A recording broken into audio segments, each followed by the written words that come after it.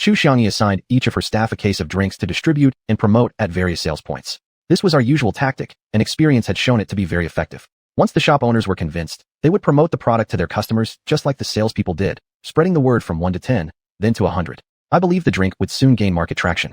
Director Chen, how much stock of this juice did you send this time? Xiuxian asked. Not much, just a truckload, only 1,000 boxes. Let's test it first. If there are orders, I'll send more gradually, ensuring delivery the very next day. My meaning was clear. As long as there were buyers, supply wouldn't be an issue.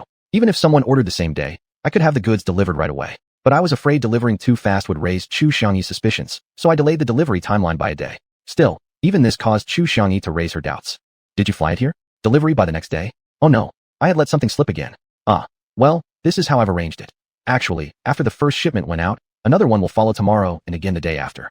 These goods are already en route. I just believe that our product won't have distribution issues, but it'll take some time to earn customers' approval before we start large-scale deliveries. But during the promotion phase, we can't run out of stock either, right? So I've already arranged for gradual shipment deliveries. I could only fabricate this excuse to cover up for Chu Xiangyi. Of course, I couldn't tell her the truth, that I could easily transport the goods from Huangta County to here anytime using my spatial ability. Oh, I see. So that's how it is. It seems Director Chen had a plan all along. Chu Xiangyi smiled. I had managed to pass that off successfully. Then I discussed with her about the shareholding reforms for the Minli Canning Factory and Tianquan Mineral Water Factory. The shareholding reforms for these two factories mainly involved their own employees. Employees outside these factories hadn't yet been included in the reform plan. Since Chu Xiangyi and her team belonged to the eco-agriculture company, they fell outside the scope of these reforms. Chu Xiangyi, who had just been smiling, gradually lost her smile and appeared slightly displeased.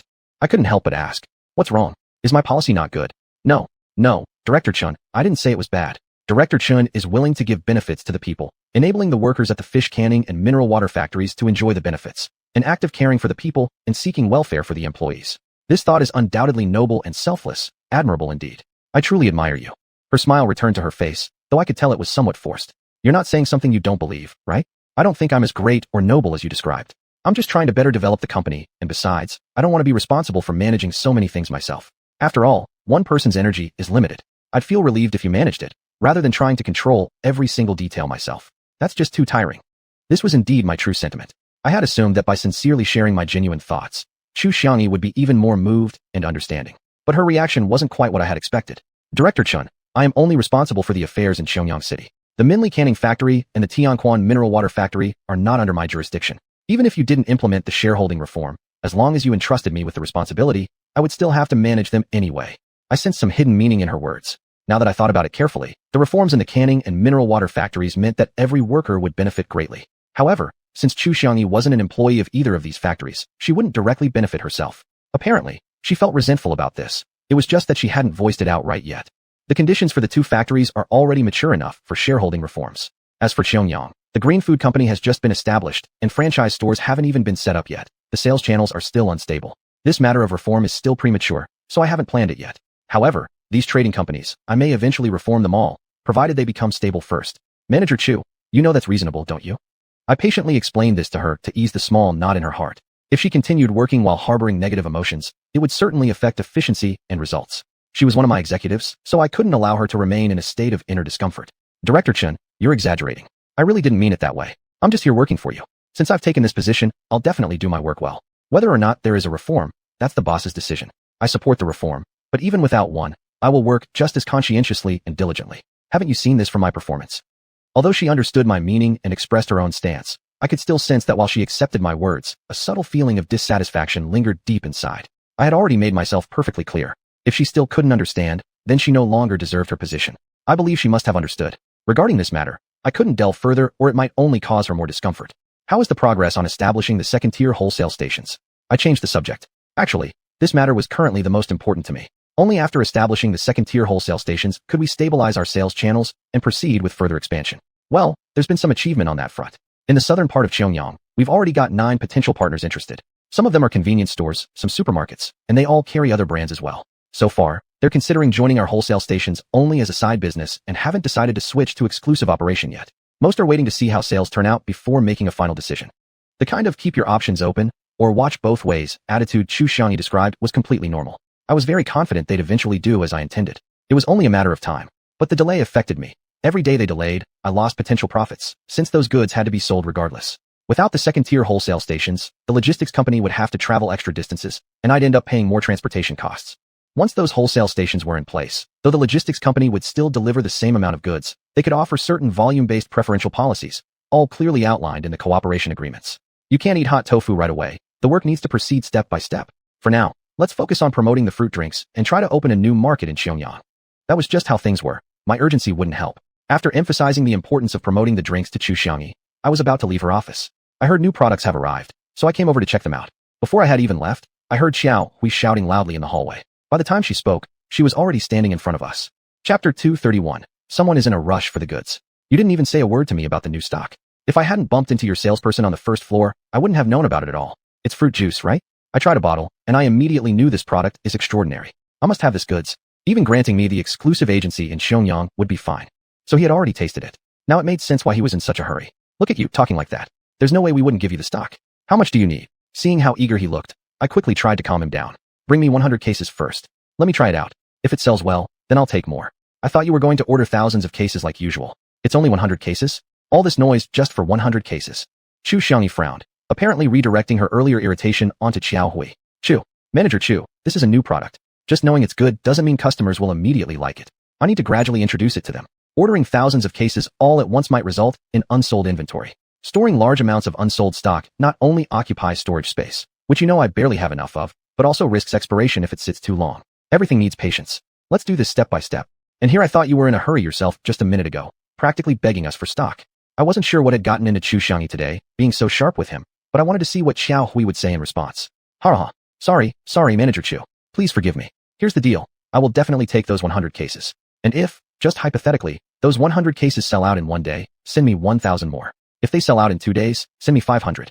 You should understand, it's not that I don't want to stock more, but the warehouse space just isn't there.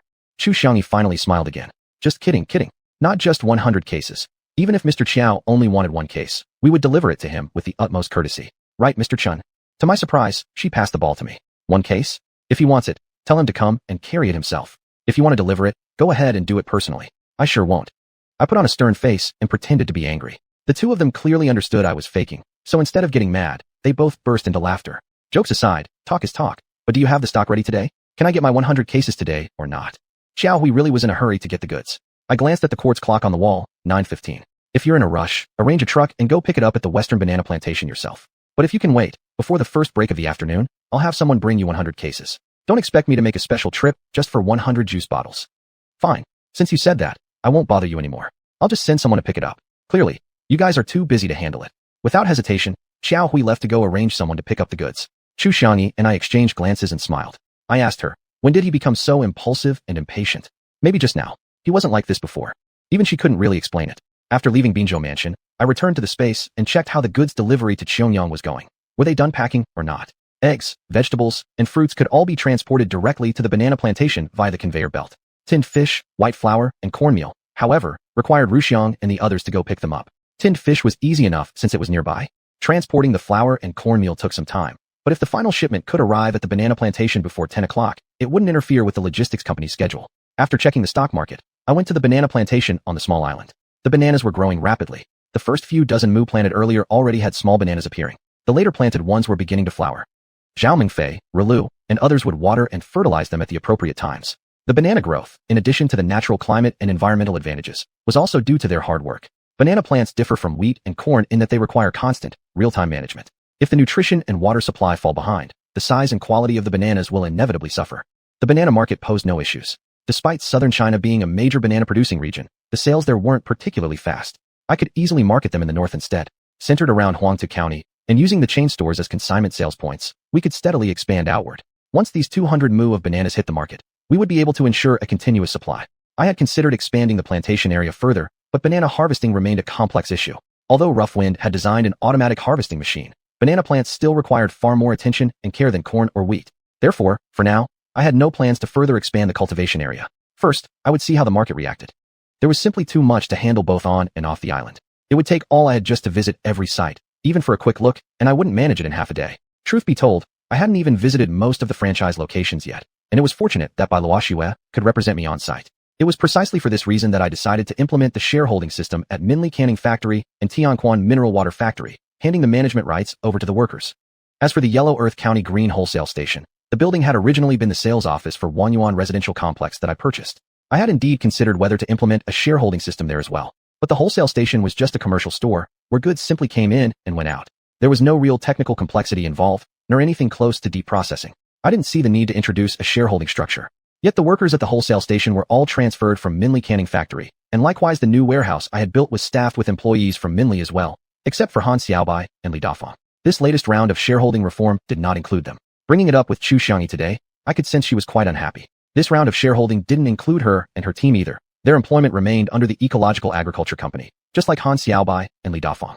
After much consideration, I thought that since theirs was a small group, perhaps I should increase the shares so they too could have a piece of the pie and enjoy the profits from Minli Canning Factory. I was still uncertain, however. Other than Hihua, xiuxian had 5 other workers who were locally hired. They were officially under the Xiangyang Green Food Company and not directly affiliated with the Huangtu Ecological Agriculture Company. Therefore, the plan for increasing shares could not extend to them. After all, they had absolutely nothing to do with Minli Canning Factory or Tianquan Mineral Water Factory. I didn't rush into a decision yet and decided to think it over before acting. But I had one principle I always stuck to: try to maintain fairness.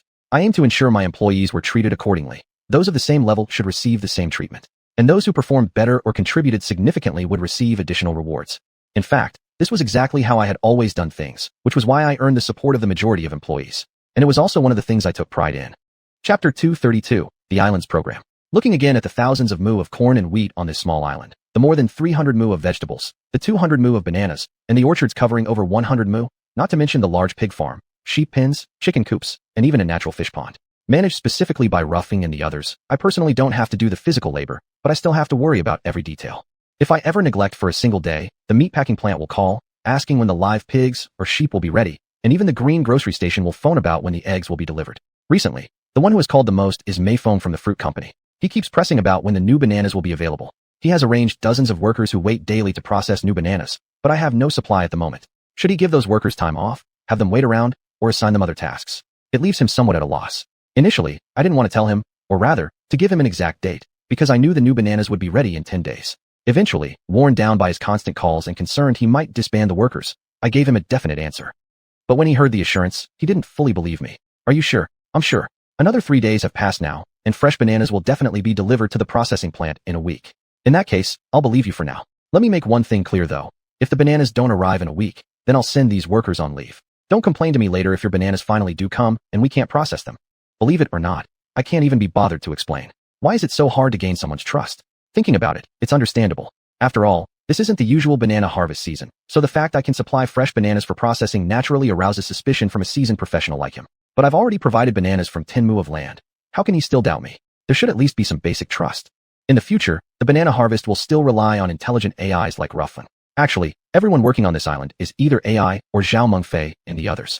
Over this period, they have managed things without me needing to intervene much. My main concerns are deciding what to grow and raise, who to sell to, when to deliver, how much to send, at what price, under what policy. Once I make the decisions, others execute them without question. It's just like running a set of programs. Once launched, they continue smoothly. I approached Roughling and asked it to organize the management system of the island. Although they are intelligent AIs, I've never treated them like machines. I hope that their development could also follow enterprise management principles. Roughling paused slightly, then replied, Master, in fact, everything follows preset programs.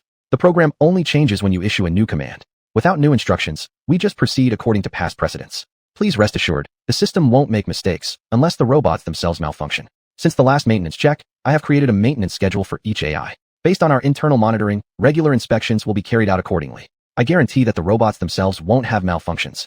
I trust Roofing's capabilities and technology. Wanting to implement corporate-style management for the island's residents, I eventually requested from Roughing a unique management plan tailored for the island, a management program, overseen directly by Roughing. Until I issue new orders, each AI must follow the procedures step by step. As for the 4 people, Zhao Mengfei and the others, I've assigned them specific tasks which they simply need to complete. In fact, they've exceeded my expectations. At the very least, they've done more thoroughly and diligently than I had anticipated. This I've clearly noticed. Since their hopes of returning to normal society have faded, they've come to regard this island as their home and see themselves as its masters. As such, naturally they will do their utmost. In the meantime, Ryu no longer manages them directly, but checks in occasionally. I believe that with Ryu's short temper, they wouldn't dare slack off even if they wanted to. Therefore, I especially warned Ryu not to harm them. Harming them wouldn't be an ideal punishment. Besides affecting their work, it would be a loss for me. Let alone getting injured. If they fall ill, I'd still have to find a way to treat them. Fortunately, they've all been in good health lately. Not one has been sick. not even with a slight headache or cold. Besides their youth and good physical condition, I believe it's also closely related to the island's natural environment and climate. I've assigned to Ruzin and Ruwu the responsibility of planting poplar saplings on the island. Once they grow big enough, the saplings will be sold to nurseries, from which we'll buy young seedlings to replant. This isn't something that needs daily attention. In their routine work, they're also responsible for picking up flour, cornmeal, cat food, and dog food. I organized everything on the island from start to finish before returning to my small building in Huanta County. After buying stocks, I went to find Bailuoxue. She was in her office on the first floor. You're sure you've decided to increase the number of shares? Seeing the look of doubt on her face, I guess she probably didn't quite agree. I don't want to dampen their enthusiasm. There aren't many people, only about 30, all employees under me. It would be bad to leave them out. Truthfully, I had acted out of sympathy. Sharing prosperity was my original intention. Bailuoxue didn't directly object, but gave her perspective. As they say, kindness does not command an army. No matter how fair management is, policies will inevitably lean one way. There is no absolute fairness in the world. These are all your employees, and you've treated them well. Their salaries and bonuses, as far as I know, are already quite generous. The shareholding reform is intended for employees related to Yumin Guancan Food Factory and Tianquan Mineral Water Plant. The others have practically nothing to do with it. It's only natural they have no share. If you want to include them out of consideration, I won't oppose, but I also won't support. Bailuoxue's attitude was already clear. Between the lines, what she meant was that whether or not to add more shares was entirely up to me, the boss. I always had a feeling that perhaps her opposition had something to do with xiuxian. I couldn't point that out directly, but since she didn't object, I could proceed. I asked xiuxian to draft a document, which I then distributed to the relevant departments, specifically notifying xiuxian, Han Xiaobai, and others, as well as the dozen or so employees from the Green Food Wholesale Station. They were also now allowed to buy shares. Bailuoxue held the document and carefully read through it from start to finish, then gave me a difficult question. What about your uncle and aunt? Their names are your parents, right? They both work at the Green Food Wholesale Station. Will they also have to pay to buy shares? To tell the truth, I hadn't planned for them to buy it all. Although the dividend from each share in the future would be a considerable sum, to me it was insignificant. But they were employees of the Green Food Wholesale Station, after all, and according to the guiding principles of the document, they indeed had the right to purchase shares. I'll leave it to them. If they're willing, they can buy. If not, then they're free to choose not to. Chapter 233. What exactly are you thinking? I couldn't go against the spirit of the instructions I had issued, nor could I defy my parents' wishes, so I had to take this stance. Bailuoxue began to laugh. I felt a bit uneasy listening to her. Her laughter wasn't cheerful, innocent, or lively at all. It sounded more like sarcasm, yet not quite that either.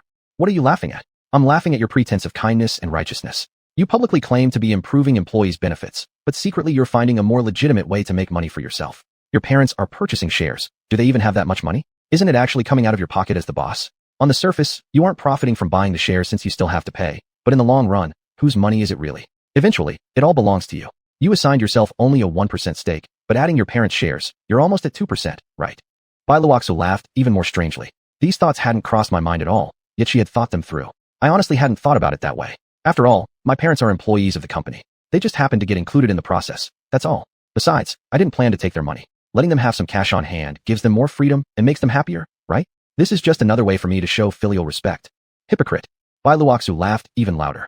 I wasn't planning to think much about it either, but after you released that document today, I started considering these things, which further led me to think about myself. The more she spoke, the more confused I became. How did she get pulled into this? What about you? Who am I? Bailuoxue. What's my position? Director.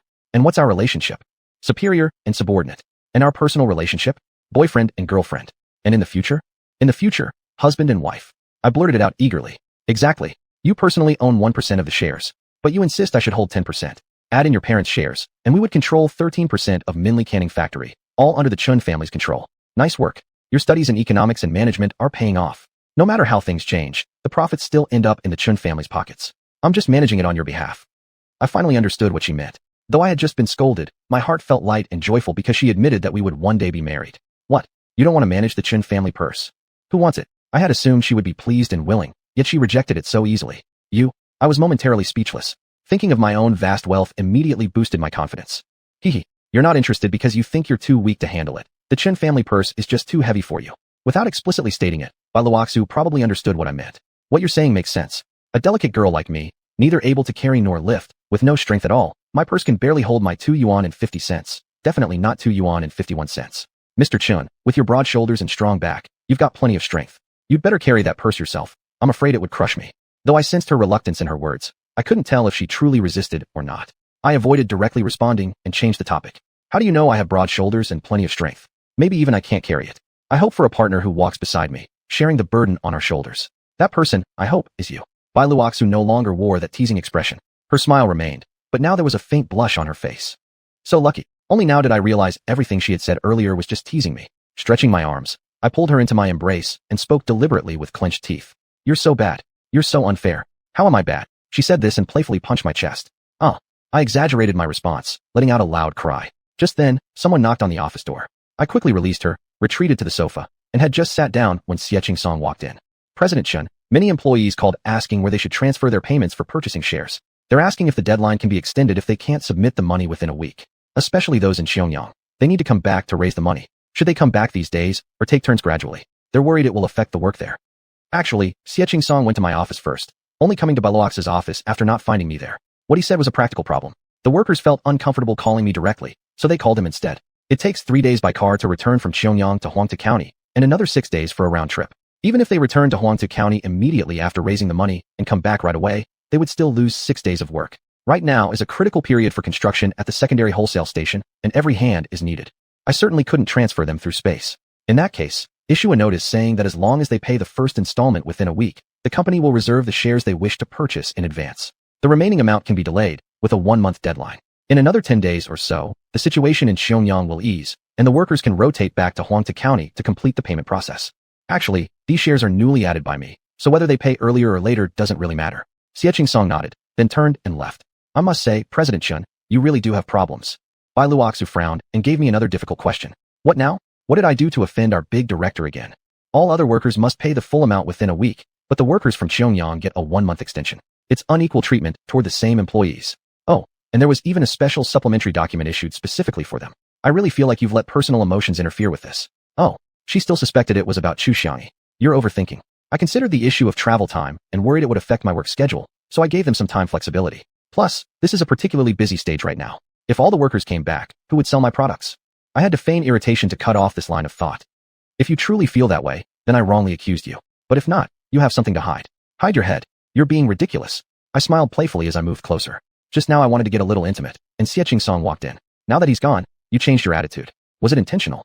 Intentional? What? You're the one making me upset. You play favorites. I see right through your little schemes. Don't think I can't tell. She shoved me away and pretended to be clever in her rebuttal. I suddenly lost all interest. TCH, I muttered, then left her office. Whether I was truly angry or not, even I couldn't figure it out. After I closed the door, I heard laughter from inside. Sigh. Women's hearts are like a needle in the ocean, truly difficult to fathom. Chapter 234. Come with me. I had to return home at noon today. When I returned to Xianxia's banana plantation again, the logistics company's delivery truck had already left. Hiwa wanted to use the lunch break to go home. As long as they didn't miss the afternoon shift, the workers were allowed to go back to the city. But Hiwa wasn't going back for a meal at home. She was eager to deliver the juice drinks to her father. If I get back half a day late, it means half a day less of sales. Hiwa hurriedly packed the office supplies on her desk. She checked her phone. It was still 5 minutes before the official end of work. Judging from her anxious look, she seemed too impatient to wait. You finished your morning work. You may go back early. I specially allowed her to leave early, not because I was being considerate, but because she was helping me promote our products. Thank you, President Chen. After I gave the approval, Hiwa happily acknowledged, then darted out of the warehouse like a bird and ran toward her Maserati. The red sports car roared away, leaving a trail of dust along the road. While I marveled at Hiwa's cuteness, I thought once more about how necessary it was to pave this road. Whether passenger cars or trucks, once they hit the road, they would be covered with dust. For a wholesale food business, this was definitely a major eyesore. Wu Jingli, the manager of the highway station, once mentioned that to gain government support, there needed to be construction projects here that would attract officials' interest. Only then would they build the road. I actually thought about personally funding the road construction, but seeing how sparsely populated and desolate the area was, it seemed that besides me, hardly any other vehicles passed through here. Since the usage rate of this road would likely be low, investing hundreds of millions into its construction wasn't as practical as buying a warehouse in Xiangyang city center. Thus, I never voiced the idea of personally funding the road construction, and the matter was temporarily shelved. However, because of Hihua, I changed my mind. Hihua has been delivering cartons of juice to her home for several days straight. 50, 100, 200 cartons at a time. At the end of lunch break and after work every day, she would go back to the city, hauling them in her sports car, filling the trunk, the back seat, even the front passenger seat completely. Feng Dongxing suggested she switch to a minivan, easier for hauling and capable of carrying more. Driving a sports car to transport goods was, after all, a waste of its purpose. Does driving a minivan compare to driving a sports car? That's not how Hihua saw it. Whether she realized it or not, was her sports car really meant to be abused on this dirt road like this? Could the bottom be getting scraped? In fact, Hihua wasn't only hauling juice drinks to her house. She was also carrying plenty of bottled water. I didn't know this at first. Wei Xiaomi let it slip accidentally. After work every afternoon, Feng Dongsheng would help Hihua carry a few dozen cases of bottled water. Originally, this bottled water was supplied by Donghai Mineral Water Factory. Logistics trucks shipped directly from the factory to over 300 locations in Xiuxian City. The green food company only kept a small stock for small vendors around the Binzhou building who needed smaller wholesale volumes. After I shifted the wholesale point to the banana plantation, Donghai Mineral Water Factory didn't ship to the plantation as well. Just imagine, bringing the water here and then having to move it again. That would be pointless. Even I wouldn't be that foolish. The mineral water at the banana plantation was actually transported from Huangtu County. For me, using my space to transport mineral water from the Xuanhuan Water Factory to the banana plantation was far cheaper than shipping it from Donghai Mineral Water Factory. This water wasn't meant for large-scale sale to Xiuxian's customers. It was just stocked as a contingency to fill in when small vendors occasionally ran out. In fact, although I had made these preparations, I had never really needed to use them. Hihua, however, took interest in it and secretly sold it to her parents. Ever since she started offering the fruit juice drinks, her car alone wasn't enough to handle the load. Thus, she asked Feng Dongsheng to help carry goods. Why don't you let the logistics company transport the goods for you? Wei Xiaomi specifically asked Hihua this question. No way. If the logistics company delivers to my father, where's the warmth of our father-daughter bond? Delivering drinks in person makes me look so filial, and my father's happy, even more so my mother. Do you know, my mom thinks I work hard, so she prepares a whole table of delicacies to treat me every night. Our family is filled with happiness. Such a feeling has never been there before. Hihua lifted her face slightly, joy spilling from her expression. Just how big a travel company did your dad start anyway? With juice and mineral water. Nearly 300 cartons every day. Even after giving some to your mother, there's still a huge amount going to your dad's place. If this continues daily, won't the stock pile up? Can the customers really drink it all? Regarding Hihua's sudden initiative, eagerness, enthusiasm, and frequency in delivering goods to her parents, I always felt that she was simply caught up in a passing enthusiasm. Most likely, she was taking advantage of their happiness to deliver more goods and gain a bit more allowance from her parents. That's not even enough. Once I save up enough money, I'm really going to buy a minivan just for transporting goods. I can't just ask my dad for the money to buy a car, so I'm delivering more goods to him indirectly. Actually, it's not that much. His travel agency has over 300 employees and more than 100 buses. Their tour plans are already booked until Spring Festival. How could my little drinks even last them long? 100+ buses. That travel company must be really big, probably covering half of the southern region. Mr. He's travel company sees thousands of tourists coming and going every day. That's a huge potential market. If we only sell mineral water and beverages to them, we'd be wasting such a great resource. Thinking of this, I wanted to get to know Mr. He. Let's go. I'll help you deliver this round of drinks. I went looking for Hihua right after the logistics company's truck left. No rush. I'll do it after work. Hihua glanced at her phone. It was not even 11 yet, and she didn't understand what I meant. I want to accompany you to meet your father. He's our customer now, and as the boss, I should visit him in person. We've only talked on the phone once before, and we've never actually met. I need you to introduce me.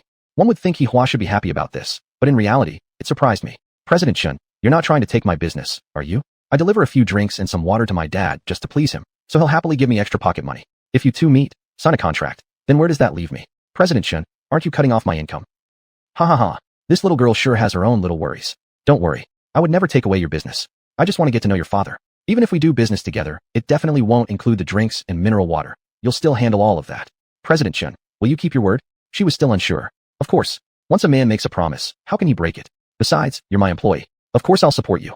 I had to give her some reassurance first. If that's the case, fine, I'll go with you. Hihua finally felt at ease. Before leaving, she actually asked me to load my BMW full of drinks and mineral water, saying it would save her another trip after work. We all laughed. Several of us worked together to load the goods into the car, got in, and sped off. Chapter 235 Paying a Visit. The Xiuxian Scenic Tourism Company was located in the city center. To my surprise, such a prime location allowed the company to occupy a yard nearly 50 acres large, enough space to park not just 100, but even 200 tour buses comfortably. The yard was nearly empty, likely because all the buses were out on tourist routes. As soon as our car pulled up in front of the office building, a plump, fair-skinned man came rushing over to greet us. Ha ha ha. Director Chun is truly a promising young talent. My daughter Hahua has mentioned you more than once. So young, yet so accomplished and unfathomable. The moment I saw you, I could feel your noble aura and dignified demeanor. He Zhensheng, nearly 50 years old, had a clean face and a warm, approachable smile. As soon as I stepped out of the car, he lavished me with compliments. I smiled politely and shook his enthusiastic hand. It's true what they say, meeting you in person surpasses hearing about you. Director, he is a true gentleman of great bearing. I politely returned the greeting. Dad, this is our Director Chen. You two seem to know each other already, so no need for an introduction. Go find someone to help unload the vehicle. Hahua called out as she stepped from the car, never forgetting the cargo in the vehicle. With a wave of his hand, He Zhensheng gestured to a few people behind him, who immediately rushed forward to help unload the bottled water and drinks. Hahua and I followed her father into the office building. He Zhensheng's office was large, bright, and luxurious. 100 square meters, it seemed like a conference room had been converted into his private space. Besides a set of antique office furniture, all kinds of exotic flowers and rare plants were displayed, along with precious antiques. If not for the shelves full of books lining the wall behind his desk, this room would have looked more like a collection gallery. I glanced around and couldn't help but express my admiration. Director, he has truly sophisticated tastes and elegant refinement. Not at all, not at all. Just a hobby, some casual pursuits. When I have free time, I tend to my flowers and plants, study history, and learn about ancient culture. Nothing more than trying to ape elegance, I'm afraid. Xiuxian remained humble. Hardly had I settled onto the sofa when he was already pouring tea, which Xianhua took to serve. Please enjoy this tea, Director Chen. It's the finest by Luo Chan. This is the tea he drinks himself. A light, delicate aroma drifted toward me, making the tea highly appealing. The aroma was strong. Clearly, the tea had steeped perfectly. Most likely, Xianhua had called ahead, and her father had timed the brewing precisely. This touched me a little. I felt moved by the attentiveness of this father-daughter pair. She's so thoughtful, he's so considerate. I took a small sip, finding it refreshingly pleasant. Thank you. I first thanked Xianhua, then Xiuxian, for their thoughtfulness. Xiuxian poured himself a cup too and sat down with a smile. Actually, I should be thanking Director Chen. My daughter previously worked at Tingyun Company, and when it collapsed, you took her in without hesitation. She was deeply moved, especially when you even gave her a raise before she'd even begun working for you. I realized Xianhua must have mentioned me to her father often. Thinking about it, it was normal. After all, when children move to a new workplace, talking to their parents about work is a natural part of family life. Luckily for me, I had Xianhua to help out. She saved me so much trouble in getting the permits. Back then, the company had just been founded, and I had no staff. Xianhua being around made things much smoother. It was only right that I gave her a raise. It was the natural thing to do. Ha ha ha ha. Xiuxian always smiled as he spoke. You are the first boss I've heard of who is like this. So, naturally, I became very curious about you. More importantly, my daughter genuinely enjoys working for your company. At the time of the company's opening ceremony, if I hadn't sent people to help, she actually threatened me, saying she wouldn't speak to me for a month, that I simply couldn't endure. At home, it's just the three of us. Other than meals, my wife is busy practicing yoga at home and doesn't have time to chat with me. If my daughter turned cold on me too, how lonely would that make me feel? That's a tremendous pressure. So, any request she makes must be accepted. Regarding the fact that Xiuxian had dispatched a tour group to help on the opening day, I again expressed my gratitude. I also needed to thank Hawa's mother. Her mother was an even stronger supporter. If I hadn't sent help, she told me she would never speak to me again. She even said, my daughter already went. How can you not send people too? Are we still a family or not? Are you not supporting our daughter's work? Fine. Before I even had the chance to say anything, I got scolded first. Xiuxian joked about himself. Judging from his constant smiling, it was obvious that the family of three lived in a happy and harmonious atmosphere. Though his words sounded like complaints, they clearly carried the underlying meaning of care and familial love. Naturally, he doted greatly on his daughter. In every matter, big or small, as long as she spoke, her father the director would eagerly agree. Evidently, she had her father completely figured out. That was exactly why she dared to casually deliver mineral water, fruit, and beverages here without restraint. Their happiness was truly enviable. But of course, I hadn't come just to chat about family life. Xiuxian, you have a truly blessed family. Your lovely daughter, the deep affection between father and daughter, and mother and daughter. I sincerely envy you and send you my warmest blessings. Director Chen, you're too modest. Hearing from Xianhua that you've come especially to see me, I feel greatly honored. You must be extremely busy managing your business affairs, so I truly appreciate your visit. To show my gratitude, please come over to my humble home for lunch today. My wife is actually a pretty good cook. Do me the honor, won't you? Xiuxian was inviting me to his home. Honestly, I really didn't want to go. It would be a bother to them, wouldn't it? But coming at this hour, it was hard to avoid the suspicion of coming just for a free meal, which definitely wasn't my intention. I actually wanted to talk business. Director you're too kind. As you just said, I have a lot on my plate, and time is really precious for me. 10,000 years is too long. We should strive for every moment. A lunch meeting would really waste time. I hate to trouble your wife. I should focus on the matter at hand first. Seeing my reluctance, Xianhua beside me was unhappy. Business? Isn't your business precisely to bring me here to meet my dad? Don't two people need to talk after meeting? How can they communicate if they don't sit down together? When lunchtime comes, of course we must eat. My father is such a warm and hospitable person. Everyone who knows him knows that no one can avoid dining here. If you, Director Chen, make an exception, how would word spread? People might think my father isn't genuinely hospitable anymore. As his daughter, it would be shameful for me. Since you're my boss, even my mother would be upset with me. She already set the whole table. How would she feel if the guest ran off? Wouldn't all her efforts be in vain? If you don't accept, Director Chen, it's not just about skipping a meal. It affects the happiness of our entire family and my father's reputation. Wow, Xianhua raised serious points, making it sound as if their family wouldn't be harmonious or happy just because I declined her father's invitation. Ha ha ha. Xiuxian laughed heartily. My daughter's absolutely right. I'm sure Director Chen won't do anything unkind or unjust. After all, it's just one meal. Even if you're extremely busy, you still have to eat somewhere. When guests come, how can we not entertain them? You came to visit me, so I invite you. Perfectly normal. I'm sure Director Chen must have something to discuss when coming all the way here despite your tight schedule. We can talk in the office, but we can also talk over a meal. Why be so rigid about formality? Xiuxian advised me again. Clearly, there was no escaping this meal. It's truly hard to refuse such heartfelt hospitality. Then I'll accept your kindness. But please tell your wife not to make it too complicated. Keep it as simple as possible, just enough for us to get full. Even as I said it, I didn't have much confidence myself. I imagined that even a home-cooked meal in a household like xiuxian's wouldn't likely be simple. Ha ha ha. Xiuxian laughed joyfully. Now that's the spirit. Sharing a meal helps bridge the gap and deepen our relationship. Since it's a family meal, it won't be much trouble at all. If we wanted extravagance, we'd have gone to a restaurant instead. Seeing that I had finally agreed to stay, Xiuxian relaxed, turning to Hua. Go on ahead first and see if your mother is ready yet. Let us know once everything's prepared. I'll chat with your Uncle Chen for a bit. Uncle Chen. Hua was immediately confused. She abruptly stood up, pointing at me as she asked her father. He's barely older than me by a few years, and you want me to call him uncle? Chapter 236. Misunderstanding out of nowhere. I was a bit taken aback upon hearing this. Was this old man messing up the generational rankings on purpose? How could I be a generation older than Hua when we're only a year or two apart in age? What did her father mean by this? Xiuxian remained calm, took a sip of his fragrant tea, and only then began to explain. Mr. Chen is younger than me, and I've already considered him as my brother. Calling him uncle, what's wrong with that? Dad, you're really putting us in a difficult position. If I call him uncle, how am I supposed to manage at the green food company going forward? I'm still young and inexperienced. I might have all sorts of issues at work, and my words may not always be appropriate. He's my boss. If I call him uncle, how would my colleagues look at me? Would he scold me? If he does, won't he feel embarrassed knowing I've already called him uncle? And if he doesn't scold me, how would other employees feel? How would he manage his subordinates? Aren't you putting Mr. Chen in a difficult position too? Unexpectedly, Hua responded with well-reasoned arguments. Calling him uncle is only in private. At work, you should address him as Manager Chen. I've told you long ago that work and private life should be clearly separated. I'm sure Mr. Chen also keeps his professional and personal matters separate, so this won't affect his management. With his vast social and management experience, Xiuxian naturally had the upper hand in the debate. Dad, Hua was frustrated and speechless with anger, turned her head, and stormed out of the room. Xiuxian used laughter to send her off. Mr. He, honestly, this puts Hua in a difficult spot, and me too.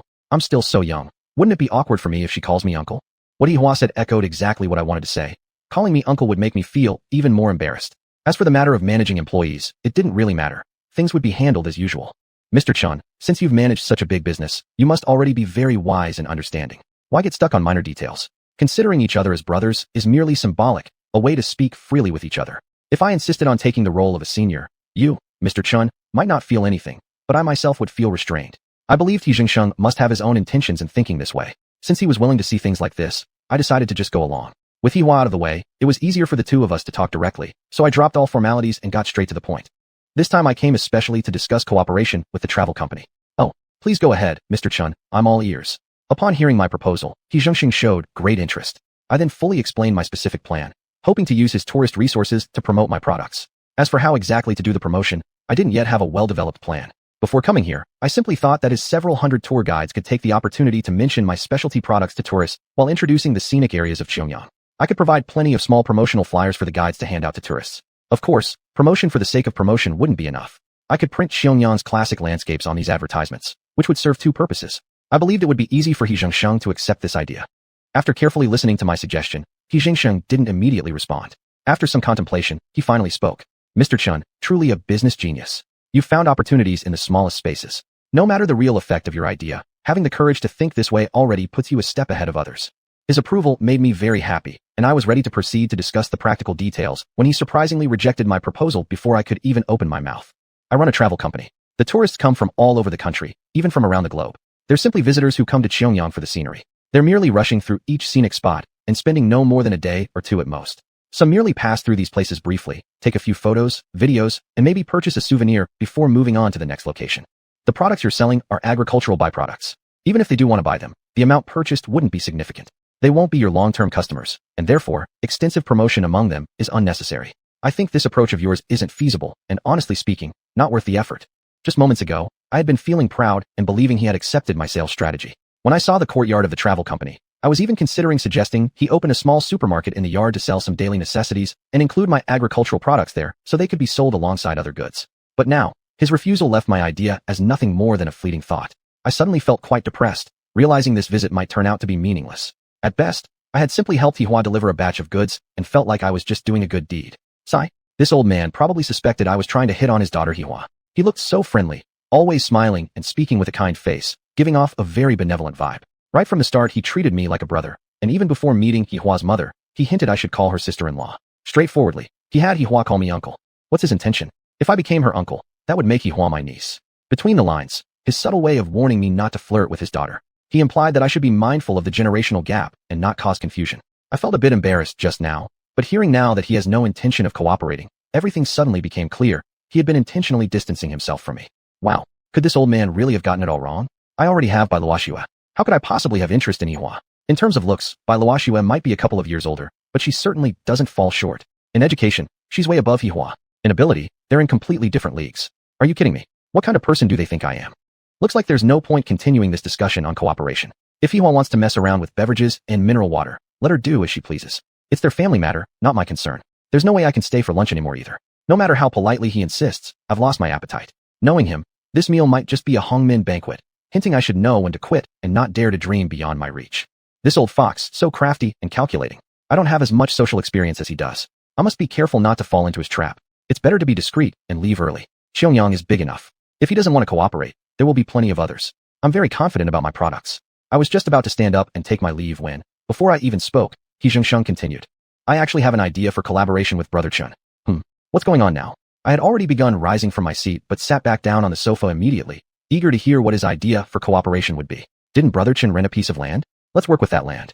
As xiuxian explained his concept step by step, I was suddenly filled with excitement. Clearly, I had completely misunderstood him earlier. It was a classic case of judging others by one's own petty standards. The reality was completely different from what I imagined.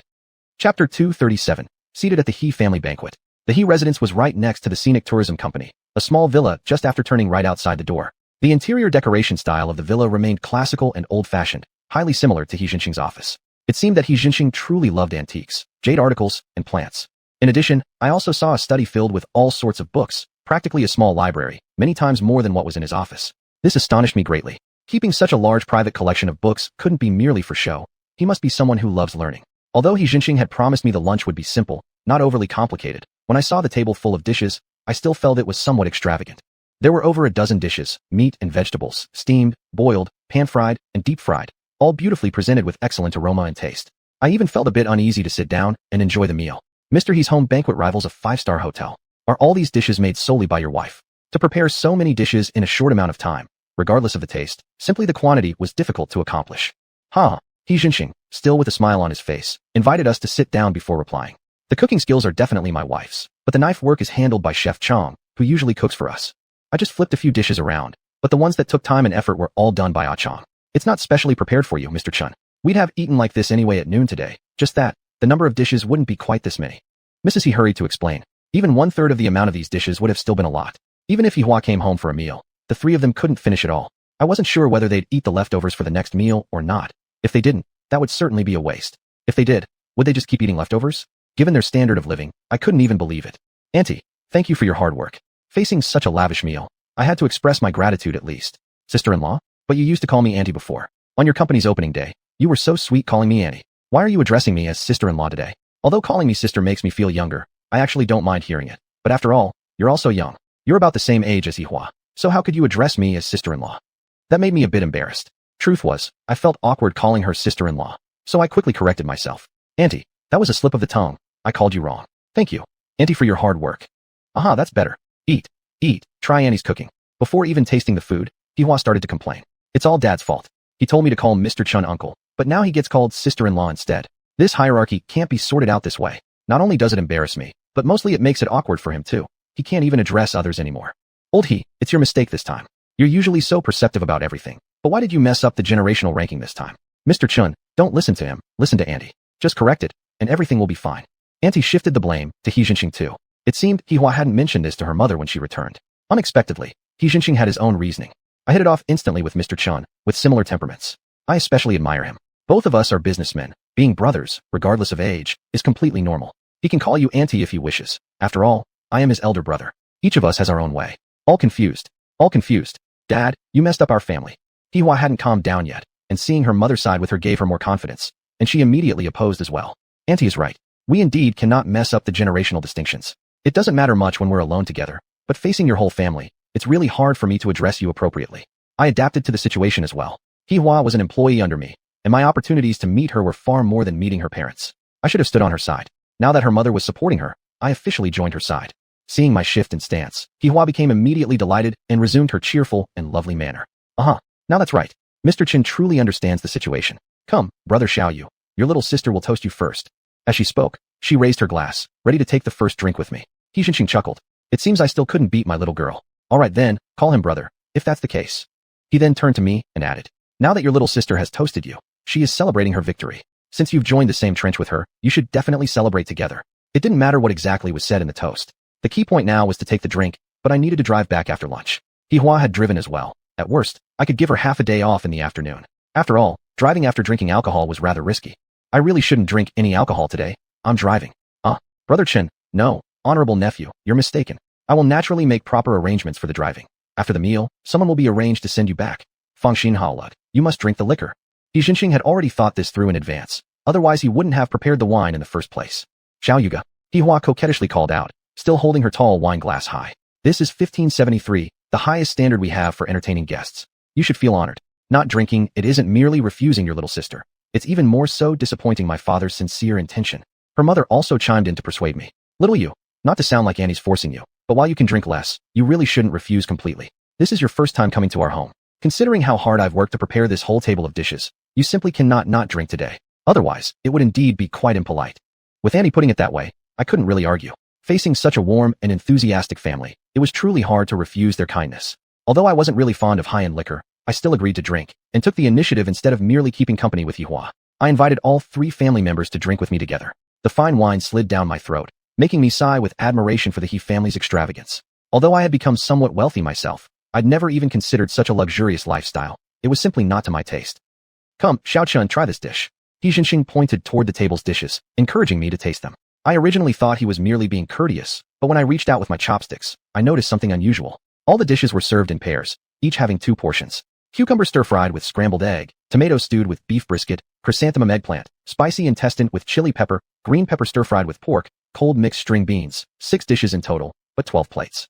What did this mean? Was this really how people here in Xiongnyang entertained guests at home? I had many doubts, but didn't ask directly, instead responding politely while taking the opportunity to taste the dishes. None of the 3 family members picked up their chopsticks yet, watching me eat as if observing a little pet. The cucumber and scrambled egg was crisp and soft respectively, with well-balanced seasonings and perfect timing. The flavor was genuinely quite good, though I didn't find it exceptionally delicious. The taste of cucumbers and eggs from my spatial realm was incomparable with what existed in this ordinary world. Though Mrs. He's cooking skills were indeed excellent, the taste of these everyday dishes naturally couldn't reach what I consider truly refined or high class. Chapter 238, Tasting Dishes as a Basis for Cooperation. I came here as a guest, not to find faults. Auntie's cooking is indeed excellent. It can rival a 5-star chef's. With this kind of skill, even common homestyle dishes would hold their own on the menu of any restaurant. This was not flattery. It was simply the truth, even though the taste of these dishes wasn't quite as good as my own cucumber and egg stir-fry. After receiving the compliment, Auntie just smiled. Xianxia pointed at another dish of cucumber and scrambled egg. Taste this one next. Tell us what's different. That made me even more curious. 2 identical dishes made by the same person, yet probably tasting different? As soon as I took a bite of the cucumber, I immediately understood. This was my own dish. The eggs were from my space as well. The flavor was too familiar. I could recognize it even with my eyes closed. What do you think? Auntie looked forward to my evaluation. The 2 dishes had been prepared with different ingredients. You have to speak up now. Beside me, Hihua urged me eagerly. I glanced at her and took another bite of the 2 eggplant dishes, completely understanding now and confirming my suspicion. One plate was made with regular vegetables, the other with mine. Without saying it outright, the rest of the dishes were similarly prepared this way. I laughed first. Auntie really worked hard. Using different ingredients to make identical dishes, there's almost no difference in color, flavor, aroma, or appearance. The only difference lies in texture. One is fragrant, deriving its flavor from the proper use of seasonings and precise control of cooking time. The other is also fragrant. Apart from the technical factors of seasoning and timing, it has an additional layer of unique freshness and sweetness naturally inherent in the ingredient itself. It makes you crave more, enticing the diner to keep eating. Bang! Auntie suddenly slapped the table. Not only did I jump in surprise, but both Xianxia and Hihua startled visibly. So right, Xiao Chen's assessment is spot on. That's exactly how we felt when we were eating, but we couldn't put it into words. Now you've clarified it for us. Our old he heard you were coming, especially instructed me to prepare these dishes so you could taste and compare them, and help us out with our questions. Xianxia chimed in. Exactly. Such an opportunity doesn't come often. Since you're here, how can I let you go so easily? You must attend this family banquet. Otherwise, how can Brother Chen answer our questions on site? Answering questions and solving confusion? I couldn't help but blurt it out. Oh come on, Hihua said. That's exactly what my parents wanted, to figure out why dishes made the same way tasted different when using different ingredients. If the vegetables come from your company, why do they taste so special? My parents have been wondering about this for quite some time and couldn't understand it. They asked me, but how could I know? Today, your coming here gives them the perfect chance to ask. Indeed, my vegetables were special. They were grown on the island in my otherworldly space. Naturally, vegetables cultivated under such unique conditions would have distinct flavors, but I couldn't possibly tell them that outright. Cough cough. I gave a dry cough or two, thinking as I improvised. It might be due to differences in the local environment. As the saying goes, one land nurtures its people. Vegetables are the same. There's always a certain taste difference depending on where they're grown. As the proverb says, orange trees grown south of the Huai River bear oranges. When grown north, they bear trifoliate oranges. It's exactly this principle. That makes sense. I didn't give a direct answer, but I explained the idea clearly enough. This allowed the He family to believe the fertile land of Huangta County was the cause, which made things suddenly clearer to them. I let out a long sigh. If they really pressed me further on where exactly my vegetables were grown, I'd only tell them that they came from my hometown, Shurgo Village. I guess the greenhouse there probably didn't even grow those particular vegetables anymore. My uncle might have already switched back to regular world varieties. Just now, when we mentioned the cooperation project, I hope President Chun would consider it, whether these premium vegetable varieties can be introduced as well. Of course, there's a risk that changing the soil and environment may prevent them from growing the same way. But if they succeed, tourists would certainly love them. These vegetables are already sold in supermarkets now. If visitors could pick them fresh on site, that would be an entirely different kind of fun. I'm sure tourists would enjoy the experience of harvesting the vegetables themselves. So you actually are discussing a cooperation deal. Hihua looked as if she had suddenly caught on, and a smile bloomed on her face. Auntie also nodded with a smile. He Xianxia wanted me to set up a few vegetable greenhouses in his banana plantation. Earlier, in his office, the cooperation project we had discussed involved planting some fruits there for visitors to pick on site. This was just an additional clarification. It was precisely because we had reached a consensus on cooperation that I had felt at ease accepting his invitation to dinner. Otherwise, I wouldn't have felt comfortable coming here at all. Turns out, I had overthought things. The meal was pleasant. Though the wine was good, I dared not drink much, only a light taste. I didn't trouble He Xianxia to arrange someone to send me home either. Hihua had some wine, and I didn't want her to risk driving back. I gave her half a day off and told her not to go back to the banana plantation. Naturally, she was happy. The drinks and bottled water were already brought back. Whether she went back or not wouldn't affect her business with her father today. Fortunately, the logistics company's loading and shipping work mainly concentrated in the morning. There were also delivery trucks in the afternoon, although fewer, but it could be handled smoothly by Feng Dongsheng and Wei Xiaomi. The road is so dusty when cars pass by. If the banana plantation becomes a tourist attraction, this road definitely needs improvement. After dinner, while having tea with He Xianxia, I brought this up to him. Since we were entering a business cooperation, I hoped he could help with the road construction issue. To be honest, he did not disappoint me. He actually had some ideas of his own. What did Wu Manager from the highway station say last time? Wu Manager was the person He Xianxia had introduced to me earlier, so he naturally remembered this. There is no city plan to repair this road currently. However, if there's a new project requiring it, an application can be submitted, and the city may include it in the budget. How about a tourism project? Hihua chimed in beside us. Not sure about that. I can help check. President Chun can prepare a project proposal and see how the city responds. After all, you traveled far to invest in Xiangyang. The local government should be welcoming. However, this welcome shouldn't be just verbal. It must be followed by actual support. Let's give it a try and see. He Xianxia wasn't very confident, but I decided to give it a shot anyway. I would go back and immediately draft a report. When Xiuxian heard about the plan to build a fruit-picking area in the banana plantation, she shook her head repeatedly, saying it was too far from the city center. Nobody would be willing to travel 50 miles just to pick a few pounds of fruit. But upon learning about my cooperation with Yihua's father's tourism company, she kept her mouth shut. Since she didn't object, I assumed she approved by default. I asked her to assign someone to start drafting the feasibility study report for the picking garden project immediately, with the key objective being to secure city government support for road construction. After confirming the details of my planning, Xiuxian set about organizing it right away. Xiuxian had always been highly efficient. The feasibility study report was submitted the very next day. I knew nothing about such project reports, but since they were professionals and had already completed it, I just sent it in without further hesitation. Chapter 239, Fast Progress in Construction. To my pleasant surprise, the government officials in Xiangyang worked extremely efficiently. Only one day later, I received the official approval documents. The city fully supported my plan to build a picking garden and specifically emphasized their commitment to provide water, electricity, and road access. I had already sorted out the water and electricity issues. What I truly cared about was the road access. When I called He Xianxia to share this good news, he burst into laughter. These veteran officials are still pretty decent. Then please, Mr. Chun, hurry up with the construction of the picking garden. Even my tourists are getting anxious waiting. Later I learned that He Xianxia had already put in a word with the relevant people. Before I even submitted the proposal, some senior officials had already learned about the project. Apparently, He Xianxia's connections played a role here. From Hihua, I learned that the picking garden wasn't really categorized as a construction project and therefore wouldn't be eligible for support under the city's development program. In other words, the so-called 3 accesses and 1 leveling wouldn't be granted either. The fact that they did support it was probably due to He Xianxia's influence. I felt truly grateful to He Xianxia. Working with people like him was a real pleasure. He Xianxia didn't just help me with this matter. He also provided information about suppliers for building the greenhouses, whom to contact, where to get things conveniently and hassle-free at reasonable prices. I had been worrying about this exact issue, especially since I was new to Xiangyang and unfamiliar with its surroundings. Even for simple things like bamboo strips or plastic film, I'd have to find someone to arrange them. Now with his recommendations, things became much easier. When I looked at the phone number he sent me, it seemed familiar. It was actually the same contact number Manager Go had given me earlier through xiaohui. I made the call, and the person on the other end immediately agreed. All the materials would arrive at the banana plantation the next day. I just needed to line up workers beforehand so construction could begin as soon as the materials arrived. From xiuxian, I also learned that Manager Go was the most famous broker in Xianxia. Almost all raw material suppliers had connections with him. He operated a shell company with 30 to 50 staff members, rented an office space, and equipped it with dozens of computers. No matter what products clients needed, he could arrange them within the shortest time possible. All the goods he provided, customers could inquire around, offered the best cost-performance ratio in Xianxia. Precisely because of his consistent reputation, many merchants were willing to cooperate with him. He had been working in Xianxia for over 20 years now. It was said that his annual transaction volume had already surpassed hundreds of billions. Even if he made only a 0.1% profit, he would still earn 100 million a year. Truly astonishing. As for the laborers to construct the picking garden, there was no need for me to go to the market to hire. For my intelligent AIs, such a small job was practically effortless. They managed to install plastic greenhouses across the entire 100-acre area in no time. Before installation, Ruffung raised a question. Southern temperatures are quite high already. Is there really a need for plastic greenhouses for these vegetables and fruits? Initially, I opposed installing the plastic greenhouses, thinking that planting the fruits in open space would be enough, as outdoor picking also offered a certain charm. But setting up the greenhouse was He Jinxing's suggestion. Though the southern temperature was naturally high, making almost anything grow vigorously, the purpose of building the greenhouse wasn't to raise the temperature, but rather to protect against excessive heat, wind, and rain.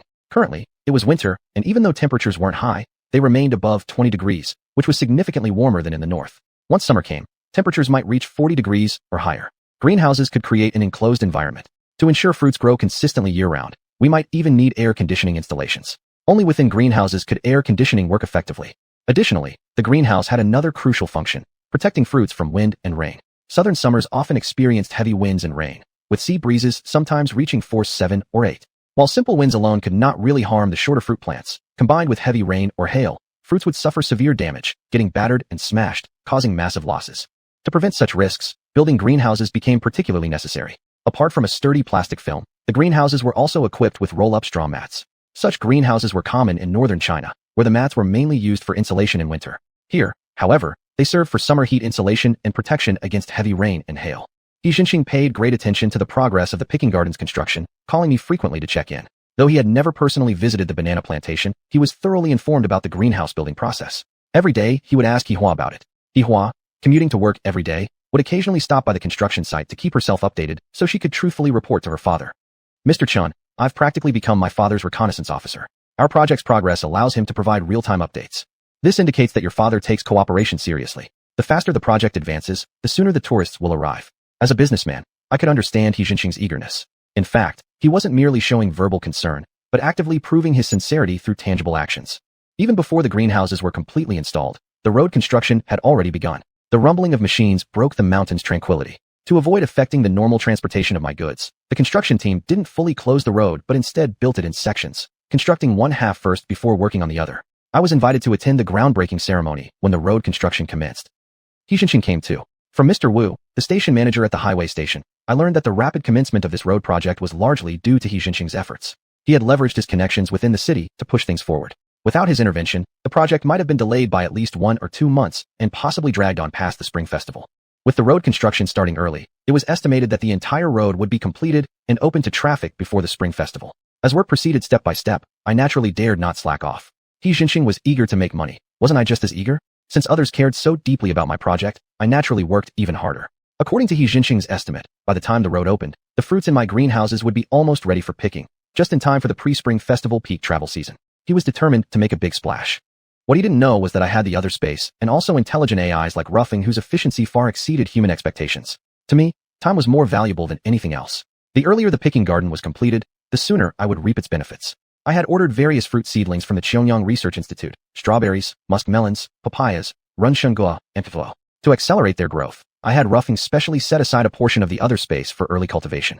You see, in the other space, plants could grow more than 10 times faster than in the real world. Within just a few days, the seedlings had already blossomed and borne fruit. To avoid drawing suspicion, Ruffing led several intelligent AIs and took advantage of nighttime to secretly transplant the mature, fruit-bearing seedlings into the banana plantation's greenhouses.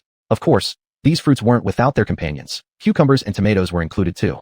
I worried, however, that the cucumbers and tomatoes might grow too large, and that tourists wouldn't prefer picking such big fruits.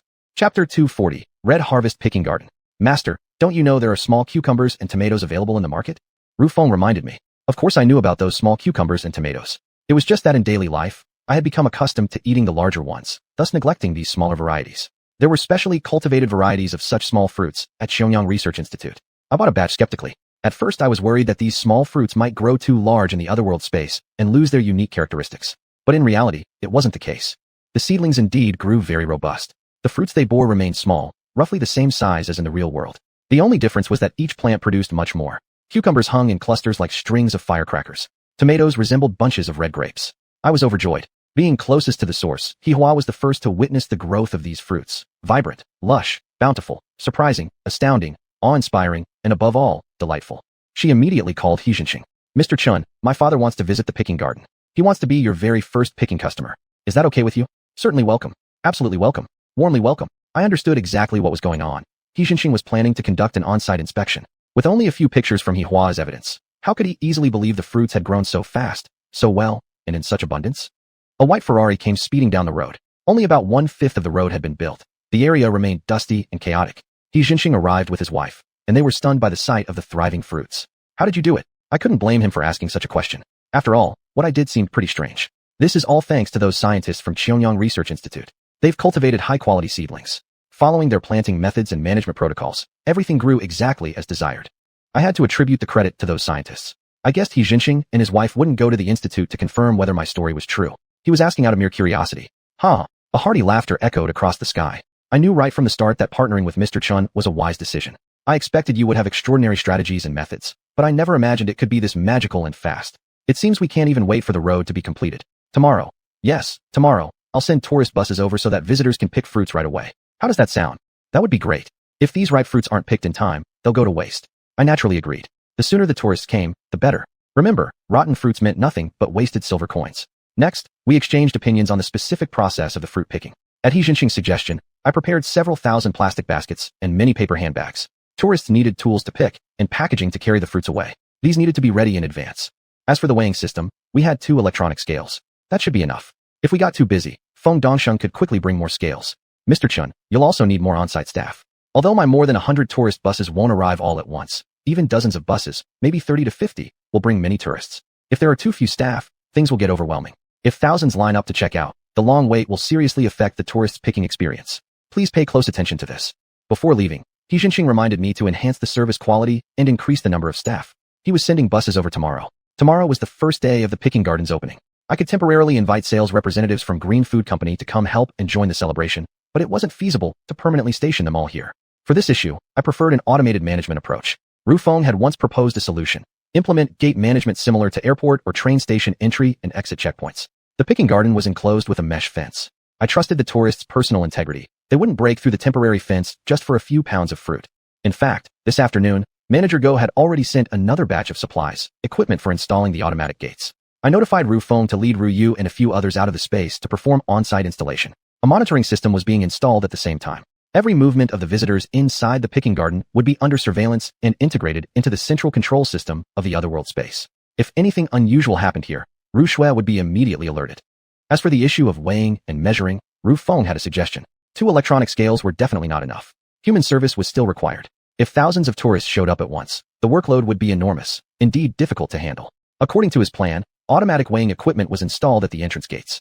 Scanning-based weighing was a rather advanced method. Scanners were set up at the gates, and Rufeng designed a software system linked with the island's control system to enable automatic measurement. There was no need for staff to supervise on-site. Before it got completely dark, another batch of equipment arrived, vending machines. Rufeng and the others installed these vending machines in the parking area. Behind the vending machines was a warehouse, making it convenient to restock supplies. The next morning at 8:30 a.m., just after I arrived at the banana plantation from the otherworld space, I was stunned by the scene before me. Dozens of tourist buses were parked in the lot, unloading thousands of people. Men and women, old and young, dressed in all kinds of colorful outfits, all wearing identical white sun hats. The tourists belonged to the Shengjing travel agency. The usually quiet and deserted banana plantation had suddenly come alive. Although there were many people, the scene wasn't chaotic.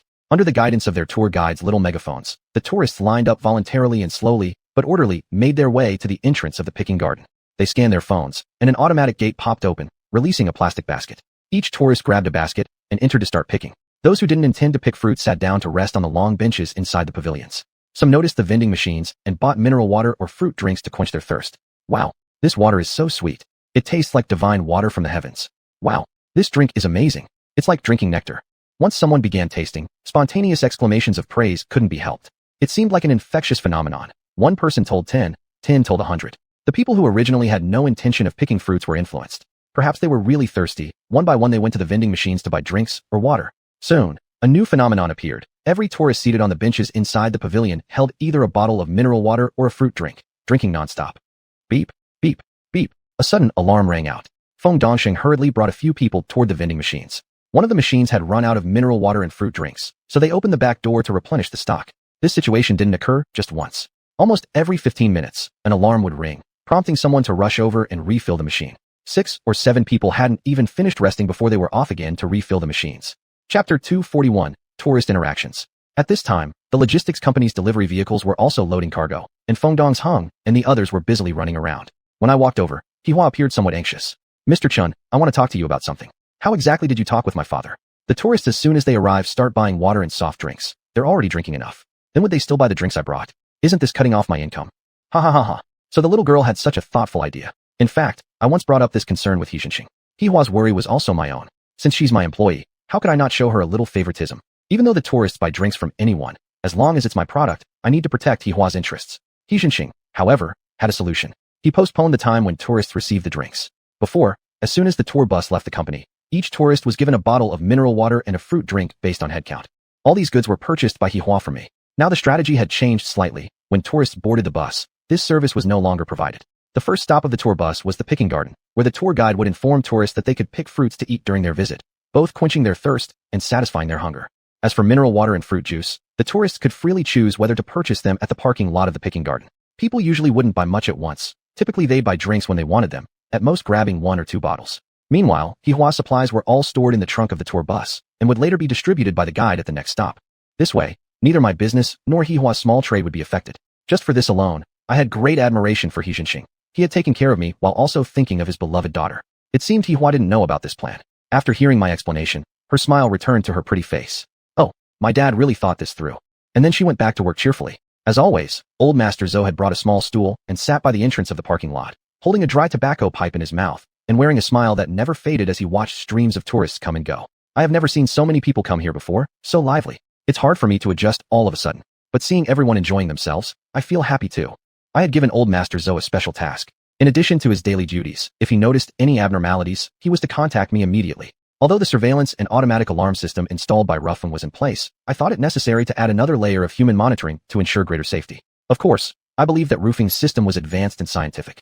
My decision was also intended to enhance old Master Zhou's sense of responsibility, so that I could be immediately informed of any unusual situations in the picking garden.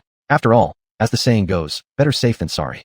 Some tourists had already emerged from the picking garden, carrying baskets full of fruit. At the automatic gate, they scanned and weighed the produce, paid through the QR code scanner, and the system would provide paper bags based on the quantity used to carry the fruit. These paper bags were self-sealing, with handholds at the top, convenient for customers to carry. While tourists picked fruit, some would taste it as they went, all of which was visible on the surveillance cameras. I had specially installed a large LCD monitor under the pavilion, where live camera feeds were displayed. Tourists in the parking lot could see them, although some might miss it. After returning from picking, some tourists learned from their companions that they had been seen eating fruit while picking. Some felt shy, most just laughed it off, and a few laughed out loud to ease their own embarrassment. Allowing tourists to see the footage actually meant that I would not impose any punishment on those who had eaten fruit without paying. I simply wanted to remind them. How much could one person eat anyway? It was merely a small portion compared to what they ultimately picked and paid for, and thus did not affect my profits. Actually, the primary purpose of installing these surveillance cameras was to prevent damage, accidents, or fires caused by certain individuals. To make it convenient for the customers, I specifically arranged several portable toilets, those metal container-style ones, placed near the parking lot and at the entrance of the fruit greenhouses, capable of serving up to 200 people at the same time. This was the countryside, and I couldn't allow tourists to relieve themselves anywhere they liked, especially with surveillance cameras around. If they relieved themselves in the open fields, who knew which camera might be pointing at them at that very moment? Tourists would stay here for 3 hours. This place was a picking garden, and aside from picking fruit, there were no other sightseeing activities. Those who had already picked fruit could hang out in the parking lot, and when they were bored, they would continue tasting the fruits they had collected. Needless to say, the unique taste of the fruits made tourists who had tasted them unable to help but give their opinions. Their spontaneous comments acted as free promotion for me. Tourists who hadn't yet visited the garden would become curious. Some would take a strawberry from a fellow tourist's hand and pop it into their mouth for a taste. It's really delicious. That single sentence was more than enough. These tourists came from all corners of the country and didn't know each other. At first, they felt embarrassed about eating someone else's food, but they couldn't resist the temptation of these unique fruits. After spending some time in the square, many began to think about entering the picking garden themselves. As a result, a scene like this unfolded. Tourists who had previously been resting under the pavilion stood up and made their way into the picking garden. Soon after, another group followed in succession. Around 11:30 a.m., the tourists began boarding the buses. Almost everyone carried 1, 2, or even 3 paper bags. Those who didn't carry any were the exception, which indicated that the majority had participated in the fruit picking.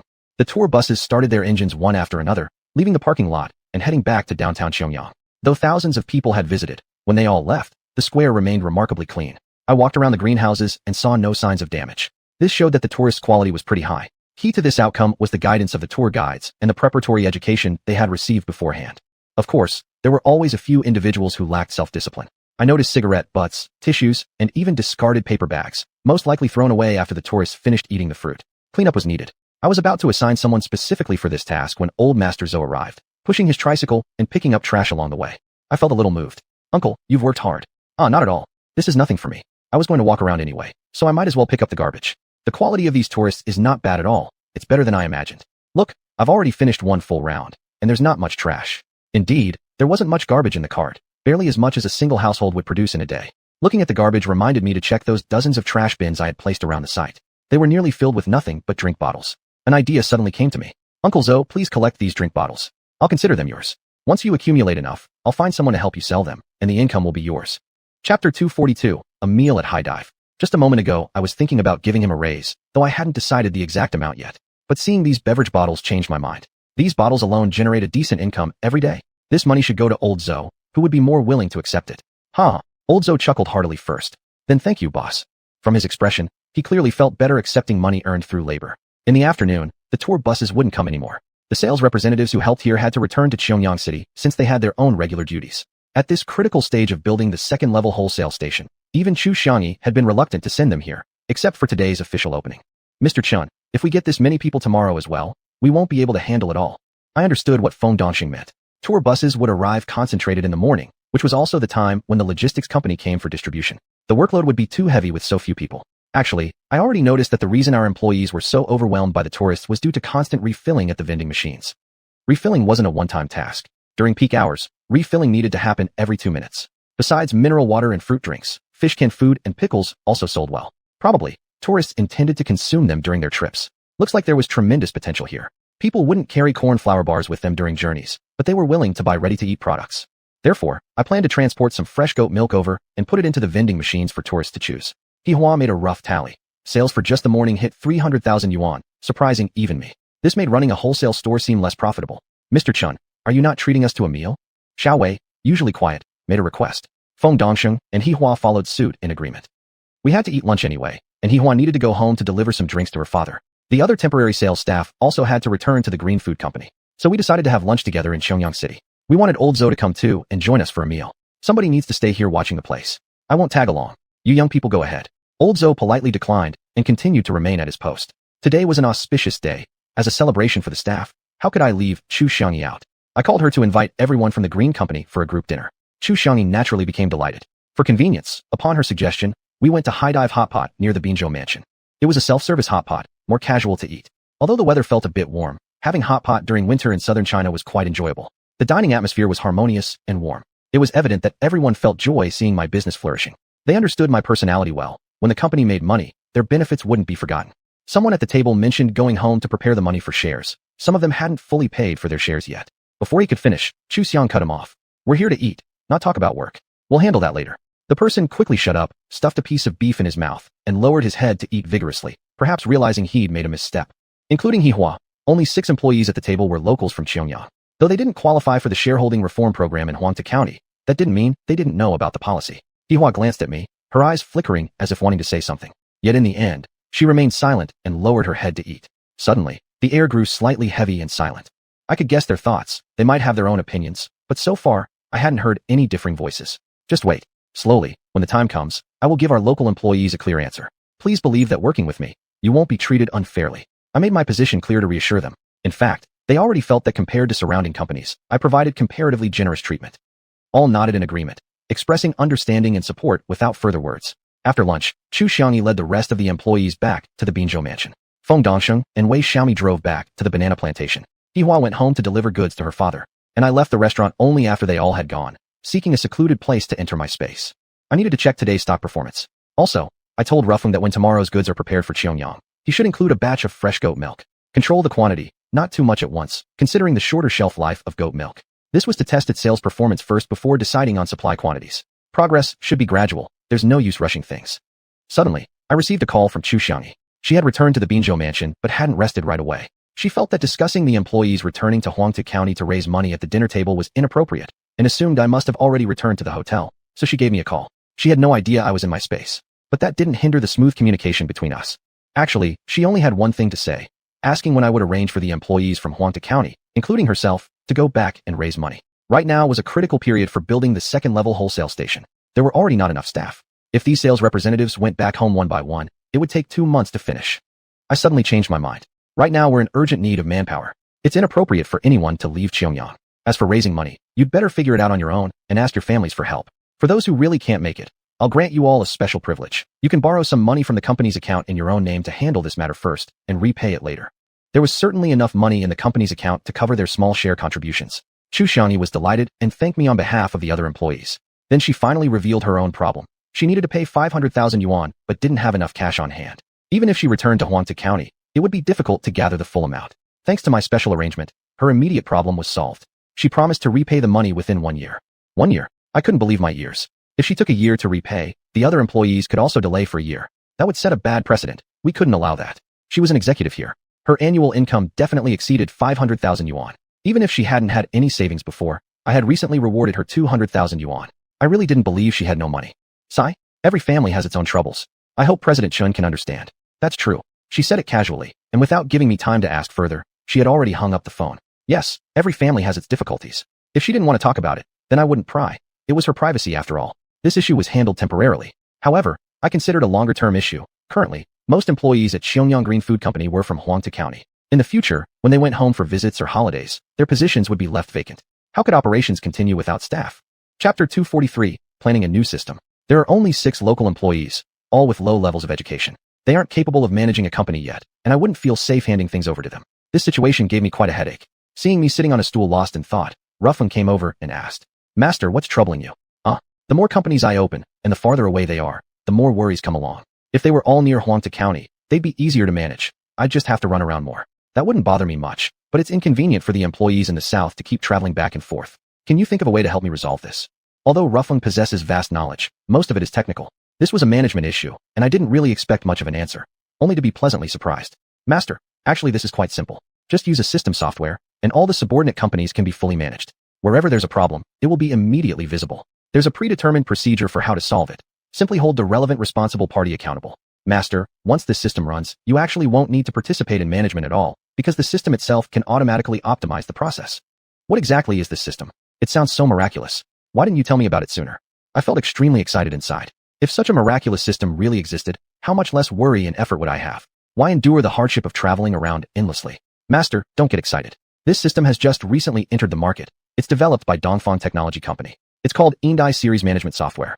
Strictly speaking, it's not Dongfang's newest product. It was originally improved upon from another company. Previously, Tingyun Company invented this software and introduced it to the market, but the system had many bugs, and the user experience wasn't great. After Dongfang Company improved and refined it, they launched a completely new version that tested extremely well in trial runs. I just learned about this news recently. So it turned out this was brought over by Ma Shantong. Tingyun Company no longer exists. After he became vice president in charge of technology at Dongfang Technology Company, he contributed this software to the tech firm. With dedicated effort from Dongfang's programmers, and supported by Dongfang's strong R&D capabilities, the Indai series management software was upgraded. They issued this latest update to the public, and since Rufeng can receive news updates from Dongfang Technology Company instantly, naturally it became aware of the new system. I called Feng Gong to inquire about this, and clearly heard excitement on the other end of the line. President Chun, you're really remarkable. You found out about our company's latest product so quickly, showing that you've been following our technological development. I'm very grateful for your attention. Actually, I should be thanking you for recommending President Ma to us. He's a talented man, and the concept of the Indai series management software is extremely clever. However, his previous company simply didn't have enough R&D capability, so the product was somewhat incomplete. After our upgrade and improvement, It now features powerful computing, summarizing, analytical, and judgment capabilities. Practical testing proves that it's highly operational. That President Xian wants to adopt this software proves you have a visionary perspective. I personally offer my support. I'll arrange the staff this afternoon, and tomorrow morning they will arrive at your company. Feng Gong flattered me, and I could clearly tell the reason for his politeness was nothing more than the fact that we would be purchasing their software. The quoted price for this software was 12 million yuan. Honestly, that made me flinch, but I understood. If this software truly delivered what it promised, then 12 million would be a bargain. It'd be worth even 120 million. We would wait until tomorrow, when the tech personnel arrive and sign the contract before proceeding with installation and debugging. This work will likely take about 3 months, during which Dongfang Technology's technical staff will remain online to provide ongoing guidance. I handed the matter over to Bai Luoxue, who would oversee and implement it. When Bai Luoxue heard about implementing the new system, she expressed support and surprise. How advanced-minded you've become. I find your thinking evolving positively. The bigger the enterprise you run, the larger the vision and the farther the insight. Launching this technical software enables high-level management to grasp every piece of company information much more promptly and accurately. You really are cut out for big things. I saw that clearly. Her words grew increasingly soft. If not for the phone, would she have even kissed me? Receiving her praise, I felt a warm glow inside. Just as I hung up, the phone rang again. It was xiuxian calling. Congratulations on a successful start. Today marks a red-letter day, Brother Chen. You truly are lucky. What do you think? I heard from Hihua that today's harvest went very well. Also, those tour guides have been calling in. The tourist satisfaction rate for the picking garden is as high as 98%. President Chen, your business is doing great. Only a very small number of people didn't participate in the picking activities or make purchases. Seems like choosing to partner with you was the right decision indeed. Congratulations on your success and prosperity. According to the agreement with xiuxian, our contract clearly stated that he would provide the tourists, while I would supply the products. Profit distribution was calculated per head. He didn't ask for much, just 10 yuan per person who picked fruits. Thinking about it, I was truly astonished. With just this arrangement, xiuxian could earn a pure profit of 30,000 yuan a day from 3,000 tourists. Of course, my gross revenue would be 300,000 yuan, with a net profit of over 200,000. He was getting nearly an eighth of the total, but the majority still belonged to me. Mutual joy, mutual joy. President He is truly the lucky charm. With President He's support, all my operations have progressed more smoothly. I believe that road construction project, without your help, would have been delayed for a long time. I quickly added a few words of flattery. Ha! A cheerful laugh came through the phone. I've been around in Xiangyang for decades, and still have a bit of influence. We're all working for mutual benefit. No need for thanks. Wishing you a pleasant cooperation. Wishing you cooperation too. How many tourists came to the picking garden, and how many actually picked fruits? This number could be calculated by Hihua. There were also statistics from the tour guides, so the figure wasn't a secret to xiuxian. It wasn't that I worried Hihua might steal my related data. There was simply no need for that. Between xiuxian and me, for both sides to have reliable and mutually accepted data, there was a shared data interface at the garden's entrance and exit. This data reflected only the number of people who had picked fruits. Even if the same person came multiple times, they were still counted once. This data could also be sent directly to xiuxian's finance team, and it was based on this number that we settled our accounts. Actually, with Hihua present, xiuxian had even more confidence in me, which was something unspoken between us. In fact, both sides fully trusted each other. We both knew I wouldn't falsify data over 10 yuan per person. That would not only harm my reputation, but also jeopardize my future. Such a small sum meant nothing to me. Yet when I did a detailed calculation, I was shocked. With just 1 point, xiuxian could take over 10 million yuan from me every year. And he hadn't invested anything, just came up with the idea. Now that was a true master in business. No wonder his travel agency had grown so large. Chapter 244, Tourists Surging In. xiuxian's image instantly grew in my mind. It seemed there was still a lot I needed to learn. Relying solely on physical strength and hard work to earn money had its limits. In the afternoon, I returned to the banana plantation. Ru Feng made several modifications regarding the matter of rapid restocking. It added an external storage unit to the back of the vending machine, effectively expanding the original restocking compartment. The storage capacity was increased by over 10-fold. After this upgrade, the frequency of restocking was greatly reduced. In fact, one refill could now suffice. Based on the morning sales volume, only a single restocking was needed. Feng Dongsheng and his team were perfectly capable of handling this, so I no longer needed to send any salespeople over. Hihua told me some news. Judging by the joy written all over her face, I could tell she was very happy, and I was equally excited. xiuxian had told her that the tourists were extremely satisfied with the self-picking experience. Many of them had made suggestions and expressed the hope that the travel company would bring them back to the picking garden on the final day of their week-long trip, so they could bring home some unique fruits for their families. Hihua was thrilled not only by that. Her father had also told her that because the tourists had tasted the mineral water and fruit juice at the picking garden and loved the flavor, they were requesting that the same beverages be provided for them during the trip. They claimed they couldn't get used to drinking anything else. Therefore, Hihua proposed increasing the delivery quantity, and naturally, xiuxian had no objections. Then Hihua suggested buying a minivan. Naturally, xiuxian supported the idea and immediately transferred 100,000 yuan to her for the purchase, clearly stating, however, that the amount would be deducted from her merchandise payment later. Even with this condition, Hihua was still happy. She didn't even take a nap at noon and went directly to the car dealership to buy a minivan. Later, she even brought us to the parking lot to see it. A white Mercedes-Benz minivan. Can you even buy one with just 100,000 yuan? I couldn't help but exclaim. Kids from rich families truly live differently. It seemed that this was just a pretext for her to get financial support from her father. She probably didn't even need to spend her own money. I have to thank my mom. The extra cost was secretly covered by her. Huh. What a lucky second-generation rich kid. Feng Dongsheng and Wei Xiaomi shot her envious glances. I reminded them. You too may not be rich second generation, but try your best to make sure your children can be. For a moment, the air froze, before erupting into laughter. What about that sports car? You won't drive it anymore. Wei Xiaomi was curious about Hihua's sports car. With this minivan, I can haul 2 loads of goods, which is enough for my dad and the others for 2 days. I can still drive my sports car these 2 days. Huh. Hihua had her own plans. We upgraded the picking garden according to every improvement I could think of, yet what happened still exceeded my expectations. The next day, more than 100 tour buses arrived. So many buses came all of a sudden, catching me completely off guard. I really feared that our supplies wouldn't be sufficient, so I hurried back to my space and had Ru Feng arrange for more trucks to deliver goods. I was indeed puzzled. How did so many buses suddenly arrive? Were all the buses from Shengjing Travel Agency here? That couldn't be true because some had gone to other scenic spots. I asked Hihua, but she was just as clueless. Even she couldn't be certain how many tour buses her father's company had. She said she truly had no idea. It was Xiuxian who later told me the truth. The south was filled with breathtaking scenery everywhere. In Xiangyang City, there weren't only Xiuxian's travel company, there were 2 smaller ones as well. Together, their combined scale was about equal to his. Although the saying goes that Tonghang Shi Yanjak, Xiuxian didn't believe in that rivalry. Instead, the 3 travel agencies actually collaborated. Tour guides could be shared among them. Even tour buses could be exchanged as needed. Naturally, scenic spot resources were also shared among them. By providing convenience for each other, they could expand their business scopes and benefit mutually. Needless to say, those tourists had come here through his recommendation. They were brought over by buses from the other 2 travel companies. Besides thanking Xiuxian, I emphasized that I had no business relationship with those other 2 companies. The commission for the tourists who came here to pick fruits would be settled solely with him. Xiuxian laughed out loud. I didn't ask them for any commission in the first place. After all, this is a collaboration between you and me. Huh. I also laughed. What a crafty and far-sighted man. Once again, I felt deeply impressed by Xiuxian.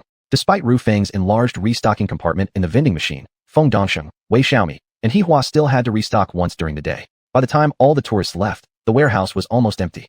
Hihua gasped in amazement. Today's revenue had already exceeded 800,000 yuan, of which her father earned 60,000 yuan. What thrilled me even more was that on the 3rd day, 120 tour buses arrived again. Fortunately, I had built a large parking lot. Otherwise, I would have worried about running out of parking space. If that's really the case, the buses will have to park temporarily on the roadside. Right now, there are very few vehicles passing through here, so even if they park by the side of the road, it won't cause traffic issues. With the increasing number of vehicles, I decided to give Xiuxian a call to ask whether he could provide an approximate total number of buses so I could make adequate preparations in advance and avoid a shortage of supplies. His signature laughter came through the phone again. I tell you, Brother Chun, this is just the beginning. Even I don't have an exact number on how many buses will actually come. We'll have to wait for a while before things stabilize, and only then can we get a rough estimate. Right now, besides the initial buses I dispatched, there are also some returning from distant scenic spots and about to leave Xiangyang. As for the number of buses from the other 2 companies, they fluctuate constantly and are even harder to predict. Brother Chen, tell me, are you afraid of having too many people? For me, the more visitors, the better. I wasn't worried about the crowd. I was worried about not having enough supplies and leaving the tourists disappointed without being able to take anything home. Meeting customer needs has always been my principle, but to truly achieve that, I need to be fully prepared. Then you'd better start preparing urgently, Brother Chen. I estimate tomorrow will bring even more vehicles. I was still taken aback when Xiuxian hung up the phone. Knowing there will be so many more customers, I thought about expanding the parking lot to double its current size. But now there's a conflict with the expansion. To the south of the parking lot lies our fruit greenhouse, and the areas east and west aren't part of the land I've rented. To the north is the main road. If there are even more vehicles, we'll have no choice but to let them park temporarily along the roadside. Challenges, opportunities, and excitement all surged toward me at once. With so many tourists, their needs will surely vary. All the products I have were already introduced to the visitors by their tour guides. They already know that besides unique fruits and beverages, I also offer corn flour, wheat flour, cat food, dog food, and large chicken eggs. But it's inconvenient for them to carry these products away, especially for those who have just arrived and are about to start touring. Xiuxian told me that the tourists will come to my place on their last day before leaving Xiangyang. That gave me a new idea for a sales strategy. Chapter 245, The Mysterious Attraction for Tourists. I contacted the cardboard box factory in Huangta County and asked them to produce a batch of carry boxes according to my specifications. Flour, cornmeal, cat food, dog food, fish cans, pickled vegetables, and large eggs. These items were assembled into various gift packages with different combinations. Ru Feng separated a small room inside the banana plantation warehouse, just like in a supermarket, specifically to display the different gift sets for tourists to freely choose and scan for payment. Customers selecting these packages were almost all planning to take them home. The results were quite good. Hundreds of boxes were sold every day. Some tourists even gave suggestions that mineral water, fresh goat milk, and fruit juice should also be made into such packages, so they could be easily carried when they left. Since the vending machines only sold bottles individually, the tourists had to put them into their suitcases, which was inconvenient. Great, great. That suggestion was indeed quite good. When the packaged drink sets were placed on the shelves, I finally saw their potential. The quantity of drinks taken away by travelers far exceeded that of flour and cornmeal. That day sales figures almost made Xiuhua drop her jaw. 2.1 million.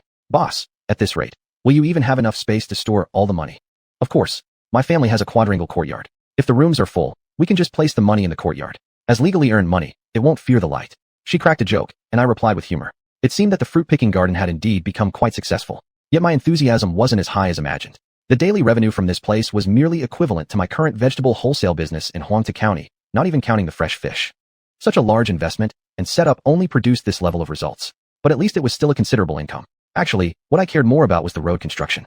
Right now, over 100 tour buses used this road every day, and it remained dusty and unpleasant, ruining the scenery. Therefore, I had no choice but to ask tour guides to explain to the tourists more. Actually, the tourists had no objections. The complaints mostly came from the bus drivers, who had to wash their buses after returning. I discussed this issue with xiuxian. Of course, he understood. He said to just hold on, keep enduring for 2 more months until the road would be completed. Then this problem would disappear. As for his daily earnings, the cost of washing cars wouldn't even be worth mentioning. Building the road was not only to facilitate the passage of tour buses, but also for the logistics company vehicles. More importantly, my bananas in the other dimension were ripening. Starting from now, bananas would be transported daily out of the space, passing through this unfinished road. All my vehicles were electric, automatically controlled, and these flying dust particles could cause significant damage to the vehicles themselves. Rufeng had also reminded me about this. Vehicles operating in such conditions would suffer far more wear and tear than under normal road circumstances, especially on those precision instruments. Just a single speck of dust might potentially cause malfunctions. That's why I was even more eager to complete the road construction as soon as possible. 10 mu of bananas were transported out of the dimension daily, leaving the greenhouse through the banana plantation, heading to Xianxia Fruit Processing Company for ripening and processing. Tourists visiting for fruit picking saw trucks carrying closed containers and were curious. Where did these trucks come from? Where were they going? And then they disappeared into the warehouse. Rumors spread. The large warehouse next to the picking garden became a mysterious spot. If I hadn't said anything, no one would know the secret inside. Xiuhua, Feng Dongsheng, Wei Xiaomi, and even old Master Zhou. Of course, none of them could offer any explanation. On this matter, straightforward, Xiuhua once asked me directly. This time, I didn't crack a joke with her nor give a direct answer. My expression was extremely serious. You can ask things within your job scope. Anything outside your responsibilities, you shouldn't ask about. That clause is clearly written in your employment contract. Go back and review the agreement you signed. If there's anything unclear, you can ask me. Upon hearing my reply, Xiuhua was momentarily stunned. She actually carried the labor contract in her car, retrieved it, and carefully read it from start to finish. Sure enough, this clause was indeed there. After that, she never asked me about those banana-hauling vehicles again. Feng Dongsheng and Wei Xiaomi were also very curious, though they never asked me. I couldn't be certain whether they discussed the matter privately with Xiuhua. What others said wasn't my concern. I couldn't stop others from speaking, nor could I limit my employees' private discussions. But I did have one principle. Once any speech damaging the company or violating contract clauses was verified, immediate dismissal would follow, regardless of who was involved. After hearing this, Xiuhua shivered slightly and whispered, Director Chun, did I just violate the contract terms? Yes. Then why didn't you fire me immediately? Considering you were a first-time offender and corrected your mistake immediately, this one-time warning is enough. There absolutely mustn't be a second time. Xiuhua patted her chest and let out a long breath. Thank you, Director Chun. I thought you spared me only because of my father. Regarding such a thought of hers, I had to correct her immediately. This principle has nothing to do with your father. If you really make the same mistake again, I will fire you without hesitation, even if it means ending my cooperation with your father. No. Please don't. I promise I won't make the same mistake again, not even once. Xiuhua kept assuring me. Actually, I fully understood that she wasn't worried about losing this job. This job itself meant nothing to her. She was afraid of losing the opportunity to earn money herself. I roughly calculated that during this period, reselling drinks for her father had already brought in at least 100,000 yuan in pure profit. This was money she earned herself. I suppose the value of money spent must be far greater when it was earned rather than requested from parents. Perhaps she had discovered the true joy of making money and the happiness of having a career. I didn't want to deprive this young girl of such life enjoyment over a mistake that caused no actual damage. When I said that I forgave her without letting her father influence my decision, I wasn't entirely truthful. Of course, xiuxian's influence did play a role. I also didn't want to lose such a promising partner. Regarding the issue of vehicles mysteriously departing from the picking garden, xiuxian was also aware of it. Whether he learned it from Xiuhua or from a tour guide was irrelevant. I knew it wasn't something I could keep hidden. He also knew that those vehicles were heading to the fruit processing company. As for the bananas being transported, he was also aware of that. Brother Chun, how mysterious you are. As for where those vehicles come from, I won't ask. Hua reminded me not to inquire about such matters, so I won't. I also won't spread anything about it. But that doesn't mean others aren't curious.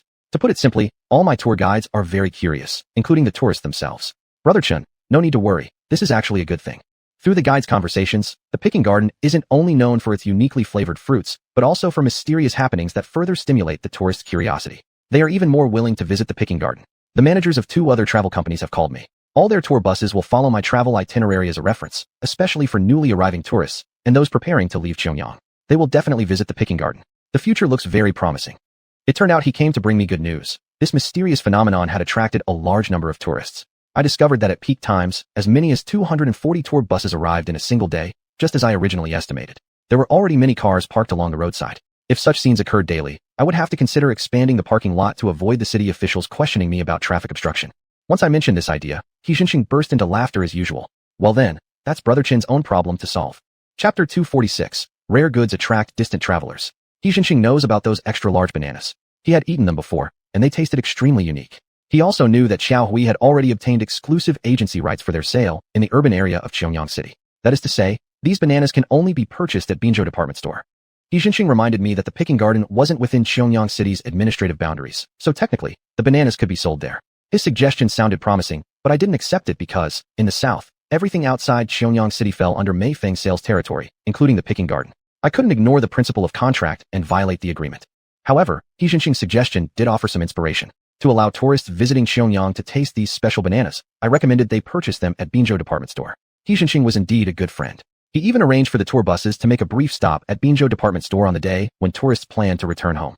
In order to support me, he also suggested that I put up some wall advertisements inside the picking garden, particularly promoting these large bananas, so that the tourists could learn about them in advance and become interested enough to make a purchase later.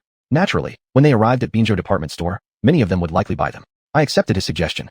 In fact, it wasn't just the bananas that people might buy. Tourists who hadn't purchased the assembly kits in the garden could also find corresponding products in the department store. With Xiuxian's assistance, the sales volume of these bananas increased rapidly. Of course, I was very happy. But even more delighted was Xiaohui. Each day, the store experienced an additional few thousand customers, and the sales volume was quite substantial. Customers didn't just come to buy bananas. Other products also saw strong sales. Xiuxian reported that Xiaohui often sent urgent messages saying our supplies couldn't keep up, particularly with the extra-large bananas.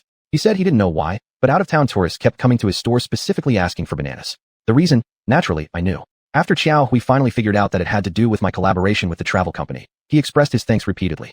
Old classmate, working with you was the right choice. You're my lucky charm, you know? Do you know that my store's turnover has increased by 100% compared to before? At this rate, there's no problem for me to make 300 million a year.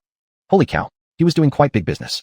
If he hadn't mentioned it himself, I'd find it hard to believe. Looks like my classmate still had some abilities. Even without cooperating with me, this department store was clearly quite profitable. We were chatting near the entrance of the department store when suddenly a woman came walking out from inside. Her hands were full of big shopping bags filled with various items, apparently, just purchased from the store. President Xiao Good, dressed fashionably. This woman in her 30s greeted Xiaohui cheerfully. Xiaohui also smiled widely as he approached her. Madam Wang, you're visiting my humble store again. What a great honor. Well, it's just that your Binzhou department store carries comprehensive, fresh, and quality goods. This banana in particular, my son loves it so much. It's not sold anywhere else. Well then, I have to come here to make my kid happy. I noticed that she was carrying a huge bag of bananas. Exactly the extra-large variety, golden yellow in color. That single bunch must have weighed 20 or 30 jin. What Madam Wang said is true. This type of banana is only sold here in our department store in the entire Pyongyang city. You can't get it anywhere else. No problem. Our stock is sufficient. Madam Wang can come anytime. If your nephew loves it, just come and get it.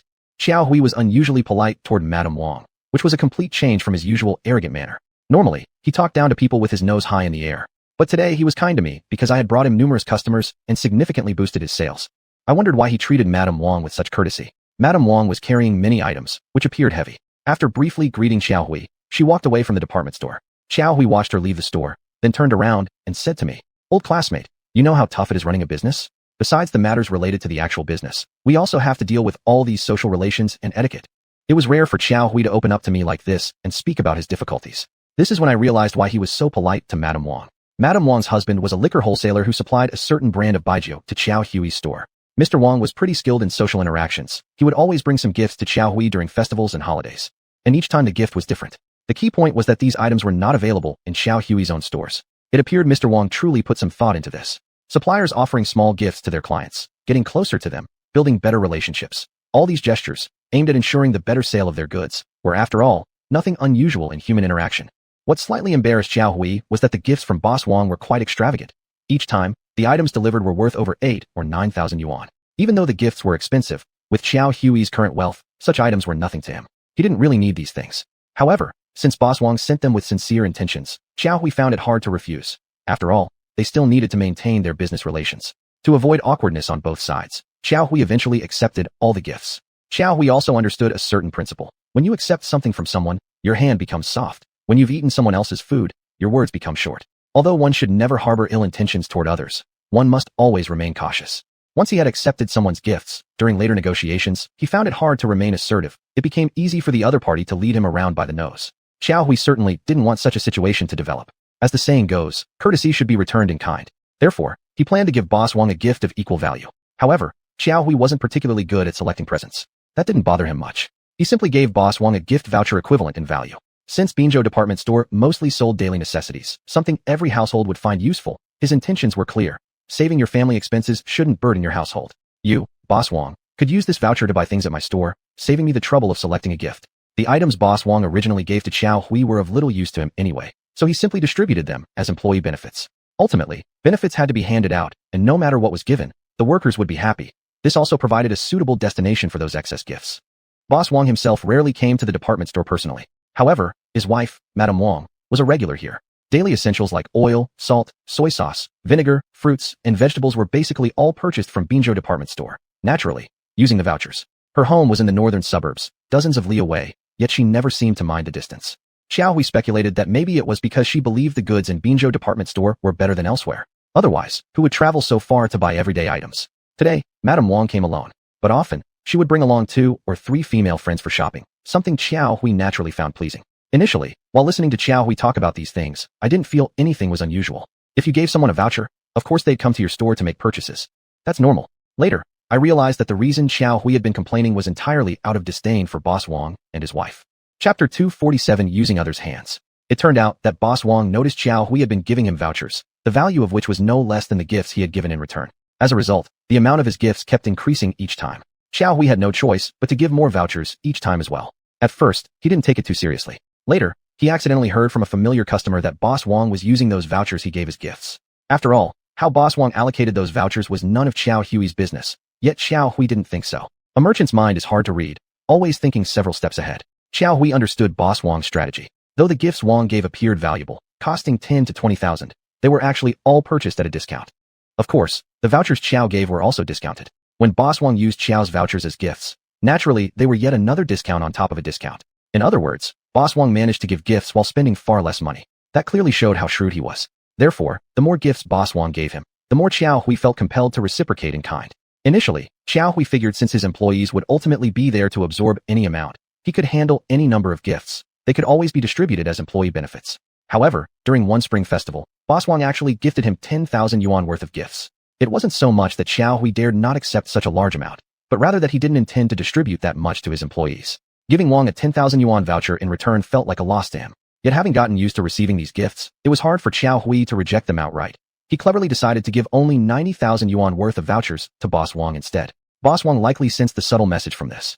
During the Dragon Boat Festival, he lowered the value of his gifts to around 20,000 yuan. This was exactly the outcome Xiao Hui had anticipated. Both of them had been scheming and outsmarting each other at the gifting stage. I found the entire matter despicable. However, I didn't show this sentiment at all. I simply chuckled in response, offering no further comment, treating it merely as a joke. Although Xiao Hui complained as he talked, what he said actually reminded me of something. Since he now held the exclusive agency rights in Xiangyang City, these giant bananas were only displayed on the shelves of his Binzhou Mall, conveniently accessible to nearby residents. However, it became inconvenient for customers living farther away who wanted to purchase bananas. Like Annie Wong, she had to travel all the way from the northern suburbs to buy bananas for her son. I'm sure there were other people too, who would travel long distances just like Annie Wong, wanting to purchase these special bananas. Although the exclusive distribution rights of these extra-large bananas were granted to Xiao Hui, initially, this was because bananas were not scarce in southern regions. Even if these bananas were bigger and tastier, locals weren't especially enthusiastic about them. On the other hand, Xiao Hui saw an unexpectedly high return from these extra-large fruits, so he quickly grabbed the agency rights for these special bananas. From a practical operation standpoint, outside of the vicinity of Binzhou Mall, it was inconvenient to purchase these extra-large bananas, inevitably affecting overall sales and ultimately impacting the market share of these large bananas in Xiangyang City. That was my actual loss. Though the exclusive agency belonged to Xiao Hui, it didn't stop me from continuing to market these extra-large bananas. Why don't you authorize another level of dealerships? Other malls and supermarkets could sell these large bananas too, increasing your sales volume while expanding the market for my product. Xiao Hui was very sharp in business. Just one sentence from me was enough to enlighten him. That's right. Old classmate, you're absolutely right. You don't need to get involved in this matter anymore. Just leave it to me to handle. We'll get rich together. His eyes gleamed with excitement. Without continuing the chat, he hurried back to his office to make business calls. That afternoon, while checking stocks in my space, Xiuxian called me to report that Xiao Hui had suddenly ordered a massive shipment of bananas. Previously, after delivering one truckload, it would take 2 or 3 days before another order was made. This time, he wanted 10 trucks, which she found extremely abrupt. Naturally, Xiuxian had inquired into the situation. Xiao Hui had already begun granting secondary authorizations to other malls and supermarkets. He contacted nearly all the major department stores and influential supermarkets across Pyongyang, all of whom were willing to carry my extra-large bananas. Xiuxian asked me whether supply would keep up. Supply wasn't an issue. What I was concerned about was how Xiao Yi settled payments with Xiuxian. If he wants to distribute the bananas through lower-level supermarkets, that's his decision. However, our relationship with him will remain as a principal reseller arrangement. Specifically, with these bananas, we will not dispatch goods without payment in advance. But our other goods are shipped first, and payment is received afterward. Xiuxian seemed slightly embarrassed. She didn't fully support my seemingly inconsistent sales policies. Certainly, special products such as these special fruits should be governed under different sales policies. Moreover, even for regular goods, once all the secondary wholesale stations are set up, we will gradually transition to a prepayment-only policy. Xiao Hui is no exception. I reminded Xiuxian that the decision over sales policies still rested with me. Fine then, I'll explain it to Mr. Qiao. After hanging up the phone, I felt puzzled. Xiuxian should have clearly understood my sales strategy. She shouldn't have gone against my decision on this matter. Luckily, I reminded her in time and corrected the mistake. 10 or so minutes later, she called back. She said that according to Xiao Hui, we could still distribute bananas through him, but the order quantity had been reduced from 10 trucks to just 3. From Xiuxian's tone, I sensed a bit of regret. It didn't matter much to me. Bananas sold well, and naturally, Xiao Hui would come back to us eventually. Sure enough, he ordered 3 more trucks the next day, then 4, then 5. The order amount kept increasing every day. Clearly, these large bananas were very popular with customers, and Xiao Hui was reaping the benefits. Soon, his daily orders stabilized around 10 trucks. Regarding this matter, Xiuxian specially came to apologize to me. She admitted she hadn't seen things clearly, and ultimately couldn't match me, the CEO, who could see the bigger picture from a higher perspective. Actually, I didn't need that apology from her. What concerned me more was establishing the second-tier wholesale stations. Just as Xiao Hui was fully dedicating himself to aggressively selling these large bananas, Xiuxian led her team and finally completed the first batch of second-tier wholesale station setups in Xiangyang City. I especially took time to visit several locations. I discovered a common trend. Most individual shop owners who wanted to establish a wholesale station had relatively small stores. Some were 20 or 30 square meters, some 40 or 50, all of which were sufficient for wholesaling my goods. Most of them had previously run small grocery or convenience stores, but their businesses weren't doing well. The most critical problem was that there were larger malls or supermarkets nearby. Naturally, they struggled to compete, which was why their businesses had been poor. After trying my products for a period of time and seeing that they were easier to sell and more profitable, they finally decided to open second-tier wholesale stations. What made them proud was that once the second-tier wholesale stations were established, nearby supermarkets or large stores no longer had opportunities to carry my products. If those big stores wanted my goods, they'd have to obtain them through these new wholesale stations. Precisely because of this, these shop owners felt like important figures. Supplying goods to large supermarkets gave them a sense of pride they had never experienced before. Because of this alone, they firmly believed their businesses would continue improving. In reality, I preferred encouraging merchants like these. They understood the hardship of running a store and therefore would cherish this opportunity more. Although my products sold well, big supermarket owners were not truly interested in wholesaling because their retail operations were already profitable enough.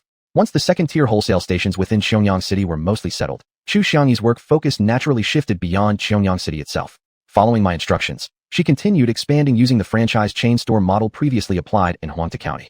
As for me, during this period, I was busy promoting these large bananas with by Luoxue here in Huangta County. Chapter 248, Different Sales Methods. Once the giant bananas in the extra-dimensional space become ready for harvest, they must be transported out of the space every day, just like pigs and sheep. After the first 10-acre unit is harvested, Rue Phone will arrange for the second round of planting. The seedlings needed for this planting have already been stripped from under the banana plants while harvesting the bananas, so there's no need for me to purchase them from the Xiangyang Research Institute. On the paths of the extra-dimensional space, we can be entirely self-sufficient. The bananas are transported to the food company for processing, and the felled banana plants also need to be sent to the paper mill. I don't have to worry about these tasks. Rue Phone will take care of them in a timely manner. Besides Xiao Hui sales in the Xiangyang urban area, most of these large bananas are introduced through the space into Huangta County and the surrounding regions. Upon seeing such a massive quantity of bananas, Bai Luoxue was both amazed and delighted. But soon, she began worrying on my behalf. Are you sure all this fresh fruit can be sold? Not sure. That was my genuine feeling. After all, Bananas are merely a kind of fruit, not a necessity. Moreover, these bananas were extremely unique and expensive, priced 3 to 4 times higher than regular bananas. Ordinary customers would hardly choose to buy them. The potential buyers were mainly the wealthier individuals. Huangta County was no xiuxian city. The majority of its population had relatively low incomes. This was exactly by Luoshua's main concern. If the quantity of these oversized bananas weren't that large, I could definitely sell them all for you. I'd just have to make an extra trip to the capital city. The problem is you're producing more than 10 truckloads each day, continuously. Even if Wonderland supermarket has high sales volume and many customers, it still wouldn't be enough to sell everything. Even if we distribute them in Huangta County and those chain stores, if the general public doesn't buy them, won't these bananas simply rot away? Her concerns were reasonable. Indeed, this was exactly the challenge I needed to tackle. We must definitely promote them in the capital city. Huangta County and the franchise stores also need marketing efforts. Relying solely on me won't work. We must focus our strongest resources, attack on multiple fronts, and rapidly open up the banana sales channels to ensure the bananas are not wasted. Therefore, I shared my entire sales promotion plan with Luoshua, asking her to analyze it, identify any shortcomings, and provide suggestions for improvement. Luoshua listened to my ideas and fell silent for a moment. There's really no better way. While agreeing with my plan, she still muttered a reproach.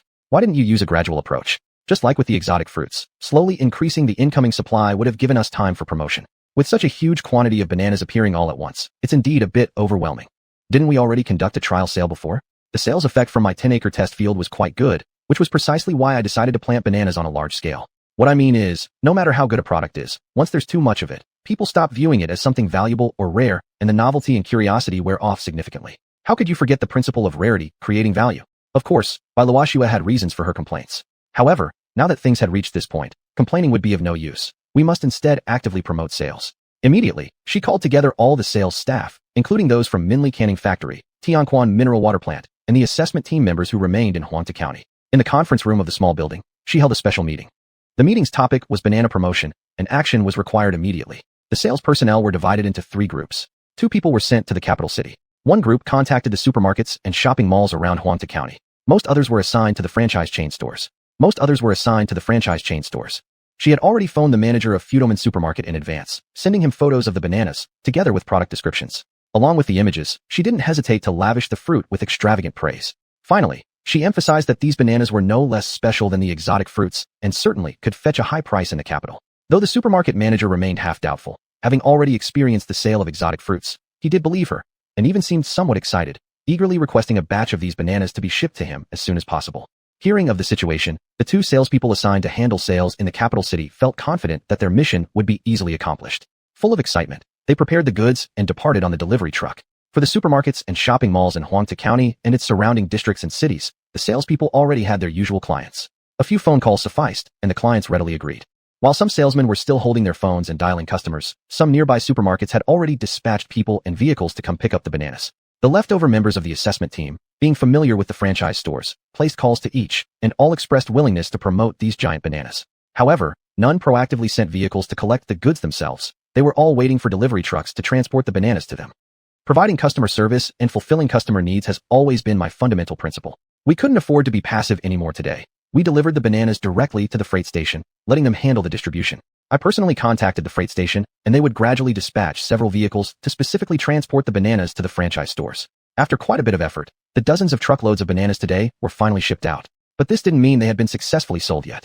We'd have to wait patiently for sales feedback. What about tomorrow? Luoshua was more anxious than I was. We can't just think about today without considering tomorrow. Selling bananas takes time. Since the supermarkets and chain stores won't restock until they've sold out their current stock, this could become an issue. I hadn't actually thought about that. It was my mistake, but it didn't stump me.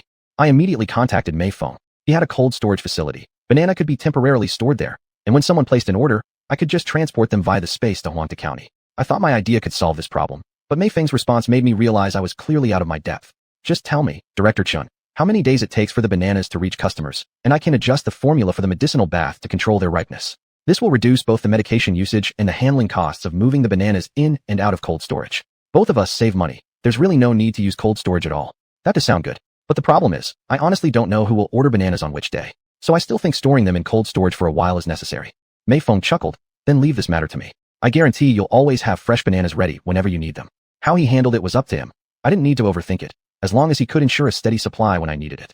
As it turned out, both by Luoshua's and my worries were unnecessary. The sales of these giant bananas went far more smoothly than expected. Customers had already accepted this product. When they saw the large bananas again, they felt an immediate urge to buy.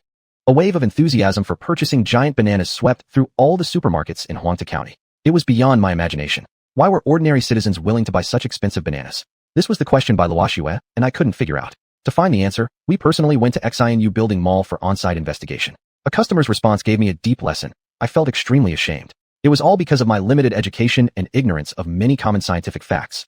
Chapter 249, Bananas Sell Like Hotcakes. The customer seemed very excited, animatedly telling me, "These bananas are huge, long and thick. Compared to regular bananas, although they cost 3 times more, with the same amount of money, the peeled results are nearly the same in actual fruit content. In other words, with the same amount of money, the amount of pulp you end up with is about the same. So in terms of cost, they're not actually expensive. These bananas taste sweet and delicious, which is why people are more willing to buy them." That was something I had never really thought through. I knew my bananas came from another dimension. They were just bigger and tastier. Yet from the consumer's economic perspective, they were actually more cost-effective than ordinary bananas. Seeing me standing there in surprise, the customer further explained. "It's similar to how we usually buy watermelons. A big watermelon costs more, a small one less. At first glance, it seems like the small one is cheaper. But if you compare the actual pulp after peeling both, spending the same amount of money, you'll find the big watermelon has far more pulp." That made sense. I had practical experience in that area, although I had never really paid attention. Bai Luoxu added from the side. "The flesh of watermelons is measured in terms of spherical volume. Banana pulp is like a cylinder. As long as you know the volume formulas for spheres and cylinders, you can understand it pretty easily. If explanation comes, so does clarity. But weren't we those who didn't even finish middle school properly? Those math formulas that gave us headaches were long forgotten.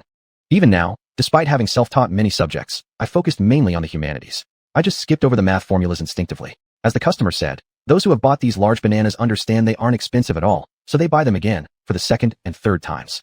That's exactly why the large bananas from Xianyu building flew off the shelves as soon as they were placed there. When Manager Lu heard I had come, he came over to the store to see me. "Mr. Chun, it's so rare to see you these days. Oh my, Mr. Chen truly is a genius. Everything you bring to market becomes an instant hit. There's no worry about not selling goods. This large banana, you can't stop restocking it. The only worry is that our warehouse might run out. Mr. Chun, you've got to promise me that this store of mine will not run out of bananas." "Rest assured, Manager Lu. We've been partners for a long time. I'd cut supplies for anyone else before I'd ever cut yours." In Huangtu County, Xianyu building ranked among the top in sales volume. I would never cut supplies to Lu, that key money source for us. I'm not just talking about these bananas. Items like fresh fish, vegetables, fish canned goods, and pickles, all had been seeing continuously growing sales at Xianyu building. We had revised the monthly supply amounts several times already.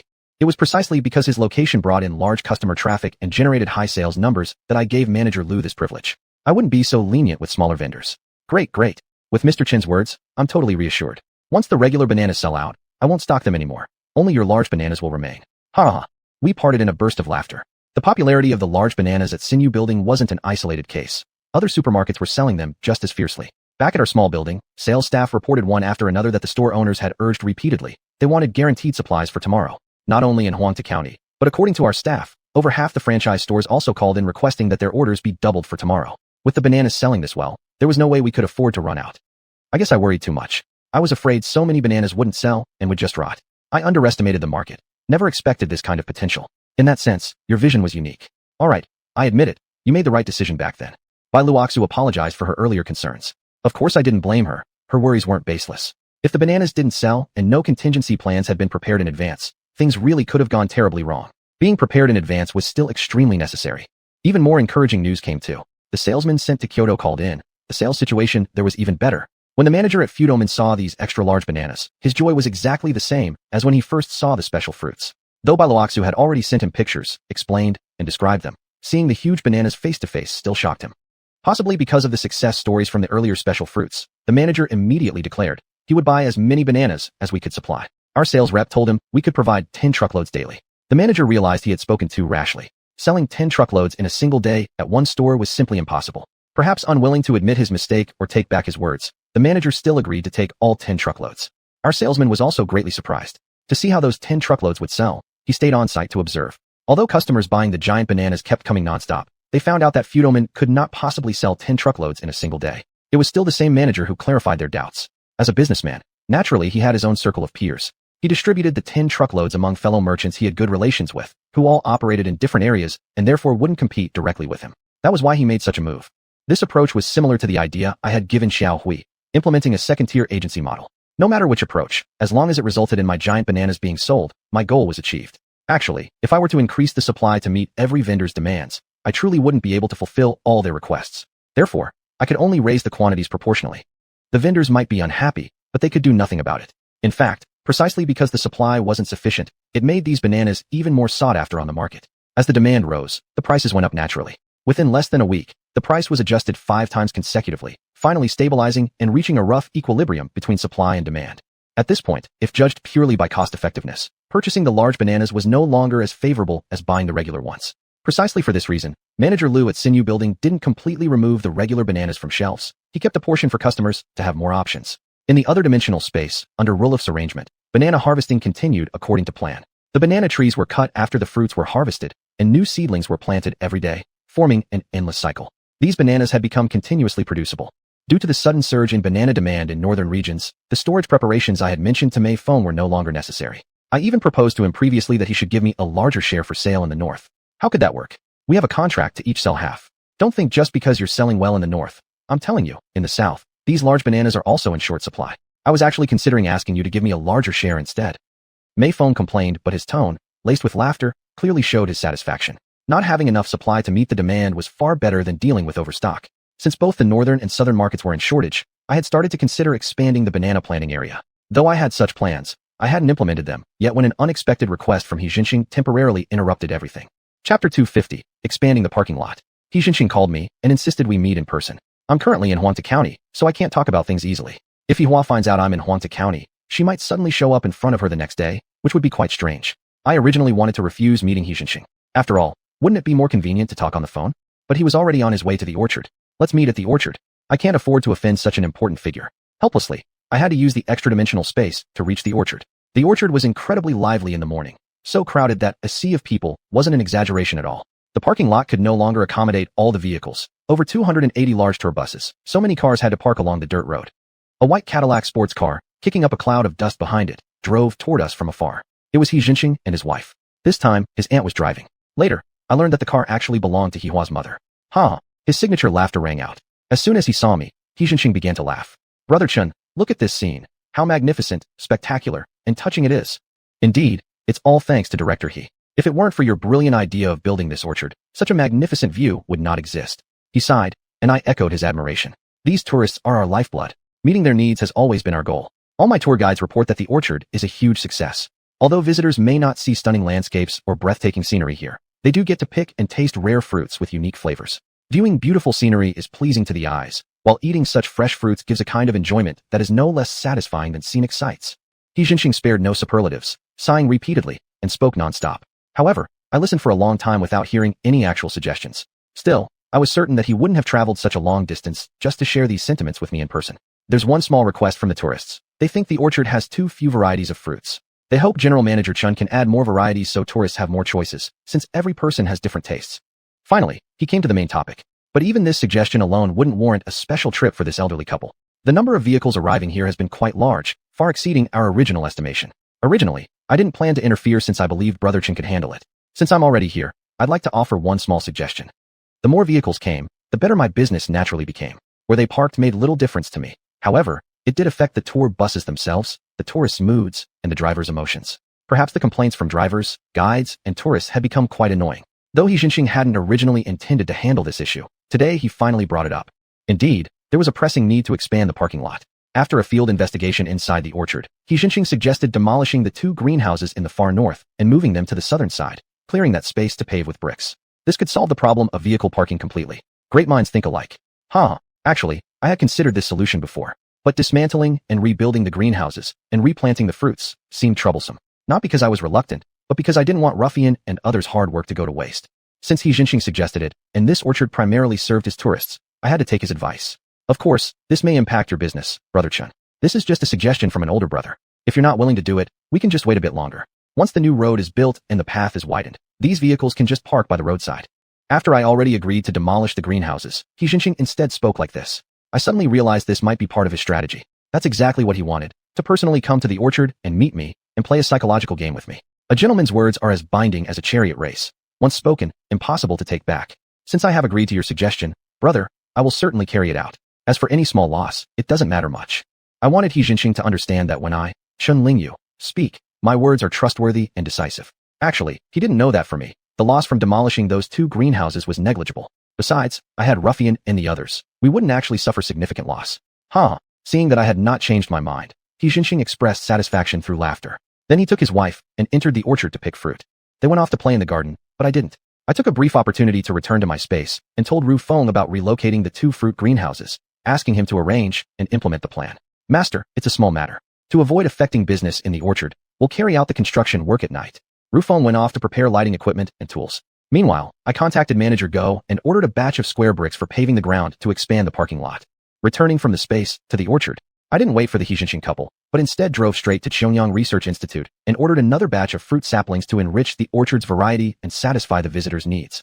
Since increasing the variety of fruits would inevitably require more plastic greenhouses, I instructed Manager Go to prepare bamboo strips, plastic film, and other greenhouse supplies as well.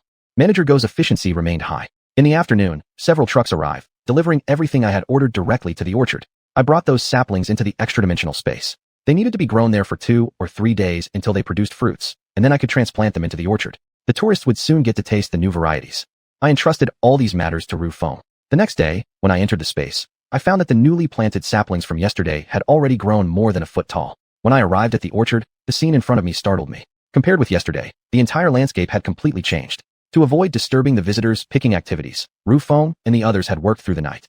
Not only did they relocate the 2 northernmost fruit greenhouses to the southern area, they had also moved the tomatoes and cucumbers inside the greenhouses there as well. At this moment, there was no sign of any fruit left in the area. Square bricks had already been fully laid on the ground. The parking lot had been expanded. Not only could it accommodate 200 large buses, but even 300 would now fit. What astonished me even further was that the automatic gates had been shifted slightly southward, separating the parking area clearly from the fruit greenhouses. These were things I hadn't specifically instructed Ru Feng to do, yet he had handled them all and done them exceptionally well. General Manager Chun, what is going on here? I only slept through one night, and suddenly everything has completely changed. I don't even know who did it. This morning, I checked around, and nothing seemed to be missing. A massive construction project took place, and yet I didn't notice anyone working here.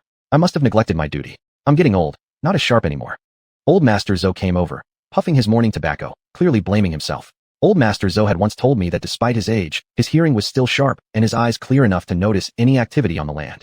But last night, for some unknown reason, he had slept unusually deeply, hearing and seeing nothing. Of course, I wouldn't blame him. I simply comforted him with a few words. Uncle, don't blame yourself. It was my people who did this. They worked at night to avoid disrupting daytime picking activities, and I didn't inform you in advance because I didn't want to disturb your rest.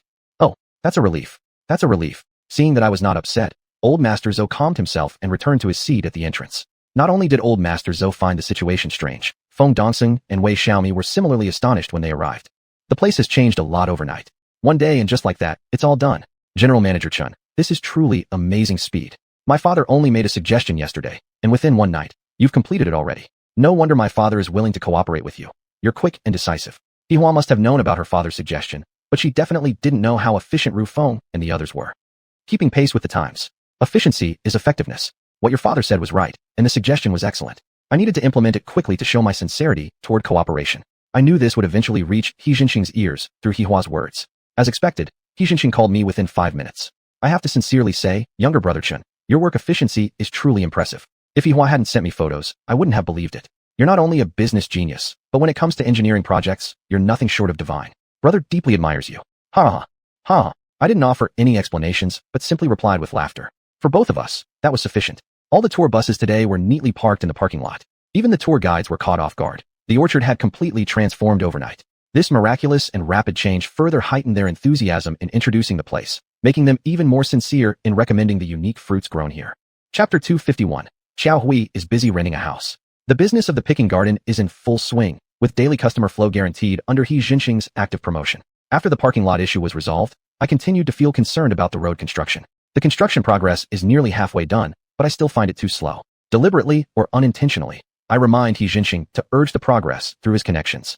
He Jinxing laughs loudly. Old brother, you're really impatient. I like that. Actually, I'm even more anxious than you. Bus drivers reported that driving on this dusty road constantly requires extra vehicle maintenance. Don't worry, brother Chun.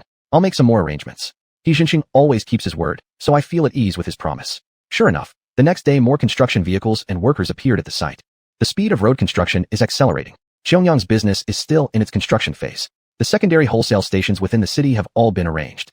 Xiang Yichu is leading her team and gradually expanding outward beyond the city limits. This area is mountainous, where transportation isn't as convenient as on the plains. Luckily, I had provided vehicles to our sales representatives, which proved effective for business expansion. The car assigned to Xiang Yichu, however, had hardly been driven at all recently. 2 vehicles weren't even enough. Hua showed exceptional generosity, offering her Mercedes van for use, as long as it wasn't needed for transporting goods.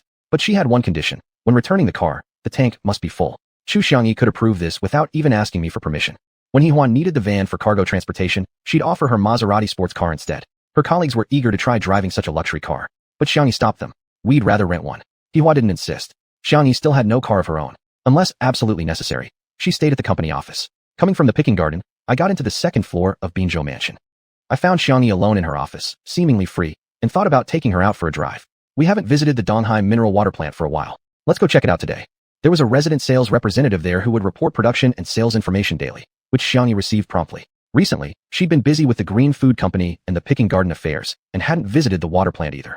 It was still necessary to build a better relationship, and also to show the partner company how much I valued it. Xianxia got into my BMW. After a brief update on Donghai Mineral Water's recent situation, she fell silent. Sitting in the passenger seat, she said nothing all the way and kept looking out the window. That wasn't like her. Normally, she would be cheerful and full of laughter, bringing warmth to everyone. Not happy. I had no idea why. I'm not unhappy. She glanced at me, then turned her eyes back outside. She definitely had something on her mind. It was evident in her eyes. Then why are you frowning so much instead of smiling? You know you look prettier when you smile. That actually worked. She finally smiled. I'm thinking about some serious stuff. Expanding the rural wholesale stations is much harder than it was in Huangta County. In this mountainous region, the salespeople aren't familiar with the area, so the efficiency is significantly lower. Of course, ideally, product promotion should quickly capture market share, but if objective factors slow things down, we can't force it. The job has to be done step by step. Nobody can eat a whole bun in one bite. You, as a senior executive, should understand such a simple truth. When I get anxious, it's because of work. If I don't worry, no one will. In reality, once things get going, it's fine to proceed steadily and solidly. There's no need to be anxious. What matters most is living each day joyfully.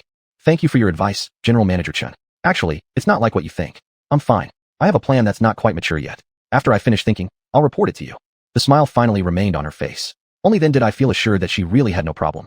All right, I'm waiting for your good news. The car drove over 100 kilometers forward, passing Donghai town, and the Donghai mineral water plant was just ahead. Suddenly, I noticed a familiar figure ahead, looking around at the shops on both sides of the street. Isn't that Xiaohui? What was my old classmate doing here in the countryside instead of staying in his mall? I braked and stopped beside him, rolling down the window. Before I could greet him, Xianxia spoke up first. What's Mr. Qiao doing here? At the same time, she opened the door and got out. Originally planning to just say hello and go, seeing her get out, I couldn't remain seated inside either. I got out too. Oh, it's you guys. You're just in time to give me some advice. Xiaohui pointed to a store. How is this location? I'm thinking about renting it. It was a donkey meat pie shop, with a supermarket next to it, surrounded by hardware stores, a hairdresser's shop, etc. The location is not bad. What? Are you planning to open a supermarket branch here, Mr. Qiao? He runs a mall. I couldn't believe he'd actually get into the donkey meat pie business. Hee. Of course not. Come on, let's go inside first and take a look. There was a for rent advertisement on the glass door, and Xiaohui insisted we go in with him. Come on, help me evaluate this place. Your opinions matter. Quick. Xiuxian didn't immediately respond. She seemed to be seeking my opinion, and without my moving first, she felt reluctant to go along. All right, I said. Might as well help him check it out. Once inside the shop, a young man came over. Please have a seat. What would you like to order? We're here to look at the place. Xiaohui answered and started looking around, checking the front room and then the back. The space wasn't very large, just around 60 or 70 square meters. The front was the dining area, followed by a kitchen and a small room for sleeping. Xianxia followed him as he toured the place. I didn't look around. I just found an empty seat and sat down to wait. It was just after 11 a.m., and there were only 2 or 3 guests to Hutrafan. After finishing his inspection, Xiaohui sat back down with Xianxia. What do you think of this place? I hadn't really looked at the space, but he seemed to want my opinion. For a supermarket it's too small. There's already one next door. For a restaurant, you should ask the owner here. He probably understands better than we do. I didn't even know what he was planning. How could I give useful advice? A supermarket definitely wouldn't work. The neighbor already has one. But for a restaurant, maybe. The young man, the restaurant owner, hurried over to chime in. Then why are you transferring the place? I couldn't help but ask him. Family matters. I have to go back home and can't run it anymore. His accent sounded northern. From where originally? Black Soil County. Ha. We're from the same hometown then. We're from Yellow Soil County. Xiaohui quickly tried to build a connection. Fellow townspeople meeting another fellow townsman didn't result in tears, but rather joy all around. The young man was very enthusiastic. Without waiting for our approval, he brought over several donkey meat pies. A gift for my fellow townspeople. How could we eat without paying? Since it was almost mealtime, Xiaohui ordered a few more dishes and a bowl of egg soup. Really planning to rent the place, fellow townsman? The young man had an agenda in giving the pies. Rent it. Definitely rent it. Xiaohui had already made up his mind. The young man immediately called the landlord. Soon, a woman around 50 arrived. She was the landlord. Before Xiaohui had even finished eating one donkey meat pie, he had already signed the rental agreement and paid the first month's rent. The young man started getting busy. After sending off a few new customers, he went into the back kitchen to pack up his things. Even after signing the contract, I still had no idea what Xiaohui intended to use the space for. I want to support my old classmate. I'm going to set up a secondary wholesale station here to help promote my old classmate's products. Expanding the secondary wholesale stations was a key focus of my green food company, yet it was also a secret. We had never mentioned this to Xiaohui before. How did he find out? Xiangyi, who had been silent the entire time, seeing that I hadn't responded, finally broke the silence. President Xiao wants to help us expand our business. Chapter 252. Did I think too much? Great. Then I really have to thank Director Xiao properly. I'll treat everyone today. Better now than any other day. I rushed to pay for the meal. No. I said it's on me. Xiaohui quickly got up. We were both stopped by the young man. Don't argue. I'm treating today. It was you who helped me sublet this place. I need to go home urgently. You've done me a huge favor. As for what's left inside, if you find it useful, take it. Otherwise, just treat it as scrap. I won't be bothered with it anymore. Fellow countrymen, farewell. Saying that, the young man hurriedly left with only a suitcase. The house had already been sublet to Xiaohui. He was completely done with it. Clearly something urgent had come up at home. Anyway, regardless of what happened to the young man, we sat down again. Xiaohui now acted like the host, boiling water and preparing tea for us. While he was busy with that, I noticed Xiuxian looked uneasy. Do you think this might be inappropriate? Xiuxian spoke softly, just loud enough for us two to hear. The salespeople in my team are performance-driven. For example, for setting up each second-level wholesale station, the respective salesperson receives a big bonus. Xiaohui's involvement essentially bypasses the salespeople. The credit will ultimately go entirely to Xiuxian. Clearly, Xiaohui is helping her with her sales. Actually, as the boss, I don't really mind who does it, but I still feel like it's not that simple. Imagine, with Xiaohui's capabilities, renting such a small space in various towns would be effortless for him. Next, he only needs to hire some people to attend standardized training provided by the Green Food Company. Then essentially, his mission is complete. The Green Food Company would then sign supply agreements with those trained individuals, similar to the franchise store model we originally promoted in Huangta County. On the surface, it seems like Xiaohui is strongly supporting my business. But in reality, he is the true, hidden owner of all these second-tier wholesale stations. That is, regardless of how many he opens, the only person doing business with me is actually him. Not that I'm against doing business with him. The Binzhou Mall has been cooperating smoothly. However, if he becomes my only downstream channel, it would increase business risk for me. Should anything go wrong with his Binzhou Mall, it would significantly affect my green food company. At this point, Xiaohui returned with the water. I didn't reply to Xiuxian directly, only gave her a serious look. She was quick to understand, so she didn't ask again. Afterwards, Xiaohui became visibly excited, talking to me in front of Xiuxian about how he would manage this store in the future. Just as I suspected, this shop is like a prototype for him. If it works, he'll quickly replicate it across other towns. Old classmate, am I doing okay? I've really gone to great lengths for the rapid growth of your business. Then, he smiled at Xiuxian. Of course, I also support Manager Chu's work. She manages a hectic schedule, working day and night. Look, since arriving in Xiangyang, she's lost weight.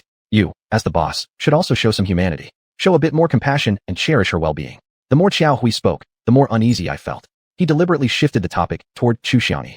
I've heard similar remarks countless times and long grown used to them, never treating them seriously. In general, I understood his meaning quite clearly. We continued eating and chatting, mostly him talking while Xiuxian and I listened.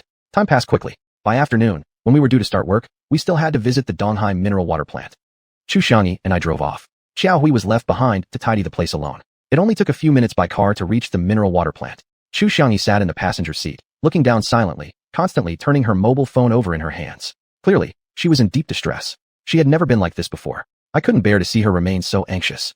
Since Xiaohui has already taken over, let him continue. He and I are classmates, and he has offered tremendous support and help with business. I find it difficult to outright refuse or oppose him directly. However, to reduce business risks, we must limit the number of second-tier wholesale stations under his control. Yeah. Xiuxian nodded repeatedly, then let out a long sigh, as if relieved of a heavy burden. The phone in her hands also became still. Actually, that's exactly what I was thinking this morning. Before I even made up my mind, Xiaohui had already started acting. Let him do what he wants. We'll focus on ours. Inform every one of our salespeople to accelerate construction of second-level wholesale stations in the city's outer areas. We must set up locations within a 200-kilometer radius before Xiaohui does. At the same time, you must warn Xiaohui that the one in Donghai town is an exception. His operational area should be limited strictly beyond the 200-kilometer radius. If he wants to work, it must be done according to my terms. If not, forget it. I cannot put the fate of my entire company on his shoulders. Yes. I saw the fine beads of sweat forming on Xiuxian's forehead. She must have felt guilty, as if she had taken some underhanded shortcut. But it wasn't entirely her fault. Facing someone as shrewd as Xiaohui, she simply had no escape. I casually grabbed a tissue from the box in front of me and handed it to her. Thank you. She gently wiped her forehead and was just about to roll down the window for some fresh air when we arrived at the Donghai mineral water plant. Upon seeing us, Xiuxian greeted us warmly, inquiring about our well-being and insisting on preparing tea. But I insisted we first tour the factory. The production process was well organized, workers were in high spirits, the workshop was clean, and equipment was neatly arranged. It was much better than what I had seen before our cooperation, like night and day. All these improvements are thanks to Manager Chu's introduced management system. Now production is booming. Whatever we produce sells immediately. Workers have benefited and are earning more than before. It's safe to say every worker here appreciates your decision to cooperate with us. Director Chun. Xiuxian's face glowed with enthusiasm as he continued praising. His words weren't exaggerated. This was exactly how things were. I noticed he seemed even heavier than last time. Director Xiao has gained some weight. Haha. Now that I have fewer worries, of course I'll gain weight. After the tour, Xiuxian and I sat in his office to drink tea. Xiuxian went to meet the two resident sales representatives. Xiuxian reminisced about the tough times before and expressed admiration for the present transformation. Seizing the moment, I introduced the Silver Butterfly Management Software series. The system was currently being installed and tested across the factory. Once fully implemented, management would become even more transparent and efficient. In my words, Xiuxian would become even fatter. Haha, I'd gladly accept that. Understanding my continuous drive for reform, Xiuxian felt hopeful about the future and promised his full support. After leaving the mineral water plant, we passed through Donghai town and found Xiao Hui still busily working in the newly rented shop. He had called a scrap collector and was removing everything. The equipment for making donkey meat pies, along with the tables and chairs, all of it being discarded. When he saw us passing by, he eagerly came out to report his progress like someone seeking credit. Everything went so smoothly today. I've already secured the manpower. The owner of the supermarket next door agreed to carry our products as a side business. This is truly a win-win-win situation. When the boss is involved, one man equals three. I couldn't help but praise his efficiency. But Chu Xiangyi didn't look pleased. Xiao Hui either didn't notice or pretended not to. He completely ignored her and continued asking me, when can I get supplies for this shop? I pointed directly at Chu Xiangyi, handled by Manager Chu. This time, Chu Xiangyi finally spoke. Train your people first. All right then, let's keep in touch. We said our goodbyes to Xiao Hui and returned to Xiangyang City. Chapter 253. Who teaches whom? Back at the Green Food Company, without even needing my reminder, Chu Xiangyi immediately issued a notice requiring all sales representatives to accelerate their pace and establish secondary wholesale stations outside the urban area. To show my support for their work, besides Hihua's Mercedes van, I allowed the sales staff to rent vehicles if our own cars were insufficient. Complete it within 10 days, I declared, cover a radius of 200 kilometers. Bonuses will be increased by 50%, and for every extra day, it will decrease by 10%. What I really meant was that 15 days should be the absolute maximum. Chu Xiangyi initially wanted to argue over the added conditions, but eventually chose to remain silent. She understood I was competing with Xiao Hui in terms of progress. Given Xiao Hui's efficiency, with the store model he currently had in Donghai town, it wouldn't take him 15 days. He could probably finish all the towns within a 200-kilometer radius in 5. Therefore, I specifically emphasized that he absolutely couldn't interfere with the closer towns. Any stores he had already rented would count for nothing. Chu Xiangyi's expression grew increasingly grim, but that didn't affect her work as she continued rapidly making calls to assign tasks. It was unusual for me to stay and watch her work like this. Today was an exception. She was clearly in a bad mood, and so was I. I was worried there might be something improper going on between her and Xiao Hui. If that were the case, her position as manager would be seriously jeopardized. Still, she worked diligently. When she finally finished her calls, she paused to take a sip of water. Director Chun, she asked, should I notify Xiao Hui now or wait until he comes back to discuss it in person? She was naturally referring to the territorial restrictions. Actually, even for Chu Xiangyi, delivering this message was awkward. It clearly added to Xiao Hui's operating costs. Back when the Green Food Company was first established, Xiao Hui had offered substantial support. Without him, Chu Xiangyi wouldn't have been able to achieve such outstanding performance. I rubbed my forehead thoughtfully. Why don't we adjust the strategy a bit? We can take over the stores he found in the nearby areas, but the staff must be under our control. Basically, he'll just be helping out, and we'll compensate him based on regular salesperson bonuses. He can agree or decline, but either way, no further involvement. Although I had made a concession, Chu Xiangyi could tell I was absolutely firm in not letting Xiao Hui touch those nearby wholesale stations. I just didn't want to make him feel like his efforts were completely wasted. Don't worry, Director Chun, I'll handle this according to your instructions. Indeed, Chu Xiangyi never defied my orders. When I entered my private space to check stock information, I received a call from Xiao Hui. Hey old classmate, I've supported you so much and now you're unhappy with me instead. If I properly establish this pilot town of Donghai, I can get you secondary wholesale stations across not only the entire Xiangyang region, but even half of the southern provinces. That's enormous help to you. Why won't you accept Manager Chu's generous offer? He was clearly complaining. I believe he wasn't bluffing at all. If he said he would do something, he'd back it up. No doubt he'd succeed. Yet, I had to stick to my principles. We are running a business. I can't rely entirely on your sales channel to survive. It's way too risky. The bigger you grow, the less secure I become. Of course, moderate expansion is okay. If you're willing to do it, then take 20 towns beyond 200 kilometers. Anything more than that, and I'm out. All right. As you wish. Finally, Xiao Hui and I reached a consensus. Happy cooperation. For this matter, I honestly didn't know whether I was right or wrong. There would certainly be tremendous short-term profits. In the long run, it might also work out. Somehow, deep inside, I just didn't want to depend heavily on Xiao Hui to guarantee the company's future. I couldn't afford to regard him as my walking crutch. In a way, Xiao Hui's sudden interference actually proved beneficial. It created a sense of urgency among the sales staff. After receiving instruction after instruction from xiuxian via telephone, the staff's work efficiency significantly improved. Within a week, all the secondary wholesale points within a 200-kilometer radius were successfully arranged. The first round of personnel training had begun. Xiuxian personally oversaw and taught the sessions. I attended the opening ceremony. The event was held in the conference room on the second floor of Binzhou Mansion, home of the Green Food Company. I specially invited Xiao Hui to join. I wanted him to see exactly how we trained our store managers. We played training videos previously used for chain franchise store managers in Huangta County. Simple and easy to learn. Whether the newly appointed managers had prior experience or not, they all grasped the concepts in just minutes. Though we called them secondary wholesale points, in reality, they weren't different from the chain franchise stores we had in Huangtu. We used that name simply because the Xiangyang branch of Green Food Company served as the main wholesale hub. The warehouses were still set up in the banana plantation. Those who had acted quickly enough had already renovated their stores according to the uniform standard. Those who started late also promised to complete their renovations as soon as possible. The final part of the training program was a plaque presentation ceremony.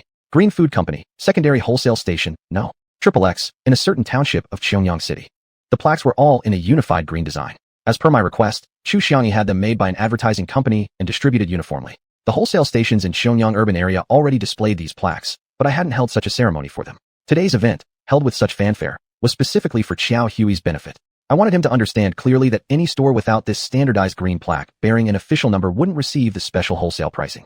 In other words, if he didn't operate according to my rules, those stores he secretly opened would no longer be profitable. At best, they would just be treated as branches of his Binzhou mansion, suitable for retail, where they could make good profits. But for wholesale, eventually, nobody would be interested. Xiao Hui was extremely smart. He understood my meaning completely. After the training, he even took time to explain his thoughts on this matter to me. To be honest, old classmate, I've actually already set up more than 10 locations nearby. The Donghai town location wasn't the first. If it hadn't been for Manager Chu's notification, I would still be expanding nearby. I admit, today taught me a lesson. You, General Manager Chun, my old classmate, have proven yourself truly superior. Though I may have suffered a slight loss, I sincerely admire your strategy. Those stores simply don't qualify for this green plaque. However, I won't give up either. I'll run them as my retail branches instead. This way, we both benefit. Perfect. That's exactly what a good classmate should do. I fully supported his actions and said I would certainly give priority consideration to his stores in terms of any favorable policies. That was originally just a polite statement, but Xiao Hui seized it as an opportunity. With those words from my old classmate, I'm completely at ease. In every township where your secondary wholesale station is established, I'll set up a supermarket focused on retail. Ha ha ha ha. We both burst into laughter at the same time. This guy was truly ruthless, daring to compete even with those small rural shops. You're becoming rich without conscience. I accused him of going too far. A merchant naturally values profit. He had his own reasoning to defend his actions. Again, we burst into laughter. This issue was effectively resolved. True to his word, Xiao Hui soon saw that a Binzhou Mansion branch store was established in each township. Of course, he didn't merely sell the limited range of products I provided. His Binzhou Mansion stores were full of goods, particularly daily necessities, with an extensive inventory. Given his superior supply channels, the small rural supermarkets simply couldn't compete. Some closed within half a year, and after a year, very few were still managing to survive. This development truly surprised me. I had implemented the secondary wholesale strategy partly to restrict Xiao Hui from exerting too much control, but ironically, I ended up boosting his retail business significantly. His chain of branch stores eventually outsold Binzhou Mansion by several times over. I hadn't anticipated that at all. His success skyrocketed, making him an influential figure in Xiangyang City. That's all something I realized later.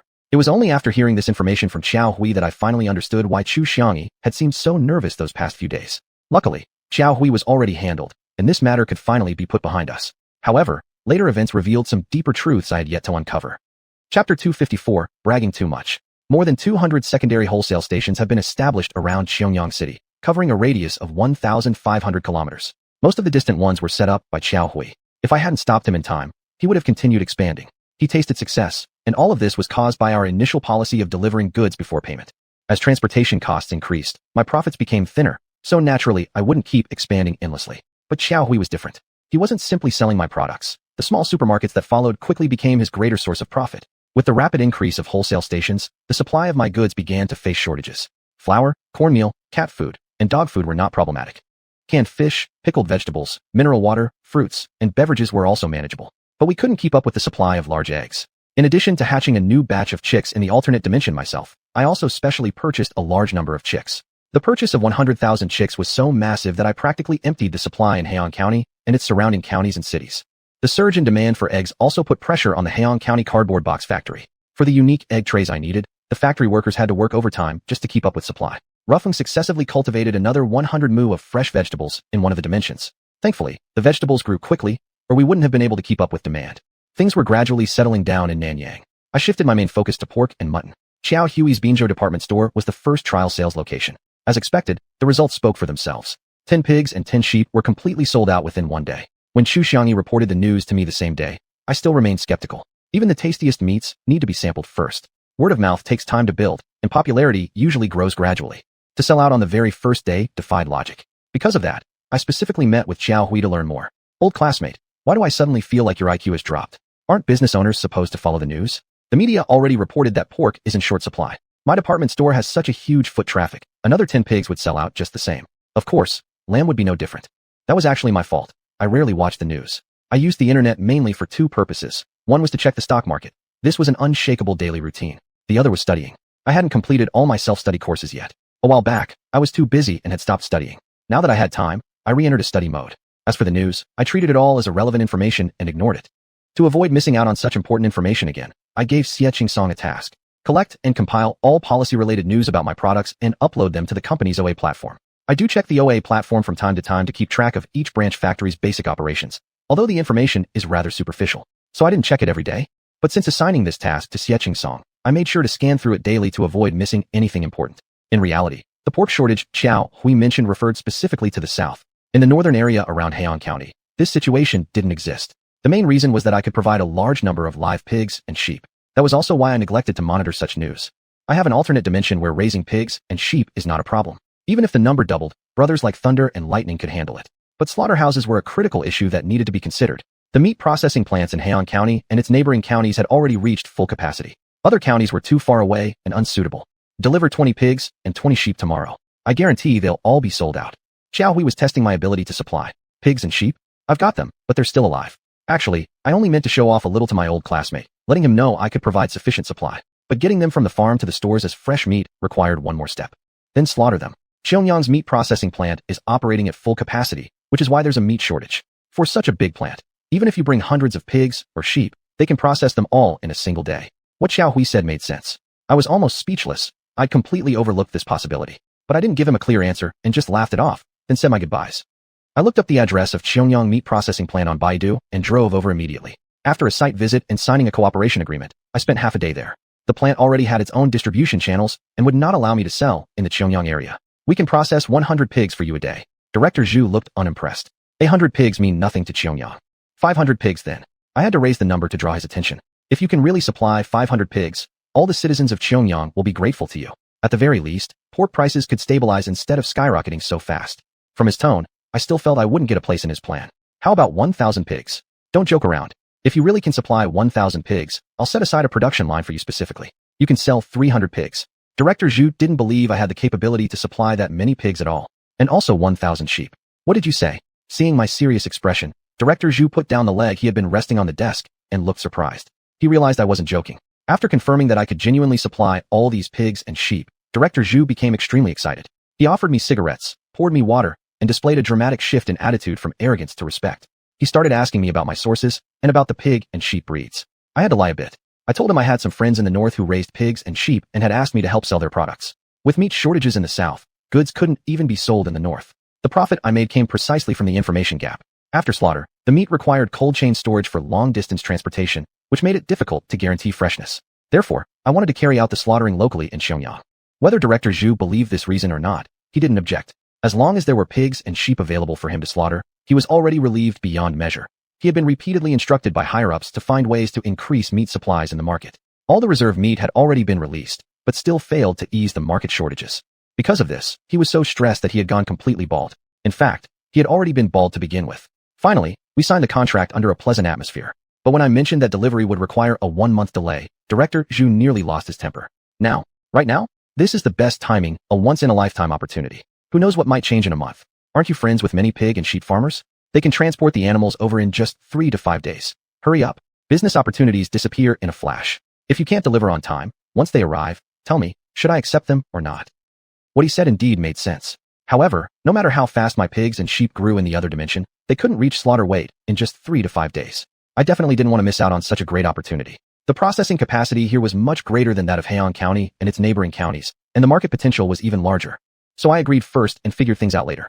I was also worried that I couldn't deliver all these pigs and sheep at once, so I made sure to explain in advance to Director Zhu that this work needed to proceed gradually.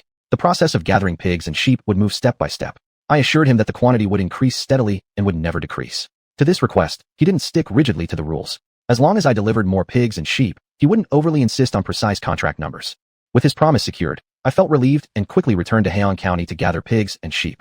Chapter 255, A Stunning Twist. I entered the space, arrived at the pig farm. I hadn't checked on them for a long time. Since handing the operation over to Rely, including purchasing piglets and delivering pigs to the meat processing plant, everything had been handled by him. There had never been any issues. That proved Rely had been managing the pig farm well during this period. According to my previous estimation, the current number of pigs in the space should be around 20,000, enough to maintain a balance in supplying both the Huangtu County meat processing plant and the neighboring county slaughterhouse. Based on the contract I had signed with Xiong's meat processing plant, we were required to supply 1,000 pigs daily, and that number was definitely too high for the current stock in the space alone to support. Therefore, I could only do as I had boasted to Director Zhu, which was to seek out friends who raised pigs and buy directly from them. But in doing so, I would make no profit. Forget making a profit for now. If I transported 1,000 pigs southward every day, the price of pork in Huangtu County and surrounding areas would quickly skyrocket, and a rapid increase in pork prices wasn't actually good for me either. The purchase cost of those piglets would also surge, and the number I could buy would inevitably decrease. This would then affect the supply to Huangtu County's meat processing plant. After thinking it through, I realized I had overpromised. If I truly supplied the Xiuxian City meat plant as requested, I wouldn't make any money, and I'd disrupt the pork market in Huangtu County and the surrounding areas. The cost wouldn't be worth the gain. Seeing me standing by the pig pen in deep thought for a long time, Rely, who had just finished cleaning up pig manure, approached. Master, is there something wrong? Talking to Rely about my troubles probably wouldn't help. It might be better to consult Rufeng. Maybe it could come up with an idea. But since my robot asked, I couldn't just pretend I hadn't heard. Probably the pig farm needs expansion. You will have more work ahead. Master, that's fine. It's not really hard work. As long as my parts are functioning properly, I never get tired. Not only can I handle 50,000 pigs, even 100,000 pigs I can manage. I thought it had just blurted out a number by mistake. Its intelligence was far behind Rufeng and even Ryu. It was only natural that it made mistakes occasionally, and I could tolerate them. I corrected it absent-mindedly. I believe in your ability, but don't exaggerate too much. There are at most 20,000 pigs in this farm. Where would 50,000 come from? Though I do want to expand it to 50,000 for you someday. Rely didn't respond immediately. It stood still with its head lowered for a moment before finally speaking. Master, I understand now. You mean you want to increase the total number of pigs to 50,000, right? Yes. I answered while looking at the lively Landrus pigs basking in the sunlight. The poplar trees I had planted before were now tall and grown up, their crowns forming patches of shade. The pigs rested and slept under the trees. Almost every tree had several pigs lounging beneath, both large and small. But, Master, there are already 50,000 pigs on this farm. What? I could hardly believe my ears. 51,128 pigs exactly. I count them every day. The number of piglets purchased, the number of grown pigs sold, and the remaining number in the pens. I must always be aware. If I couldn't answer that, Rufeng would punish me. Rely spoke with absolute conviction. Looking at its facial expression, I could detect no problem. Plus, it mentioned Rufeng, which made me believe its words, because Rufeng was in charge of managing them. How Rely managed to count so many pigs in the pens was beyond my imagination. I couldn't count them anyway. To me, whether it was 20,000 or 50,000, it was all the same, just uncountable. If the number Rely reported was accurate, then supplying Xiuxian meat plant with pigs wouldn't be an issue. How did we get so many pigs all of a sudden? This was the part that intrigued me the most, so I asked Rely eagerly, curious about how it would explain. It was like this. Rely used to ask Han Xiaobai to help with purchasing piglets daily. Purchasing daily? Never heard of that. Buying piglets isn't like buying fresh vegetables. How can you buy them every single day? Han Xiaobai had muttered that before. He never mentioned it to me because he knew I would definitely disagree. But he had mentioned it to Rely. Rely responded. It was ordered, so I must purchase daily. Not sure whether Han Xiaobai realized that it was a robot, but he gave it a suggestion. In the future, buy fewer pigs on some days. As for the exact method of how that was done, Rely had no idea. The pigs they bought were still raised in the farm. When they were ready for slaughter, they would be sent out. One day, Rely noticed several large sows had somehow appeared in the pig pen, plump and hefty, and it couldn't control them alone, so it called Really to help. While the two wrestled with the sow, it thrashed violently. Then something strange happened. More than a dozen piglets had plopped out from beneath the sow with a clatter. This wasn't just a one-time occurrence. One after another, more than a dozen large sows had also given birth to piglets. Suddenly, it struck Rely what Han Xiaobai had once said, suspecting that Han might have been behind it. Later, he confronted Han Xiaobai. Han didn't offer any explanation. He simply asked him whether they could purchase fewer piglets in the future. In truth, Rely hadn't listened to him. He continued buying exactly the same number of piglets as before. As a result, the sows on the pig farm kept giving birth, and the total number of pigs kept increasing. I called Rufeng over. I asked, did you know about this? Of course. Then why didn't you report it? All the information is in the daily production report. Doesn't the master read it? Are you kidding me? I had never read the daily production reports in the space. I didn't even know where to look for them. Seeing my bewildered expression, Ruffing had me take out my phone, enter an ID, and a page popped up. Everything about the island, including all the data and reports, are all here. They update daily. Why didn't you tell me earlier? Seeing these, I was excited and astonished. Ruffing actually looked embarrassed. I thought the master should already know. Arg, how would I know if you didn't tell me? I became very interested in this report. When I saw the numbers for goats, dairy goats, and sheep, I burst into laughter. Ruffing and the others didn't understand why I was laughing. Now the supply of pigs to Xiuxian City's meat processing plant would be guaranteed. Live goats were covered too. I called Rudio over and asked him for details. The reason for the rapid growth in the number of goats in the pens was because he had been inspired by Rulai and deliberately bought several large nanny goats. However, once placed in the space, they multiplied rapidly. Now there were already over 60,000 goats in the pen. Now the source of supply was secured. I just needed to transport all these live pigs and goats there through the space. That job would require Ruffing again. Transporting pigs and goats would require vehicles. The 2 vehicles used by Rulai and Rudio would certainly not be enough. There were many trucks on the island already. Buying new ones didn't seem necessary. Ruffing suggested a new idea. He proposed using the banana transport trucks to move the pigs and goats. He advised me to buy a few containers. Once modified, pigs and goats could be loaded into the containers in advance. Then, when the time was right, they could be hauled directly to the meat plant by truck. This would improve the efficiency of the trucks, as they wouldn't need to wait for loading separately, just like transporting bananas. I found this idea feasible. So, I set out with Ruffong, Rulai, Rudio, Ruyu, Ruxiang, Rulian, each of us driving a container truck. We passed through the space and arrived at the Xiuxian container factory. We loaded the empty containers and returned to the island. Ruffing cut some windows on each container to provide ventilation for the pigs and goats. The windows could be opened or closed. To improve the loading capacity of the containers, we divided the inside into 2 levels, following the banana packing method. This would significantly increase the utilization rate of the containers. When I delivered the first batch of 500 pigs to Xiuxian City's meat processing plant, Director Zhu's astonished expression was beyond words. My God, how is this even possible? Chapter 256, Everything in Moderation. There is nothing impossible. On the day the contract was signed, I supplied 1,000 pigs and 1,000 goats. Seeing my great capability and strength, Director Zhu no longer dared to look down on me. He treated me like a deity and was filled with curiosity. He bowed politely, offering me cigarettes and tea. Mr. Chun, how did you manage to transport so many pigs and goats all the way from the distant north within half a day? By plane. I chartered 2 airplanes. Is that not possible?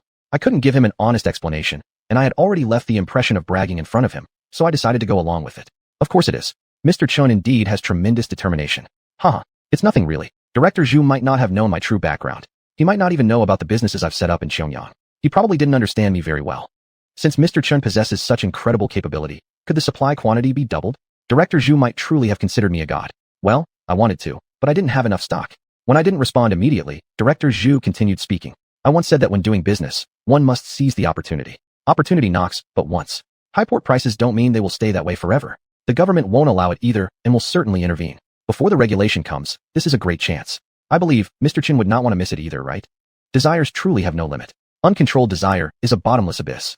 The temptation of wealth is deadly. I definitely wouldn't agree, but I didn't refuse him directly. Just as Director Zhu has said, I also wish to supply a massive amount of live pigs and sheep. However, objective conditions do not allow me to do so. The airline only allowed me to charter 2 airplanes, saying their schedule is quite tight, and they genuinely cannot rearrange flights. If they could possibly squeeze out another airplane one day, I would certainly deliver more to you, Director Zhu. Ha ha ha. Director Zhu's eyes narrowed into tiny slits from laughing. Old brother, I'm looking forward to that day. Don't let it be too long. I joined in his laughter. Deep inside, I told him that day would be very far away, indefinitely. Perhaps due to my prompt supply of live pigs and goats, the change in Director Zhu's attitude toward me surpassed my expectations. He even prioritized the slaughter of 300 pigs and 300 goats for me. I naturally expressed my gratitude. That evening, I had Rufeng and a few others haul away the pork and mutton. Since I didn't have my own cold storage, this fresh meat would not go bad overnight, but it definitely wouldn't stay as fresh. I contacted Mei Feng and asked him to temporarily store the meat in his cold storage. Hearing that I needed cold storage, he originally thought I wanted to store bananas. Upon finding out the containers were filled with meat, he was quite puzzled. I tell you, Mr. Chun, you can obtain even such scarce goods. Truly, you have extraordinary connections. Ha ha ha. The sky might not be reachable, but it's enough as long as I reach Manager Mei's cold storage. I'll keep it just overnight and haul it away early tomorrow morning. Let me know how much the fee is, and I'll transfer it right now. We were both businessmen, and profit was the priority. It was necessary to discuss the fees up front. Just one day is fine, forget the fee. Consider it helping you out, and you'll owe me a favor. If you wanted to keep it for 10 or 8 days, I certainly would have charged you. I didn't stand on ceremony. The fee for one day wouldn't be much. I accepted this favor. The pork and mutton temporarily stored in the cold storage were delivered to the banana plantation the next day. From there, it was dispatched to the secondary wholesale stations, and transportation was entrusted to the logistics company. After surveying the market, Xiuxian figured out the exact quantities to be distributed yesterday. To a small wholesale station, we delivered 1 pig and 1 goat. Larger ones might receive 3 to 5. With 300 pigs and 300 goats, there was generally enough to go around. Of course, Xiaohui got exactly what he hoped for, 20 pigs and 20 goats. More delight than surprise showed on Xiaohui's face. I knew it, my old classmate can definitely supply me. I'll tell you in advance, maybe even this much won't be sufficient. If possible, we should increase the quantity. Hold on, I definitely wouldn't let him have his fill. Another important reason was that once I poured large quantities of pigs into the xiuxian market and nearby areas, the pork price would inevitably fluctuate. According to Director Zhu, though, the change wouldn't be too apparent and perhaps just temporary. I still had a powerful pricing strategy up my sleeve. Once the customers recognized that the taste of my pork and mutton was better than that of other meats, I would start raising prices. The price increases would come gradually. As long as a wholesale station sold out all its beef and mutton on a given day, the next day's wholesale price would rise by a dime. A dime may seem trivial, but its leverage effect is tremendous. It would cause retail prices to skyrocket. As a result, meat prices were double what they had been in Huangta County, yet the demand still outstripped supply. Almost every day, Xiaohui begged me to send him more meat.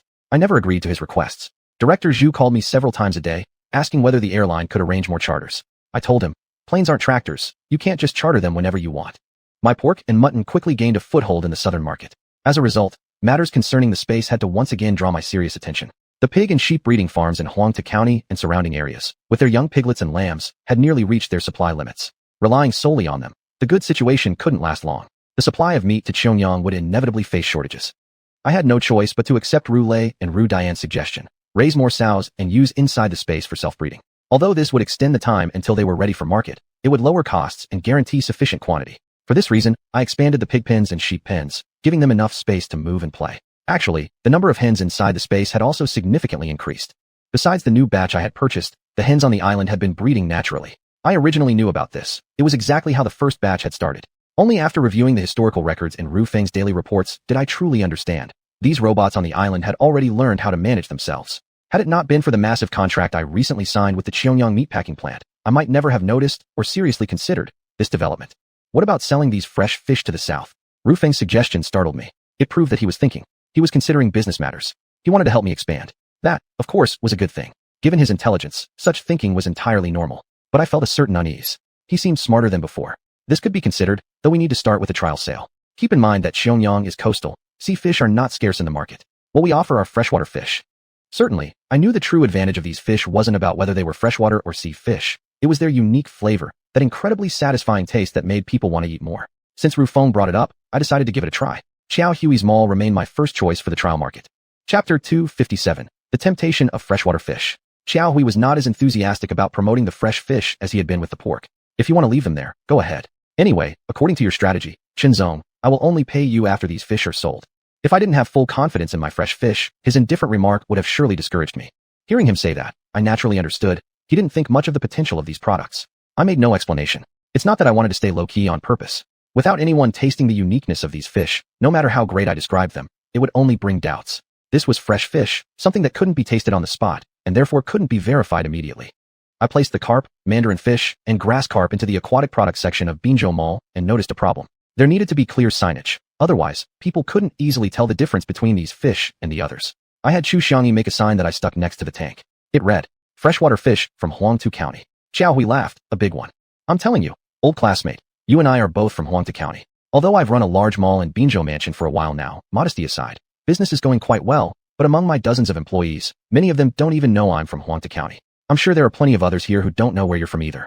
What I'm saying is, Huangta County isn't a famous place. Most people have never even heard of it. Putting up a sign here saying Huangta County won't help promote the fish at all. It's like not writing anything at all. It's just taking up space. Of course, I didn't agree with his view, even though there was some truth to it. Putting up the sign wasn't meant to emphasize the fish's origin. It was just to differentiate them from the other fish in his store so that customers wouldn't confuse them. But that's not how I explained it to Xiaohui. Director Xiao, actually, this sign is for you to see. Before you settle the bill with me, these fish are still mine. They become yours only after they're all sold out. This little sign is just to remind you from time to time, to check whether there are still fish left in this tank, and remember to pay me on time. When I said this half seriously and half jokingly, Xiaohui laughed even harder. Old classmate, speaking of it, I must admit if you hadn't put up that sign, I might have forgotten entirely. In reality, the sales of the fresh fish were not optimistic at first. Actually, even worse than the locally caught fish. Taking carp as an example, Binzhou Mall had an entire large tank full of local carp, which sold out completely in one day. But the carp I had provided sold less than a third in a whole day. Grass carp sold even worse, while mandarin fish sold nearly half. This level of sales volume wasn't even as good as what those fish sellers in the convenience market of Huangtu County could sell in half a day. In the afternoon, Xiaohui said to me when we met, "Your expectations shouldn't be too high. Xianxia is a place known for fish, mainly sea fish. Customers here have basically grown tired of eating fish. There's no novelty anymore. Any fish they eat tastes the same, just like how we eat radishes and cabbage at home. Even if it's delicious, it can't get any better. If these fish remain unsold today, chances are some of them will die tomorrow. Dead fish are even harder to sell. I suggest you bring fewer next time so they won't go to waste." It was clear this time that Xiaohui wasn't joking. He genuinely had my best interests in mind, and what he said was indeed very likely. To prevent the fish from dying due to unsold stock, the water I filled the tanks with came from my space. It kept the fish alive. Director Xiao, please rest assured. Whether the fish live or die, as long as they're unsold, they are still my problem. I didn't explain myself to him now. Indeed, by the end of the second day, the small amount of fish still hadn't been completely sold out. However, by the third day, things started to change. Xiaohui urged me to quickly restock more fish because the supply in the mall was getting low. On site, I saw that the mandarin fish were sold out, a few grass carp remained, and there were slightly more carp. Even with such a small amount of stock, those salespersons were still enthusiastically guiding customers who wanted to buy fish to come over and choose. Delicious. This fish is super tasty. Listen to me. You won't regret it. Yesterday, I bought a grass carp and stewed it at home. The flavor was just amazing. One middle-aged female salesperson highly recommended the fish, and customers actually went ahead and bought them. That tiny amount of stock wasn't even enough for today's sales, so I brought in more from my space and filled the tanks again. The restocking was done at 9 o'clock in the morning, and at 11 o'clock, Xiaohui gave me a call again. I don't care where your fresh fish are stored. Restock as soon as possible. If you can replenish in the morning, that's best. The lunch hour is peak time, when many customers come to buy fish. It's perfect for boosting your fish sales. I've told you the opportunity. Whether you grasp it or not is your decision. He hung up. This was a complete contrast to his attitude 2 days ago. I was at the banana plantation at that time and hadn't yet grasped the situation at his mall. So I gave xiuxian a call, asking her to personally go to Binzhou Mall and check how the fish were selling. A minute later, xiuxian called back. All 3 tanks of fish are sold out. There are still customers at the scene looking for fish from Huangtu County, but there's nothing left in the tanks except water. I knew then, there were returning customers. 25 minutes later, the 3 tanks of fresh fish arrived at Binzhou Mansion. Xiaohui was already waiting for me at the entrance. "What, Xiao? Old classmate, did you fly here? That fast?" "No, I came by rocket." Of course, I was just kidding with him. Xiaohui was busy directing staff to carry the fish into the mall, yet he continued chatting with me. Originally, I really didn't believe these fish could sell well, but after I tried one, the taste lingered in my mind forever. Maybe it's Manager Chu's cooking skills that are extraordinary. Let her cook 2 more fish for lunch today, and the 3 of us can have a good drink together. Your pork, lamb, and these fish are selling better and better. You don't think we should celebrate? Sure, I agreed with him, and it was a perfect chance to talk with him about my sales strategy for the fresh fish. But from his words, I sensed an unspoken meaning. It was only after tasting the braised fish cooked by xiuxian that he changed his mind. There was a kitchen on the 2nd floor. Xiaohui immediately grabbed 2 carp and took them upstairs without even asking me, handing the fish directly to xiuxian.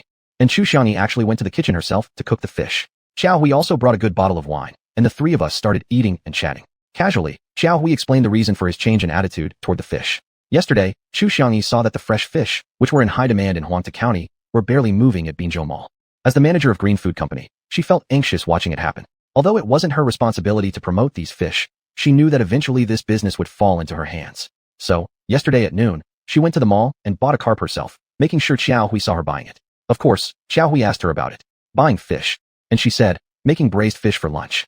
Boss Xiao wants to taste it, so I'm coming up to share a bite. Just like a cat sniffing the scent of fish, Xiaohui's face lit up as he eagerly came upstairs. As soon as the braised fish entered his mouth, he couldn't control himself, praising xiuxian's cooking skills while stuffing more into his mouth. If xiuxian hadn't tasted it first and had 2 bites herself, she might have had nothing left. Xiaohui nearly devoured the entire fish alone, including the fish head. It wasn't that Xiaohui was greedy. He had lived a life of abundance and had tasted all sorts of delicacies. This happened simply because the fish tasted too good. Chapter 258 New Promotion Plan. Xiuxian couldn't help but laugh as she watched him devouring the food without restraint, his eating manner comparable to Zhu Beiji eating the ginseng fruit. Tastes good. Delicious. Like it. Love it. Want more. Want. If you want, I'll cook it for you tonight. Really? Xiaohui was pleasantly surprised. His delight came not only from xiuxian's offer to cook fish for him again, but also from how incredibly fresh and delicious the braised carp tasted. Something he had never eaten before. The craving still lingered in his heart, and not eating it felt like an injustice to his own stomach. Seeing the timing was right, xiuxian presented her conditions. You must promise me 3 things. Seemingly captivated entirely by the fish's aroma, Xiaohui agreed readily. As long as you cook fish for me tonight, not just 3 things, 10 things I'll agree to, of course, as long as I'm able to fulfill them. You definitely can. First, have all your waiters and waitresses buy a fish from Huangtu County. Of course, you can also consider it as a staff benefit. Second, everyone must eat fish at home, no matter if it's stir-fried, braised, steamed, or fried, anything goes. but they must eat it tonight. First thing tomorrow morning, when they return to work, they should verbally report their experiences and feelings about eating the fish to you. Third, have them share those experiences with customers who come to buy fish. Upon hearing Xiuxian's 3 conditions, Xiaohui immediately grasped their meaning. Deal. Xiaohui acted swiftly enough. After descending to the second floor, he went to the mall and called for the on-duty manager. Each employee would receive 1 fish as a benefit. Immediately afterward, he passed on Xiuxian's 3 conditions. The waiters naturally were happy. Even happier was Xiaohui himself. Right away, he brought 2 more mandarin fish up to the second floor and handed them to Xiuxian. Steam them tonight. Since you cooked too little for lunch and I ended up eating everything by myself, this time there'll be your share. Needless to say, that night was again a fish feast. This morning, Xiuxian specially stood at the stairwell on the second floor, watching employees of the Binzhou Mall enter through the front door. Sure enough, Xiaohui was waiting at the entrance for them. As each employee entered, they shared with him their experience of eating fish the previous night. When customers started coming in, Xiuxian specifically went into the mall to look around, and sure enough, Xiaohui didn't go back on his word. The employees were actively promoting fish from Huangta County. As a result, the 3 vats of fish were quickly sold out. Xiaohui then gave me a call, urging me to supply more fish as soon as possible. On the dining table were 2 steamed carp, plump and tender. The aroma filled the air, attesting to Xiuxian's excellent culinary skills. This Xiaohui seemed insatiable. He wouldn't put down his chopsticks, stuffing fish into his mouth while talking, completely different from his previous refined demeanor. Now I finally understand. This fish tastes so fresh and delicious that it's nothing like the fish here in Xianxia. It's uniquely enticing. He was clearly talking to me, but at the end, his eyes wandered toward Xiuxian.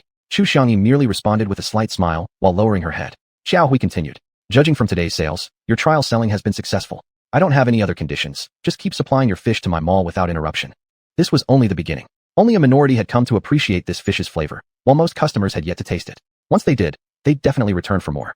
Generally speaking, Xiaohui's demand wasn't high at all, but actually fulfilling it would be difficult for me. In Huangta County, every mall's fish I supply gets sold out daily. It's only a matter of time until they run out, and stockouts are common. I practice a strategy of hunger marketing. I've never let them feel completely satisfied. It wouldn't be any different with Xiaohui. Certainly, before these fresh fish were fully launched across Xiangyang, Binzhou Mall, being the first major pilot, I did place considerable importance on it. So for now, I needed to ensure steady supply and sales for him. His trial sales were indeed successful. The next challenge before me was how to promote it to other malls. Xiangyi's team only had about a dozen salespersons, each already managing business for 20 or 30 secondary wholesale stations. They were already very busy. If we now asked them to also go out door to door to personally promote to other malls, we'd definitely lack manpower and efficiency would be low. There was another key problem. In Huangta County, I had a dedicated wholesale point, a centralized wholesale for fresh fish and vegetables. Here in Xiangyang, the fresh vegetable wholesale point was located at the banana plantation. These fresh vegetables were delivered in the trucks operated by the logistics company. If we were to distribute the fresh fish the same way, the packaging containers would be a major issue. The logistics company was unwilling to handle such business. Either they would charge high fees or offer low efficiency. Perhaps because he had eaten the fish, Xiaohui showed unusually active support and helped brainstorming solutions. He didn't know exactly where this fish came from, but since I didn't have a warehouse within Xiangyang City, it must have been distributed from the wholesale point at the banana plantation. Packaging is key. It needs to be convenient for transportation and handling to benefit the logistics company's distribution. There's a type of plastic storage box that's very suitable for transporting fish. I have some ready-made ones in my store. Miniaturized packaging was certainly more convenient than transporting fish directly in fish tanks. His words immediately caught my interest. Let's go take a look. We arrived at the mall.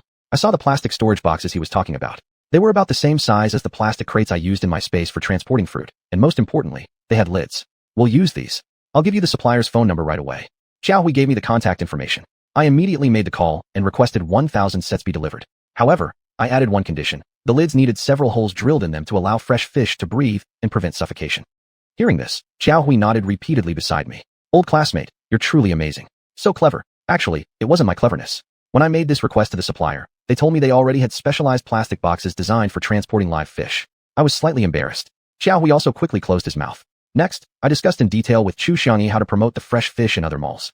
Eventually, we decided. The sales team would contact secondary wholesale stations, asking them to help promote the fish. The premise was that they had to be willing participants. We would compile the number of secondary wholesale stations willing to assist with promotion. Then logistics company would handle the distribution. The secondary wholesale stations would be responsible for promoting to malls and supermarkets. The initial cost would be covered by Green Food Company. Once the plan was set, Xiuxian arranged for the salespeople to conduct preliminary investigations. At 4 p.m. in the afternoon, I received a call saying the plastic boxes had arrived. I instructed the delivery to go directly to the banana plantation. I drove over immediately. We unloaded the plastic boxes into the warehouse. As soon as the gates closed, I entered my space. Ru Feng, along with Ru Yun, transported the plastic boxes into the space. I asked Ru Yun to label each box with the weight of the fresh fish. For Ru Yun, this requirement was simple. However, Since these boxes needed to be reused, we couldn't directly spray codes on them. Instead, we switched to adhesive labels. I didn't ask Feng Dongsang and others for these labels. I asked xiuxian to prepare them. Anyway, it was very convenient for me to contact him. Based on the quantity, xiuxian reported the previous day after her investigation. Ru Yun prepared the fish early the next morning. Ru Feng prioritized transporting the fresh fish to the banana plantation. When Hua saw the additional large quantity of fresh fish, she was greatly surprised. Director Chun, if I buy a box, can I get the wholesale price? Of course, definitely. I originally thought she was just asking casually, but I didn't expect her to be serious. Chapter 259, Hua's promotion boosts sales. The logistics delivery truck hadn't arrived yet, but Hua had already reserved a box of carp. You're buying such a big box, surely you're not planning to eat them all at home. Wei Xiaomi was extremely curious seeing her buying so much at once. It seemed unrealistic to suggest giving these fresh fish to tourists at the travel company.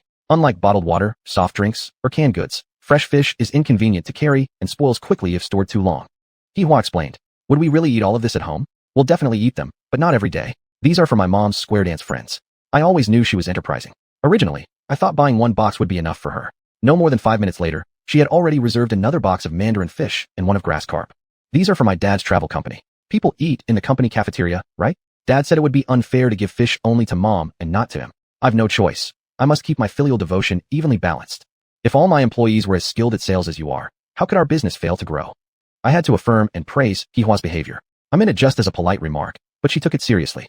Then, Director Chun, tell me, how significant do you think my contributions to our company are? Very significant. Of course. Although your official position isn't a sales rep, you've sold more products than many of our actual salespeople. So, Director Chun, shouldn't you show some appreciation? What did she mean? Every time you take delivery from here, haven't I already given you a discount, and even a commission? Whether you're selling to your mom or your dad, you're benefiting from both sides. What other appreciation do you need? Hua rolled her eyes playfully and smiled. I'm just saying, Director Chun, since I contribute so much to the company, could we talk about a raise or a promotion? That way, I can work even harder. Luckily, her voice was low and both Feng Dongsheng and Wei Xiaomi were far enough away that they couldn't hear. Hua comrade, as far as your salary is concerned, among employees from Xiangyang, yours is the highest, even higher than some of the salespeople transferred from Hutan County. Part of their income comes from overseas assignment subsidies. Without those, their salaries would be lower than yours. Some even with sales commissions don't earn as much as you. So, for now, don't think too much about a raise. Hua wasn't discouraged and still looked hopeful. How about a promotion then? What kind of promotion are you thinking about? Like, say, sales supervisor. What a little rascal, thinking about things that would challenge me. Regarding a sales supervisor position, I think it might not be very suitable. Why? Hua was confused and wanted to know why. Whatever I say, you must be prepared to hear it. Director Chun, you're underestimating me. This young lady has an iron will. No amount of criticism can affect me. Alright then. The truth is, your sales achievements are indeed impressive. But your customer base is quite narrow. You only sell through your dad and your mom. Also, your product variety is limited, basically only mineral water and drinks. Today, it's a few more boxes of fish. Technically speaking, these sales still depend on your parents' network. If you were to become a sales supervisor, you wouldn't just be selling these few items. You'd also need to manage a team of subordinates. Hua immediately became quiet. I didn't want to dampen her enthusiasm, so I quickly added, right now, you're an accountant, and you manage the accounts quite well. Keep working hard, keep learning, continue your studies, take the certified public accountant exam, and perhaps in the future you can even become a financial director. Hua smiled brightly. Thank you for your kind consideration, Director Chen. Becoming a certified accountant is a future plan. Right now, I just want to earn more money, not letting my parents think of me as a burden, and proving myself in front of them. Teachable indeed. The logistics delivery truck arrived. Hua, Feng Dongsheng, and Wei Xiaomi got busy again, distributing the goods according to the orders sent by xiuxian. The newly arrived fresh fish were soon loaded and driven away. I looked forward to seeing the promotional effect in the second-tier wholesale network. Today, Hua took away 3 more boxes of fish, and the Mercedes van was completely full, making one round trip at noon. In the afternoon, the moment she saw me, she called out, Director Chun, I've got great news for you. What great news could possibly make you this excited? Fish. My mom cooked one for lunch herself. Dad didn't have enough, saying he wanted fish again tonight. The taste was incredible. My mom loved it, and I loved it. When they were happy, I had them help promote the fish. They didn't even rest at noon, and after making some calls, 50 boxes were sold. I couldn't help but admire Hua's power of persuasion, and even more so, the extensive social network of the xiuxian couple. There was still some fresh fish left in the banana plantation, which I had reserved for Xiao Hui as backup. After all, the sales volume at his mall was still difficult to estimate. If he suddenly asked me for fish, I needed to have stock to send him. Since Hua had asked, I decided to give it to her first. There were still 60 boxes left. I would reserve 10 for Xiao Hui. If he needed more, I could only go back to the space and have them packed fresh by Ryun. Fortunately, the Mercedes van could handle the load, and since there wasn't much to do in the afternoon, I specially allowed Hua to take the fish home first. You could hardly imagine how delighted she was. She practically jumped into the car joyfully and sped off like a gust of wind, heading toward the city. I was actually worried the water inside the boxes might spill out into her van. It wasn't until a few days later that I found out xiuxian had given a box of fish each to all the bosses, colleagues, and leaders he knew, as well as his daughter's mother's circle of entrepreneur friends and classmates. Xiuxian paid for all of it himself, and if he hadn't told me, I never would have known. At first, I thought it was just xiuxian supporting Hihua, doting on his daughter and willingly helping out. Later, I realized that the people they gave the fish to were close friends with frequent contact, people with influence and status. This act could be seen as an emotional investment meant to deepen friendships. Only later did I learn the true purpose and significance behind xiuxian's actions. Xiuxian was truly cunning and well-calculated. As an old hand in business, I had to admire his wisdom and strategic thinking. After receiving those full boxes of fish, none of his friends could possibly finish it all quickly. Naturally, they would give some away, to family members, subordinates, or friends. Thus, my fish began to spread rapidly through their networks. The key factor was the fish's unique flavor. Once tasted, no one could resist wanting more. As a result, for a while, xiuxian's phone was nearly ringing nonstop. Friends, business owners, and leaders were all calling, actively asking him for more fish. That's when xiuxian started complaining to them. "Oh brother, let me tell you the truth," he would say, "this fish? It's all because of my dear daughter. Her company's management assigned everyone a sales target, and I had no choice but to help her meet it. After all, she's my only bubble geek, so I took on her entire burden. But obviously, I couldn't eat all this fish myself, so I figured why not give some to you all as a favor, so you could also taste it. Consider it an old friend's goodwill. So if you really want a few now, no problem, I'll ask my daughter to deliver some more for you personally. But if your company wants to distribute this as employee benefits, then I can't just give it away anymore. I'll have to sign a contract through my daughter." Chapter 260. There's south and there's north. Xiuxian, half joking and half serious, kept all his friends tied down. Even if they wanted to contact the green food company directly, after hearing xiuxian's words, they felt awkward to bypass Hihua. As a result, Hihua brought me 52 supply agreements. When I saw them, I almost laughed. These agreements were signed either with her father or with her mother, but clearly written on each one was the name of the organization to which the fish would be supplied. The He couple truly spoiled their daughter, to an extreme degree. Naturally, I gave full support. The internal company policy of giving you a 5% bonus still applies. Even though these contracts weren't officially signed with the company, I still acknowledged them. How could it not? Am I not also an employee of Green Food Company? Isn't my signature valid? Hihua was actually offended. I had to explain. It's true that you're an employee, but you're not a salesperson, and you don't have the authority to sign such orders. Hihua pouted. After contributing so much, I hated to see her upset. I hurried to soothe her, but I recognize it. Only then did a smile return to Hihua's face. With such a large volume of goods, using her minivan to deliver the fish wasn't appropriate anymore. I communicated with xiuxian to have her arrange for the logistics company to add more vehicles dedicated to fulfilling the contracts Hihua had obtained. The He family did us a huge favor, indeed playing a key role in the initial promotion of our fresh fish. Friends of xiuxian were scattered across different communities in Xianxia City. They distributed the ordered fish to their subordinates, similar to when I had my employees, or even Vice Mayor Huang, help promote sales in Huangta County.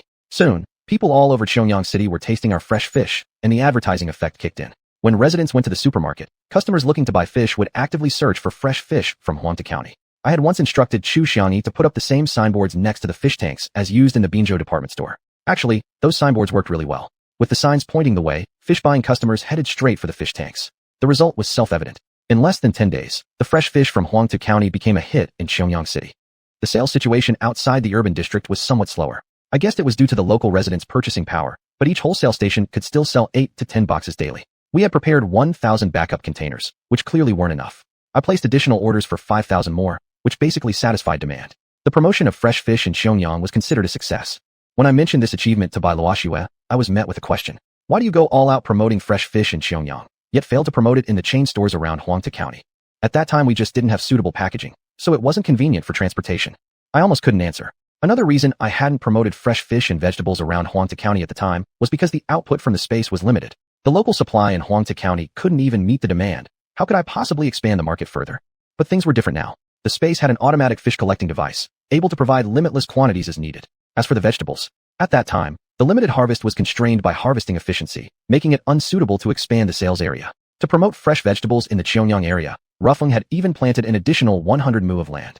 But I couldn't directly tell all these reasons to Bai Luoxue. Then tell me, now there's suitable packaging? Bai Luoxue remained insistent.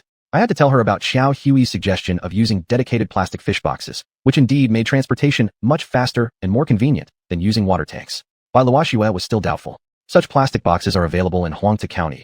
Why didn't you think of using them until now in Xiangyang? This, I really didn't notice. I think President Chen must have his own reasons. You want to expand bigger, stronger, and offer more product variety in Xiangyang. Since xiuxian is in charge there, you must want to boost her performance to elevate her status within the company, and thus fulfill her ambitions. Now that was truly a misunderstanding. I felt a strong sense of jealousy brewing as I listened. To prove my innocence, I quickly promised her. Starting immediately on the Huangtu County side, we'll promote the fresh fish, aiming to have fresh fish in every chain store within 10 days. What about the green vegetables? Bai Luoxue seemed to be waiting for me to take the bait. Promote them too. So she wouldn't make wild guesses, I took immediate action. First, I notified Ruffeng to plant an additional 100 mu of vegetables in the space. Then I called Xiuxian to place an additional order for 5,000 Zhouzhan boxes. Immediately afterward, I had Bai Luoxue arrange a video conference with all the store managers of the chain stores, which I would personally host. The only agenda item of the meeting, the promotion of fresh fish and fresh vegetables. Those who are willing to help with the promotion, please place orders and report quantities. This time I changed my strategy, payment first, goods later, and shipment based on orders. To my surprise, not a single chain store objected. Bai Luoxue simply shot me a puzzled glance, but remained silent. An hour after the video conference ended, Xiuxian reported the order quantities. Wu Fang also brought over a report showing the special payments transferred today from various chain stores. Seeing the situation, Bai Luoxue burst into giggles. President Chun, what boldness! In less than 3 hours, you've already received 11 million yuan in payments. Is the efficiency in Xiuxian that high too? I couldn't really avoid this question. But if I answered truthfully, Bai Luoxue would surely suspect me.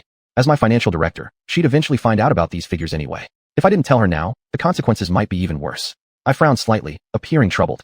Not everything has gone smoothly. Here in Huangtu County, all the franchise chain stores are regular customers. They have full confidence in our products. And indeed, they've gained significant profit from them. So this time, they showed 100% trust, and they had enough capital ready. Nobody wanted to miss this rare opportunity, and so they quickly sent over the payments. Don't change the subject. I asked about Xiuxian. I knew that wasn't the main point Bai Luoxue was focusing on. A while ago in Xiuxian, we were testing the market. We delivered first, and they paid only after the goods were sold out. Now, payment is made upon delivery. Anyway, we need to run operations for a while so that those second-tier wholesalers have some spare cash before we proceed to the next stage, prepayment. Therefore, earlier, the payment collection wasn't very timely, but it should be much better now. Seeing that I hadn't lied, Bai Luoxue smiled, her tone now much gentler. You've worked so hard. She actually gave me a hug voluntarily. I felt her warmth and noticed the tears welling in her eyes, though they never actually fell. Why are you crying? I had to ask, of course. I'm worried about you. Traveling back and forth for thousands of miles. Must have already made several trips during this period. I bet the tires on your car are worn thin. They should be replaced. Don't be stingy about such small costs. Safety comes first. If something ever happened to you, who would run this massive company? Even when you came back to Huangtu County, you didn't have time to see me once. You truly have the spirit of Dayu controlling the floods, passing by your own home 3 times without stepping in. For the sake of development, it seems like you've abandoned your own home. Bai Luoxue was visibly emotional. I felt her softly sobbing. Her words were clearly filled with emotion. She knew I had come back before, but hadn't gotten to see me. In such a moment, words seemed utterly powerless. I held her tightly in my arms, showing through action alone. My roots are here, and so is my heart. Chapter 261, Arranging Family Visit Leave. To be honest, without Bai Luoxue's involvement, I wouldn't have pushed so hard for the expanded promotion of fresh fish and vegetables from the north. I probably would have done it later on. But the results turned out really good, mostly thanks to those veteran merchants who actively promoted it further. Because the shipment volume for fresh vegetables and fish is quite large, the logistics company arranged several dedicated vehicles exclusively for delivering these goods. It's not just in Huangtu County. On Hainan Island as well, the logistics company has assigned dedicated trucks. Later, I noticed their strategy was pretty aggressive and not at all rigid. Short-distance deliveries could be handled by dedicated vehicles, while for longer distances, they adopted a one-on-one service model. Whether it's the franchise stores or the secondary wholesale stations, every single location gets its required goods delivered directly by dedicated trucks. This significantly saves transportation costs. Later, I unintentionally mentioned this matter to Ruffeng. Ruffeng told me, all these problems can be solved with big data. That indeed sparked my interest. Ruffeng is much more proficient than people like Bai Luoxue and xiuxian when it comes to analyzing data, and he's also faster at calculations. I asked Ruffeng to help analyze my company and all its subordinate units, including the franchise stores, secondary wholesale stations, the Donghai mineral water plant we collaborate with, and even the transportation fleet, to identify any existing issues. Ruffeng simply shrugged. You've only brought a few reports here. Big data analysis based on so little information is practically meaningless. The Silver Butterfly series management software hasn't officially launched yet. It's still in the pre-installation stage. Data collection is critical. The authenticity of the original data will affect the accuracy of later analysis. Please take this seriously and personally oversee it. Once all the data is uploaded, I'll help analyze it for you, and any issues will become clear at a glance. If not for Ruffeng reminding me, I would have nearly forgotten about this matter. Not exactly forgotten, just too busy to think about it. Caught up in trivialities, it's easy to overlook the big things. Now, with the current product's production, marketing, and management basically normalized, the specific daily affairs I personally handle are decreasing. Just as Ruffeng said, I should free up my time and focus on getting the Silver Butterfly series of management software properly implemented. I was planning to go to the office and ask Bai Luoxue about the current progress of the Silver Butterfly software project. Just then, I received a phone call from xiuxian. General Manager Chun, The business here in Xiuxian has now stabilized. The employees have been away from home for more than 2 months and are starting to miss their families. Shouldn't we start arranging for them to visit home? Also, they need to go back to raise funds and settle debts. They can't keep borrowing from the company forever. I had indeed once promised them about family visits, that once the secondary wholesale station was established, they could take turns to visit home. Later, with the added tasks of selling pork and mutton and handling fresh fish orders, the plans had been postponed indefinitely. No matter how busy the work gets, I cannot deprive the employees of their right to rest. Plus, they have an important additional mission, raising money. Most of them have already borrowed money from the company, which, in other words, means borrowing from me. Of course it's okay. Arrange it as you see fit, Manager Chu. Calculate their leave and benefits carefully. Don't let the employees suffer any losses. Make sure they get all the rest days they're entitled to. Thank you, General Manager Chun. Chu Xiangyi was quite polite on the phone. Before each employee takes their family leave, they must properly hand over their work to avoid disruptions in their absence. That's actually what concerns me most. That goes without saying. Chu Xiangyi replied briefly. Suddenly, I thought she herself probably also needed to visit home. Once everything is settled, you should go home and visit your family too. There was silence on the other end. As the manager of Xiuxian City Green Food Company, the head of the unit, her absence would leave a gap. Many matters could be delayed without her. If she wanted to visit home, there would need to be someone to temporarily replace her. And at the moment, there was no suitable candidate for that role. Who do you think could temporarily replace you? I had to ask for her opinion first. Perhaps Feng Dongsheng. He's quite reliable, conscientious, and hardworking. I've always had high hopes for this young man. Chu Xiangyi answered instantly, without even a moment's hesitation. I know Feng Dongsheng has always been favored by her. When Donghai Mineral Water Plant required an on-site representative or when the banana plantation needed a sales agent, she immediately thought of him. Well then, but Feng Dongsheng is currently just a regular salesperson. Putting him temporarily in charge of company affairs might not earn him enough authority. Then give him a proper position. Chu Xiangyi seized the opportunity and immediately made a suggestion, one she might have considered long ago. My impression of Feng Dongsheng is also very good, especially during his time at the banana plantation. With him there, I barely had to worry about anything. He could handle both big and small issues effectively. All right, then appoint him as a business supervisor. In the manager's absence, he'll exercise the authority of a manager. Then on behalf of Feng Dongsheng, I thank you in advance, General Manager Chun. Don't rush to thank me yet. Words are empty, documents are definitive. Although I'm the boss, it's not appropriate for me to make personnel decisions unilaterally, because there's still a director beside me. Bai Luoxue is my girlfriend. Her opinion is crucial. If she disagrees and I push ahead forcefully, it will surely cause problems in the future. When I walked into Bai Luoxue's office, I mentioned the matter of the employees in Xiuxian visiting their families first. Actually, before they were sent on assignment, this issue wasn't clearly defined, but discussing it now wasn't too late. Stick to one principle. Don't let the workers suffer losses and ensure work isn't affected. Their salaries will be paid during the family visit period, but commissions and rewards will not be included. Shrewd businessman. Bai Luoxue glanced at the notice I had drafted and gave me a look. What do you mean? I believe she must have her thoughts. There's obviously no business during the family visit period, so naturally there's no commission reward. However, as the boss, you should understand why this situation arises. It's because the workers have sacrificed all their regular rest days and contributed their time during the period they've been stationed elsewhere. Their family visits will inevitably affect performance, so naturally there are no commissions. Exactly, that's exactly how I see it. Do you think it's fair? Where's the unfairness? If those employees stationed outside were working in Huangtu County, wouldn't they be able to rest normally and receive monthly commissions? That's certainly true. Have you ever calculated for them? In this way, the income of the employees stationed outside will decrease. Even though they've contributed, their treatment will differ. This math problem was quite difficult. Having dropped out after junior high, I couldn't really figure it out. Bai Luoxue took out a pen and quickly illustrated with examples, drawing equations rapidly. The final result helped me understand. For employees stationed outside, if calculated annually, they would miss at least 3.5 months worth of commission earnings. Since Bai Luoxue had done the calculations like this, whether or not I understood, I accepted it. Make up for it. Based on annual performance, using the individual's commission as a base, calculate a weighted average. Add bonus equivalent to 3.5 months of commission for those completing a full year. For those less than a year, calculate proportionally. Bai Luoxue gave me a thumbs up. General Manager Chun, how wise. Although I received her praise, I wasn't happy. It doesn't mean I don't support her suggestion. I must express my stance. Don't you think you're being partial? All of these extra payments are coming out of my pocket. Yours too. Bai Luoxue, of course, understood the hidden meaning in my words. I don't want you to become a bad businessman. Doing things fairly is important, but being upright as a person is even more important. You always talk about not mistreating employees, but ultimately, what's reflected is their income. Whether the treatment you offer is fair and reasonable, that's the key. As long as there's the slightest flaw, it will become a stain on your life history. Bai Luoxue elevated the matter to such a level that I had no rebuttal. Once the discussion about the treatment of employees visiting home was settled, I mentioned promoting Feng Dongsheng to business supervisor to Bai Luoxue. Bai Luoxue didn't oppose this personnel appointment, but she had her own opinion. Chapter 262. Things are a bit messy. Was it your idea to promote Feng Dongsheng, or was it Chu Xiangyi's idea? It was hers. Do you know what kind of relationship Feng Dongsheng has with her? Bai Luoxue kept firing questions one after another. What exactly was she trying to say? Relationship, they're just superior and subordinate. From what I knew, Xiuxian and Feng Dongsheng were only in a superior-subordinate relationship. They got to know each other only after Feng Dongsheng joined the company. Feng was a newly hired graduate, while Xiuxian had been recruited by Baluoxu from a consulting firm. Baluoxu smiled. It looks like you're truly out of the loop. When you first asked Xiuxian to pick someone to go to the Donghai mineral water plant, the first person she chose was Feng Dongsheng. When you sent someone to the banana plantation, the first person she thought of was again Feng Dongsheng. Now you're promoting a business supervisor, and she's still thinking of Feng Dongsheng. Don't you think something's off here? What's wrong with that? A salesperson who is well-rounded in both character and skills will naturally be the top consideration for a manager. If it were you, you'd still think of Feng Dongsheng, and so would I.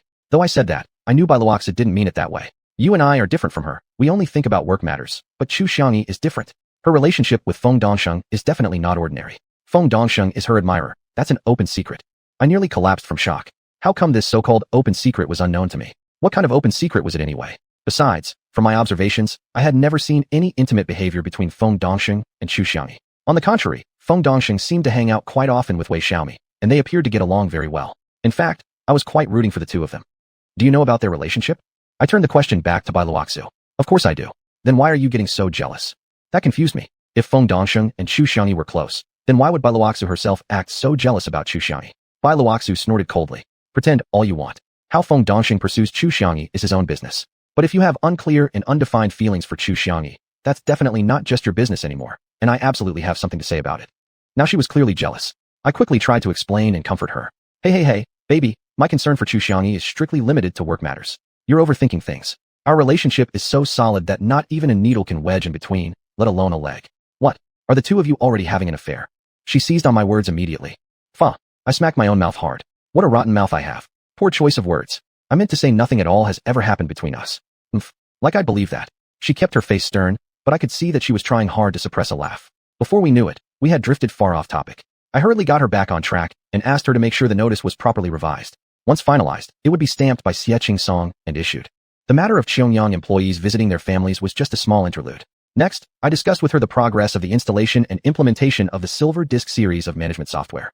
Baluoxu opened her computer and started explaining as she worked. After the staff from Oriental Technology finished installing the software, they used Minli Canned Food Factory as a case study, selecting one key user from each department to participate in systematic training and entry of original data.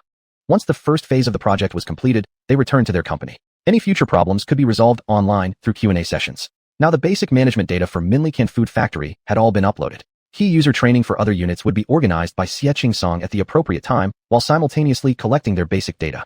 Currently, the raw data had been completely collected for Xuanhuan Mineral Water Plant, the Green Food Wholesale Station, and Ecological Agriculture Company. However, Xiangyang Green Food Company's data was still blank.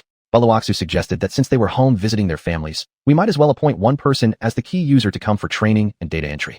Additionally, even for Donghai Mineral Water Plant, if they weren't sending anyone to come here, we should send someone to train on site because collecting data for the entire factory could not be done with just one or two people. As for secondary wholesale stations and franchise stores, these partner companies, their data should be provided by the responsible salesperson. Of course, if they were willing to participate more actively, we could offer them training as well.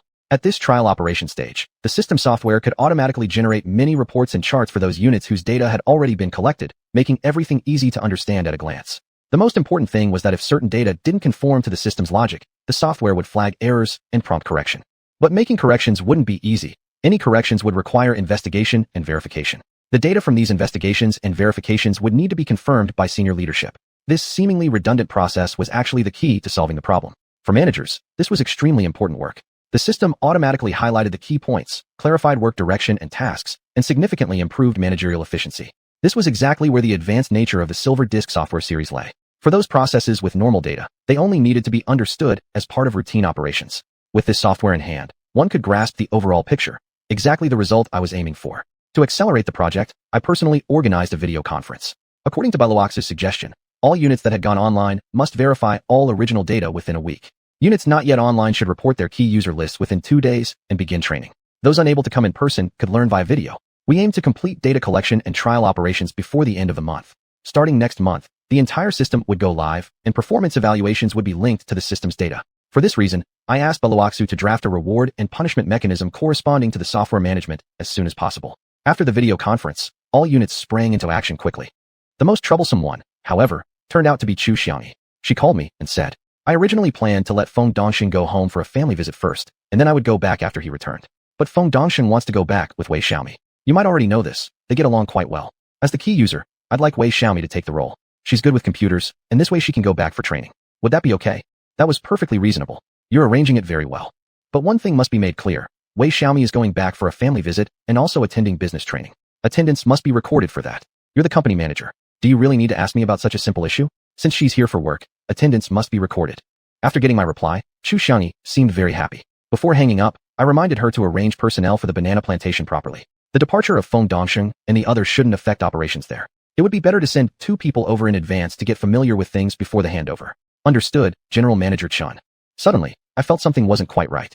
How come she said Feng Dongsheng and Wei Xiaomi were close? Of course, I believe that too, but didn't that contradict what Baluoxu had said earlier, that Feng Dongsheng was the one pursuing xiuxian? Because of this matter, I specifically went to Baluoxu's office. Do you know if Feng Dongsheng and Wei Xiaomi are close? Of course I know. You know? I certainly do. The whole evaluation team knows. Then, why didn't you mention that just now, and only said that Feng Dongsheng was chasing after xiuxian? I really couldn't understand why she hadn't been clearer about it. Because Wei Xiaomi has nothing to do with the previous issue. They're close because Wei Xiaomi is the one pursuing Feng Dongsheng. Feng Dongsheng started dating Wei Xiaomi after failing to win xiuxian. I was completely confused. Seeing my puzzled expression, Bai Luoxu laughed out loud. What a daizik. Chapter 263. The coconut water is so sweet. During the period when Bai Luoxue was organizing training sessions for the operation of the Silver Butterfly software management system, I finally found myself less busy than before. Each day, aside from checking stock market trends and buying or selling shares at set times, I settled down and focused on my self-study for the self-taught higher education examinations. Sometimes, to escape the noise and find peace, I would enter the space where no one could disturb me. The small island was an ideal environment for studying. There were still many vacant rooms in the U-shaped building. I selected a south-facing room to serve as my study. The empty room contained absolutely nothing. The Cheongyang City Green Food Company had many office desks, chairs, computers, and beds left behind by Tingyan Company. I decided to move some of that furniture here. At first, I had planned to personally transport these items secretly, but then I realized if the tables and chairs went missing, it might be difficult to explain to xiuxian where they had gone. Therefore, I asked Rufeng to drive a truck over to openly load and bring them back. Rufeng understood my intent to decorate the office and made a suggestion of his own. Master, look at all these empty rooms we have. Since there are sufficient office desks and chairs, why not set up the second floor office as a unified space? And the dorm rooms, well, I admit I made them quite basic in the beginning. As Rufeng said, even though each of them had their own individual room on the second floor, other than a simple single bed, there wasn't much else. The one exception was Zhao Mingfei's room, which had more items, and of course their kitchen had more complete facilities. I gave xiuxian a call and said I needed support for the Ecological Agriculture Company, and could the delivery truck bring back a batch of office furniture. Rufeng worked with great efficiency, and in about an hour, the second-floor offices and dormitories in the U-shaped building had been redecorated and arranged. Rufeng personally introduced to me each room's arrangement. Master, this room on the east side is your chairman's office, which also includes a bedroom and study. Next to it is my manager's office. Across there is Ru Shue's assistant manager office. Then there are the offices for Ru Yu and others. Those rooms on the west side are employee dormitories and the cafeteria. The rooms in the middle are the recreation room and gym. Rufeng had arranged everything in a neat and orderly manner, a significant improvement from the earlier layout. When did you become a manager? He had appointed himself a title, which sounded rather implausible. You asked me to manage the island, and if I have no official position, my role is not recognized. So I created a formal document according to the company procedures, and now the island's residents are all aware of it. I was secretly alarmed. This robot was indeed evolving. I studied in the room Rufeng had prepared for me. When tired, I would go out for a walk to enjoy the unique, charming scenery of the island. The southern beach and coconut grove really had a tropical flavor. Moving a reclining chair over, I laid down in the shade. Although there was no breeze, it was quite enjoyable nonetheless. Suddenly, I heard a noise from within the coconut trees. Qian Nanyu was climbing up a coconut tree. Once high enough, he took out an electric saw and cut off several coconuts. Meanwhile, Li Hairan was on the beach picking them up and putting them into woven sacks.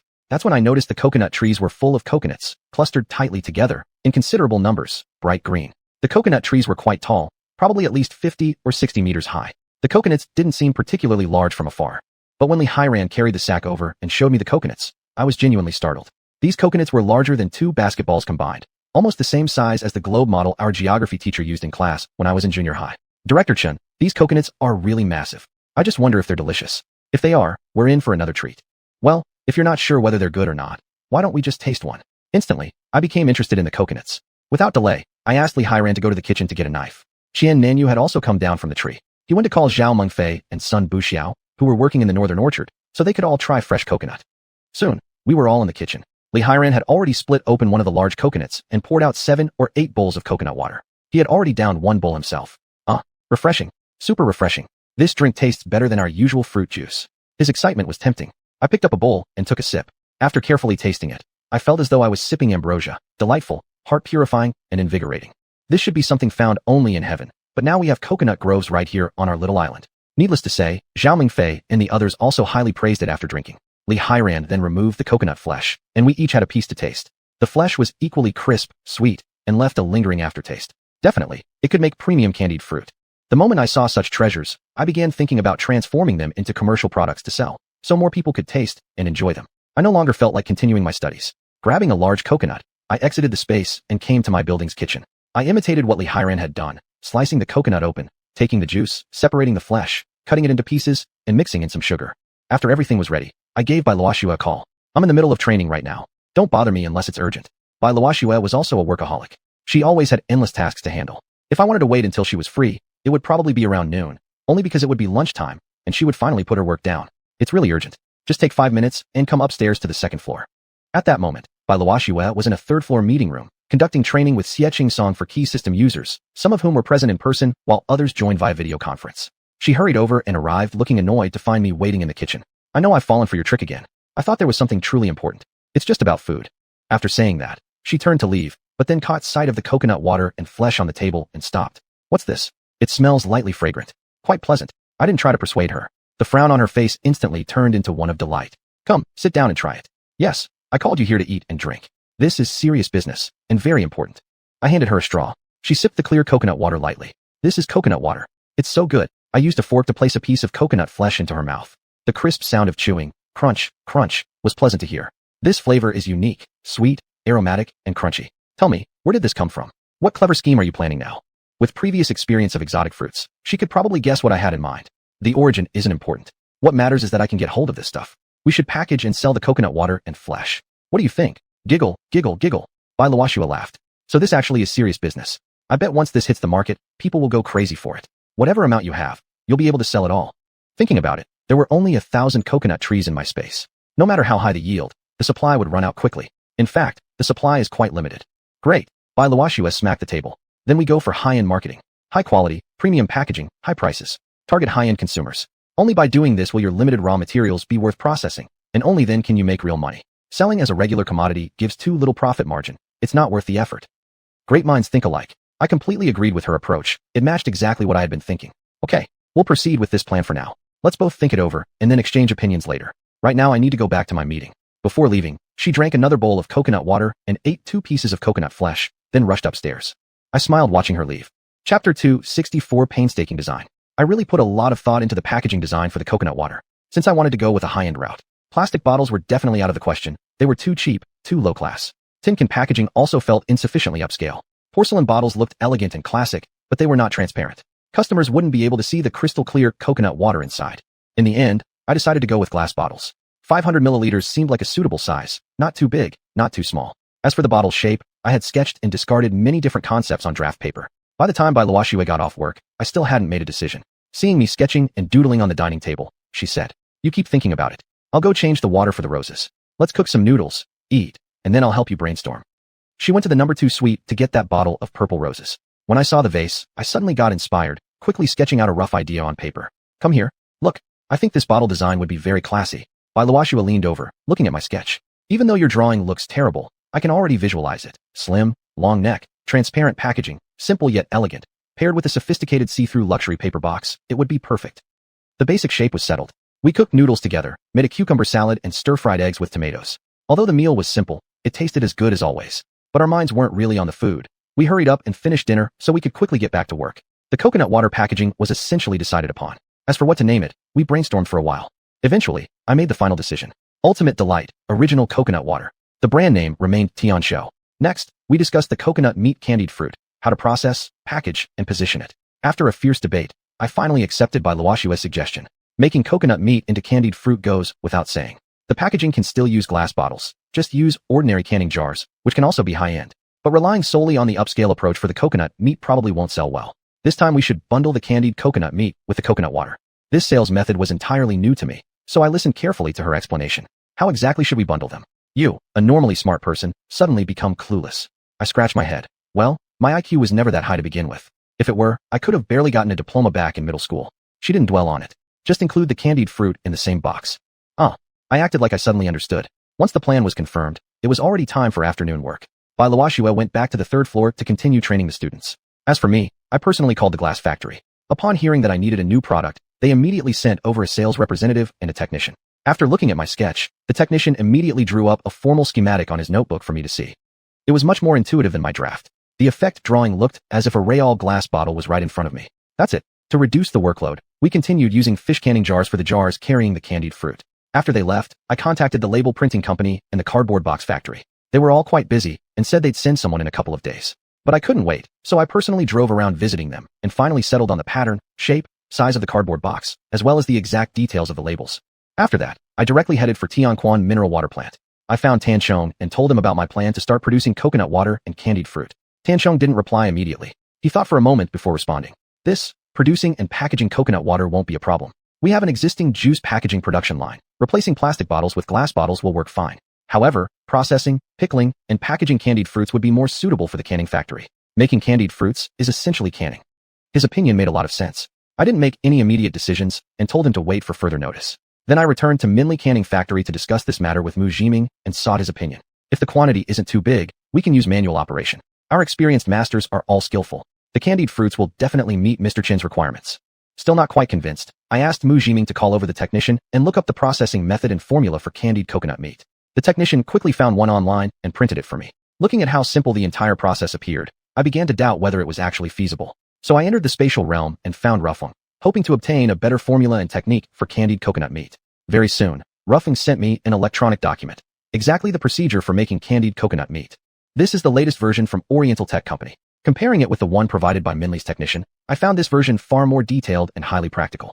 I didn't act unilaterally regarding this production process. I forwarded the document to Bai Luoxue and let her discuss it with the technical team to see what might need additional input. Bai Luoxue was genuinely surprised by how quickly my work was progressing. It seems like you've already thought of everything. That's right. Who do you think I am? Standing in front of her, I actually felt a bit proud.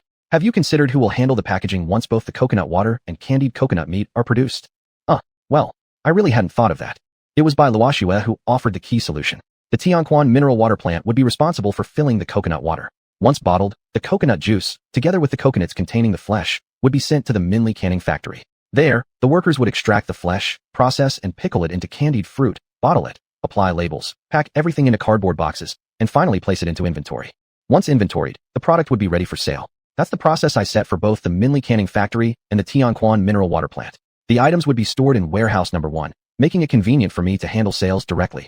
As for how to actually sell the product, I asked Bai Luoxue to come up with ideas, though I already had a plan in mind, just didn't want to share it with her. That same day, the entire production process was finalized. Both factories immediately began assigning personnel and preparing equipment, becoming fully operational within just one day. During this single day, I also completed a very important task that couldn't be shared with others. Production was about to begin, but the coconuts still hadn't even been picked from the tall coconut trees. I had nearly overlooked this critical technical issue. Manual harvesting was too inefficient, and given the height of the coconut trees, it was also dangerous. I sought Rufeng's help to see what clever solutions he might have. Master, just buy some equipment. I'll make a few modifications, and we can significantly improve harvesting efficiency to ensure a stable supply for production. I was quite surprised. When had he already come up with this idea? He must have known what I intended to do the moment I asked him about the recipes for coconut water and candied coconut flesh. Once again, I had to admire his foresight. Following the materials list provided by Ruffeng, I went to the market and purchased 4 automatic cutters, steel pipe chains, long ropes, steel plate rollers, small motors, electronic components, and a few remote controls. Then I handed everything over to Ruffeng. Immediately, he started modifying the cutters. Within less than an hour, a fully functional automatic harvesting machine had been completed. I called Zhao Mingfei over to test it out, with Ruffeng providing instruction on the side. The automatic harvester climbed up the coconut tree, extended its arm, and neatly cut down the coconuts. The device continued climbing past the branches, cutting other coconuts until all mature ones on the entire tree had been harvested.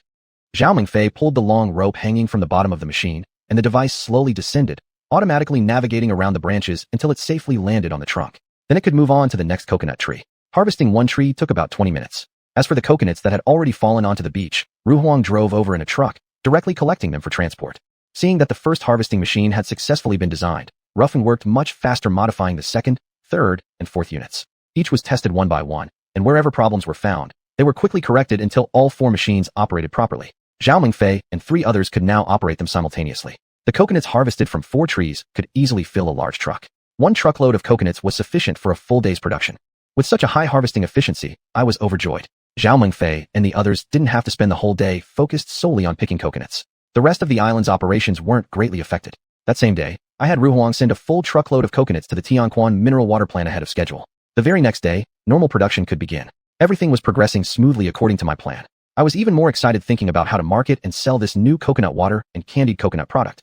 Chapter 265: A doting father spoils his darling daughter. The next day, the product came off the production line and had just been stored in the warehouse when I grabbed several cases of coconut water and loaded them into my BMW. Passing through the spatial dimension, I arrived at the banana plantation. Tourists were streaming in continuously to pick fruits, and the parking lot was full of tour buses. A logistics delivery truck had arrived, and Hua and 2 other workers were busy loading goods.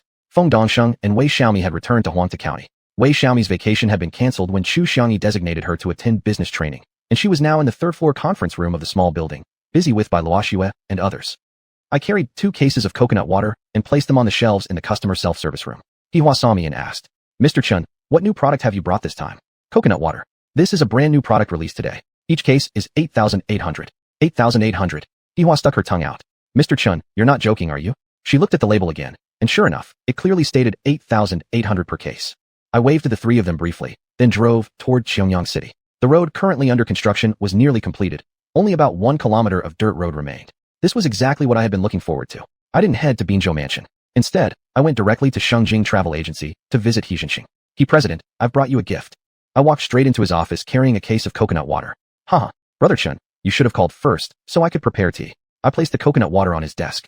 "I'm not here for your tea today, brother. I want you to try this instead. Pure coconut water." Xiuxian clearly found the luxurious packaging quite appealing. "In that case, I won't refuse." He took 2 paper cups from somewhere. I opened the packaging, took 1 bottle out, and poured a cup for each of us. "Brother, please." Of course, I had to have a few sips with him. To be honest, I wanted to taste it myself too. Xiuxian raised the cup to his lips. After just 1 sip, his expression changed magically, astonishment and delight. "This is truly heavenly nectar. Brother, where did you get this from?" "Where I got it doesn't matter. Just tell me honestly, do you like the taste?"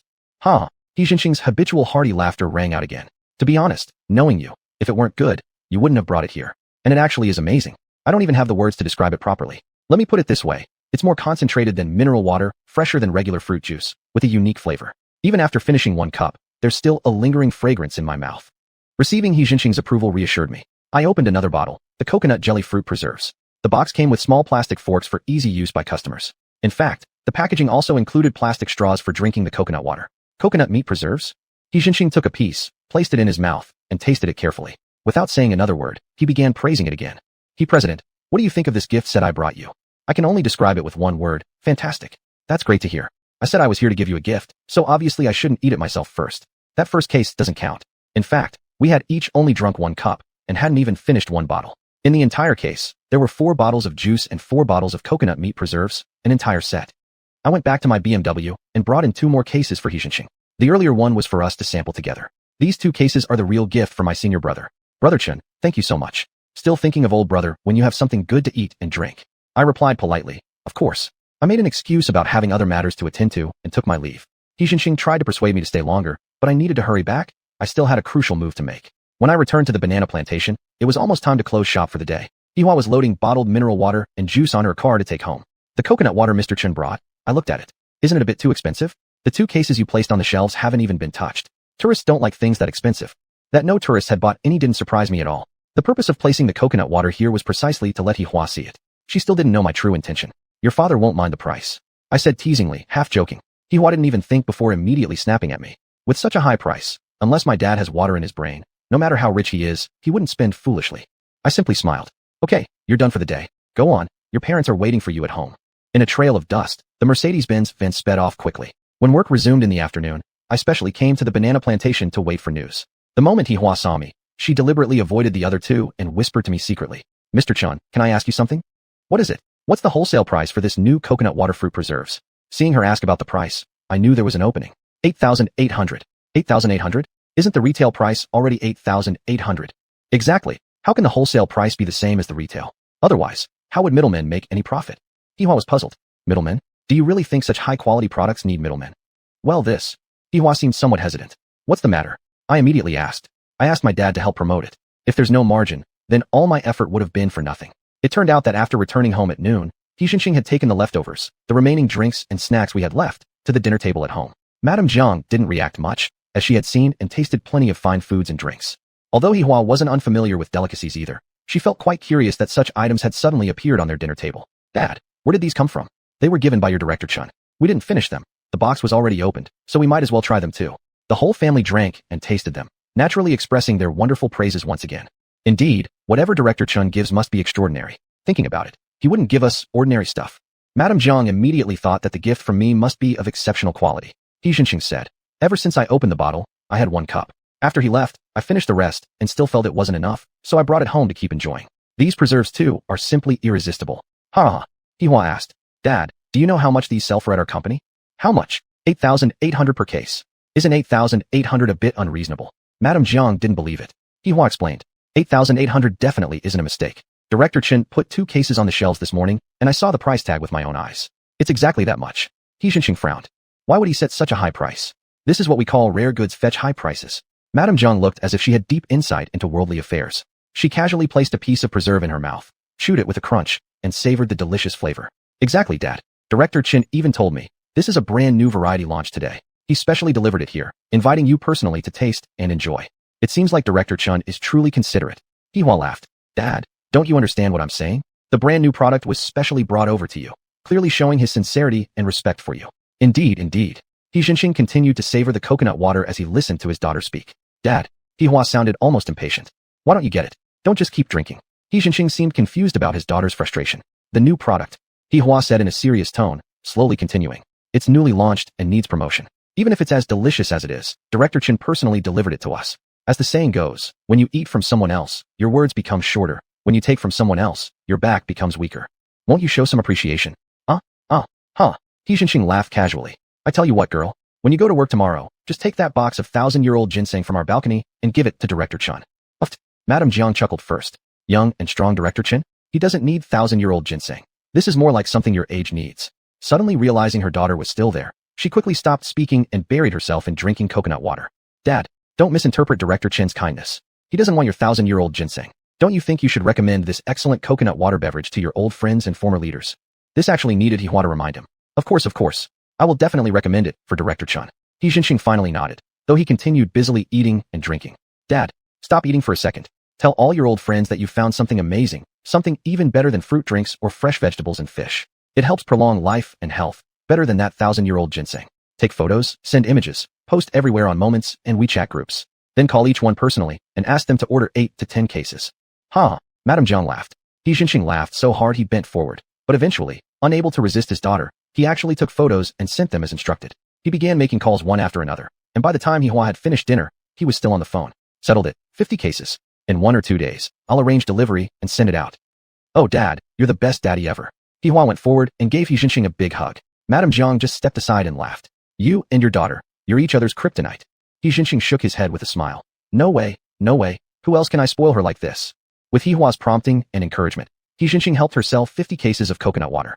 Chapter 266, Continuous Improvement. However, Hihua seemed to have encountered a bit of trouble. It turned out the wholesale price and retail price were exactly the same. Suddenly, I smiled. Although we don't need a middleman, you still did a great job promoting the product as our company employee. You can receive a 5% rebate. Wah! Hihua was absolutely thrilled. This way I can earn more than 20,000 yuan. Thank you so much, President Chun. As she spoke, she suddenly rushed over and gave me a big hug. I quickly tried to push away, shouting, Hihua, I'm your boss, not your dad. Giggling, Hihua dodged away. You're already a boss now. How come you're still shy? Uncle Chun. Hearing her address me as Uncle Chun actually made my face flush red. I hurriedly said I needed to get the goods ready for her and left the scene to enter the space. Calling Ruoxuan along, I returned to Huangtu County and picked up the stock at warehouse number 1. Ruoxuan sent the large coconut water gift packages to Hihua. Just at that moment, Balawashua's voice came shouting from upstairs. She had seen me from the upper floor, so I went up to find her. Regarding the coconut water, I suggest directly selling it in the capital city by contacting Manager Fudoman. He would be quite interested in this high-end product. Balawashua approached this matter with her usual strategy. I had no objections and let her make the arrangements, dispatching salespeople tomorrow. This afternoon, she transmitted the images and descriptions to Fudoman Supermarket, which responded it was worth a try.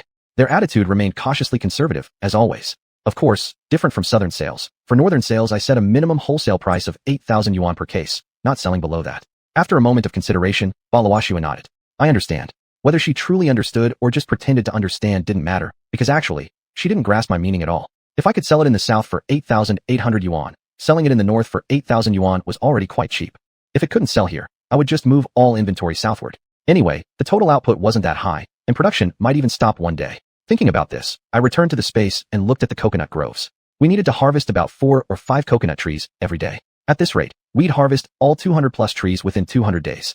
Suddenly an idea came to me. After we picked the coconuts, they could grow again. At the current production usage rate, before harvesting even 2/3 of the trees, the previously harvested ones would have produced mature fruits again. In fact, I could potentially double production.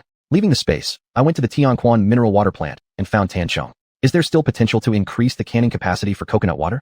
Tanchong slightly frowned. Based on the current equipment, we've already reached the limit, unless we add new equipment.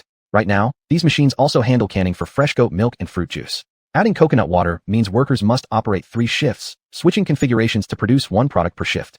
We've already reached maximum capacity. I understood the situation. I didn't immediately decide to expand equipment, since this canning plant still relied on manual labor. If increasing production volume, it would make sense to upgrade this part to automation too.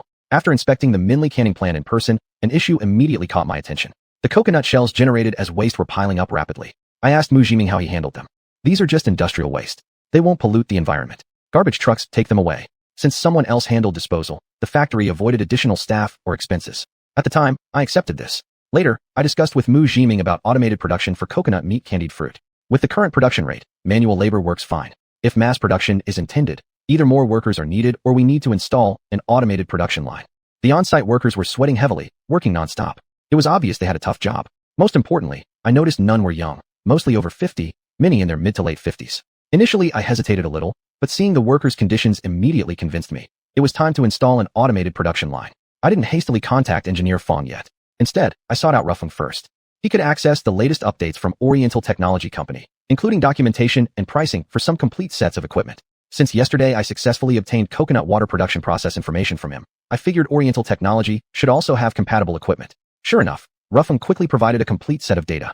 The automatic coconut water canning equipment included coconut meat processing and packaging details, and even suggested ways to handle coconut shells. Immediately, I called Mu Jiming, telling him not to rush having the garbage trucks remove the on-site coconut shells. They'd be repurposed later.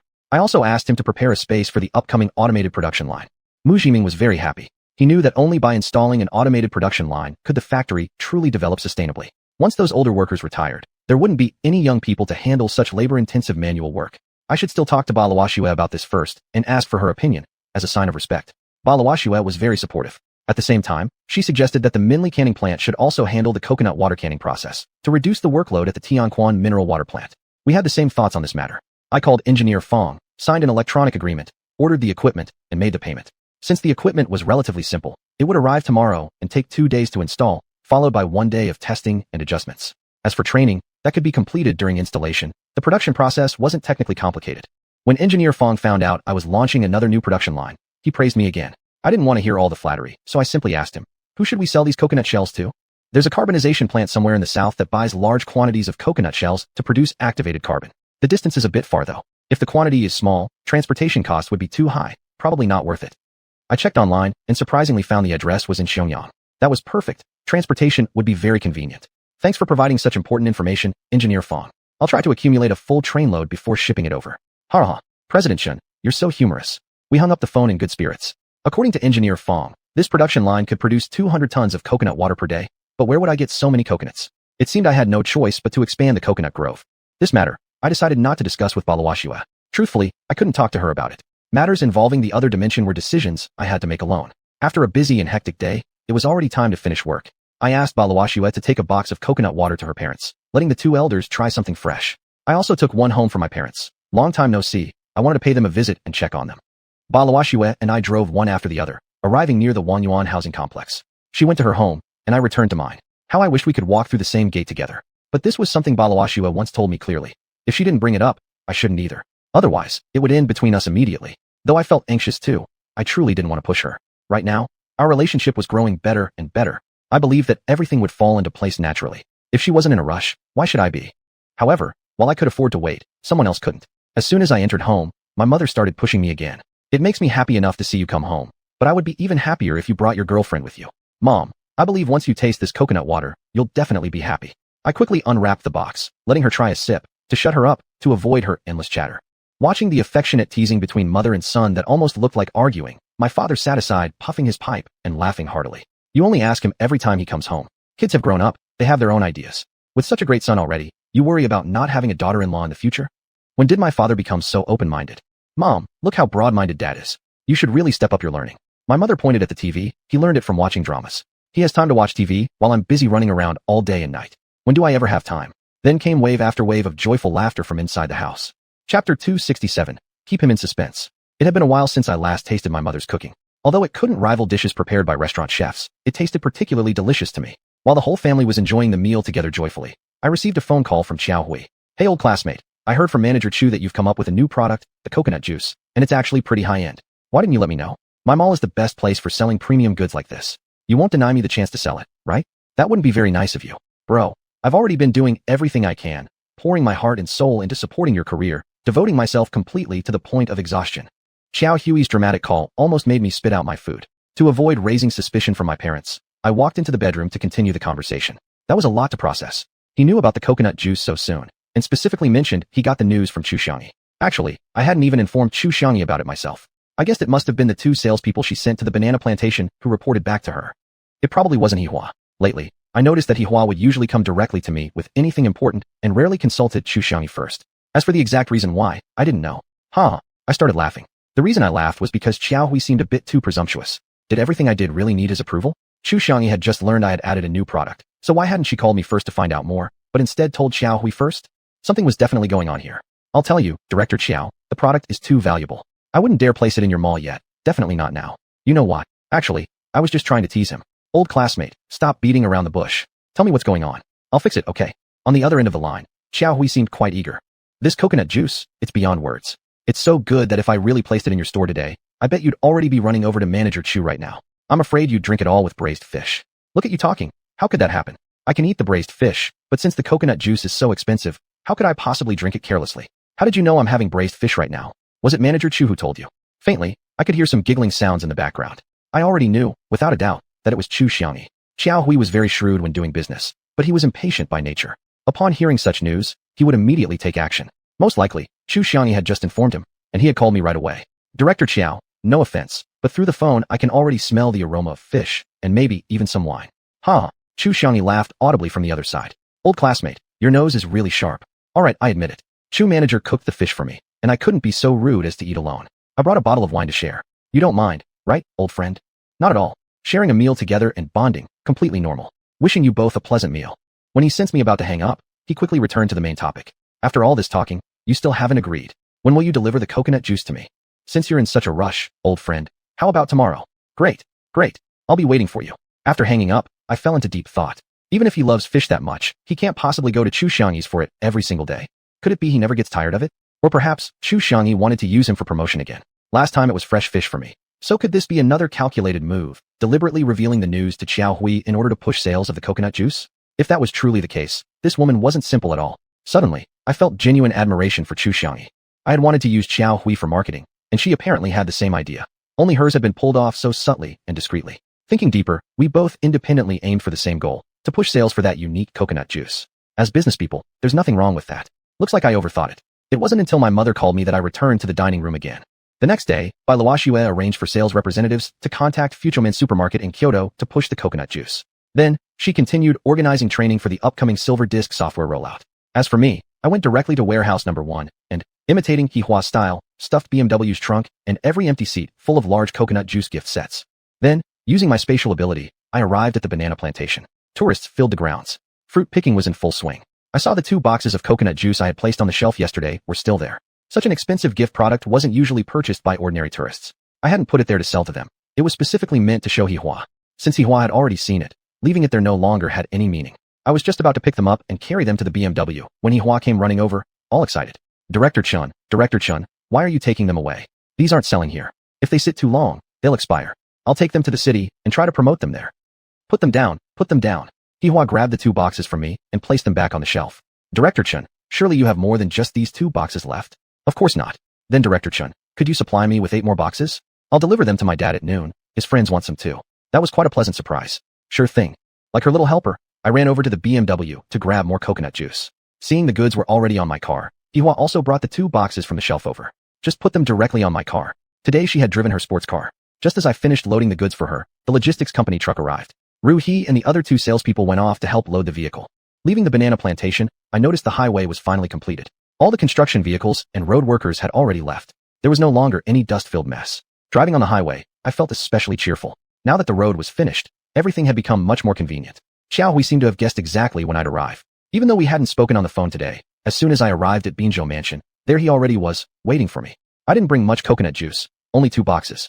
Old classmate, your efficiency is truly amazing. Yesterday you were still in Huangtu County, and this morning by 9 a.m. you were already in Xiuxian City. I just popped my head out for a moment, and right on time you arrive. Yesterday you came to Xiuxian, then returned to Huangtu County, and today you've made the trip back again. Could it be the airplane is yours, coming and going as you please? Ha! I answered with laughter. Old classmate, you're actually right. My new product deserves to fly by plane. I raised the coconut juice in my hand. Xiaohui tried to take it from me, but I didn't hand it over. Instead, I headed straight toward the shelf in his mall. Xiaohui followed closely behind. Old classmate, first things first. We must settle the terms clearly before anything else. I gave him a once-over, top to bottom. He seemed clearly very impatient. The more impatient he became, the more I wanted to keep him waiting. The price is labeled right there, 8,800. Whenever you sell them, just pay me then. Xiaohui immediately sensed something wrong. You mean that's the retail price? What I'm asking about is the wholesale price.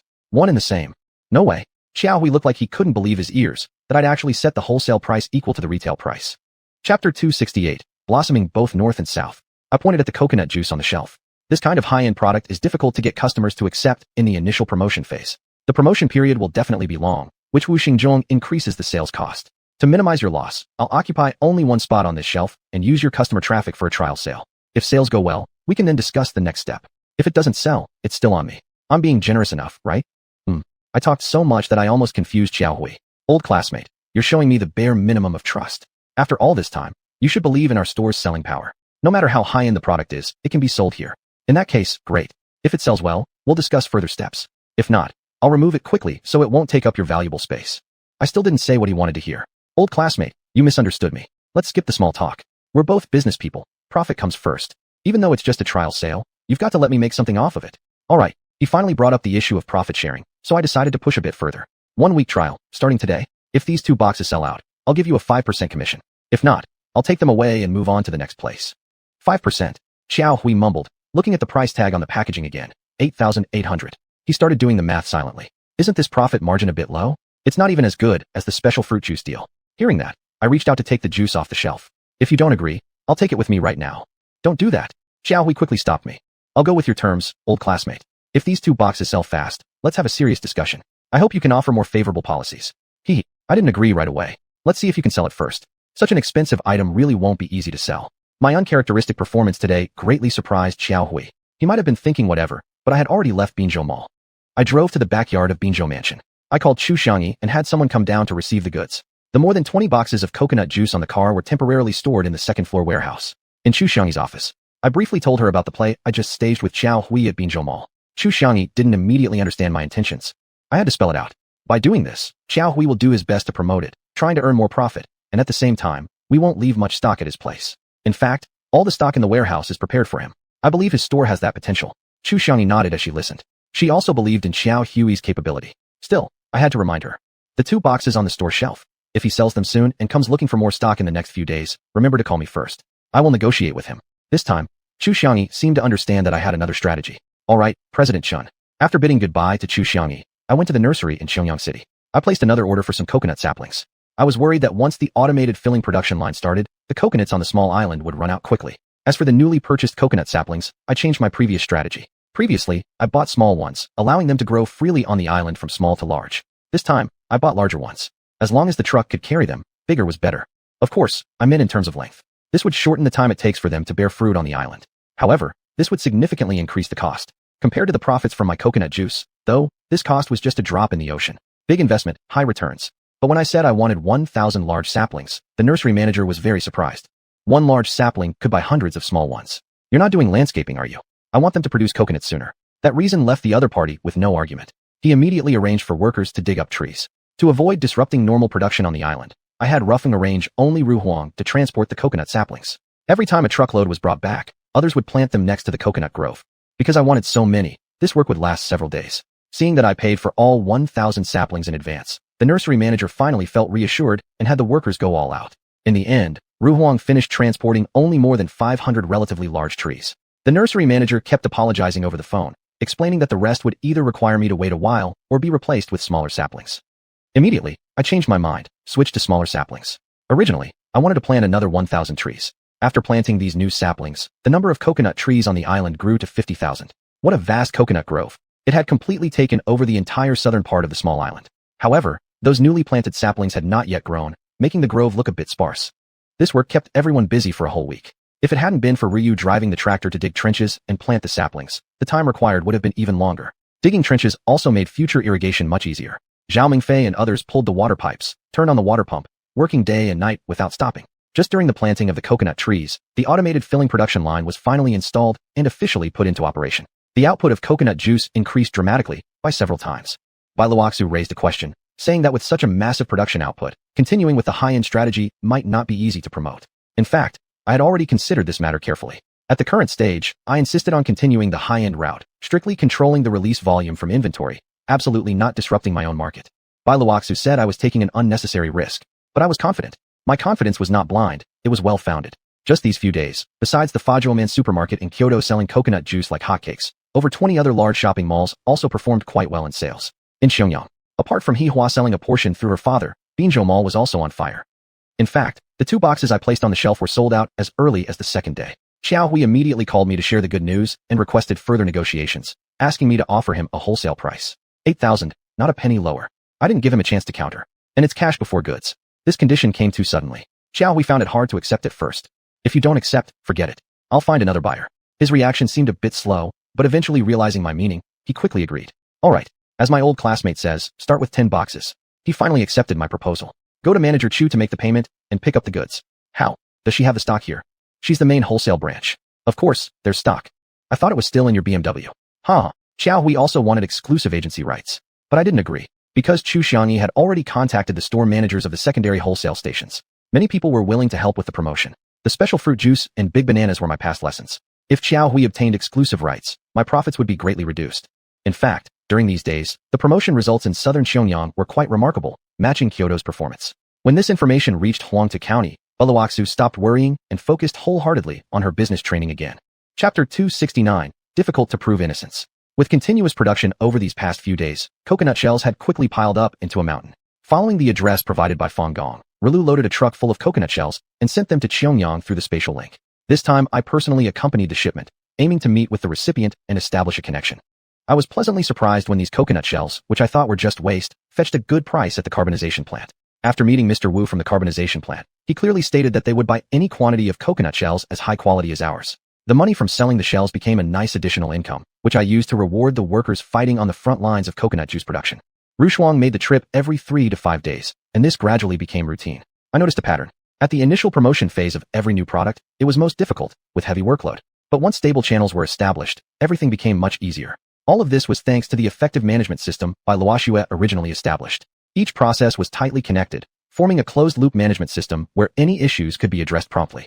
Yet, despite its seemingly perfect appearance, the management system had many hidden flaws. That day, while I was studying in the space, Bai Luoxu called and asked me to come to the third-floor meeting room. She had something important to report. Since it was something too complicated to explain clearly over the phone, it must have been serious. I arrived at the third-floor meeting room and saw more than 10 people being trained there. Seeing my arrival, Bai Luoxu grabbed her laptop and we moved to the adjacent room. Look at this, the problem in Xiuxian. Bai Luoxu pulled up a screen showing a financial report. More than 3 million in personal loans. This is absolutely not normal. What is Chu Xiangyi up to? Doesn't she realize this violates financial discipline? Under the loans was a detailed list. Chu Xiangyi had borrowed 500,000. Other salespeople had taken out amounts like 100,000 or 80,000, while Feng Dongsheng had borrowed 300,000. Immediately, I understood. These were the loans they had taken out to buy company shares originally, and I had specially approved them. But I hadn't told Bai Luoxu about this. Now that she had asked, I could no longer pretend to be unaware. I know about this. You know? Bai Luoxu looked extremely shocked. If you know, then this isn't their problem. It's yours, the CEO's. Now fess up.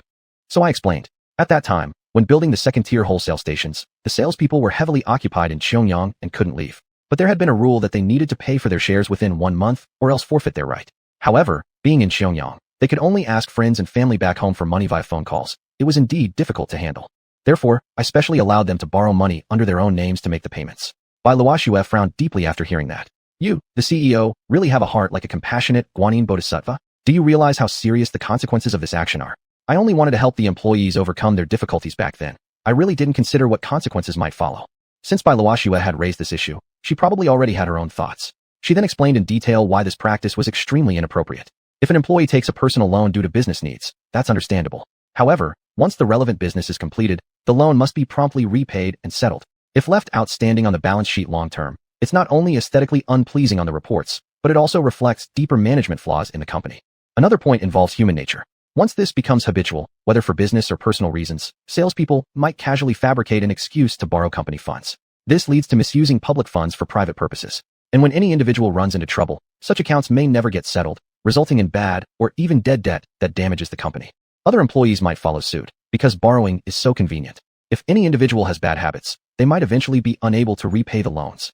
Bai Luoxue gave me a lesson. Though such situations hadn't occurred yet, in the long run, there was indeed such a risk. Seeing my silence and lack of rebuttal, Bai Luoxue knew I had listened carefully.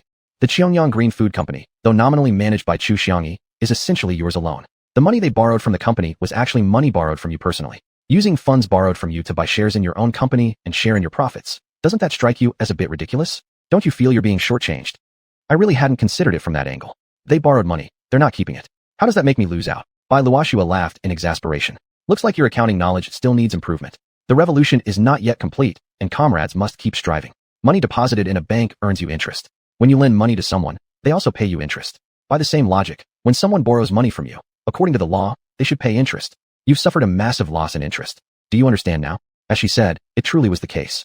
3 million yuan. The interest was definitely no small sum. I scratched my head, not knowing how to deal with this matter. Looking serious, Bai Luoxue offered a suggestion. Those who repay the loan within 3 months can be exempted from interest. Those who repay after 3 months must pay interest at the same rate as bank deposits at the corresponding period. The maximum borrowing period is 1 year, calculated from the day the loan was taken. For those who do not repay voluntarily, once the year is up, their shareholder status will be revoked, and we will recover both interest and dividends. This rule seems a bit strict, but Bai Luoxue didn't agree. If they can't repay on time, essentially they've forfeited their eligibility for dividends. Recovering the dividends is absolutely necessary. The employees had owned shares for 2 months already. During these 2 months, dividends had been distributed proportionally, higher than their salaries. Nobody would easily give up such income. I didn't refute any of Bai Luoxue's theoretical basis. So, I followed her advice and issued a notice to urge those in arrears to settle their debts. Xiuxian was assigned to draft the notice. Bai Luoxue still had more to say and didn't let me leave. I guess President Chen was being so generous with a hidden motive, right? From the look of suspicion in her eyes, I felt a bit uneasy. What motive could I possibly have? You were trying to help xiuxian solve her financial problems, weren't you? Her annual salary isn't low at all. Was she really short on money? She did mention she couldn't raise the funds, so I agreed to let them take loans. But it wasn't their idea, it was mine. Bai Luoxue laughed again, producing the sound of laughter but without the matching expression. This just proves that President Chen has ulterior motives. How? You're really misunderstanding me. How should I explain myself to you? When purchasing shares, why didn't you proactively mention allowing me to borrow money from the company as well? Do you know how hard it was for me to come up with that 3 million? I emptied all my parents' life savings and even borrowed from every relative and friend I could possibly approach. To put it simply, everyone I had any relationship with who I could ask for money, except for you, I borrowed from, before finally gathering the funds. Bai Luoxue had never mentioned this to me before. Then why didn't you say something? I thought your family was wealthy. President Chen really overestimated my family. My parents worked as teachers their entire lives. How much savings could they have? I haven't worked for many years either. My real income started rising only these past few months working with you. Indeed, this was my own fault, not having checked thoroughly. Actually, not just me. Most of the staff struggled greatly when purchasing shares. Of course, there might be some with substantial family assets who found it easier to raise funds. But the vast majority were just like me, nearly exhausting all their strength, even borrowing together from the same person, because they shared a mutual friend. If others did so, and you refused to allow loans, yet suddenly you made an exception just because xiuxian expressed difficulties, don't you think that's unfair to other employees? What she said made me feel utterly ashamed. Did I do something well-intentioned, yet harmful? You didn't cause harm. You committed a mistake. Fortunately, few people know about it now, so no significant impact has occurred yet. But truth cannot be concealed forever. Eventually it will get out, causing extremely negative effects on President Chen's reputation. The more she spoke, the graver the issue seemed to me. Don't you think this consequence might be exaggerated? That just shows you haven't thought about it deeply enough, or perhaps you'll never hear about such news in the future. Whatever the case, this incident had a major impact on me. Today was strange. While Bai Luoxue pressed me question after question, scolding me step by step, I didn't feel the sour sense of jealousy I used to. It felt more like a child being disciplined by his parents.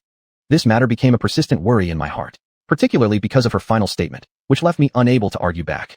Precisely because you took the initiative yourself, I suspect you had ulterior motives, to favor xiuxian and incidentally allow other salespeople to benefit alongside her. With such a suspicion from her, even if I jumped into the Yellow River, I wouldn't be able to wash myself clean. Chapter 270. Home has its own troubles. In the morning, I went to find Bai Luoxue and saw Wei Xiaomi secretly making a phone call in the hallway. Her expression was serious, alternating between anxiety and joy. When she saw me coming, she paused her conversation and nodded at me briefly as a greeting. After I left Bai Luoxue, she was still on the phone. It seemed the call had been going on for quite some time. I didn't disturb her.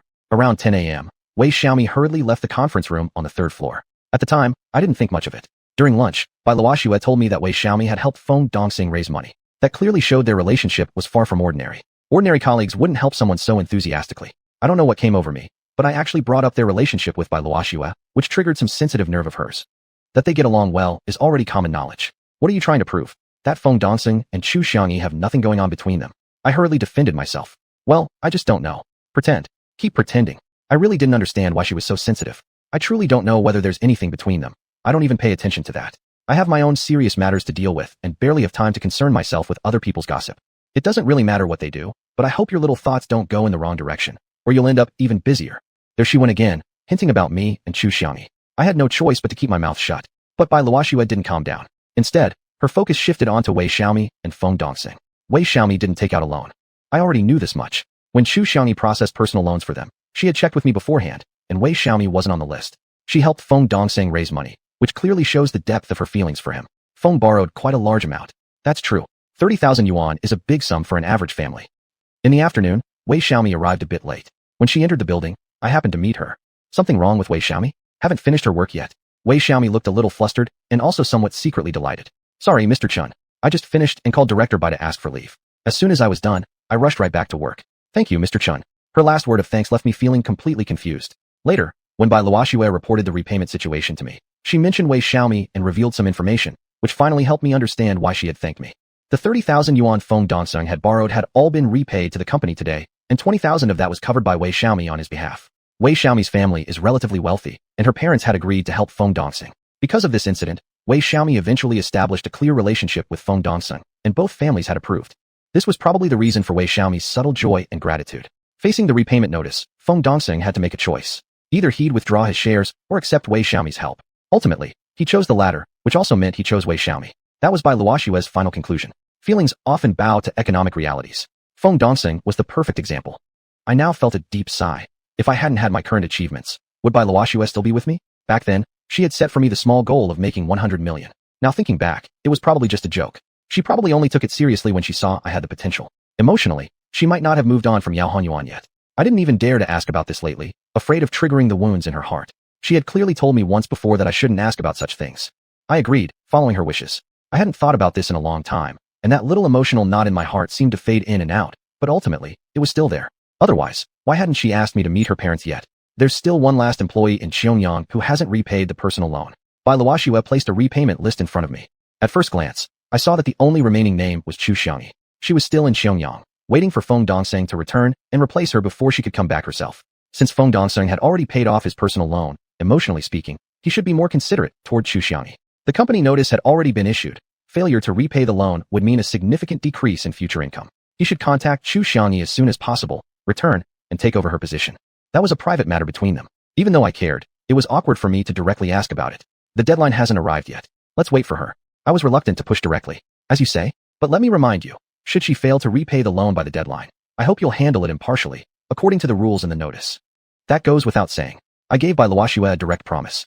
As for xiuxian's repayment, there had been no progress so far, and I assumed it was because she hadn't returned to Huangtu County yet. But then I thought again. There were still 7 or 8 employees who hadn't returned either, yet they had all repaid their loans. Why was she, and only she, still silent? She had once mentioned she was having some difficulties, though she never explained the exact reason. Not long after, I unintentionally discovered the cause. True to my guess, Feng Dongxing returned to xiuxian the day after he had finished repaying his loan. Soon after, xiuxian came back. Before returning, she had called me, essentially asking for leave in advance. These past 2 days, the county government had called me in for a meeting. The Huangtu County Chemical Industry Group was about to enter bankruptcy proceedings. After the meeting, Deputy County Head Huang met with me privately. If President Chun is interested in taking over that mess, we can continue to further discuss specific plans and strategies. I didn't agree right away. I decided to think it over before giving the county a response. Coincidentally, xiuxian had just returned. As an evaluation team manager, she specialized in asset evaluations for companies like the chemical group, so I decided to talk to her about it. I called her, and she said she was at a nursing home in Huangtu County and wouldn't have time until the afternoon. I asked Bai Luoxue, what's she doing at the nursing home? Xiuxian had never mentioned before that any of her family members were in a nursing home. Thinking back to her difficulties repaying the loan, I suspected she was facing some hardship. Bai Luoxue was just as puzzled. How should I know? You're her boss. Don't you care about your subordinates at all? A faint sense of jealousy floated through her tone. I should. Let's go check it out. In case she really is in trouble. Bai Luoxue didn't object. She got into my BMW, and we went together to the Huangtu County nursing home. Inside the nursing home, Xiuxian was pushing a wheelchair. On it sat an elderly woman with white hair, appearing very gloomy and frail. Beside them, on a bench, sat an old man with a vacant expression. Upon seeing us arrive, Xiuxian introduced the two people. I learned that they were actually her parents. Her mother suffered from ankylosing spondylitis. At its worst, she couldn't even walk. With some medical treatment, she would improve slightly, even manage on her own, before the illness relapsed again after some time. Her father had intermittent psychosis. When he was well, he was just like a normal person and could even help care for her mother. But when his illness acted up, he would lose his mind, and they had to forcibly send him to the hospital. With both parents in this condition, life at home was basically unsustainable. So Xiuxian had moved them to this nursing home. The cost of care and medical treatment at a facility like this was a heavy burden for her family. The reason Bai Luoxue had managed to recruit Xiuxian so easily from her previous consulting firm was mainly because my company offered significantly better compensation. Earning more allowed her to support her parents' expenses. Even so, she could never earn enough to match their spending. Taking up the post in Xianyang not only came with a promotion but also an overseas post allowance, so she had accepted enthusiastically, willing to be far from her parents in exchange for earning more money. The 200,000 yuan bonus we had given her not long ago had already been completely spent. In her situation, she didn't have much money left now. No further explanation was needed. Given her family circumstances, it was easy to guess that even relatives and friends would hesitate to lend her money. It was like a bottomless pit. Even if someone were willing to help, at most it would happen once, and the amount wouldn't be large. That's how cold the world is toward those in hardship. After learning all this, Bai Luoxue comforted Xiuxian briefly and said no more. Xiuxian accepted the gifts we had brought, a bitter smile on her face. I really didn't want the boss to know about these things, but I accidentally let it slip today, causing concern for both of you, my leaders. You should have told me earlier. I wasn't blaming her, but there was a slight pain in my heart. She was a capable and important member of my company, contributing greatly to its success. Yet I hadn't even known about her difficult family situation. Clearly, I hadn't paid enough attention. Xiuxian said she would come to the company in the afternoon to discuss the matter of the chemical group. After leaving the nursing home, and on the way back to the company, Bai Luoxue in the front passenger seat remained silent. According to company regulations, families like hers can apply for assistance funds. I reminded her. The fund was under Bai Luoxue's management. She gave a slight hum, as if to confirm. Chapter 271. I asked for it myself. In the afternoon, I specifically waited for Xiuxian in my office. Not until after 2 o'clock did I see her through the glass window. She didn't come by car, but instead rode a bicycle. She entered my office. President Shun, I'm sorry I'm late. Xiuxian apologized first upon entering. No problem, better late than never. Why didn't you drive here? My car was sold. Xiuxian used to have a Japanese-made Peugeot. Thinking of her parents, I suddenly understood her. I knew she definitely hadn't wanted to sell the car. Circumstances had forced her to do so. The car was a gift from my mother when I first started working. Ever since she got sick, I've wanted to sell it. But it wasn't until I started working in Xianyang that I finally made the decision. I didn't continue discussing the car issue. Go back and write an application, fill out a form, and gather unclaimed receipts from your family. Our fund can offer assistance to your household. Ask Xieching Song from the office if you don't know how to fill out the form. I told her about the assistance process first, to avoid forgetting it later during our work discussion.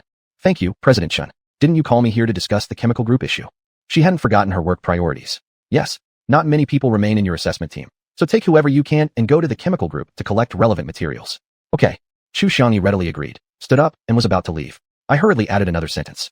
Since there's something going on with your family, let your subordinates take on more work so you can spend more time with your elders. Her eyes reddened slightly, and she bowed slightly. Thank you, President Shun.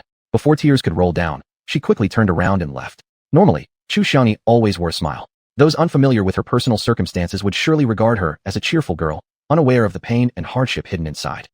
While sighing for her circumstances, I received a call from Xuanhuan. Do you have time, President Shin? I want to talk with you about a new project. Maybe we should consider investing. Staying in the office was making me feel stuffy. I thought going out for a walk to get some fresh air sounded good. This call from Xuanhuan gave me a good excuse to get out. Where are you? I'll come find you. At the interchange construction site. It had been a long time since I visited his construction site. I was, after all, one of the investors in Hunyuan Construction Company, driving alone to the interchange. The interchange had 2 sections, north and south, under simultaneous construction, with a railway line running through the middle. Once completed, it would connect the northern and southern parts of Huangtu County's eastern region. Yao Hunyuan was in charge of part of the northern section's engineering work. The site remained as busy as ever.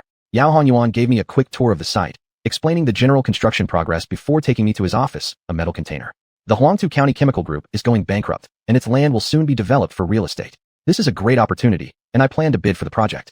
After sitting down and offering tea and a cigarette, Yao Hunyuan got straight to the point. I was momentarily taken aback. This was something Vice County Mayor Huang had only mentioned to me this morning. How did he know so quickly? The county hadn't even decided for sure that the chemical group's land would be developed for real estate. Are you sure about this information? Absolutely certain. Xuanhuan claimed he had a reliable source. Only the issue of what to do with the current equipment on the factory site remained undecided by the county government. Once that was resolved, real estate development would quickly follow. I acted as though I knew little about this and listened to Xuanhuan's opinion. The chemical group covers more than 500 acres. Developing it for residential purposes will definitely form a large community. Not only are local construction companies eyeing it, companies from outside the county and even other provinces also want in. The location is great. Residential buildings will sell well. If we miss this golden opportunity, later on the prospects will become more uncertain. The later the decision, the more unpredictable the outcomes. Xuanhuan was definitely a professional in real estate development. I generally agreed with him. I said, if you believe this is a good investment, then let's try to go for it. Xuanhuan continued explaining. The interchange project will take 3 years to complete. Our company's capital is mostly tied up in that project already. If we invest in the chemical group project, we'll be seriously short on funds. I already understood what Xuanhuan wanted to say. He was hoping I would provide more investment so that he could expand his business. Otherwise, this rare opportunity would be lost. But since the chemical group's development had yet to be decided upon, I didn't give Xuanhuan a definite answer, only telling him that once the county decided to proceed, I would fully support the initiative. With these words, Xuanhuan seemed reassured. Throughout the conversation, Xuanhuan didn't reveal his information source, but his eagerness to act quickly made me even more determined. I must get involved in this chemical group project.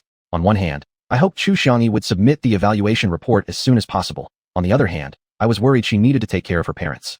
It was indeed a bit contradictory.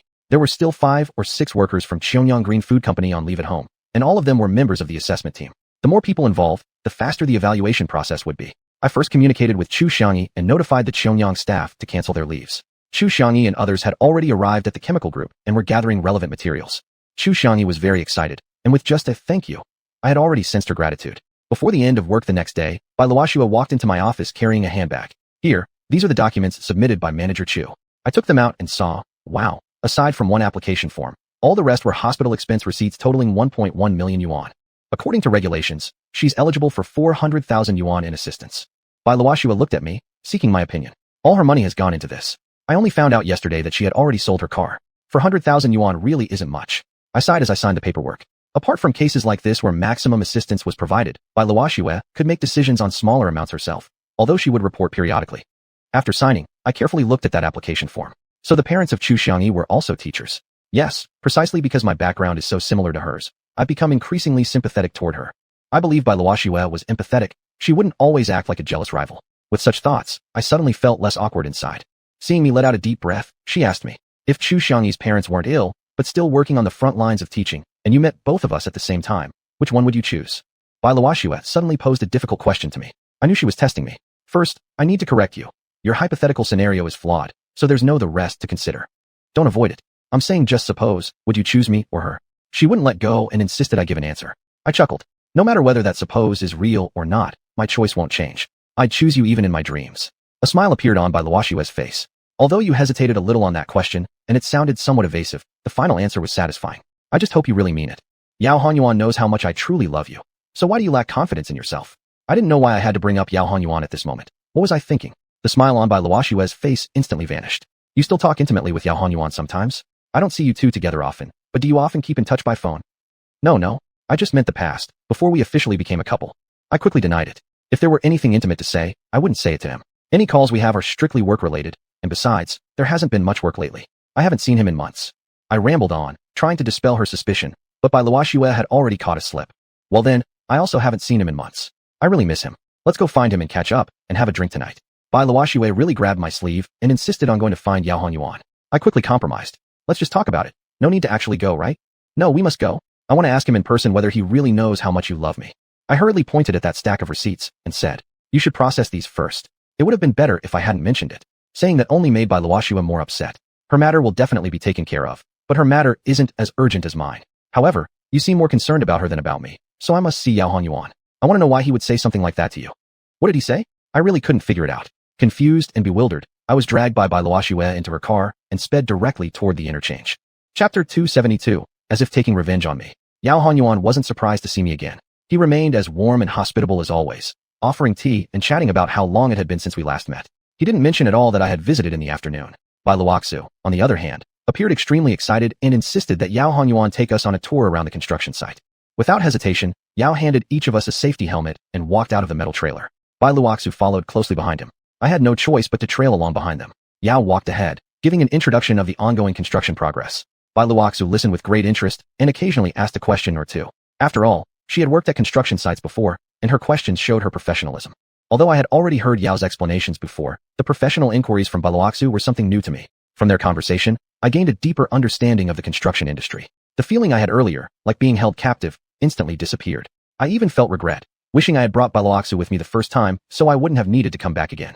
We finished walking around the construction site. By then, it was well past the usual workday, so without Bai Luoxu even mentioning it, xuanhuan offered to treat us to dinner. I had expected Bai Luoxu to at least politely decline once or twice, but she accepted his offer without hesitation. Great. Manager, Yao hasn't treated us to dinner in ages. For a moment, I suspected that her quick agreement might have been due to concern that I would decline. Xuanhuan took us directly to the Uli restaurant. It might have been his usual spot, as he seemed quite familiar with the place. Both the owner and the staff were very warm and immediately led us into a private room. We talked happily over the meal, mostly about topics unrelated to business. Today, I simply played the role of an observer, watching Bai Luoxu and Xuanhuan engaged in lively conversation. I drank by myself.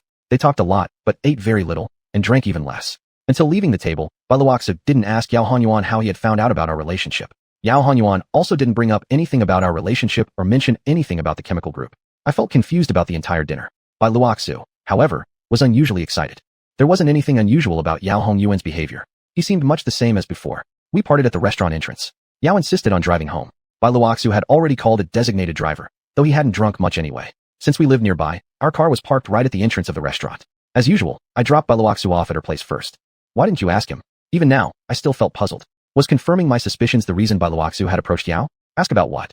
Bai Luoxu's eyes sparkled as if she had completely forgotten the purpose of us seeking out Xuanhuan.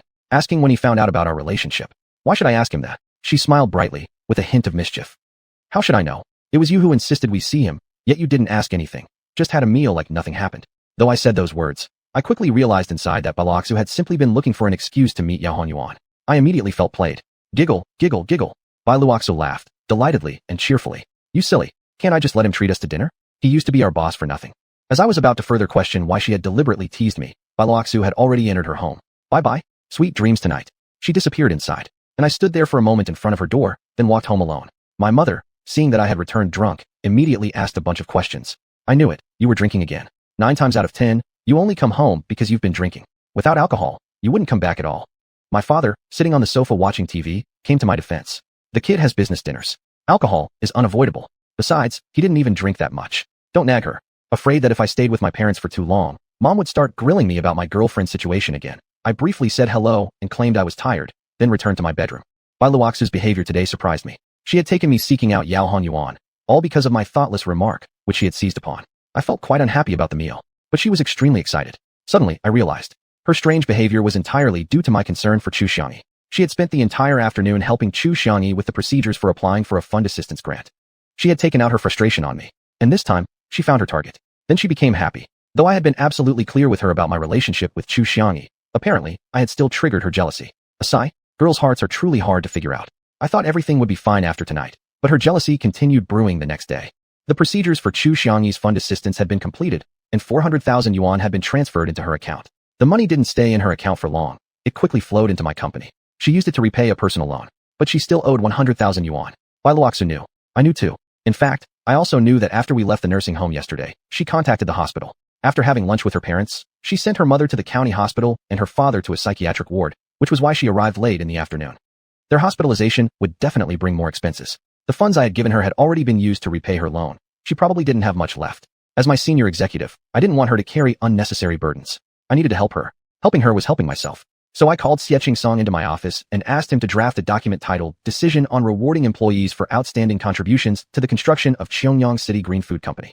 xiuxian would receive 200,000 yuan, and other employees would receive between 30,000 and 20,000 yuan. The reasons for the rewards were fully justified, based on individual performance, especially contributions in establishing second-tier wholesale stations and promoting products. Even Hua received a bonus. I didn't discuss this matter with Bai Luoxu.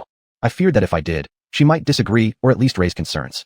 And her opinion couldn't be easily dismissed, so I decided to make it a fait accompli first. Of course, this money would come from the finance department of Xiangyang City Green Food Company. As soon as the document was issued, Bai Luoxu rushed to my office. Bang! She slammed the document onto my desk. What's the meaning of this? Are you doing this on purpose? Just gave her 400,000 in aid, and now you're rewarding her another 200,000. Don't you have any principles? Luckily, there were only 2 of us in the office. If others had seen it, they might have thought she was my boss. Since she had come storming in, I had no choice but to patiently explain. Helping those in hardship is a separate issue. As for this reward, I had promised it during the early days of the company's establishment, not just to her, but to all employees in xiuxian. It's just a coincidence that both matters came up together. Bai Luoxu remained furious. I'm not against rewarding employees. I just want to know why xiuxian gets so much money.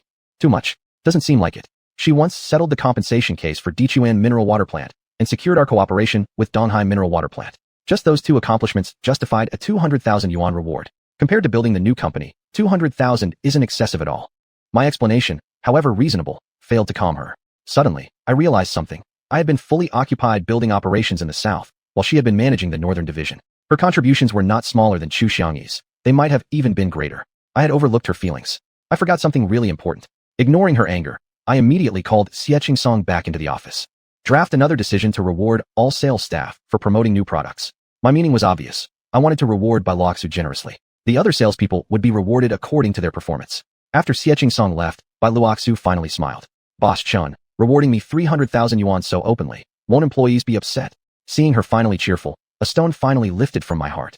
Absolutely necessary. Anyone who objects can just leave. Suddenly, she leaned close and gave me a big kiss on the cheek. Tonight, I'll personally make you leek and lamb dumplings. And with that, she dashed out of the office. I was left momentarily stunned. If only I had known that rewarding my girlfriend could make her this happy, I should have issued the order much earlier. After she left, I sat alone in my office, puffing on a cigarette.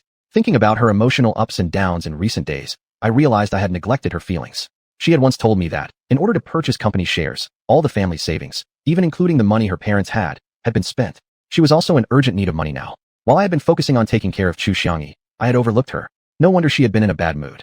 In fact, I didn't understand the real reason behind her outbursts until much later.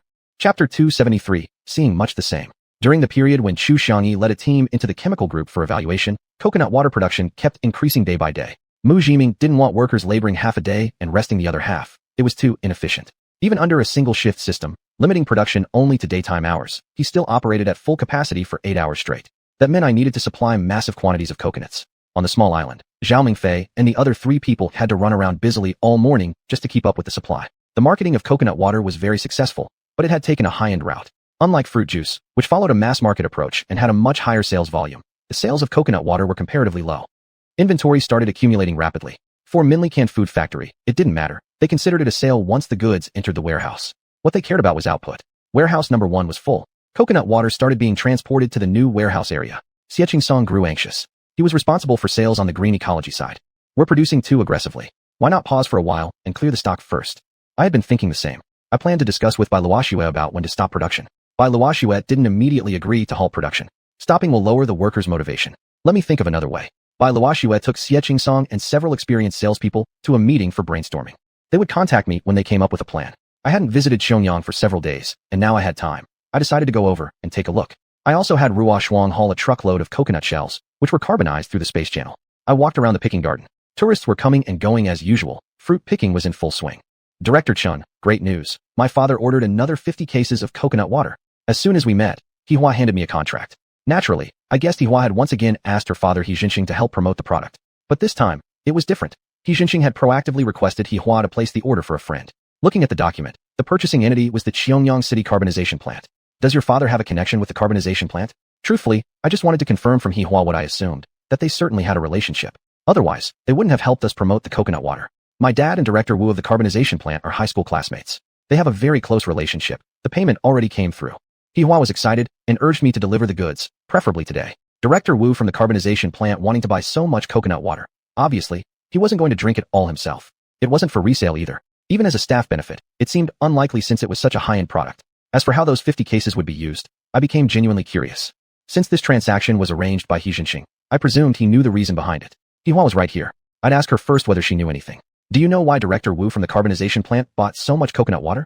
Hihua blinked, puzzled. What do I care what he does with it? He wants to buy it, and I want to sell it. That's enough for me. Even if he dumps it down the drain, we've still earned our money. I laughed. Only this little girl could come up with such a thought. Clearly, Hihua really had no idea why the other party bought the coconut water. I should call Xianxia instead. Xianxia picked up the phone immediately, followed by his signature laugh. Brother Chun, I knew you'd find this interesting. Actually, I'm interested too. I really do know the story behind it.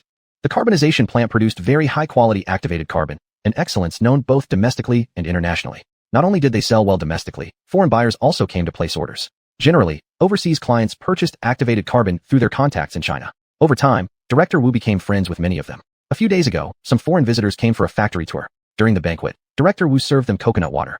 They all praised it endlessly. At the time, Director Wu assumed they were just being polite. But only 2 days later, a friend from Bamboozle country called him. They hoped he could help source several cases of this uniquely flavored coconut water. So, Director Wu ordered a few cases via xiuxian and had them air freighted over. The very next day, the friend called again requesting more. This time, the request was for 50 cases, and they insisted on paying rather than receiving them as gifts. After all, it was a premium product, and its value was significant. They felt embarrassed even accepting free samples from Director Wu. Back in Bamboozle country, this friend proudly introduced the unique coconut water to his friends. After tasting it, they were completely captivated. Now they insisted this friend get more coconut water for them. Imagine, these people were mostly either wealthy or powerful. They didn't consider the price, 500 to 800 per case, excessive or luxurious at all. Someone immediately asked for 10 cases. A few friends got together, placing a total order for 50 cases. Tonight, a ship was departing for Bamboozle country. Director Wu hoped to deliver the goods as soon as possible. That's how Xianxia ended up asking Hua for more goods again. Now I roughly understood the situation. To avoid delaying Hua from fulfilling her father's request, I immediately returned to the space, picked up the goods in Huangtu County, and came back to hand over the 50 cases of coconut water to Hua. Hua specially asked me for a short leave to deliver the goods first. Of course, I readily agreed. After Hua left, I thought it over and realized this was actually a business opportunity. I hurried back to Huangtu County again and shared my thoughts with Bai Luoxue, asking her to consider how we might open up a new front. Back at the villa, Bai Luoxue had just been about to look for me. She was visibly excited and said as soon as we met, "I've got a great idea. I've got a great idea too. You first. No, you first." We took turns politely, then both burst into laughter. "Then let's sit down and talk through everything in detail." We went into my office. I brewed tea and poured a cup each for us. Bai Luoxue seemed quite thirsty. While sipping her hot tea, she said, "The feedback from the supermarket in Kyoto came back. Lots of foreign customers bought our coconut water at Fudoman supermarket. I think this gives us an important hint. We should sell this premium product to foreigners." Her eyes sparkled as if she had just discovered a new world. Just now, all of us discussed this issue and fully agreed. It's a promising idea. I listened with a smile as she spoke energetically, cup of tea in hand, feeling warm and cozy inside. It seemed like we had thought the same thing again. Since she already voiced what I wanted to say, I wasn't in a rush to comment. "Do you think my idea is good?" "Good. So what's your great idea then?" "My great idea is exactly the same as yours."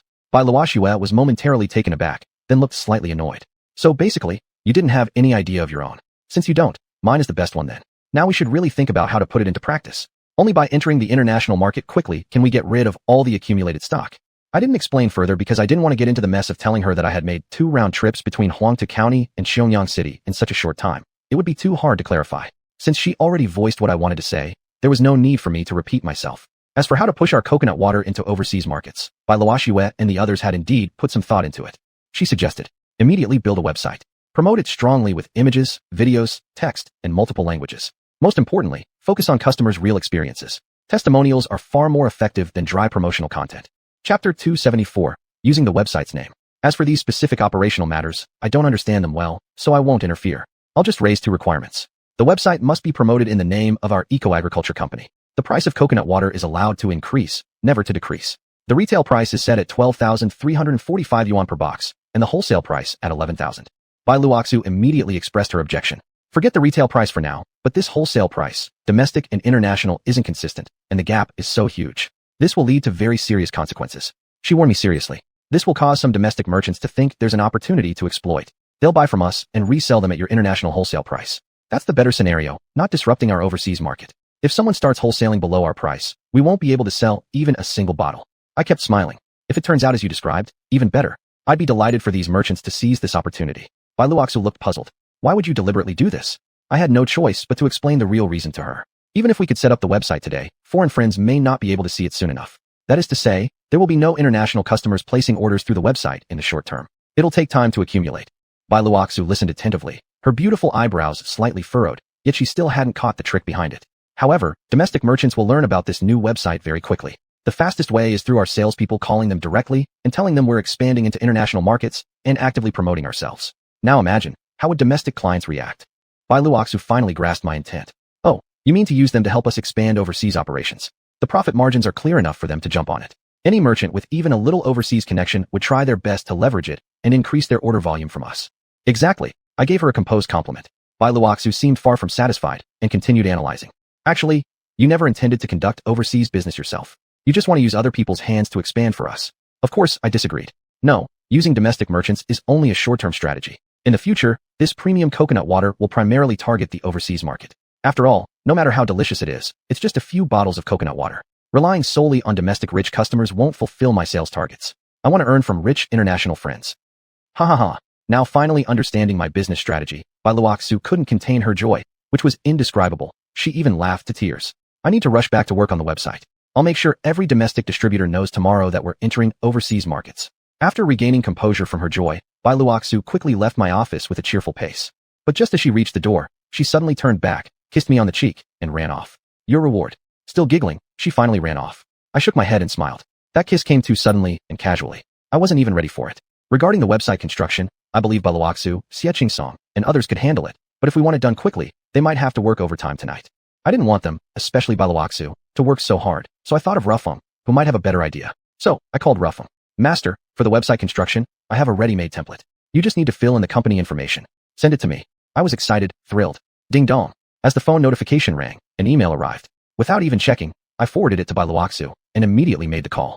Build the website according to this template. It should speed things up for you. 2 minutes later, Bai Luoxu called. You had a website template all along? Why didn't you tell me earlier? Made us Shiba people work so hard all day, yet we didn't even make a dent. I was about to explain when her tone suddenly changed. This template is great. With it, we can finish the website before work ends. I'm applying for the domain now. I'll get a reply soon. Sigh. Where on earth did you download such a great template? She couldn't resist asking questions, yet I couldn't tell her that it was from Ruffun. As long as the egg tastes good, why bother asking which hen laid it? Huh. Bai Luoxu knew I was beating around the bush again, evading her. This kind of thing had become common to her. She knew that no matter how much she pressed, I wouldn't tell the truth. So, she quickly hung up and went back to work. The sales reps all had ready-made pictures and videos of customers giving first-hand accounts of the product experience. Since this coconut water is a premium product, we hadn't invited customers to taste it on-site. However, Bai Luoxu had once issued a directive requiring sales reps to follow up with customers who had already purchased the coconut water. Therefore, the salespeople already had the records. However, this only applied to the northern region. I hadn't instructed the sales reps in Xianxia to do the same. That would be sufficient. Thankfully, now there are ready-made translation software programs online. Once the Chinese website is built, we can simultaneously launch international versions, covering multiple languages at once. I plan to aggressively promote our high-end coconut water overseas and make an immediate impact.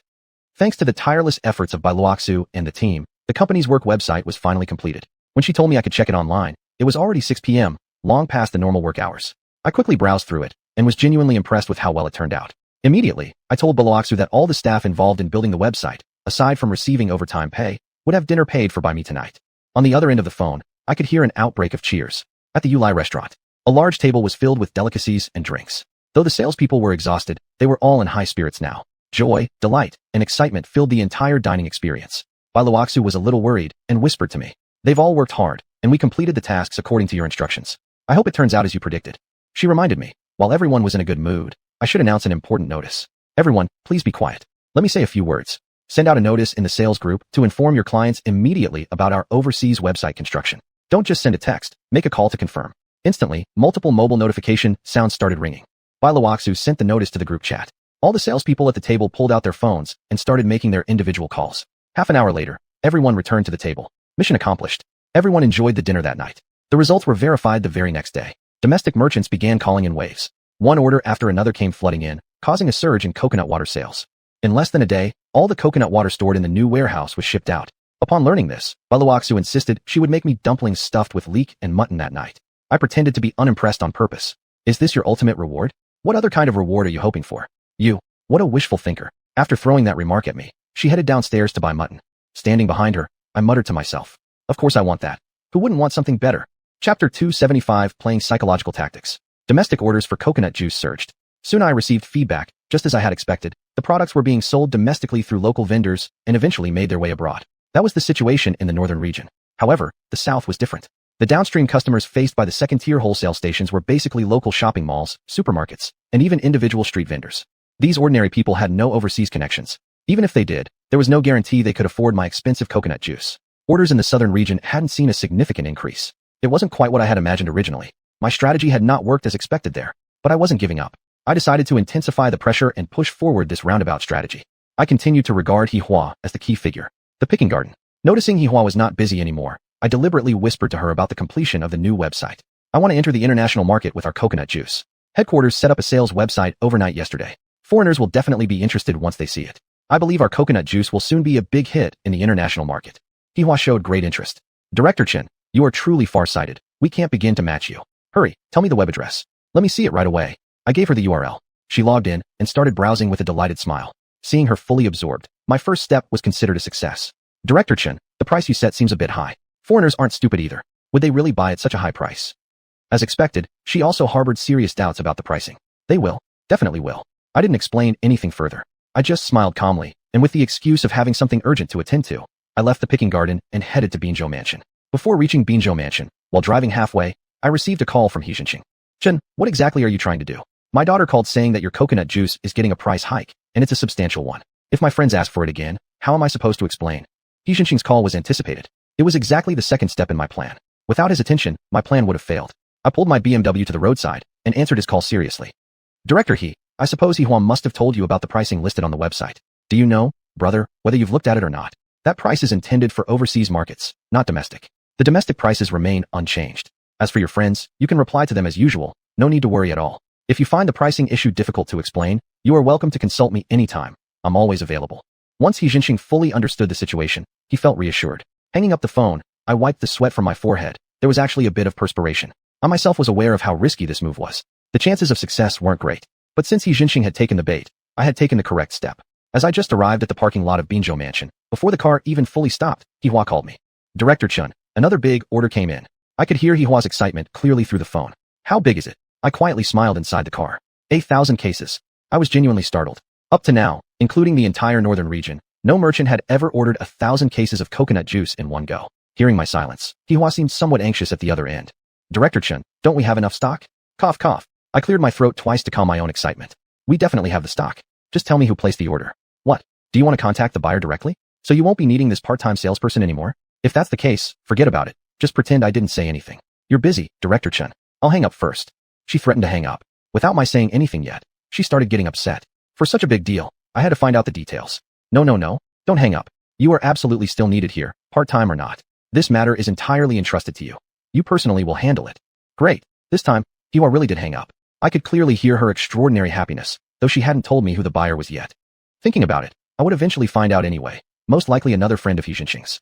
So I didn't rush to call Hihua back again. I walked toward Binzhou Mansion, whistling happily. Just arriving at the second floor, I heard a loud argument. What's going on with your company? Prices suddenly go up, dramatically so. You don't even notify us in advance. Manager Chu hasn't even been gone for days. Can I even continue selling your products in my store? I recognized immediately, this was Xiaohui speaking. He was in the supervisor's office. The supervisor's office was adjacent to the manager's office. It had been prepared for Feng Dangsheng. Director Qiao, don't rush. Have you even looked at the website yourself? That's meant for the international market. The domestic prices haven't changed at all. Feng Dangsheng explained patiently. Director Qiao, weren't you being a bit too hasty? Didn't even figure out the full situation before coming to confront us. Are you deliberately making things difficult for our newly appointed supervisor Feng? As soon as I walked in the door, I questioned Xiaohui. Old classmate, you finally arrived. What exactly is going on here? It appeared Xiaohui hadn't even checked the website explanation himself. I had Feng Dangsheng open the website and pointed to the content while explaining. Old classmate, was it because my staff didn't explain clearly when they informed you? This website is for external markets. Oh, Xiaohui looked suddenly enlightened. I understand now. It was my misunderstanding. I drank quite a bit last night and was a little dazed. I really didn't look at the website. It's my fault entirely, nothing to do with Supervisor Feng. Please don't blame him at all. Xiaohui quickly explained. I didn't say I was blaming Supervisor Feng. I was speaking to you. Huh, I replied with exaggerated seriousness, which made Xiaohui burst into laughter. After the laughter, he confirmed the domestic wholesale pricing of our coconut juice with me once again. He finally felt reassured. When will Manager Chu be back? He asked abruptly, and both Feng Dangsheng and I exchanged surprised glances.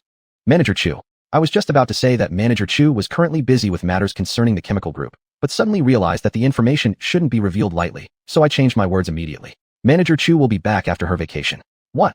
Xiaohui seemed momentarily stunned, then made an excuse about having something to do and went downstairs. Feng Dangsheng explained. Last night, he had already formally called Xiaohui to inform him about the completion of our overseas website. At that time, Xiaohui's response was indeed vague, perhaps, as he said, because he'd had too much to drink. He hadn't fully understood the matter. In Xionyang City, among the people I knew well, Xiuxian had extensive connections with friends who might have access to foreign contacts. The other person with such a possibility was Xiaohui. Though I had frequent contact with Xiaohui recently, I knew little about his social circle. It remained a mystery to me.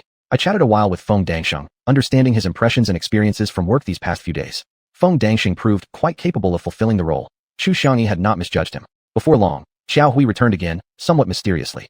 Old classmate, I want to place an order. I pointed at Feng Dangxing. Discuss the specific details with Supervisor Feng. I won't interfere anymore. Then I headed to the office that Xiuxian had arranged for me. Chapter 276, Unexpectedly Invited. This office had never been used by me except for the day when it was specially prepared for me. Today I wanted to sit here properly, boil some water, make tea, and wait for news. I wanted to verify whether my guess was accurate. Before I finished my cup of hot tea, Feng Dongsheng came over. Xiaohui wants to order 500 bottles of coconut juice. For such a large quantity, should we give him some discount? I exhaled deeply. Everything went exactly as I had expected. Xiaohui indeed came to order coconut juice, further confirming that he must have overseas connections. I shook my head. No discounts, no matter how large the quantity. If I gave him preferential treatment, there would be nothing left for you all. Upon hearing this, Feng Dongxing's eyes lit up. He instantly understood my meaning. Got it, President Chun. Then he left. Only a dozen seconds passed before Xiaohui showed up. From his angry expression, he seemed to be in a hurry. I thought you had left. So here you are. Then I'll ask you directly, President Chun. I'm ordering such a large quantity of coconut juice. Why not give me even a little discount? Do you even want me to help you with sales anymore? Besides anger, I vaguely sensed a tone of threat in his voice. I smiled calmly. Dear classmate, President Xiao, what we are doing is business. This coconut juice is a special product, so the company has adopted a special policy. Whether to offer discounts or not is not targeted at you personally. It's equal for everyone. As for whether you want to help me sell, that's your choice. I won't force you. My composed, neither humble nor arrogant, neither soft nor harsh response left Xiaohui momentarily stunned. I thought I was tough enough, but it turns out President Chun is even tougher than me. Hearing him say this, I actually felt reassured, knowing he wouldn't easily give up on the deal now that it was within reach. If you want to buy, go find Supervisor Feng to sign the contract. We can deliver the goods today. If not, just forget I said anything. Really, a man's word is his bond. Then I'll go immediately. The earlier the goods arrive, the sooner I can seize the business opportunity. Xiaohui stopped speaking halfway, suddenly caught himself, and walked away quickly. He nearly let slip something. I shouted at his back. Read the contract carefully. It's payment before delivery. Xiaohui hesitated slightly in his step, but did not stop. Got it. Right after Xiaohui left, Xianxia called me. He insisted that I must come to his house to discuss something important in person. Even without him explaining, I already knew what it was about. Now it was almost lunchtime. He surely wanted to keep me for a meal, and judging from his personality, we'd definitely have some drinks. I was exactly right. Upon arriving at Xianxia's house, Madame Jiang and Chang had already prepared a large table full of dishes. This time I wouldn't hold back. Just as we were about to sit down, Hihua also arrived home. Seeing her cheerful expression, I could tell that father and daughter had already planned together to invite me over for dinner. Yet she pretended as if she had no idea at all. President Chen left the picking garden in a rush. Must be here to have a free meal at our place. Madame Jiang gave her a mock-stern look. How did President Chen end up here for a free meal, if not arranged by you? Xianxia's signature hearty laughter immediately filled the air. There you go. You just sold your own daughter with one sentence. Continuing from where Xianxia left off, Madame Jiang said. As for our daughter, her figure and appearance. Well, not necessarily number 1 or 2 in Xiangyang City, but absolutely unique among 10,000. She may not have a high academic degree, but she's eager to learn. Now she's self-studying for a junior college diploma. Later, she might even pursue a self-taught bachelor's degree. Judging by her current study drive, she might even get into graduate school. In terms of intelligence and talent, she surpasses all other girls, definitely top-notch. If she were to get married, she would surely fetch a fine price. Mom, what are you talking about? Initially, Hihua blushed with pleasure as her mother praised her, making her look even prettier. But later, when the tone seemed off to her, she immediately protested. This naturally triggered another burst of laughter from Xianxia. I couldn't jump into the conversation, so I just chuckled along awkwardly. You must pardon us, Brother Chen. They, mother and daughter, often joke around like this. But Madame Jiang wouldn't admit it. When have I ever joked with my daughter? Rather, you two, father and daughter, have you two ever stopped joking around? Okay, everyone sit down. Let's eat first. I still have important matters to discuss with Brother Chen. Xianxia hurriedly changed the topic. But what I said is also important. Madame Jiang refused to let go. Mom. At Hihua's call, Madame Jiang finally laughed and sat down beside Xianxia. Hihua sat next to her mother. I waited for Xianxia to mention the serious matter he wanted to discuss. Instead, he kept encouraging us to eat and drink. By the time the two of us finished a bottle of 1573, I still hadn't heard a word about that so-called important matter. I had expected him to bring up the coconut juice matter, but he never mentioned it from beginning to end. Since he didn't speak of it, I wouldn't ask either. Hihua didn't mention it either. She hardly spoke during the entire meal. It was actually Madame Jiang who kept breaking the silence from time to time, constantly praising me, either complimenting my youth and ambition, or extolling my achievements, emphasizing how impressive it was for someone so young to run such a major business in Xiangyang, with an even brighter future ahead. I could only politely express my gratitude. After the meal, Xianxia insisted I stay for tea. Hihua and Madame Jiang went to rest. Xianxia took me to his study. He started preparing gongfu tea. I waited with anticipation. What I witnessed was his tea-making performance. What I listened to was his insight into tea culture. It seemed like he really had no intention of mentioning the coconut juice at all.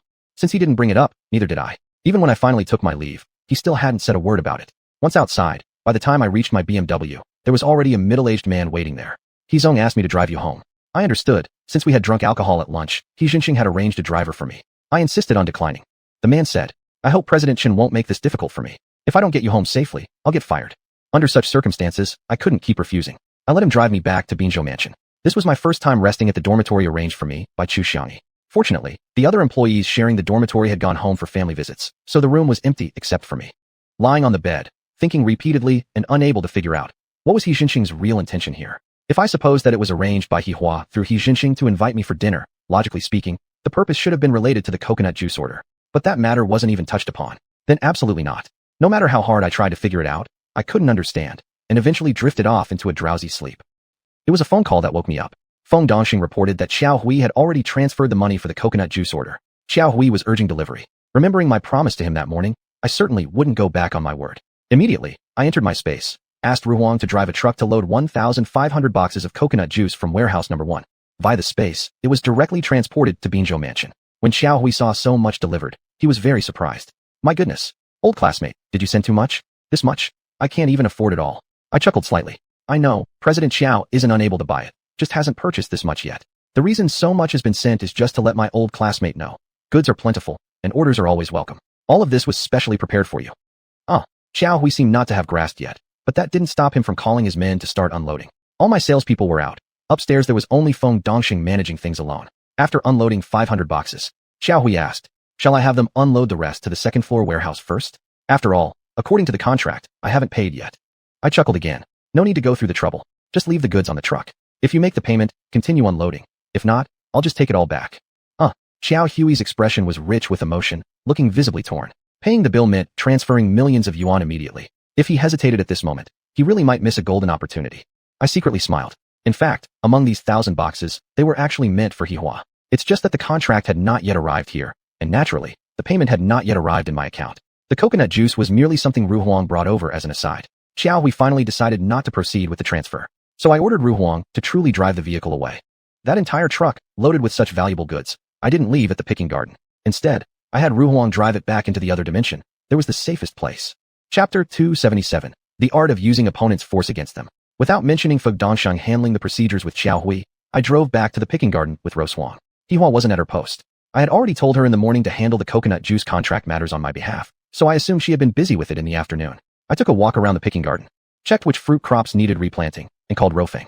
Rofeng would make his own arrangements for the evening. I remained at the picking garden for quite a while, waiting for news from Hihua. By closing time, I still hadn't received her call. My intuition told me that today the contract wouldn't be signed. Yet as soon as I returned to my space, Feng Dongxing called saying that 8.8 million yuan had just been transferred to our account from an unfamiliar source. I immediately understood what was going on. Still, I needed to confirm with Hihua. On the other end of the phone, Hihua clearly sounded thrilled.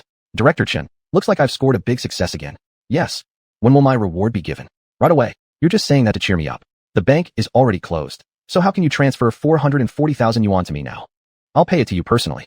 Great. Almost simultaneously, a ding-dong sound came through. I had received a text message. I've sent you my account number. Director Chen must keep his word. I'm online waiting. This girl really was impatient. I still haven't even seen the contract you mentioned. Who is the buyer? Where will the goods be delivered? I don't know any of these details. The money came in first, and now you're asking for your commission. This whole thing feels a bit odd from beginning to end. Hihua was still very excited. I'll give you the contract tomorrow. As for those 1,000 cases of goods, they can be delivered to Shengjing Tourism Company. It's a bit late today. We can do it tomorrow instead. Just hand it over to my dad. Then we don't have to worry about it. Well, since she wanted to keep it secret for now, I didn't press further. Immediately, I sent her the money. Hihua sent back a thank you emoji and said she had received it. Since the goods were going to be handed over to xiuxian, I didn't delay. It was still timely to deliver it now, so I had Rose Huang make another trip, directly delivering to Shengjing Tourism. I didn't go along. I had expected to receive a call from xiuxian, confirming the receipt of goods. In reality, I received one from Hihua, who was supervising unloading at the tourism company. Only the next day, when Hihua handed me the contract, did I realize that the buyer was none other than Shengjing Tourism Company. So it turned out that this order of 1,000 boxes of coconut juice was actually purchased by xiuxian. Who bought it didn't matter much to me. xiuxian certainly wouldn't buy this amount just to give away. How he would resell the juice through his contacts would be entirely his business.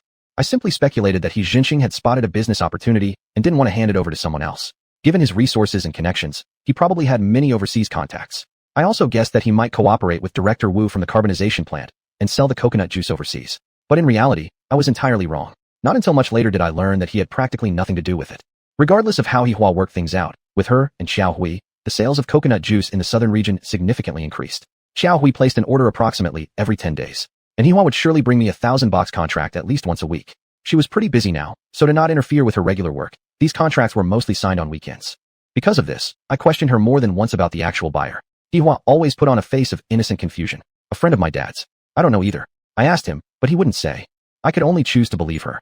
As for xiuxian, I also intentionally or unintentionally hinted at and probed about this matter. But xiuxian just said, if my daughter wants to do business, let her do it. I'm just helping a little.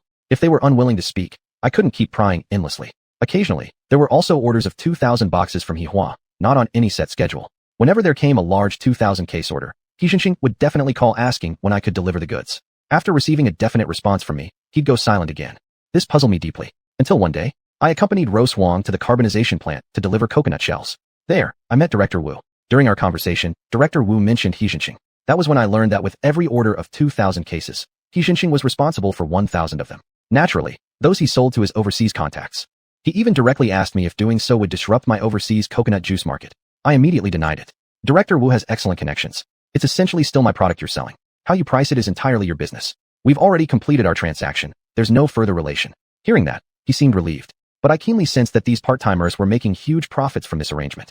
If they sold only a small quantity, the profit might not seem substantial. But for people like them with resources and connections, making millions at a time was truly effortless, easier than my way of earning. Perhaps because of this sales model with generous profit margins for middlemen, my inventory dropped rapidly, and I had basically achieved a balance between production and sales. As for the website we painstakingly built, although many foreign clients inquired through it, very few actually placed orders. To handle the anticipated large volume of international trade, Xiuxian specially recruited several salespeople fluent in foreign languages and trained them on the overseas order signing procedures. In reality, however, the total amount signed by each of them individually was still less than that handled by the domestic sales staff. This seriously affected their motivation. To address this, I even created a compensation policy to encourage them. Only after that did their attitudes improve, and they settled down to focus on international business. It seems like our website hasn't played much of a role. Xiuxian raised this concern. I didn't share this view. We don't know much about specific conditions overseas, and similarly, overseas clients don't understand our situation well either. Without this website, they would know even less. This site is their only official channel to get accurate information about us. I believe many people saw our online promotion and then turned to other channels to test purchase coconut juice. Xiuxian nodded, looking thoughtful, as if she had grasped my meaning. Then I'll continue operating the website, striving to bring out its maximum effectiveness. As time passed, we gradually gathered more and richer information. The salespeople reported that coconut juice customers had spread worldwide, supported by communication records as evidence. Their confusion remained. With so many clients, why weren't they receiving enough orders? By this point, my plan was already more than halfway to success. Through domestic middlemen's overseas networks, coconut juice had already started reaching the global market. The sales team received fewer orders mainly due to price factors. However, I had no intention of changing that now, because I believed the timing wasn't yet mature. Let the bullet keep flying. While I focused primarily on indirectly breaking into the international coconut juice market, xiuxian and her team had completed their evaluation work on the chemical industry group. Chapter 278, Sour Spot. The Huangtu County Chemical Group is already insolvent. With total assets of 10.2 billion and liabilities of 11.1 billion, its debt ratio stands at 109%. At most, the assets could be depreciated and sold for 8 billion. There's still a shortfall of more than 3 billion. I really don't want to invest the money I worked so hard to earn into this mess and pay for Ma Zhanshan's poor decisions. Xuanhuan once said that the land was full of development potential, and whoever got hold of it would make a fortune. So I went to see him again about this matter. Originally, I thought about going alone since I'm a complete outsider to real estate development. But after some thought, I decided to bring along Xiuxian. Just thinking about how excited Xiuxian would be when meeting Xuanhuan gave me a sour, jealous feeling inside. For the sake of career development, better endure the sour taste. Xiuxian agreed readily and showed clear happiness and excitement. She clearly told me, "This is your invitation, remember. What can I do about it?" I wouldn't reveal to Xuanhuan how to acquire the chemical group. Currently, this was merely an idea in my mind. Instead, we discussed the land's price and the future potential for returns and how promising it could be. If you can develop this alone, there could be at least 3 billion profit. That's the most conservative estimate. After all that talking, that one sentence seemed the most important to me. That is, if I invest money to buy the chemical group, apply to the county government for development rights, build a residential area, and in the end come out even, no profit, just unnecessary trouble. I'd be better off putting that money in a bank for interest. The time wasted could instead be used to market my product and expand operations. This was just a complaint, but Xiuxian was inspired. You could divide a part of the land for another type of industry to ensure continuous profit, making this acquisition much more meaningful. To me, it sounded like she was helping Xuanhuan persuade me to go ahead with the purchase. But as for what new industry to develop currently, I didn't have a clear plan.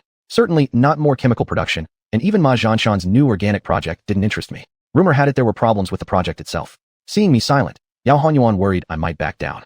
Wealth doesn't come by easily. Whether you want to seize the opportunity or not is your own choice. Whether you can actually grasp it also depends on fate. If you truly don't want to invest, it's not a big deal either. I certainly don't have the capability.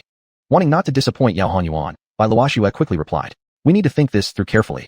General Chen hasn't said he won't buy it, has he? Let's go back and analyze it further. After leaving Xuanhuan from the overpass, I focused on driving and ignored Bai Luoxue throughout the ride. Bai Luoxue deliberately tried to strike up conversation with me. The business training related to the Silver Disk software management system has already concluded. From next month, the entire system will run officially. Many underlying management issues will certainly surface. These will be our main focuses for strengthening management. Solving them effectively will definitely enhance the overall efficiency of our business. Our big boss Chun will have it easier, with more free time, leisurely touring mountains and rivers more comfortably, maybe even having a romantic encounter or two. I knew she was trying to provoke me into talking. She could speak as she wished. I still remained silent. Xiuxian will be freer too. When I still showed no reaction, she brought up Xiuxian, but she miscalculated this time. I still looked expressionless. Bai Luoxue continued trying to provoke me. If General Chun looked unhappy, Xiuxian, being so understanding and considerate, would definitely take him for a beach trip, rowing, swimming, enjoying the sights of pretty girls and landscapes. His mood would be completely different. She brought up the topic of the beach again. Just as I wanted to argue with her, I suddenly felt something was off. If I spoke, I would fall into her trap. I held back. I continued holding back. Finally, I endured until reaching the office building. I couldn't hold back anymore. Well said. I finally spoke those few words as we were about to get out of the car. Without waiting for her response, I had already closed the car door and headed upstairs. I didn't see Bai Luoxue's expression, but I heard a cold snort from behind. A dirty mind never rests. Xiuxian has returned to Pyongyang.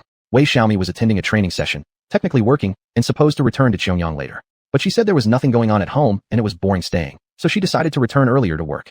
Bai Luoxue said she went back to keep an eye on Feng Dongsheng, afraid he might change his heart. Because Bai Luoxue had heard that a few days ago, Feng Dongsheng had repaid the 200,000 to Wei Xiaomi. That meant Feng Dongsheng now no longer owed her any money, so the affection tied to her lending him money might no longer be sufficient to keep him. That's why Wei Xiaomi hurried back to Pyongyang. I wonder how Feng Dongsheng suddenly got so much money. Earlier, when he borrowed money from Wei Xiaomi, was he deliberately testing her? If she refused to lend him the money, then he could use that as an excuse to stop seeing Wei Xiaomi. But he didn't expect that Wei Xiaomi actually came from a wealthy family and lent him the money. Yet now, just a few days later, he's already paid her back. I was preoccupied with thoughts about the chemical group, but Bai Luoxue kept chattering in my ear about Feng Dongsheng and Wei Xiaomi's relationship. The money was a bonus I gave him. What? It was his sales commission. He earned it. How come it's so much? It's possible for a salesperson to receive a one-time bonus of 10 to 20,000. A team leader might receive more, but rarely over 50,000. Naturally, Bai Luoxue was skeptical that Feng Dongsheng received 200,000. I was occupied with my own thoughts and didn't explain further to her. But financial matters can never stay hidden from Bai Luoxue. She immediately opened her computer, logged into the system, and within moments located Feng Dongsheng's bonus in the Silver Disk software management system. It came from coconut juice sales. This Feng Dongsheng must really be impressive. At this rate, he might actually break free from Wei Xiaomi. Then he will chase after Xiuxian. Bai Luoxue mumbled to herself. I ignored her comment, but she actually seemed delighted. Then I can rest easy. Of course I knew exactly what she meant. If Feng Dongsheng started pursuing Xiuxian, and Xiuxian clearly had a favorable impression of him, there was a high chance sparks would fly between them. From my perspective, Xiuxian was no longer the romantic rival Bai Luoxue thought she was. But I believe Bai Luoxue was simply overthinking things. Who can say what love is? You're worrying too much. Finally, I couldn't help but snap at her a little. Unexpectedly, I was immediately bombarded with another round of questioning. This time, it wasn't about Feng Dongsheng or Xiuxian. Yihua had now entered her sights. Who is this Yihua? Why is she getting such high commissions? And it's not just once. Her total commissions and bonuses have already exceeded 1 million. How come I never noticed before? This was shortly after Yihua placed her first order for 1,000 cases of coconut juice. Tell me, who exactly is this Yihua? Bai Luoxue looked extremely serious, asking me while pulling up Yihua's personnel file. Judging from her photo, she's no less attractive than a top TV or movie star. A 22-year-old girl, graduated from high school, self-taught accountant. Seems a bit similar to you, doesn't she? Are you two kindred spirits? Or are you into that kind of girl? If that's true, I'll step aside. Bang! Bai Luoxue threw the mouse, genuinely angry. It was completely unfounded. I was speechless, unable to defend myself. Still, I had to say something. You're just too sensitive. Whenever there's a young, pretty female employee, you automatically assume I have feelings for her. This is completely unrelated. Don't you find it exhausting? How little faith you have in our relationship. Seeing that I wasn't showing signs of admitting guilt and that my tone was so assertive, she became even more furious. She's just an accountant, yet has received such enormous commissions. Without your special favor, how could this happen? She's not even a salesperson. Why is she doing sales work? If she were an ugly girl, I could believe you wouldn't like her, but in reality, she's extremely attractive. Can you really say you don't like her? Can you say you've never been tempted? There must be something going on between you two. The more Bai Luoxue spoke, the angrier she became, raising her voice higher and higher. No matter how much I denied it, nothing worked. Her groundless jealousy only grew stronger. Stop, I shouted loudly. I absolutely couldn't let her keep throwing irrational tantrums and accusing me of misconduct with the top-performing employee at Xiuxian Green Food Company. Chapter 279, An Unofficial Sales Representative. I was taken aback. Seeing that I was truly angry, she finally stopped her fussing. Despite her earlier commotion, she remained very calm. This employee must go, or at least be transferred to another position. She must not perform tasks unrelated to her job. If you insist on your way, it'll become impossible to manage other employees in the future. Bai Luoxue left my office in anger. That was both her final piece of advice and, perhaps, a warning. I lit a cigarette, calmed myself down, and considered her words. They held a lot of sense. To fire Hihua wouldn't be a joke. How could I bear to do that? Moreover, how would I explain it to xiuxian? Firing wasn't an option. Transferring Hihua to another role, perhaps assigning her as a sales representative. If she were willing, that might work, though I really feared she wouldn't be suited to that role. Without her father's support, would she have achieved such remarkable results? Suddenly, I realized my thinking had been narrow-minded. Whether she became a sales rep or not, she would benefit from her father's influence anyway, so I'd better ask for her own opinion. I went to the picking garden. I called Hihua over to the tin house. It had a private dorm room for her. She found it quite mysterious, since I'd never summoned her alone like this before. She whispered, "Managing Director He, is there something secret you want to tell me? Bringing me here like this, it's kind of embarrassing." Already blessed with a natural smile, her face blushed. I couldn't help admitting that Hihua was becoming more and more attractive. Carefully choosing my words, I patiently explained things to her. "You shouldn't feel embarrassed. It's me who should feel awkward." She slowly leaned closer to me, her breath soft and fragrant, exuding a sweet aroma. I almost lost myself. "President Chen, I know you care about me. Dad really likes you. He often praises you. Mom also really likes you." Stop. This little girl completely misunderstood. I wasn't here to confess my love. If I hesitated any longer, she might even throw herself at me. If I truly lost control, what would become of Bai Luoxue? I quickly got to the point. "I want to transfer you to the sales department to work as a sales rep. What do you think about that?" Hihua was stunned. Immediately, she stopped the suggestive shifting of her body, and her expression returned to normal. Her tone of voice also changed from soft to somewhat stiff. "No way. I studied accounting, and I want to become an accountant someday. But you continuously doing a salesperson's work really isn't appropriate." I had prepared many points, but now I couldn't find the right words. Honestly speaking, if Hihua really stopped helping me sell products, it would bring great loss to the company. And frankly, I couldn't bear to lose her. President Chen doesn't want me making extra money, so forget it. I won't do sales anymore and will be a proper accountant. 6,000 a month is enough for me to have breakfast. If you have nothing else, President Chen, I'm going back to work. Without waiting for me to reply, she quickly walked out of the dormitory. We parted on bad terms. It was essentially a failed conversation. Hihua was upset. She remained as busy as ever in her job, hardly speaking at all. Today, she had driven her van to work. She didn't go home for lunch, eating together with old man Zhou and the others before returning to her dorm to rest. In other words, during lunch, she didn't go home to deliver anything. And when she finished work in the afternoon, she also left in her empty van. That was what I heard from the other two salesmen. Learning this news, I felt quite uncomfortable, but I didn't know how to comfort Hihua. After dinner, lying in bed, I kept thinking about this. Then xiuxian called. This time, I didn't hear his trademark laughter. "He Xiaolaogeet, I need to ask you something. According to Hihua, you don't want her helping with the sales anymore." It finally came. I jolted upright in bed. "President He, I never said that. I actually thought she enjoyed sales and considered transferring her to the sales department permanently. But she declined. Could she be upset?" Carefully choosing my words, I really didn't want to offend Hihua, and even less so offend xiuxian. "Oh, not upset exactly, just a bit unhappy. That's why I asked. This daughter of mine has been spoiled, a bit of a temper, very willful. I hope President Chen can be tolerant. If she doesn't want to be a sales rep, it's fine too. Quietly being an accountant also suits. Her dream is to be an accountant. As an elder, I don't want to go against her will, as long as she's happy." It turned out xiuxian truly was understanding. He empathized with his daughter's stubbornness and understood my difficult situation. "Fine, let her do whatever she wants." This sentence was meant to be in agreement with xiuxian. I meant that if Hihua wanted to become an accountant, let her do so. But he completely misunderstood me. "Thank you, President Chen, for understanding. I'll also thank Hihua on your behalf, on my daughter's behalf." The next day, Hihua's demeanor when she came to work was completely different from the day before, radiantly cheerful, back to her usual bright and lively self. She was chatting more at work, and her giggles could be heard from a distance. It seemed that xiuxian had passed along the content of our conversation last night to her. She still drove in the same Mercedes van. At lunchtime, she delivered bottles of fruit juice and mineral water. Only after delivering these for 2 consecutive days did she switch back to her Maserati sports car. According to the salesman, there was almost a break in her father's supply chain. I began to feel a headache coming. Hihua continued on as usual, doing whatever she wanted without any restraint. The issue was the commission I paid her had to be processed through company accounts. Under the comprehensive monitoring of the Indai software system, such records couldn't be manipulated. I had to honestly pay Hihua's commissions. Thinking back, last time I transferred her the payment for the 1,000 boxes of coconut juice under my personal name. She had already signed the receipt. That event had given me an idea. So once again, I called her to her dormitory. This time I didn't see any signs of embarrassment from Hihua. Instead, I only heard her say coldly, "President Chen, Don't tell me you want to talk about my position again. No, definitely not. After receiving my denial, Hihua's expression immediately brightened up. Then what is it? So mysterious.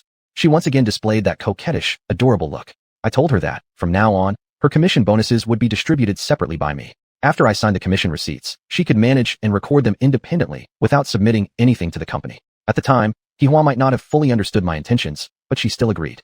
I had barely stepped out the dormitory door when I heard her exclaim, "Off the books circulation. I'm an unofficial sales rep. President Xuan is so clever." This was just a way to hide things from Bailuoxue. As for Hihua, she could do as she pleased, exactly as before. Fortunately, I had allowed her to have her way. After that, massive bulk orders for coconut juice were all signed through Hihua.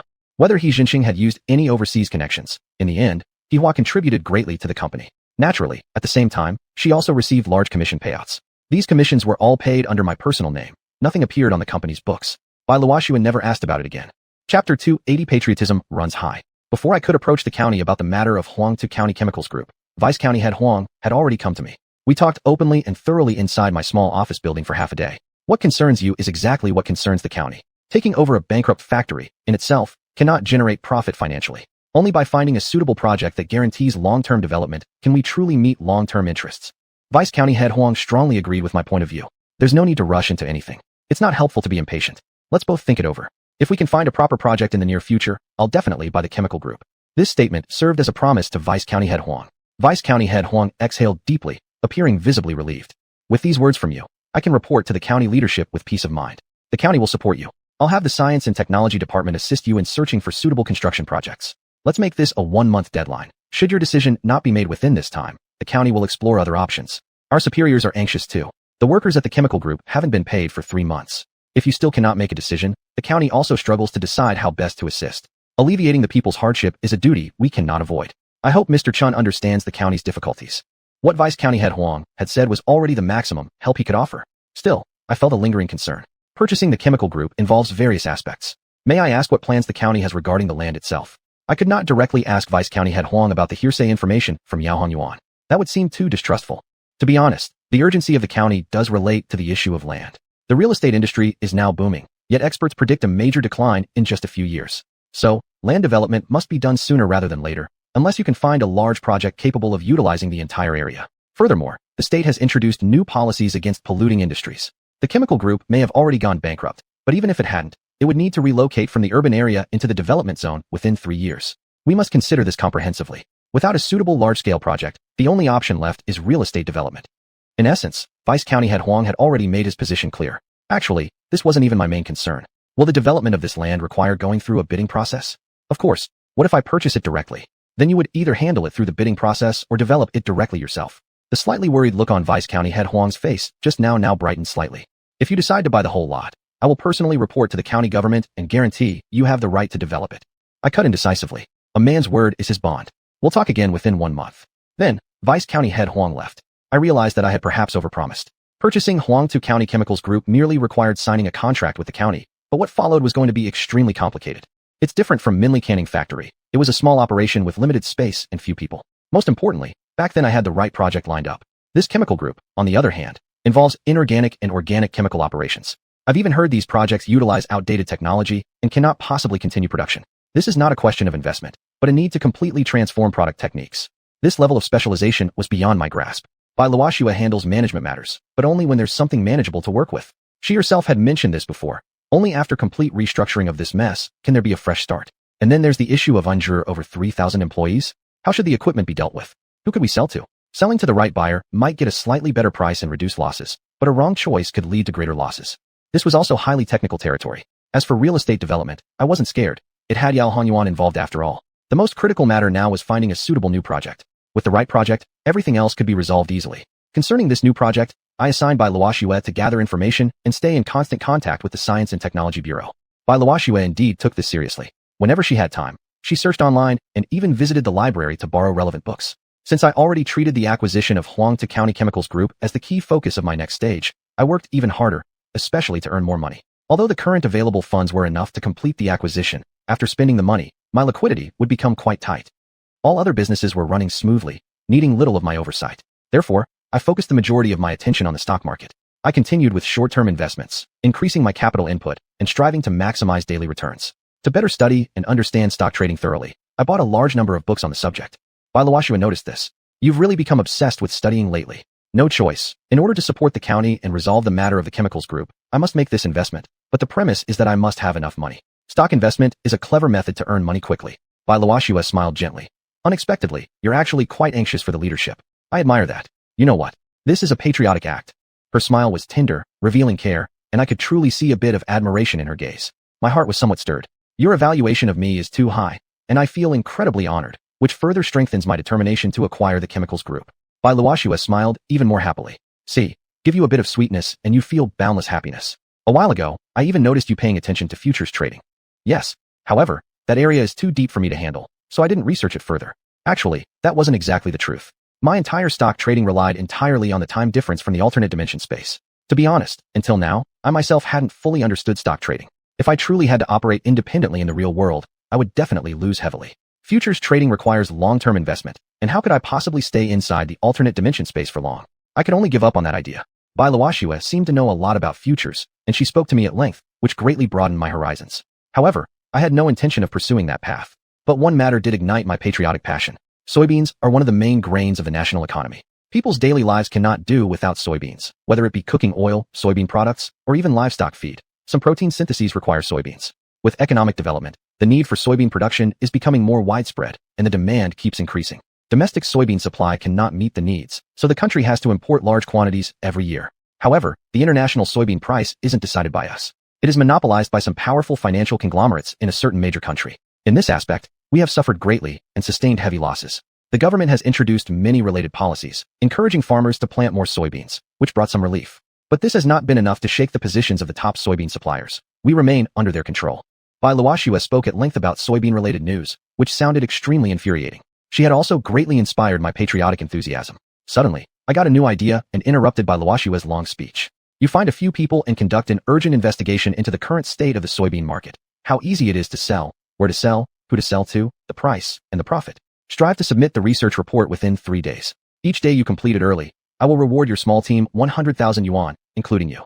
Luoxue was momentarily taken aback. So you mean, you want to get into futures trading?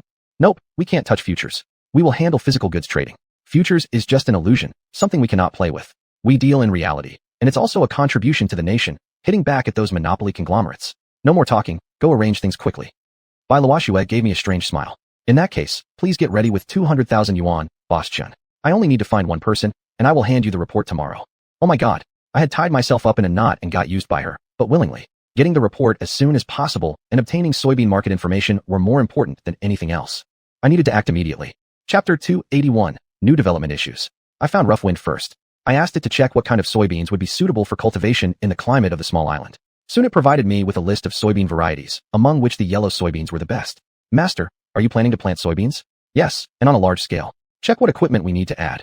A seed drill, a harvester, and trucks are all needed. Because the equipment on the small island is already operating at full capacity. There is no spare equipment available, except for those being repaired alternately. Rough Wind gave me a list of equipment to purchase. Vehicles definitely needed to be added, but this would also tie up a large amount of my capital in the short term. Thinking about this, I didn't purchase everything at once. I first bought several seed drills and cultivating tractors. Then, I purchased high-quality yellow soybeans from a seed company. Soybean yields tend to be low. I wonder how much they could increase if planted in the pocket dimension. I wasn't worried about producing too much. As for the growth cycle of soybean seeds, the plant technician told me it was around 100 days normally. Converted to time in the pocket dimension, it would be approximately 10 days. With the planting experience of wheat and corn, I had to stagger the harvest times. I had Rough Wind planted out, 10 mu as a unit, 1,000 mu as a day's workload, sowing once per day, so a full round of replanting would be completed in 10 days. Anyway, there was plenty of idle land on the small island. Following Rough Wind's advice, I bought another large batch of electronic equipment. Rough Wind immediately performed automated modifications on the new devices. In the evening, the modifications were completed. Snow Wind remotely controlled the equipment and started tilling the land overnight. Rough Wind was on site, ready to repair the equipment whenever necessary. Rain Wind and other intelligent AIs, even including Zhao Mengfei and others, arrived. At Rough Wind's command, they immediately started operations, tilling the land at the front, sowing at the back. When I looked again the next morning, the 1,000 mu of soybean fields had already been planted. Rough Wind said it was still better to plant at night, since daytime was occupied with other tasks. It could manage the schedule on its own, and I only needed to ensure enough soybean seeds were provided. I planned to plant 10,000 mu of soybean, which required an equally substantial amount of seed. All the soybean seeds in Huangta County Seed Company were bought out by me. Hearing that I needed a large amount of soybean seeds, they made an urgent transfer from the provincial seed company. How they specifically did it didn't concern me. I just needed them to supply enough. In the afternoon, I received the investigation report from xiuxian. As I read through it, I was delighted. There was no issue with sales at all. Grain depots in various regions needed to update their grain reserves, and they wanted as much as we could supply. There were grain depots in Huangtu County, Haida County, Bayan County, Lin County, and surrounding towns. Key was the price. It followed national policy with government-guided purchase rates. I could plant soybeans with peace of mind now. Seeing me nodding repeatedly at the report and smiling, beside me, xiuxian began to urge me. Mr. Chun, when will you pay out my 200,000 bonus? I had never seen xiuxian so eager to ask for a reward before. Right now, my mind was preoccupied with soybeans, and I didn't want to discuss the reward with her at length. Immediately, I wrote a note and handed it to her. You can go directly to the finance department and collect it from Wu Feng. Xiuxian didn't leave right away. You didn't even ask who I worked with on the investigation? Is it important? I only care about the result. I replied casually, still immersed in the report. But xiuxian wasn't finished yet. I'm telling you anyway even if you didn't ask, xiuxian. After saying that, she smiled mysteriously and walked away, as I stood there in astonishment. I quickly flipped through the investigation report again. Indeed, xiuxian's name was at the end. What was strange was that there were two reports. One was the soybean market investigation report around Huangtu County in the north. The other was a soybean market investigation report near Xianyang City in the south, and the investigators were xiuxian and xiuxian, respectively. Prices varied slightly between north and south, but were roughly similar. Soybeans have extensive applications and are used by many different organizations. Unexpectedly, xiuxian and xiuxian both reached the same conclusion. The most appropriate choice would be to sell the soybeans to the state grain depots. After reading the reports, my thoughts shifted toward xiuxian. Why would she involve xiuxian? She used to hold prejudice against xiuxian and even regarded her as a potential romantic rival. Thinking it over again and again, I finally understood. xiuxian pitted xiuxian and empathized with her family difficulties. The 200,000 yuan reward, in fact, could have gone entirely to xiuxian herself without involving others, but she chose to give half of it to xiuxian. Of course, this also proved that xiuxian was capable of completing the report independently. Most importantly, the market conditions of both northern and southern regions at the same time were thoroughly researched. I immediately had a new understanding of xiuxian. She was actually very compassionate. She probably doesn't regard xiuxian as a romantic rival anymore. I hope so. If that's truly the case, I think this 200,000 yuan was well spent. I don't have much energy to think about all this truth or falsehood, sincerity or pretense. Soybean planting is currently the top priority. And this was also preparation for raising funds to acquire the Huangtu County Chemical Industry Group. The soybeans sprouted quickly, with a very high germination rate. I personally dug into the soil and checked. Every single seed had sprouted. Ru Shui reported that according to camera observations, the soybean seedlings were growing extremely evenly. Automated sowing technology, perfected by Ru Feng, had truly reached its peak. This further strengthened my confidence in soybean planting. 1,000 mu planted every day, that was now left entirely to Ru Feng. I bought a few more harvesters, which Ru Feng immediately began modifying for automation. The rapidly growing soybean plants would soon bear pods. As I considered purchasing new trucks for transporting the mature soybeans, suddenly I noticed a problem I had completely overlooked. What to do with the soybean stalks? What could be done with such a huge amount of soybean straw? I couldn't go ask xiuxian or xiuxian about this. I had no choice but to ask Ru Feng. Feed them to cows and sheep, as livestock feed. Ru Feng answered succinctly. Soybean straw was excellent feed for ruminant animals, rich in protein and capable of quickly fattening cattle and sheep.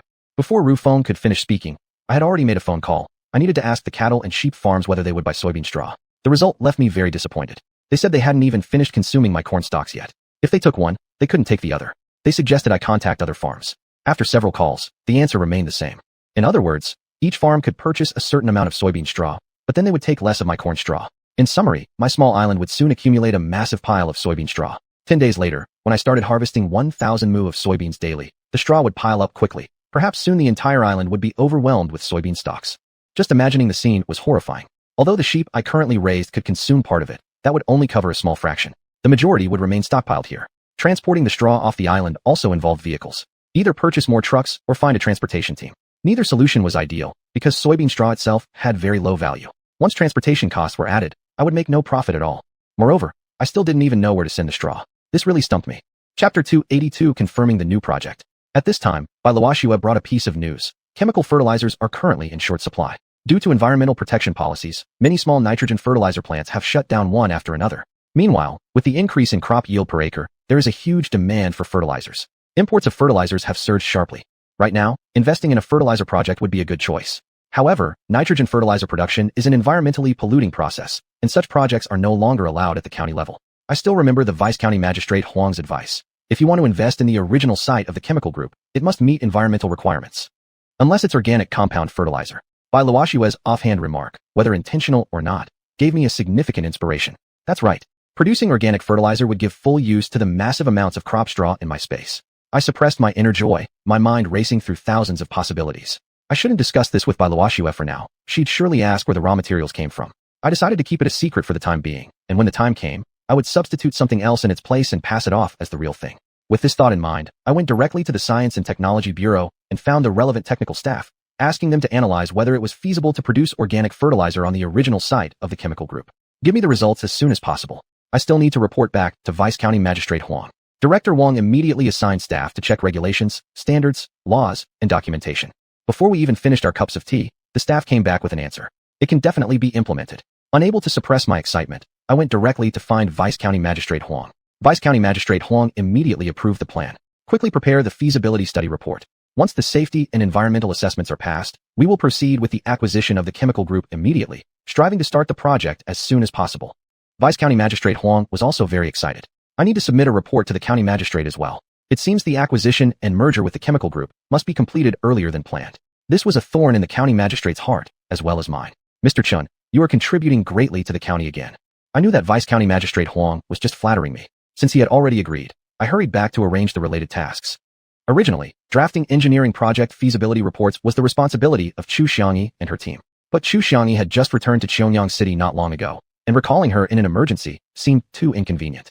After careful consideration, I assigned this task to Bailuoxue instead. It didn't really matter who wrote it. I just wanted results, and fast. Assigning work to Bailuoxue, I had never been so authoritarian before. She looked surprised, but didn't object at all, and immediately went to gather relevant personnel for a meeting. Whoever she called in, I never once asked. A week later, the feasibility report was placed on my desk. Following your instructions, the task is complete. Bailuoxue's voice carried excitement, though a slight fatigue was noticeable. She had been working late often these days, and not only her, but also the technical staff pulled from different departments. To avoid distracting them, I did not disturb them. I instructed the cafeteria to prepare night meals so they could have something to eat whenever they needed. As for the report, I first looked at the conclusion. The organic fertilizer project was feasible. Excellent. I couldn't help but bang the table in approval. Standing nearby, Bailuoxue replied listlessly. To hear this one word from you, more than 10 people have worked day and night. They're practically worn out. I was too happy to notice their hardships just then. Great. Efforts must lead to rewards. I immediately wrote a note and handed it to her. This is a reward for everyone. How you distribute it is your decision. When Bailuoxue looked at the note, she smiled. Mr. Chun is indeed generous, rewarding 50,000 yuan for a week's hard work. I wonder if you can maintain such a high standard in the future. The tone of her words felt a bit strange to me. What? Too much or not enough? Bailuoxue sighed. It's too much. As employees, we should work hard when necessary. There should be rewards. They're the justification for effort. But if the amount is too low, it doesn't motivate. If it's too high, it sets an unsustainable precedent. Then 40,000. Since she thought it was excessive, I reduced the amount. Bailuoxue shook her head. 30,000. She still felt it was too much, leaving me a bit at a loss. Then tell me your number. 5,000. A few thousand each would make them happy for days. If we give too much this time, next time people won't work for less money. Since she was confident it would work, I followed her suggestion. After all, she had studied management and saw deeper, clearer, and farther than I did in certain aspects. The feasibility report was submitted, and now I awaited the county's response. Meanwhile, the first 1,000 acres of soybeans I had planted had now matured. I personally brought Han Xiaobai to the grain depot in Huangta County. The person in charge there examined the samples I brought and immediately showed strong interest. We'll take as much as you have of this kind of soybean. We'll raise the price by 10 cents per gene. These soybeans were oval-shaped, nearly twice the size of ordinary ones, so naturally they were willing to accept them. When I told him I had dozens of thousands of tons, the person in charge laughed heartily. Even if you had hundreds of thousands of tons, we could still find space for it in the depot. There will be more, dozens of thousands of tons arriving tomorrow. The person in charge was momentarily taken aback. More the merrier. Just send them boldly. We'll accept all that you deliver. With those words, I was reassured. I asked Han Xiaobai to stay here to handle the counting of incoming vehicles and communicate with the depot. I returned to the space island. Ruffing had already arranged for the soybean harvest. Several trucks were already loaded. Rushuang was leading the convoy to deliver the soybeans. In reality, the depot's efficiency was not as high as I had imagined. Several trucks had to wait 1 or 2 hours before unloading. Inside the space, Ruffin was anxious. Master, the vehicles don't seem sufficient. Other trucks are transporting corn and wheat. Without additional vehicles, the soybeans might not be transported in time. If the harvesting schedule is affected, the planting for the next cycle may also be delayed. Time was efficiency. I couldn't afford to waste even half a day. It was partly my own fault too. A few days ago, I was worried about the investment being too large and hesitated to buy more trucks. Buying trucks now was no longer an option. Calls to familiar suppliers revealed there were no available trucks immediately. The earliest delivery would be tomorrow. I thought of Xuanhuan. The last time when I needed more freight vehicles, he helped me bring over a fleet. This time, I reached out to him in a trial effort. At the same time, I briefly updated him on the progress of the acquisition of the chemical group. Of course, I didn't speak with absolute certainty. I simply mentioned that the county was considering a merger plan and that we had a strong chance of success, including for the real estate development. On the other end of the line, Xuanhuan was very excited. The matter with the trucks is easy to handle. How many do you need? I hadn't yet determined the final yield of the soybeans, but based on what Ruffing said, they would definitely be more productive than regular soybeans, possibly yielding over 1,000 gene per mu. 10 or 20 would be fine. Perhaps even more, but it's still uncertain. Xuanhuan hesitated slightly. All right, I'll find someone to contact you. Let them handle the details. He has a fleet of trucks, currently hauling goods for our construction company. Not long after, a young man arrived. He wore his hair slicked back, and he came across as straightforward and candid. As soon as we met, he got straight to the point. President Chen, Manager Yao sent me to find you. I hear you need freight trucks.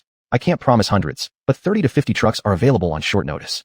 The young manager of the transport team was named Baosong. With his help, the transportation of the soybeans was no longer an issue. But in reality, things weren't that simple. New issues soon emerged. Chapter 283: Adjusting the truck loading plan. The trucks that Shuang drove were loaded directly from the space. All the vehicles were equipped with autonomous driving systems. Therefore, Shuang alone could easily lead several vehicles back and forth between the warehouse and the island. Now with the addition of Baosong's fleet, we had vehicles, but new problems arose accordingly. According to past practice, external vehicles for loading goods were always loaded inside the warehouse. To transport the grain from the space, we had to first bring it into the warehouse, then have Ru Bing load the trucks. With the addition of soybeans as a new agricultural product, another warehouse would be occupied. There weren't enough autonomous driving vehicles available. No extra trucks were currently available for transport. In other words, the new trucks sent by Baosong couldn't be loaded outside the space. The drivers were anxious, and I was even more anxious. Ru Feng inside the space was even more anxious than me. The storage bin of the combine harvester was already full of soybeans, but there were no trucks to load the goods. Meanwhile, the trucks outside had no cargo to load. This was a real contradiction. I entered the space and urgently discussed with Ru Feng how to resolve this issue.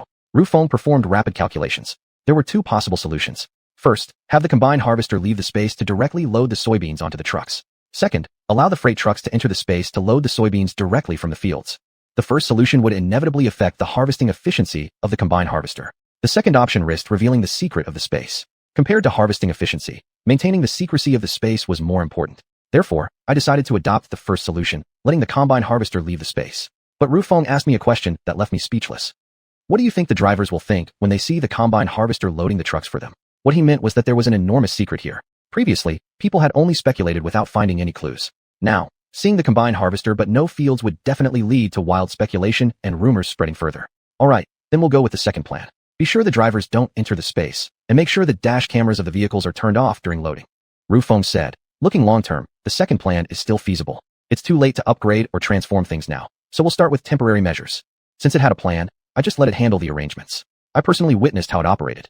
Baosong's fleet lined up outside the gate, waiting in line. Ru Wu replaced the driver, drove the truck into the warehouse, first went over the weighbridge, then turned off the dash camera before driving the vehicle onto the conveyor track. Then the truck entered the space. The vehicles were driven by Zhao Mengfei and others to the fields to load the soybeans. Meanwhile, Ru Wu went to drive the next empty truck. Loaded trucks full of soybeans returned and, under Ru Shui's operation, were sent out from the space. Ru Wu drove the heavily loaded truck over the weighbridge again, then handed it back to the truck driver. That was the entire loading process. Although it was somewhat complicated, today's soybean transportation problem was indeed resolved. Before sunset, all the soybeans from the 1,000 mu of land were successfully transported. Han Xiaobai was still waiting at the grain depot to receive the goods. With Ru Shui's assistance, Ru Feng began plowing the land and preparing for sowing. After entering the space, the first thing I saw was the towering piles of soybean stalks. My concerns had become reality. The construction of the organic fertilizer production line had become urgent. When Ru Feng saw me, it sent me an electronic list overnight. Purchase these items as soon as possible. I must modify those vehicles. Relying on manual driving is too inefficient. Besides numerous electronic components, the list included color steel panels, liquid crystal displays, scanners, and others. Ru Feng roughly explained the renovation plan. The more I listened, the more interesting it sounded. This would completely revolutionize the management of transport vehicles. Once properly implemented, Ru Bing wouldn't have to handle the loading outside anymore. He could also be freed up. This matter required discussing with Baosong first, so he could help manage the fleet. Leaving the space, I returned to my office and contacted all the suppliers I had previously worked with, one by one, pre-ordering the raw materials, scheduling delivery for the next day. After finalizing this matter, I contacted Baosong. As soon as the young man heard there were new reform measures on my end, he rushed over overnight. Director Chen, please give me your orders. I will definitely devote my utmost efforts.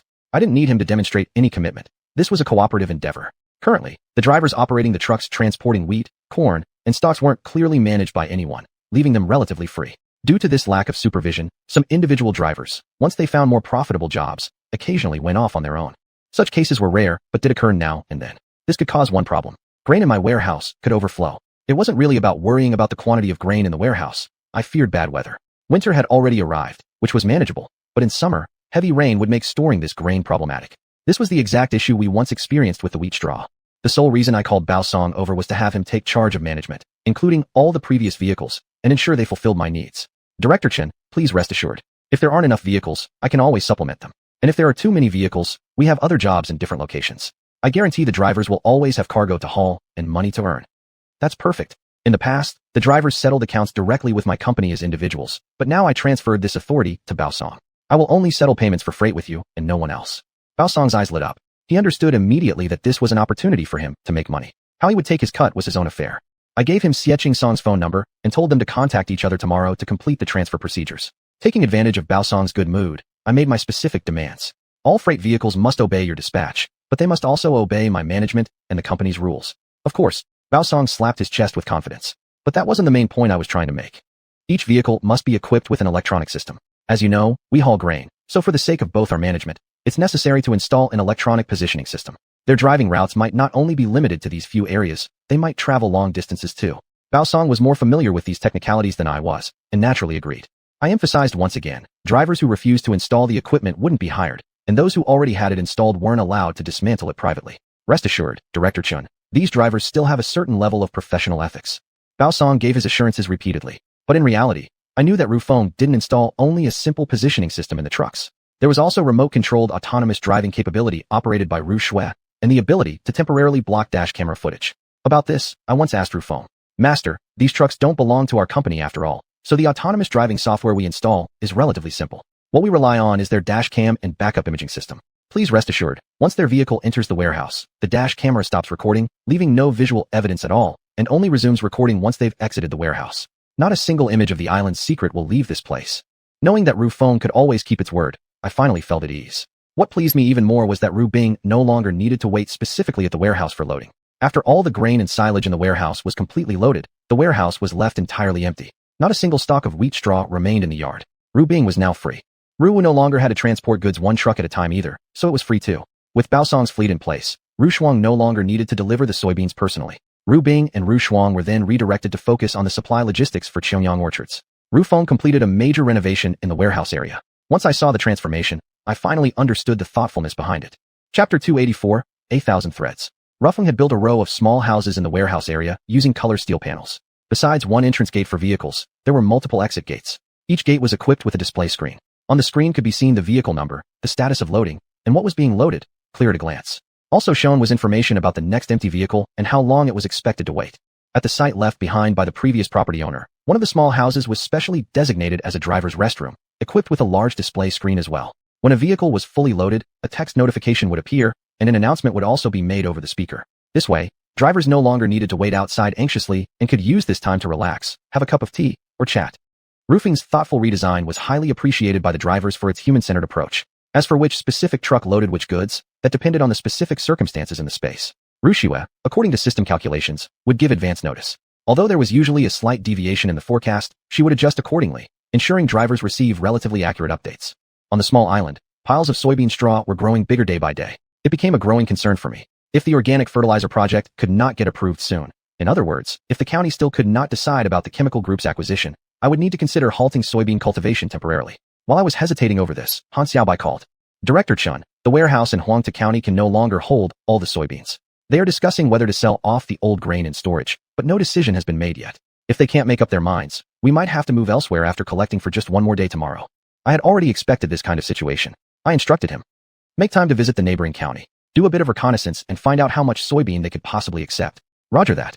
Nowadays, Han Xiaobai was much more mature than before. He no longer asked questions endlessly. He followed orders unconditionally and reported problems immediately when encountered. Earlier, Luoxue had already done a survey. Huangta County's warehouse couldn't store any more soybeans. But I wasn't worried. I still had other county options. Even if the warehouses in the neighboring counties were also full, it wouldn't matter. There was still Xiangyang, and that was exactly where my confidence came from to plant soybeans on such a large scale. Still, my over 10,000 acres of soybean planting was having a significant impact on the market. Market prices for soybeans had declined slightly. The increased supply had lowered raw material costs for tofu vendors and small producers, boosting their profits. Finally, the county government got back to us with an update. Deputy Huang, based on the resolution from the county meeting, had established a special committee to handle the acquisition of the chemical group. After 1 week of urgent negotiations, the matter was finally settled. I would be the one acquiring the company and handling all related affairs. This wasn't a company without interested buyers. As far as I knew, there were already 4 or 5 local companies in Huangtu County, even some from other counties and provinces. But in the end, they all backed out. One of the county's requirements was something they couldn't meet. How to properly resettle 3,000 workers, absolutely not to be pushed onto society. Whoever took over had to resolve it. Very few companies nearby had the capacity or capability for such a responsibility. My proposal, however, was unique and clearly stood out. From now on, the Huangtu County Chemical Group belonged to me. I also organized a dedicated team to deal with related affairs. Xiuxian was an expert in this field. I had temporarily transferred her back from Xianxia. For now, Feng Dongsheng would be in charge there. Of course, Xiuxian's transfer was only temporary. After dealing with the affairs of the chemical group, she would return to Xianxia. I made that clear from the beginning. Bai Luoxue, as the director, was responsible for supervision and execution. First was the workers' resettlement. I held a general meeting of all the chemical group employees, clearly explaining the current situation and future development direction. The workers expressed understanding and support, but they were more concerned about their future. Resettling 3,000 employees was indeed a headache. This wasn't like relocating 300 workers from the previous Mingli canning factory. This was 10 times more. The county had issued favorable policies. Those who were less than 2 years away from official retirement would be treated as workers from a bankrupt company, and over 300 people met the criteria. The Social Security Bureau gave priority to handling their paperwork. As for the rest of the employees, not a single one was laid off. The security division was responsible for protecting the campus property and ensuring that nothing would be lost before the handover. The finance division was in charge of current asset valuation to ensure consistency between accounts and actual inventory. The supply and sales departments were tasked with selling off the existing stock. The production and equipment departments were responsible for the sale and disposition of the existing equipment to maximize profits. The construction department would cooperate with Xuanhuan Company in planning the land use, handing the entire site over to Xuanhuan for development after reserving land specifically for the planned organic fertilizer production line. The key was for the construction department to assess and strive to reuse existing factories for the new production line wherever possible, in order to reduce investment costs. As for the remaining personnel, Bai Luoxue was in charge of their training, screening, and assessment, mainly preparing them for positions in the organic fertilizer production line. Most of these personnel still didn't have specific posts. There were countless tasks at hand, so we temporarily assigned them to various teams to strengthen their capacity. With such a tense and chaotic effort, a week passed quickly. Bai Luoxue pointed out the main difficulties in the work. The most important issue is clearing the site. If the site isn't cleared, Xuanhuan Company cannot move in, and the organic fertilizer production line cannot begin construction. The key to clearing the site is selling off the existing equipment. Some equipment is outdated, but many pieces are still usable, especially that organic production line. It had never been used after installation, completely brand new. Selling it cheap would be unacceptable for us, yet selling it at a new price makes no buyers interested. This is currently one of the toughest tasks. It wasn't only Bai Luoxue who reported this issue to me. Several other teams said the same. Ultimately, the problem boiled down to the sale of the equipment. Xiuxian had dispatched all the salespeople to work on equipment promotion. Of course, during this period, many merchants had come knocking. They were scrap dealers. They wanted to buy equipment, pipelines, valves, and containers for slightly above scrap price. Regarding this, Xiuxian, after technical evaluation by relevant personnel, sold several batches through tenders. What remained were mostly large equipment with residual value. I didn't want to dispose of these lightly at a low price, as it would result in a significant loss. Yet, until now, there had been no market for them, which was another headache. Occasionally, I mentioned this to Xiaohui. Besides expressing astonishment, he actually gave me a suggestion. You really have capability. It's unimaginable that you actually bought the Huangtu County Chemical Group. Seems like I underestimated my old classmate. If you could create such a large-scale success in Xiangyang, it's not surprising you're thriving here in Huangtu too. As for those more valuable large machines, why not find Bosco? He's well-connected and can help you sell off anything. Don't tell me you've already forgotten about him. His words truly woke me up from confusion. Because of this matter, I personally visited him. Bosco was busy. After he made 4 or 5 phone calls, he finally had time to attend to me. Chapter 285. The beat of drums and cymbals grows intense. I had dealt with Mr. Go many times before, though always over the phone. This was our first face-to-face meeting. Mr. Go was a sharp and energetic man. He wasted no time with pleasantries and quickly got down to business. After asking about my situation briefly, he immediately made a decision. Have your technicians send over the equipment details. Ideally, mark down the price you'd like for each unit. I'll arrange for experts to evaluate the equipment remotely. There's no need to go to the site. If the appraisal price differs significantly, we can discuss. If the evaluation price is close to what your side provided, we will follow your suggested pricing. Of course, that's just our preliminary agreement. Once a buyer is found, the final price will still require negotiation. But I can assure you, we will aim to sell it for the highest possible price. Mr. Chun must understand that. As for my fee, I'll take only a 0.1% commission from the final transaction price. If Mr. Chun has no objection, we can arrange personnel to coordinate with my side. Mr. Go was decisive and straightforward. We were both businessmen. We understood each other's intentions. If he wasn't allowed to profit fully, the efficiency would naturally drop. I'll double your commission. There's only one condition. Dispose of these machines as soon as possible and clear the site for me. Mr. Go's eyes lit up. Since Mr. Chun is so generous, I shouldn't be petty either. The appraisal fee, dismantling and assembly costs, transportation, all on me. Rest assured, Mr. Chun, within 1 month, the site will be completely cleaned up. How can I possibly wait a whole month? It was a thought that slipped out unconsciously. Mr. Go chuckled. 20 days, that's the shortest I can do. It's too tight for my comfort already. Mr. Go emphasized that 20 days was the absolute minimum. He couldn't possibly do it any faster. Indeed, Mr. Go was busy, receiving call after call. Since we had already reached an agreement, I didn't linger any further. I immediately entered the space and returned to Yellow Earth County. I found xiuxian and arranged for someone to liaise with Mr. Go's team. Truth be told, I had turned to the right person, Mr. Go. His speed and efficiency surpassed my expectations. Within 1 week, the appraisal was completed and the bottom line prices confirmed. In the second week, all equipment had found buyers and contracts were signed. By the third week, the entire site was cleared. Most importantly, the total proceeds from the sale of all these equipment were nearly 100 million yuan more than xiuxian's earlier estimate. Mr. Go really knew how to get things done. I paid him his commission right away. His response, aside from thanking me, was simply, "A pleasure doing business," before hanging up and going back to work. Meanwhile, I was getting busier too. Xuanhuan Construction Company had moved on to the site. As soon as Xuanhuan received confirmation from me that we could proceed with purchasing the chemical group, he began working on the planning and design. He had already prepared thoroughly. The blueprints were completed within 30 days. Then came the standard approval procedures, progressing step by step, in order. I called Deputy County Head Huang from time to follow up. I knew that the smooth and swift progress of the real estate project had much to do with Deputy County Head Huang's efforts. As for the residential area of the chemical group, Deputy County Head Huang personally named it Harmony Garden. Building Harmony Garden would require a large number of construction workers.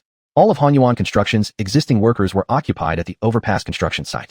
Meanwhile, many former chemical plant workers had not yet been assigned new positions. With Deputy County Head Huang's approval, I discussed with Xuanhuan the possibility of hiring a group of former workers to build Harmony Garden. Xuanhuan thought it over carefully. I guess this could be a way to relieve some of Mr. Chen's burdens. I agreed to the plan. His agreement sounded reluctant. I didn't want to push him, but when I pressed further, Yao finally explained his concern. Construction work is mostly for men. There are some women, but very few. Most of it is physical labor, requiring strong and robust workers. Those who are frail or lack stamina won't last.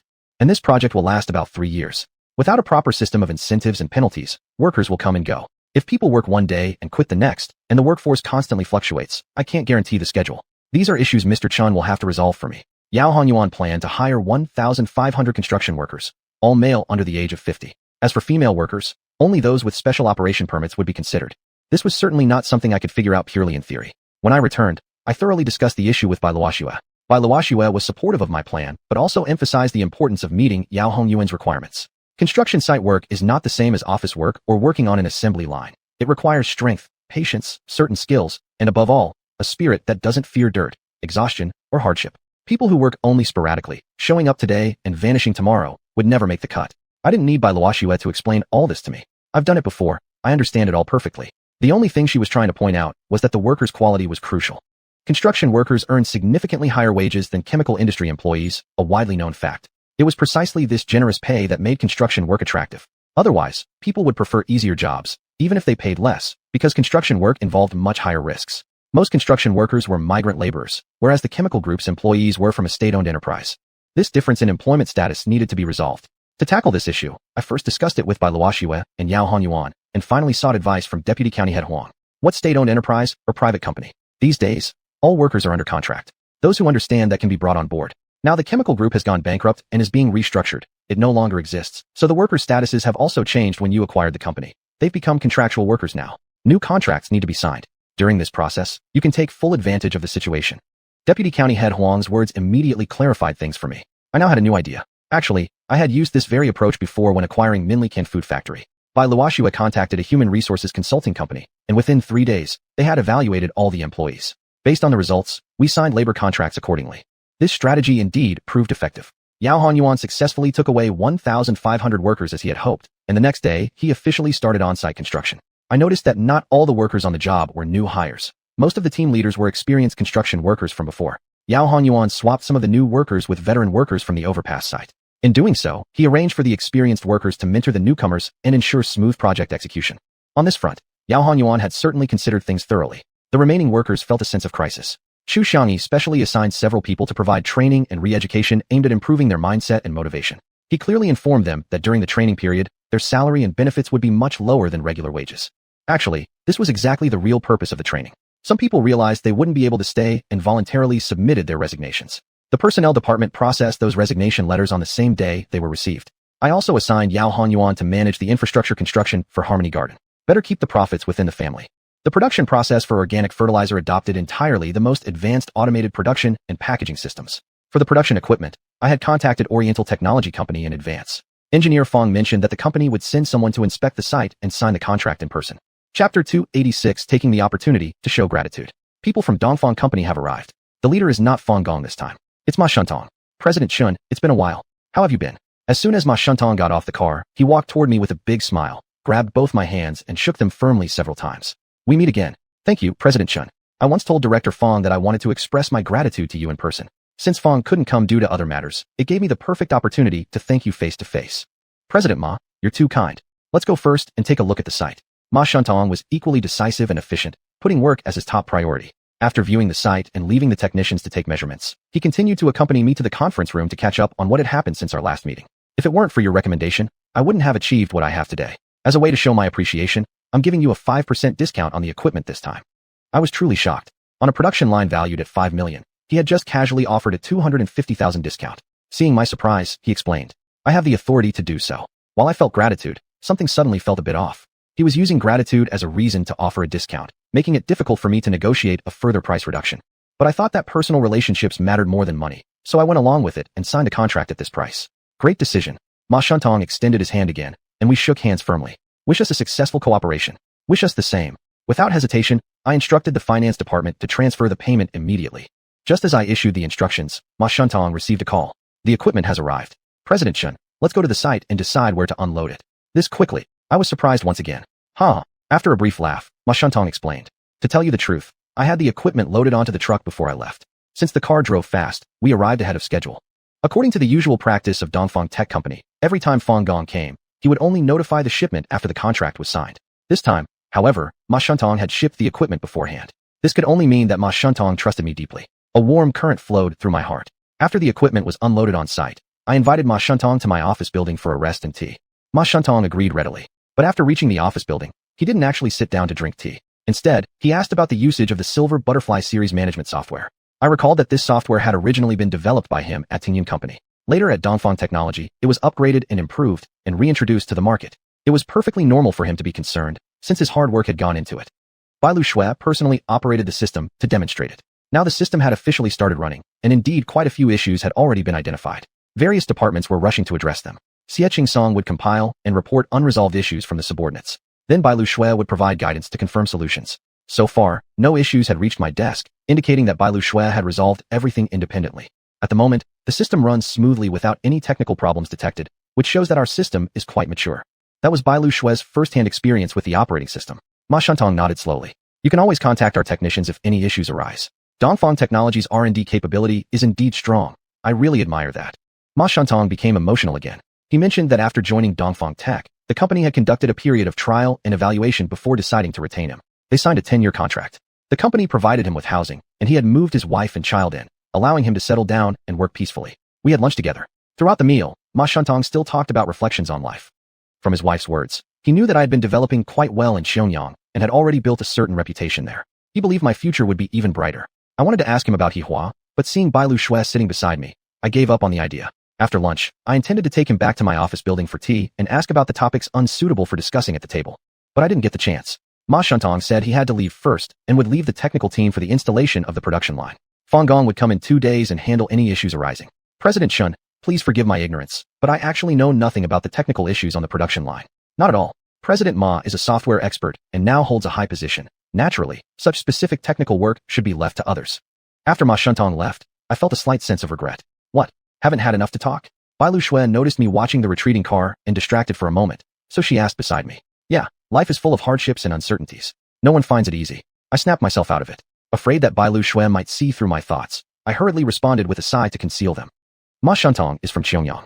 He ran a company there for several years, so he definitely knows a lot about the local people's lifestyle and customs. You should exchange experiences with him on this. It seemed that Bailu Shui had her own thoughts. I do want to, but he's so busy. There's just no opportunity anymore. As long as she didn't mention Hihua, I could finally breathe a sigh of relief. But as they say, the thing you fear most tends to happen. Eventually, Bailu Shui brought her up. Yeah, the two of you talked so happily, I couldn't even get a word in.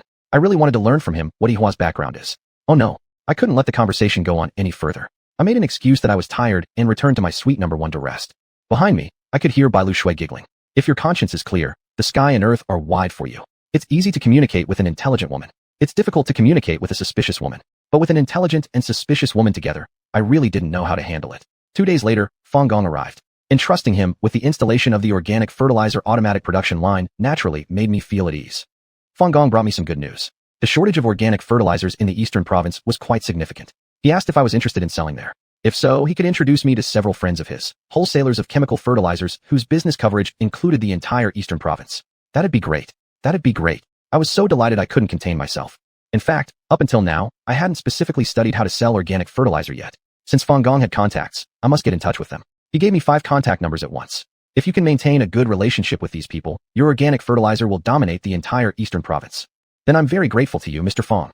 After Fang Gong went to the site to offer guidance on the installation, I called Bailu Shui and xiuxian.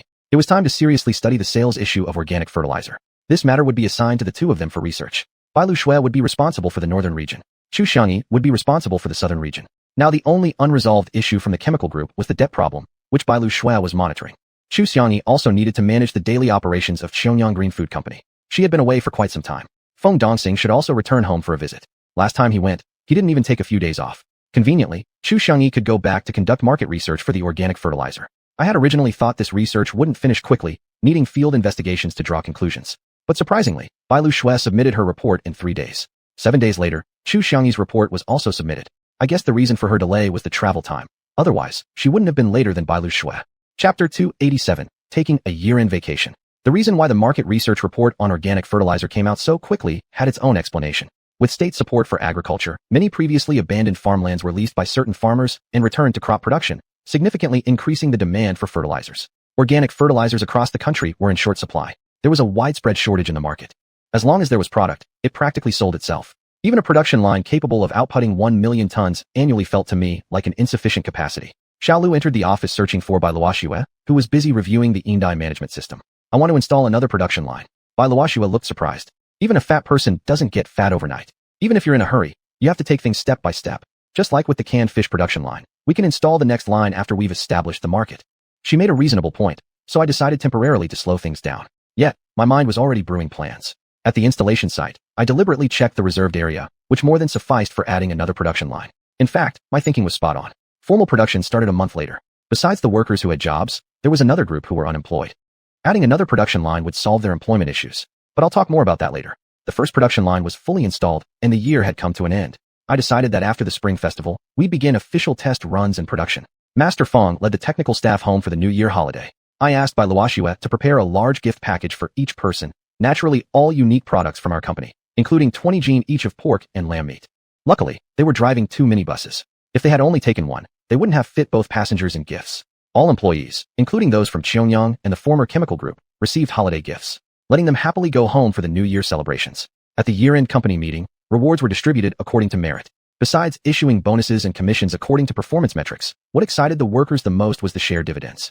Regular workers received anywhere from 10,000 to 40 or 50,000 yuan. As for mid-level and senior management, needless to say, they received even more. Among them, Bailu Shui received the highest. On the day she received her money, both lunch and dinner were personally prepared by her. I wanted to lend a hand, but she wouldn't allow it. You're not only the hero of this company, but also our savior. Today, you're entitled to be served by me. That evening, we even had a few drinks together. Originally, I was looking forward to some passionate after-dinner fun. But that didn't happen. And it's partly my fault. Too excited, I drank a bit too much. Dazed and tipsy, I went back to the number 2 suite with Bailu Shui. We cuddled together, sweetly murmuring affectionate, intimate words, countless ones that could raise goosebumps. And yet, what followed? We both fell asleep. We opened our eyes only to find the morning light filling the room. We were both still in bed, hugging each other closely in an extremely suggestive position. The most regrettable thing was that we had slept with our clothes still on. What regret I felt. Wishing I could turn back time to redo that night. Suddenly, a flash of inspiration popped into my head. Pretending not yet awake, I started to undress. Before I even removed my long underwear, Bailu Shui woke up. Hey, what are you doing here? We didn't do anything last night, right? What exactly are you doing? Taking off or putting on clothes? Embarrassing. Now, besides regret, came embarrassment. Bailu Shui had already gotten out of bed to wash her face. Helplessly, I had to put back on the undergarment I had just begun to take off. Cursing myself inwardly, if only I had kept even a bit of sobriety last night, I wouldn't have missed this opportunity. Dejected, I returned to my number 1 suite to wash up. Han Xiaobai arrived. accompanied by Li Dafeng. Bai Luoxue and I had just finished breakfast when the two came upstairs, Han Xiaobai carrying presents. President Chen, we're going home now, just coming by to bid you farewell. This small gift is our humble way of thanking you for your care and support over the past 6 months. Going home during the holidays, we plan to hold our wedding. Originally we wanted to have it in winter, but work was too busy, so it was postponed to the spring festival. Han Xiaobai stuttered while explaining that they were getting married. This was the main reason he had come to bid farewell. Why didn't you tell me earlier? If you had, I would have approved your vacation sooner. Getting married is a big life event. Even in the busiest time, you should have leave. You're getting married, why give me a gift? You're obviously reminding me not to forget to reciprocate. Li Dafeng quickly chimed in. It was my idea to wait until spring festival, and she said there was no need to buy pastries, but he insisted, making President Chen misunderstand. It's just the new year. Coming to see the leader empty-handed seemed inappropriate. Honestly, we didn't expect a return gift at all. Bai Luoxue quickly offered them seats and served tea. I said, first of all, congratulations to both of you. Wishing you a happy marriage and everlasting love. But you've got to tell me the exact date. When's the wedding? The 6th day of the first lunar month, so it won't interfere with work. Li Dafeng's cheeks turned slightly red. Clearly she was very happy. Why rush to work after such a joyful occasion? You can come back after the Lantern Festival. Take this opportunity to reunite with your families. I immediately decided to extend their leave. Thank you, President Chen. Both of them bowed to show gratitude. I'm telling you, bro, that's what true friends are for. You know what I mean, right? Han Xiaobai's words triggered a round of laughter. I insisted they stay for lunch before leaving. Han Xiaobai politely declined. Bai Luoxue gently nudged me with her elbow. They're eager to get married and go home. Don't try to hold them back. Her voice was low, but both of them still heard it. We are in a hurry, and we're also worried about you too. Han Xiaobai spoke loudly, as if he wanted to make sure we didn't miss it. Just as I was about to say something to him, he took Li Dafeng's hand and quickly went downstairs. At that moment, I had no time to think of anything else. I hurried downstairs to see them off. Han Xiaobai got into the black Santana. Li Dafeng entered the red Cherry behind it. This car was a recent gift from Han Xiaobai. There are things going on at home, and we'll need the car often. I'm taking it back with me. Han Xiaobai lowered the window and shouted as he drove away. Li Dafeng followed closely behind. They gradually disappeared into the distance. Only then did Bai Luoxue ask. They came all the way here to tell you about their wedding and specially brought a box of pastries. How come you didn't react at all? At least you should give them some kind of response. Whether or not to return a gift, you definitely should give them a gift in return. I heard you two are close friends. You're being pretty heartless as a good friend. I didn't answer immediately. I looked Bai Luoxue up and down carefully. A true good friend shows up at the wedding. Am I supposed to give a gift now, in cash or by transfer? I definitely plan to be there on the 6th. Oh, Bai Luoxue suddenly looked like she finally understood. You're going too. That's enough. You're going. That's your role as a good friend. What do I need to get involved for? Bai Luoxue seemed reluctant to attend Han Xiaobai's wedding with me. I am me, and you are you. Aren't the two of them your subordinates too? As their boss, you should at least personally offer your congratulations. Bai Luoxue mumbled unwillingly, which was like an agreement. Then she turned and walked upstairs. I quickly caught up and asked. Didn't you hear Han Xiaobai say it? They even worry about us. So, tell me, when are we getting married? I wouldn't ask, I wouldn't stir things up. But now that I asked, Bai Luoxue's expression darkened instantly. Both sets of parents haven't officially been notified yet, and you're the one rushing into marriage. Unbelievable. She got angry. Possibly a real, genuine anger. After speaking, she ignored me completely, clacking back to the number 2 suite in her high heels to pack her things. Within 2 minutes, she was back out. I'm going home. You stay here by yourself. And just like that, she really left, leaving me all alone. The company had already gone on holiday. Now the entire small building belonged to me alone. Chapter 288. Xiuxian also takes a holiday. I checked the doors and windows of the small building one last time. Then I returned to my office. Sat alone in the chair. Lit a cigarette. Was Bai Luoxue truly angry, or was it pretend? I couldn't quite tell. I had originally planned to visit his parents during this spring festival, but of course such a thing needed to be discussed beforehand. I hadn't even gotten the chance to bring it up yet, and she got angry and left. I really didn't know if she had done it on purpose, deliberately not giving me the opportunity to mention it. What exactly was she thinking? She was still affectionate when we were together, but never mentioned meeting parents or getting married. Although we had once agreed not to push each other, I always believed things would naturally progress in their own time. But now the dam was practically breaking, and still nothing had changed. Frustrated, conflicted, gloomy, and disappointed. Looking back at the past 6 months, my thoughts swirled with memories and emotions. My career had been going rather smoothly. Forge roads through mountains and bridges over rivers, barely anything that could stop me. As for my romantic life, it could also be described as quite good, but Bai Luoxue genuinely left me puzzled. I really didn't want to go home. Not that I didn't want to see my parents. But once I arrived, my mother would surely bring up the subject of my marriage. With the new year coming, she would definitely ask again. My parents still didn't know about my relationship with Bai Luoxue. I wanted to tell them, yet I feared that if Bai Luoxue found out, she might truly break up with me. That would be a loss not worth the gain. If I actually lost her because of this, I would regret it for the rest of my life. But staying silent felt like a bone stuck in my throat. This woman had me stuck, unable to fully pursue her, unwilling to let go, and definitely unable to move on. As I sat in my deepening gloom, my phone rang. It was Xiuxian calling. President Chen, following the company's unified arrangement, All employees except for the on-duty staff are now on holiday. I also want to return home for a few days and bring my parents back so they can spend the Spring Festival at home. Regarding the work at Xiuxian City Green Food Company, I had given instructions over half a month ago. Each person responsible for a secondary wholesale station had to contact and arrange everything in advance to ensure the supply of goods during the Spring Festival. Whoever managed which secondary wholesale station should handle the communication. Once everything was arranged, they could go home for the new year. That's exactly how xiuxian had done it. Only today did she call me. I assumed she had just finished settling everything, considering the fresh vegetables and fish couldn't be arranged too far in advance anyway. There was also the limitation of the logistics company's working schedule. They wouldn't resume operations until the 8th day of the Lunar New Year.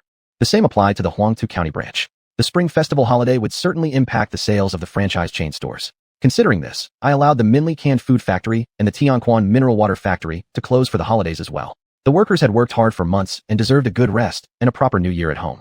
I understood xiuxian's eagerness to go home.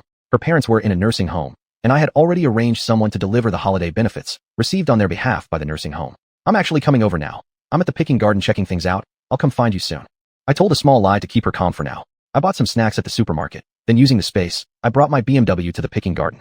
Hihua was on duty. She was chatting happily with Old Master Zhou. They looked quite surprised when I arrived. President Chen, even during the Spring Festival, you're still working? You keep running around. You must be exhausted. It's you two who are working hard. Since it's New Year, I've just come to visit. I handed all the snacks to Hihua and Old Master Zhou as a small token of appreciation.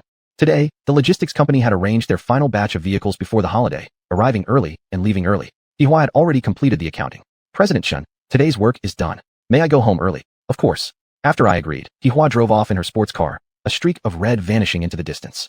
Yesterday had been the final day for tourists to pick produce before the holiday. Today, the picking garden was eerily quiet. All of a sudden, everyone's gone. I'm not quite used to it yet. Old Master Zhou puffed on his pipe and sighed. Yeah, I also felt the same way. After taking a walk around the garden, I bid Old Master Zhou farewell and headed for Binzhou Mansion. The Binzhou Mall was still filled with a steady flow of customers, more crowded than usual, likely because everyone was rushing to stock up on New Year supplies. Arriving at the second floor, the stairwell was cold and empty. Inside xiuxian's office, only she sat alone. Seeing me enter, she quickly stood up. President Chun arrived so quickly. Her eyes were slightly red-rimmed. I guess she might be missing her parents. Perhaps on the phone earlier, since I hadn't yet agreed to let her go home, she might have been upset. Everything arranged? I double-checked. Everything is arranged. There are people on duty, local staff. In fact, handing everything over to the local staff entirely, I was a bit uneasy. Originally, I had asked Xu Xiangyi to leave Feng Dongxing in charge during the holidays. Feng Dongxing needed to go to Wei Xiaomi's house for the holiday, so Xu Xiang had sent her back to Huangtu County. She stayed behind. In theory, she should have remained at her post. Requesting to go home at this time must have been emotionally difficult for her. I had originally wanted to scold her a bit. If she truly wanted to return home, why not leave a Huangtu County employee here to cover for her? But I swallowed the words before they reached my lips. Suddenly, I realized I could use my dimensional space to shuttle between Huangtu County and Xiuxian City. If anything happened here, I could personally handle it. Why bother blaming her? Pack up, go home. Leave now, take a flight. The company will cover the cost. I didn't offer much consolation. Xu Xiangyi responded with a soft, okay, and then tears rolled down her face. I didn't have the heart to watch her cry, so I pretended not to see and turned to leave the office. I also didn't want to see her walk away, all alone. I went downstairs to check if Xiao Hui was still around. Since it was New Year, I wanted to give him a proper greeting to express gratitude. Over the past 6 months he had supported and helped my business. Xiao Hui was actually still there. When he saw me arrive, he immediately brought tea, poured water, and handed me a cigarette. His attitude was very different from when he first met me. I didn't refuse, but calmly accepted it. You're here in Xiuxian, so why not let Manager Chu go home? Girls are naturally sentimental and tend to miss home more. As the boss, you need to understand your subordinates, and especially to empathize with them. Try to put yourself in their shoes, you know.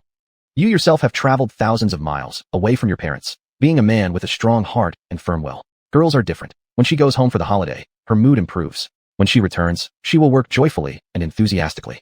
How did he know I hadn't allowed Xu Xiangyi to go home? She already left. I replied in a flat tone. I didn't want to hear him lecture me, although what he said made sense. Left? Impossible. I just came from her office. She's still here. Xiao Hui showed great surprise. He looked completely unconvinced. As he spoke, he had already rushed out of the office, not caring that I was still standing there. At the door, he suddenly turned back. He forced a relaxed expression. I was going to say, if she was going home, I'd give her a small gift. We've been cooperating for so long, and with the new year here, it would have been a kind gesture. But now she left suddenly, so I can't give her the gift. That's a bit of a shame. He pulled out a cigarette, stuck it between his lips, and was about to light it. He looked somewhat flustered, nearly lighting the wrong end of the cigarette. I didn't mock him, but instead said indifferently, aren't you going home for the new year? You could take the gift back with you and deliver it personally to her house. Wouldn't that be even more sincere? Chapter 289. Xiao Hui sends durians. Suddenly Xiao Hui seemed to realize something and quickly said, I'm not going back. My shopping mall is still open. It's operating tomorrow afternoon too. It won't close until tomorrow and will reopen on the afternoon of the first day of the Lunar New Year. That's only 48 hours in total. Why on earth would I rush back and forth? This happens every year. I'm used to it. It doesn't matter where you celebrate the New Year. It seemed he truly couldn't bear to leave his mall, even for just a few days. You can give me the gift, and I'll help you send it to her. Xiaohui was taken aback and immediately stopped pacing. I haven't bought the gift yet. Since she's already leaving, I won't buy it anymore. I don't want to bother you, my old classmate. Hee. I laughed. Old classmate, I don't know whether you're hitting on me or hitting on xiuxian. If you truly wanted to give her a gift, you would have already bought it. You absolutely wouldn't wait until you heard she was leaving. This only shows one thing. You don't really want to give a gift. Or perhaps you're just fooling me. Xiuxian doesn't even know anything about this. Xiaohui uttered in surprise. I'm telling you, Director Chen, why are you thinking like that? Do you think I'm that kind of insincere person? I really wanted to buy her a gift. Right before you came in, I was still thinking about what to buy. I hadn't decided yet, and then you arrived. Let him talk. I stood up and looked out the window. A familiar figure was hailing a taxi. It was Xiuxian with her suitcase. Xiaohui saw that I wasn't paying attention to him, only watching outside, so he turned around to look as well. But he turned around a bit too late. Xiuxian had already gotten into the taxi and driven off. What are you looking at? He asked curiously why I was staring outside. Xiuxian. Where? Xiaohui asked in astonishment. She already left by car. Xiaohui rushed outside like an arrow flying through the air. When he reached the entrance of the building, there was no sign of the taxi anymore. You said she left already? Xiaohui questioned me with a scold. Yeah, didn't she just leave? I deliberately evaded the issue. Just now you said she left. Now you say she just left. It was practically one step behind. If you hadn't told me she had left, I might have intercepted her upstairs.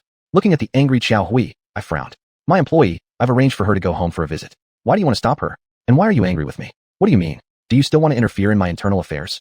Xiaohui's behavior was quite abnormal. I found it rather unpleasant. He might have realized he indeed overstepped, or that he lost his composure, and immediately changed his tone. Aha! Old classmate, forgive me. I didn't mean to interfere with your internal affairs. Didn't I just say I wanted to give her a gift? If she had left a bit later, maybe I'd have already decided what to give her. Maybe I'd have already bought it, right? It's not too late now either. You can still buy it now. Didn't I just say, I'll take it back for you, and surely deliver it into Xiuxian's hands? Since I kept focusing on his gift issue, Xiaohui felt slightly embarrassed, yet his reaction was quick. I've decided now, durians. Back in our hometown, this fruit is rare. It's local specialty here, very special, smells bad, but tastes delicious. Wait a second. He quickly ran into the mall, and soon returned carrying 2 large durians. Smiling mischievously, he said, well then, I'll trouble my old classmate to take them back and give them to Manager Chu. Just tell her I'm extremely grateful for her strong support to my mall lately. Wishing her a happy new year and family happiness. I picked up the durians deliberately and checked them out. They must have been the best ones from his store. They were quite expensive, actually. I wanted to tease him a bit because I wanted one myself. I guarantee I'll deliver your gift, but those words of gratitude and blessings, you should say them yourself. That works. Xiaohui nodded repeatedly. However, I paused on purpose and observed Xiaohui's reaction. What however? Giving just these 2 durians as a gift. I think it's a bit too little. Not too little. Xiaohui shook his head continuously. These 2 durians weigh more than 30 jin. Don't say that the gift isn't important. Only the sentiment matters. It's heavy in both gift and sentiment. He looked quite confident. Don't you think that this delivery guy deserves one as well? Since he wasn't getting the hint, I had to remind him. If your skin isn't thick enough, you really won't get a bite. Of course. I understand. Xiaohui looked suddenly enlightened, and hurried back into the mall again, returning with another durian. I almost threw the durian at his head. Why was he being so stingy today? Who knows? Maybe I'll eat one later, another when I get home, and only one will be left for Xiuxian. I can only say, she'll have to make do with it. This is all Director Qiao Xinyi. Please let Manager Chu understand his difficulties. It's not easy for me to bring it all this way. Traveling long distances, nothing is light. Carrying too much is heavy. Without even glancing at Xiaohui, I only directed my complaints toward the durians. This time, Xiaohui's face truly turned red, and he could only run back to the mall again and came back carrying 2 more. He hurriedly tried to explain. That one is for you to eat on the way back. This one is for you to eat at home. This one is for your uncle and aunt, and the last 2 are for Manager Chu. Please don't eat them all. Since my goal was achieved, I finally said, this is more like it. Earlier, I was really worried I'd eat all 3. Leaving Xiaohui awkwardly laughing at the entrance of the mall, I stepped out and hurried to the parking lot. I definitely had no intention of eating the durians myself. I had originally planned to chase after Xiuxian and hand her the durians at the airport, but then I thought, these 5 big ones would really inconvenience her, so I gave up on the idea. I directly entered the space from the parking lot and returned to Huangta County, then drove straight to the nursing home. I didn't hand the durians directly to Xiuxian's parents, but instead gave them to the security guard, asking him to deliver them to Xiuxian when she returned 6 hours later. And I told him they were entrusted by Mr. Qiao from Xiangyang. To ensure the security guard would deliver the durians accurately into Xiuxian's hands, I deliberately gave him a 100 yuan tip. I guaranteed delivery. Only after receiving the security guard's promise did I drive away. I drove straight home. The New Year supplies had already been bought by Mother in advance, so I didn't need to worry about them. The moment I walked in, I heard Mother's nagging. I used to not want to celebrate the New Year anymore since I'm getting older, but this year I really look forward to it. Only during this time would my son come home early. How many days has it been since the three of us last had a meal together? Actually, the time since our last meal hadn't been that long, but I knew mother was just nagging about me coming home too rarely. I responded briefly, and with the excuse of being tired, went back to my bedroom. Faintly, I heard father outside complaining to mother. The moment the son comes back, you start nagging again. That's not good. The more you do this, the less he'll want to come home. He's a busy man doing big things. If you can't help him, at least don't hold him back. When did I ever hold him back? Mother was clearly unhappy, and soon the two began to bicker. Their arguing was a usual occurrence. As for me, my thoughts were in a complete mess. I was struggling with whether I should go to Bailuoshua's house. Chapter 290. It's so hard to cover up a lie. I called Bailuoshua, but she didn't pick up. She did respond to my message on Moyu, though. No way. She clearly told me that if I insisted on going to her house, she would quit, and we wouldn't even be able to stay as boyfriend and girlfriend. Why? No reason. I felt extremely upset. I entered the space to check my stocks, hoping to distract myself. The stock market was still closed. Still frustrating. So I wandered around the small island to clear my mind. But I couldn't even get my mind off things. The factories had stopped production, shops were all closed. Wheat, corn, and soybeans were piled up in warehouses. They kept piling up. Corn stalks and green fodder were being stacked and left in the sun to dry. There was also wheat straw, soybean straw, piling up into larger and larger mounds. Boxes of large eggs were neatly stacked in the warehouse. Live pigs and sheep also stopped being transported out. Ryun didn't even fish for fresh seafood anymore, nor did she pick fresh vegetables. The fruit, the bananas, they weren't picking those either. The automatic coconut harvesting machines stopped working. And just within one day, the island had turned into this state. 10 days of vacation, followed by resuming production. By then, the island would likely be overwhelmed with piled up goods. I found Ruffin to ask him for some ideas. Master, it's not too bad with the grain. If the warehouses can't hold them, we can pile them outdoors. It doesn't rain on the island, so leaving them for a few days isn't a big deal. But green fodder isn't the same. It'll just dry out. The piles are just too big. Either they will rot, or they will spontaneously combust. The risks are too great. I couldn't let fire start on this island. Just one spark could destroy my thousands of acres of fertile farmland.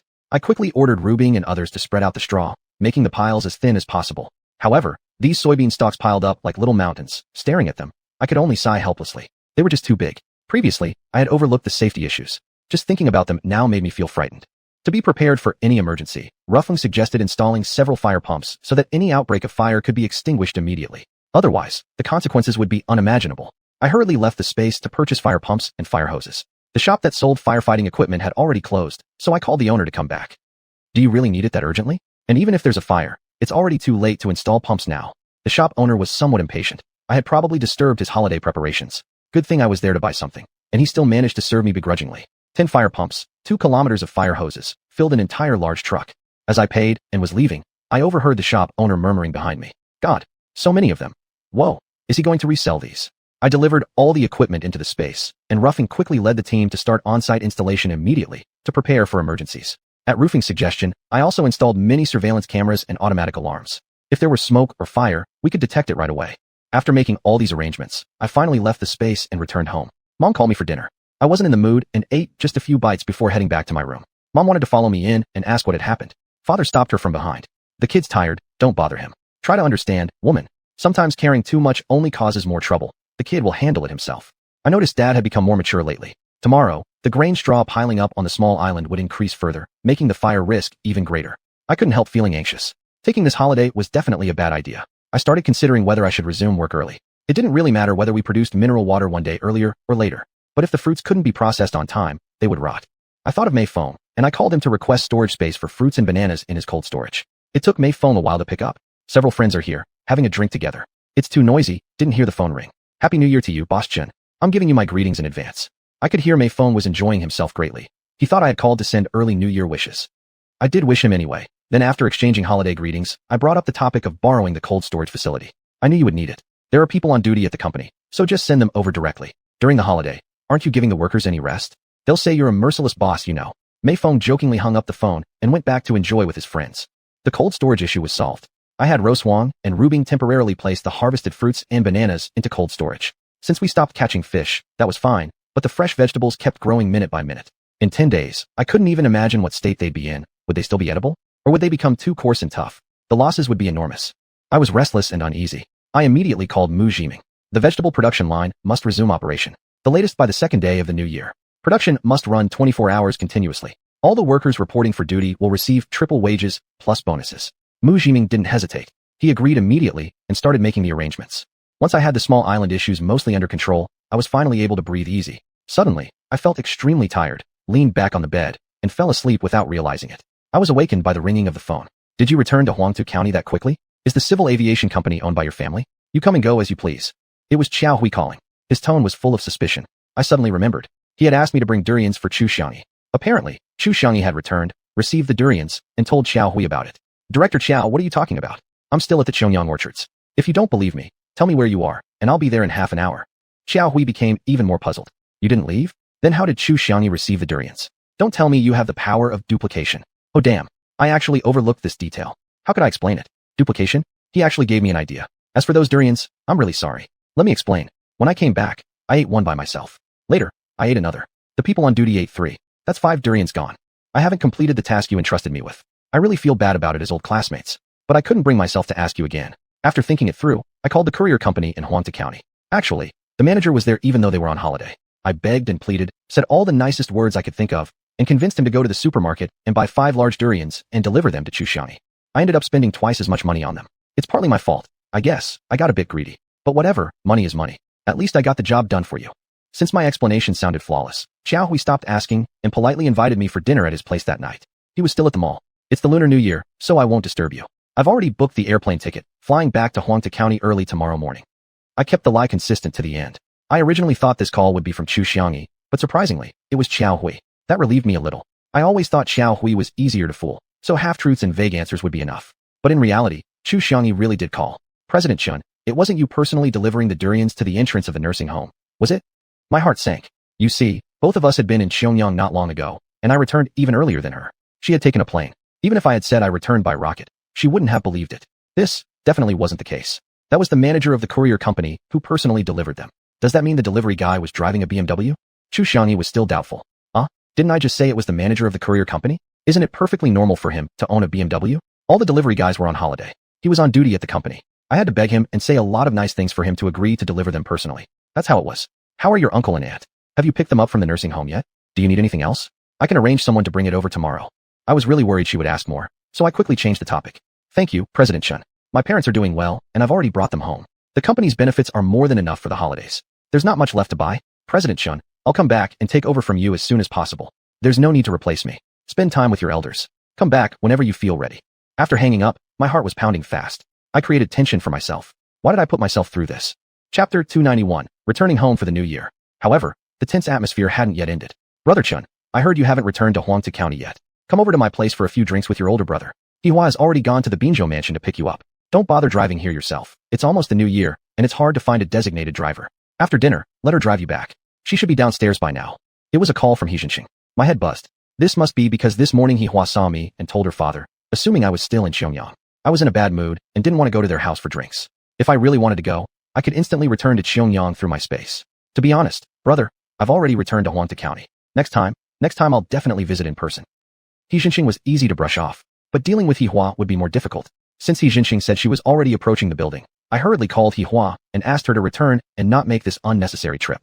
President Chun, I was just about to call you when you called me. Aren't we in sync? Could this be what they call a mutual understanding? I reached the second floor of Binzhou Mansion, but didn't see you. Then, while coming downstairs, I ran into Xiaohui, who said you were at the picking garden. I'm on my way there now. I could hear the roar of a Maserati engine. What? She had just seen Xiaohui? That was terrible. I had told Xiaohui I was at the picking garden, and told Xiuxian I had returned to Huangtu County. My head still buzzed. My IQ seemed inadequate for this. I should really speak fewer lies from now on. I'm not at the picking garden. Don't go. I hurriedly stopped Hihua to prevent her from making the useless trip. What happened? Did President Xiao lie to me just now? The car engine ceased its roar. I quickly tried to think of an explanation. Xiaohui didn't lie to you either. I've already flown back, returned to Huangtu County, and just landed. Thank you, Hihua. I won't come to your house today. I've already told your father. Well then, Happy New Year, President Chun. Hihua's enthusiasm instantly dropped 8 degrees. Even her New Year's greeting seemed forced. Same to you. May your whole family be happy during the new year. I hurriedly offered the festive greeting. Goodbye then. As Hihua hung up the phone, I faintly heard a muffled sound. Where's the happiness? A sense of loss overcame me. What the heck had just happened? New Year's Eve. Early in the morning, my mother was packing things. Seeing me up, she said, your father insists we go home for the new year. Your uncle and aunt are already there. We'll spend New Year's Eve together, just like a full and happy family. It's been many years since we've celebrated together like this. Don't just stand there. Drive us over. I brought the car around, and my mother loaded it with big and small packages. Father had already pasted the New Year couplets on the door. Suddenly, I recalled that I should also paste couplets at the small villa in Xuanhuan community. They're already done. Father said, climbing into the car ahead of me. They missed that little house more than I did. but they had never mentioned it in front of me. Inside it was still completely empty, no furniture at all. As I drove home, I couldn't help thinking. Back in the initial phase of buying the small villa, Balawaxu was even more enthusiastic than I was. She opened and closed the windows every day to ventilate the place after renovation. Almost all of it was her doing. I hadn't gone there often myself. Later, even she rarely visited. Of course, what was the point of visiting an empty house? Suddenly a thought occurred to me. Was the reason Balawaxu always refused to let me meet her parents related to this villa? That was supposed to be our future marital home. But from the time it was completed until now, 3 or 4 months had passed, and I hadn't even begun preparing the furniture. Could she think that I lacked sincerity about getting married? Exactly. At the very least, I needed to show some sincerity. I must deal with purchasing furniture for the villa as soon as possible. Arriving back in Shirgo village, my uncle and aunt were extremely happy, already waiting at the door early. You arrived quite early. My uncle smiled joyfully, stepping forward to carry things. I noticed my uncle had gained a bit of weight compared to before, especially the wrinkles on his face appearing flatter. My aunt's face looked much more relaxed than previously. The house had been cleaned spotlessly, with not a speck of dust. Those new furnishings remained as good as new. It seemed my aunt had been taking good care of the place. My aunt had already prepared all the ingredients, awaiting our arrival. While they prepared lunch, I went alone to the back of the house, checking out the vegetable greenhouse. The vegetables had grown lush. Though not as large as those in the little island greenhouse, the cucumbers and tomatoes bore plenty of fruit. Under the vines was manure. My uncle must have fertilized them. Knowing they had managed the greenhouse so well eased my mind. After that, I walked around to the north side, taking a look at that hidden pond. Returning to this familiar place stirred up many feelings. Lunch was lively and festive. Uncle, aunt, father, and mother mainly sat together chatting. My parents talked about things they'd seen in the city, while uncle and aunt spoke about changes at home. And for all of this, they credited me. I felt flattered and surprised. How could I dare to take such credit? Not long after lunch, the village director arrived. As soon as he came in the door, he loudly called out, "Xiaoyua, I saw a BMW parked outside and knew it had to be you. We haven't seen each other in such a long time. You're a big shot now, but since you're back during the new year, if I didn't come see you today, who knows when I'd get another chance." My uncle immediately stepped forward to greet him. I followed behind. Guests must be welcomed properly. I poured tea and offered cigarettes, going through the formalities. Initially, I thought the village director must have something important, but in the end, it was just a casual visit. Seeing everyone was busy, after smoking 2 cigarettes, he made an excuse and left. Just after seeing off the village director, Auntie Zhang, the matchmaker, arrived. "Dear nephew, it's really hard to get a chance to see you. It's already the new year. What's going on between you and that city girl? If it doesn't work out, let me introduce someone else to you. There are good girls lining up waiting for you. There's no need to trouble Auntie. When it's time for sweet candy and wedding wine, you'll definitely be invited." After I said that, Auntie Zhang stopped pressing the matter. Mother invited Auntie Zhang into the house for a chat. Perhaps because we were busy at home, Auntie Zhang didn't stay very long. After eating an apple and a peach, she got up to leave. Mother packed a bag of fruit for her to take. Auntie Zhang politely declined at first, but finally accepted after a bit of polite back and forth. Before leaving, she didn't forget to say one last word to me. "I'm really looking forward to drinking your wedding wine, dear nephew." Dealing with Auntie Zhang was manageable for me, but handling Uncle xiuxian and Auntie Baixiayu would be more difficult. On New Year's Eve, our family was together for dinner. After a couple of glasses of wine, my uncle began shedding tears. Needless to say, he was missing his son in the provincial capital. On such a festive occasion, my cousin hadn't even called. No wonder my uncle was sad. Aunt began wiping her eyes too. What should be a happy day had turned tearful. I asked my uncle for my cousin's phone number and gave him a call. The phone rang for a long time before someone answered. "Brother, Happy New Year." "Who is this?" My cousin didn't recognize my voice. "It's me, Xiaoyu." "Oh, is that my little brother? Hope you're all having a good new year. Are uncle and auntie doing well? How about my parents? They're all fine and healthy. Uncle and aunt have even gained some weight compared to before. Don't you miss them?" I had originally intended to scold my cousin a bit, but my uncle shook his head repeatedly with tears in his eyes, indicating that I shouldn't continue. Not wanting to upset my uncle further, I changed the topic. "They're all doing well at home. No need for you to worry. Focus on your work, and have a peaceful and happy spring festival with your wife and daughter. Happy New Year. Goodbye." I hung up. Uncle and aunt, my cousin also wishes you a happy new year and good health. On this night of New Year's Eve, on the eve of the spring festival, we should be happy. Come, let's all drink together. Cheers. Because of my interruption, my uncle and aunt stopped crying. The festive atmosphere at the dinner table immediately returned. Chapter 292, Joy and Worry. The New Year's Eve dinner had just ended. Father's cell phone rang. It was a video call from my cousin. Father became emotional again, tears streaming down his face. Mother leaned in close, also wiping away tears. According to father, my cousin rarely called them. Occasionally they did speak. It was always father who initiated the call. I guess that this time my cousin had called, possibly influenced by my earlier phone call. After all, his parents were here. In the end, blood is thicker than water. Emotions of longing were expressed through words, but it was limited to just a few polite greetings. Even those few sentences were enough to make father and mother weep uncontrollably. "Xiaoyu, come over and meet your sister-in-law and niece. You haven't met them yet, right?" Mother called me to appear in the video, so we could all see my cousin's family. Of course I recognized my cousin. Although it had been more than a decade, no matter how much his appearance had changed, he still carried a trace of father's look, and we two brothers also shared some resemblance, particularly the long faces. As for my sister-in-law, this was truly our first meeting. She had a round face, slightly plump, very fair skin, and looked gentle. As for the little niece, she was much prettier than her mother. She appeared about 14 or 15 years old, likely in middle school. I remembered father once said that my sister-in-law was already saving money for her daughter's university education. She truly planned far ahead. After we were introduced through the video, father walked around the house with the phone, showing every room. The new furniture and surroundings allowed my cousin's family to see everything clearly. Dayu, we are living very well, you don't need to worry. This is our home. Although the land was sold to your uncle, your younger brother Xiaoyu rebuilt the house. They didn't live here, they moved to the city. Your mother and I have been living here for half a year already. Spacious and bright, there's plenty of room when you all come back. Clearly, father hoped his son's family would come home for the spring festival. However, my cousin used work as an excuse and didn't return. Father hung up the phone disappointedly. Despite this, father and mother seemed happier than usual. Fireworks crackled continuously outside the window. The sound of firecrackers ushers in the new year. Naturally, setting off firecrackers tonight fell on me. My parents and aunt and uncle admired the fireworks from the courtyard through the window. Later, our whole family gathered around the television watching the Spring Festival Gala. This scene repeated every year, but this year was different with the presence of my aunt and uncle. How I wished for someone more to keep me company through the night. Although not by my side physically, my heart had already flown back to the county town. The TV was lively, but I couldn't focus on any program. I took out my phone and messaged by xiuxian. Besides sending New Year blessings, I also poured out my longing through the messaging app. And she responded with paragraphs of affectionate words too. However, her replies were spaced apart by long intervals, so I guess she replied only when she had a spare moment, occasionally checking her phone and responding upon seeing the message. As for me, the phone never left my hand. The morning of the first day of Lunar New Year was even busier.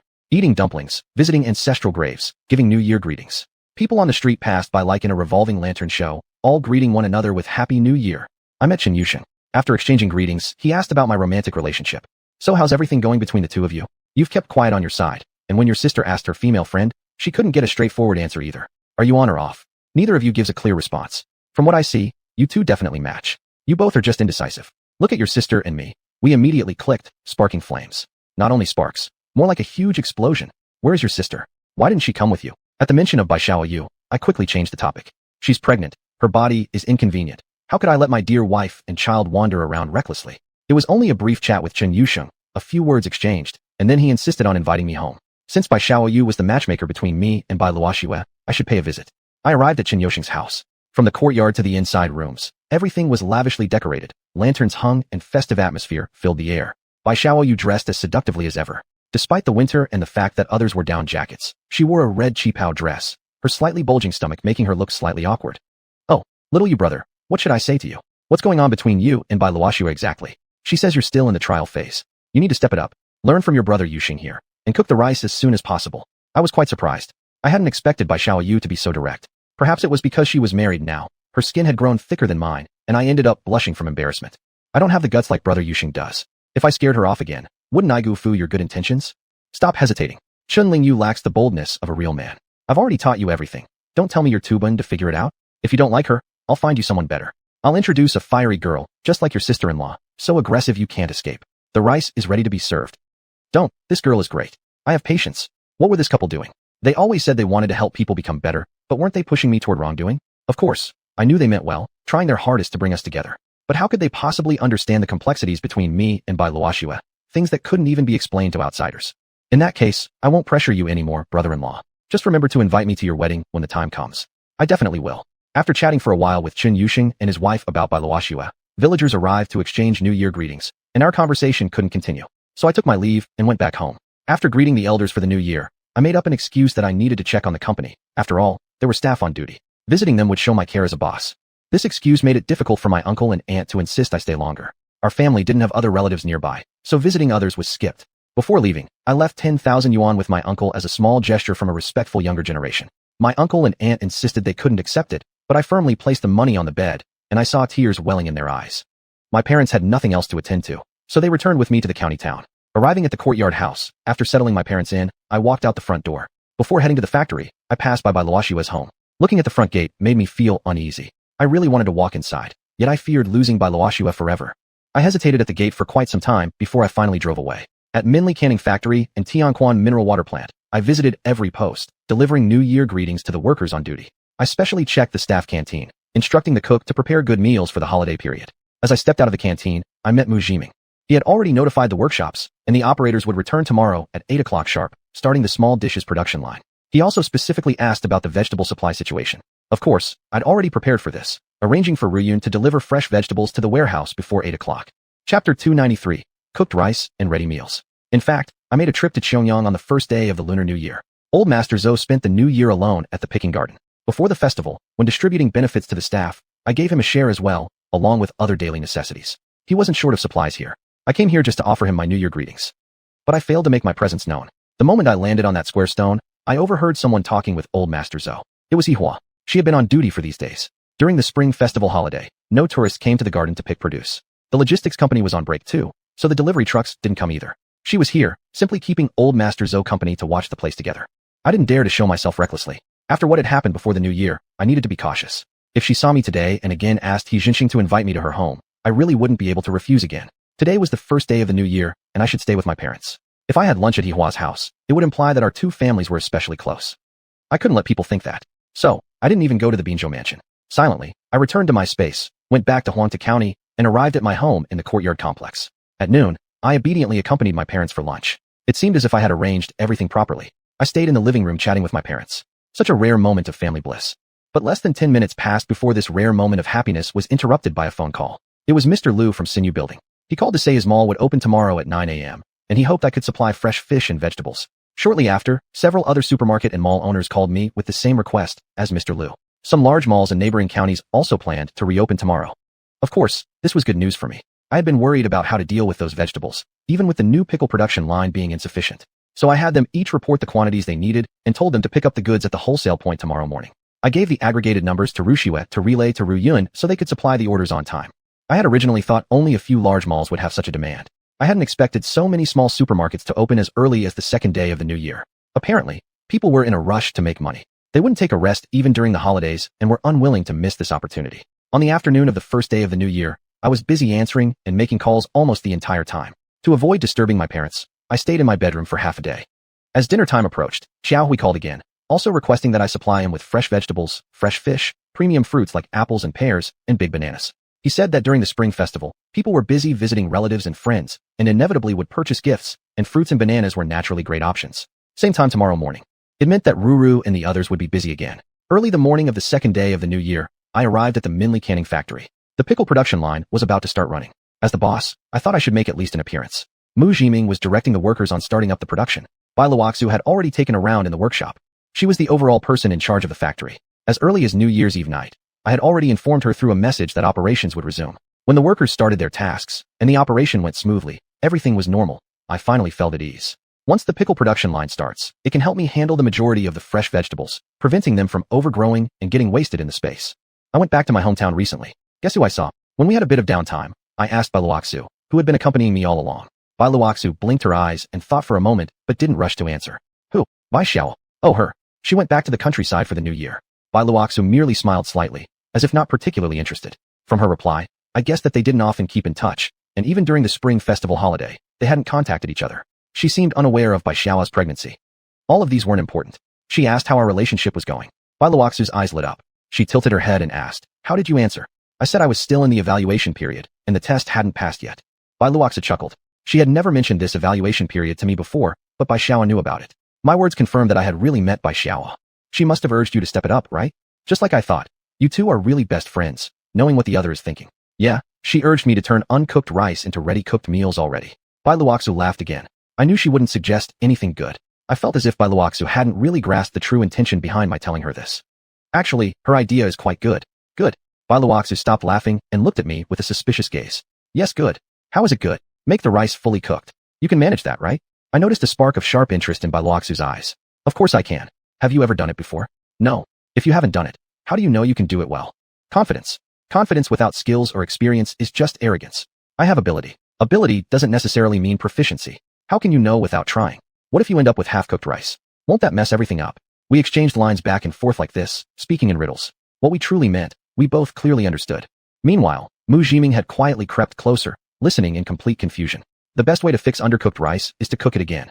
Humph. Both Bai Luoxu and I burst into laughter at the same time. Mu Jiming continued explaining. When my wife and I first got married, we once made rice so undercooked we couldn't eat it. It was old Wang from next door who told me, just add some water and steam it again. Turned out pretty good, actually edible. Even now, when I think back, I remember it clearly.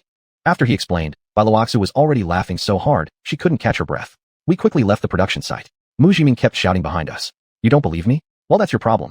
I'm a few years older than you. I've got experience. Even after we returned to the small building, Balawaxu was still laughing. This Mu Jiming really is something. Once she finally stopped laughing, I asked her, when should we cook together? You've got your whole head stuffed full of rice grains, thinking about nothing but cooking. Balawaxu gave me a teasing glare. Who knows whose head is filled with rice grains now? I meant lunch. It's almost time. Balawaxu looked up at the quartz clock on the wall following my gesture. 11:50. Oh no, you've pulled me into your nonsense. You can climb out of a pit, but if you get pulled onto the Kong bed, it's harder to come back down. Forget it. You say your head isn't full of rice grains, yet you won't admit it. Well then, tell me, what are we eating today? On the first day of the new year, dumplings. On the second day, noodles. So noodles it is. Tomato and egg noodles. Click clack click clack. Balawaxu trotted up to the second floor dining area in her high heels to start preparing. I followed behind. My mood was complicated. With Bai Xiao's words as a prompt, I'd finally made my intentions clear to Balawaxu. Judging by her reaction, though, she didn't seem ready to cook together with me yet. At lunchtime, we had the usual tomato and egg noodles. Yet today they didn't taste quite as sweet or delicious as before. Chapter 294, Choosing Furniture Together. I didn't lose heart. There were other ways to test her. The house in Xuanhuan community doesn't have any odor anymore. Let's go check out the furniture once the furniture mall opens. We were too busy recently, and right after the 8th of the Lunar New Year, the organic fertilizer plant will start operating. We'll be busy again. If we don't purchase the furniture during this holiday, we might have to postpone it again. Okay, but the furniture stores won't open until after the 5th day of the new year. Balawaxu readily agreed after finishing washing the pots and pans. A flicker of hope stirred in my heart. We have to attend Han Xiaobai's wedding on the 6th, and work starts on the 8th. The only free days we have are the 5th and 7th. Better sooner than later. Let's make it the 5th. The matter was settled. My mood improved instantly. The more I thought about it, the more I believed that Balawaxu's previous refusal might have been because I hadn't bought furniture first. She probably didn't want to mention it directly and had deliberately postponed it. I felt both regretful and relieved. After all, I had figured this out using my own intelligence. On the 5th day, Balawaxu called me unprompted and asked me to pick her up without needing my reminder. At that moment, I was checking things out on my small island, so I immediately left the space and drove to pick her up. She was waiting for me at her doorstep. A striking figure appeared before me. Her light blue long-down coat couldn't conceal her graceful slim figure. Paired with a pair of black leather boots, she looked even more elegant and graceful. We arrived at the furniture mall, just in time for the owner and employees to set off firecrackers at the entrance, celebrating the New Year's opening. We were the first customers of the furniture mall, and the owner was extremely enthusiastic, assigning 2 salespersons specifically to accompany us. Oh, I forgot something important. Suddenly, I felt that we had come somewhat hastily. We should have measured the room dimensions in Xuanhuan community first before buying suitable furniture. Balawaxu smiled calmly and raised her phone. What measurements you need? I've already got them. How do you have the room dimensions? Had she secretly measured them before? She opened an electronic floor plan for me to see. Don't forget what I used to do. I can check the layout and dimensions of every house in Xuanhuan community. That's right. She used to be an assistant to Yao Hanyuan at Hanyuan Construction Company, and she had kept all those records. Now, they proved very convenient. We started from the 1st floor and went up to the 3rd floor of the furniture mall. The salespeople introduced everything in detail. Balawaxu examined everything carefully. I had become a mere companion, only needing to follow along, without needing to say much, just a simple okay or good when Balawaxu showed interest in a piece of furniture. That was enough. For the living room on the 1st floor, the sofa, coffee table, and TV cabinet should be elegant and classic, creating a spacious and grand impression. Combined with the wide glass windows, the room will look bright and airy. The dining room should be simple and elegant, appearing clean and neat. The bedrooms on the 2nd floor are the key. Each bedroom's bed can be individually customized. The study and walk-in closets should focus on simplicity and practicality. For the storage room on the 3rd floor, place several cabinets. Double-door ones would be best. The more she spoke, the happier I felt. She had clearly started to view herself as the mistress of the house. Why should I bother thinking about all this myself? It took us a large part of the day just to examine the styles and take measurements. We wanted a lot of furniture, many pieces needing customization. I had only one principle, as long as Balawaxu liked it. Buying furniture isn't as simple as buying green onions or cabbage. It takes time and effort to pick through everything. We only decided on a few items in the morning. We continued in the afternoon. As a result, we couldn't finish everything in one day. Let's come back on the 7th. Balawaxu set the next appointment with the furniture mall staff, but also to let me know. This matter of buying furniture was certainly not something that could be done in 1 or 2 days. I had no objection. The furniture mall owner welcomed us anyway. We'll come back next time to place the rest of the order and then have everything delivered together. That was the last sentence I said to the owner. On the way home, you've worked hard today. I turned my head to look at Balawaxu on the passenger seat. She had reclined the seat slightly, lazily leaning back, clearly exhausted.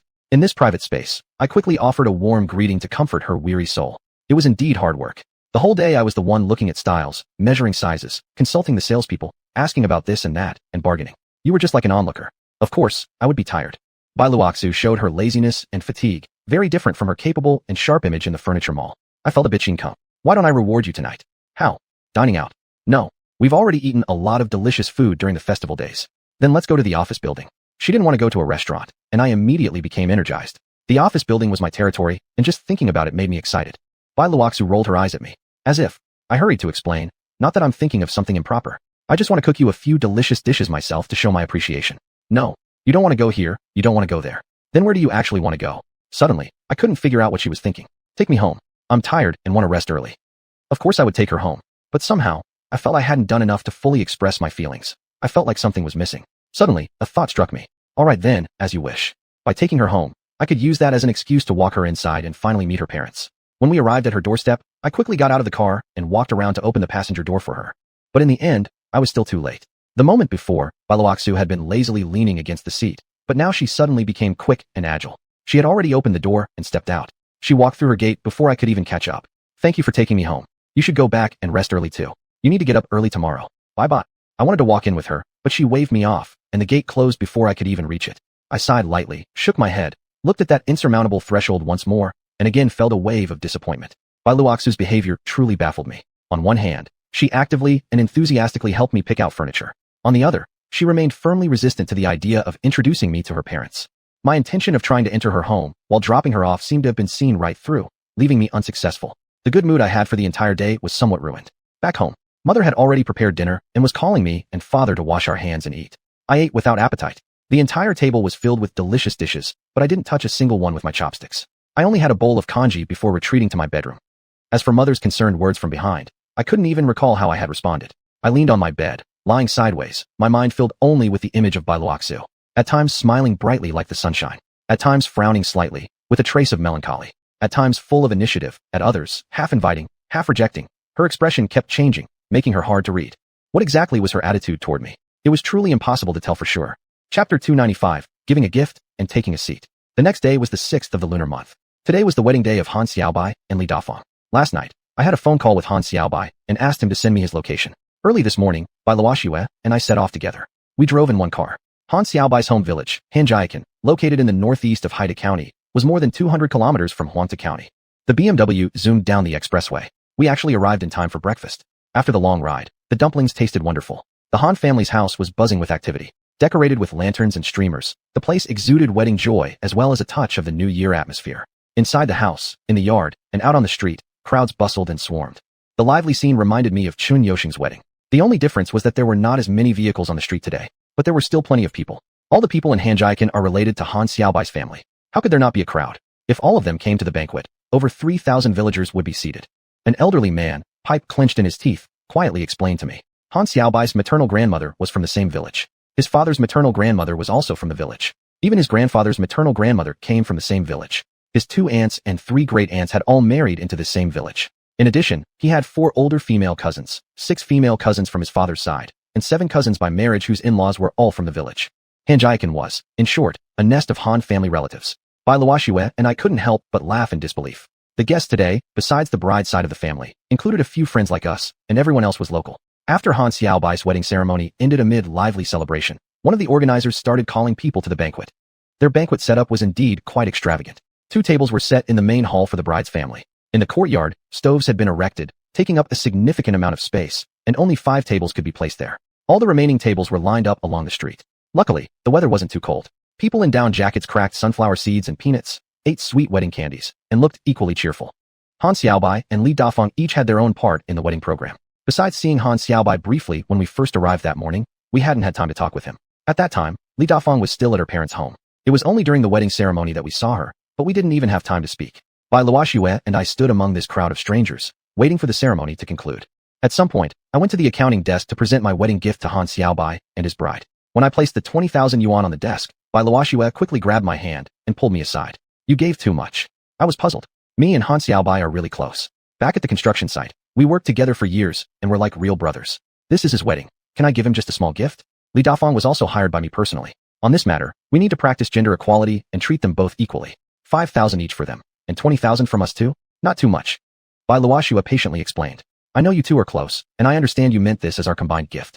20,000 yuan may not be a big deal for you, but for Han Xiaobai, it's a significant sum. Even with their current share dividends, it's roughly equivalent to their 1 month's income together. For 2 regular workers, this is a heavy gift. You shouldn't just care about appearances and put extra pressure on them. Newlyweds always have lots of expenses ahead. Suppose you decide to get married sometime later. What could 20,000 really do to help him? Just for appearance's sake? Her reasoning sounded convincing, and I began to hesitate. Then what do you think is appropriate? Didn't you see just now on the gift list? Among the villagers, including relatives, most of them gave 30 or 50 yuan. 100 or 200 yuan is not common. It probably depends on local customs. In my opinion, 1,000 yuan would be plenty from us. 1,000 total or 1,000 each. I wanted to be clear. Only 1,000 total for both of us. Bai Luoxue was quite firm. All right. Though I still thought 1,000 was a small amount, I gave in to her. As I handed the money to the person at the accounting desk, I suddenly realized something. Earlier, what had Bai Luoxue said? If you get married after a while, that meant she was okay with the idea of us getting married. I was thrilled. I was excited. When the person keeping track asked for my name, I pulled Bai Luoxue next to me. Both of us, Chun Lingyu and Bai Luoxue. Bai Luoxue blushed instantly. A few nearby people chuckled with kind laughter. I joined in the laughter too. It was a laughter filled with happiness. However, I happened to notice that some people had given very heavy wedding gifts, ranging from 10,000 to 20,000 yuan. I had a sharp eye and a good memory. I clearly saw and memorized the names of those who had given such large amounts. They were the bosses from the flour mill, feed factory, and some livestock breeders, those who specialized in raising cattle or sheep. I glanced at Bai Luoxue beside me, who still looked a bit shy. She seemed not to have noticed this, so I didn't mention anything. We left the accounting desk. Looking into the crowd, I couldn't find any of those bosses. Since we had arrived, I hadn't seen a single one of them. Seeing me looking around, Bai Luoxue asked, "Who are you looking for?" "Huh? Just seeing if there are any acquaintances. It'd be nice to have someone familiar to sit with during the meal." Of course there are acquaintances. Xiuxian and a few salespeople, and those from the way station. They asked me if they could come with me. I told them I was coming with you, so they chose to drive separately. They probably didn't want to ride with you, the boss, and besides, there wouldn't have been enough room anyway. Why haven't we seen them yet? Of course, that wasn't who I was really looking for. Since Bai Luoxue hadn't noticed the names of those bosses, I pretended not to know either, deciding not to bring it up for now. Even if they left later, they should have arrived by now. It's almost time for the meal to start. Someone continued calling guests to take their seats. I still hadn't seen xiuxian or those bosses. Don't worry about them. They should be arriving soon enough. Thinking I was concerned about xiuxian and others, Bai Luoxue comforted me with these words and took the initiative to lead me in search of an empty seat. Just then, several people entered from the courtyard gate. Xiuxian and his group. "We're a bit late and missed the actual wedding ceremony. Too bad, really," Xiuxian said as he walked in. Seeing me and Bai Luoxue, he greeted us first, then went straight to the accounting desk to register his gift. The others, seeing the courtyard was crowded, returned to the street and found an empty table, where they sat cracking sunflower seeds and eating wedding candies while waiting for the meal to start. Xiuxian invited both me and Bai Luoxue to sit together with them. After finishing at the accounting desk, Xiuxian came over. He had barely sat down and exchanged a few words when a staff member approached us. I didn't know him, but he immediately recognized me and Bai Luoxue. "President Chun and President Bai, please come this way." It seemed the host had arranged something for us. I wanted to politely decline, but the staff member was quite firm. "We really hope President Chun can follow our arrangements. Once you're here, please listen to us. Otherwise, it'll be difficult for us to manage things properly." I naturally didn't want to cause any trouble, so I and Bai Luoxue stood up and followed him to another table. Chapter 296, Resolving Doubts Within. We followed the steward to the house directly opposite Han Xiaobai's. It turned out the wedding banquet wasn't entirely set up outdoors on the street, as I'd thought. Several tables had also been arranged inside this house across the street. Upon entering the main room, I saw that the table was filled with familiar faces. The manager of the flour mill, the director of the feed mill, and several well-known livestock breeders. They were all here. Now I understood. Han Xiaobai had specially arranged a table just for us. We greeted each other warmly and then took our seats. However, Bai Luoxue was not very well known to them, though they had spoken with her briefly over the phone before. After I introduced her, everyone finally associated the name with the face. Oh my, they say meeting in person is better than hearing about someone. How true. We've all heard of Director Bai's beauty before, and seeing her in person, even with no makeup, she still outshines the bride today. Li manager from the flour mill heaped praise on Bai Luoxue, and the others chimed in enthusiastically. With others complimenting my woman, I naturally felt a sense of pride from within. Bai Luoxue's face flushed red, and she appeared quite shy in this setting, as she wasn't very familiar with these people yet, and seemed somewhat reserved. I, however, felt especially pleased. This was the first time I noticed that Bai Luoxue also had this delicate, gentle side to her.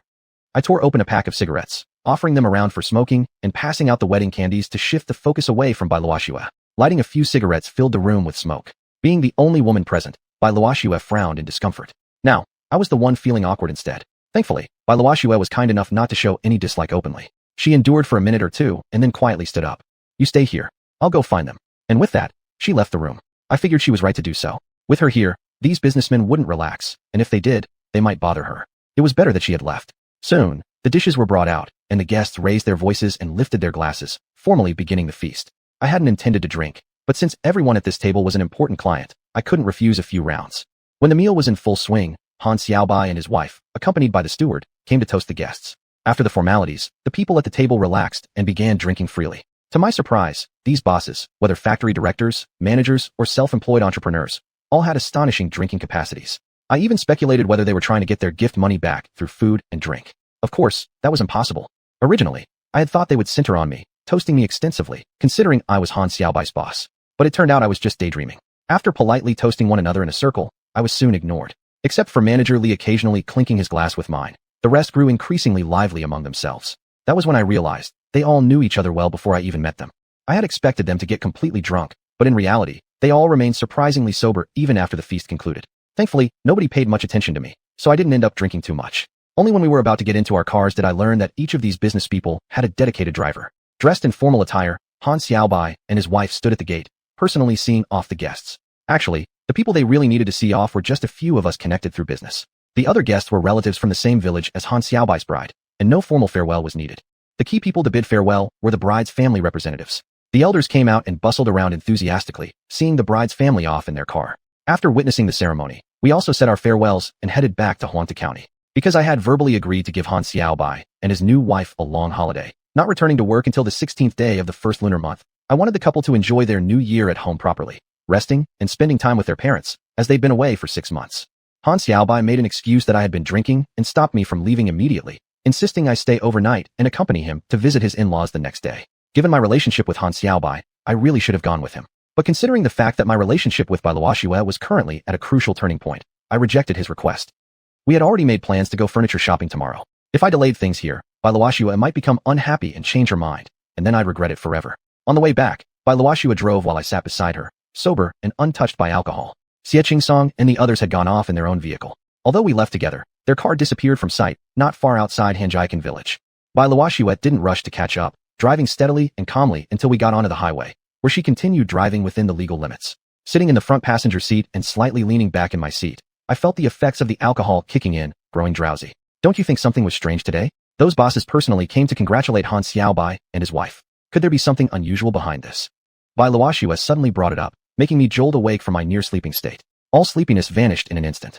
I don't know whether she saw the numbers on the ledger indicating how much those bosses had given as wedding gifts. If she had, she would certainly have a different interpretation. Deep down, I was conflicted. I didn't want to assume the worst about Han Xiaobai. You could say he was the only friend I truly trusted besides Bai Luoxue. In both daily work and personal conduct, I believed Han Xiaobai was quite decent and upright. I hadn't discovered or even heard of him doing anything inappropriate. I couldn't just suspect him of serious issues based solely on a brief glance at someone else's gift list. Bai Luoxue's suspicions were understandable. After all, Han Xiaobai was merely a sales representative in my company, and he had a lot of contact with those bosses. Looking across the entire company, he had the most frequent interactions with those bosses, except maybe for Li Dafeng, who used to interact with them a lot before being transferred to the weighing room. As for me, my contact with these bosses mostly happened over the phone, with only occasional face-to-face meetings. People naturally develop closer relationships when they meet often. It's perfectly understandable for these bosses to come personally to offer their congratulations on Han Xiaobai's wedding, especially since it's the Lunar New Year season, and they happen to have free time. Their presence at the banquet is nothing out of the ordinary. There's no need to overreact.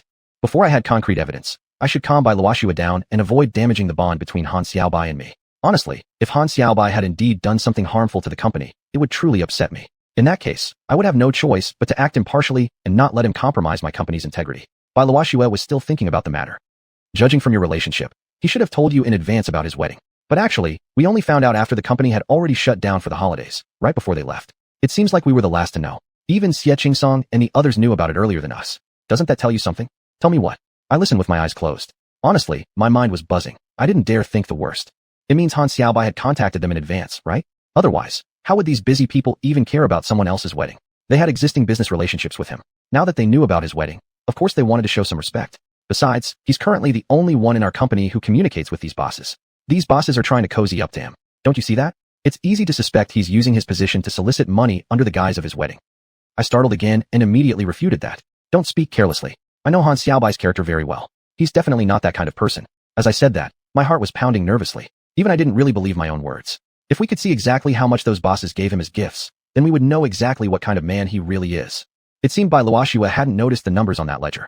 I quietly exhaled in relief. Just focus on driving, don't overthink it. Those bosses are all very clever individuals. Why would they want to give Han Xiaobai gifts in such an obvious way by recording them in a ledger? They could have just handed the money over discreetly. Perhaps my rebuttal had made sense, and Bai Luoxue stopped talking and concentrated on driving. And suddenly, something clicked for me. Right. If Han Xiaobai had really wanted to take money from these bosses, why would he make them record the gifts in the ledger? He could have just accepted them secretly. Since the ledger clearly recorded these amounts, that indicated Han Xiaobai had no intention of hiding these gifts, was unafraid of them becoming public, and at the very least, believed himself to be honest and transparent. As for the generosity or stinginess of the gifts, that was completely up to those bosses themselves. Realizing this, I no longer felt anxious. At the very least, I was convinced that Han Xiaobai was innocent and hadn't acted deliberately wrong. Once I'd reasoned this out, I fell asleep. When I woke up, we were already back in Huanta County. Bai Luoxua went home, and I returned to my parents' courtyard house. We agreed to meet again the next day to continue looking for furniture before parting ways. Chapter 297, Fire on the Nameless Island. I had just laid down on the bed, hoping to take a short rest. The wedding banquet of Han Xiaobai had left quite a buzz. A call came from Ruxue. I can directly communicate with Ruxue and Ruxiang, but they rarely contacted me on their own initiative. Master, something terrible has happened. There's a fire on the island, and all the soybean stalks are ablaze. What? At that moment, I sprang off the bed in shock, a chill of sweat breaking out on my body, the slight intoxication completely gone.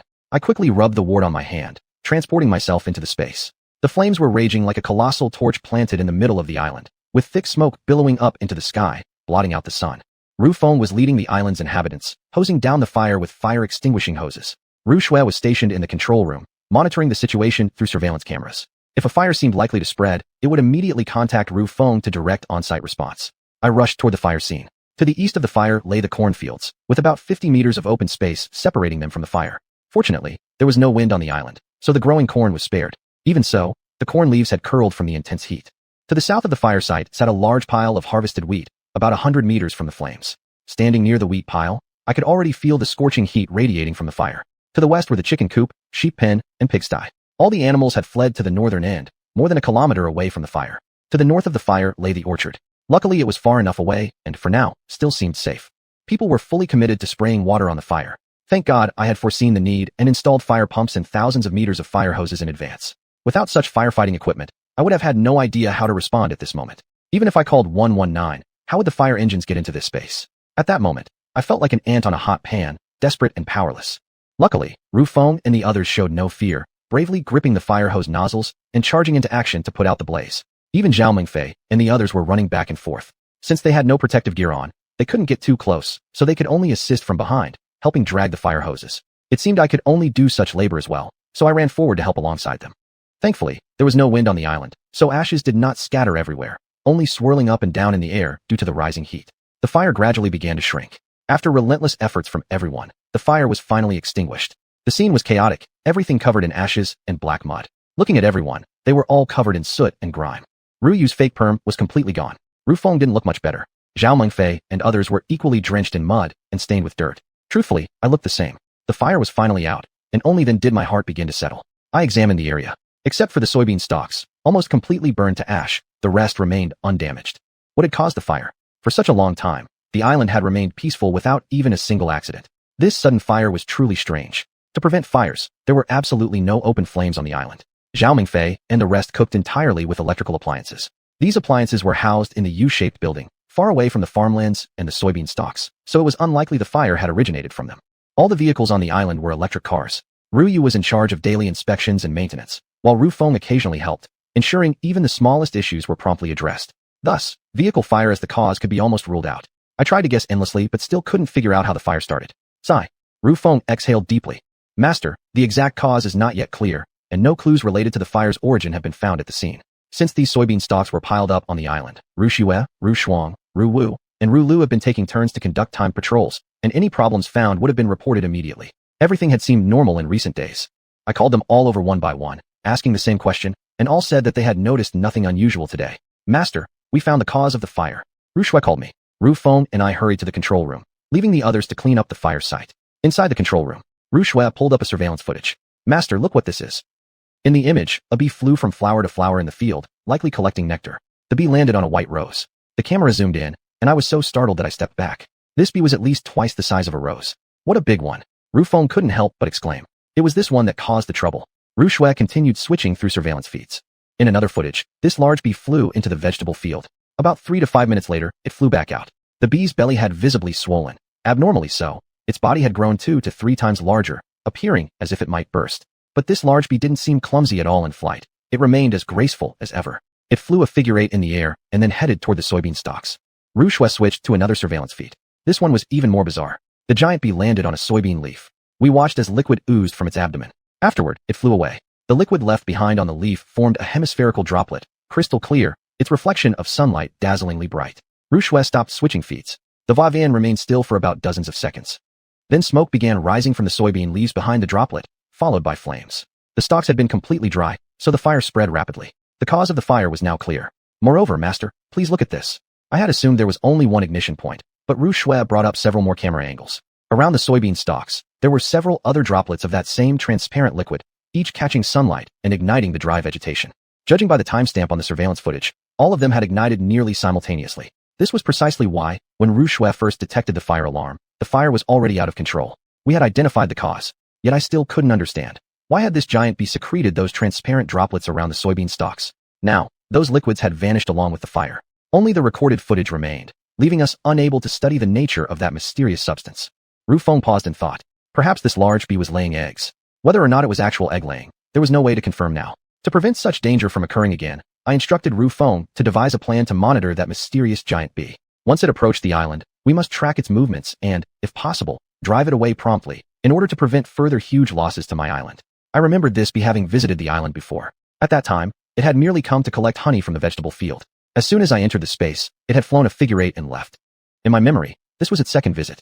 I didn't know exactly how many times it had actually come, but sincerely hoped it wouldn't return to my island in the future. But perhaps I couldn't control that. I could only ask Rufeng to heighten precautions. Rufeng fell silent. It was rapidly calculating. Master, it would be best if we could install a radar. Any unknown flying object approaching the island would then be detected in time. As for a radar system, which is considered military equipment, it would definitely be difficult to obtain on the open market.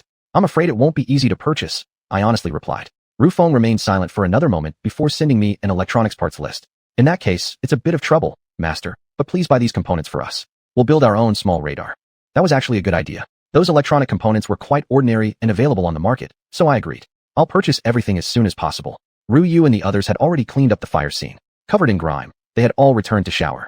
As for Zhao Mingfei and the others, after showering and changing clothes, they had mostly recovered to normal. But Yu and the others were different. Master, we'll also need some raw materials. The appearance of our AI units has been burned, so we'll need to replace our skin. I naturally understood that. Looking at Yu alone, not only were her hair completely scorched off, but metal from her skull was already visible. The other robots weren't much better off. I instructed Rufeng to assess the damaged robots and compile a list of required replacement parts, and I would coordinate procurement with the Oriental Technology Company. Rufeng went one by one to inspect the extent of each robot's damage. I once again came to the fire scene. What lay before me was nothing but a pile of ashes. The organic fertilizer factory was scheduled to start operations in 2 days. I had planned to use these soybean stalks as raw materials, but now a single fire had turned them into ashes. I was afraid I wouldn't be able to begin operations on schedule. I couldn't help but feel worried. Chapter 298, Mending the Fold After the Sheep Are Lost. Master, I've compiled the list of materials that need to be purchased. Roughing stood before me, still covered in stains. After its inspection, apart from the damaged wigs and silicone skin, the mechanical components of these AI units were thankfully intact. I glanced at the list it sent to me. There were no special parts needed for purchase, so I let out a sigh of relief. I knew the mechanical parts required for repairing these AI units were extremely expensive. The silicone skins weren't cheap either. Of course, this was referring to purchasing from Dongfang Company. There were also sellers in Huangtu County's market with lower prices, though the quality couldn't compare with Dongfang's products. Recently, I noticed a strange phenomenon. These AI units had also developed a fondness for beauty, especially Ryu, who cared very much about her appearance. To boost their confidence, I decided to purchase higher quality materials from Dongfang Company. Even though they cost more, I felt it was worthwhile. After all, these AI had made significant contributions. It was only right to reward them. Master, I see that you're frowning. Are you upset about the fire incident? Ruffin didn't leave immediately. It was observing my expression. It had learned how to read people's expressions lately. Sometimes it could even tell what I was thinking. Yes, these soybean stalks were originally intended to be used as raw material for organic fertilizer, but now they've all burned away, turning into a pile of black charcoal ash. The production line was planning to start day after tomorrow. It's an inauspicious start. Master, please don't lose heart. Perhaps this is actually a good thing. I was genuinely puzzled why Ruffin would say that. It continued. This fire caused significant losses. Seeing all this charcoal, I also feel deeply regretful, believing that our work wasn't properly executed. While they were cleaning up the site, I started thinking about how to deal with this charcoal. Of course, we could simply throw it into the fields as fertilizer. Since Master intends to produce organic fertilizer soon, I searched online and found some new information. Noticing my attentive listening and growing interest, Ruffin continued. Dongfang Technology Company just released some news recently. Using charcoal to produce nanocarbon fertilizer can significantly improve crop absorption efficiency and soil quality. Its effectiveness and performance are far superior to ordinary organic fertilizers. Master might want to contact Dongfang Company directly. This suggestion came as a complete surprise to me. Immediately, I contacted Fang Gong. First, to order a batch of silicone skin and wigs. Second, to inquire about the nanocarbon fertilizer. President Chen certainly stays well informed. Fang Gong naturally understood that such timely information must have come from Ruffang. The silicone skins could be shipped the next day. As for the nanocarbon fertilizer, we needed to sign an important agreement. This was Dongfang's patented technology, so I would need to pay a large sum for the production rights. Fang Gong enthusiastically explained the technology's advantages and its competitive edge in the market. President Chen truly has great vision and is leading the organic fertilizer industry from a high standpoint. Our information was only released a few days ago, and perhaps because of the Lunar New Year, no other merchants have contacted us yet. President Chen is the first. Given our long-standing relationship, Dongfang Company will prioritize you. Fang Gong sent me 2 electronic contracts, one for purchasing silicone skins and another for acquiring the nanocarbon fertilizer patent. I carefully reviewed the patent transfer agreement from beginning to end, since this was my first time dealing with such matters. The agreement's terms were relatively fair and reasonable. I merely had my own opinions regarding the price. After several rounds of discussion over the phone, we eventually settled on 10 million yuan. Ruffing was still standing beside me. You should go clean yourself up. Seeing its stained appearance, I felt genuinely concerned. Ruffing was generally quite fastidious and always paid attention to grooming. The fact that it was still here with me despite its current condition showed great dedication to its work. I felt a touch of emotion toward this robot. Don't worry about me, Master. No matter how much I clean up, I won't be able to restore my former good looks. I have an idea that could enhance fire detection. Please consider it. This fire only consumed soybean stalks. If it had started from wheat or corn fields instead, the consequences would have been unimaginable. That's exactly what I was worried about too. Ruffling suggested purchasing 2 drones and modifying them for full-time island patrols, enabling early fire detection. Combined with the fixed cameras already in place, the overall effect would be better. Safety is no trivial matter. I agreed immediately. Only then did Ruffling return to the U-shaped cottage to clean itself up. Stepping out of the space, I returned home, washed up, changed clothes, and then drove to the street. I went shopping according to the list Ruffong provided. Luckily, most of the stores had already reopened, so the shopping went rather smoothly. I handed the drones and some other electronic components to Ruffong. Without delay, Ruffong began the modifications. After all the hustle, I felt quite exhausted. I had a bowl of millet porridge my mother cooked, and went to bed early. That night, I had a very strange dream. I dreamed the giant bee came again. It flew around the island while I chased behind. I feared it might do something bizarre again, bringing me a disaster. But at the same time, I was afraid of being stung, so even though I caught up, I didn't dare approach closely and just shouted loudly to scare it away. However, the enormous bee was unafraid of me, circling the small island continuously. Worried it might land somewhere out of sight, I desperately chased after it. It flew, and I ran. It felt like ages had passed, nearly exhausting me to death. Eventually, the bee still flew away, vanishing into the distant horizon. Completely worn out, I lay flat on the small island and fell asleep. Even stranger was when I woke up. I actually found myself on the small island. I was awakened by the cold. The island was still in the night. Had it not been for the faint lights around the island, I wouldn't have known where I was. Seeing the endless crops and the familiar Ingerchong, I confirmed I was indeed on the small island. The nights on the island were indeed chilly, forming a sharp contrast to the hot days. This suddenly gave me an insight. This might be why the crops and vegetables on the island grew so well. The significant temperature difference between day and night resulted in higher nutritional content in the plants. I couldn't continue sleeping on the island. Tomorrow I was supposed to go furniture shopping with Bailuoxue at the furniture mall. Stepping out of the space, I returned to my bedroom, slipped into my warm and cozy bed, and continued sleeping. Chapter 299 changed my mind. The next day, I went to find Bailuoxue, who was already waiting for me at her doorstep. After getting in the car, before I even started the engine, she said, "I've got a new idea. Promise me you won't get mad when I tell you." She sounded hesitant, genuinely worried that I might become angry. Why would I be mad? Just tell me what's on your mind. Making her happy was now my only goal, because I knew that only when she was satisfied could my wedding plans proceed smoothly. Even if it meant enduring some personal disappointment, it wouldn't matter much to me. The furniture we ordered the day before yesterday, I don't want to keep it anymore. I want to go for custom-built entire sets, which would create a more rational layout of the space. Bailuoxue spoke somewhat reluctantly, almost apologetically, like a young bride who had made a mistake. If I agreed to her request, all my earlier effort would go to waste. If I didn't, she definitely wouldn't feel good about it. Despite feeling slightly reluctant myself, I still pretended to readily agree. No problem. Whatever you say, we do. Do you already have something in mind? Then is it still appropriate for us to go back to the furniture city? I meant that we should probably contact an interior design company rather than going back to pick out ready-made furniture. I still need to go to the furniture city to apologize in person and cancel the previous order. Whatever losses incurred, we'll pay the penalty fee. From this point of view, Bailuoxue was being reasonable. All right, let's go now. The engine started, and we headed to the furniture market. On the way, Bailuoxue explained why she had changed her mind. Yesterday at Han Xiaobai's wedding, she left our table to find Xie Qingsong and his friends. By coincidence, she overheard someone discussing custom whole home design and regretted not reminding me earlier, when I had hired people for the renovation, that we should have included the furniture. Shopping around at the furniture market, it was difficult to find suitable items. Even after picking some, they seemed scattered in the room, lacking in overall aesthetic.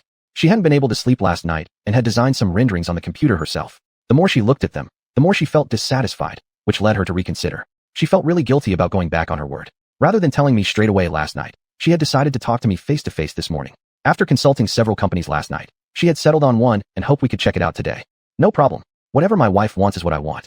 Her satisfaction means the most to me. To encourage her and prevent her from feeling guilty, I put on a thick face and comforted her. What are you talking about? Bai Luoxue lightly punched me and smiled shyly. Arriving at the furniture market, we went directly to the shop owner and stated our purpose and apologies. Unexpectedly, the owner was rather generous, agreeing immediately to the cancellation without any hassle. Customer satisfaction is always our top principle. It's not like we've even placed the order with the manufacturer yet. Even if the furniture was already made, we would accept returns. Since nothing has been processed, we'll waive the penalty fee. Bai Luoxue and I expressed our gratitude again naturally. The owner was agreeable, but the staff beside him looked very unhappy, with lips pouted out. The two female clerks had accompanied us around the entire store the day before, their mouths almost worn out from talking. It was tiring just to think about it. Now we were canceling our order, so all their hard work had been for nothing and their commission was lost. I also felt rather guilty toward them, so I personally apologized to them. Then the owner spoke up. How about this? If you truly want to make amends, let our clerks take you to meet our designer. They can also handle custom full home solutions. Originally, Bai Luoxue had planned to go with another company, but out of guilt, she reluctantly agreed. Alright then, we'll take a look first, and if we like it, we'll order here. It was all the same to me. The two sales clerks became happy and enthusiastically led us directly upstairs to the 4th floor, introduced us to the designer, and then left. The designer was a handsome guy in his late 20s. Hearing Bai Luoxue's request, he pulled up several sample drawings and asked if they appealed to her. Bai Luoxue seemed very interested. The designer requested the digital blueprints from her and began demonstrating on the computer. As he worked, he discussed modifications with Bai Luoxue, and the two talked very comfortably together. Meanwhile, once again, I was just there for company. I pulled up a chair to one side and started looking at my phone. Master Fong replied with a message. He had everything arranged today. Technical personnel would come in the afternoon, and by tomorrow, they would be able to begin on-site guidance for the production of the nanocarbon fertilizer. Also, my ordered batch would arrive together with them.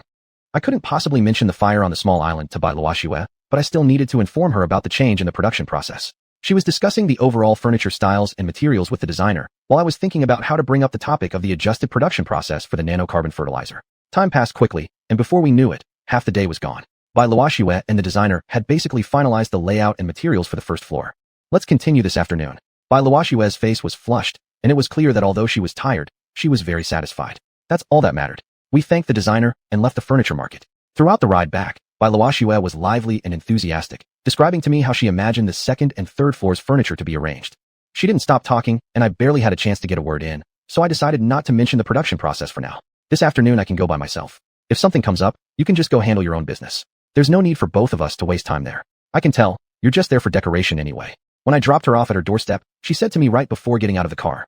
This afternoon I actually did have things to do. I needed to meet the people from Dongfang Company, and more importantly, I had to bring the goods they delivered into the space and hand them over to Ruffin. Even if Bai Luoxue and I had gone to the furniture market together, I would still need to find an excuse to step away for a while. Since she had brought it up herself, I naturally agreed and brought up the topic of the process change at the same time. You're the boss, so you decide. Since there are Dongfang Company technicians involved, I don't have any objections. In the afternoon, Bai Luoxue went to the furniture city by herself to meet the designer and continue working on the furniture plans, while I entered the alternate dimension. 2 drones hovered in the air and followed the preset route to begin their patrol around the small island. In the control room, Ruxue was sitting in front of the computer, monitoring the operations. Master, as soon as you arrived, it showed up on my screen. A radar display appeared on the computer monitor. Ruxue explained that any moving object entering the island would show up here. This display was synchronized with the drones in real time, and as soon as something was detected, a drone could fly directly over the object. The onboard camera would then transmit the captured video back to the system. With this system in place, we could immediately detect the return of that giant bee, issue a timely warning, and prevent another major fire. I was extremely satisfied with the results.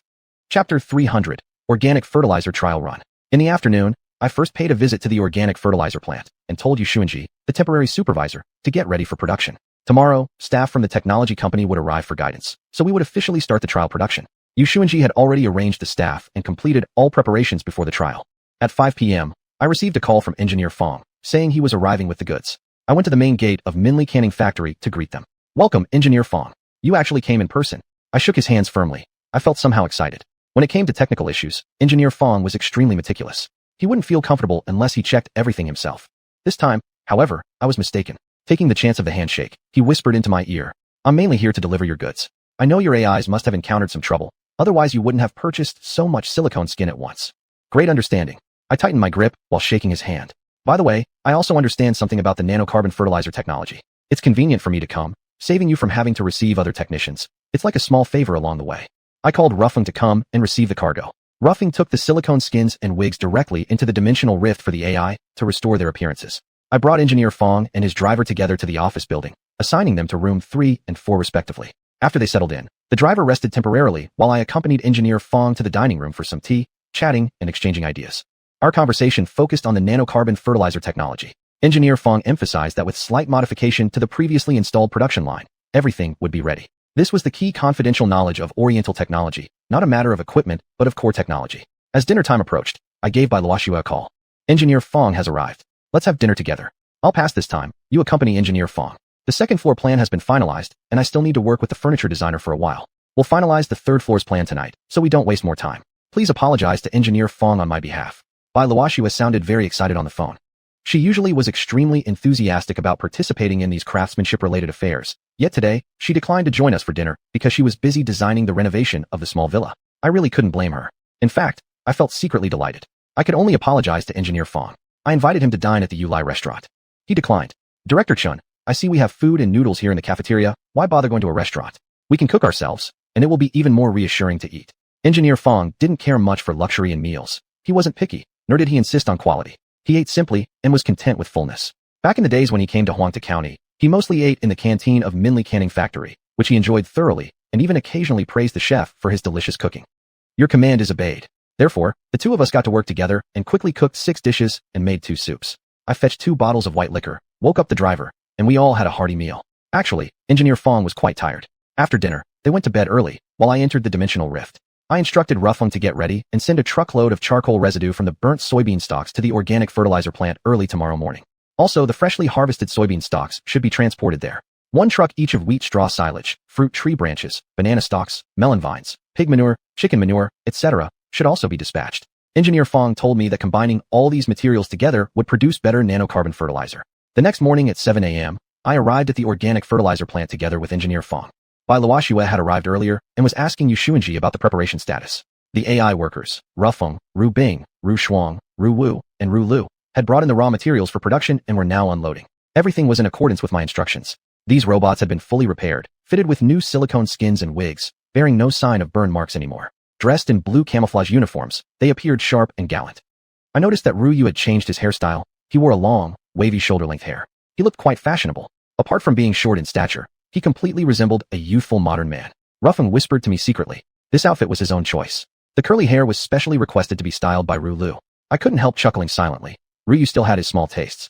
Engineer Fong personally adjusted several critical processes, and the ordinary organic fertilizer production line was transformed into a nanocarbon fertilizer line. Everything was now ready. At 8:08 a.m., the machinery was turned on, the nanocarbon fertilizer was fed into the line, and the trial production officially started. The production line was designed with a low-noise manufacturing process. Several large machines that could generate significant noise were all buried underground. Advanced vibration isolation measures had been taken. Standing on the ground, one couldn't feel any vibration at all. More than 50 meters away from the production line, the noise it generated was even softer than the sound of 2 people talking. Oriental technology had done an exceptional job in noise reduction and vibration control. As the various raw materials were mixed, crushed, pressurized, and dried, nanocarbon fertilizer granules were quickly produced. Holding a handful of these gray-black granules in my hands, I could still feel the heat they had absorbed from the equipment. Bringing them close to my nose, I took a deep breath. Surprisingly, this fertilizer had absolutely no odor at all. My sense of smell was quite sharp now. I could confidently say that this nanocarbon fertilizer was odorless. No instruments were needed for verification. This deviated somewhat from what was described in the technical specifications provided by Oriental technology. According to the manual, the finished product should carry a slight, earthy, rotten smell. But in reality, it wasn't the case. Engineer Fong grabbed a handful and sniffed it. It really is strange. Why isn't there that faint smell of decay? His doubt echoed my own. Even Engineer Fong could not explain it clearly. He took some samples to the central lab for testing. The results showed that all the effective component content indicators met the required standards and exceeded them. Congratulations, Director Chun. The nanocarbon fertilizer produced by this production line exceeds the design quality standards. Once it hits the market, it will definitely be a huge success. Allow me to congratulate you in advance. This is all thanks to Engineer Fong and your excellent technology. You're standing at the forefront of science and technology. Dealing with Oriental technology has brought me great benefits. Engineer Fong understood exactly what I meant, not just about this production line, but also including other areas, especially the intelligent AI products. We both laughed heartily, fully understanding each other without needing to say it aloud. The trial run was a success. Engineer Fang's mission was complete. Despite my sincere attempts to persuade him to stay longer, he insisted on leaving. At noon, Bai Luoxue and I accompanied him for lunch. After the meal, they departed for Huangtu County and back to Oriental Technology. Before leaving, I specially asked xiuxian to prepare 2 generous gift packages for Engineer Fang. They mainly included fish canned goods, pickled side dishes, and fresh vegetables. During our casual conversations, Engineer Fang had repeatedly mentioned how much he and his family enjoyed these foods. I listened attentively, sensed the unspoken message, and gave thoughtful gifts. In the future, he would be even more willing to work with me. Chapter 3:01 Promotion and Sales. The nanocarbon fertilizer has finally been produced. Under the coordination of Bai Luoxue, and with Xiuxian responsible for selecting personnel, an organic fertilizer sales division was established. Sales representatives were dispatched to surrounding counties and cities to promote and sell the organic fertilizer.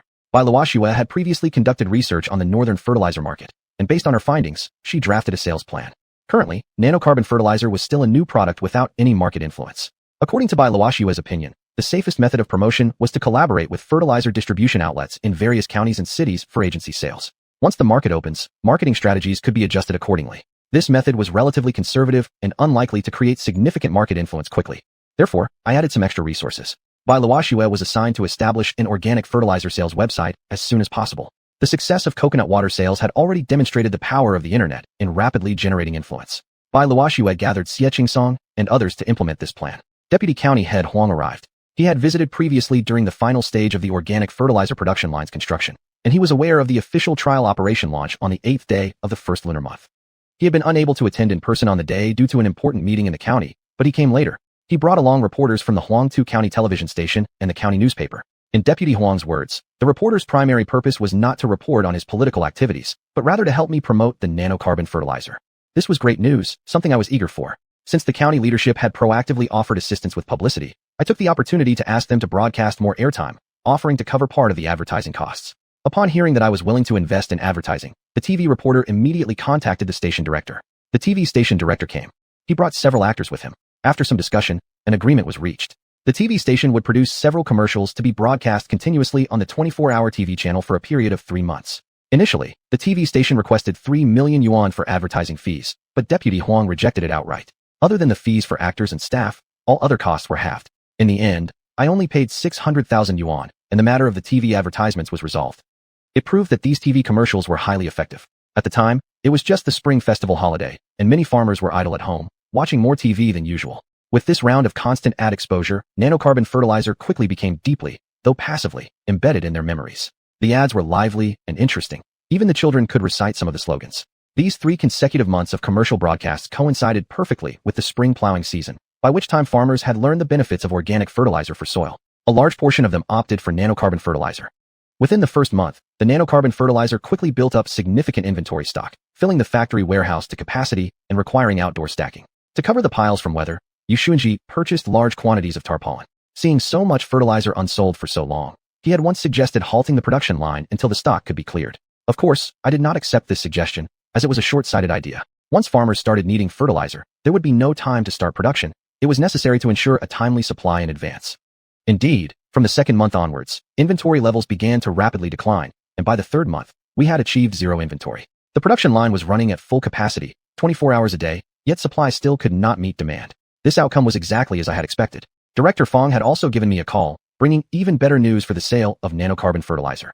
The production quality of nanocarbon fertilizer exceeded the design standards by a significant margin. He suggested I apply for provincial quality product certification, which would come naturally. Following the provincial certification, we should proceed without delay to the ministerial and then national level quality certifications. This required a dedicated team to handle, and it needed to be done as quickly as possible. Though the results would certainly not be ready in spring, we should aim to obtain at least one of these recognitions before the autumn farming season, which would definitely greatly boost the sales of nanocarbon fertilizer. Bai Luoxue was assigned to oversee this matter. Though Bai Luoxue was also unfamiliar with this area, she found a technical consulting firm to handle the certification process on our behalf. This consulting company turned out to be highly effective. Month by month, they climbed the ladder. Within 3 months, they obtained provincial, ministerial, and national quality certifications one after another. This achievement gave the sales of nanocarbon fertilizer several major boosts. Market demand surged while supply lagged, reputation grew, prices rose, and profits steadily increased. However, I issued one clear instruction. The selling price of nanocarbon fertilizer must not exceed 110% of other organic fertilizer brands. We needed to leave room for competitors while not overburdening the farmers. Due to its excellent cost-performance ratio, forward-thinking farmers adopted nanocarbon fertilizer early, and the results prove that not only did it offer strong, lasting fertilizer effects for crops, but it also significantly improved soil quality. Another suggestion from Director Fong was that I should enter the Eastern Province as soon as possible. Previously, he had given me several contact numbers. Those were regional fertilizer agents whose sales territory covered the entire Eastern Province. For this matter, I personally visited the area together with Xiuxian. When I introduced my organization and my name, these bigwigs looked unimpressed, saying they had never heard of me. However, when I proposed that we hoped they would become agents for our Xianxia brand nanocarbon fertilizer, they all became delighted, claiming they had long wished to meet us. That was when I realized how much greater the Xianxia brand's reputation was compared to my own name's recognition. Xiuxian had previously conducted a survey, asking customers who had purchased organic fertilizers where they had learned about the product. 90% learned from TV advertisements, 8% from online promotions, and the remaining 2% from other sources. Among those who had learned about nanocarbon fertilizer from TV ads, almost all were concentrated within a radius of 200 miles around Huanta County. It appeared that TV and online advertising were still very significant. The cooperation talks with several regional agents in the Eastern Province proceeded smoothly. As soon as I mentioned Director Fong, they all claimed to know him. Director Fong was already a highly respected public figure in their province, and his presence could be found in nearly every major enterprise. Many business owners frequently spoke highly of him. Director Fong had played a crucial role in promoting science and technology, and across the Eastern Province, his influence was widely seen. The sales of nanocarbon fertilizer in the northern region were going extremely well, especially after being awarded provincial, ministerial, and national quality certifications. Provincial television stations even participated in related promotional reporting, soon making Xianxia nanocarbon fertilizer a well-known brand nationwide. This naturally helped boost sales in southern regions. Back in the early stage of promoting nanocarbon fertilizer in the Xiuxian area, I had been greatly troubled by the issue of how best to promote it. In reality, had I known beforehand how strong the brand recognition would become after receiving those quality certifications, I would never have worried about this at all. Chapter 302. The bees are back. The matter of selling nanocarbon fertilizer was something to be discussed later. After Xiuxian finalized the overall modular furniture plan with the interior designer from the furniture mall, she visited the Xuanhuan residential complex 1 or 2 times a day starting from the day construction began, personally supervising and inspecting the quality of the work. I accompanied her only a limited number of times. She was much more attentive than I was. She once pouted and complained that I seemed to care nothing about our home. It wasn't that I didn't care about the villa renovation. It was just that with Xiuxian handling everything, there was no need for me to worry. From beginning to end, she had made her position very clear. Any opinion I expressed would have been pointless to raise, so why waste my breath? Arguing with her only made her unhappy. I preferred to enjoy the peace and quiet, and with that time, I could get on with other work. In fact, after the workers returned on the 8th day of the first lunar month, things became extremely busy. The production and sales of nanocarbon fertilizer proceeded steadily and methodically, which goes without saying. The Minlican Food Factory, Xianhuan Mineral Water Plant, and Green Food Wholesale Station were all reopened and quickly resumed normal operations. The scent of the New Year celebration had not yet faded when workers dove headlong into production. The fleet managed by Bao Song was equally busy. Grains, corn, green fodder, wheat straw, and so on piled up on the island all needed to be transported and sold. The bananas in the space were harvested every single day. During the Spring Festival, I had placed them in the cold storage of Xiuxian City Fruit Company. Starting from the 8th day of the new year, Meifeng gathered the workers to process the bananas intensively. Regarding the live pigs and sheep being supplied to the meat processing plant, we had to deliver 30 to 50 more animals daily during this period. If we continued supplying at the earlier numbers, within 2 or 3 months, certain pigs and sheep would grow too large, inevitably causing anomalies. I didn't want to make news because of this. It was better to keep things low-key in this regard. Due to the fire on the 6th day of the Lunar New Year, Rudy discovered while collecting eggs that tens of thousands of eggs had been cooked by the intense heat. We needed to separate raw eggs from the cooked ones, but surely we couldn't crack each one open to check? Xiao Mengfei had a way. Spin the egg on a smooth floor like a top. Those that spun well were cooked, those that couldn't spin were raw. Although this method was simple, it worked surprisingly well. The cooked eggs were put up for sale at the Green Food Wholesale Station and sold surprisingly fast, completely sold out in 2 days. They sold twice as fast as raw eggs.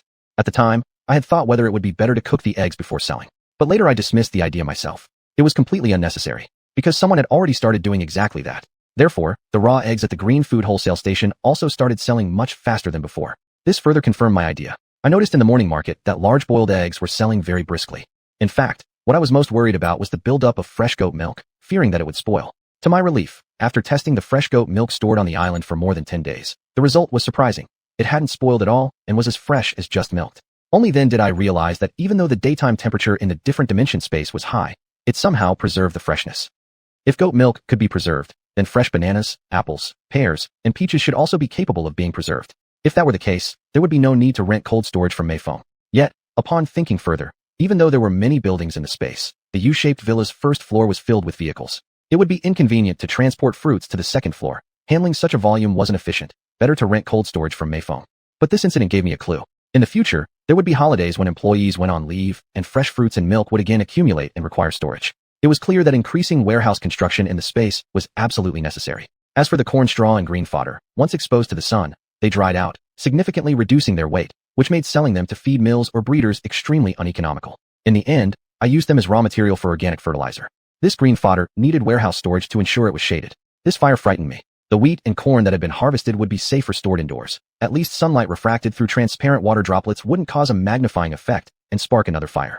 So I ordered a batch of construction materials and had Ruffing build several large warehouses as backups for precautionary purposes. My concerns were by no means unnecessary. On the 10th day of the first lunar month, that mysterious giant bee once again visited the island. Thankfully, due to the radar system installed earlier by Ruffing, 10 minutes before, xiuxian detected its appearance on the radar screen. 2 drones immediately took off to chase it away. However, the big bee seemed unafraid of the drones, continuing to hover and buzz over the island, going about its honey-gathering activities. Ruffing wanted to catch it. xiuxian issued an order. A drone shot out a fishing net, directly covering the giant bee, which fell to the ground. The reason this drone was equipped with such a device was because Ruffing had repurposed an old and used fishing net into a capture weapon. Mei Shang Dao Jintan, Jingran Pai Song Li Yongchang. As the giant bee fell to the ground, xiuxian immediately notified Ru Yu, who was the closest, to rush over and check on it. However, an unbelievable scene occurred. The fallen giant bee suddenly flew up again, taking the entire net with it and rushing toward the drone that had captured it. The drone became entangled in the net. The giant bee took off again, lifting the drone into the sky along with it. Another drone quickly followed behind. The giant bee soon flew away from the island and into the vast sky, getting farther and farther away. Concerned that the second drone might run out of power and be unable to return, xiuxian remotely ordered it to return. Interestingly, the entangled drone's camera was still facing the giant bee, allowing a complete view of the insect's image on the monitor. The giant bee kept flying until it disappeared from the radar screen. Later, the footage from the drone's camera stopped transmitting, likely due to power depletion, thus losing all sight of the giant bee. xiuxian informed me of the situation, and I immediately entered the space to watch the entire recorded footage from beginning to end. I fell into deep thought. The giant bee had escaped, taking one drone with it. It had flown away to an unknown location. In fact, ever since I first saw the giant bee several months ago, I had suspected that this island was not a solitary one, and that there should be similar land, or even a continent, not far away. The island is not isolated, nor is it the only one. The giant bee had visited the island twice within a short period. According to the estimated flight time of its round trip, the distance to the other landmass could not be very far. Without having encountered any other humans or animals, I had never felt lonely or frightened. Yet, the arrival of the giant bee somehow caused me to feel fear, because I didn't know whether other giant creatures might also visit the island. If they truly came, how would I and the residents on the island respond? The giant bee had taken the fishing net and another drone away. If there were humans on that distant land and they discovered these items, they would surely guess, just as I had, that intelligent beings existed nearby. I was truly worried that this island in another dimension was not actually safe. This had become a major concern for me, and no matter how I pondered it, I could find no solution. Heavy with worries, I nearly forgot to check the stock market.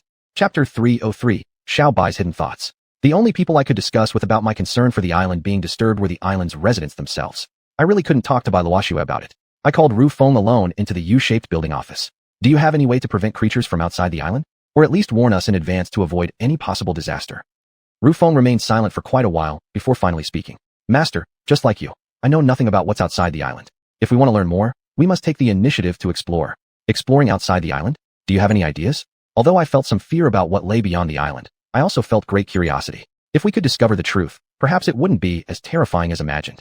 As the saying goes, ignorance is fearless. In reality, it's the unknown world that makes us truly afraid. Unmanned drones. The safest method would be to use high-powered drones for remote reconnaissance. That indeed sounded like a good idea. I immediately agreed and decided to purchase several high-powered drones. Actually, Master, I have another idea. We could also buy a larger boat for long-distance exploration. It would be more direct. Zhao Mingfei and others had mentioned this before, suggesting that I buy a boat.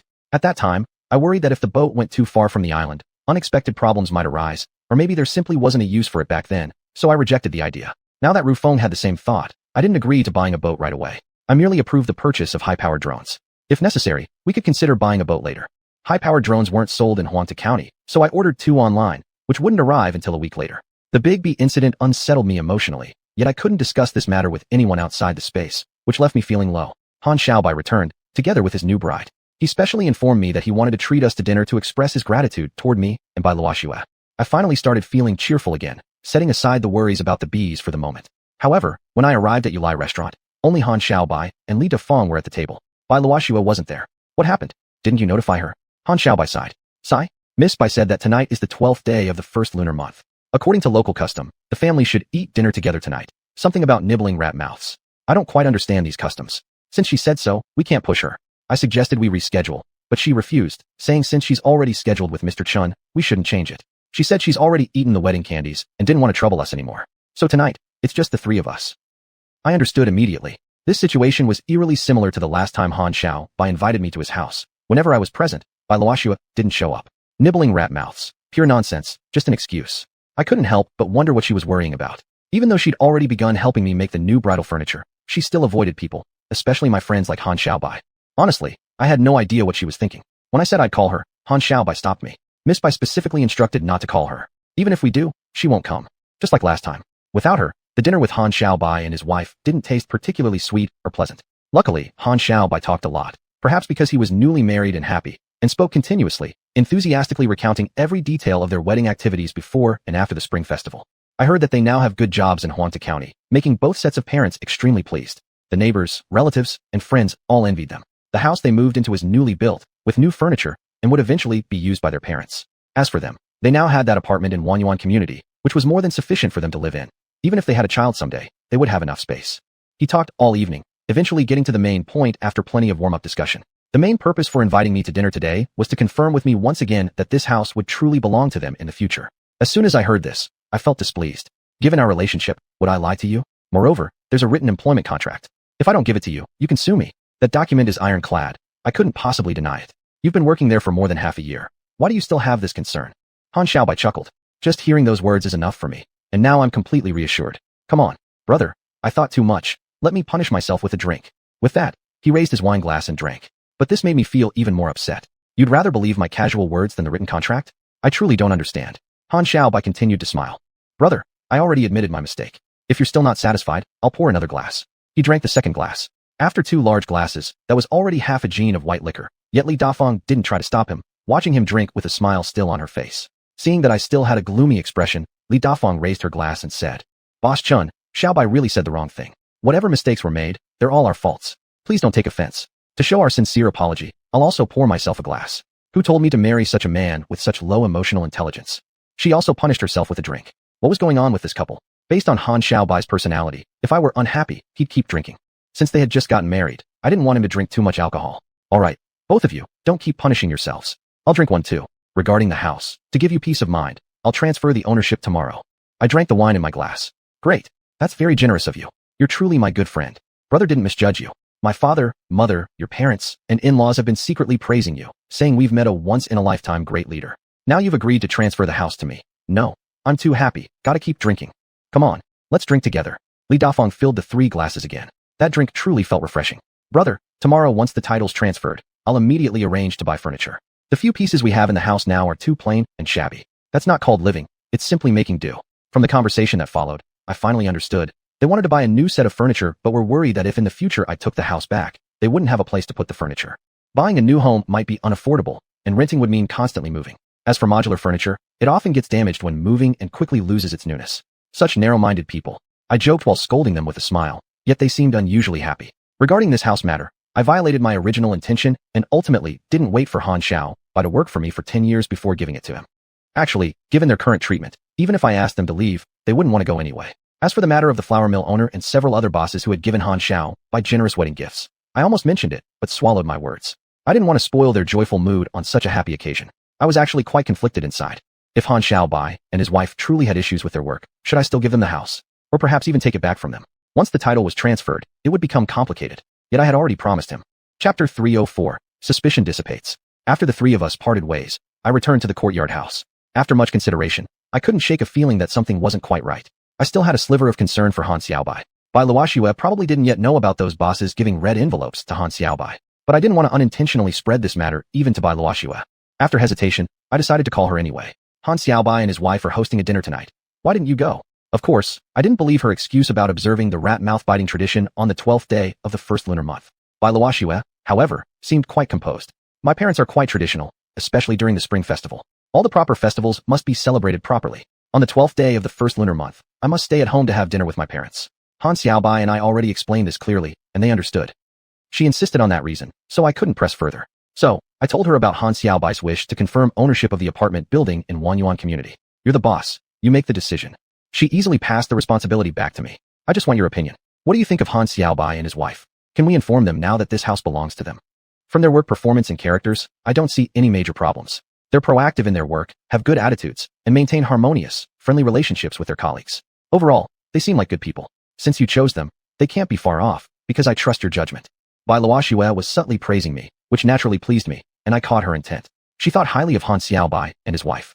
One favor then, please help me check if they have any financial issues. I still felt a bit uneasy. Until I confirmed everything, I should delay the property transfer. Mr. Chen, why are you always suspicious? Now the entire system is officially using the Indai software management system. Any problems would be obvious immediately. As far as I can tell, I see no financial issues with Han Xiaobai or Li Dafeng. Their transaction records are very clear and detailed on file. Did you hear something from somewhere? Bai Luoxue's question made sense. I didn't answer immediately. After a moment of silence, I indirectly reminded her. But what about their interactions with clients? Can the software system fully capture those details? Bai Luoxue chuckled. The Indai software only covers all the companies under your management, Mr. Chen. As for the partners, we only record transaction details, nothing more. We don't have the right or responsibility to know how others operate their business. If you're really suspicious of Han Xiaobai, perhaps you could investigate the organizations he interacts with.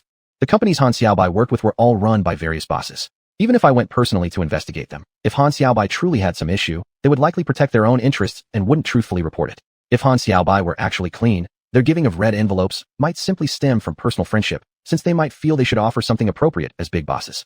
In that case, my investigation might backfire, possibly creating even more complications. Those bosses would sense my distrust not only in Han Xiaobai, but also in them, which could negatively affect our future cooperation.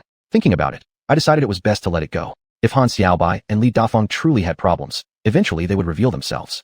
With that thought, I found peace. As sleepiness overtook me, I quickly drifted off. The next morning, Han Xiaobai came to the courtyard house right after breakfast. He insisted on taking me directly to the housing authority to handle the property transfer. Li Dafeng is picking out furniture at the furniture mall. We can divide our tasks and finish everything in one day. Then, once we bought the furniture and settled in, we'll officially start work on the 16th day of the first lunar month and start making big money. Seeing the excitement on his face, I could clearly feel his happiness. First, we stopped by the company to gather all the necessary documentation regarding the house before heading to the housing authority. It sounded easy, but by the time we got the property deed, half the day was already gone. Han Xiaobai gave me a big hug to show his gratitude. Thank you, brother. You've done me a huge favor. If I had to buy a place on my own, I'd have to wait years. Between building the house and getting married this year, I've already spent all my savings. All the red envelope money from the wedding guests was used to pay off my debts, leaving me just enough money to buy furniture. If I earn more money in the future, I might even buy another new house to bring my parents here. All of this is thanks to your kindness and generosity, Mr. Chen. I've definitely made the right decision following your leadership. Han Xiaobai's filial piety deeply moved me. At that moment, I had already made up my mind. Even if there were problems with him personally, I would not take back this house, especially considering that Li Dafeng was also involved. Han Xiaobai mentioned he still wanted to go furniture shopping with Li Dafeng in the afternoon. As for me, I needed to make a trip to Xiangyang. I couldn't tell him about this yet because I planned to go through the alternate dimension.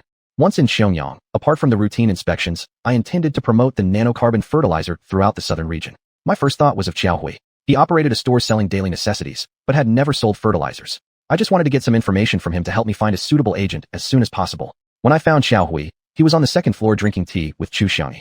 Seeing me arrive, he actually got up to leave. An old classmate has come. Surely you two have work to discuss. I won't disturb you. We can catch up some other time. President Xiao, there's no need to leave. It's you I came to see.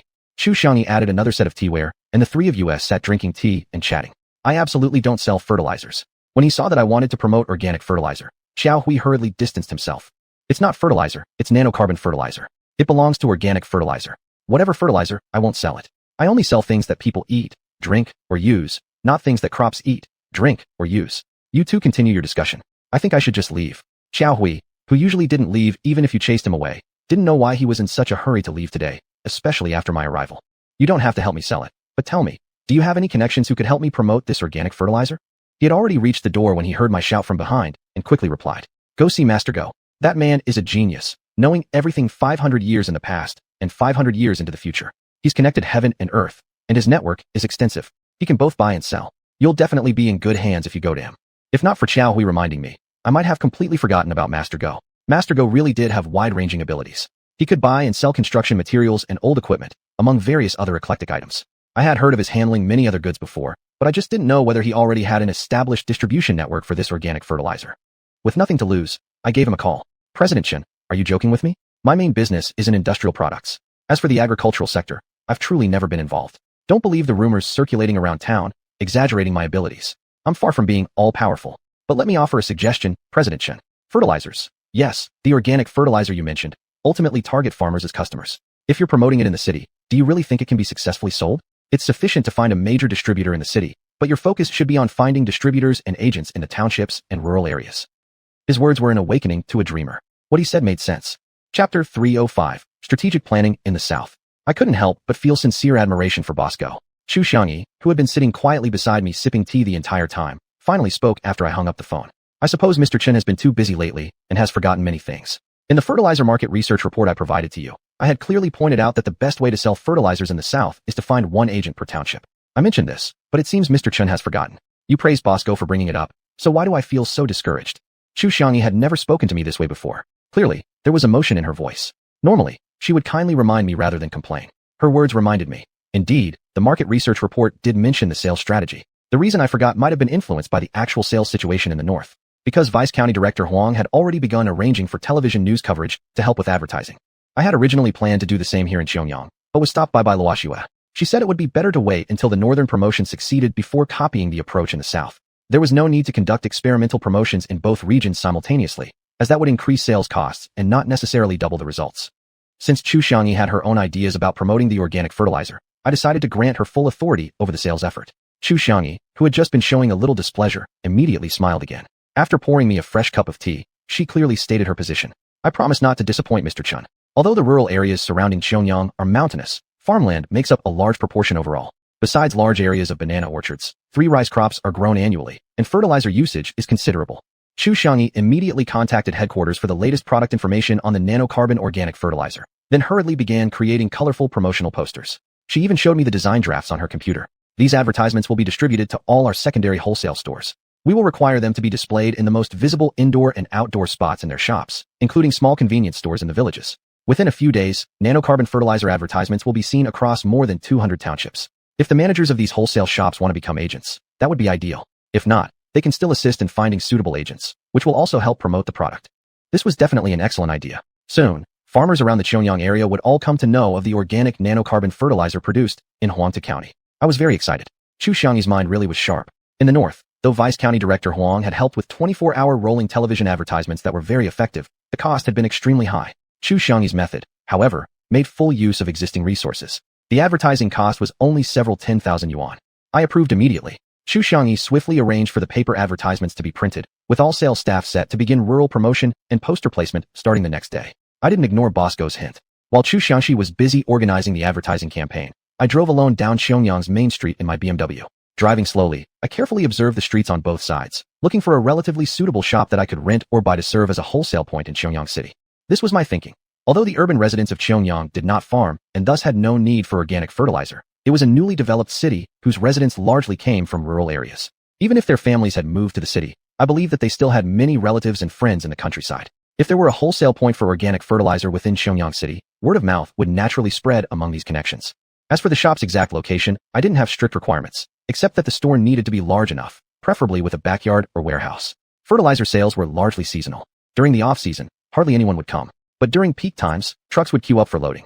A small shop would not be able to store sufficient stock, inevitably affecting farmers' ability to promptly collect their goods.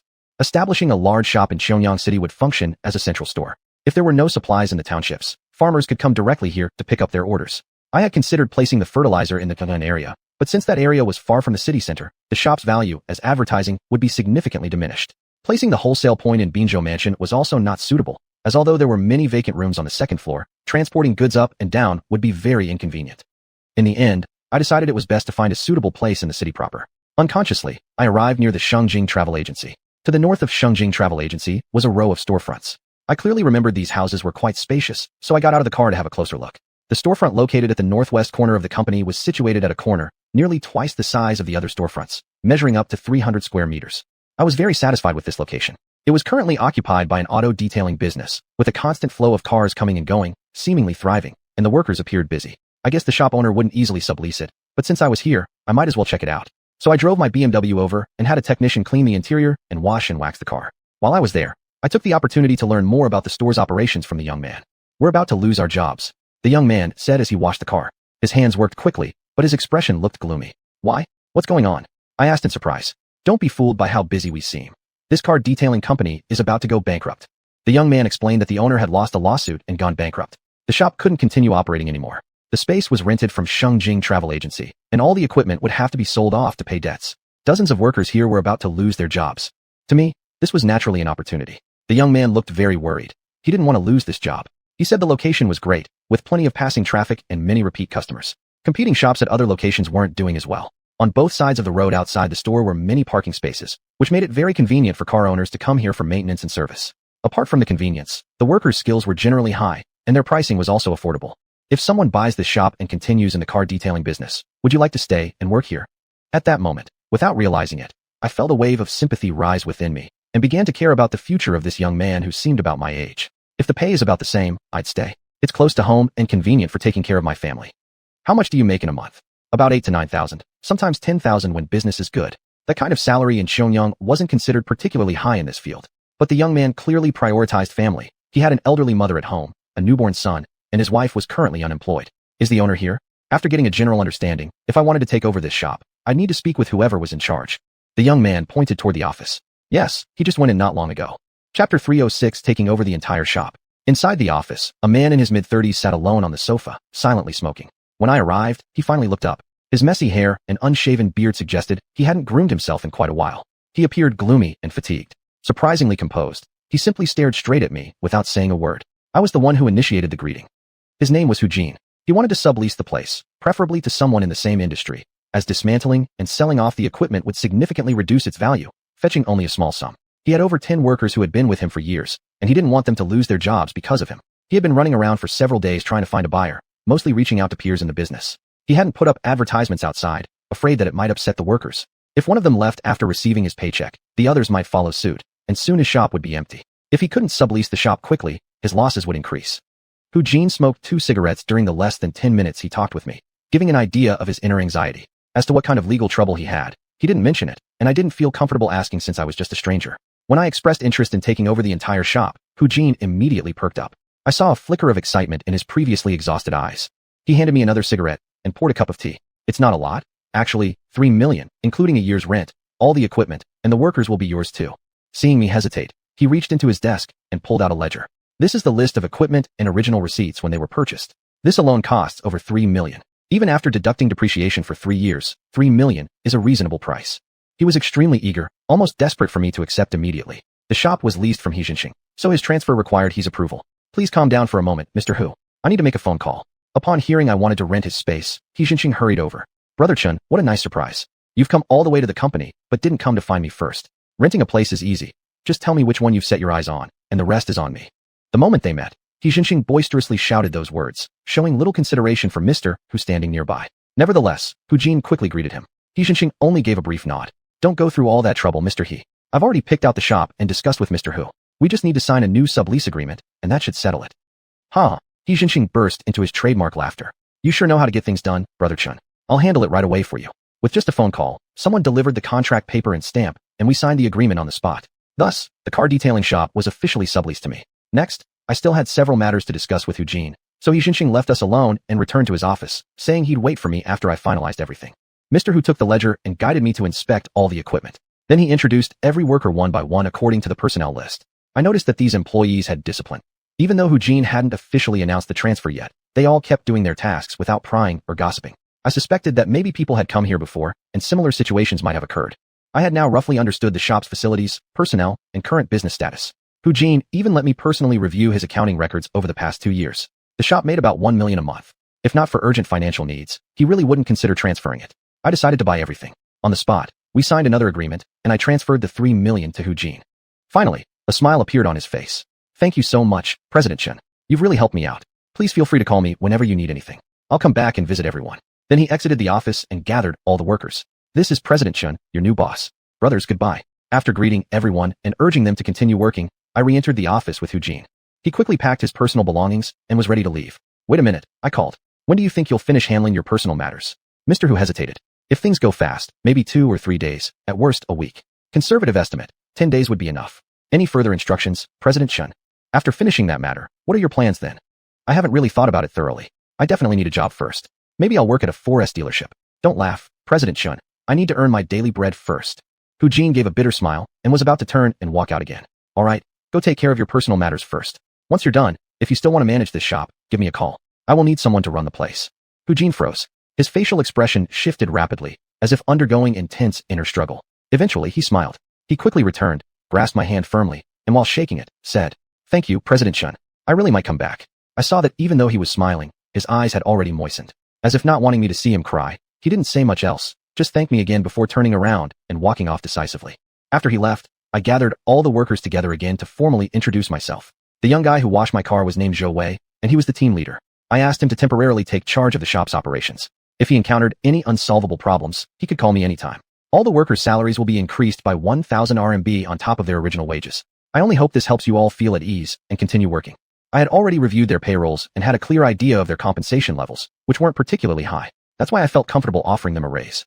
Everyone's faces lit up with smiles. The previously lifeless atmosphere became energetic all of a sudden. "Thank you, Boss Chun." They thanked me in unison. Without further ado, I kept Zhou Wei behind while the others resumed work. Originally, I had rented this space for wholesaling organic fertilizer. The car detailing was just an unintended side project, partly because I had too much sympathy in my heart and felt sorry for Hu Jin, deciding to take over the entire business. I couldn't abandon my original plan. I asked Zhou Wei to help me look for a space within the shop. We could spare about 50 square meters, enough to store the organic fertilizer. To prevent interference between operations, we'd need to build a partition wall. Fortunately, the shop had 2 doors, otherwise we'd have to modify the entrance. This space was naturally not satisfying to me, and Zhou Wei didn't have any other solutions. If we took over more space, we wouldn't be able to accept many car detailing jobs. I'd have to find Xiuxian about this again. Chapter 307. Xiuxian's Subtle Thoughts. After stepping out of the car beauty shop and making a right turn, I reached my neighbor and beverage wholesale store. The door was wide open, and I happened to glance inside. To my surprise, the packaging of the drinks looked extremely familiar. Standing outside, I immediately recognized it. Coconut water. It was exactly the highly expensive coconut water I produced. This was Xiuxian's shop. Someone was busily working inside. A small van was parked at the entrance, obviously being prepared for loading. I walked into the store. A young man came over to greet me. "Sir, are you looking for any drinks to buy? We have coconut water, fruit juice, and bottled water." Now that I was inside, I saw things more clearly. The entire shop was filled with my products, all 100% from Hihua's doing, transporting goods from the orchard here for storage. Suddenly, everything clicked. The people here were definitely Xiuxian's employees. "Ah, you're busy. I can just look around for now, right?" Of course. Seeing that I wasn't purchasing anything, the young man responded politely before returning to his packaging work. They were placing the coconut water into boxes, packing and strapping them neatly, labeling them, then loading the van. I noticed the business license hanging on the wall. My vision was especially sharp these days. From a distance of 5 or 6 meters, I could clearly see the writing. Shengjing Beverage Sales Company, Ltd. Legal Representative, Hihua. So this shop actually belonged to Hihua. Many things suddenly became clear to me. Surely, Xiuxian had invested in this. Hihua had opened such a store specifically to wholesale coconut water, juice, and mineral water. As for the fresh goat's milk, Hihua probably brought in a few boxes every day. I didn't see it in the shop, which meant it likely had already been sold early in the morning or the previous afternoon. No matter how one looked at it, by using the shop, Hihua transformed her personal sales activity into legitimate business operations, enabling her to scale up and earn more. Perhaps this was Xiuxian's idea. Only through such clever maneuvering could the profits be justified and earned smoothly. Besides, all the purchase contracts Hihua submitted to me listed Shengjing Tourism as the signing party. This beverage company never appeared on any of them. There must be another agreement between Xiuxian and Hihua. That was a family matter between father and daughter. Nothing wrong with that. Actually, I was more concerned about where this coconut water was being shipped to. I especially took a close look at the labels on those boxes. All foreign languages, completely unreadable to me. I couldn't even tell what language was printed on them. I took out my phone and secretly snapped a photo while they weren't paying attention. Then, I quietly left. Xiuxian was already waiting for me in his office, having brewed a pot of pu'er tea ahead of time. He had already finished a cup himself, and upon my arrival, he brewed a new round. Upon hearing that I had taken over the car detailing shop entirely, and that I still thought it wasn't spacious enough, Xiuxian laughed. I knew this wouldn't satisfy Brother Chen's standards. Buying this place, surely you're not just interested in car detailing. You must have other plans. Now that you've decided to continue with the detailing business, no matter how big the space, it won't be enough for your ambitions. Are you planning on opening a supermarket or a wholesale store, Brother Chen? A wholesale store. When I said those 3 words, Xiuxian, who was bringing the teacup to his lips, suddenly stopped. I had expected him to react or say something, but instead, he simply laughed off the moment and continued sipping tea without elaborating. Nonetheless, I had already guessed his thoughts. Judging from his expression, he probably feared that if I set up another wholesale store here, it would end up competing with Hihua's shop, especially since they were so close. Indeed, if people started coming here to buy drinks wholesale, over time I would inevitably take away some of Hihua's customers. After all, I was selling directly from the factory. My cost was much lower than hers, and she simply couldn't compete. Eventually, her profits would be affected. Yet, Xiuxian remained calm, not even bothering to ask further. There was no point in hiding anything from him. Being honest would only prevent unnecessary suspicion. I'm planning to set up an organic fertilizer wholesale shop here, to make it convenient for farmers around Xiuxian City. They wouldn't need to go all the way to the rural town to purchase it, saving them from the trouble of mountainous roads. Transportation here in the city is far more convenient. You're going into fertilizer sales? Xiuxian sounded genuinely surprised. I had never mentioned organic fertilizer to him, nor had I directly discussed it with Xiuhua. Whether he had read about it somewhere online or through the news was beyond my knowledge. But judging by his expression, he clearly hadn't known anything about it. I gave a slight smile. If I were to sell coconut water, juice, or bottled water right beside Xianxia company, wouldn't I be directly competing with Xiuhua? No matter how stupid I am, I wouldn't be that stupid. Huh. Xiuxian once again resumed his signature hearty laughter. Brother Chun, how clever of you. Of course you'd never do something like that. This location is indeed great. Plenty of traffic, a high flow of pedestrians. Simply putting up a sign at the store entrance is already excellent advertising. Brother, you sure have great vision. I believe opening an organic fertilizer shop here is a very wise decision. Although Xiuxian seemed genuinely supportive of my choice, deep down I knew he was happy precisely because I was selling fertilizer, not beverages, and therefore wouldn't compete directly with Xiuhua. It's just that the store is a bit small. The original car detailing owner wouldn't have sold the entire business unless his family faced some real hardship. I've seen his books, it makes a decent profit every month. So I've decided to keep running the car detailing shop. If we're going to set up the fertilizer wholesale, space will be quite limited. Huh, Xiuxian laughed again. That's no big deal at all. If Brother Chin truly isn't satisfied, I can take you around to see if there are any other shops available for sublease. I shook my head. I've already checked other locations. Even if there are vacancies, I don't want to rent them. None are as good as this car detailing shop. Besides the high foot traffic at this corner, more importantly, there are plenty of parking spaces to the west and north of the store, convenient for customer pickups. That's what I value most. Seeing that I had no intention of moving elsewhere, Xiuxian offered another suggestion. Right next to the car detailing shop compound, there's a garage originally used to park tour buses. But these buses are almost always on the road and rarely parked there. They're mostly Shinjuru anyway. If Brother Chin needs it, I can arrange to clear out a garage for you. That actually sounded like a great idea. Alright, let's go check it out. I followed Xiuxian to the spot. The garage was separated from the car detailing shop only by a wall. I felt a bit hesitant. The garage itself wasn't small at all, over 100 square meters, certainly spacious enough. But if we stored organic fertilizer here, incoming and outgoing shipments, loading and unloading vehicles, would all have to pass through Xianxia Company's compound. This might interfere with parking tour buses and the flow of tourists. Even if Xiuxian didn't mind, I myself would feel uneasy, since I was the one running a business here for profit. I preferred not to impose. The size and location of the garage are perfect, but its entrance is in the compound courtyard, so logistics would be a bit inconvenient. Seeing my hesitation, Xiuxian immediately responded. That's easily solved. Just break through that wall and install a door. Problem solved, right? That wasn't a bad idea at all. As long as Xiuxian approved knocking down the wall and adding a door, it wouldn't be complicated. Coincidentally, I needed to build a partition inside the shop anyway. It wouldn't make sense to run two unrelated businesses, car repair and fertilizer sales, under one roof. Xiuxian accompanied me not only to examine the garage, but also to reassess the store itself, discussing where to install the new door and build the partition. He gave me several useful suggestions. So the matter was settled. Chapter 308. We are all farmers at heart. After viewing the garage, I naturally brought up Xiuhua's beverage sales company. Was it Xiuxian's idea, or Xiuhua's? Xiuxian laughed lightly. Does it matter? We've talked about this before. If Xiuhua wants to give it a try, let her do it. I just made a small investment, that's all. Though he spoke about it casually, I couldn't help but doubt his words. The overseas resources were all his. Where would Xiuhua get such a wide network? Since Xiuxian was unwilling to discuss it, I didn't press further. The conversation soon returned to the topic of organic fertilizer. Xiuxian understood my general ideas and said, I'll recommend someone to you who will certainly be very helpful. This was exactly what I wanted. Who? Xiuxian first made a phone call. After confirming the person was at home, he told me. A classmate of mine. He's available now. Let's go find him. So, the two of us rode in the same car, heading to the countryside under Xiuxian's guidance. We drove north toward Shay Township. While I was driving, Xiuxian began telling me the story of his high school classmate. Tian Yungying had always been a top student since childhood and was admitted to one of China's prestigious universities. After graduation, he was assigned to work in Shay Township as an agricultural technician. He worked on the front lines in rural areas. Later, he became a vice township head in charge of agriculture. Originally, his official career had been going smoothly. With his skills and ability, a promising future lay ahead. However, his personality changed his fate. He was far too straightforward, always speaking bluntly and refusing to falsify anything, thus frequently putting local leaders in awkward positions. 20 years ago, during a conference attended by all village-level cadres and above, he openly confronted the township head and party secretary. The argument became extremely intense. The specific reason had to do with the collection of state grain. Back then, peasants were required to contribute to the state grain reserves. This was a top-down task assigned to each township and village, considered successfully completed as long as they met the targets.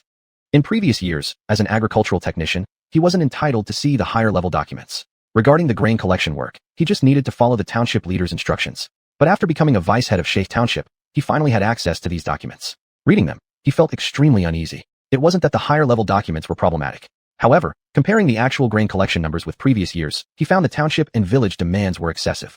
He did some research and concluded that he hoped the township would lower the quota to reduce the burden on peasants. At that time, Comrade Xiong, the township party secretary, and township head Yang verbally emphasized the importance of his suggestion, promising the party leadership would consider it. Tian Yungang thought the leader's words meant they would seriously consider revising it, but he never received any feedback. Until the day when the township's annual conference was held to deploy the work for collecting the state grain. The usual practices remained in place, continuing the heavy grain collection from peasants. His carefully gathered conclusions had been completely ignored by the leadership. Over this matter, at the township cadres conference and in front of everyone, he openly challenged the township head and the party secretary. He believed that standing on the peasants' side, reducing their burden was a move that should gain support from most cadres. Even if the township leaders rejected his opinion, he assumed the village cadres might side with him. However, the result was completely unexpected. Everyone fell silent. The township party secretary stayed silent. The township head remained silent. The village cadres also stayed silent. He was left isolated. The grain collection plan remained unchanged. His passionate suggestions did not stir even a single ripple. Suddenly, he realized that he wasn't suited for this bureaucratic world.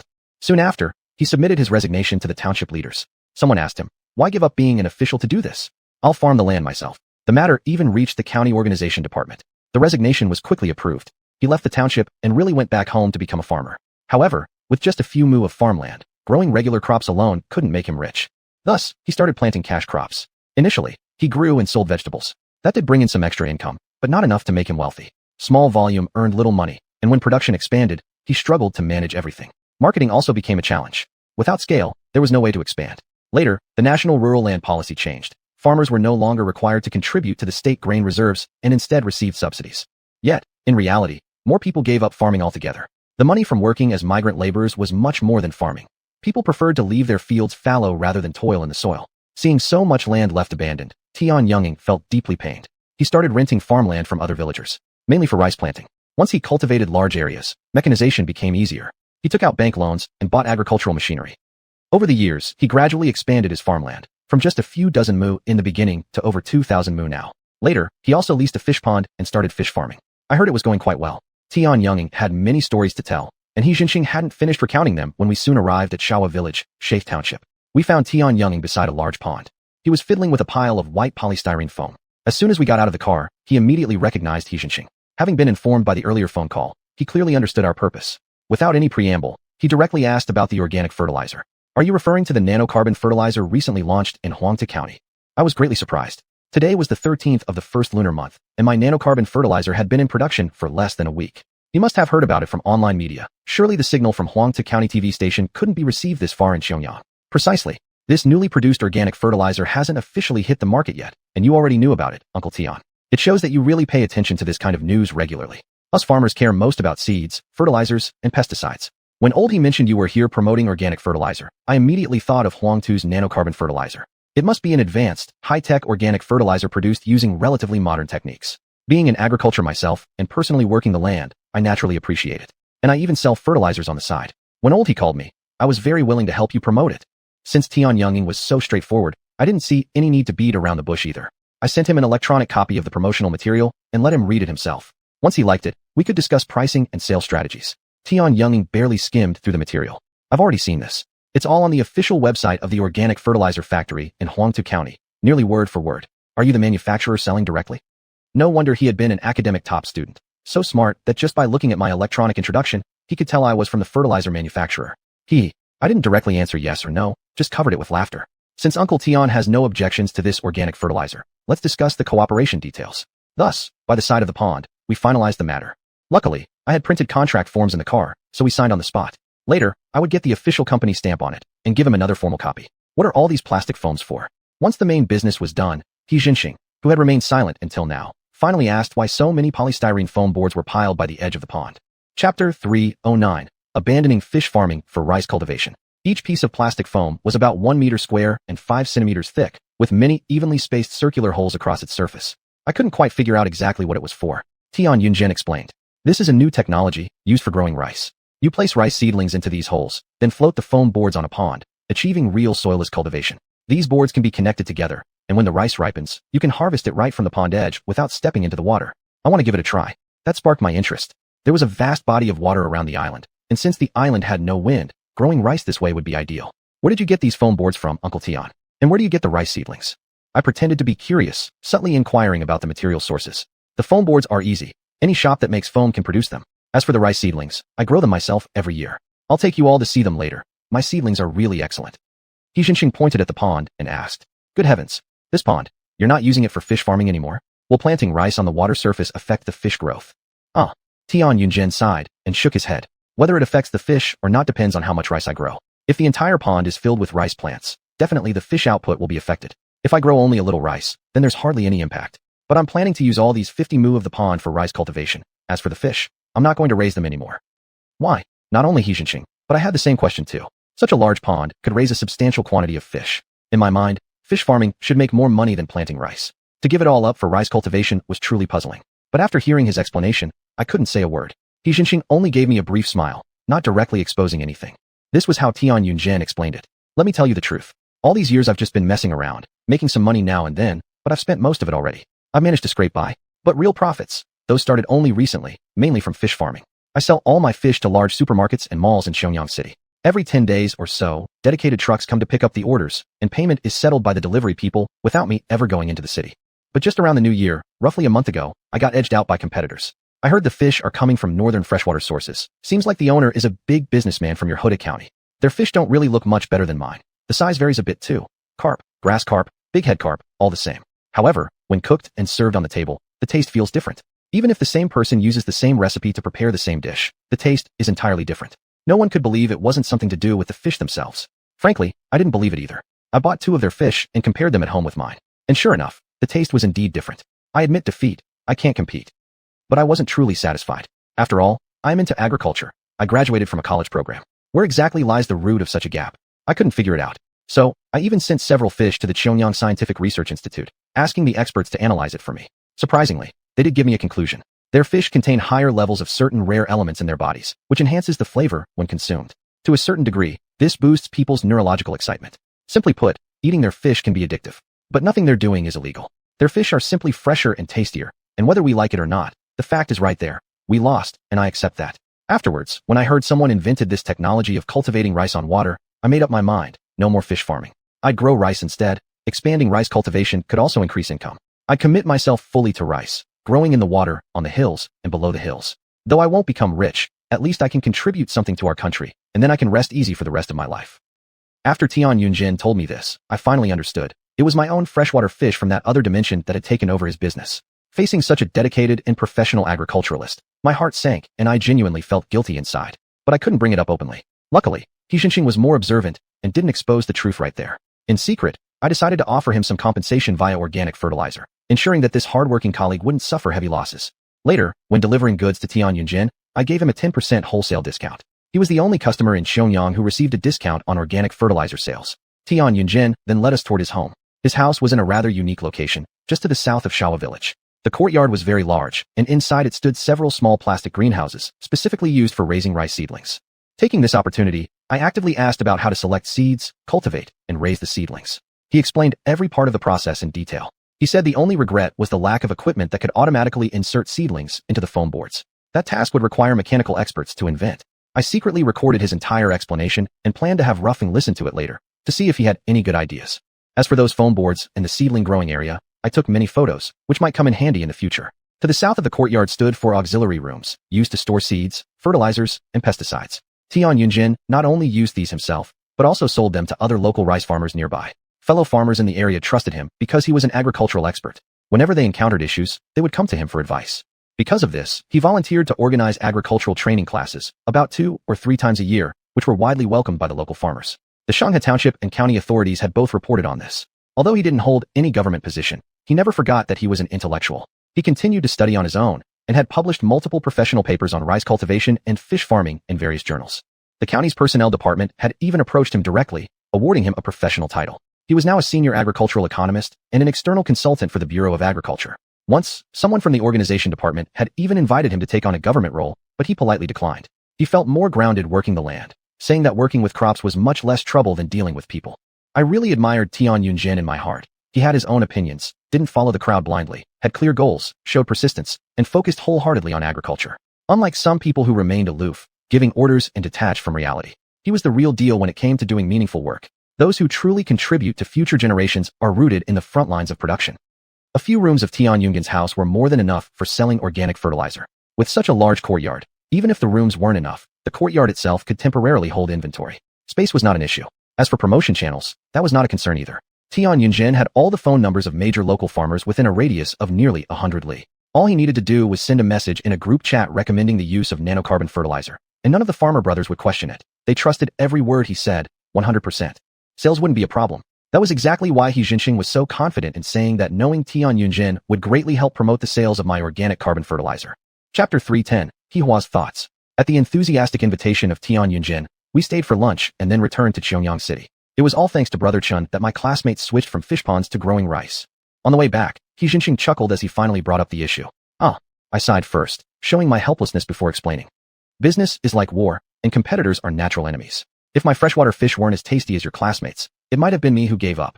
Xiuxian didn't argue with that. That's true. Fortunately, my classmate is flexible-minded and didn't stick stubbornly to one path, changing his strategy in time. Growing rice in fish ponds. This is the first time I've ever heard of it. Inwardly, I was thinking I also planned to grow rice on water, inevitably creating another area of competition between us. However, I considered that Tian Yungan indeed had it tough. Undoubtedly, the rice grown in my space would be much higher quality than what he could produce. Once introduced into the Xiangyang market, it would surely deal another heavy blow to Tian Yungan. I was calculating whether I should sell this rice in southern regions in the future. President He, if I also grow rice and introduce it into Xiangyang's market, what would happen? Xiuxian's hearty laughter filled the car. Brother Chun, you need to weigh this carefully. My classmate is an agricultural expert, and his rice is highly praised in Xiangyang. From what I know, many premium rice brands from other areas can't even match his. If you don't have absolute confidence, I recommend, Brother Chun, you should proceed with caution. You already run a number of ventures. Adding rice farming would consume much manpower, material resources, and financial capital. Reflect carefully before taking action. Thank you, President He, for reminding me. I gave no definite reply. I was certain xiuxian spoke with good intentions, but naturally, I had my own plan and wouldn't easily be swayed by his opinion. Back at the Shengjing Tourism Company, I signed another rental agreement with xiuxian regarding the garage. Initially, xiuxian refused to sign any contract, insisting I use it free of charge. But I couldn't possibly accept that favor. There's no such thing as a free lunch in this world. As business people, we both know that profit comes first, and I couldn't accept this minor advantage lest it put me at his mercy in the future. If President He insists on making it free, then I'll not rent the garage at all. I'll find another place. Xiuxian naturally understood my meaning. After a hearty laugh, he eventually signed the agreement. Brother Chun is being too formal. Although he said this, I knew he must regard me more highly now, knowing I wouldn't be easily influenced by self-interest. After bidding farewell to Xiuxian, I gave Bosco a call to find a renovation crew. A response came quickly. I assigned Zhou Wei to supervise the work, opening a wall between the garage and the shop to install a large gate. Then inside the store, another wall would separate the organic fertilizer wholesale area from the car beautification section. As for the office, we'd share the one previously used by Hujin. Returning to the Binzhou building, I informed xiuxian about the plans for the organic fertilizer wholesale business. Xiuxian first looked surprised, seemingly wanting to say something but hesitating. All right, she began organizing personnel for the wholesale operations, replacing Zhou Wei's duties. Obviously, Zhou couldn't manage both tasks simultaneously. Car detailing and maintenance versus fertilizer sales are two completely different industries. Even if he understood fertilizer sales, there simply wouldn't be enough time. After sorting everything out, I went to the picking garden. The picking garden had resumed its former vibrancy. Winter vacation had begun, and many visitors were parents with children, making the place bustling and lively. As soon as Hihua saw me, she approached secretly. President Chun, did you visit my father? I heard you even rented space from the tourism company. Undoubtedly, this came from Annie Jiang, since Hihua usually has lunch at home during her break. Yes, the company plans to set up an organic fertilizer wholesale point. Oh, Hihua patted her chest and exhaled in relief, smiling. I thought President Chun wanted to open a supermarket there. Sure enough, father and daughter thought alike. Xiuxian also had mistaken my intentions for wanting to set up a beverage wholesale station. Hihua's speculation was understandable because I had once proposed that Xiuxian open a supermarket at the tourism company. Obviously, Hihua still remembered this. I recalled Hihua's shop, where the bottles were repackaged coconut juice with foreign labels pasted on the outside. I noticed your beverage store was preparing to ship something, possibly overseas shipments. Which country is it headed to? Can you tell me? Although I couldn't read the foreign text, I tried not to seem ignorant in front of Hihua, knowing it was for overseas markets but unsure of the specific destination. Hihua giggled and whispered, President Chun, don't be angry. I don't know either. Hearing what Hihua said, I assumed she just couldn't disclose client information and didn't want to tell me. You're the boss. If you don't know, who does? Don't worry, I won't steal your business. Of course, I didn't believe her words. President Chun, I really don't know. Those are all my father's friends. Only he knows where exactly they are from. Hihua looked serious, as if she weren't lying. But I still couldn't understand. How could she assign those tasks to the employees if she didn't know who the goods were being sent to? How could they even work like that? Those labels were clearly written, albeit in foreign languages. How could that be? I've seen the foreign text on those labels. I pretended to know everything, subtly hinting that Hua shouldn't hide anything from me. President Chen knows which foreign language that is. She looked genuinely surprised. I don't recognize them. I told the truth. Otherwise, if she had asked me to translate, I would have embarrassed myself on the spot. Hua giggled. Actually, I don't recognize those foreign languages either. Neither does my father. But my employees do. They know where the goods should be sent. Your employees understand them? Now I was really puzzled. Those employees must not be ordinary people. I paid quite a high salary to hire those people. They are recent college graduates. Each of them speaks 4 or 5 foreign languages. They're the ones handling all the labels and documents. Suddenly, I understood. Now that I thought about it carefully, all the workers in her shop were young people. You paid such high wages? How much do you pay them monthly? Between 10,000 and 20,000 yuan, plus performance-based commissions. That really surprised me. Hua truly dared to offer such a high salary, higher than her own wage. Of course, I meant the salary I paid her, not counting her additional commissions. After chatting for a while, I finally realized that it was necessary to offer high wages to those students. With multiple languages under their belts, they certainly wouldn't stay long-term in a place just selling coconut juice. They each had their own dreams and ambitions. Working at Hua's was temporary, so if the pay was low, they'd surely leave. Hua wasn't worried about this. Her father, xiuxian, had extensive connections, making it easy to recruit several language-skilled students. If one left, another would come along soon enough. After taking a walk around the picking garden, I returned to the other space and found Ruffung. Do you recognize these foreign words? I showed him the photo of the foreign label I had secretly taken in Hua's shop. Ruffung took a glance and said, "This is the language of some European country. It's a minority language, recognized by very few people outside of professionals. This is a shipping document, indicating 20 boxes of coconut juice." Satisfied with this explanation, I let it go. The main point I wanted to discuss with him next was about planting rice near the island. Chapter 311. Planning for rice cultivation. Master, hydroponic rice cultivation technology has existed for a long time, but directly planting on water surfaces is a recent development. If we utilize the waters surrounding the island for rice planting, we will surely achieve great success. Ruffung expressed full confidence and strongly supported my idea. Then, I asked him to analyze how to solve the problems of mechanized planting and harvesting. Planting rice on water surfaces without mechanization would make large-scale planting impossible, and we would not achieve scale or profit. Ruffung processed rapidly. Soon, he reached a conclusion. Master, we can use the same machinery currently used for banana planting to plant rice on styrofoam boards, with only minor modifications needed, which is not a major issue. The rice harvesters currently available in the market won't fully meet the needs for harvesting rice on water either, so some modifications will be needed. With winches added, efficient harvesting can be achieved. Since Ruffung had a solution, things became easier to handle. I tasked him with developing a complete plan for planting and harvesting technologies, specifying what equipment needed to be purchased, and I would procure it as soon as possible. While Ruffung tackled the technological issues of rice planting and harvesting, I needed to conduct market research in the real world. After we grow the rice and process it into rice grains, we must have a clear idea of where to sell them. This task was assigned to Bai Luoxue. I didn't plan to involve xiuxian, because I didn't want to compete with Tian Yunjin in the Xiangyang region. If my rice were to push his rice out of the market, I would feel extremely sorry for this agricultural expert who stood up for the people. You're going into the rice business? Bai Luoxue stared at me as though I were an alien. Yes. I replied with great certainty. The Northeast has rice, so do many areas in the South. Actually, few people grow rice here, but plenty consume it. If you can provide quality rice, there will certainly be good market potential, just like your high-quality wheat, which produces premium flour.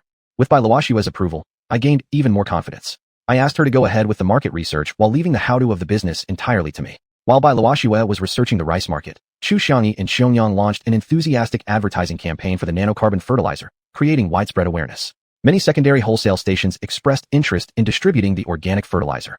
Meanwhile, the organic fertilizer wholesale outlet beside the Shengjing Tourism Company was finished with its renovations. So I organized Ru Huang and others to transport the first batch of nanocarbon fertilizer through the otherworldly space to Xiangyang for market distribution.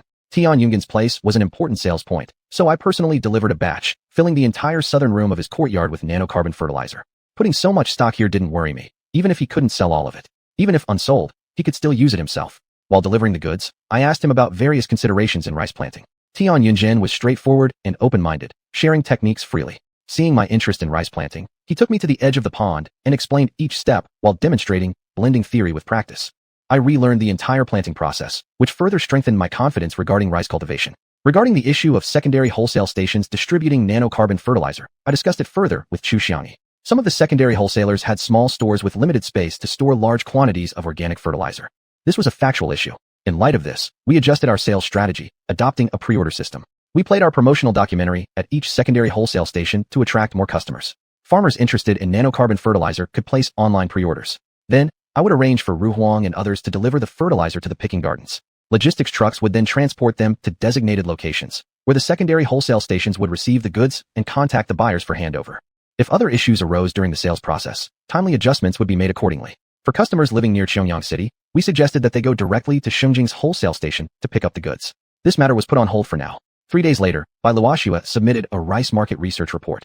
The results were promising. Although northerners generally prefer wheat-based foods, many people still love eating rice. Especially now with increased population mobility, more southerners are living and working in northern regions than ever before, indicating strong market potential for southern rice in the north. Its primary sales channels are grain shops and supermarkets. Take Huangta County as an example. Nearly every grain shop and supermarket sells rice. That was more than enough. Ruffing had already completed the rice planting and harvesting proposal. Following his instructions, I purchased the corresponding machinery and let him conduct modifications on the island. Next, it was time to begin implementation and planting. Tian Yunjin personally taught me the entire process of rice planting, and I gained full technical mastery. Still, I paid a visit to the Xiangyang Science Research Institute to humbly seek advice from those senior professors. I originally thought I could learn deeper and more advanced knowledge from them, but in the end, what they explained wasn't even as good as what Tian Yunjin had told me. I became even more impressed with Tian Yunjin. I needed to interact with them for my rice planting plan. The initial rice seedlings had to be cultivated at the research institute, but I couldn't purchase them from Tian Yunjin because I didn't want him to know that I was also planting rice. It would cause unnecessary suspicion, although this was probably just my own assumption. I secretly recorded the entire process of scientists cultivating rice seedlings. In fact, I had also recorded the seedling growing process from Tian Yunjin. In this regard, both approaches were quite similar, with no significant differences. However, I noticed one key detail. They soaked the rice seeds in pesticide. The nutrient solution contained varying doses of pesticide. This was totally unexpected. I intended to plant these rice plants in the waters surrounding the island. If pesticides and chemical fertilizers were used, they would inevitably pollute the island's water supply. After all, that water from the island was the source for my bottled mineral water production. Once I connected these thoughts, I realized I had acted rashly and overlooked the details. If I ignored this and planted large quantities of rice, it wouldn't just affect the quality of the mineral water, it would also inevitably impact the fresh fish on the island. Is it possible to cultivate rice seedlings without using chemical fertilizers and pesticides? To those senior professors, this question was practically a joke. The nutrient solution lacks nutrients, so the seedlings won't grow well. Without a bit of pesticide, the seedlings will get sick and still won't grow well. If the seedlings aren't grown properly, how can we expect high rice yields? Not only did these scientists conclude this way, but Tian Yunjin expressed the same opinion. Because of this very issue, being unable to completely eliminate harmful chemicals, I hesitated about the rice planting plan. The project was temporarily shelved. I couldn't mention this matter to anyone else in the real world, so the only person I could discuss it with was Ruffling. After Ruffling watched the video recording of the rice seedling cultivation process, he offered a constructive suggestion. We can cultivate the seedlings ourselves. Ruffling was very confident. He picked up a handful of soil from the island and slowly showed it to me, grain by grain. Master, please look. The soil on this island is extremely unique. Besides containing abundant nutrients, we haven't found a single pest. Master can take some soil samples for testing and analysis to see whether this soil contains harmful microorganisms or disease-causing bacteria and viruses that harm crops. After Roofing's explanation, I finally understood. If the island didn't contain any pathogens that could cause rice diseases, there was absolutely no need to apply pesticides to the rice seeds. To ensure healthy and viable seedlings, the prerequisite was to guarantee that the selected rice seeds themselves were free of pathogens. Suddenly, it all made sense to me. I collected some soil samples and sent them to the Xiangyang Science Research Institute for testing. The results were joyous beyond expectation. These soils contained absolutely no pathogens capable of infecting rice. The small island in the otherworldly space had previously been completely submerged underwater. The absence of pathogens in the soil indicated that the water was also free from them. There was no longer any need for pesticides. I could continue planting rice on the island, as long as I ensured the seeds used were sterile. Chapter 312. Buying a small cargo ship. Even though I already had a relatively comprehensive technical plan for rice cultivation, I decided to put this matter on hold for now. The 2 large drones I had ordered finally arrived. After Rufone completed the technical parameter settings, the drones began their mysterious journey of exploring the otherworldly space. The drones remained in the air for 3 hours, and the footage they returned shocked me greatly. The coordinates showed that land had been discovered 1,000 kilometers to the northwest of my island. It was also an island, several times larger than the small island beneath my feet. The island was lush and green, covered with dense vegetation.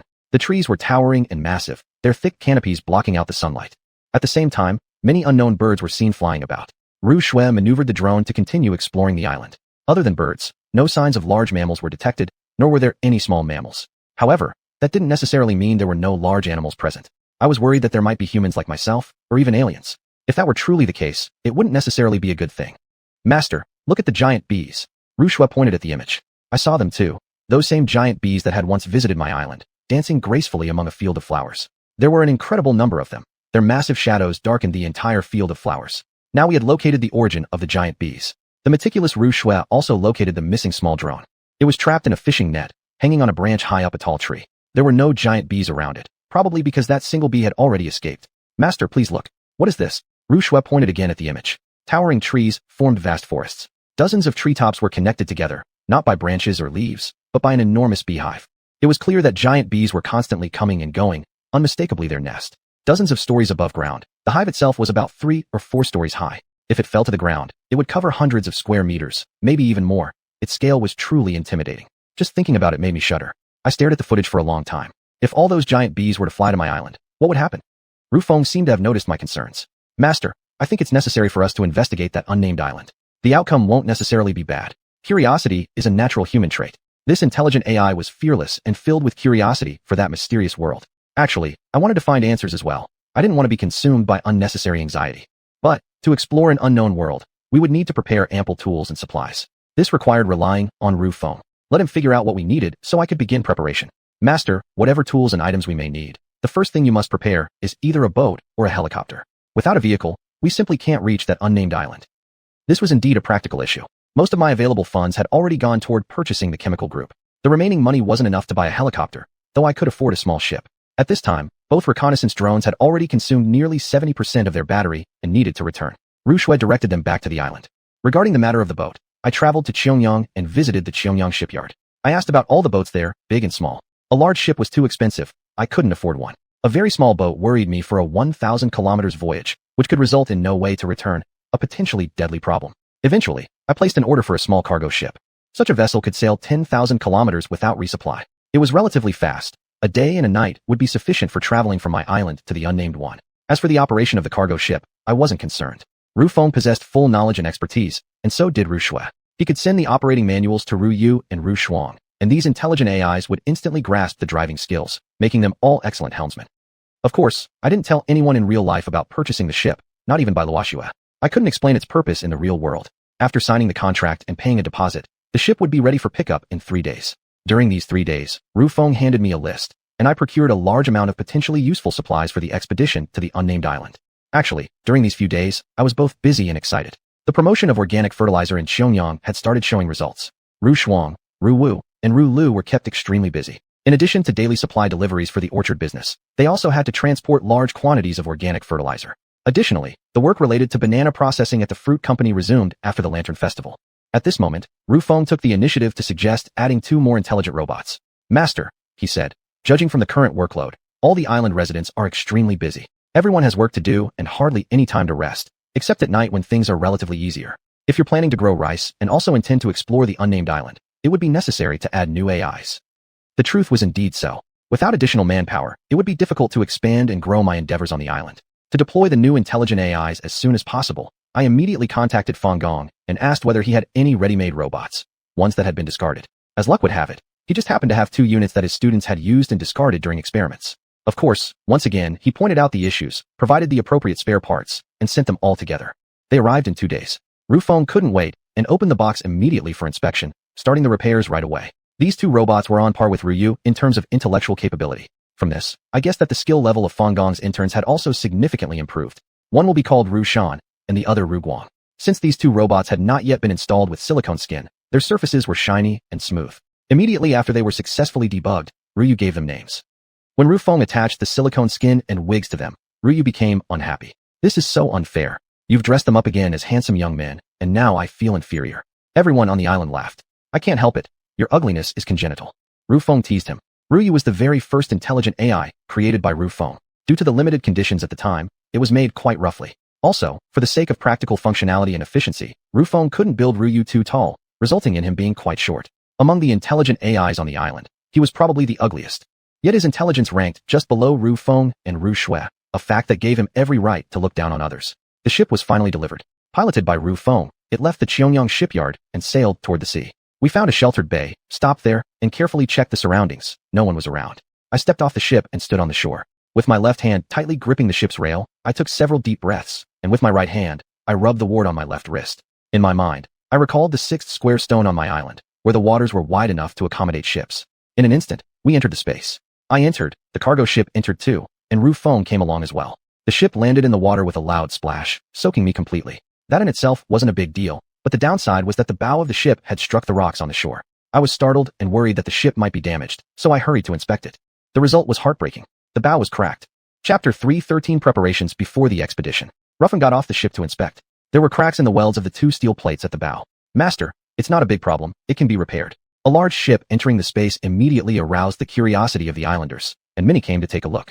Ruffin asked Ryu and others to bring welding equipment and made repairs on the spot, then painted over the area. Unless someone looked closely, they would never notice there had been any repair work done. Master, we should put some cushioning material along the shoreline to prevent similar incidents in the future. Ryu suggested. On the outer ports, old rubber tires were usually tied along the dock, so I decided to buy dozens from Yellow Soil County. President Shun, since we now have a ship, it's necessary to build a dock. Without a dock, it's very inconvenient to get on and off the ship. Zhao Mengfei and others chimed in with suggestions excitedly. It was a fair point. A ship deserved a proper dock. After comparison, we chose a location near the second conveyor belt from the southern side and decided to build the dock there. Ryu eagerly asked Ruffin to make a gangway ladder to make it easier to get on and off the boat. Everyone agreed enthusiastically. Even before Ruffin had said yes, the group had already brought over steel materials and began working. Finally, under Ruffing's personal supervision, an elegant spiral staircase was made, leaning against the dock, and could also be retracted onto the ship. While they worked on the staircase, I drove back to Yellow Soil County with Rose Huang in a truck. We found a scrap collection station and bought 60 used rubber tires. Everyone helped unload the tires and secured them along the dock. That way, the freighter wouldn't be damaged by bumps easily. The small dock was completed, and everyone climbed aboard for a tour. On the deck, in the cabins, and inside the control room, everyone inspected like it was a brand new house. When everyone calmed down a bit, Ruffin gave an on-site lesson, teaching how to operate the cargo ship. I joined the learning session as well. The ship started moving across the water. Now Ryu took the wheel. Now Zhao Mengfei took over navigation. Quickly, everyone learned the basics of operating the ship. Acceleration and deceleration, turning, and docking. Everyone needed to master these fundamentals. The AI intelligences were quick to grasp the operating essentials of the freighter, but the 4 of us humans, including Zhao Mengfei, appeared awkward and clumsy. Yet we 5 practiced with even greater enthusiasm until we felt tired, then docked the ship. President Shun, there's a kitchen on the ship. Can we cook there? Zhao Mengfei couldn't get enough of the freighter and shouted from the deck as I got off the ship. Yes, just be careful with fire safety. I reminded him and got off the ship. Zhao Mengfei led the other 3 to get busy again. They brought over a sack of flour, oil, salt, soy sauce, vinegar from the U-shaped small building. Lehigh picked fresh vegetables like cucumbers and eggplants, and Sunbuxio brought a box of eggs. All of them were taken aboard. Apparently, they were going to prepare lunch on the ship and test out the kitchen stove. At noon, I had noodles together with them on the ship. The noodles were the same, and the dishes were the usual, but the setting was different. It felt like eating a casual meal at a scenic spot. However, Zhao Mengfei and the others found it particularly exciting and cheerful, with constant laughter. They even secretly planned to take the ship and tour around the island. Suddenly, I thought of a major issue. This matter still needed to be discussed with Ruffin. Since the freighter ran on fuel oil, I worried it might pollute the water within the space. After all, I used the water from this space to produce bottled mineral water. It wouldn't be worth it if one freighter polluted the water source, causing problems with the mineral water and damaging its reputation. Ruffin told me not to worry. It wouldn't pollute the water. Only the air might be affected slightly. Considering the vast space, such a small freighter wouldn't make much difference. I seemed convinced, but I still felt something was off. Suddenly, I remembered. Eventually, the fuel oil in the freighter would run out, requiring refueling, and the refueling process might pollute the water quality, impacting the fish and other aquatic life. Actually, whether or not my point was valid, I still felt uneasy about the pollution issue. Ruffin finally understood my concern. In that case, let's convert it to a fully electric system. Ruffing's solution wasn't complicated. Simply install solar panels on top of the cargo ship's bridge, connected to a battery bank, and the issue would be resolved. Why not do it sooner? I was delighted when I heard that. The number of required solar panels wasn't large, and I bought them in Yellow Soil County.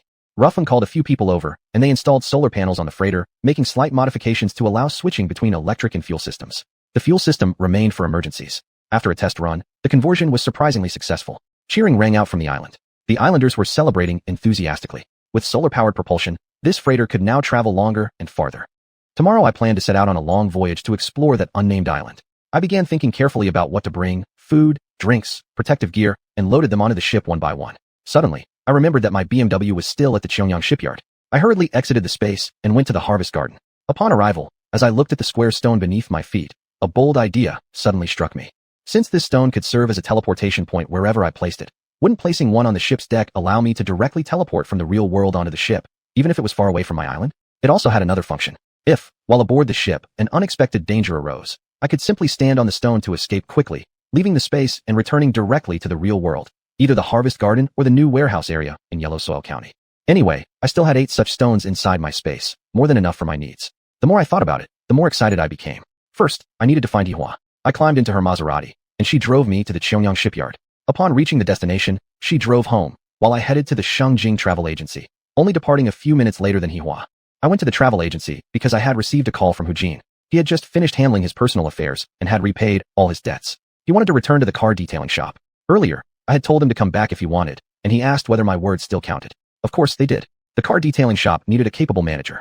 Zhou Wei had made many calls recently. He only wanted to work as a technician, focusing on hands-on work, and didn't want management responsibilities. He felt the other employees didn't fully respect him and was worried he wouldn't be able to manage effectively. Precisely because of this, I had been hoping for Hujin to come back. Now that he called me himself, it clearly showed he really wanted to return. This was much better than me pushing him to come back. Therefore, I picked him up midway and brought him back to the car detailing shop, placing him once again in charge. After everything was settled, I took my BMW and returned to the dimensional space. There was still a more important matter I needed to handle immediately. I called over Rufeng, Ryu, Russian, and Ruguang. Together, we dug up square stone number 4, carried it onto the cargo ship, and placed it on the deck near the bridge, securing it firmly with ropes. As for its specific purpose, I didn't explain it clearly to anyone. After checking the secured square stone, Rufeng whispered, "Master, why not transport another one? That would be more convenient." Hearing his words, I paused, immediately understanding what Rufeng meant.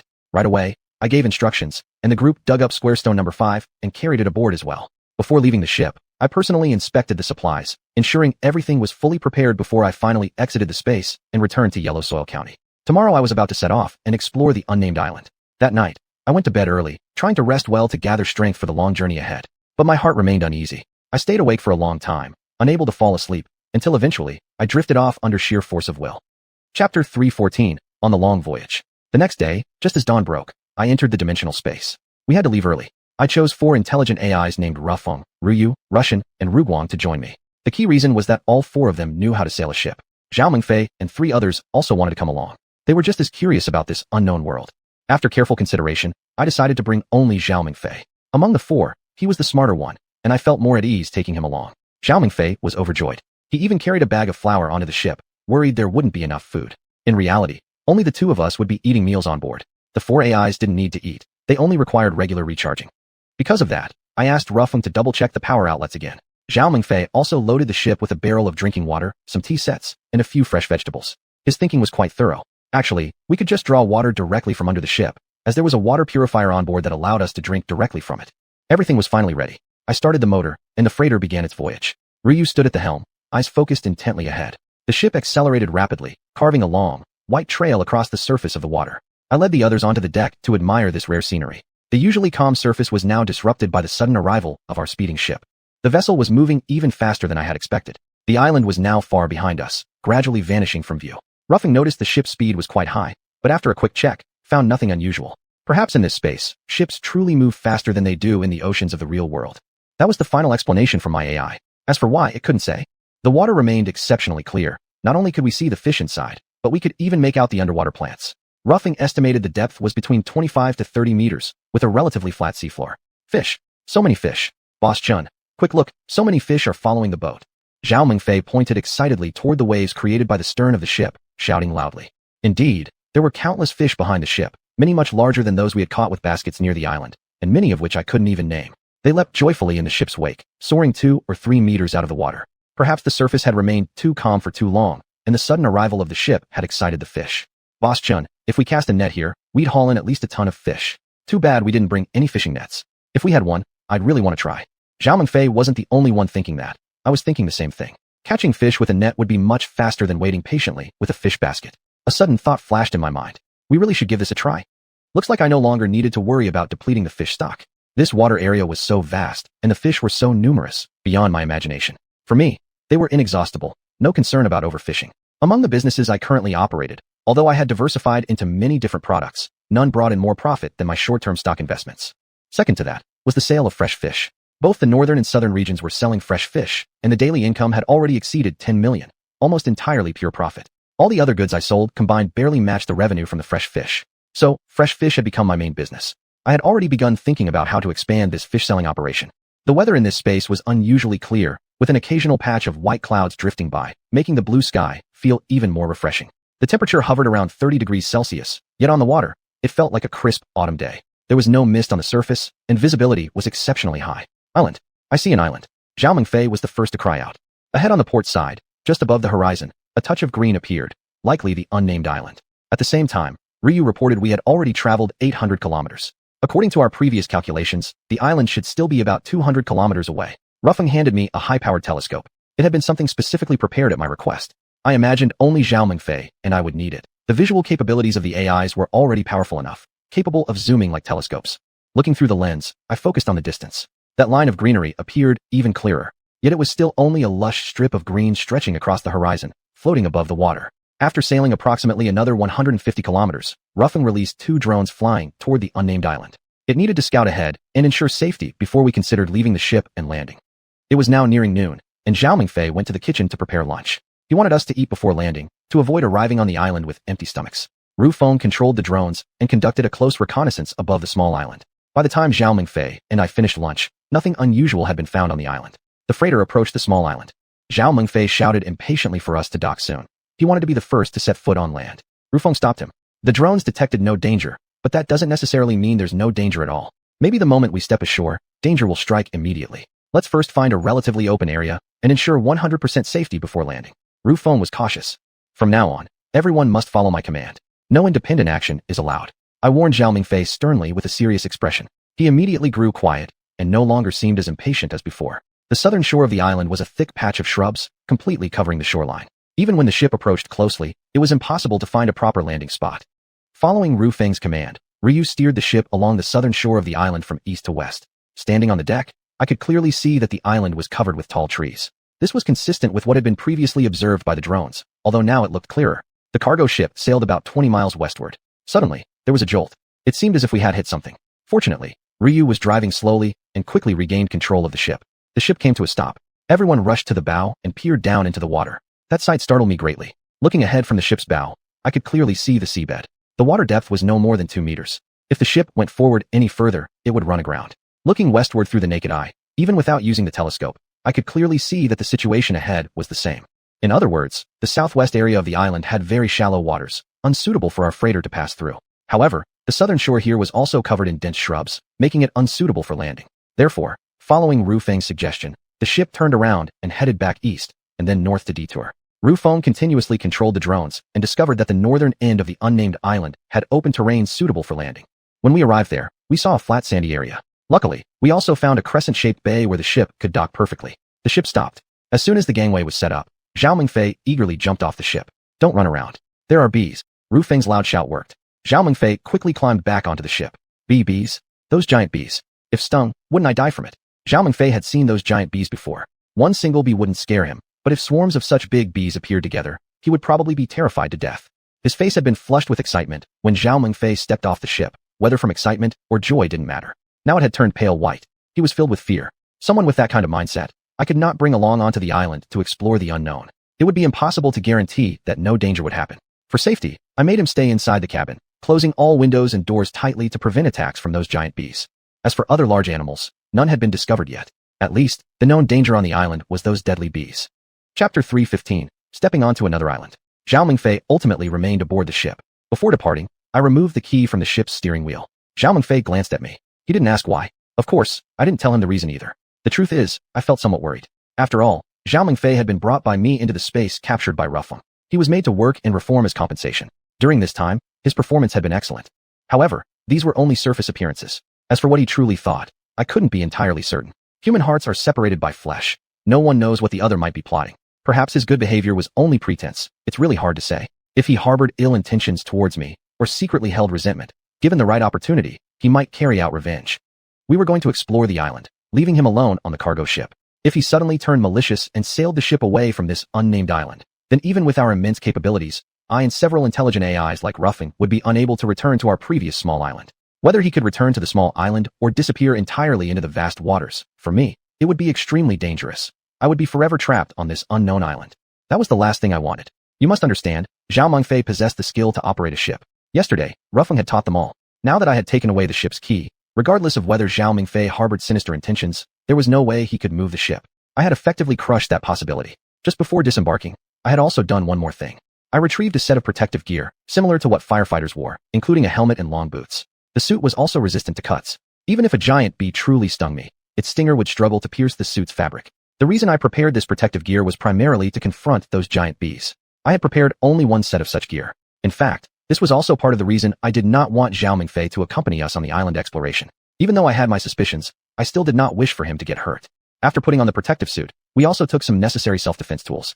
There were 5 of us. Besides each of us carrying a filleting knife, Ruffing and I each carried a tranquilizer gun and a laser flashlight. As for the knives, in Huangta County, I could only purchase dining utensils. I selected filleting knives suitable for close combat. The tranquilizer guns were bought at a high cost through the connection of Bosco. Each loaded dose was sufficient to take down an elephant. I just didn't know if there would be giant beasts on this island. Because of the difficulty acquiring them, I had only managed to get 2. Ruffing and I each took one. As for the 2 laser flashlights, it was Ruffing who reminded me about them. They were not only useful for illumination in dark corners, but if we encountered aggressive beasts, shining the laser into their eyes could blind them momentarily, reducing the danger to us. With these preparations, I felt confident and courageous, and thus I, along with 4 intelligent AIs, set foot onto this unknown, unnamed island. The deeper we walked inside, the more uneasy I felt. After all, the unknown always bred the greatest fear. Though fear stirred within me, it couldn't stop my steps forward. After heading south across a stretch of beach, we entered a dense forest. The trees in this forest were extremely tall. From appearances, they seemed to tower 70 or 80 meters high. The trunks were so thick that 3 or 4 people together couldn't have wrapped their arms around them. I couldn't even name the species of these trees. Ruffing also didn't have the botanical knowledge regarding these plants. The tree crowns intertwined overhead, forming a canopy that blocked out sunlight, making the woods extremely dim. Interestingly, there wasn't a single blade of grass on the ground. Occasionally, only massive fungi could be seen. Some mushrooms were as large as dinner tables. Those colored vibrantly were likely poisonous, though there were also large white mushrooms that appeared safe. At the moment, I had no mood to admire these. I continued moving forward. 2 drones flew ahead, weaving through the forest to scout the way. Unable to fly high, their field of vision had become narrower, yet any movement beyond 100 meters could still be detected in time. Ruffing led the way in front, Russian gang guarded both flanks, and Ryu brought up the rear. I walked between them. Our formation advanced in a diamond shape. With the drone scouting ahead, our pace remained fairly quick. Along the way, apart from the towering trees and various fungi, we spotted some small, unfamiliar birds flying through the jungle, but no other animals. At first, I thought that birds in this otherworldly space would grow to unusually large sizes, but it turned out not to be true. Some were no bigger than sparrows, while slightly larger ones were about the size of pigeons.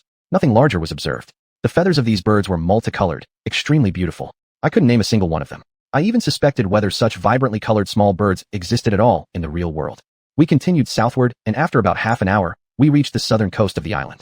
No monsters were found. Afterward, we turned westward and then northward. About half an hour later, we arrived at the northern shore and saw an open sandy area. The intelligent AIs had unlimited stamina, but I, in a state of high tension, had walked for over an hour and felt extremely exhausted.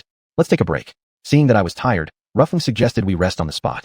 It controlled the drones to continue patrolling nearby, while the other drone kept scanning the jungle. I thought, this island is 1,000 square kilometers in size. Even if we walked until nightfall, there was no way we could cover every corner. Therefore, I ordered Ruffling to deploy both drones for full-scale reconnaissance. If nothing unusual was found, there would be no need for us to walk all over the island. Ruffling complied. At the same time, I had Ryu, Russian, and Guang spread out around us to maintain vigilance in case any large animals suddenly appeared. When flying alone, the drones moved much faster. The 2 flew separately, one from the south and one from the north, each following their own route automatically westward. Within just half an hour, they reached the island's western coast. Everything is normal, no abnormalities detected. Ruffing reported. I let out a long breath of relief. It seems this unnamed island doesn't have much in the way of monsters after all. At most, there's just a swarm of oversized bees. My mind relaxed. Exactly. Master, you're absolutely right. But where are those bees? Since coming onto the island, why haven't we seen any? Ryu raised the question. The swarm is on the eastern side of the island. Ruffing replied. The drones had previously scouted that area. Then shouldn't we go take a look? Ryu asked curiously. It really wanted to take that risk. I hesitated slightly. But the purpose of coming to the island was precisely to find out whether there were any life-threatening creatures. Even if there were no large monsters, these giant bees could still harm people. This was certainly something that required a closer investigation. All right, let's head over, I said, standing up from the rock and preparing to lead everyone back east. Wait a moment. Ruffing stopped me. Let's wait for the drones to return first. Having them scout ahead and give early warning will make things safer for us. So I sat back down again. Ruffing piloted the drones, flying above the tall trees and rapidly returning from high altitude. In about 10 minutes, they arrived directly above us. We resumed our march eastward. Perhaps because no threats were found, everyone, including myself, no longer felt as tense as before. Our walk now seemed less like an expedition and more like a journey. Only Ruffling remained fully focused, watching the monitor on its arm with cautious vigilance. Chapter 316, A Giant Bear Appears. We had walked roughly 5 li to the east. Danger! Fengru whispered urgently, and immediately everyone became tense. I saw it clearly without needing to look through the drone's lens. Our freighter was not far ahead. A gigantic creature was attempting to board the ship. Without the rope ladder, the massive beast couldn't climb aboard. With its front paws gripping the side of the hull, its weight, approximately 4 meters tall, made it impossible to pull itself up. The cargo ship swayed dangerously under its struggle. We couldn't hear Xiao Mingfei shouting. We had no idea what condition he was in. We had to kill this creature to protect the safety of the ship and ourselves. There was no time to think further. Ru Feng and I fired the tranquilizer guns at almost the same moment, hitting the creature with the needles. The beast appeared to feel no pain, still shaking the ship violently while letting out a deep growl. Both of us reloaded tranquilizers and fired again. It was hit once more. Now aware of the attack, the monster stopped shaking the ship and turned its head to face our direction. We had been spotted. It was a brown bear, its head disproportionately large, about the size of a full-grown bull. For tranquilizer shots still hadn't dropped it. I even began to wonder whether the tranquilizers were faulty.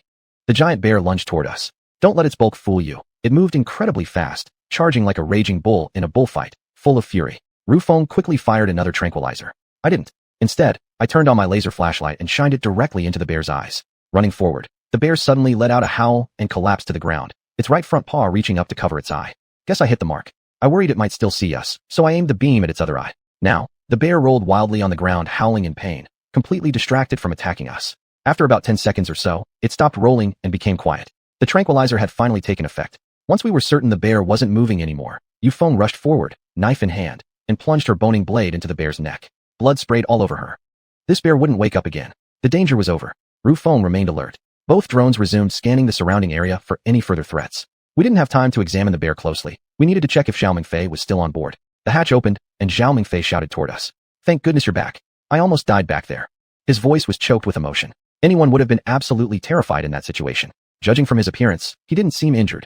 Only then did I feel relieved. It turned out that after we left, Xiao Mingfei didn't stay in the cabin as I had instructed.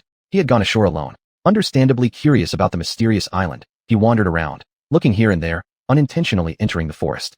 Rather than heading south along our route, he had turned east instead. Picking wild fruit along the way, he walked deeper into the underbrush. Suddenly, he heard some noise ahead and assumed it was us. He shouted out loudly, "Hey Bastian, is that you?" That shout had been all it took to attract the bear's attention. Instantly, he turned to run, the few wild fruits he'd gathered scattered far away. Luckily, the thick undergrowth slowed the bear down. It couldn't run as fast in such dense terrain. Navigating left and right through the shrubs, Zhao narrowly dodged through, fortunately recognizing the direction he had come from, and quickly running back to the beach, reaching the ship, and scrambling aboard. The bear had followed. If that bear had managed to reach the deck, it would likely have crushed the entire cabin apart, and Zhao wouldn't have stood a chance. The control room damaged, this ship would have been unmovable. In a panic, Zhao acted on impulse. Not sure where he found the strength, he pulled up the rope ladder himself. Just as he did, the bear reached the ship. Perhaps due to its massive size and weight, even though it gripped the side of the ship with its paws, it couldn't climb aboard. It started shaking the ship violently. At that critical moment, we returned. Luckily you all came back in time. Otherwise, I'd be dead and so would the ship. Zhao was clearly still shaken. He hadn't listened to my instructions and went ashore alone, which attracted the bear. Seeing how frightened he was, he must regret his actions now. I didn't criticize him right away, only saying, "Glad you're okay. I think this will teach him a lesson. He probably won't make a similar mistake again." Of course, even if he hadn't left the ship, it's possible the bear might have come aboard out of curiosity. Such a scenario was not unimaginable. That's why I didn't blame Xiao Mingfei. Ru Xuanhuan helped Xiao Mingfei reattach the rope ladder. We boarded the ship to inspect it and found no damage, which finally eased our worries. Then we got off again to check on the dead giant bear. "Master, what should we do with it?" Ru Feng's eyes sparkled as she held her boning knife, asking for my instructions. "The bear is already dead. Bear skin, gallbladder, and paws are all valuable items. They'll spoil if left here. We can leave the bear meat, but we must take these other parts." After getting my permission, Ru Feng immediately threw herself into the task, quickly and skillfully dismembering the bear like a master butcher. I didn't kill needlessly. Since I had no interest in the bear meat, I told Ru Feng and the others to throw it into the water to feed the fish. We took all the other parts back aboard the ship. By now, the sky was growing dark. If we were to continue exploring eastward, we wouldn't make it to the eastern shore before nightfall, and even if we did, returning would be impossible, making it more dangerous. We had no idea whether there were still other large animals on the island. We would no longer search for the giant bee swarm. Everyone returned to the ship. Ru Feng took a quick shower before boarding again. Since she had become completely splattered with blood, we were going to stay overnight here, so everyone sat on the deck to rest. Ru Feng retracted the drones and took them to charge. Xiao Mingfei had fully calmed down and, without waiting for my instruction, went into the kitchen to prepare dinner. Ru Feng was assigned to keep watch. The other robots checked their battery levels to decide whether they should go recharge. Hold on. Wait a little before recharging. I saw the 2 large stone blocks on the ship. I had planned to keep number 4 block on the ship so I could travel from the real world directly onto this cargo ship anytime. As for block number 5, I intended to leave it on this unnamed island. Thus, I found a suitable location on the island and had Ru Feng, Ru Xuanhuan, and Ru Guang dig a pit with tools like shovels. We buried block number 5 inside the pit, leaving only its top surface exposed. Standing on top of block number 5, I rubbed the ward on my left wrist and focused my thoughts on block number 2. In an instant, I appeared beside the conveyor belt of a new storage area in Huangta County. This instant travel still worked well. I couldn't just abandon Rufeng and others on the ship. Without stepping onto block number 2, I once again rubbed the wart and concentrated on block number 4. Instantly, I returned to the cargo ship. Everything went smoothly, exactly as I had anticipated. From now on, I could visit this unnamed island and the cargo ship anytime I wanted. Zhao Mingfei cooked 2 bowls of noodles for us to eat. Perhaps because he was still shaken from the earlier scare, he went to bed early, finding a bunk to lie down and rest. Rufeng remained on the deck to keep watch while Rufeng and the other 2 robots went to recharge their power. Chapter 317, Safety on the Island. I approached Rufeng and pointed at the bare skin drying on the deck. We went through so much trouble to reach this small island, and this is all we got in return. Nearly got capsized by that damned bear. Rufeng turned back his gaze from the distant horizon. Though the sky was about to darken, Rufeng had extraordinary vision. He could detect anything approaching from nearby at the earliest moment. Master, I think the gains are already quite significant. Besides this big bear, there are towering ancient trees on Nameless Island. Though we can't identify them, we can tell their premium timber could fetch a high price in the market. With thousands of square kilometers of forest, even if we started cutting it down, it would take many years to exhaust. Absolutely not. I could tell the timber was precious too, but I had no intention of doing such a thing.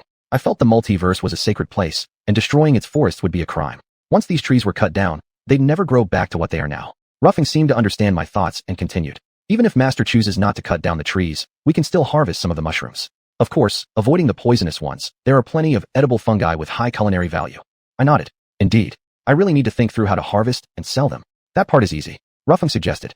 Just bring an electric scooter, it can move freely among the trees. Gather the large mushrooms and bring them to the beach to be loaded on the ship, then transported back to our island. Isn't that convenient? In theory, yes, but the freighter would need at least 1 day for a round trip between the 2 islands. The efficiency was rather low. Let me think about it. Rufeng's suggestion wasn't bad. I asked him to come up with a comprehensive solution. He already had an idea. Master, we should purchase 2 trawling nets. Rufeng advised that we install the trawling nets on the freighter, allowing fishing along the journey, returning with both fish and mushrooms, thus improving the freighter's efficiency. I had considered using trawling nets for fishing, but hadn't thought about this 2 birds with 1 stone approach. The matter was settled for now. Until the Nameless Island was declared absolutely safe, I wouldn't send people to collect mushrooms, not even letting the 2 intelligent robots, Russian and Ruguang, do it. I was worried about their safety. If they got damaged, it would be a significant loss for me. Eventually, the freighter had to return to my island. I told Rufeng that tonight I would return to Huangta County, and tomorrow I'd come back with a fishing net. He was in charge here, to ensure the safety of the ship and personnel. Standing on stone 4, I rubbed my warts, picturing stone 2 in my mind, and instantly returned to Huangta County. Once back, I went nowhere else. I went straight to my suite 1 in the office building, and went to bed early. Before falling asleep, I thought about many things. After all, today had been a most extraordinary day. Early the next morning, I headed out. I bought 2 trawling nets. I also bought a set of woodworking tools, hammer, chisels, planes, and more than a dozen nails of various lengths. Additionally, I bought a large block of beeswax, over 10 pounds. I brought all these supplies into the Nameless Island. I gave this unnamed island a name, Green Island. Since there was an entire forest of dense, lush, thriving trees, the entire view was green. My island was named Yellow Island. The ripened wheat fields stretched as far as the eye could see, golden yellow. This water body was clearly fresh water, not salt water. I was now sure it was a lake, not the sea. From now on, I would call it the Holy Lake. It was the source of life, the source of wealth. It was my sacred land. When I arrived at Green Island, Rufeng had already led Ruyu, Russian, and Ruguang onward to explore further east. Zhao Mingfei remained behind on the ship. President Chun, haven't you had breakfast yet? I made some fried dough sticks, and there's goat's milk. His preparation was quite thorough. Naturally, he had our side dish, fish can, along with a freshly chopped cucumber. The breakfast was quite hearty. President Chun, are you going after them again? After finishing breakfast, Zhao Mingfei nervously asked me. He seemed to have developed some fear of entering that thicket. I stared into his eyes without answering immediately, but he quickly added, please rest assured, President Chun. I won't leave the ship, not even for a step. I'll obediently wait on board for you to return. Good to know. I was no longer worried that he might sail off without me. Of course, the key was still in my possession. Even if the key were left on the ship, I wouldn't worry either, because I could instantly appear on the freighter's deck. Even though I couldn't go directly from stone 5 to stone 4, I could use stone 2 as a transfer point. Instant teleportation. Zhao Mingfei wasn't going anywhere. Of course I am. I put on my protective suit and equipment, and immediately set out. I sent a signal to Rufeng. It had sent back a drone to guide me to them. We didn't encounter any more large bears until we reached the east coast. I wondered, why was there only one such giant creature on this isolated island? How did it get here, and how did it reproduce? These were scientific and philosophical questions beyond my ability as a middle school student who didn't even finish junior high. No matter how hard I thought about it, I couldn't make sense of it. Not long after walking along the east coast, I met up with Rufeng and the others. Soon, we saw the long-missed giant bees. 1, 2, 3, more and more. They danced through the air. The scene was spectacular. Bees filled the sky, blocking the sun. We quickly realized why these bees had gathered here. For about 10 square li, there were no tall trees or tangled bushes. It was a sea of flowers, red, orange, yellow, green, cyan, blue, purple, colorful and bustling with life. Peonies, roses, chrysanthemums, peonies again, China roses, and so on. The variety was endless. There were hundreds, even thousands of species. I couldn't even name them all. The bees weren't flying around idly. They were collecting honey among the flowers. Our arrival seemed to have little impact on them. They ignored us completely and didn't attack. One large bee landed on Ryu's hair. He gently reached out and caught it. This bee was a bit smaller, about the size of a sparrow. Seeing this compound-eyed creature up close felt somewhat creepy. I glanced at it once and told Ryu to let it go. The bee flew back into the flowers. We passed through the sea of blossoms, heading west. Near the edge of a dense forest, we finally saw the enormous beehive. A few days ago, we saw it via drone camera, but now it was right above us, truly awe-inspiring. In reality, the hive was much bigger than it appeared on camera, covering more than 10 mu. It floated in midair, supported by the towering tree trunks like pillars holding up the entire structure. Honestly, I felt a little fear. After staring up for a while, I made an excuse about my neck aching and hurried us away from the spot. We headed further west, entering the dense forest.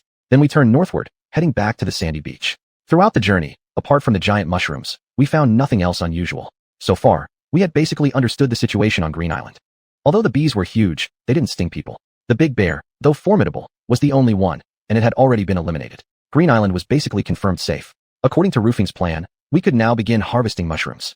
Zhao Mingfei had returned to his cheerful self. I gave him my boning knife and asked him to go into the forest with Ryu to collect large mushrooms. Zhao Mingfei, who had just shown a smile, immediately lost it. Ryu, on the other hand, chuckled with delight. Welcome, very welcome. Come on, let's go. As Ryu called him, Zhao Mingfei dared not refuse. Obediently, he followed Ryu deep into the forest. Chapter 318, Big Harvest at Green Island. I called over Feng Ru, Shan Ru, and Guang Ru and whispered my plan to them. Then Feng Ru led the other two off to work with the tools. From Block 5 via Block 2, I returned to Yellow Island and brought back an electric tricycle, a stretch version modified by Feng Ru.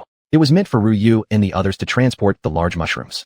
Transporting these giant mushrooms back to Huangta County would surely stir quite a commotion. To avoid unnecessary trouble, I asked Ryu and others to use boning knives to cut the mushrooms into smaller pieces as rough processing, at least enough to obscure the original sizes. We also brought over some old fish tanks previously discarded on Yellow Island to store the sliced mushrooms. Near the ship landing site on Green Island, Feng Ru found a spacious area, importantly surrounded by many flowers, which would likely attract bees to collect honey. At that moment, the trio Feng Ru, Yu Ru, and Guang Ru cut down a relatively thin tree, sectioned it into segments, split into planks, then built a large wooden box. Although called a wooden box, it was as big as a room, partitioned internally into many equally sized compartments. It was also fitted with several entry-exit points, doors that could be opened and closed, large enough for a person to pass through. Once the box was done, I melted beeswax and dripped it inside. After completing all that, the three carried the remaining planks back to the landing site. Similarly, by the shoreline, we built a wooden house. This one was much larger than the box, nearly 100 square meters. I planned to temporarily store fresh mushrooms there. On Feng Ru's recommendation, I made 2 trips to Huangta County to purchase solar panels, light bulbs, electrical wires, and cameras. I even went all the way to Xiuxian City and took 2 computers, 2 desks, a few chairs, and a bed from the second floor of Binzhou Mansion. I also bought a mobile data SIM card specifically for this. Feng Ru installed the solar panels on the wooden house. Green Island now had electricity. Not only was there lighting at night, but it also enabled charging for the AI systems left on the island. Feng Ru installed cameras around the wooden house and around the big wooden box, then connected to the computers. This system could link up with the control system on Yellow Island. Xueru could monitor the conditions on Green Island. Once this work was done, night had already fallen. Lights brightened the area around the wooden house. Tonight, they could either rest on the ship or in the wooden house. I returned to my small office building in Huangta County. That night, I thought through 3 main issues. The first was the sale of fresh mushrooms. Should I sell them fresh or make them into preserved dishes? Regardless of the way they were sold, it would take time and effort to build up the market. Green Island had a rich natural mushroom resource. They would regrow soon after harvesting. Truly inexhaustible. If made into preserved dishes, additional processing steps would be needed. Ultimately, I decided to sell them directly as fresh mushrooms, along with other vegetables like cucumbers and tomatoes for wholesale. The second issue was about fresh fish. Using trawling nets naturally yielded far more fish than before. At present, my fresh fish were already sold throughout nearby counties around Huangta County, in the capital, and across several hundred miles in Xianxia. If catches increased, the market would need to expand. This matter needed discussion with Luoxue to get her suggestions, and how to approach her needed careful thinking. The third matter was regarding honey. If my method succeeded, it would produce a massive amount of honey daily, adding another product to the list. As for packaging, that could be entrusted to Minlikin Food Factory. I repeatedly mulled over these things in my mind before finally falling asleep. The next day, upon hearing I wanted to increase fresh fish sales, Luoxue gave me a strange look before finally saying, President Chun is truly resourceful. According to financial data, fresh fish are your most profitable product. You definitely should expand production. I will fully support you. To put it plainly, whatever amount of fish you bring in, I will make sure it sells. Experience has shown that products like yours sell themselves easily. You don't need to personally handle everything anymore. Our current sales team is perfectly capable of rapid promotion. As long as you have goods, I guarantee that I'll expand your fish market nationwide within a month. If you want to try exporting, I can try that too. With Bai Luoxue's assurance, I felt reassured, of course, regarding marketing the fish and expanding the market. But I faintly sensed a trace of displeasure, with a hint of bitterness underneath. Now though, this bitterness seemed much less than before. Earlier in the year when I went to Xiuxian to promote fresh fish, I hadn't taken her along, instead relying on xiuxian. She was now subtly implying that wasn't necessary anymore. Actually, she was wrong about me. I hardly used xiuxian for promotion at all. It was all me, okay? I no longer felt the need to explain this to Bai Luoxue. Good, then it's settled. You prepare the sales expansion plan for fresh fish. After settling the matter of fresh fish, I brought up honey. Bai Luoxue giggled.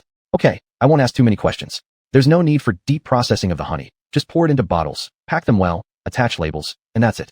Just assign this to Mu Jiming. He can organize the personnel to handle it. As for the sales of honey, it's up to you, President Shun, to determine its positioning. Is it aimed at high-end customers or the general public? This decision has to be made by you, the boss, since I haven't seen the quality of the honey yet. Based on your usual style, this honey must be of royal jelly grade, just like your fruit juice and coconut water. You always go all out. High-end customers. I made the decision without hesitation. No problem. Bai Luoxue also promised to provide me with a sales planning report. As for the fresh mushrooms, I didn't mention them to her. Better not say anything for now. She'd find out eventually. Actually, I was very confident that as soon as the fresh mushrooms hit the market, they'd definitely sell easily. While Bai Luoxue was drafting the plan, I went to find Mu Jiming. He would make the necessary preparations in advance, arranging people for the honey canning. We used the existing tin bottles for packaging, no need to change their shape or size, which saved costs. As for the appearance of the labels, the technical department would communicate directly with Bai Luoxue. She would also make the final decision on the outer packaging box design. I didn't need to worry about too many details. I actually had one more thing to take care of ahead of time. I made a phone call and ordered 5,000 plastic boxes with covers and breathable holes for transporting the fresh fish. When I returned to Green Island again, the scene before me stunned me. The fish hold was full. The deck was packed with a layer of sliced fresh mushrooms, because there were only so many fish tanks.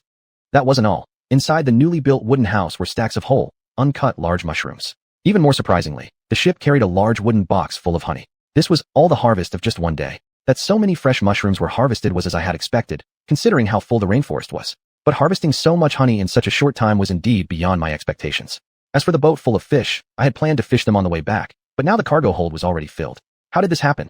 It turned out that after Roofing installed the trawling nets on both sides of the ship, Zhao Mingfei persuaded Roofing to test the nets right away. Roofing agreed. When I left the space, I had given the key to him. Whether I had it or not now was no longer important.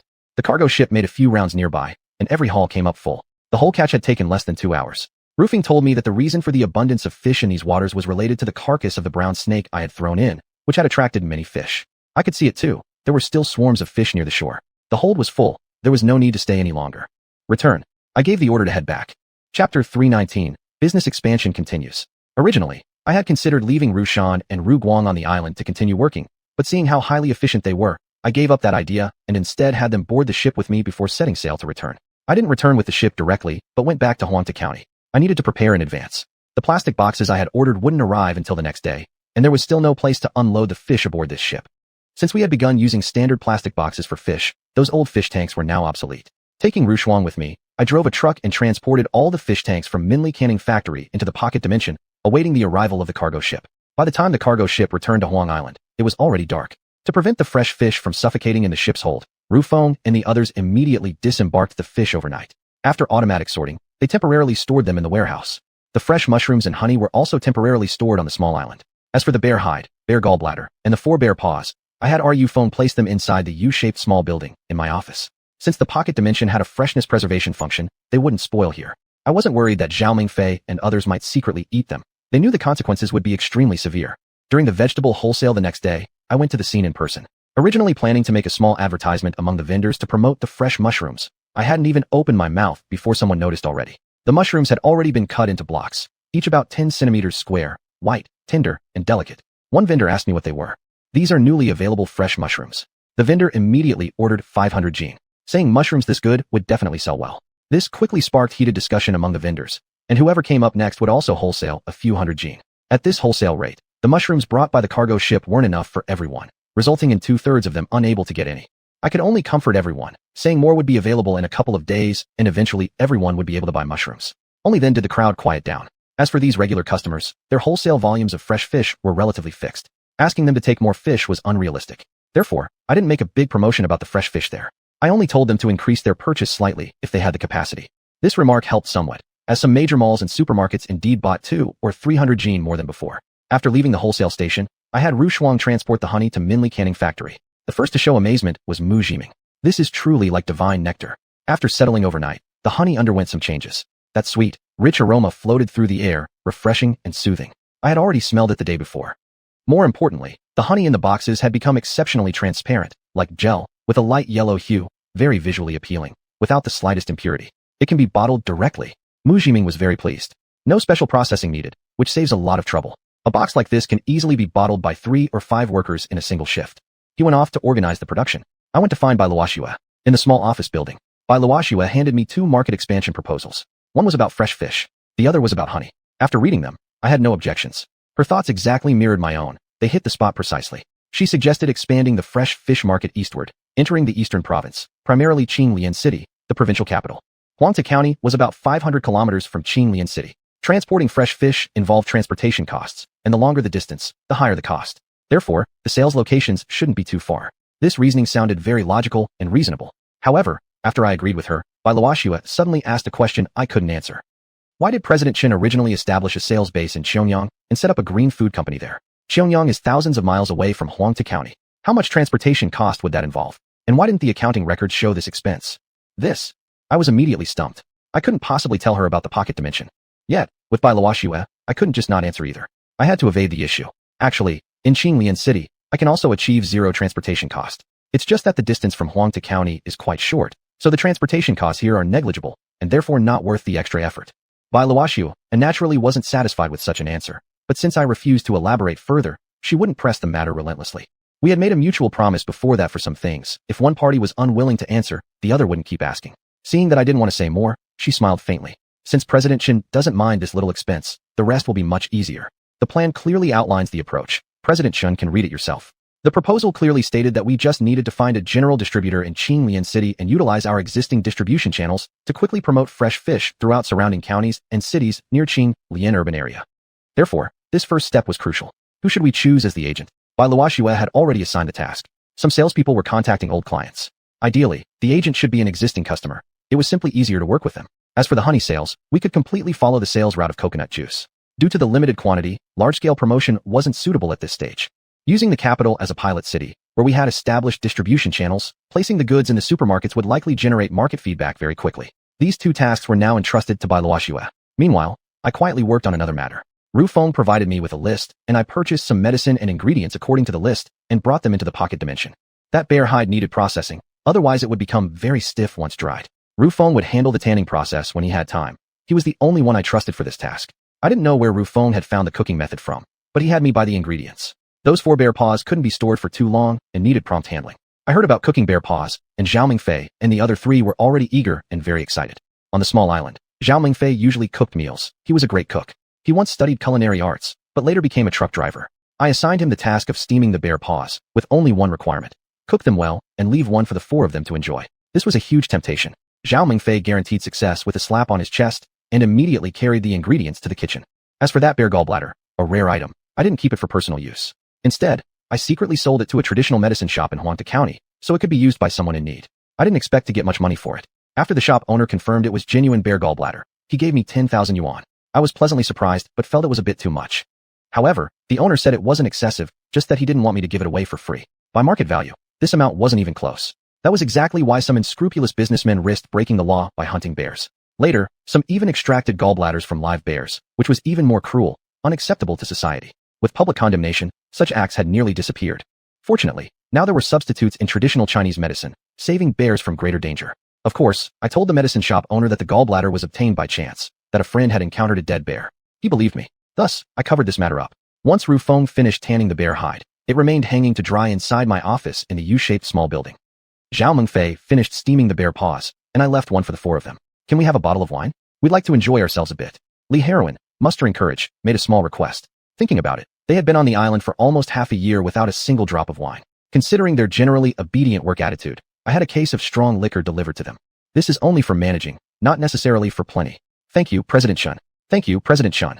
The 4 looked as if experiencing a long-awaited rainfall, their eyes already glistening with tears. Regardless of how they enjoyed themselves, I took the remaining 3 bear paws and left the pocket dimension. Chapter 320 Meeting the Nyo Brothers. It was already lunchtime. Returning to the office building, I planned to invite Bai Luoxue to share the bear's paw. At that moment, the 3,000 plastic boxes I had ordered arrived. I quickly notified Ru Feng to transport them into the space and poured the fresh fish from the water tank into the plastic boxes.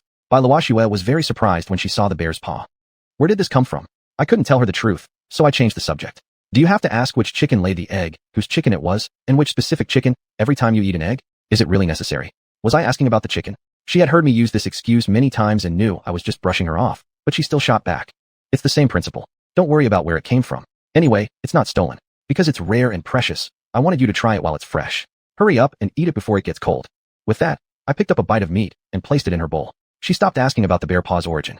Together, we enjoyed the delicious meal. They say joy shared is joy doubled. The matter regarding the fresh fish agent in the Eastern Province has been settled.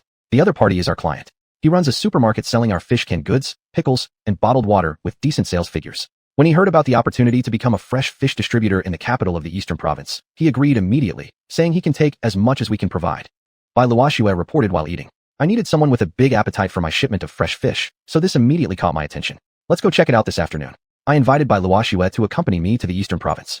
Aren't we also trying to promote honey sales? I have to go to Kyoto right away, so I can't go with you. Promoting honey was also urgent.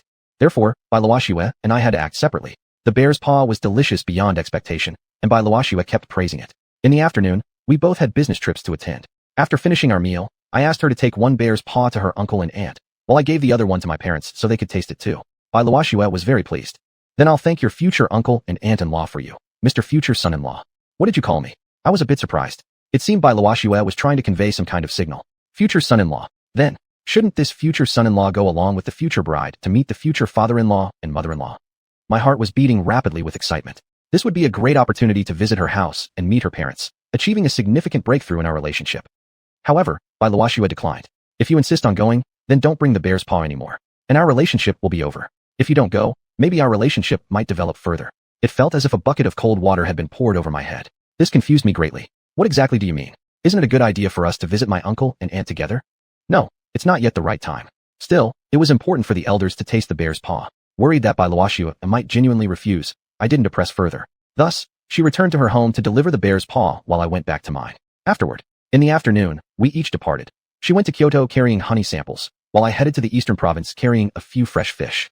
Driving on the highway for over 4 hours, I finally arrived at my destination. Following the address provided by the client, I quickly found the location. Xiuxian City, Eastern Suburbs. Niu Fanghong was waiting for me beside a large water pond. After exchanging greetings, he pointed at the pond to introduce. This used to be an outdoor swimming pool, which he had purchased. He intended to use it for fish farming, and my sales representative happened to get in touch with him. Raising fish meant selling fish, which fit perfectly with wholesale operations. President Chen, this fish pond is over 300 square meters. How many fish can't we accommodate? He pointed at the pond, speaking with great enthusiasm, as if it were already filled with fish. Indeed, hundreds of tons of fish can easily be stored here. With such a large fish pond, not only could one shipment be accommodated, but even several more shipments wouldn't be a problem. Though there was a place to store the fish, I still needed to find out about his sales channels. If the sales were too slow and turnover became an issue, I would need another solution. How do you plan to sell the fish, Manager Niu? You must know, President Chen, I run a supermarket, selling products like fish canned goods, pickles, and bottled water. My supermarket also serves as a wholesale point for these products. In short, more than half of Xiuxian City sources their supplies from me. I have good customer relationships and high credibility, which is why I'm confident about wholesaling your fish. Niu Fanghong spoke with great confidence. This swimming pool was located inside an independent courtyard with walls, guards, and even a large German shepherd. There were cameras installed around the pool. Originally, they were set up to ensure tourist safety. With these facilities in place, security would generally be sufficient to prevent fish theft. Afterwards, Niu Fanghong took me to his family supermarket. The supermarket was massive. Right next to it was a wholesale center specifically set up for bulk distribution. In fact, besides my fish canned goods, Niu Fanghong also wholesaled daily necessities, fruits, and so on. The wholesale store was just as bustling as his family supermarket. I had basically acknowledged Niu Fanghong's management capabilities. It was only then that I allowed him to see the fresh fish I had brought along. On the surface, the fish didn't look particularly special. I asked him to take it home and taste it before we discussed signing the contract. Niu Fanghong didn't ask many questions. He simply took the fish and left. As for me, I went elsewhere. In Xiuxian City, there was an organic fertilizer agency. Thinking this client also shared the surname Niu, named Niu Dongfang, and upon mentioning Niu Fanghong, I realized they were actually brothers. Niu Dongfang was the elder brother. He immediately called and invited Niu Fanghong to come over and have dinner with me that evening. After a long and pleasant conversation with Niu Dongfang about the future development trends of organic fertilizer, I also learned a little more about Niu Fanghong from him. The elder brother spoke highly of his younger sibling. He was ambitious and capable. This was exactly the kind of person I wanted to cooperate with to grow and expand my business. The sky quickly darkened. Niu Fanghong called, saying he had already arranged a restaurant, and asked me and Niu Dongfang to come over. Arriving at the restaurant, Niu Fanghong had already ordered the dishes. One of the dishes was crispy fish. This is the fish President Chen brought. Big brother, taste it and tell me what you think. Niu Dongfang was very interested. After taking one bite, he exclaimed excitedly, I've never eaten fish this delicious before. Hearing his praise, Niu Fanghong quickly took a bite as well. Delicious. Truly delicious. Fragrant, tender, and delicate, leaving a lingering aftertaste. The chef here is already a master at cooking fish. I've eaten his crispy fish many times before, but this time was completely different. It was fresh, fragrant, and made me want to keep eating more. This fish weighed nearly 2 catties. Normally at a dinner gathering, one fish like this would be more than enough. Yet today, the fish was eaten down to the bones. The other dishes were barely touched, but this fish was already finished. Wiping his mouth with a tissue, Niu Fanghong said, President Chen, give me as much of this fish as you have. Just send it over without hesitation. That swimming pool can hold it all. With this assurance from him, I naturally felt very pleased. Filling the swimming pool isn't a problem. The premise is whether manager Niu can actually sell all the fish. This you don't need to worry about, President Chen. You've seen my wholesale store and my supermarket. I, your younger brother, have the ability. Niu Dongfang also chimed in, helping his younger brother speak favorably. President Chen doing business with us two brothers. Just keep your heart at ease. I wasn't worried about them not being able to sell the fish. I was more concerned about truly filling the swimming pool with it. I had plenty of fish in my space. I wouldn't actually go that far. After a hearty laugh, we happily signed a contract. When will President Chen be able to deliver such delicious fish again? I'm afraid I'll run out after eating the few fish you brought me. Niu Fanghong half-jokingly began pressing me for the shipment. Tomorrow morning, 80 tons of fish will arrive.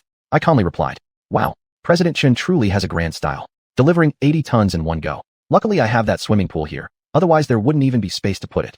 Perhaps Niu Fanghong didn't really believe I had such a strong supply capability. But the next morning, when 5 large trucks actually delivered 80 tons of fish, he nearly dropped his jaw in shock. Chapter 321, Discovering Counterfeit Water. After we parted ways in the evening, I found a hotel to temporarily check in. I called Bao Song and asked him to arrange 5 trucks to transport the fish. Bao Song really came through. He called me back half an hour later confirming that 5 cargo vans were ready and waiting at the new warehouse area, fully prepared for loading. I sent the pool's GPS coordinates to Bao Song, who then forwarded them to the drivers. I left the loading task to Ruffeng. With the automatic loading system, the work at night would go very quickly. I entered the space, gave Ruffeng a few instructions, carefully noted down each truck's license plate number, then returned to my hotel in Xiuxian City. Suddenly, I had an idea. Niu Fanghong was selling such a large quantity of fresh fish, so I would naturally be meeting him frequently in the future.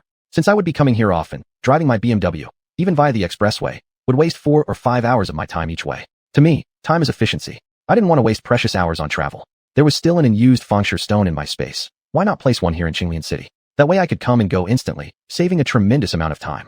As for where exactly to place this stone, I needed to carefully consider.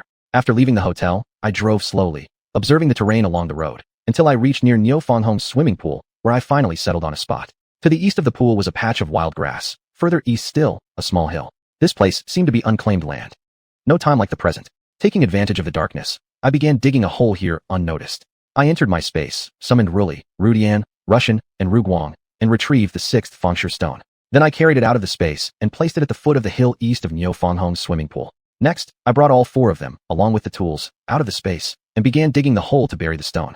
Within minutes, this task was quietly completed under the cover of night, without a soul noticing. I gave it a test. Moving in and out of the space worked perfectly fine. After returning the 4 to the space, I checked out of the hotel room and went back to Huangtu County through the space. I spent that night sleeping in my office building. The next morning, I returned to the edge of Niu Fanghong's swimming pool, where 5 large trucks were already parked. Niu Fanghong was directing people as they released fish into the pool. President Chen always keeps his word. You really transported 80 tons of fish for me. Without this pool, I wouldn't have anywhere to put them. I definitely can't just brag anymore. Huh, I laughed out loud. I'm not implying manager Niu is bragging. What's next depends on how fast you can sell this fish. I can always replenish you whenever you need, keeping your pool full of fish. My words were based on truth. I had both the confidence and the ability. But Niu Fanghong actually thought I was boasting. President Chen, let's not flatter each other. It might take 8 or 10 days to sell this amount of fish. We'll stay in touch as needed. For now, Niu Fanghong's fish selling situation had reached a temporary point. Whether or not the fish sold well and the sales speed would depend on actual results. Back in Huangtu County, I didn't rush to arrange the 2nd freighter trip to Ludao. If Niu Fanghong hadn't finished selling the fish, even if I caught another boatload, I would just have to store it inside my space anyway. It made more sense to wait a while before setting sail again. That was my original plan. However, the wholesale vendors here in Huangtu County began to voice complaints. It turned out that the fresh mushrooms were extremely popular among customers. They were sold out immediately upon hitting the shelves. These vendors asked me to supply more to satisfy customer demand. Since the mushrooms were selling so well, I assigned the two AI assistants Russian and Ruguang to take the freighter back to Ludao. I told them this trip was dedicated solely to transporting fresh mushrooms. After they inspected the ship's safety, they boarded and set sail. Right after they left, Bailuoxu sent me a report. Major department stores in Kyoto are showing interest in distributing our honey. Following the previous strategy of positioning it as a high-end product, it could be displayed alongside apples, pears, fairy peaches, walnuts, and coconut water. At a glance, customers would know it's one of our signature products, helping to easily gain recognition from regular customers. Bailuoxu had already signed distribution agreements with several retailers. However, because honey production was still limited, she hesitated to sign more contracts, worried I wouldn't be able to keep up with demand. This was good news, but there was also bad news. Some customers have reported discovering counterfeit versions of our Xianxia brand natural spring mineral water. It wasn't in Kyoto that the fake was discovered. It was in some department stores located in Xiuxian, the capital city of the Western Province. The information was brought back by a sales representative who overheard a customer complaining while visiting clients. This sales rep was quite resourceful. He purchased a bottle of mineral water with packaging nearly identical to ours, visually indistinguishable at first glance. But as soon as he opened the cap and took a sip, he knew something was off. It didn't have that sweet, smooth taste. Instead, the sweetness felt artificial, as if additives had been mixed in. He brought back several bottles and compared them by tasting them against our Xianxia mineral water, which further confirmed they were counterfeit. The sales rep didn't make a fuss, but directly called Bailuoxu to report the situation. This naturally caught Bailuoxu's attention, and she immediately passed the information on to me. Come back immediately. I asked Bailuoxu to return from Kyoto so we could jointly research how to deal with this. If not handled properly, this issue wouldn't just damage the reputation of my Xianxia natural mineral water brand. It could also seriously impact the entire Xianxia brand. Before Bailuoxu returned, I called the sales rep alone into my office to get a detailed account of how he had discovered the fake mineral water. I asked him not to say anything to anyone else. After I personally tasted the fake mineral water myself, I confirmed it was indeed counterfeit. I rewarded the sales representative with 20,000 yuan, recognizing his diligent and responsible attitude toward work. However, I also told him that before the matter was fully resolved, the reward would need to remain a secret and couldn't be announced publicly. Even with this condition, the sales rep left happily. Bailuoxu returned from Kyoto in the morning. Without even taking time to rest, she immediately came to see me to discuss strategies for dealing with the counterfeit mineral water. This matter cannot be tolerated. We must investigate and deal with it as soon as possible. If necessary, we will take legal action to minimize losses and reduce the impact. That was Bailuoxu's opinion. But the key question was, how exactly should we investigate? I was at a loss. Professional tasks should be handled by professionals. Bailuoxu offered two suggestions. The first was to conduct laboratory tests and analysis on the counterfeit mineral water. We needed to find out exactly what substances had been added, gathering solid evidence. The second suggestion was to send someone to Xiuxian to conduct an investigation.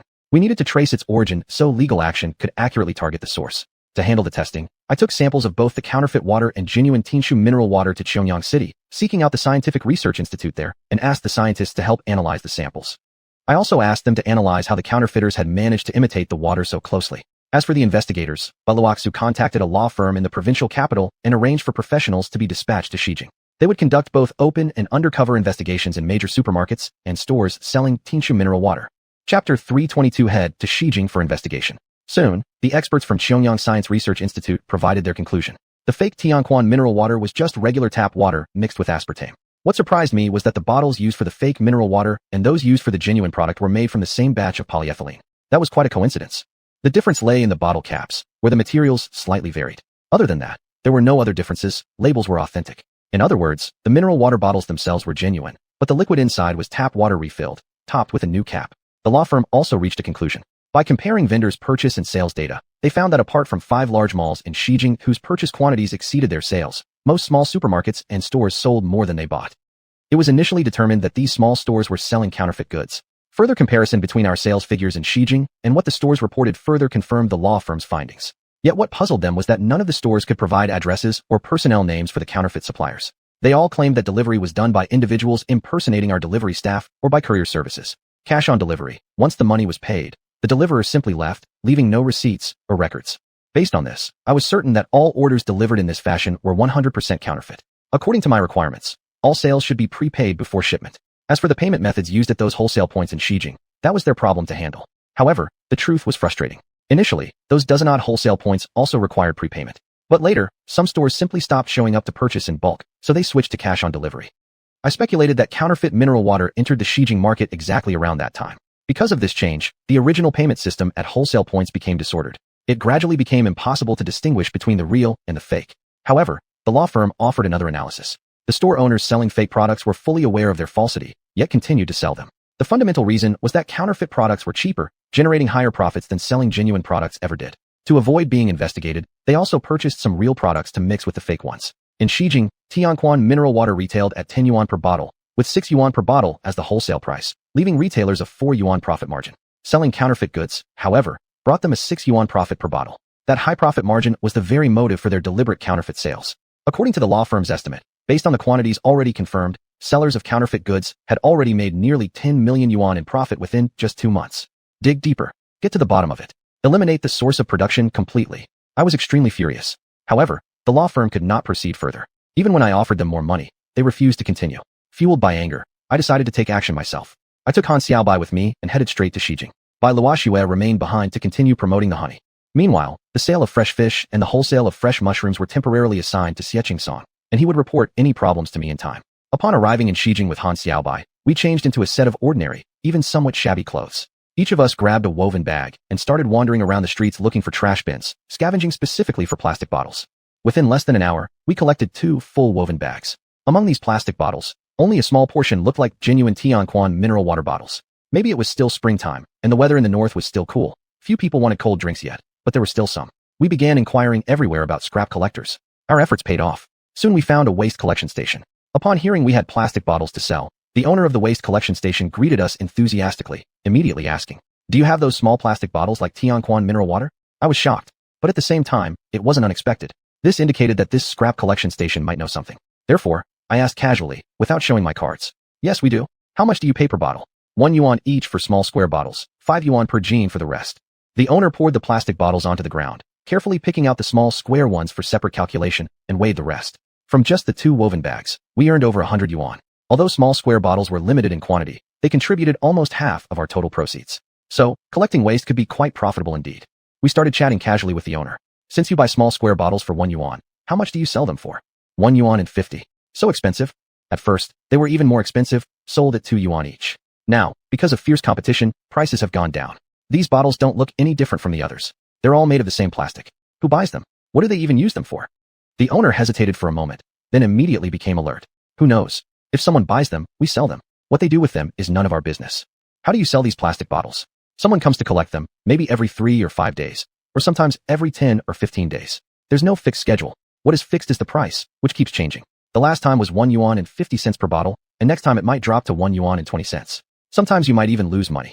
The owner began to complain, clearly no longer as enthusiastic as when we first arrived. He left us aside and went off to attend to his own business. At the very least, from his words I learned that there were people who specifically came to scrap collection stations to buy used xianxuan mineral water bottles. As for when they came, there was no fixed schedule.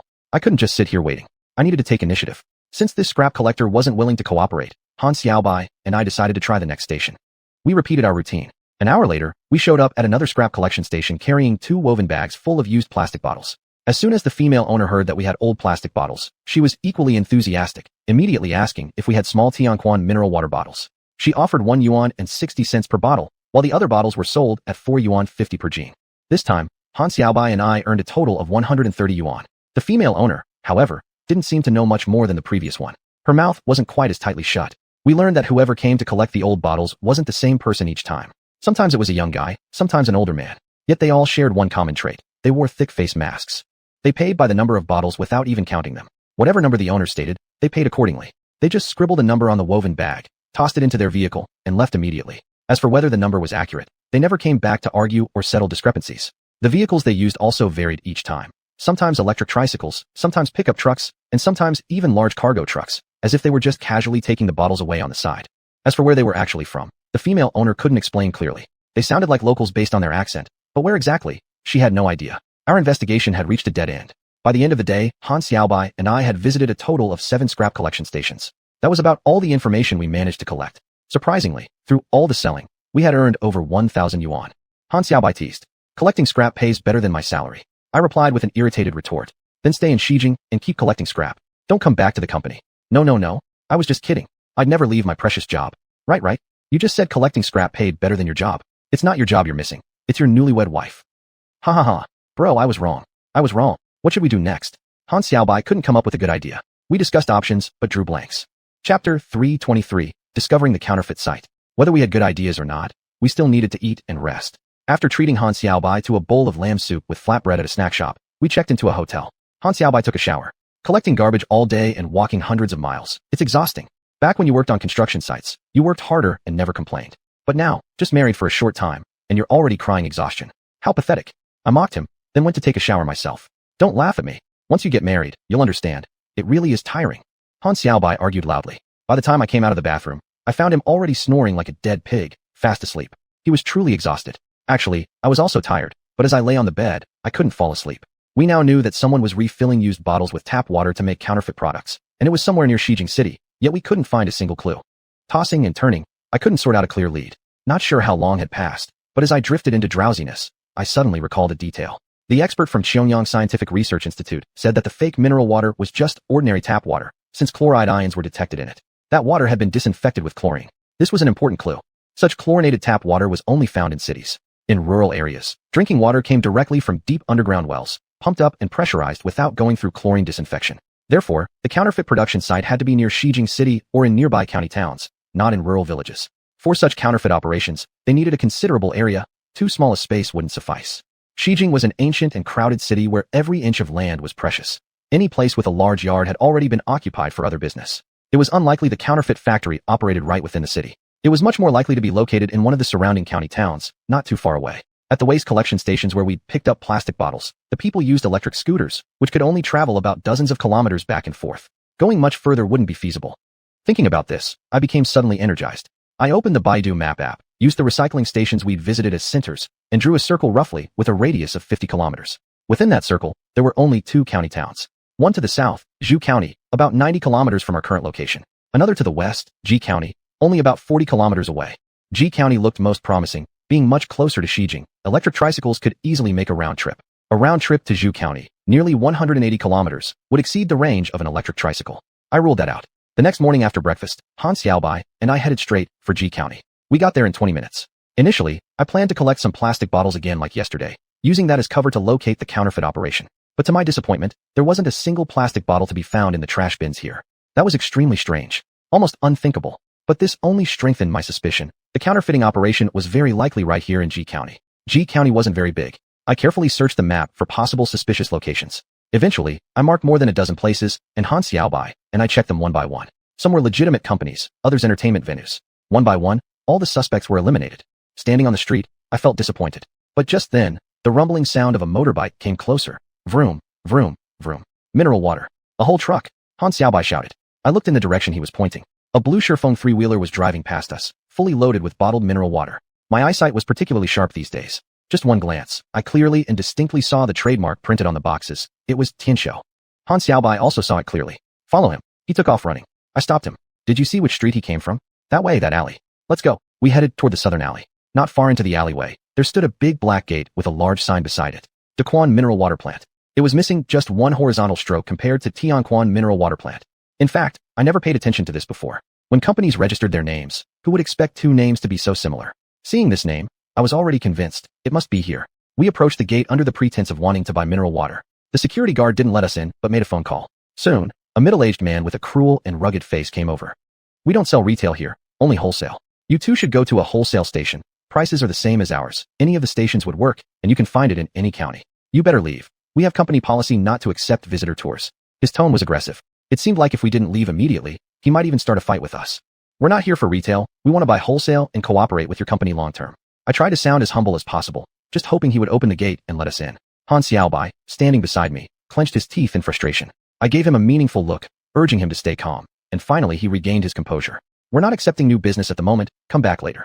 The thick-set man remained highly suspicious. Regardless, he refused to let us in. It would do us no good to provoke him now. I called to Han Xiaobai, and we pretended to leave. After seeing us walk away from the gate, the thick-set man turned to the guard with a glare and said, "These are salesmen. Send them away if they come back again. Don't let them get anywhere near." My hearing was sharp and I caught every word. This was definitely the counterfeiting site. There was no doubt. The problem was, we still lacked concrete evidence. But just then, an electric tricycle arrived. From the size and weight of the cargo, I could immediately tell it was carrying plastic bottles. Both Han Xiaobai and I became alert in an instant. From the imprints on the woven sacks, we quickly identified the plastic bottles inside were the exact small square ones used by Xianxia mineral water. There was absolutely no mistake about it. As the tricycle passed us, Han Xiaobai and I immediately took out our phones and began taking pictures and video. The tricycle didn't stop at the gate of Daquan Mineral Water Plant, but kept going forward. This was strange. We quickly followed after it. The tricycle went further south for a while, turned into a small alley, made a few twists and turns, and finally stopped in front of a large iron gate. There was no signboard on either side of the gate. The driver, a man in his early 40s, got off, knocked on the gate 3 times, and the gate opened. Then he drove in. From the outside, it looked just like a scrap collection station. Before the gate completely closed, I peeked through the crack and realized it wasn't a scrap station at all. It was clearly a factory. This was very likely the back entrance of Daquan Mineral Water Plant. Did you record it? I asked Han Xiaobai. He held up his phone. All right here. Afraid of being noticed by the guards, we quietly found a spot to hide. We stayed alert, ready to resume filming at any moment. Our persistence paid off. An hour later, the gate opened again and a pickup truck came out carrying mineral water. To my anger, this so-called mineral water was packed in cardboard boxes identical to those of Xianxia brand. A tarp covered most of it, but its edges were too small, leaving the brand name clearly visible on the boxes at the back. The pickup truck twisted through the alleyways, eventually turning onto the main street, and we followed closely behind. Han Xiaobai kept filming without forgetting a single moment. Back in the BMW, we continued tailing the truck. It didn't head into the city of Xijing, but instead turned toward Zhu County. We kept following. Chapter 324, Locating the Counterfeit Sales Outlets. Upon arriving in Zhu County, the pickup truck headed straight to a supermarket. The driver got off and entered the supermarket, and soon after, someone came out and started unloading goods. They unloaded dozens of cases of mineral water before the pickup truck drove off. We witnessed the entire process, and Han Xiaobai recorded the scene. We got back in the car and followed the pickup truck as it moved forward. The driver unloaded some of the goods in front of another supermarket, then drove to the next. It wasn't until they had visited 10 supermarkets that the entire load of mineral water was finally unloaded. I carefully noted down the names of all the supermarkets. I called Xiuxian and asked him to check immediately whether our company had any business dealings with these supermarkets. 5 minutes later, Xiuxian provided feedback. 9 of the 10 supermarkets had no business relationship with my company whatsoever, while only one was an agent in Zhu County, selling fishkin goods, side dishes, mineral water, and fruit beverages. Han Xiaobai and I headed directly to this supermarket named Weihen Mei Supermarket. Pretending to be customers, we soon found Tianquan mineral water on the shelves. The retail price was 6 yuan per bottle. Picking up a bottle and inspecting it closely, I couldn't distinguish whether it was genuine or fake just by looking at this single bottle. Luckily, I had secretly kept an original plastic bottle cap in my pocket, and comparing it with the cap on the bottle on the shelf, I noticed subtle differences. If it weren't for prior expert authentication, I wouldn't dare to conclude that all the mineral water on display was counterfeit. I grabbed one bottle and approached the store owner, a heavy-set man around 40. Boss, if I were to buy large quantities of this mineral water, could you give me a discount? How much would you need? 100 cases. 5 yuan per bottle. Could you go lower? 4 yuan for 200 cases or more. What about 1,000 cases? The heavy-set man didn't respond immediately. He sized us up and down, seemingly becoming suspicious. Is it for your personal use or resale? Well, you see, we work at a construction site. Our boss asked us to buy some good-tasting water for the workers. Of course, the cheaper the better. We'll be on site for about 6 months, so if your price is right, we can source exclusively from here. Other places also sell the same water, but their prices are generally higher. Please think about it. Can you give us an even better price? To put it simply, even if you bought a larger quantity, the price would still be 4 yuan per bottle. You can go anywhere else to ask, it won't be any lower than this. This is a nationally renowned brand with a well-known trademark, so there's nothing we can do. It's controlled by the minimum wholesale price. We can't even get the genuine product in, let alone the counterfeit. Zhu County was a fairly large county. The wholesale price for mineral water here was 3 yuan per bottle, and the retail price was 6 yuan. As a secondary wholesaler, their usual wholesale price was 4 yuan. If this boss was selling authentic products, he wouldn't possibly sell them below 4 yuan. Right now, what I couldn't understand was that even selling the counterfeit, he still wouldn't go below 4 yuan. It indicated that the counterfeit products themselves weren't cheap to procure. This finding was inconsistent with what the law firm had discovered in Xijing City. I was a little confused. Under the pretense that the price was still a bit high and that I had to consult my boss first, Han Xiaobai, and I left the supermarket. We visited a few more supermarkets, using the pretext of wanting to buy large quantities of Xianxia brand mineral water and bargaining for discounts. They also offered prices as low as 4 yuan. This led me to one conclusion. In Zhu County, whether the Xianxia mineral water was genuine or counterfeit, the selling price remained the same. Throughout the investigation, Han Xiaobai quietly filmed the entire process. Selling fake mineral water wasn't just 1 or 2 stores. It wasn't effective to deal with the individual supermarkets or stores alone. It only solved surface-level issues. The root cause needed to be addressed. After thinking it over carefully, I made a call and filed a formal complaint with the Industry and Commerce Bureau, requesting immediate investigation and action against the illegal activities of the Daquan mineral water plant. To confirm if any official action had been taken, Han Xiaobai and I returned to Xiuxian County and quietly waited near Daquan mineral water plant, expecting the arrival of officials from the Industry and Commerce Bureau. As for how they enforced the law inside the factory, we were unable to enter and check. Still, I believe they would perform their duties fairly and in accordance with legal procedures. Han Xiaobai and I returned to the Huta County. On the day we returned to Huta County, I received a call from the staff at the Xiuxian County Industry and Commerce Bureau. The Daquan mineral water plant had been sealed, and an in-depth investigation was underway. They expressed gratitude for my honest report. Whether they were thankful or not was irrelevant. I only wanted to wait for the outcome of the investigation and handling. However, I knew that regardless of the final decision, even if Daquan Mineral Water Plant received an enormous fine, or even if the responsible individuals or the boss were sent to prison, they would never directly compensate me for my losses. I discussed the situation with Bai Luoxue. Let's sue them. Bai Luoxue and I thought the same thing. We ultimately had to use legal means to protect our interests. Bai Luoxue took care of contacting the law firm. We entrusted them with full authority to handle the case. I had been constantly thinking about what was happening inside the space. I entered the Yellow Island, but Ruguang Rulian hadn't returned yet. I once again reached the Green Island via stone number 2. The cargo ship wasn't there. It seemed that Ruguang Rulian had already left. Entering the wooden cabin, it was empty. They had already taken all the fresh mushrooms away. I then went to the beehives. The large wooden boxes were empty. It looked like the new honey had also been loaded onto the ship. Everything had been carried out according to my instructions. Just as I was about to return via stone number 5, ripples appeared on the water surface.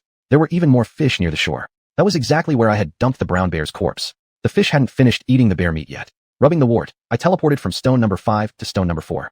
The cargo ship was sailing steadily on the lake. Ru Guang was on the deck enjoying the scenery, while Ru Shan was steering in the cabin. When I suddenly appeared on the ship, Ru Guang wasn't surprised at all. He led me to inspect the fresh mushrooms and the full box of honey on board. Everything was normal. We were still 50 li away from the Yellow Island. I didn't leave the space, but came along with the cargo to the Yellow Island. Ru Feng arranged for the crew to unload and slice the mushrooms. Then, I rubbed the wart and instantly teleported to stone number 6, arriving beside Niu Fanghong's fish pond in Qinglian City. It was almost dark.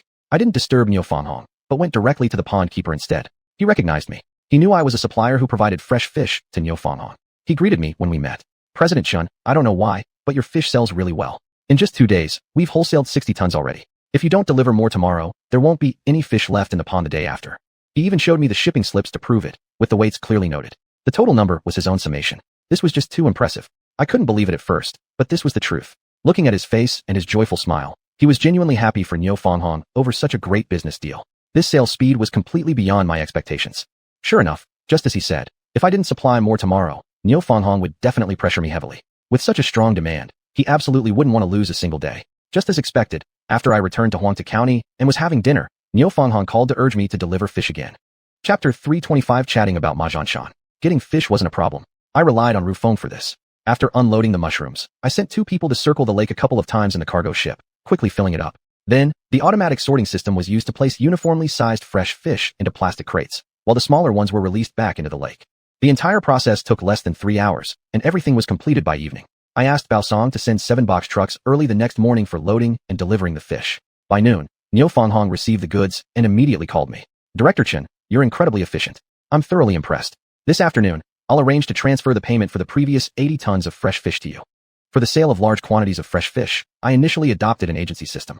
The buyer would sell the goods first, and only upon ordering the second batch would they need to pay for the previous shipment. Precisely because of this, Niu Fanghong didn't have to pay a large sum up front and was able to start normal operations, which enabled our contract to be signed smoothly. As it turned out, he had gained huge profits, so naturally, he was happy to make the payments. The sales momentum for fresh mushrooms was also remarkably encouraging. A full cargo ship, over 100 tons. Originally, I thought it would last 3 to 5 days for wholesale, but in reality, it didn't even meet 2 days' demand. That cargo ship couldn't afford to sit idle. It shuttled rapidly between the Yellow Island and Green Island. Besides transporting the mushrooms, it also brought back crates filled with honey. This honey from the other dimensional space was immediately snapped up as soon as it hit the major stores in Kyoto. Many retailers called requesting additional supplies. Unfortunately, the honey production on the island was limited. I wanted to provide more, but I couldn't, so I had to ration it. Exactly because of this limited supply, the selling price of the honey skyrocketed. According to the sales representative, some stores were already selling the honey for 2,000 per bottle. My wholesale price had also gradually risen from the original 100 per bottle to 1,400. I couldn't help but marvel. The products from that other dimensional space were all excellent commodities. Once I had mostly figured out the production and sales of the 3 main products, fresh fish, fresh mushrooms, and honey, I began thinking again about rice cultivation, which had been temporarily suspended recently. I had the technical plan.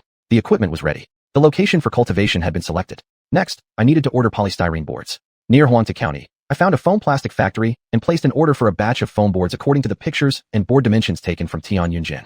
Then, I personally visited Xiuxian Scientific Research Institute again to ask the agricultural scientists there to cultivate the first batch of rice seedlings for me.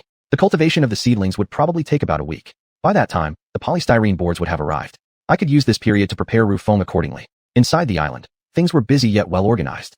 Several intelligent AIs and Zhao Mingfei's team of 4 worked busily every day. One day, I received a notice that the county government would be holding a Chinese People's Political Consultative Conference session.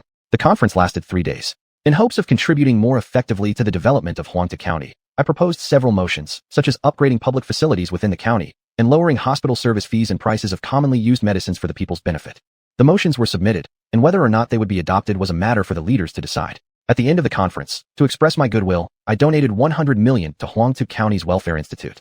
It became a major focus of attention among the county's residents. Deputy County Head Huang had a private conversation with me on behalf of the county leadership. He expressed the citizens' gratitude on behalf of the county government, and we also had a private conversation without a third party present. We discussed many topics, mainly about the development of my company. This senior official truly cared deeply about it. It was naturally expected that with the leader's support, there was great potential for growth. Deputy County Head Huang mentioned that Ma Xianxia had escaped. Ma Xianxia had been placed under double regulation after the Huangtu County Chemical Industry Group went bankrupt due to poor management, resulting in a serious loss of state-owned assets. After several months of internal interrogation and auditing, surprisingly, all his operational procedures were found to be in compliance with laws and regulations. In other words, he hadn't violated any laws procedurally. His defense was also very convincing. Business operations always carry profits and losses. This applies to both private and state-owned enterprises. Just because he had lost money managing the chemical group didn't necessarily make him guilty. Before any evidence of illegal activities could be obtained, there was indeed nothing they could do. No crime could be charged.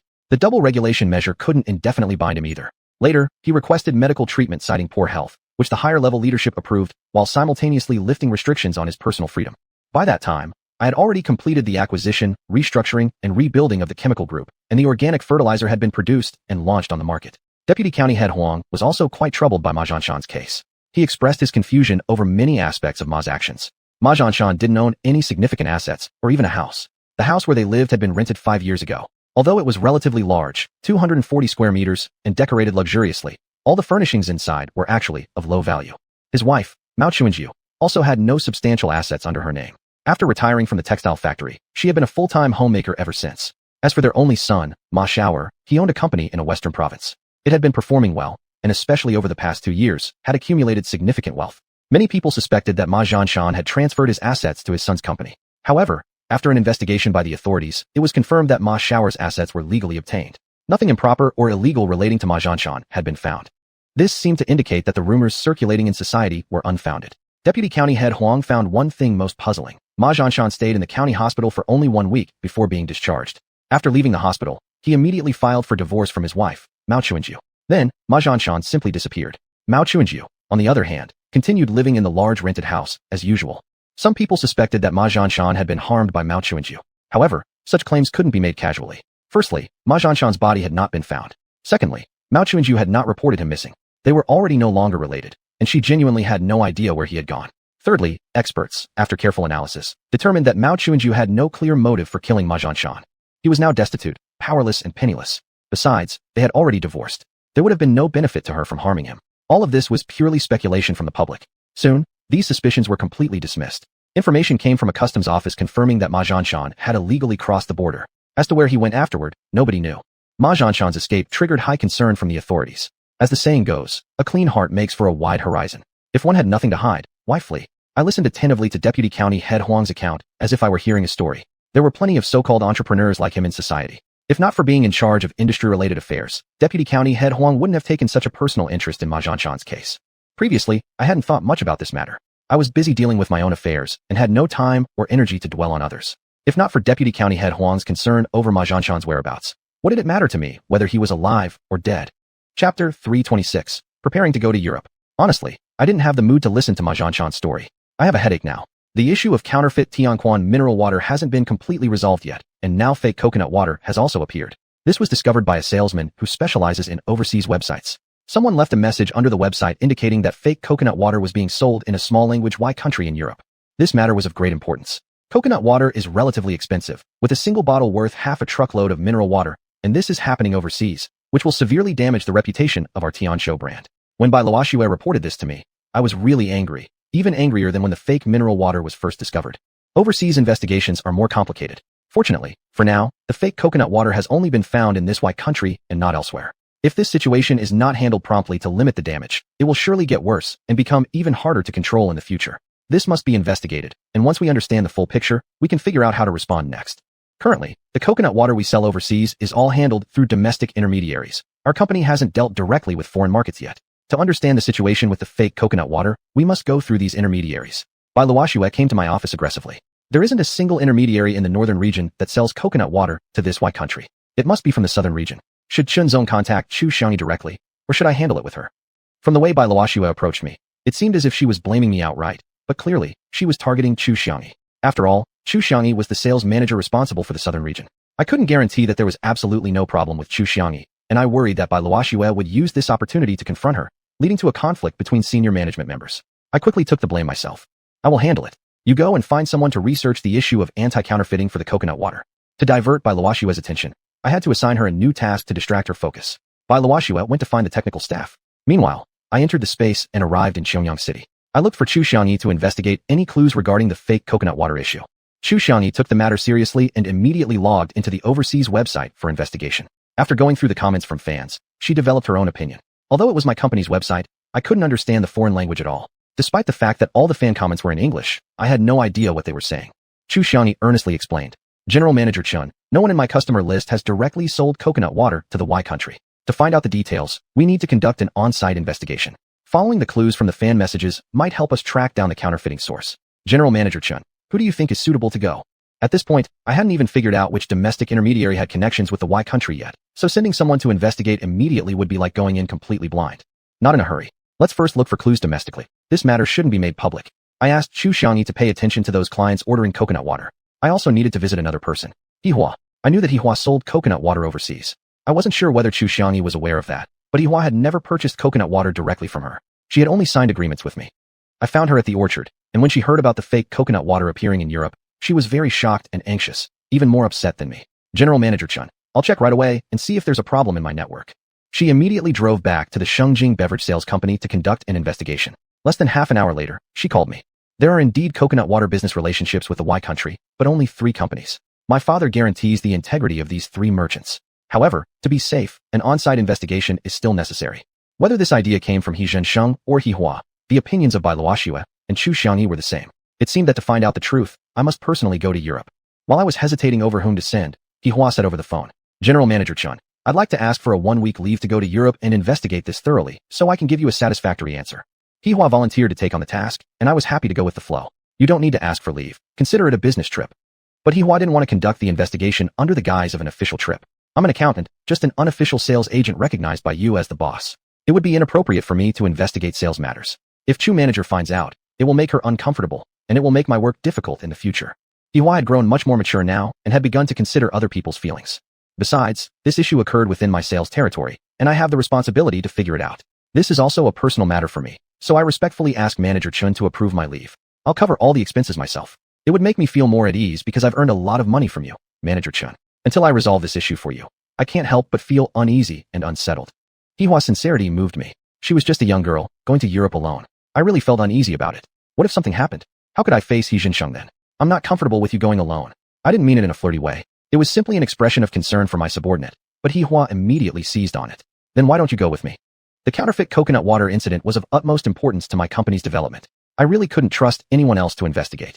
This was similar to hiring a law firm to investigate the fake mineral water case in Xijing. Though they were professionals and put in considerable effort, they failed to locate the counterfeit production site.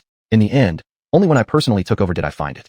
All right then, I'll go with you. You should go and ask Manager Chu for leave first, so she can arrange someone to temporarily take over your work. Then you can pack and prepare.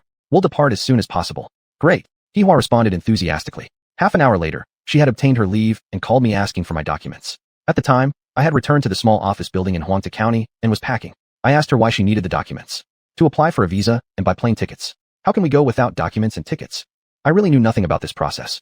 To prevent more people from discovering my whereabouts, I didn't tell Bai Luoxue or Xie Song.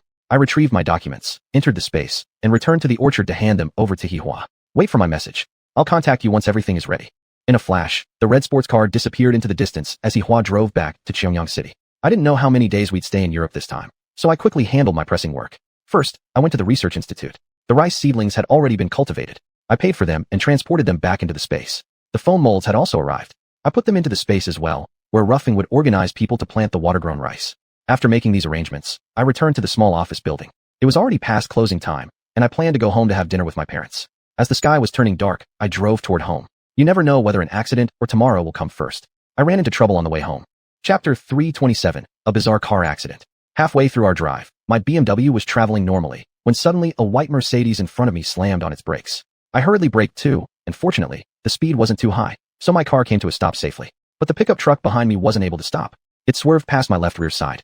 The pickup truck lost control, spun around on the highway, performing a real-life drifting maneuver, extremely dangerous and in no way graceful.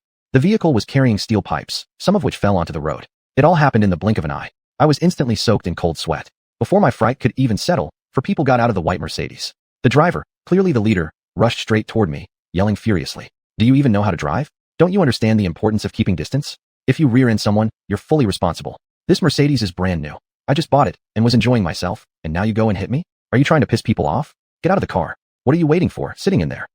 While berating me with foul language, he grabbed at my car door. The other three also began cursing at me all at once. Their sudden aggression left me dazed. I didn't feel like I had hit anything, but they claimed I rear-ended them, leaving me confused and uncertain. Without listening to them, I hurriedly got out to check the scene. Indeed, the front of my car was extremely close to the rear of theirs. There wasn't even a gap between them, not enough to fit a card. If they said I hadn't hit them, I wouldn't even believe it myself.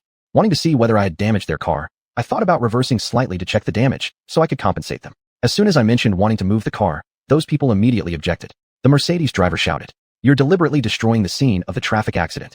You don't have good intentions. You're trying to flee responsibility by moving the car. Not a chance. If you don't pay me 100,000 today, kid, you're not going anywhere." How can that be? I just want to see if I damaged your car, so I can properly compensate you. Hardly had I spoken when I faced immediate opposition. They surrounded me. At that moment, a man and woman stepped down from the pickup truck. The woman began shouting immediately too, braking that suddenly. Do you want to kill someone? I could tell she blamed me for braking too suddenly, nearly causing their car to flip. The man didn't start shouting immediately. Instead, he picked up a steel pipe from the ground and charged at me like a fierce demon. While the woman shouted curses, she barged through the group and directly rushed toward me, raising her hand and slapping me. The men hadn't yet moved, but she had already taken action. I quickly tried to dodge. Smack! Too late. The slap landed squarely on my face. As I dodged, my foot stepped onto the woman's dress. She fell down. What a coincidence, right on top of me. A strong fragrance of cosmetics and perfume almost suffocated me. Beat him up. Things escalated immediately. The men, practically in unison, threw punches and kicks. Especially the driver of the pickup truck, who swung his steel pipe directly at me. Though he was still a bit far and hadn't hit me yet, the fists and kicks from the others had already struck me. With a car behind me and them half encircling me, even with 10 arms I couldn't fight them all. In desperation, I used my wits. I pushed the woman aside as a momentary shield and ran toward the back of my car. Looking back as I ran, I saw them all picking up steel pipes from the ground, chasing after me. The woman sitting on the ground pointed at me and continued yelling wildly. Kill him. Kill this scumbag Lomong. He dared to molest me. The mob pursued even more fiercely now. They were about to catch up. I could almost feel the steel pipes hitting me. If they landed, I'd be lucky to survive with only half my life left. They were all gangsters. My mind raced through a few thoughts. The front car accused me of tailgating. The rear car accused me of braking too suddenly. They quickly joined forces, giving me no chance to explain, all pointing fingers at me. At this moment, fleeing was the only way to temporarily escape the danger. But no matter how hard I ran, I couldn't outpace such a violent group. Wiping off a cold sweat, I caught sight of the wrist guard on my left hand. Suddenly, I had an idea. While running, I rubbed the callus on my hand. Just as those steel pipes were about to strike me, I entered the other dimensional space. My heart pounded violently. I was sweating heavily. Ryu stood beside me, looking puzzled. Master, what's wrong with you? Are you sick? You look really scared. The scene from the moment I entered the space kept flashing in my mind. No matter how long I stayed in this space, I would eventually have to return to beside my BMW. At that instant of returning to the real world, the situation would remain exactly the same. If I used the number 2 square stone to return to Huangta County first, and then go back to the accident scene, that scenario would definitely have already changed. This group of hooligans would surely refuse to let it go after I suddenly vanished, and my BMW would probably suffer greatly. I might even return to find it smashed beyond recognition. If they left the scene after that, it could be difficult to track them down. Even if I did manage to find them, it would waste a great deal of my time. In either case, I did not want things to develop this way. As Ryu asked me what was wrong, an idea formed in my mind. I explained my plan to her in detail. Okay, Ryu returned to the U-shaped small building, changed into green camouflage clothes, put on a large surgical mask and oversized sunglasses, then came back. I calmed myself down, took a deep breath, and had Ryu grab my left arm. Rubbing the callus again, we both left the space and returned to the accident scene. Ryu appeared in an instant. Before the thugs even had time to react, they had already fallen victim to Ryu's martial art techniques. The steel pipes in their hands hadn't even landed when each one of them collapsed to the ground crying out in pain. Some had broken left legs, others broken right legs. Now, apart from the woman still sitting on the ground shouting curses, all 6 men were injured. Yes, 6 men. I counted twice to confirm it. Originally, at the very beginning of the incident, there had only been 5 men wearing sunglasses and 1 woman. 4 people got out of the Mercedes, and the male driver from the double cab truck. How had the 5 men turned into 6? I couldn't quite figure it out at that moment. Right now, I had no time to think about it. I needed to send them to the proper place to receive the punishment they deserved. If the road is not level, someone will flatten it. If injustice occurs, someone will right it. You use your numbers to bully others and your strength to oppress the weak. Who do you think you are? There are still people who defend justice in this world. Ruyu raised her arm and made a powerful flexing motion with her fist. Instantly, the gang of thugs groaning on the ground became cowardly, instinctively crawling backward. Though they had already been defeated, not a single one of them showed any sign of admitting guilt. Their sunglasses had fallen onto the ground, some even shattered. I could clearly see their eyes filled with hatred, flickering glances between Ruyu and myself. As they cried in pain on the ground, I took the chance to glance at the Mercedes. Not even the smallest scratch was on the car. How close that had been. To prevent future troubles, I decided to call the police. Before dialing, I first sent Ruyu back into the space. Otherwise, it might become complicated. I had already prepared my explanation, sufficient to handle the officers who would come to investigate. Chapter 328 Cooperating with the Investigation. After making several calls, I leaned against the car, lit a cigarette, and waited quietly. The 6 men on the ground continued to cry out in pain. The woman had stopped cursing and was now staring at me with a pair of frightened eyes. She was sitting on the ground without getting up. She wore a beige down jacket on the top, and her thin skirt hadn't been pulled up yet, covering her bare long legs. Only now did I notice that my face was very painful. I touched it subconsciously and found it had already swollen. Looking down slightly, I could see my swollen cheek. I tried to act cool, but surely I must have appeared quite pitiful. I took out my phone and took pictures of the scene. A few ambulances arrived first, taking away the 6 men and the woman. The insurance company's business manager arrived, took photos, asked me a few questions, then told me to contact him anytime and left. The siren wailed. But it wasn't traffic police who arrived, it was officers from the local police station. Several officers got out, some examined the scene, others took photos. One of the officers came to ask me, "Mr. Chun, did you call the police?" Officer Zhang recognized me. "Yes." "Where are they?" "The ambulances sent them to the county hospital." "Are they seriously injured?" "I don't know." "In that case, we'll head to the hospital first for an investigation. Mr. Chun, please come to the police station as soon as possible to give a statement. Someone will be on duty there." Before they left, they picked up several steel pipes from the ground as evidence. I lit my second cigarette. The traffic police arrived the last. They also knew me. They asked me to retell the process of the accident.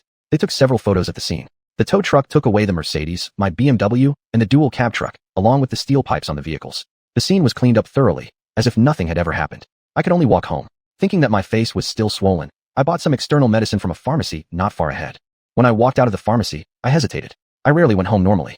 Today I had planned to come back, yet an accident happened. I had to walk back, and now my face was swollen. Even though I applied the medicine and wore a large mask to cover it up, I couldn't fully hide it. My mother was sure to ask questions. I didn't want to make her worried. I didn't head straight home, but instead entered the dimension space. I went directly to my office in the U-shaped small building. I turned on the tap and washed my face. The water in the space was cool. My swollen face felt comfortable after washing, and involuntarily, I washed several times more. Then a miracle happened. The swelling on my face faded, as if it had never swollen at all, and the pain also disappeared. I looked carefully in the mirror, comparing my left and right cheeks. Sure enough, the swelling was gone. The external medicine I had bought wasn't even used. I felt relieved, and suddenly my mood improved. I smelled the aroma of noodles. Zhao Mingfei brought a bowl of tomato egg noodles. "Mr. Chen hasn't eaten dinner yet, right?" My stomach growled. The noodles came just in time. I gulped them down quickly. After eating, I didn't stay long in the space and returned to the street. It was time to go home. My parents were having dinner. Seeing me come back, my mother quickly went to serve a bowl. But I had already eaten, so I told them to continue eating. I greeted my father, took his car keys, and drove the electric car to the police station. The on-duty officer finished taking my statement, and then I returned to the courtyard house. I had originally planned to say goodbye to my parents since I was going to Europe on a business trip, but I changed my mind and kept my mouth shut. I watched some TV with them, then made an excuse of being tired and went to my bedroom. The next day, I drove the electric car to work and was seen by Luoxue. "Where's your car?" "It went in for maintenance at the 4S shop." "It was still here yesterday afternoon, wasn't it?" "I drove it over there after work yesterday." I unconsciously lied, not wanting to make her worry about me. "We've worked out a preliminary plan regarding the anti-counterfeiting issue of the coconut water," she reported while we walked upstairs together. "Make the bottles ampoule style, so that once the lid is opened, they can't be refilled. This way, at the very least, fake products using our old bottles can be prevented." "That's a good idea. Polish it further and give me an official report." Luoxue went off to assign the research to others. I returned to my office first, then entered the dimension space. I asked Ruffling to check the surveillance cameras around the site of last night's incident. I wanted to see if they had exposed anything. Even though it wore a mask and sunglasses, I still wasn't entirely reassured. If someone had been watching closely, sooner or later they would trace it back to me. Ru Feng rapidly typed on the keyboard, connected to the network, and soon had results. "Master, look at this. How strange. At the accident site you mentioned, there are no cameras for 200 meters before or after. The street front shops are rare, and none have installed outdoor surveillance equipment either. There is no video evidence of the accident scene at all. Huangta County had surveillance cameras installed along its main streets, and it was extremely rare to find a stretch of road this long without any monitoring equipment. Meeting a group of hooligans causing trouble in such a location didn't seem like a coincidence. Find out where those 2 vehicles came from. Once I had suspicions about that group, I was determined to trace their background. Master, please look. Rufeng pointed at the surveillance footage. These two vehicles had been parked near the company. They only started moving when you left work. The Mercedes was in front, and the dual cab truck followed behind, sandwiching your BMW in the middle. Rufeng switched the footage. From several other surveillance angles, it was clearly visible that the three cars had been driving in this exact formation until the accident occurred. They were intentionally waiting for me. I realized this. To confirm my suspicion, I had Rufeng review all the surveillance footage near the office building from the past few days. The white dual cab truck had appeared in the area for the past 4 consecutive days, mainly between 5 p.m. and 6 p.m. The Mercedes had only passed by once, yesterday. There were many shops and malls nearby. It was normal for a dual cab truck to deliver goods. This discovery proved nothing significant. But my suspicions were not cleared. If someone had planned this deliberately targeting me, who could it be? The traffic police called, and I went to the station in my electric car to give a statement. The officer told me to wait for updates. Then the local police station called, asking me to come in. Arriving at the police station. Mr. Chun, the statement you provided differs greatly from the testimonies of the others. They claim it wasn't mutual fighting, but that they were attacked by someone in military camouflage. You said they got into a fight over braking and were stopped by a soldier who intervened. Do you know who this soldier was? Officer Zhang looked at the notes in his hand and confronted me face to face. I hope Officer Zhang can distinguish the truth. When the same event occurs, each person present describes it differently. This is a normal individual difference. Therefore, my account differing from the others is actually natural. As for the soldier in camouflage, first of all, I must clarify. The person was indeed wearing green military camouflage clothes, but I cannot confirm whether he was a soldier. As for his appearance, he was wearing a mask and sunglasses. It was almost dark, so I couldn't see clearly, nor could I describe him in detail. I only remember he wasn't very tall, around 1.56 meters, thin, quick in movement. He could very likely be a soldier. To make it sound authentic, I had to describe someone resembling Ryu. Even if I didn't say anything, those he had beaten up probably had already described him. There was no need to conceal this part. Doing so would only make me appear dishonest. Mr. Chun, are you still hiding something? Are you unwilling to tell us everything you know? Chapter 329. First Encounter with Lena. Officer Zhang's gaze was sharp, staring intensely into my eyes. I even felt a little guilty, unsure of what he had figured out. Please, Officer Zhang, give me a hint to help me recall what I might have missed. Did that woman and you have a physical confrontation? And did it lead to a brawl involving weapons? So the cause of the fight was traced back to me after all. As I was choosing my words carefully, I replied. To be precise, it was because of that woman that the situation escalated. Their car nearly flipped over. She was cursing and blaming me, saying I had slammed on the brakes too suddenly. She hit me, but accidentally tripped over her own skirt and fell onto the Mercedes-Benz driver. Then both sides started fighting. The van driver had a steel pipe and quickly injured several people with it. But those people didn't back down either, grabbed pipes themselves, and fought back. Everything was in chaos at that time. I was too scared to see clearly what had happened and can't explain the fight in detail. Pardon my cowardice, but both that woman and I were terrified. My legs were shaking. Then that man in camouflage showed up, and when everything ended and they stopped fighting, I finally calmed down and immediately called the police. That's exactly how things happened. I have nothing else to say. Officer Zhang quickly took notes, then gave me a thorough up-and-down look. You weren't injured? No. My face was no longer swollen or painful. If I claimed I had been hurt, no one would believe me. The better I could distance myself from these people, the better. I wanted nothing to do with them. Because of this thought, I told the police it was a mutual fight between the two groups. Officer Zhang's expression looked peculiar. It's good that you weren't injured. They didn't claim you hit them either. It seems like you really didn't participate in this fight. The one who fought them was that unknown soldier. We need to investigate this matter further. As for the 6 injured people, so far they seem to be victims, currently receiving treatment in the hospital. Oddly, all of them have broken left legs. None will be able to get out of bed for 2 or 3 months. This incident was essentially a brawl triggered by a traffic accident. President Chen may leave now. Should anything come up, we'll contact you immediately. I left. From what Officer Zhang implied, it seemed those 6 people wouldn't face legal consequences for now. The only punishment they received was having their legs broken by Ryu. Thankfully Ryu dealt with them first, otherwise it would have been me lying in bed instead. Before this matter was fully settled, Xiuxian called saying her visa was approved and the plane tickets purchased. We were flying to Europe tomorrow. Going on a business trip with Xiuxian could potentially raise misunderstanding from Bailuoxue, so I didn't tell her. After waiting the whole day and not being contacted again by either the traffic police station or the local police station, I decided not to wait anymore. I was heading to Europe first. Early the next morning, I brought my electric car through the dimensional portal to the xiuxian. I drove straight to Shungjing Company to pick up Xiuxian. I parked my car in front of the car beauty salon. Jean was cleaning the entrance area, and the other workers hadn't arrived yet. President Chun, so early? He looked surprised. Aren't you even earlier? I smiled. He glanced at my electric car and looked slightly puzzled. President Chun, does this car need maintenance?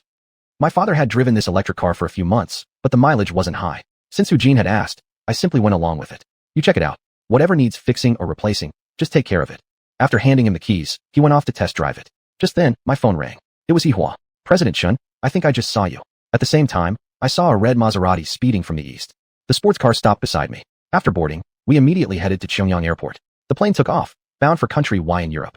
At 3 p.m. in the afternoon, we landed. I knew absolutely nothing about this place. Everything was unfamiliar to me. Hihua, however, seemed quite familiar with it. Although she didn't speak the local language either, it didn't interfere with our smooth travel. After leaving the airport and walking a short distance, we arrived by a small river and boarded a small boat. Hihua took out a coin and inserted it into the slot. The boat unlocked. She picked up the oars and started rowing downstream.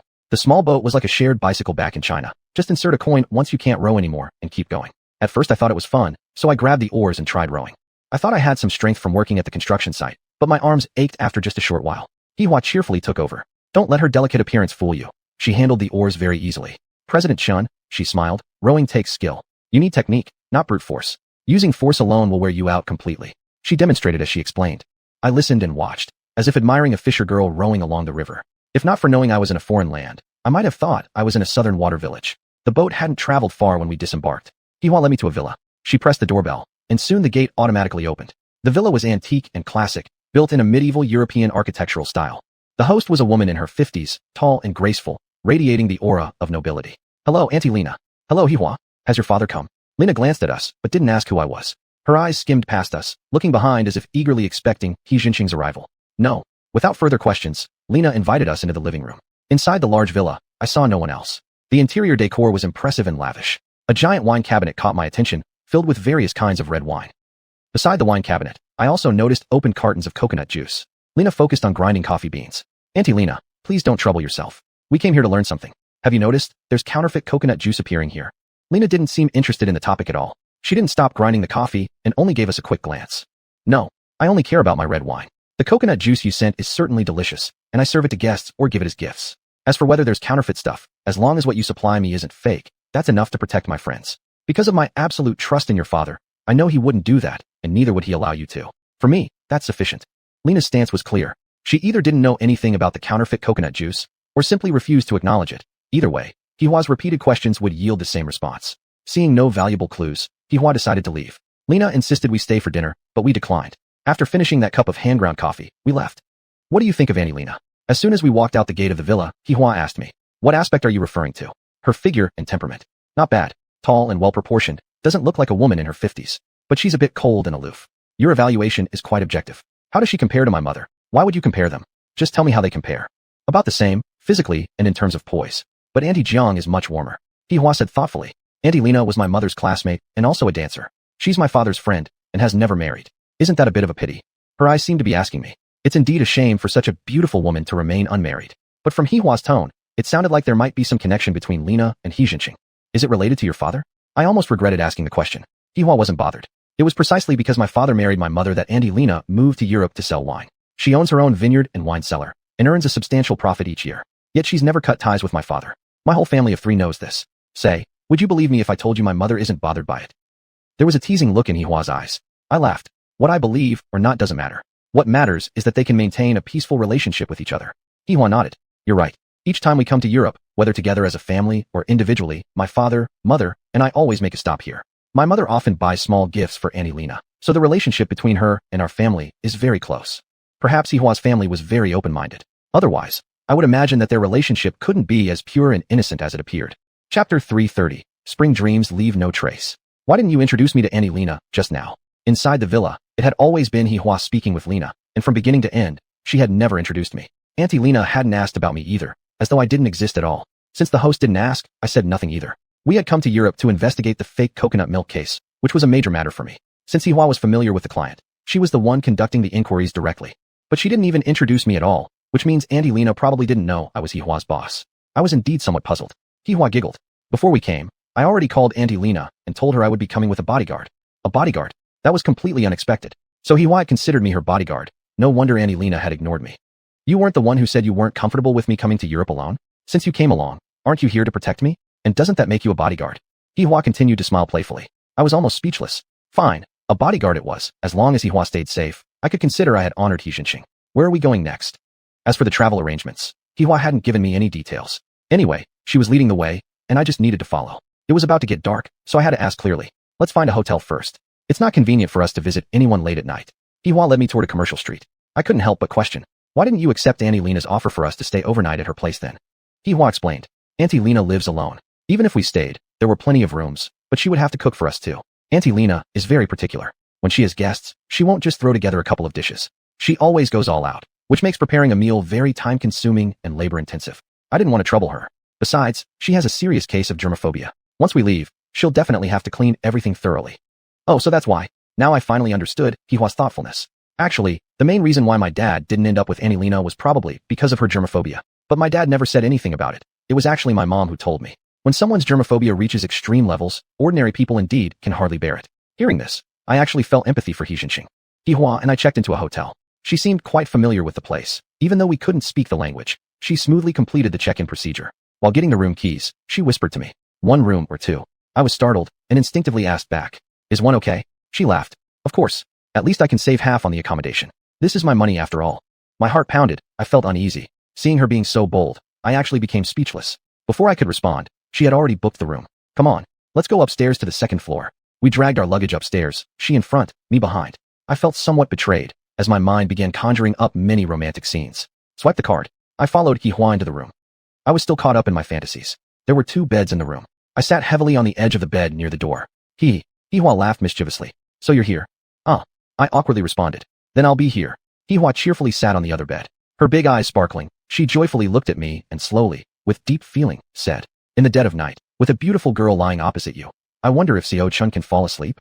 She was actually this direct. I didn't know how to respond. My voice was even slightly stammering. I should be able to sleep. If I really can't sleep, I'll just stay awake. If we're not going to sleep, then what's the point of getting a room? Come on, let's go out and play.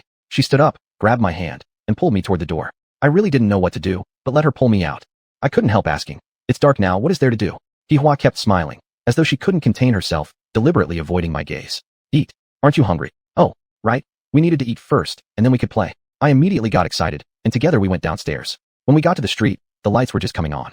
Led by Xihuan, we walked along the street while she introduced the local highlights and tourist features to me. We found a restaurant and had pizza. I had assumed that after a full meal, she would bring me back to the hotel. But Xihuan remained full of enthusiasm and took me to see the night view instead. She seemed not tired at all. I had no choice but to accompany her. From time to time, scenes of what would happen back at the hotel flashed through my mind. The exotic charm and enchanting scenery captivated me. Neon lights flickered, people came and went. I was entranced by this unique view. Unconsciously, we had wandered on the street for 2 hours before returning to the hotel. Perhaps I was really tired. As soon as I entered the room, I sat heavily on the edge of the bed. Xihuan went into the bathroom and came out after a while. "I've already prepared the bathwater for you. You should take a shower first to relax, so you won't have trouble falling asleep." My heart pounded wildly. So considerate Xihuan was, my heart couldn't help but flutter. Unconsciously, I silently sighed. Even Bai Luoxua had never taken such good care of me. When had she ever prepared bathwater for me? The fatigue from walking vanished instantly. Nevertheless, I politely gestured. "You go first, you're also tired." Xihuan kept giggling. Looking at her rosy little face at this moment, she was especially enchanting. I felt a strange restlessness inside. But she said, "You take your shower. I'll go to the next room." She made a funny face, grabbed her suitcase, and walked out. I quickly stood up and asked, "Why go to the next room? Did you really think we're staying in the same room?" Xihuan left the room, leaving behind a string of laughter. I was left alone in the room. My face burned like on fire. Even I felt myself acting foolishly, cursing silently that I was no better than an animal. Thinking too much again, I heard the door outside opening and closing, followed by Xihua's footsteps.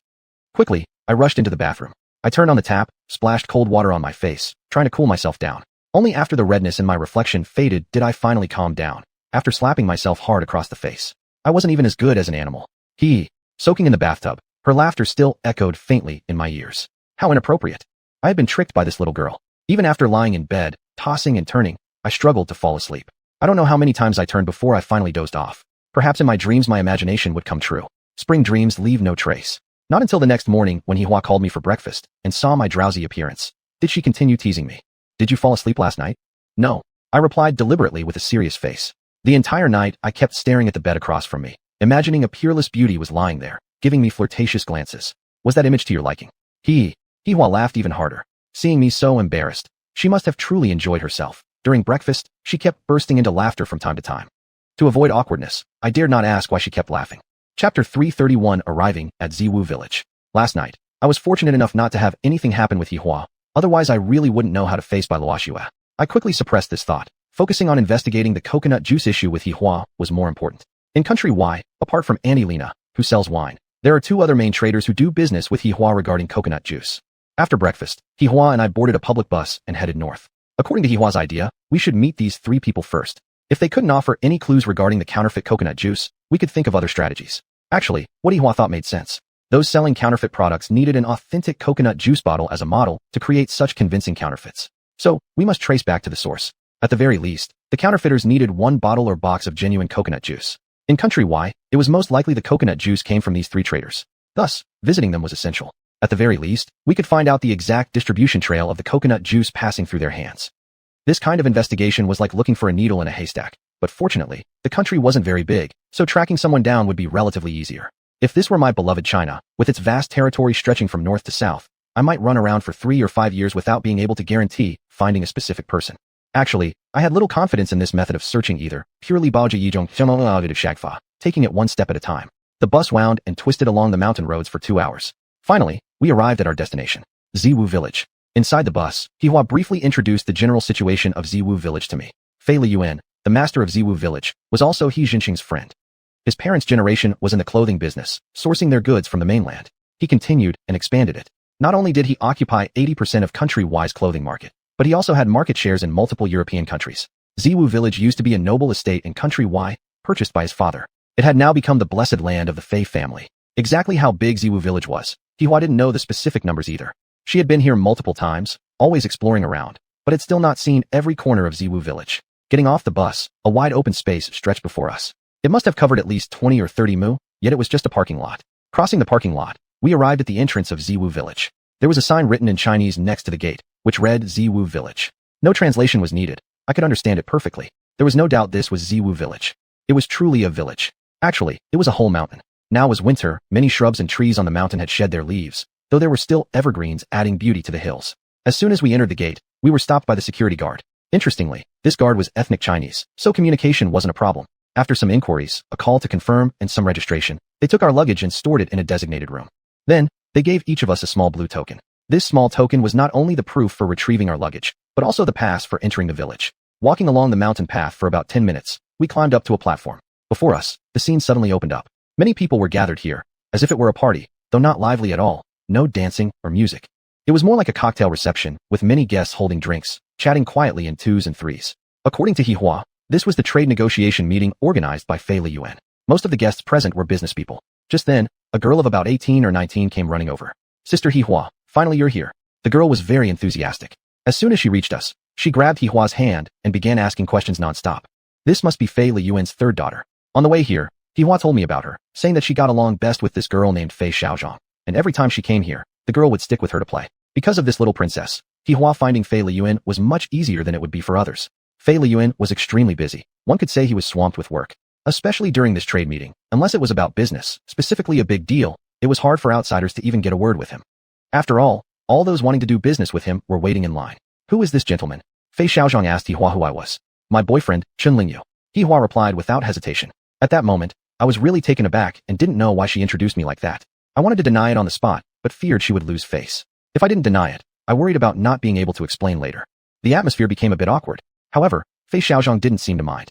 "Sorry, brother-in-law. I'm going to take my sister to play for a bit. We haven't seen each other in half a year. We need to share some heartfelt words." Then, she pointed at the crowd. "You go play by yourself. These are all big shots in the business world. Make some friends. It's better than you constantly clinging to my sister all day long."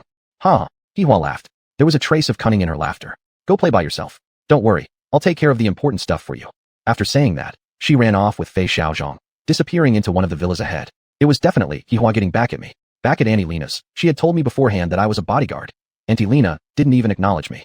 Now here at Ziwu Village, she told the young mistress I was her boyfriend, leading me straight into being left alone to go play. Guests were chatting in small groups, quite animatedly. Yet all these people were strangers to me, not yet friends, let alone business partners. 2 rows of tables were set up on the grass, filled with watermelons, apples, pineapples, mangoes, many kinds of fruits. There were also red wine, white liquor, coffee, fruit juice, mineral water, and other beverages.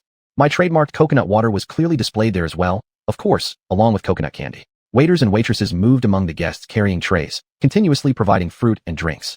Most of the men had chosen alcoholic beverages, while most of the women opted for soft drinks. I chose a glass of coconut water. The clear, transparent coconut water looked like white wine. I brought it to my nose and inhaled. A faint fragrance drifted in. My nose was quite sensitive. The taste of the coconut water didn't seem very strong. Perhaps it was due to being outdoors. The unique aroma of the coconut water might have been scattered by the wind, thus appearing slightly diluted. I took a sip and tasted it lightly. The refreshing flavor was still there, soothing as well, but it somehow lacked depth. If I hadn't previously tasted my own coconut water, this would have felt excellent.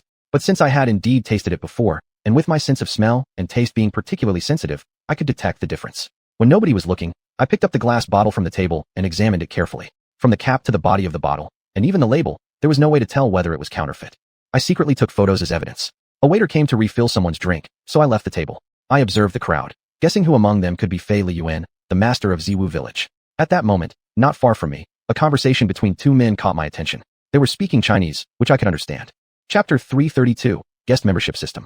One of the men remarked, Master Fei's approach to business is truly extraordinary. Although his main business is clothing, those who come here to discuss business bring all sorts of products: cars, airplanes, coal, steel, mobile phones, computers, timber. It's incredibly diverse. Another man chimed in agreement. Yeah, this guy has an extensive network and powerful connections. Being overseas ourselves, in their eyes, we're practically nobodies. We can only come here to ride the coattails and make a little fortune. You don't need to feel inferior. Anyone who has managed to enter this circle is no ordinary person. Just think, how many people in the world can afford an annual membership fee of 100,000 euros? The two men continued chatting about Fei Lei, unintentionally helping me learn much more about this esteemed host. Fei Lei's primary business is still garment trading. He initiated this trade negotiation session himself, held every weekend. Many merchants arrive punctually, discussing deals and signing contracts here. Millions in deals are considered small, and contracts worth hundreds of millions are quite common. Closing deals here is as routine as everyday meals, effortless. A single order casually signed could be a major project. This is the power of information and resources. Fei Lei possesses the capability to bring together business people from all over. For every seller there is a buyer, for every buyer a seller. He organizes this information, facilitating negotiations and helping them reach agreements. He acts merely as a guarantor, not profiting from commissions or profits from either side. Though it seems like a simple business model, it isn't something everyone can copy. To qualify for participation in this trade negotiation session, one must first become a member of Purple Mist Villa. Only among members can such priority access to required information be enjoyed. Becoming a member isn't easy at all. First, one must submit documentation for review, followed by background checks. Their actual strength is assessed, and insufficient capability means rejection. Once the documents are reviewed and approved, a huge sum must be paid, 100,000 euros annually, to officially become a member of Purple Mist Villa. Once a member, engaging in deals becomes surprisingly straightforward. What Fei Lei needs to do is simply provide a venue. Every weekend, he sets out a few dining tables and prepares fruit and beverages. Unbeknownst to many, these fruits and drinks are even sponsored. The dozens of guests standing on the lawn aren't all members of Purple Mist Villa. Many are merely potential members who haven't yet joined this business organization. Most members with genuine business intentions are inside the villas, where private rooms are reserved specifically for business talks. Fei Lei only appears after a deal is successfully negotiated. He doesn't sign any contracts, merely acting as witness to the transaction. Precisely because of his personal witness, the contract execution rate has reached 100%. Over the years, not a single breach of contract has been reported. Liyuan Fei gives his members an oral assurance. If one party fails to fulfill a contract causing losses to the other, he will compensate first. Then, he will mobilize all his resources, hire the best lawyers, and sue the violating party. He'd rather lose money than allow a contract breaker to escape unscathed. Though no such case has arisen yet, all members believe he has the ability, the means, and the determination to make good on his word. It is said that his membership has already exceeded 1,000. Just imagine how much money he makes in a year. I felt deeply astonished. By comparison, the money I've made is merely a drop in the ocean. I couldn't help but develop profound respect for Fei Lei. I really wanted to meet the host of Purple Mist Villa, curious to see if he indeed has 3 heads and 6 arms to possess such immense power. At that moment, however, the conversation of the two men shifted topics. Did you see that woman? She's handing out business cards. Though I don't come to Purple Mist Villa every week, every time I come, I see her there handing out cards, and she gave me one too. Following the black-clad man's pointing finger, I looked toward a woman in a white dress moving through the crowd, indeed distributing business cards. The other man said slowly, I have her card too. Originally thought she was into big business. Turns out she just sells boxes of beverages. You don't know the story. This woman is no ordinary person. Rumor has it she was once a famous socialite. Dance halls and singing parlors used to be filled with her presence. She was quite famous back then, but later disappeared. Recently she resurfaced, but no longer frequents nightclubs. No longer young and beautiful, those young playboys have moved on. For some unknown reason, she now appears at Purple Mist Villa. Another man laughed. That goes without saying. Of course, she must be related to the charismatic Lord Fei. They exchanged glances and smiled knowingly. The woman in white was indeed a real beauty, to be precise. Yet time was merciless, and wrinkles now appeared on her face, impossible to conceal completely. I guessed she must be over 40 years old. At this moment, she was walking toward us, smiling as she handed me a business card. I politely accepted it. Surprisingly, she didn't ask me for one in return. As I looked at the card, I nearly lost my composure. Every character on the foreign script was completely unfamiliar to me. I had no idea how to address her, so I could only smile and nod slightly, as if to greet her. Then, she moved on, continuing to hand out her cards to others. Right now, I was very eager to meet Lord Pei, so I sauntered toward the villa. There was a signboard at the entrance, reading, Members Only Entrance. No one was guarding the door. I saw someone approach earlier, placing a small blue badge against the access panel, after which the door opened. I imitated them, placing my small round badge on the access panel. But the door didn't open. I had no choice but to ask a passing waiter for help. Why can't my badge open the door? Could you please assist me? The waiter replied politely. I'm sorry, sir, I'm powerless to help. This door can only be opened by members using their access badges. I couldn't help but sigh.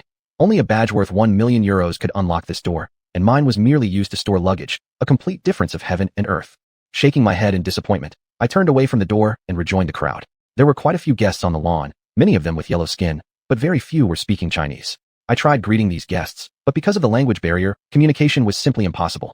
I felt quite frustrated. Earlier, I had preferred to listen to the two men talk and perhaps get to know them, but now I couldn't find them anymore. I didn't know where they had gone. Even that woman who handed out cards was nowhere to be seen now. Hihua still hadn't appeared, probably enjoying herself with Fei Xiaozhang. I wondered whether she had already questioned Bale Park about the fake coconut water. Standing among these unfamiliar people, I felt very lonely. All these people were businessmen. If I wanted to get to know them, I had to appear before them as a businessman. But what goods could I currently offer to sell to them? I needed to think this through carefully. I couldn't casually sell those grains abroad so easily. Just at that moment, I heard the roar of an airplane. A transport plane was flying in from the sky, slowly descending and landing at Purple Mist Villa. Chapter 333, Cutting the Square Stones. Everyone on the scene turned their gaze.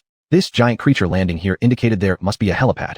People were already running toward the place where the plane landed. With nothing better to do, I decided to follow. After walking around a patch of woods, a vast airport unfolded before my eyes. The airport was surrounded by iron fences. I stood outside the fence and watched. The transport plane slowly docked while ground crew were directing operations.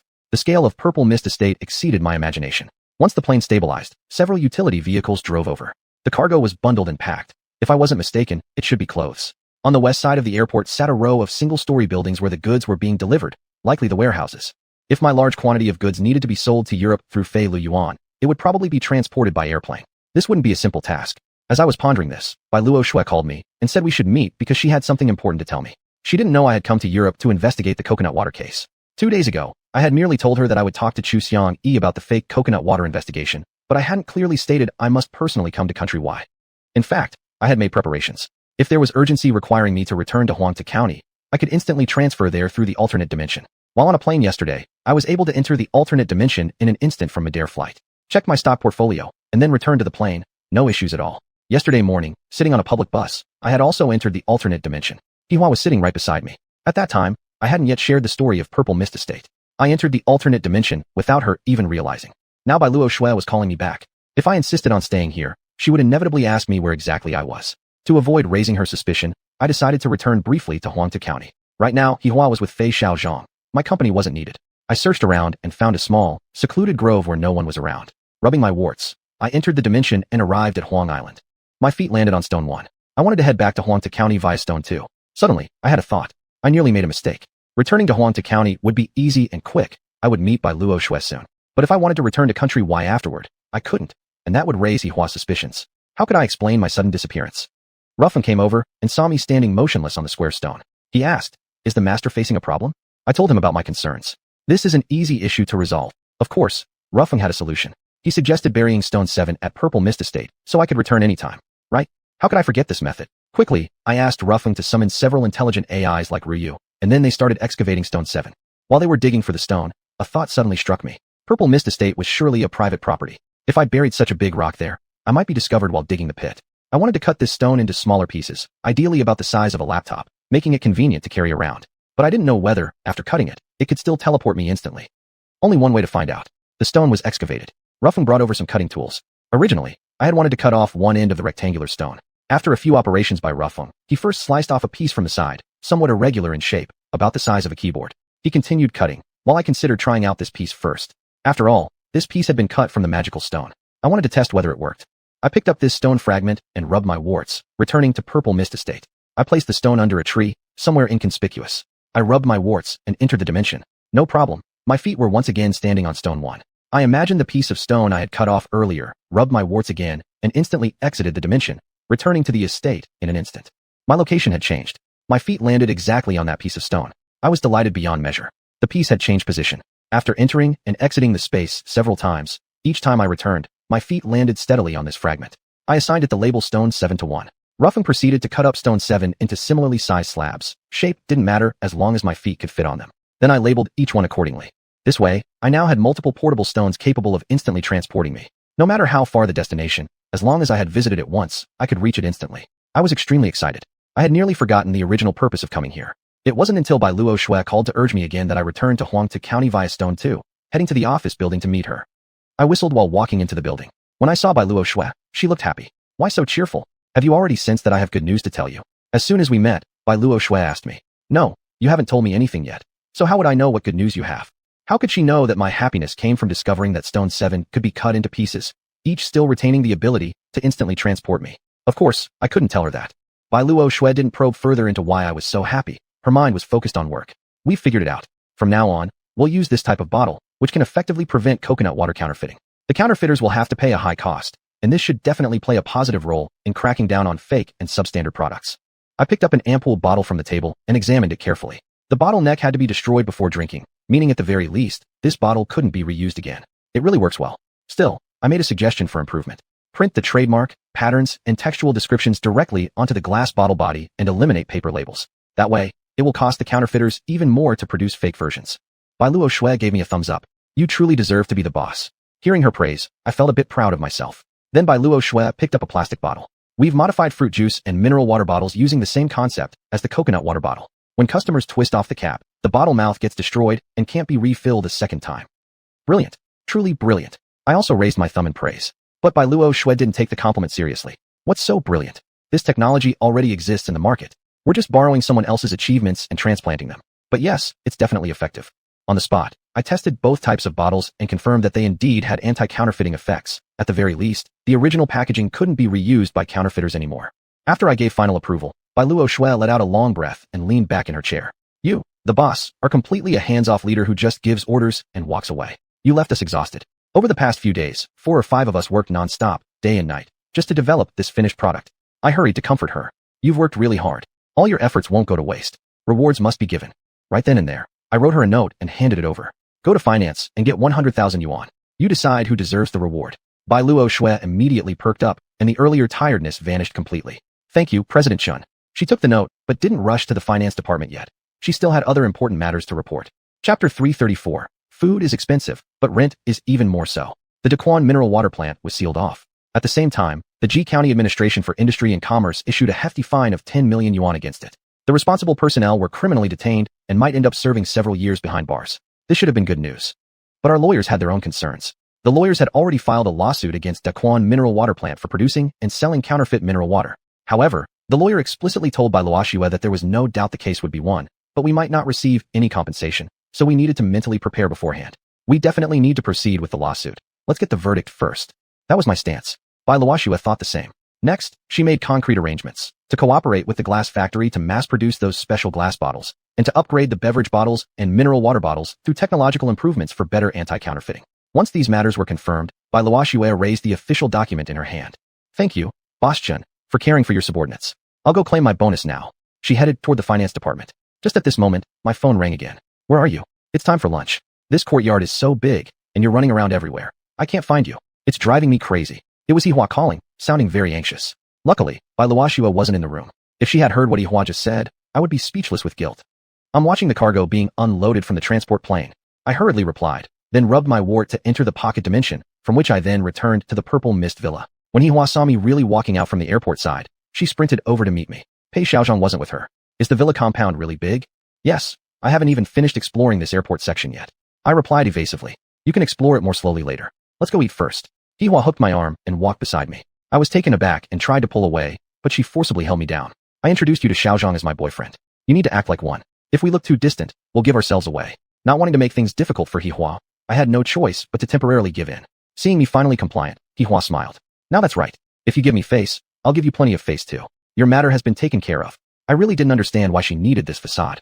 It wasn't until dinner time that I realized why Yihua wanted me to pretend to be her boyfriend. Right now, I was more concerned about my own important business.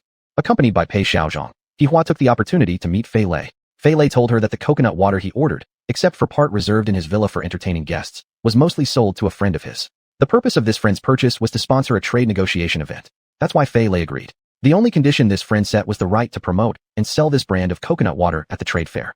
Yihua directly asked Fei Lei whether this friend might be buying the coconut water for counterfeiting. Fei Lei solemnly assured her that likely not.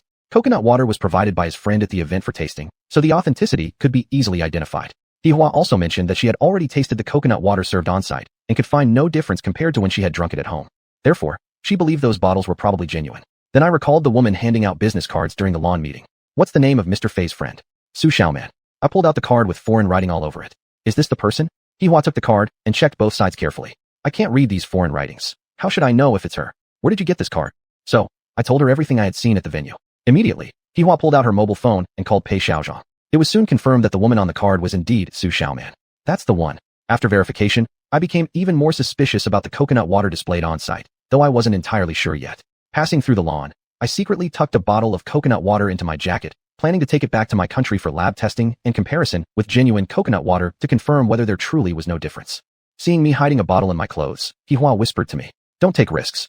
The security here at Purple Mist Villa is extremely tight. If you get caught stealing something, you'll be blacklisted. No chance of staying within the circle here. I advise you to leave the bottle. You can drink as much as you want, but never take anything from the estate without permission. Besides, you can't even get it out. If you get exposed, it'd be extremely embarrassing. I don't want Princess Xiao to find out that my boyfriend is a thief." Of course, I couldn't ignore Hihua's warning. By now, we had already moved far away from the lawn. In fact, there was no one left on the lawn anymore. People had gradually made their way toward a small building in the eastern part of the compound. According to Hihua, that was exactly where we were headed for lunch. I stopped walking and solemnly told Hihua, "Okay, I promise I won't embarrass you. You go ahead and wait for me at the cafeteria first. I'll return the bottle and make sure everything is handled properly." Hihua nodded. "All right then, I'll wait for you." I returned to the lawn and intentionally glanced behind me. Trees blocked Hihua from view. I quickly ran toward the airport direction, rubbed my wart, and entered the pocket dimension. After handing the stolen bottle of coconut water to Ruxiue for temporary safekeeping, I returned to the Purple Mist Villa. I hurried forward and caught up with Hihua again. She was indeed waiting exactly where I'd left her. Worried she might have seen me heading toward the airport area, I asked, "Why didn't you go ahead to the cafeteria?" Hihua laughed. "There's a rule here in the villa compound. As someone here to visit the Fei family, I'm considered a guest of the host. And you, as my boyfriend, also qualify as a guest of the Fei household. Our meals here are free. However, everyone else attending the trade association, whether they're a partner or a driver, has to pay for their meals. That's exactly why I introduced you to Fei Xiaozhang as my boyfriend. Not because I wanted to take advantage of you, but because I wanted to take advantage of their family." Her explanation left me confused. Even if I really had been her bodyguard, wouldn't I have still been allowed to eat together with her? I didn't call her out on it. We arrived at the building. The entire first floor was a dining area, where guests picked up their utensils and lined up to get their meals. The blue identification card served as the meal voucher. As expected, Hihua and I weren't charged for our meals, while others swiped cards to pay. It was a buffet, 1,000 euros per person. Not that I couldn't afford the cost, but it really was outrageously expensive. The main dish was merely a slice of pizza. Except for a few slices of beef, which somewhat added a touch of luxury, there were no other particularly valuable ingredients. Only self-serve fruits and milk. Sitting down at the table, Hihua explained, "Don't be surprised that meals here are so costly. Everyone is willing to come dine here. For people whose net worth easily reaches hundreds of millions, this small expense means absolutely nothing. The key is that they can continue doing business while eating. So what they're really consuming isn't food, but business opportunities." She pointed upward toward the upper floors and continued, "Compared to the accommodation fees, this meal price is actually quite cheap. Staying a single night upstairs costs 10,000 euros per person per day. Charged per person, not per room." I finally understood. These wealthy businessmen weren't coming to the Purple Mist Villa for enjoyment. Big cities had plenty of places for food, drinks, and entertainment. Even the best dining and accommodation arrangements at the Purple Mist Villa could hardly rival five-star hotels. Fei Liyuan had captured the psychological desire of businessmen hoping to gain business intelligence and profit from him, and cleverly turned that into a lucrative income stream. Despite the exorbitant costs of meals and rooms, the merchants still claimed they were willing to pay willingly. Hihua mentioned that due to the high demand, all 1,000 beds upstairs had already been booked for the next 6 months, with deposits paid in advance. Now, I became genuinely curious about this Master Fei. I decided to get to know him through Hihua. Perhaps there was even an opportunity for us to conduct business together. Chapter 335, Becoming a Member. "Master is here." Hihua pouted slightly, and I lifted my head. 3 people had just entered the door, 2 women and a man. The man had a large belly and a lovable appearance, with a constant smile on his face. As soon as he walked in, he slightly nodded and greeted the guests. The woman on the left was about 50 years old, slightly overweight, with a refined aura, gently linking arms with the man. The woman on the right was lively and adorable. It was Fei Xiaozhang. The 3 of them each grabbed trays, got their meals, and found an empty table to sit down and eat, no different from the other guests. Hihua and I slowly continued eating, until this family of 3 finished their meal and got up to leave. Only then did we approach them to greet. Hihua knew them all well, so there was no need for introductions. "Uncle, auntie, hello." As soon as I greeted them, Fei Xiaozhang jumped in quickly to introduce me. "This is Hihua's boyfriend, Chunlingyu." Fei Lekin took a quick glance up and down at me, smiling as he said, "Young man, you look noble and graceful, a perfect match for Hihua." I'm going to be jealous of xiuxian. Hihua giggled slightly behind her hand. I couldn't very well explain things at the spot either, so I quickly changed the subject. Uncle, you flatter me. I'm new here, and I feel a bit intrusive, sorry to trouble you. Fei Lekin chuckled softly. Not at all, not at all. A guest is always welcome wherever they come from. Plus, you're from China, and Hihua's friend. You're also my friend. Hihua mentioned you're here visiting my country. If you feel like coming back after having enough fun, the Purple Mist Villa will welcome you anytime. Please feel free to let me know if there's anything you need. I will certainly do my best to help you. It seemed Hihua had already mentioned me to him. As for how much she'd said, I couldn't quite guess yet. Time to get to business. Actually, I'm a businessman too. Back home, I work in food products. I'm wondering if it might be possible to expand operations here under your support. Oh, Hihua didn't tell me this. He glanced at Hihua briefly, then continued asking, what kind of business are you exactly in, Mr. Chun? Wheat, corn, soybeans, and rice currently being cultivated. I didn't plan on expanding those overseas. Those should be reserved for the domestic market. I also didn't intend to expand coconut juice drinks overseas, to avoid interfering with Hihua's business. Previously, I had considered fresh fish and vegetables instead, especially the fresh fish. We have fishing freighters and could supply as much as needed. As for fresh vegetables, transporting them here would require further expansion of cultivation area. It would at least need 10 more days to prepare. Canned fish and pickled vegetables would also require additional production lines to ensure bulk transportation, or the volume would be too small to impress Fei Lekin. Those fruit drinks had too low volume to be worth it. However, bottled mineral water had potential, low cost, high profit margin. I was confident that if the market could be tapped here, profit margins would be substantial. We could just install an additional production line, or even set up a whole new plant dedicated for this place. As for pork, lamb, and eggs, domestic demand was already outstripping supply. I certainly wouldn't export those. The organic carbon fertilizer was the same, supply the domestic market first. Whether it would eventually be exported depended on development progress. Fresh fish, fresh vegetables, and mineral water. That's all I said. Oh, Fei Lekin let out an oh, then after a brief thought, pulled out a business card and handed it to me. If you're really planning to expand here, start by understanding Purple Mist Villa better. There's a website on the card. Everything you want to know is there. Hope Mr. Chun will find time to have a look. Fei Lekin then smiled happily, taking his wife along and leaving first. Fei Xiaozhang deliberately slowed down by 2 steps and turned back to speak to me. Hope Mr. Chen joins my father's trade club soon. Then she turned toward Hihua. Hihua, your future husband has great prospects. You've picked a good one. I won't bother you anymore, just enjoy yourselves. She hurried forward a few steps to catch up with her parents. Hihua was trying not to laugh openly. I saw her cheeks flushed red. She caught me looking and hurriedly explained. Don't believe Xiaozhang's nonsense. You just do whatever you need to do. Hihua and I were just about to leave the restaurant when we suddenly noticed that woman who had handed out business cards earlier, xiuxian, was walking out of the restaurant alone. We quietly followed her from behind. Most of the guests had gone upstairs to rest after lunch. Only a few went out to wander the villa grounds, admiring the scenery. On the lawn, drinks and fruits were still placed out as before.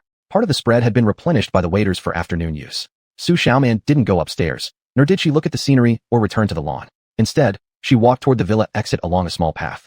Looks like she intended to leave the Purple Mist Villa. Hihua and I followed at a safe distance behind. As soon as she passed through the main gate of the villa, Xiuxian got into a black Mercedes car, as if a driver had been waiting especially for her, and drove off away from the Purple Mist Villa. Hihua and I didn't have a private car and couldn't continue tailing her, so we turned back to re-enter the villa. We sat down on a long bench by the roadside and logged onto the website Fei Lekin had given me using my phone. Luckily, it was the Chinese version. I could at least recognize the characters. It turned out to be an informational page about applying for VIP membership in the Trade Association of Purple Mist Villa. Just like those 2 men in black on the lawn had mentioned, the procedures were simply more detailed. The explanation was very brief, but I could tell the most important part. Anyone wishing to join this trade organization must first pay an annual fee of 100,000 euros. Only then would one qualify to access more business information. That was it. Do you feel like paying it? Hihua's small head leaned against my shoulder the entire time, reading the explanation together with me from beginning to end. Seeing that I hadn't proceeded to the next step immediately, she raised her head to ask me. Suddenly, my vanity flared. I didn't want to lose face in front of this little girl. What's there to hesitate about? Let's do it right away. Immediately, I followed the instructions, registering an account and initiating the annual fee transfer. But I didn't have euros in my account. You can also use RMB. Under Hihua's guidance, I quickly transferred 10 million yuan. After finishing the transaction, Hihua nodded approvingly at me. Nice. Got some real manliness there. 10 million yuan. Didn't even blink before spending it. I grunted in response, pretending to be indifferent. Piece of cake. Looking at my phone, I noticed many new sections had appeared after registration. Both buyer and seller information was listed. To my disappointment, however, no one was seeking to buy fresh fish, vegetables, or mineral water, and none of my other products were being requested either. Hihua tilted her head, still smiling. Feeling let down? 10 million yuan huanlai, zhima, yi duri mayong de xinxi, xintengbu. I couldn't tell whether she was joking, but I absolutely couldn't show any hesitation about money in front of her. I thumped my chest. 10 million yuan? Just a drop in the bucket. Money comes and goes. To have the opportunity to meet someone like Fei Lekin is a fortune of a lifetime. Even though this information may not be useful to me now doesn't mean it won't be valuable later. So you're actually quite optimistic. That's a good mindset. Miss he hereby offers to tour the Purple Mist Villa grounds with you. The scenery here is delightful. Even in winter, it's uniquely charming. You'd really miss out if you didn't take a look. As our guide, Hihua led us wandering leisurely around the Purple Mist Villa. Only when we grew tired did we discuss what to do next. Leaving here, we'd move on to our next client. There was still a third customer to visit. After leaving the Purple Mist Villa, I had assumed Hihua would wait for the public shuttle bus to go back, but she insisted on leading me partway down the mountain on foot. As a result, we fell behind schedule and couldn't make the third visit that afternoon. Chapter 336. Helping Hihua bet on the race. After walking for a while, I heard the roar of cars ahead. Lifting my eyes, I saw several racing cars speeding on the track. It turned out there was a racetrack not far from Purple Mist Villa, and a race was currently underway. Come on, let's go take a look. It'll be exciting, Hihua said, tugging my arm toward the racetrack. Seeing how enthusiastic she looked, I didn't want to spoil her fun. Hihua already owned a Maserati sports car and usually drove aggressively. I knew she was absolutely crazy about speeding. Looking at the racetrack, I suddenly realized that on the way down the mountain, she might have deliberately avoided taking the bus. Having visited Purple Mist Villa multiple times, she must have known there was a racetrack nearby. Making me walk down the mountain with her must have been her plan all along to come here. The roaring race engines created an extremely thrilling scene. Despite the lively atmosphere, there weren't many spectators. It seemed to be only some racing enthusiasts. I accompanied Hihua watching the race for a while, and indeed, it was breathtaking, much more exciting than watching races on TV. After all, this was the real thing. Watching the speeding cars flash by, my heart raced. I knew I could never drive like that myself. I noticed that besides watching the races, these passionate spectators also placed bets. For example, someone who bet on car number 1 enthusiastically cheered from outside the track, speaking in what sounded like Y dialect. I couldn't understand the language, but it must mean encouragement. Mr. Chun, why don't you place a bet too? You might get a pleasant surprise. Hihua encouraged me to follow the others and place a wager. I shook my head. I'm not interested in them. I know nothing about these racers. I don't know who's stronger or weaker. Placing blind bets would be just nonsense. Hihua still smiled, agreeing with my words. You're right. Since we know nothing about these drivers, who would willingly bet blindly anyway? I originally thought that after watching one race together with Hihua, she would take me down the mountain. But I was wrong. She had already signed up to participate in the next race. I was somewhat astonished. Since she had already registered, there was no way to stop her. Besides complaints, my main concern was her safety. You brought nothing with you. How are you going to race? No car, no racing gear, not even a helmet. Not to mention there's no technician for you. How can you play like this? Just having me here won't help. I know nothing about this. I'm just a spectator. Hi.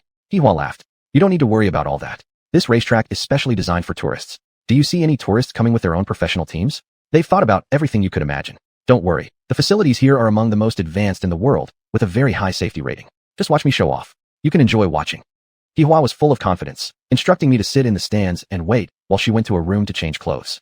10 minutes later, fully suited up, Hihua returned in front of me in a complete sky blue outfit, like a real-life smart AI. Just looking at her curves alone, one could easily imagine that this person must be a young, beautiful, and charming girl.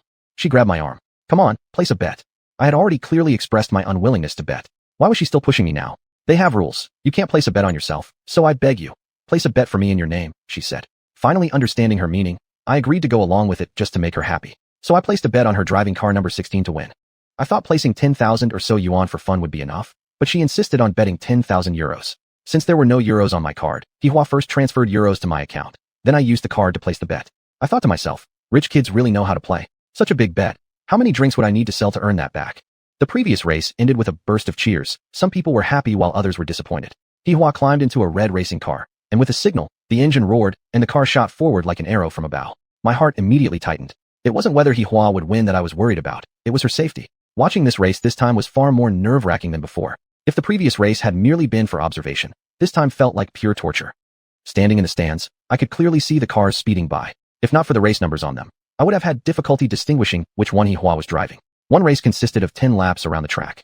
Initially, I could count each lap clearly, but very quickly, my eyes got confused just watching. Since gaining access to the Yidu Kongjian, my observation skills, memory, hearing, sense of smell, and overall sharpness had improved significantly. Normally, counting laps should have been a clear and easy task, yet now I couldn't keep track.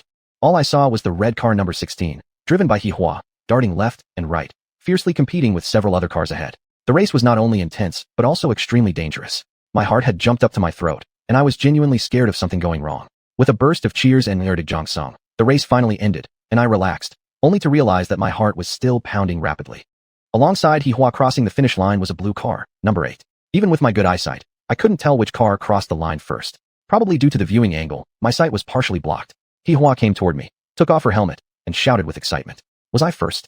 Did you see clearly? The energetic and bold Hihua standing in front of me now was completely different from the gentle, smiling, delicate girl usually seen behind the cashier's counter.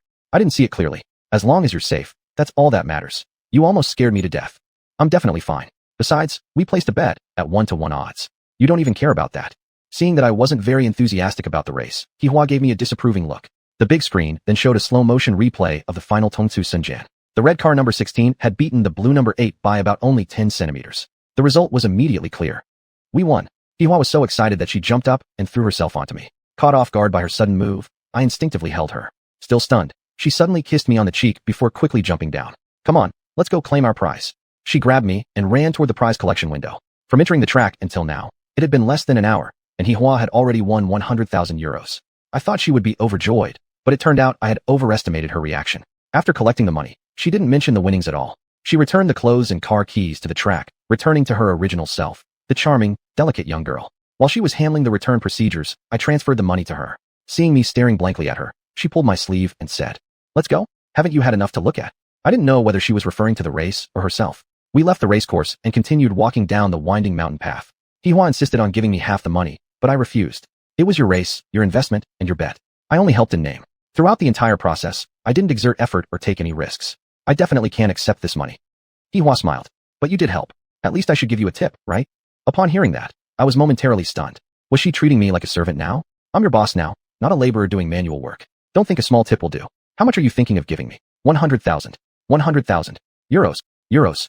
This race had earned Hihua 100,000 euros, but after deducting the 10,000 euros she had spent on renting the vehicle, equipment, and registration fees, she had a total of 90,000 euros left. Now she wanted to give me a 100,000 euro tip. It was obvious she had no intention of keeping the prize money for herself. That won't do. I definitely won't take it. Okay then. We'll consider this business expense as mine. No need to report to the company. Yours as well. That's settled. Hihua said firmly, almost sounding a bit domineering. One thing at a time. I definitely couldn't take advantage of an employee. If you insist on separating things, then just take the tip. Saying this, Hihua took out her phone and really started to transfer the money. Okay, you win. I quickly stopped her. Before she came to Y Country, she had already said that this trip's expenses wouldn't need reimbursement from the company. Back then, aside from thinking she was simply rich, the main reason I assumed was because of her successful business selling coconut juice, fruit juice, and mineral water. That was also the surface explanation she gave for not spending company funds. Looking at it now, she had clearly had a plan.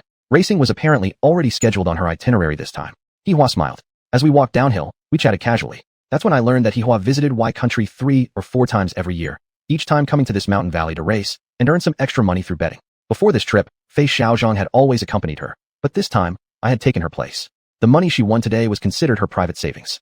In her words, with only her regular salary, the gas cost for her car alone would be too much. Without this side income, it would have been impossible. Of course, her parents gave her allowance regularly in daily life, but the truth unknown to outsiders was that they kept track of every penny. They expected repayment in the future. It was precisely for this reason that she actively engaged herself in selling beverages. Without additional income, the debt she owed her parents would only keep growing. I asked in confusion. But eventually, won't your parents' entire fortune belong to you anyway? Hihua was an only child. I didn't know exactly how much xiuxian was worth, but wouldn't it all eventually go to Hihua? Hihua shot me a glance and replied casually. Where did you get that idea? My father donates every penny he earns each year. The Red Cross, Crescent Society, the Disabled Persons Federation, orphanages, nursing homes, earthquake relief organizations. He's made donations to all of them anonymously. I was stunned once again. Xiuxian actually possessed such magnanimity, doing good deeds quietly. Although I myself occasionally made donations too, compared to him, the difference was like that between heaven and earth. I couldn't help but feel deep respect for him. Chapter 337, Swimming and Meeting an Acquaintance. After coming down the mountain, we checked into an executive suite at a 5-star hotel. I had assumed that after walking the mountain path all day, Hihua would be exhausted. After dinner on the first floor, she would suggest going back to rest early. In fact, I was wrong again. She wanted to spice up our nightlife. I really couldn't imagine how Hihua, who looked delicate and fragile, had so much energy and stamina. However, today she didn't take me shopping. The activity remained within this hotel. From the first floor restaurant, past the second and third floor guest rooms, we passed by the fourth floor gym for a quick glance, where Hihua briefly introduced the equipment and facilities. I asked her if she wanted to play with some dumbbells or go for a run, but instead, she dragged me up to the 5th floor nightclub. It was unusually noisy here. Fortunately, the hotel had good soundproofing. Otherwise, the guests staying in the lower rooms wouldn't be able to sleep. Neon lights flickered, strange lights and colors filled the room, and a restless, chaotic atmosphere hung in the air. Colorfully dressed men and women danced wildly. I thought she wanted to dance a song here, but she only took me around and then left. Seems like it was just a tour for my benefit. Now surely it was time to go back and rest. Come on, let's go swimming on the top floor. Swimming. Before I could figure out what exactly she was up to, we were already on the rooftop. The indoor area was brightly lit. There was a large swimming pool here. Through the huge glass roof, I could see the moon in the sky. Quite a few guests were swimming here, both men and women, young and old. Beautiful white-skinned long legs were everywhere, even more visually pleasing than Xiuxian Beach, mostly foreign beauties. Seeing me staring straight at the pool, Hihua lightly hit me and giggled. Haven't you ever seen this before? I quickly came back to my senses and smiled awkwardly. She took out a small transparent bag from the small handbag she carried and handed it to me. This is for you. Knew you wouldn't bring one. I bought it back in China. Go change in the men's locker room. She giggled and went toward the women's section. The small bag was transparent, containing a navy blue swimsuit, a matching swim cap, and a pair of goggles. I was a bit surprised. It seemed like she had planned this well in advance. I even felt like this entire trip to Europe was under her calculated plan all along. I went to the men's locker room to change and returned, but Hihua hadn't come out yet. I guessed that this woman might have some difficulty changing clothes, so I entered the pool alone and started swimming around casually. Suddenly, I saw a woman wearing a floral bikini coming out of the water. Perhaps it was her well-proportioned figure that attracted my attention, or maybe it was because she was East Asian and I had looked a few times longer. When she turned around, I caught her profile. It was xiuxian. She was here too. In the Ziwu villa, from Fei Liyuan, I had learned that he sold most of the coconut water he bought from Hihua to this woman, and this woman used the excuse of sponsoring the trade association of the villa. Yet, she still distributed business cards promoting the coconut water. I already had my suspicions about her. I had secretly sent a bottle of the coconut water back to my space, but hadn't tested it yet. Right now, I couldn't be certain whether it was fake, but I had a feeling something must be wrong.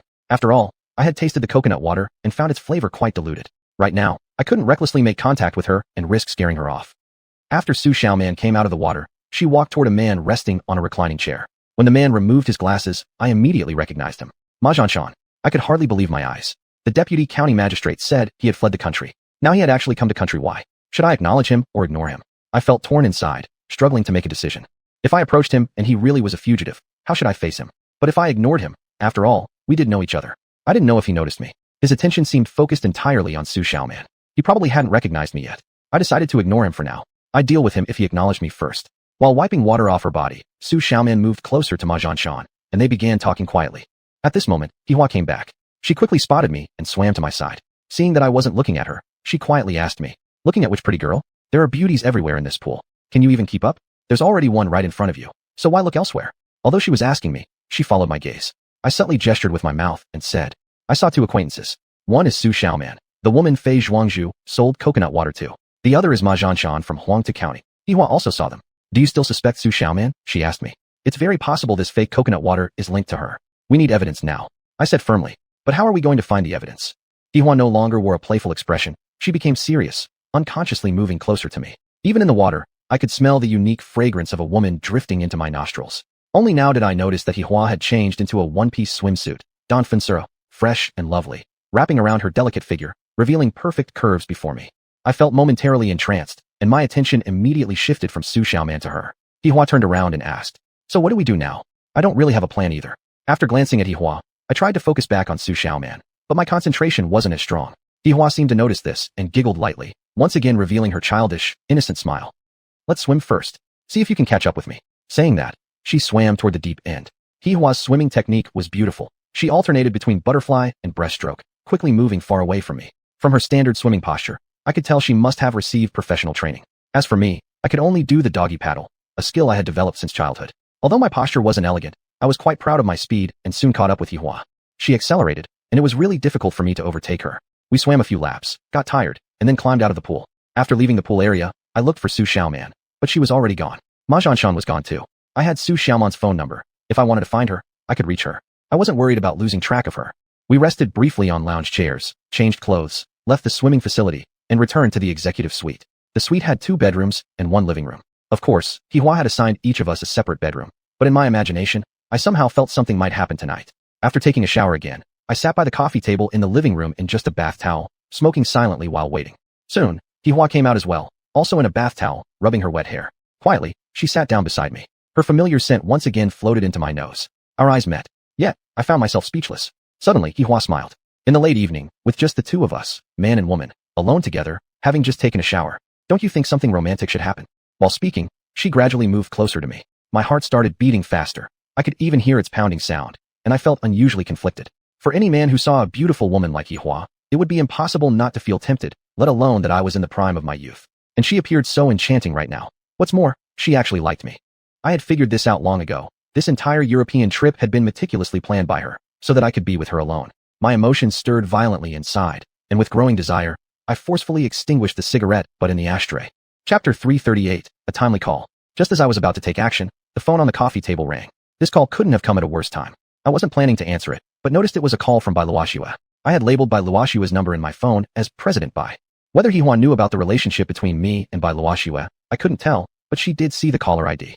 Xiuhuan gave me a glance and softly said, "Answer it. What if there's business to discuss?"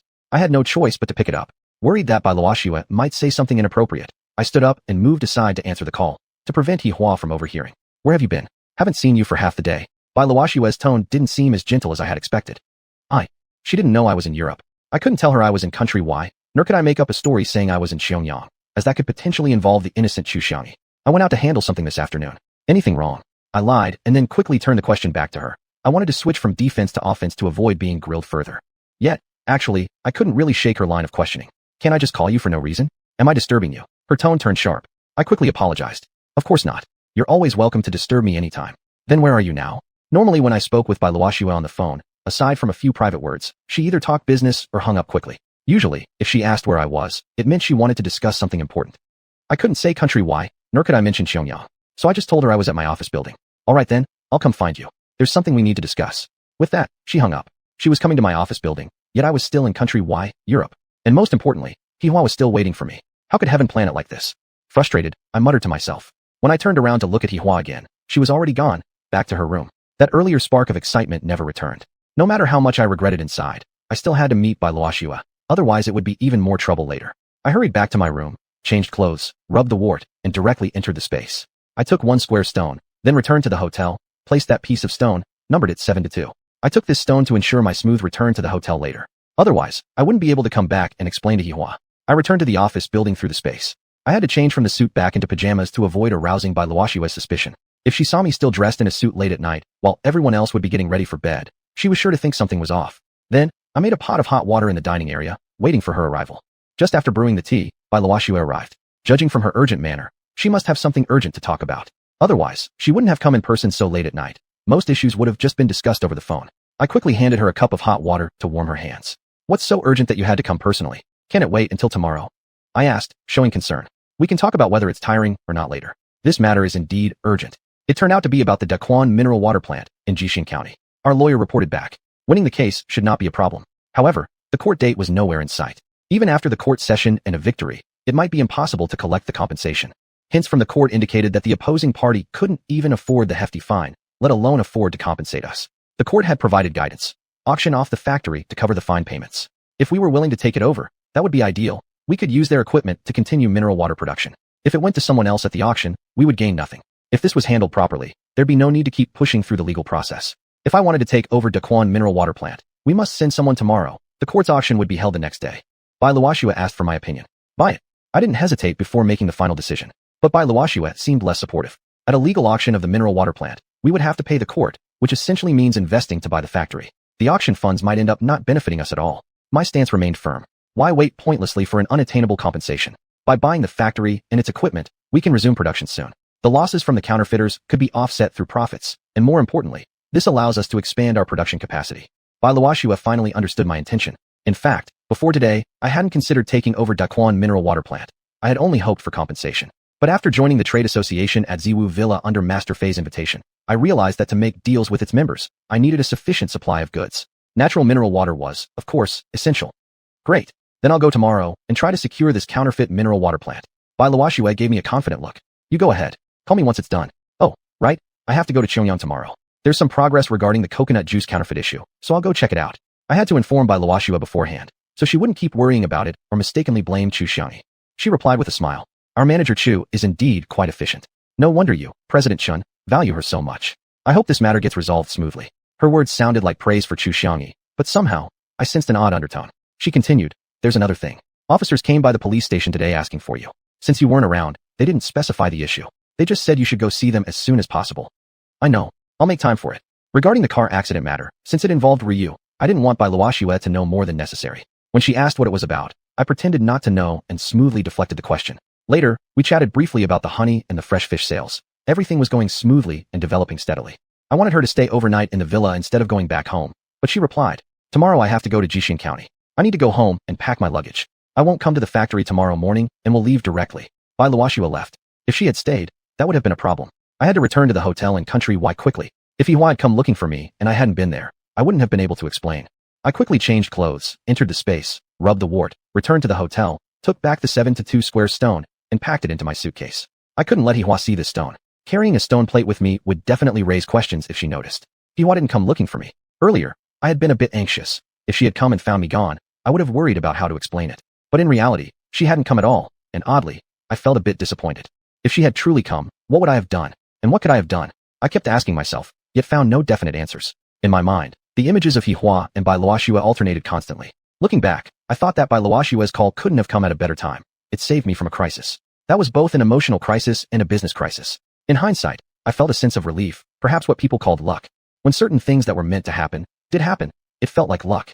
When certain things that shouldn't have happened didn't happen, that too felt like luck. Such luck might have been predestined by heaven, something that couldn't be changed or avoided, even if one had tried. Chapter 339: Contacting the Counterfeit Seller. The next morning, after I got up and brushed my teeth, Hihua was already waiting for me in the living room. All the way to the first-floor restaurant for breakfast. She didn't speak to me at all. I figured she might still be upset about what had happened last night, so I tried to engage her in conversation. Are you unhappy about something? Hihua just kept eating her buttered bread, without even lifting her eyes, and sulked. My parents are here. I was taken aback. This news came suddenly. Mr. and Mrs. xiuxian had also arrived in country Y, perhaps interrupting some of Hihua's plans, which might be the real reason behind her sour mood. Before I could ask further about the situation, I suddenly looked up and saw xiuxian and Auntie Zhang approaching our table. Xiuxian, as always, was smiling cheerfully. Didn't expect to see you here, Mr. Chun, in this foreign land. This time, he didn't call me Brother Chun, and just as I was about to greet them, Auntie Zhang spoke with a warm smile. Mr. Xiao Chun, I'm truly sorry to bother you too. I said we wouldn't come to see you, but since this restaurant is open style, we ended up meeting anyway. You two just continue eating. After finishing, feel free to go play around. Auntie Zhang wore a kind, gentle, maternal expression, brimming with care and concern. I cast a glance at Hihua, who was still pouting and munching on her bread without even glancing at her parents. She clearly was angry and thought her parents had arrived at the wrong time. Mr. Chun, Mrs. Zhang, it's truly my pleasure to meet you here in Country Y. Don't feel like you're intruding at all. We didn't come here for fun. We're actually here to... Before I could finish, Auntie Zhang quickly took over the conversation. I know, you're here to investigate the coconut juice. Work must be done, of course. But you aren't working 24 hours a day, right? It's perfectly natural to also have a bit of fun on the side. You've already rode a boat, raced cars, and swam, haven't you? Don't worry. Hihua has everything arranged perfectly. She won't let anything interfere with your work, nor with your fun. Next, maybe you could go hiking or skiing. Country Y's northern snowscapes are rather beautiful, well worth seeing. Auntie Zhang clearly knew all about our activities. I couldn't help but look at Hihua again just in time to catch her gaze, but she quickly looked back down. Obviously, she must have told Auntie Zhang all about our activities. Who else could have known otherwise? This? I was momentarily speechless. Auntie Zhang was so familiar with our itinerary. It felt as if someone was always secretly watching us. A sudden heat flushed my face, making me feel awkward and embarrassed. Xiuxian chuckled softly, perhaps trying to break the awkwardness and shift topics. Mr. Chun, all my friends' characters are fine. They're reliable people. They personally wouldn't manufacture or sell fake coconut juice. It's more likely someone used their resources without their knowledge. If you want to uncover the truth, you'll need to investigate the downstream side. That'll take some effort. It seemed Hihua hadn't revealed any details about the investigation's progress.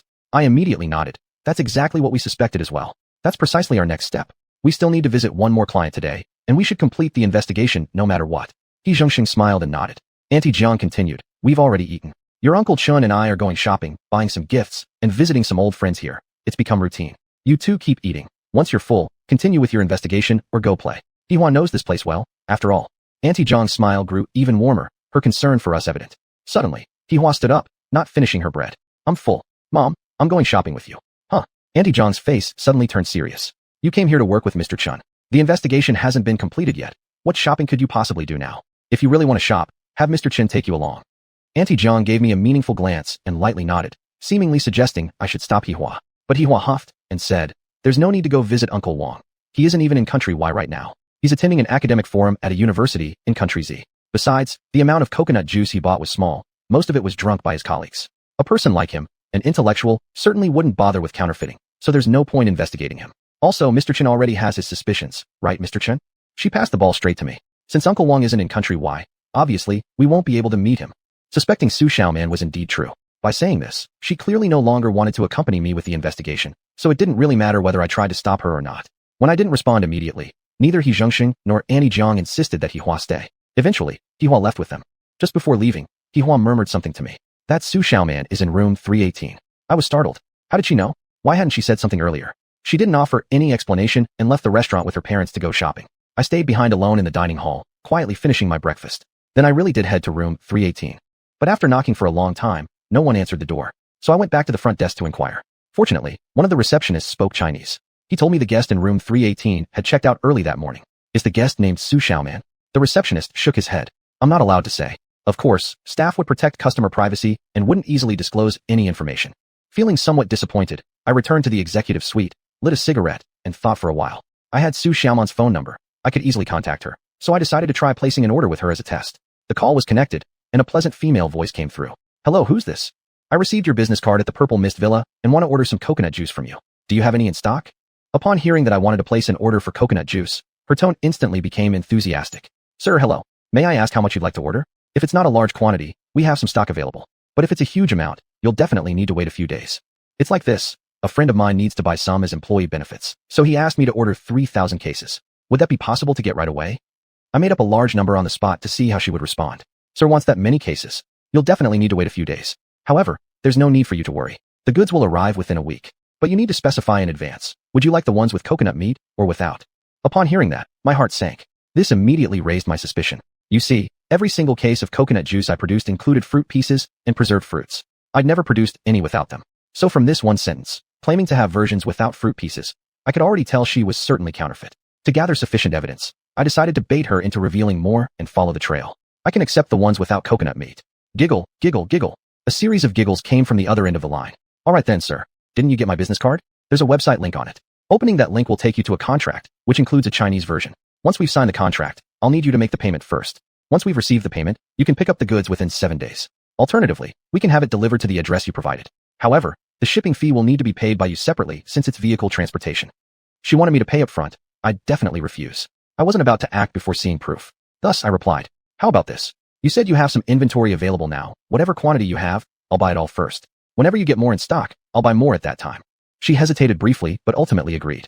She also sent me a detailed address in Chinese, which I could understand.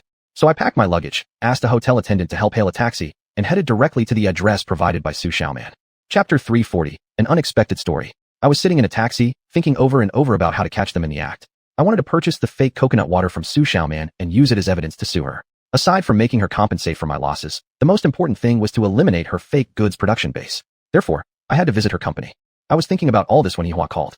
Xiuxian wants to order 1,000 boxes of coconut water from me. I asked her how she got my number, and she said Uncle Fei told her. Uncle Fei said he needed to order coconut water and let her contact me directly. He doesn't want to be a middleman anymore. He sells it to her at cost, not making a penny. Did you find her? Did you order from her? What should I do? Should I sign the contract or not? Fei Liyuan was a businessman. Of course, he wouldn't keep doing deals without making a profit. Telling Xiuxian Yihua's phone number was only natural. Yihua made this call because she was uncertain about how to deal with Xiuxian. She wanted to reach an agreement with me to avoid saying anything that might cause a misunderstanding. I haven't found her yet. I only called her and planned to order a batch of coconut water. Her turning around and ordering from you shows that she's really planning to supply me. Looking at the quantity ordered, it further proves she is a suspect in producing and selling counterfeit goods. Agree to sign the contract with her, but you have to insist on payment before delivery. No sight, no release. Got it. Yihua agreed readily, as if the unpleasantness in the restaurant had already been forgotten. I hadn't even had time to say anything else when she hung up the phone. From her tone, it seemed like she was off to reply to Xiuxian right away. The taxi drove for 2 hours and dropped me off at a villa complex. A sign hung outside one of the villa doors, written in a foreign language with Chinese beside it. Thank goodness there was the Chinese writing, or I wouldn't have recognized that this was the company Xiuxian had mentioned. The large iron gate was closed tightly. I approached and knocked, and a small window on the gate opened, revealing a pair of sharp, unfriendly eyes. First, the person said something in a foreign language, which I couldn't understand. Then he spoke again in Chinese. Who are you looking for? His heavily accented Mandarin was clear enough. Manager Xiuxian. I'm here for business. The man muttered something in the foreign language, which sounded like a radio transmission, and then the gate opened, letting me in. After I entered, the rather menacing-looking man shut the big gate again and motioned with his chin toward the villa. Manager Su is waiting for you in the living room. The villa's courtyard was very spacious, where several cars, both trucks and sedans, were parked. One of the black cars looked familiar. Looking closely at the license plate, I realized it was the same one I had seen at the parking lot of Ziwu Villa. Xiuxian had once gotten into this car. Though the company name was clearly visible on the gate sign, stepping into the courtyard revealed not the slightest hint of a business operation. There were no workers to be seen, no sign of a production workshop. I walked straight into the living room on the first floor. I didn't see Xiuxian, but I saw a man sitting on the sofa smoking a cigar. When I entered, he didn't bother to get up, but said with a sarcastic smile, I didn't expect President Chun to find his way here. In a foreign land, meeting an old acquaintance, it means we must share a special bond. President Chun, please, have a seat. I've been expecting you. Ma Zhanshan. I hadn't expected to see Ma Zhanshan here either. When I saw Ma Xianshan by the hotel pool last night, I was still hesitating whether or not to acknowledge him. But now, apparently, the decision wasn't mine to make anymore. Xiuxian emerged from inside the house, bringing a cup of tea, which she placed on the coffee table. Mr. Chun, please have some tea. With that, she sat down next to Ma Xianshan on the sofa. I sat opposite them. I hadn't told Xiuxian my surname, and since she now knew me as Mr. Chun, clearly Ma Xianshan had told her. Ma Xianshan had my phone number. Ma Xianshan's arm stretched casually around Xiuxian's waist, an intimate and casual gesture suggesting their relationship was anything but ordinary. Yesterday by the swimming pool, their actions had already appeared quite close. I had originally assumed that Xiuxian used to work in the entertainment business, based on what the two men at Ziwu Villa said. Later, she was no longer seen frequently in such circles, but it was still possible she had returned occasionally for a fling. I had even speculated that Ma Xianshan might be one of those flings. That was also one of the reasons I had chosen not to approach them recklessly yesterday. I hadn't wanted to interrupt whatever pleasant moment they were having. Looking at the current situation, I had apparently misjudged everything. You must be quite surprised, President Chun. Surprised to find me here in Country Y. Surprised to find me with Xiuxian. Surprised that I knew you would come. Would you like to know why? To be honest, I wasn't originally interested in Ma Xianshan's fleeing overseas. However, meeting him today, I was genuinely curious and wanted to get to the bottom of it. If President Ma would like to explain, please go ahead. I ended up stranded in this foreign land entirely thanks to President Chin's doing. I was taken aback. Hearing this, how could he still hold a grudge against me? That's utterly ridiculous. Ma Xianshan didn't react to my expression. He leisurely puffed on his cigar, smirked sinisterly, and slowly started recounting his story. This story was pretty long, and to figure out the whole situation, I listened carefully, trying to find out exactly where I had offended him. Last year, when Ma Xianshan was launching a new project, he had once borrowed money from me. Because I didn't trust his character, I hadn't lent it to him. Eventually, his organic project had failed, and his company went bankrupt. He attributed the key factor behind his bankruptcy to my failure to help him at the crucial moment, claiming I didn't help him get through that difficult period. This reasoning sounded genuinely ridiculous, but the story didn't end there. After his company's bankruptcy, the organization started holding him accountable, and someone even reported him for corruption and embezzlement as the cause of the factory's bankruptcy. He was put under double regulation. However, after extensive investigation, the organization couldn't find any significant wrongdoing, so he pretended to be sick and entered the hospital, and their surveillance on him relaxed. During this time, he learned I had acquired his chemical group. The entire chemical group had disappeared. It had been transformed into real estate development, with only a small part of the land used to build factories producing organic carbon fertilizer. Ma Xianshan accused me of taking advantage of his vulnerable position. If I hadn't taken over the chemical group, it would still have belonged to him. He claimed it was precisely because I eliminated the chemical group that he lost all chances. This was sheer nonsense. Feeling betrayed by the organization and believing he could no longer stay in Huangta County, he decided to leave the country for good.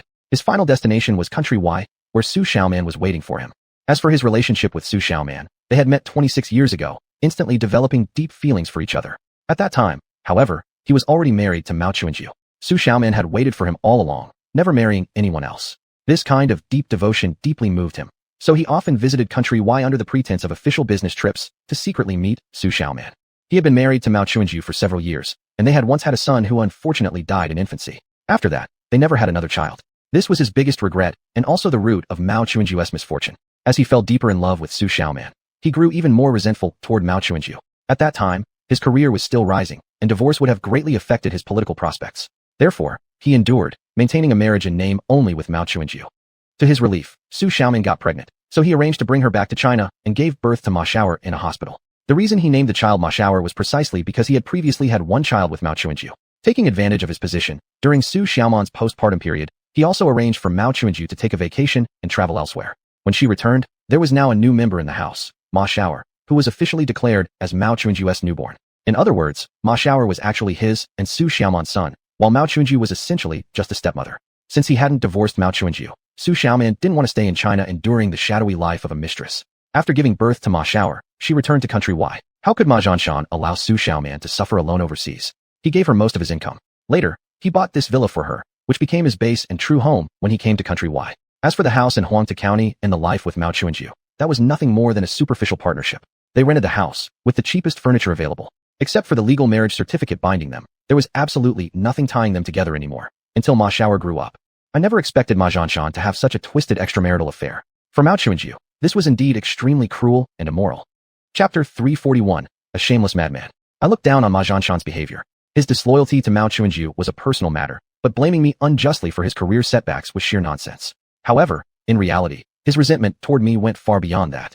Since he truly loved Xiuxian, he naturally strongly opposed her frequent appearances in entertainment venues. But Xiuxian needed to make a living, and without working in those places, she had no income. Therefore, Ma Xianshan had no choice but to continuously send her money. Xiaoman had high expenses. Simply relying on Ma Zhanshan's salary couldn't satisfy her needs, so he started to accept bribes through his position and embezzled public funds under the guise of engineering projects. This was also the main reason why many of his projects went significantly over budget. The key issue was, he didn't stop after doing it 1 or 2 times. Instead, he repeatedly got away with it.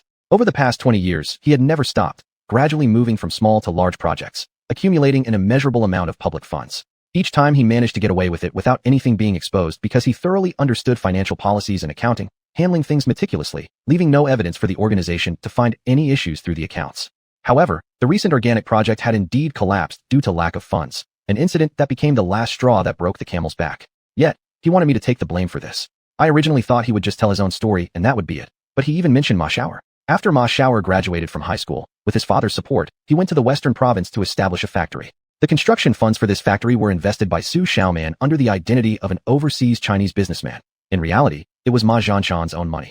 As for the technical staff in Ma Xiaoer's factory, most of them had previously worked at the Huangtu County Chemical Group and were lured away with high salaries. Who wouldn't want to earn more money? Especially when it's the boss's son's factory. Don't think people are as noble as you imagine. This is human nature. Ma Zhanshan chuckled. In the eyes of people in Huangtu County, I, Ma Zhanshan, have already lost everything. My wife divorced me, and I inexplicably fled. He patted Su Xiaoman's shoulder casually. Truth is, all my money is in the hands of her and our son. What difference does it make if it were in my own hands? Huh. Ma Zhanshan told me such a private secret. Based on his telling, he seemingly wasn't short of money. Then why did he still resent me? It seemed like he was involved in the fake coconut juice business too. I was certain Su Xiaoman alone hadn't decided that. President Ma, you're indeed honest. Although we know each other, we actually don't know each other well. As for your son, Ma Xiaoer, we're classmates, though we weren't close. Telling me all your dirty secrets. Are you showing off your guts, or just fearless? Do you think you can escape justice now that you're abroad? And Mr. Ma, surely you weren't completely unrelated to the counterfeit and sale of fake coconut juice on my product? Ha! Ma Zhanshan laughed even more audaciously. You're actually spot on, President Chen. Frankly, I, Ma Zhanshan, am not afraid of you knowing these things. Let me tell you the truth. Regarding the counterfeit and sale of your coconut juice, I really was involved. It turned out that Su Xiaoman had known Fei Lei for a while. By chance, Fei Lei once invited Su Xiaoman to visit Purple Mist Villa. Upon tasting my coconut juice, she thought it tasted good and noticed it was from the mainland, so she wanted to find out where it came from. Fei Lei didn't think much of it, just saying it was ordered from a friend, not giving her specific contact information. But Su Xiaoman became addicted to this coconut juice, so every weekend she used the excuse of visiting friends to go to Purple Mist Villa, when actually she just wanted to drink that coconut juice. Gradually, she became familiar with the Chamber of Commerce at Purple Mist Villa and started to develop some ideas. She shared her thoughts with Ma Zhanshan, who fully supported them. He came up with a plan. Under the name of sponsoring the Chamber of Commerce, purchase the coconut juice from Fei Lei, mix it with other coconut juice to increase the volume, then donate part of it to Purple Mist Villa and sell the rest to other businessmen who frequented the villa. Initially, it was just small time, but later on, when they realized it was quite profitable, they expanded their operations. Do you, Mr. Ma, not know that this coconut juice was produced in my factory? I couldn't help but get angry at their knowing offenses. Ma Zhanshan nodded. Of course I know. Not only do I know it's produced in your factory, I also know that you've earned a fortune through this coconut juice. Precisely because of this, jealousy sparked within me, which is why I supported Xiaoman in selling counterfeit coconut juice against you. When a product generates excessive profits, it inevitably stirs up greed in others, allowing certain people to exploit the situation. It seems President Ma deliberately did this to damage my company's reputation. It has already caused negative impacts on my business, so compensation must be made. Upon hearing me mention compensation, Ma Zhanshan immediately turned furious. His eyes flared, and he forcefully stubbed out the half-burnt cigar into the ashtray. Compensation? I haven't even asked you for compensation yet, and you want me to pay? That's utterly ridiculous. This was outright backstabbing. I couldn't even understand what he had supposedly lost. It wasn't like I had driven him into bankruptcy. When someone is unreasonable, nothing you say will make sense to them. However, what Ma Zhanshan explained next truly shocked me. He didn't talk about the chemical group, but instead brought up the Daquan mineral water plant. He said the Daquan mineral water plant was actually funded behind the scenes by Ma Xiaoer, although no formal documentation remained. Because I had investigated the counterfeit mineral water production, the Daquan mineral water plant had shut down, slapped with a heavy fine, which couldn't even be paid if the factory itself were sold. Ma Xiaoer didn't dare to come forward to deal with it, and could only watch helplessly as the factory was auctioned off by court order. Ma Zhanshan blamed all this on me. The factory your son invested in manufactured counterfeit products of my Tianquan mineral water plant, and now you're trying to justify it. I couldn't help but angrily retort. Facing such a scoundrel who dares to play the victim and behave shamelessly, I was almost too furious to speak. Ma Zhanshan sneered coldly. That's also because of you, President Chen. You ruined my chemical group, yet you won't let me disrupt your mineral water plant a bit? Unfortunately, you figured it out, which was indeed my mistake. Ma Zhanshan grew somewhat angry. I shook my head at him. For someone like you, I have nothing more to say. Blaming others instead of reflecting on yourself, committing such despicable deeds. Remember, no matter what people do, heaven watches. There is divine justice that will strike upon the unworthy. Seeing me angry, Ma Xianxia actually smiled. I never pretended to be a good man to begin with. What I just told you was just business tactics, relatively civilized from a certain perspective. In fact, these decent methods couldn't really hurt you, President Chen. I underestimated you, a young man achieving so much. Truth is, I even arranged a car accident for you. I originally wanted to blackmail you, but unexpectedly, a short soldier wearing camouflage clothes appeared from nowhere and disabled several of my men, who are still lying in the hospital. Will you compensate them? Will you compensate for the Daquan mineral water plant? That mysterious car accident turned out to be a setup by Ma Xianxia. Now I finally understood completely why those Mercedes and double-row trucks targeted me so suddenly and without reason. I laughed bitterly. President Ma, how exactly do you want me to compensate you? Do you expect me to reimburse an entire chemical group? Huh? Ma Xianxia laughed shamelessly. That's not necessary either. President Chen, weren't you planning to order 3,000 cases of coconut juice? Then let's sign a contract. You transfer the money, and I deliver the goods. We clear all the compensation matters this way. We are business people. Let business issues be resolved through business. Looking at the arrogant Ma Xianxia, I sneered coldly. You must be dreaming. That's just wishful thinking on your part. Do you think I would ever agree to such a deal? Ma Xianxia stared coldly. You have no choice but to agree. Otherwise, you'll never leave this room. Chapter 342. Invite him into the space. Ma Xianxia's arrogance was clearly backed by confidence. I had already seen through the glass door that a fierce and intimidating big man was standing there. It was the same man who had opened the door for me. I knew I couldn't match him in physical strength or size. Before this fierce man, I could only resign myself to being captured. I couldn't provoke Ma Xianxia now. Once a fight broke out, I would be the one to suffer. Remaining calm, I quickly analyzed how to get out of this predicament. Ma Xianxia didn't immediately let the big man enter the room, but continued speaking. President Chen should understand that the source of our coconut juice comes from that girl Hihua, and we bought it from her secondhand. I assume Hihua also ordered the goods from President Chen, so these goods have eventually come back to you. I believe President Chen surely has ways to sell this coconut juice. After all, it's just a cycle. Ma Xianxia was well aware of everything. His actions were deliberate, intentionally creating trouble for me, forcing me to knowingly buy fake goods and deal with these counterfeit coconut juice products myself. How despicable his intentions were. I still remained calm and silent, listening attentively while rapidly brainstorming plans to extricate myself. He leaned back onto the sofa, wearing a somewhat sinister expression. President Chen, your relationship with that girl must be quite special. Yesterday, I saw everything you two did by the swimming pool. The two of you were very intimate. Quite enviable indeed. TSK. That girl not only has a pretty face, but also an excellent figure. Truly a beauty beyond compare. President Chen, your good fortune is enviable, possessing such a treasure by your side. That would definitely provoke jealousy in others. If this were 20 years ago, I guarantee I would have made a move too. This old lecher dared to speak such words. My anger increased, but I still kept silent, watching to see what other tricks he had up his sleeve. I resolved to stay composed and adapt to any change. As for this girl, President Chen, we already know her name and even have her phone number. Finding her would be very easy. I won't even mention that she's currently in country Y. Even if she returns to China, we can still find her home. Ma Xianxia glanced intentionally at the large man outside the door. With enough money in hand, men like this killer could be found by the dozens. Of course, with such a beautiful lady as Miss Hihua, I certainly wouldn't allow them to use force. I assume President Chen must miss her greatly, so why not just invite her here together with you to keep President Chen company? It would prevent you from feeling lonely during your stay. He was now plotting to involve Hihua, using her to threaten me. How could I possibly allow Hihua to be harmed, let alone kidnapped because of me? This villain definitely deserves to be punished. Otherwise, my hatred would never subside. I temporarily suppressed my inner fury and feigned submission. President Ma, why push so hard? Isn't it merely signing a contract? Fine, I'll sign it. Ma Xianxia immediately relaxed. Ha. President Chen is indeed an understanding person. The wise adapt to circumstances. Had I known you would be so agreeable earlier, it truly would have been unnecessary for me to beat around the bush and reveal my own shady past. President Chen, please excuse my indiscretion. While speaking, he reached his hand towards xiuxian, who handed over a few sheets of paper. It was a contract template, seemingly already filled out. All that was needed was my signature. Come, President Chen. Sign your name and transfer the payment, and we'll continue our business relationship. So saying, he took a ballpoint pen from xiuxian and extended it toward me, clearly urging me to sign. He continued speaking as he did so. Actually, President Chen doesn't lose anything. Regardless of how much Hihua supplies us, the goods shipped are still sourced from you. You will still earn the lion's share while we merely scrape a small profit. I believe in President Chen's ability to sell off those coconut juices successfully. Our produced coconut juice has also gained market approval with pretty good reviews. To tell you the truth, thanks to President Chen, our business has been quite profitable. Ma Xianxia producing and selling counterfeit goods, and yet standing proudly before me justifying his fraud so eloquently. How shameless he had become. Taking advantage of Ma Xianxia speaking to himself, I suddenly grabbed his arm with my left hand and quickly rubbed the wart with my right. Instantly, both of us entered the space and arrived at the Yellow Island. The scene before them astonished Ma Xianxia greatly. Where am I? How come I'm on a small island now? Chen Lingyu, what have you done to me? I had already released his wrist and smiled. President Ma, no need to be alarmed. We have merely moved to a different location to talk. This place is something you can't even imagine. Of course, it's no longer your villa, and your bodyguard isn't here either, although I don't mind inviting him over. Ma Xianshan looked completely dazed, nervously glancing around in all directions. You.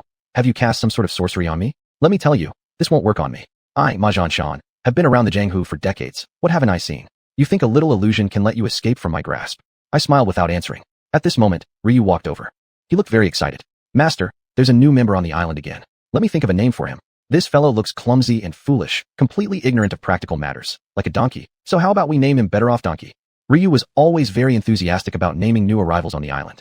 I didn't object, which meant I approved. This person is now in your hands. Try to enlighten him and help him adapt to life on the island quickly. I still have more new arrivals to bring, and I'll be back soon. Got it. Master, rest assured. Even if a tiger steps foot on the island, I can train it to become a obedient dog. Ryu chuckled and approached Ma Xianshan. Ma Xianshan was still completely baffled. Never mind him. I hadn't finished handling business outside yet. I summoned Ruffeng and gave him a few instructions before heading back with him to Ma Xianshan's villa. Xiuxian was confused. Suddenly the man beside her was replaced by a strange young man. Before she could react, Ruffeng had already knocked her out with a palm strike. She collapsed onto the sofa. Meanwhile, the fierce-looking big man at the door heard the commotion from inside and pushed open the door, entering the room. When he saw what was happening, he roared furiously and charged directly toward us. I remained as calm as a mountain, still seated on the sofa, smiling at him. He seemed ready to capture me. Before he even reached us, Ruffeng had already leapt forward with a kick, sending him flying backward. The man let out a muffled groan as he crashed against the wall and collapsed, instantly knocked unconscious. Ruffeng and I dared not be negligent. We suspected there might still be others inside the villa, so we searched around, checking both the first and second floors, but found no one else. On the second floor, however, I saw a treasure trove. It was a collection of antiques. In one room, 3 walls were lined with antique display cabinets filled with blue and white porcelain, bronze artifacts, ancient cauldrons, all seemingly unearthed relics. There were also valuable paintings and calligraphy scrolls, all rare treasures. At the moment, we had no time to deal with these. Ruffeng and I continued our search and found the basement. There, we witnessed something shocking. To be precise, it was a workshop. Everything inside looked extremely familiar. Boxes of counterfeit packaging, glass bottles already labeled, and finished coconut juice products. There must have been at least 1,000 crates. I couldn't allow these fake products to flood the market again. With a single wave of my hand, Ruffeng immediately understood. He found a wooden stick and began smashing all the glass bottles with loud cracking noises. After finishing this, we left the basement. We thoroughly searched the yard. Other than those few vehicles, there was no sign of other people. Only then did we return to the living room. Chapter 343, Collective Punishment for Ma Xianshan. Feng Wind in one hand grabbed Xiuxian. The other grabbed the tall, burly bodyguard, while I grabbed Feng with my left hand and rubbed my wart with my right, taking them all into my space and arriving on Yellow Island. At this time, Ma Xianshan was squatting on the ground holding his stomach, his face showing a painful expression. Obviously, Ryu must have given him a good treatment. Seeing that Xiuxian and the tall bodyguard had also been brought in by me, he became even more bewildered. Chun Lingyu, what have you done to them? I sneered contemptuously. I haven't done anything to them. They're just temporarily unconscious and will wake up soon. I guarantee they're not in any danger. Ma Xianshan's expression was completely different from when he was at the villa. His previous arrogance was long gone. He shot another glance at Ryu. I don't know how President Chun brought us to this island, but I've just figured one thing out. Those men of mine whose legs were broken must have been referring to this young man in camouflage, right? I nodded slightly. It seems Ma Zong is still pretty smart. Though you've never met this man of mine before, you guessed right on the first try. This shows that you two have a destined connection. Ma Xianshan let out a sigh. Looks like this strong man was still showing me some mercy. I at least still have my legs intact. I walked up to him, squatted down in front of him, still wearing that amused smile. From now on, he will be the one watching over you. As for whether your legs stay intact in the future, that will be entirely up to him. A flicker of fear passed through Ma Xianshan's eyes. His lips twitched, and he didn't speak immediately. His gaze swept again over the still unconscious Xiuxian. I believe President Chun is a man of benevolence. You wouldn't do anything despicable to my woman, would you? Ha! I sneered again. Earlier at the villa, Ma Zong used Hihua to threaten me. Now you're trying to bind me with morality and asking if I would do anything vile to your woman. What a huge joke. Ma Zong, do you know what is most contemptible in the world? It's double standards. Ma Xianshan's eyes flickered evasively, though his mouth remained defiant. President Chun, that was just talk. Actually, I didn't do anything to that young girl. Spit. I spat a mouthful of phlegm in front of him. It's fortunate you did nothing. If you truly had, I wouldn't be treating you this politely. I glared at him with hatred. Even if you did nothing, just saying it was bad enough. Even thinking about it wasn't okay. For your words, actions, and thoughts, you must pay the price. What exactly do you intend to do with me? Fear was evident in Ma Xianshan's eyes. I stood up. Don't worry, I'm not narrow-minded like you, Ma Zong. I won't use women to threaten you either, and I won't attack your body. Of course, I've said what I won't do, but I can't speak for my men. That said, as long as you cooperate, there's nothing to worry about. President Chun, you say what you want. I will definitely obey, as long as I'm able to. Ma Xianshan was now caving in, but I didn't believe him for a second. Surely, he was just buying time. But no matter, I wasn't worried. Ryu would eventually make sure he obeyed completely. Smiling gently, I asked him, "Do you know how criminals are dealt with?" Ma Xianshan blinked his small eyes and mumbled, "Reform through labor." I nodded firmly. Correct answer. Ryu handed Ma Xianshan's mobile phone to me, and Feng also handed me xiuxian's and the burly bodyguard's phones. Of course, these communication devices had to be confiscated. We couldn't let them contact the outside world under any circumstances. Ryu, these three are left in your hands. After you finish disciplining them, put them to work. You know best how to handle the details. Ryu grinned. Master, rest assured. I'll definitely deliver satisfying results. Ryu stepped forward and jabbed each of the large man's and Su Xiaoman's armpits hard. They both cried out in pain. "I-oh," then sat up, eyes wide with confusion and terror at the unfamiliar surroundings. Besides being scared, Su Xiaoman dared not make a sound. However, the big bodyguard suddenly sprang to his feet, whether he truly understood the situation or not, and with a loud yell, charged toward me, apparently trying to take me down. Ryu stepped forward unexpectedly and threw a punch straight into his face. Blood splattered instantly. The man's nose was broken and blood covered his face as he thudded heavily to the ground. Ryu stepped his foot onto the man's arm while he lay there, causing the man to howl in pain. Gently, don't break his arms or legs. I quickly reminded him. If this big guy's limbs were broken, he couldn't work and we'd have to keep him fed. Hearing that, Ryu lifted his foot accordingly. The big man lay on the ground, too frightened to move, glaring wide-eyed at Ryu. In fact, Feng was standing right beside him, hands behind his back, watching him with a perpetual smile on his face. Ryu liked violence, but I didn't. However, for this kind of musclehead, brute force was indeed the most effective way to settle things.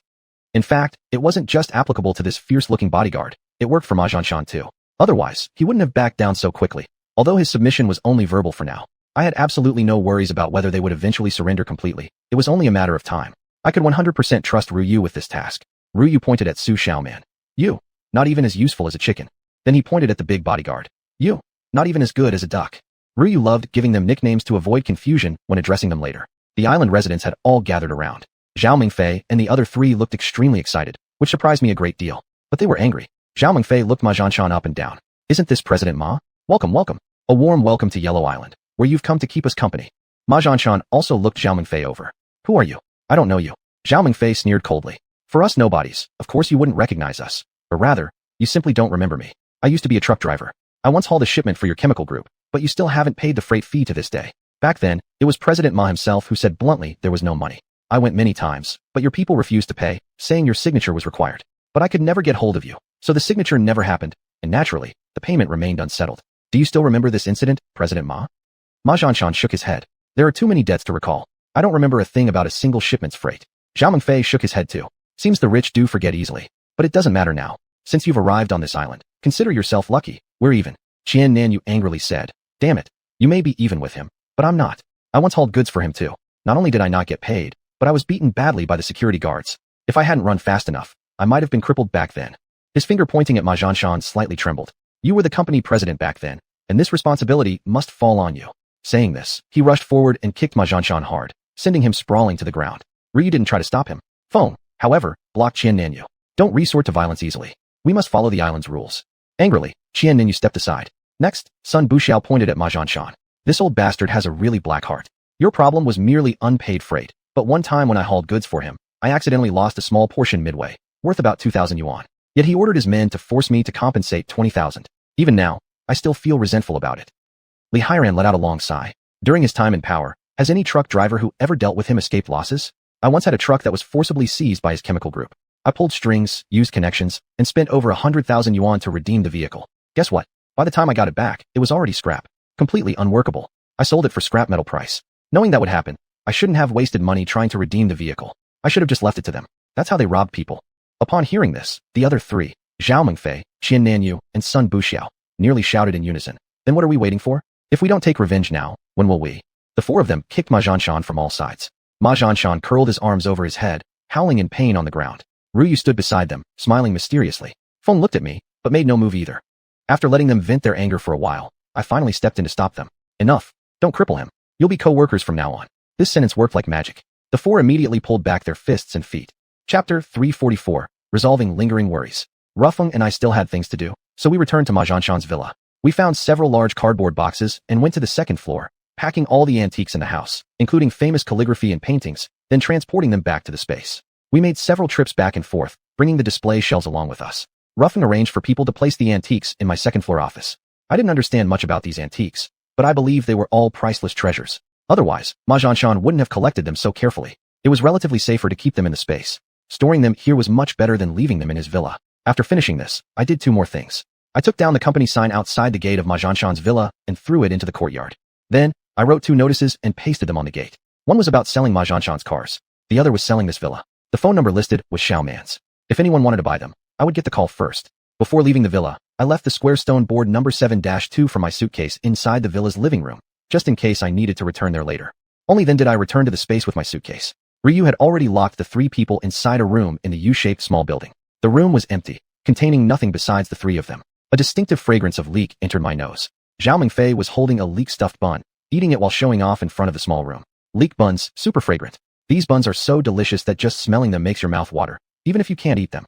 He waved around in front of the glass window, deliberately taking a big bite, smacking his lips as he chewed. He was deliberately teasing Ma Xianshan and the others. Ma Xianshan and the other three could only watch helplessly through the glass window, as Zhao Mingfei refused to give them any. Right now, they must have been hungry, but not starving yet.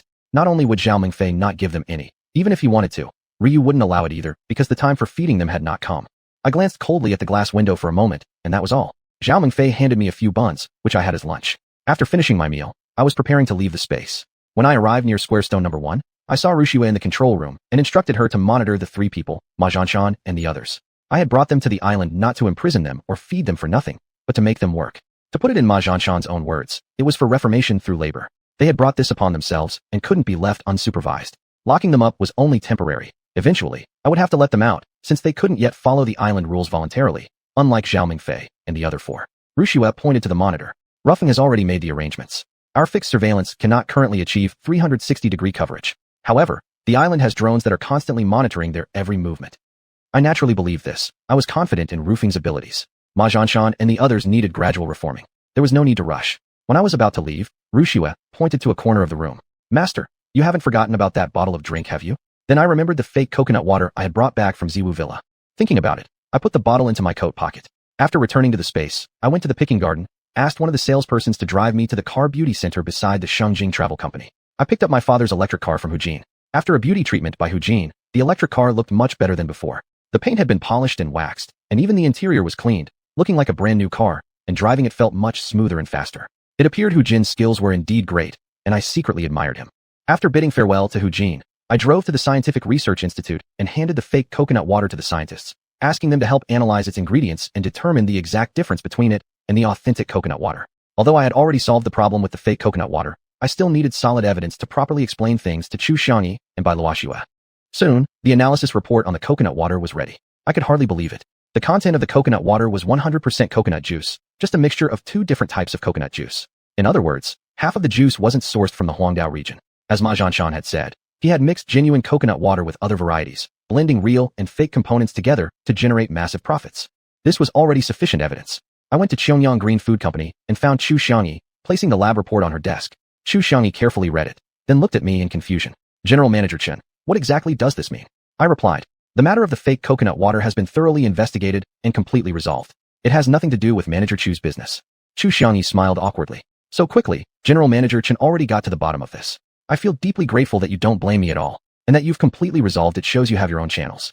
Xiuxian remained calm and composed. She knew that I hadn't fully disclosed everything to her. She had only followed my instructions. Since the fake coconut water incident had nothing to do with her, there was no need for her to ask further about how I had handled or resolved it. The reason I came here was to let her feel at ease and ensure she wouldn't hold any grudge because of this, which could affect her future work. After a moment of contemplation, Xiuxian spoke again. Hihua took a few days off, saying she is traveling with her parents. I've temporarily assigned someone else to cover her duties. Shenzhong, for someone who casually takes leave like this, should we really have her in such an important position? Xiuxian had always held some inexplicable grievance against Hihua, and this recent leave of absence had only reinforced her opinion. I have my own arrangements for Hihua. Her current position remains unchanged. This is beneficial for the development of our company. You, Manager Chu, should already be aware of this, considering the considerable influence her father holds in Xiangyang City. I brought up He Jinxing, using him as a shield to prevent Chu Xiangyi from changing Hihua's position. I was both protecting Hihua and safeguarding the interests of my company, though I did admit to leveraging He Jinxing's connections. Chu Xiangyi nodded, seemingly understanding my meaning. With the fake coconut water matter settled with her, I returned to the space and took my father's electric car back to Huangta County. I didn't head directly to the office building, but instead drove to the traffic police station. I already understood the full details of the car accident from Ma Xianshan's confession. It had been entirely his setup, but I couldn't directly tell the traffic police this. I came here only to ask when I could retrieve my BMW. Conveniently, the traffic accident responsibility report had just been released. The traffic incident itself caused neither vehicle damage nor any injuries, so the traffic police didn't issue a specific responsibility determination. But I already knew the details. A man had crossed the road illegally, and the Mercedes braked suddenly to avoid him, which led to me also having to slam on the brakes, resulting in the scene as it appeared. As for the man who had crossed the road, there was footage from the Mercedes dash cam and from my own BMW as well, though I hadn't noticed at the time. The key issue was that the man who crossed the road illegally had participated in the group that chased and attacked me. This was also the reason the group had expanded from 5 to 6 people. From this point alone, there was good reason to suspect that those 6 men and 1 woman were working together, and that the attack was premeditated. The leg injuries of those 6 men were caused by Ryu. They couldn't be considered a traffic accident, but rather a criminal case. That fell outside the jurisdiction of the traffic unit, and would have to be handled by the police station. My BMW was finally released. I called Xiuxian and had him drive my father's electric car home. I then drove my BMW to the police station. The response I received at the police station was quite strange. Officer Zhang told me that technically, this should have been considered a public security case triggered by a traffic accident, but none of the 6 victims had filed a complaint against me. They had all pointed their fingers at the mysterious man in camouflage clothes. The man in camouflage must bear full criminal responsibility. That was the last sentence Officer Zhang said to me before I left. If they couldn't find Ryu, this case would never be closed. As for Ryu's appearance, I was certain none of the 6 men or the woman would be able to accurately identify him. At the time, Ryu had worn a mask and sunglasses, and none of them had seen his facial features clearly. Furthermore, there wasn't even a single photo or video evidence of him. The instigator, Ma Xianxia, had already incriminated himself. He was the one who had planned and orchestrated the whole accident. As for the consequences, they would have to be borne by the attackers themselves. Ma Xianxia had already been taken to the island, where he would face another form of punishment. Let this case remain unresolved forever. Chapter 345. Eliminating the hidden danger of mobile phones. On my way back to the office building, the phone rang, but it wasn't my ringtone. I suddenly remembered, the 3 mobile phones of Ma Xianxia and the others were still in my handbag. The ringing one must belong to one of them. I pulled the car over to the side of the road, opened the handbag, and found that it was actually Xiuxian's phone ringing. Someone was calling in. I casually pressed the answer button. Hello, who is this?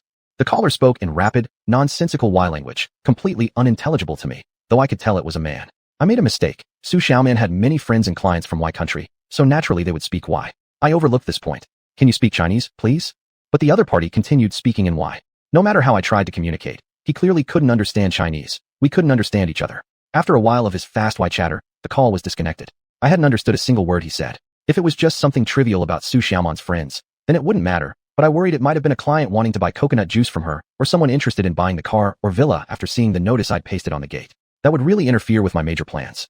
Being unable to communicate properly with the other party was indeed a problem. I had to figure out a solution quickly. Instead of heading back to the office building, I once again entered the dimensional rift. Seeing Rushua in the control room, I walked inside. I knew Rushua didn't understand why either. Previously, when I showed Hihua's mail order form to her and Ruffin, back then neither of them were proficient in Y. But now, aside from them, there was no one else I could turn to, so I called Ruffin over. I just answered a phone call. Everything he said was in Y. I didn't understand a single word. Luckily, I recorded the entire conversation. Could you listen to it and help translate? Ruffin opened the phone and listened. He smiled. I understand this foreign language now. Ever since I failed to translate properly last time, I felt deeply ashamed. In today's world where technology is so advanced, I still couldn't fully master all human languages, and that made me painfully aware of how ignorant and backward I was. Therefore, I've been embarrassed.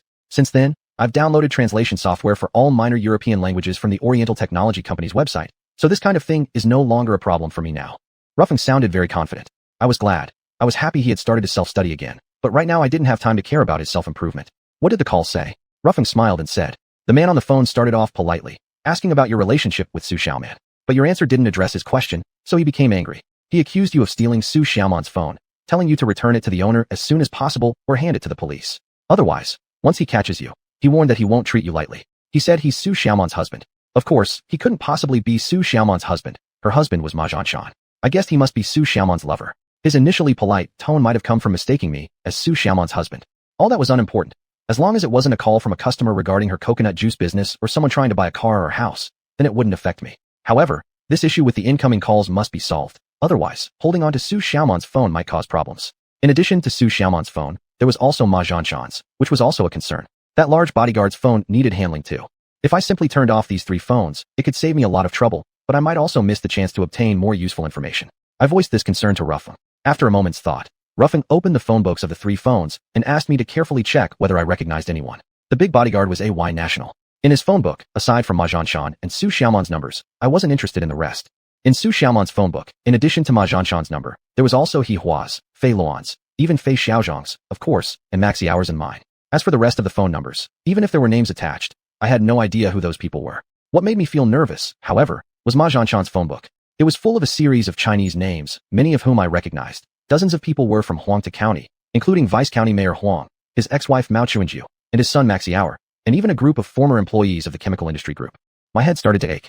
After fleeing to Y country, was he still in contact with those people? It was understandable that he kept in touch with Max Xiao. It made sense too for him to maintain contact with Mao Chuanju for communication about certain things. But he was a fugitive. Didn't he fear being traced? I truly couldn't understand this point. Now I was worried. If one of these people happened to know me and called Ma Zhanshan, and I answered the phone, it would be a disaster. The caller would certainly ask where Ma Zhanshan was. How could I explain? Keeping the phone might invite trouble, but if I didn't, I would lose many opportunities to learn more about Ma Zhanshan's affairs. Seeing my furrowed brows, Ruffing suddenly had an idea. Let me handle it. Ruffing removed the 3 SIM cards, then opened a port at the back of his head, sequentially inserting and removing each card.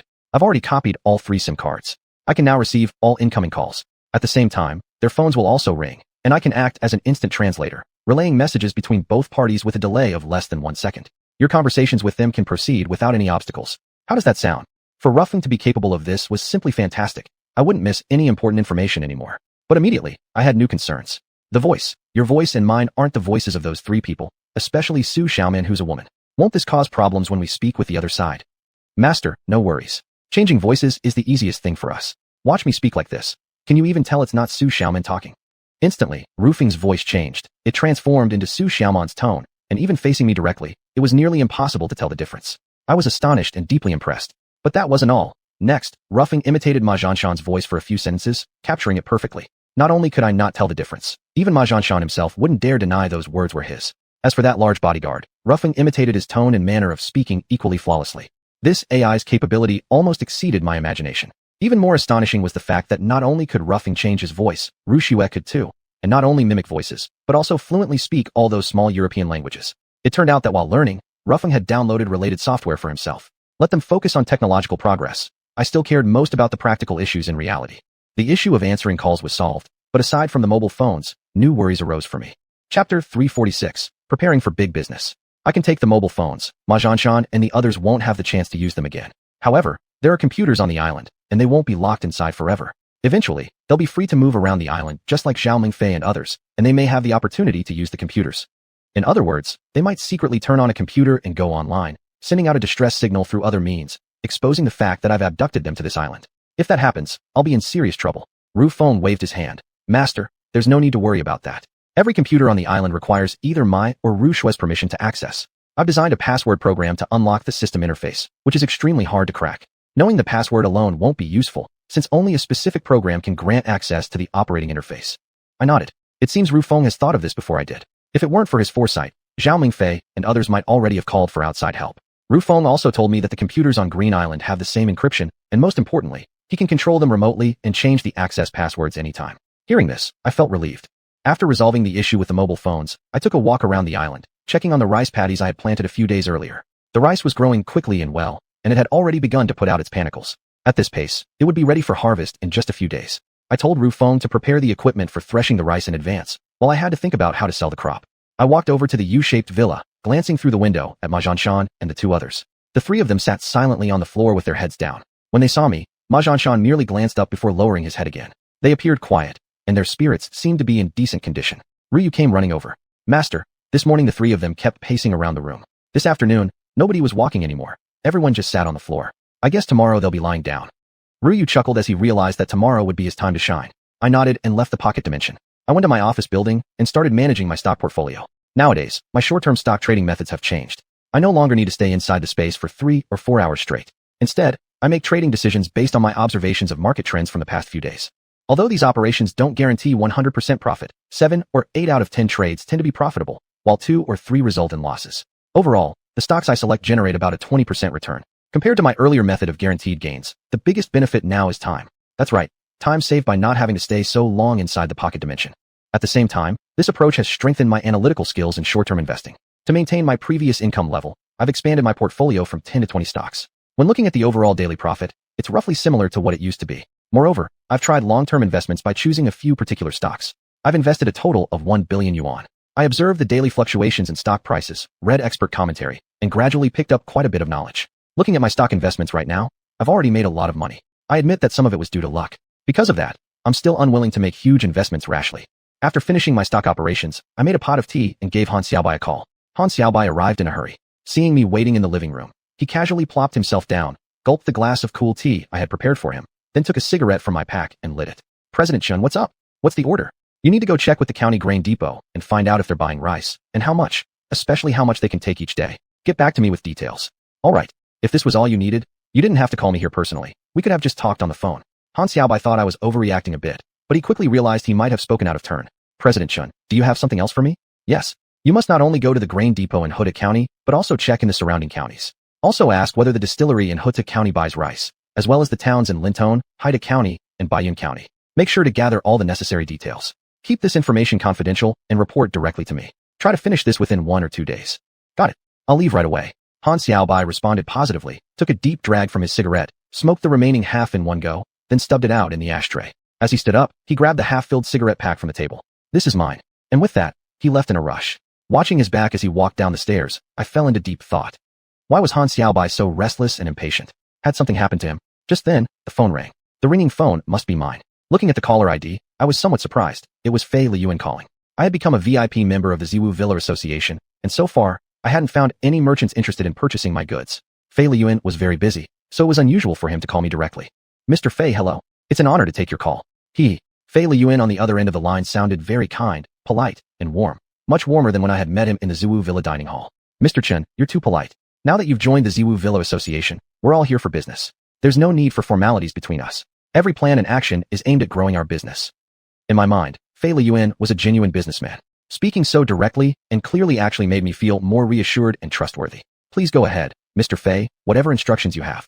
Well, Mr. Chen, I carefully read through all the materials you provided from beginning to end. I also thoroughly reviewed the publicly available information about your companies. I didn't know what to expect, but once I read them, I was quite impressed. Truly, every generation produces its talents, each surpassing the last. Mr. Chen, your business achievements are quite remarkable. I failed to recognize your stature before. How embarrassing for an old man like me. Your visit to Ziwu Villa is truly an honor for us. Please excuse any lack of proper hospitality on my part. Mr. Fei, you're being too kind. I'm nowhere near as accomplished as you describe. Compared to your business, my achievements are nothing but a drop in the ocean. Fei Liyuan's words left me puzzled. Why was he treating me with such respect? There had to be more coming. As expected, he quickly moved to the point. Mr. Chen, you're selling multiple products, but why did you only offer 3? Just fresh fish, vegetables, and mineral water. You also have wheat, corn, soybeans, flour, pork, lamb, and more. These all have great potential. If you want to grow your business, you already have the resources, and a very bright future lies ahead. Take an old man's advice, bring them to Country Y, and I'll handle the sales channels. I guarantee you'll make a fortune. I didn't respond immediately, pausing briefly to consider. Right now, no merchant has partnered with me yet. Let's wait and see how sales go once someone does. After all, everything must be done step by step. We can't expect to get rich overnight. Fei Liyuan continued to laugh cheerfully. Mr. Chen, your prudence is admirable. Along with your ambitious drive to expand, you possess a calmness and stability that is rare. Not easily swayed by profits, you're mature beyond your years, an exceptional quality in your generation. By the way, Mr. Chen, have you returned home? I hope you can come to Ziwu Villa again soon, and we can sign a contract in person. Upon hearing that, I perked up. Fei Liyuan wanted to personally sign an agreement with me. This was an opportunity one absolutely could not miss. I immediately replied, I will come see you soon, Mr. Fei. I didn't directly tell him whether I was back in the country or not, as I was worried Xiuxian might have approached or contacted him already. To me, Fei Liyuan's call was extremely important. A successful partnership with him might even double the current sales of my products. I reviewed all my products mentally and noticed a big issue. Although I had many products, the only one I could currently supply in large quantities on a long-term basis was fresh fish. Knowing that he used chartered planes to transport clothes, I could already imagine the scale of his business. If I wanted to transport fish for him via chartered plane, with the small cargo ship I currently had, it would take 20 or 30 trips just to fill one plane. I did have a lot of grain, but I wasn't planning to export it yet. If I wanted to supply other products, I would really need to increase my production capacity. I immediately drove to the seed company and bought a large amount of vegetable seeds. Although Ru Feng had previously reserved some vegetable seeds in the pocket dimension, those seeds were not enough. I needed to buy more. I entered the pocket dimension and ordered Ru Feng to plow and sow the land as soon as possible, expanding the planting area for vegetables by at least 200 mu. Ru Feng would start working on it this afternoon and continue through the night to ensure that the 200 mu of vegetable seeds were all planted by morning. After arranging this, I turned around and saw the small patch of chives nearby. I knew Ru Feng had also saved some chive seeds, so I instructed him, plant all the chive seeds you have left. Ru Feng agreed and got to work immediately with the others. Chapter 347, The Auction of the Counterfeit Factory. I wanted to find Fei Liyuan right away. Once the contract was signed, at least I could guarantee a plane full of fresh fish and another plane full of fresh vegetables within 10 days. Just as I was about to rub my mole and go to Zhu Villa, Bailuoxu called me. She was still in Ji County, Western Province. Today was the court auction for the Daquan mineral water plant, and I had nearly forgotten all about it. We got the mineral water plant. A weight lifted from my heart. Do you know how much we paid? Actually, how much we paid didn't matter much to me. What mattered was that I needed such a plant. When I didn't respond, Bailu Shui revealed the number. 10,000. 10,000. I almost thought I had misheard and quickly asked to confirm. Since I looked curious, Bailuoxu slowly explained. There were actually 2 other local companies that also attended the auction for Daquan mineral water plant. For some unknown reason, the representatives from these 2 companies did not raise their paddles during the bidding. Bailuoxu found it strange and suspected something might be wrong. She didn't rush to raise her paddle either and just waited to see what the other 2 would do. Eventually, a dramatic scene unfolded. Initially, the starting price for Daquan mineral water plant was 4 million. Seeing that no one raised their paddle, the host began lowering the price, 10,000 each time, but still no one raised their paddle. Bailuoxu simply waited. Finally, the price was dropped to its minimum, 10,000. The auction host started to look anxious, sweat beading on his forehead, and inadvertently let slip one sentence. This plant must be sold today. Since all of you have registered, it means you're here to buy it. If no deal is reached today, I can't explain that to the authorities. Bailuoxu nearly laughed out loud, finally raised her paddle, and bought the Daquan mineral water plant for 10,000 yuan. That was one episode. Bailuoxu wanted me to go there as soon as possible to take over the mineral water plant. Right now the factory was empty. Except for the gatekeeper, there wasn't a single other person inside. But all the equipment was still there, and if personnel weren't quickly arranged to watch over it, someone might target those machines. I understood Bailuoxu's meaning. The earlier we got involved, the more equipment we could preserve, which naturally would help with the future resumption of operations. First, I needed to go to Ji County, settle things there, and then go find Fei Lian. I called Xiuxian at the nanocarbon fertilizer plant and asked him to organize a dozen or so people, preferably young men under 35 years old, to arrive at Ji County no later than tomorrow. Some of the former employees of the chemical group still hadn't been assigned specific jobs and were currently idle. Xiuxian temporarily managed them, and taking away a dozen shouldn't be a problem. Getting them there as soon as possible would serve both to protect the factory and begin operations quickly. From this moment on, Daquan mineral water plant belonged to me. I decided to fly there first. Now thinking about it, how convenient it would be if I placed a fengshu in Ji County. I could teleport there instantly from my space. Thinking thus, I retrieved a piece of fengshu, numbered 7-3, exited the space, returned to my office building, and put the stone plate into my suitcase. Then I called Xiuxian to send me to the provincial capital airport. Sitting in the car, I continued to think about restarting the Daquan mineral water plant. When I arrived at Ji County, it wasn't yet dark. I called Bailuoxu. She was still at the court, working with several lawyers to complete the relevant procedures. I didn't go looking for her, instead heading directly to Daquan mineral water plant. Just as Bailuo had said, only a single guard was at the factory's entrance. This guard wasn't the young guy we had met before, but an old man in his 70s. I knocked on the door. The old man stuck his head out from the small window on the door. Who are you looking for? His voice was hoarse. Sir, I'm looking for you. I approached with a smile, politely offering a cigarette through the small window. The old man, noticing my politeness, accepted the cigarette and coughed twice before speaking. What do you want from me? I'm just an old lonely man watching the door. How can I help you? I softened my tone as much as possible. Grandpa, I'm from Huangtu County. This factory now belongs to me. I'm here to take over. Ah. The old man looked doubtful, inspecting me from head to toe through the window. Young man, I'm not saying I don't believe you. Look up, there's a seal on it. That seal was placed by the court. Without their permission, nobody can remove it. If you do, it's against the law. You have to have someone from the court come here to remove it before I can open the door for you. The old man was serious, and he was right to be cautious. How could he possibly believe a stranger claiming to take over the factory? It seemed the court would need to get involved after all. I called Bailuoxu to explain the old man's reaction. Bailuoxu passed the phone to someone else, and I handed the phone to the old man. The speakerphone was on, and I could clearly hear the conversation between the two parties. Zhang Boyu, I'm Vice President Chen Lin of the court. I formally notify you that the Daquan mineral water plant has been auctioned to the Huangtu County Green Agricultural Ecology Company. The man standing in front of you right now is Mr. Chen Lingyu, the company's chairman. Please open the gate. The seal on the door can now be removed, as the court has authorized Mr. Chen Lingyu. Do you understand me clearly? Oh, I understand now. This call from Director Chen confirms it all. You were the one who told me before that I shouldn't open the door for anyone without the court's notice. Now that I have your call, I can feel at ease. Old man Zhang handed the phone back to me through the small window, and then finally opened the iron gate, naturally tearing off the seal. Mr. Chen, please don't take it personally that an old man like me sticks to the rules. I have to do my job well for the person who assigned it to me. How would I know if someone just showing up randomly is a bad person? There's no one else in the factory anymore, and if things get stolen, I'd be unable to take that responsibility.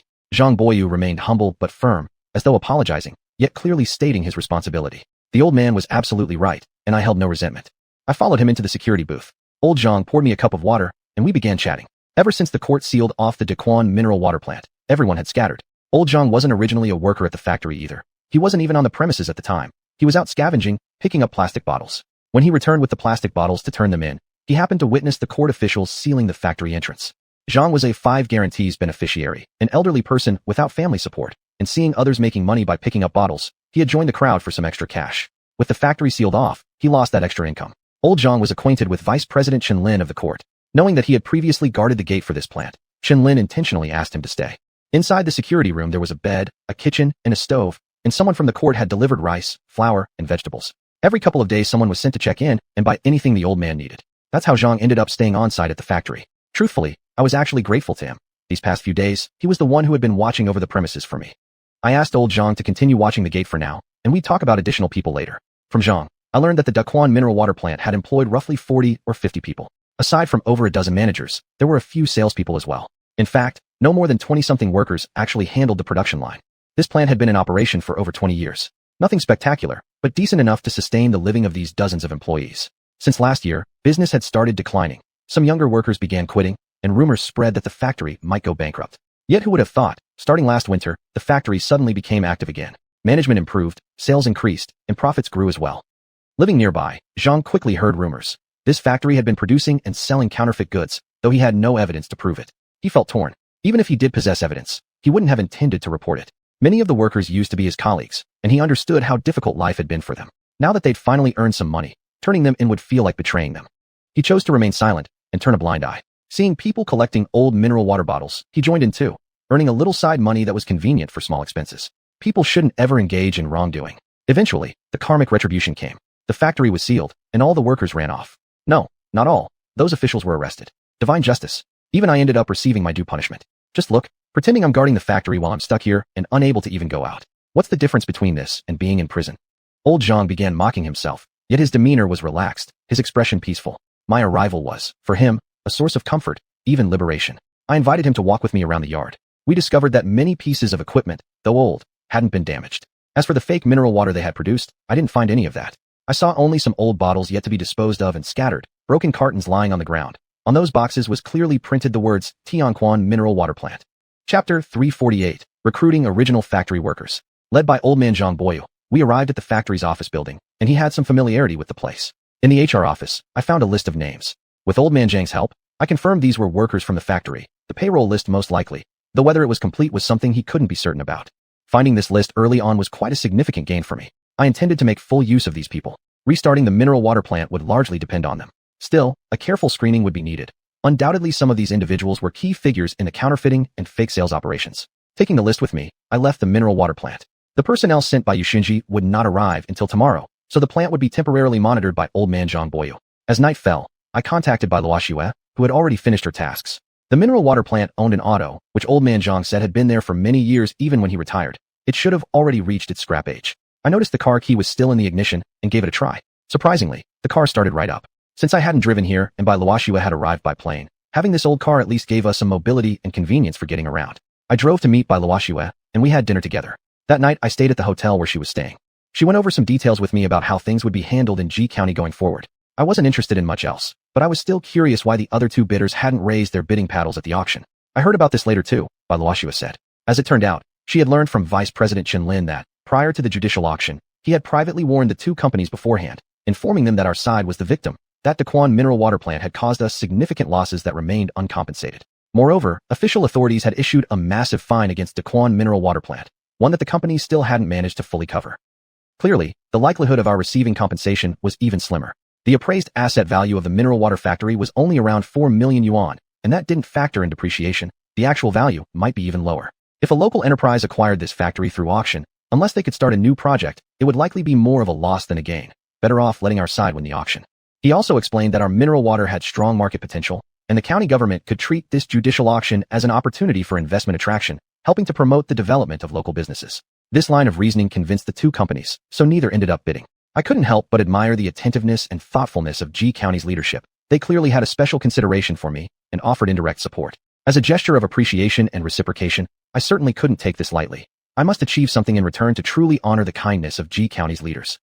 That night, by xiuxian and I thoroughly discussed the plans regarding staffing and how to get Xuanhuan mineral water plant back into production as soon as possible. By the time we'd worked it all out, it was already 2 o'clock in the morning. Seeing by xiuxian constantly stifling yawns, I felt xiuxian, urging her to rest soon. There would be more important tasks for her to handle the next day. The next morning, by xiuxian slept until 8 o'clock. Knowing how exhausted she was the day before, I really hated to wake her, but today had plenty to get done, so I had no choice but to rouse her so we could have breakfast and head to Daquan Mineral Water Plant. Riding in this car feels like riding a tractor, a strangely nostalgic sensation.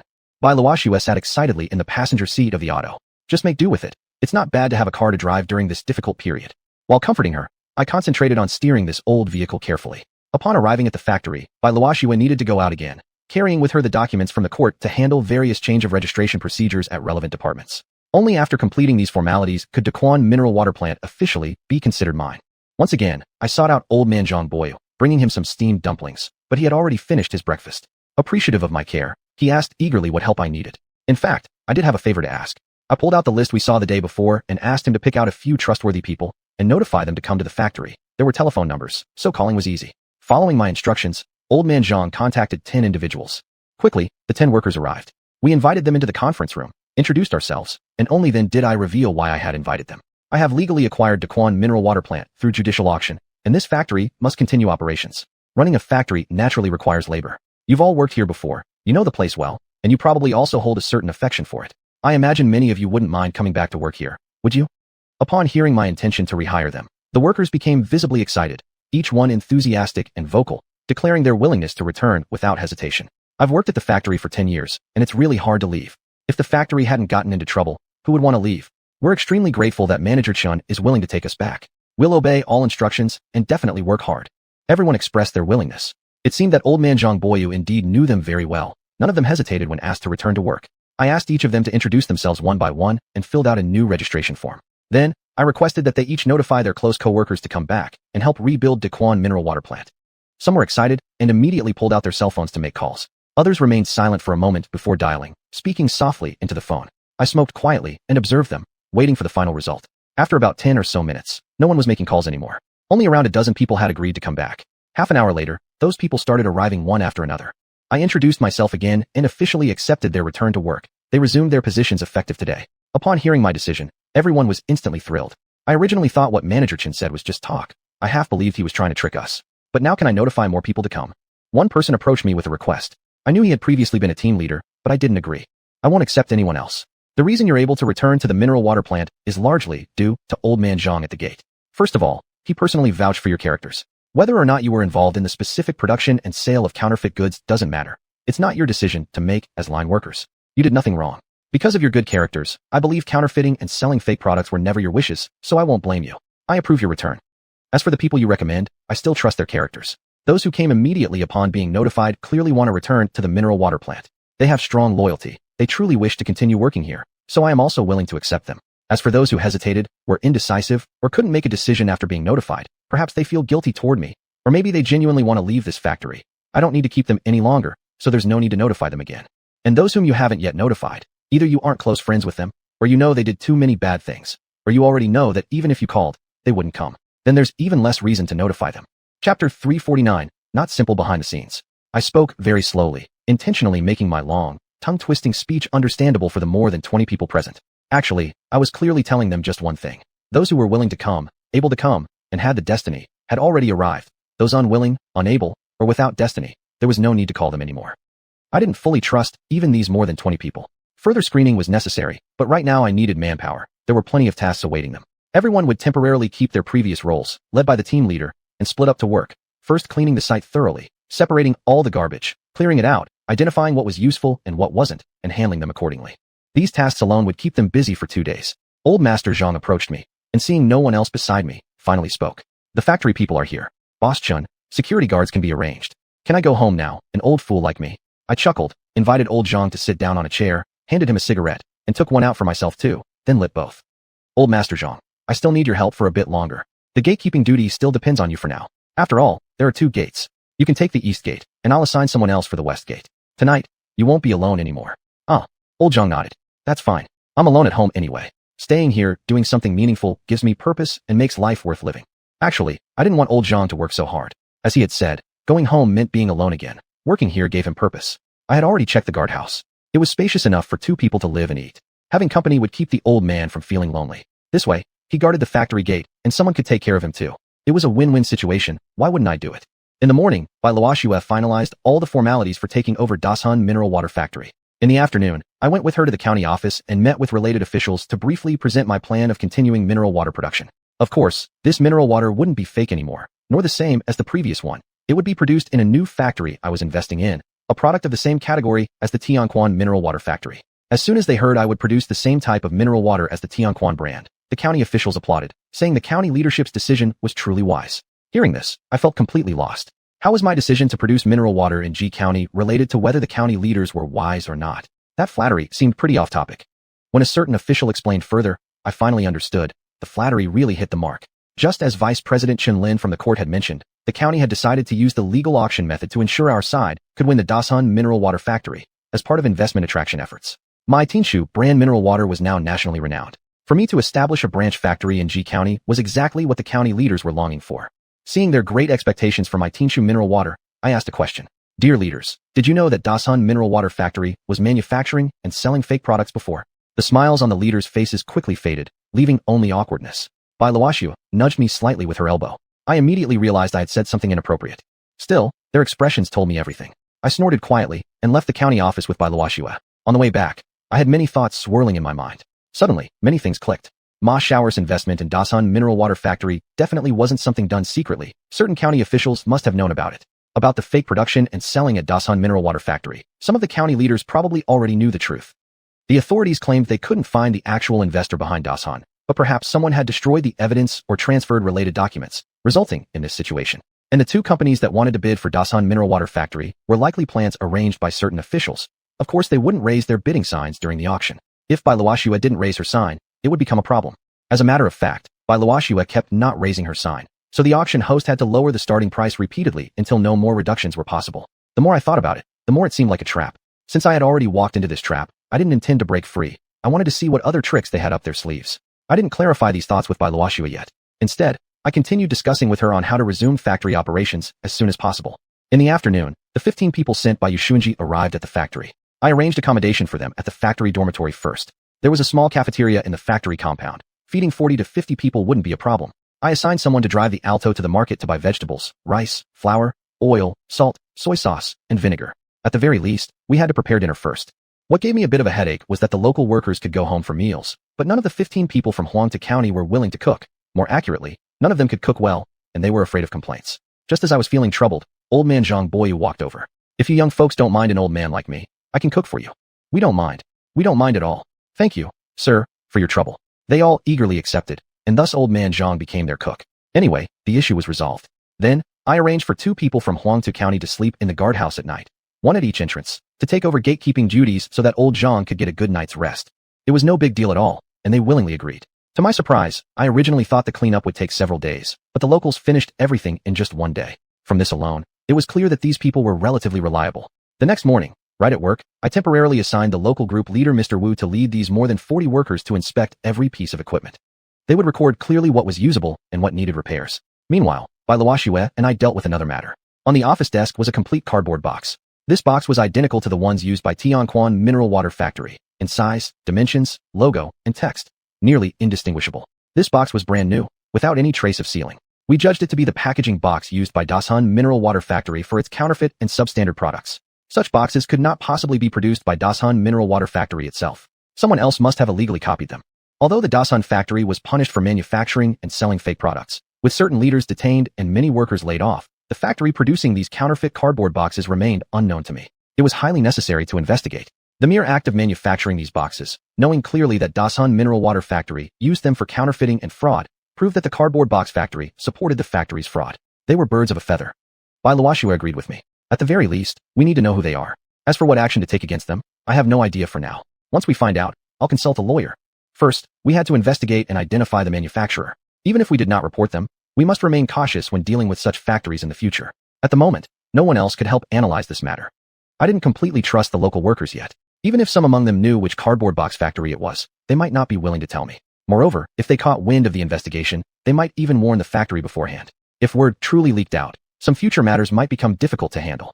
Chapter 350. Investigation suspended. I didn't allow the workers to randomly tamper with the historical records in the office building. Bai Luoxue and I focused our search on the supply department's related documents.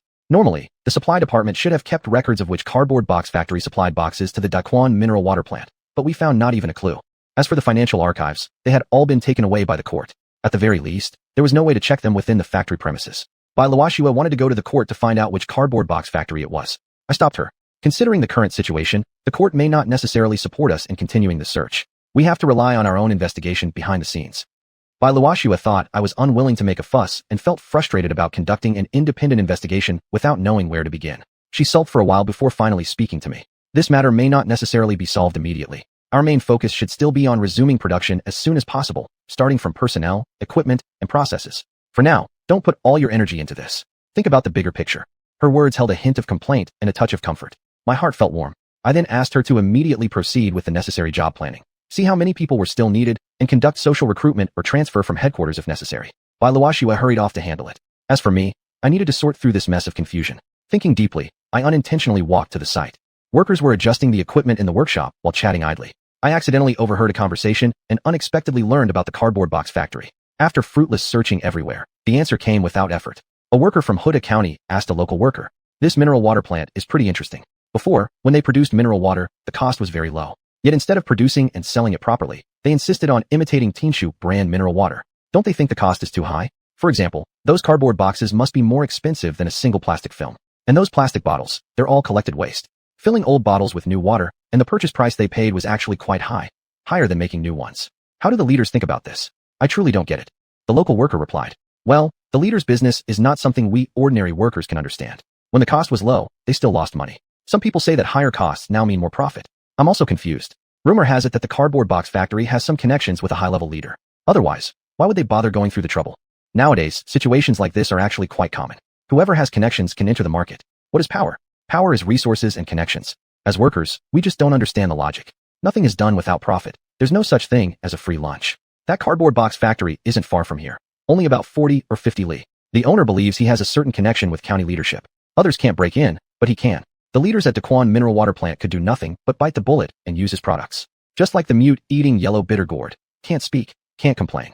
I understood it all. Just as I initially suspected, the cardboard box factory was related to some high-ranking official. After much thought, I decided to stop investigating this matter. It wasn't something I could change. Provoking a powerful leader would be unfavorable for my investment in Xiuxian County. It was better to pretend to be deaf and dumb and keep my distance.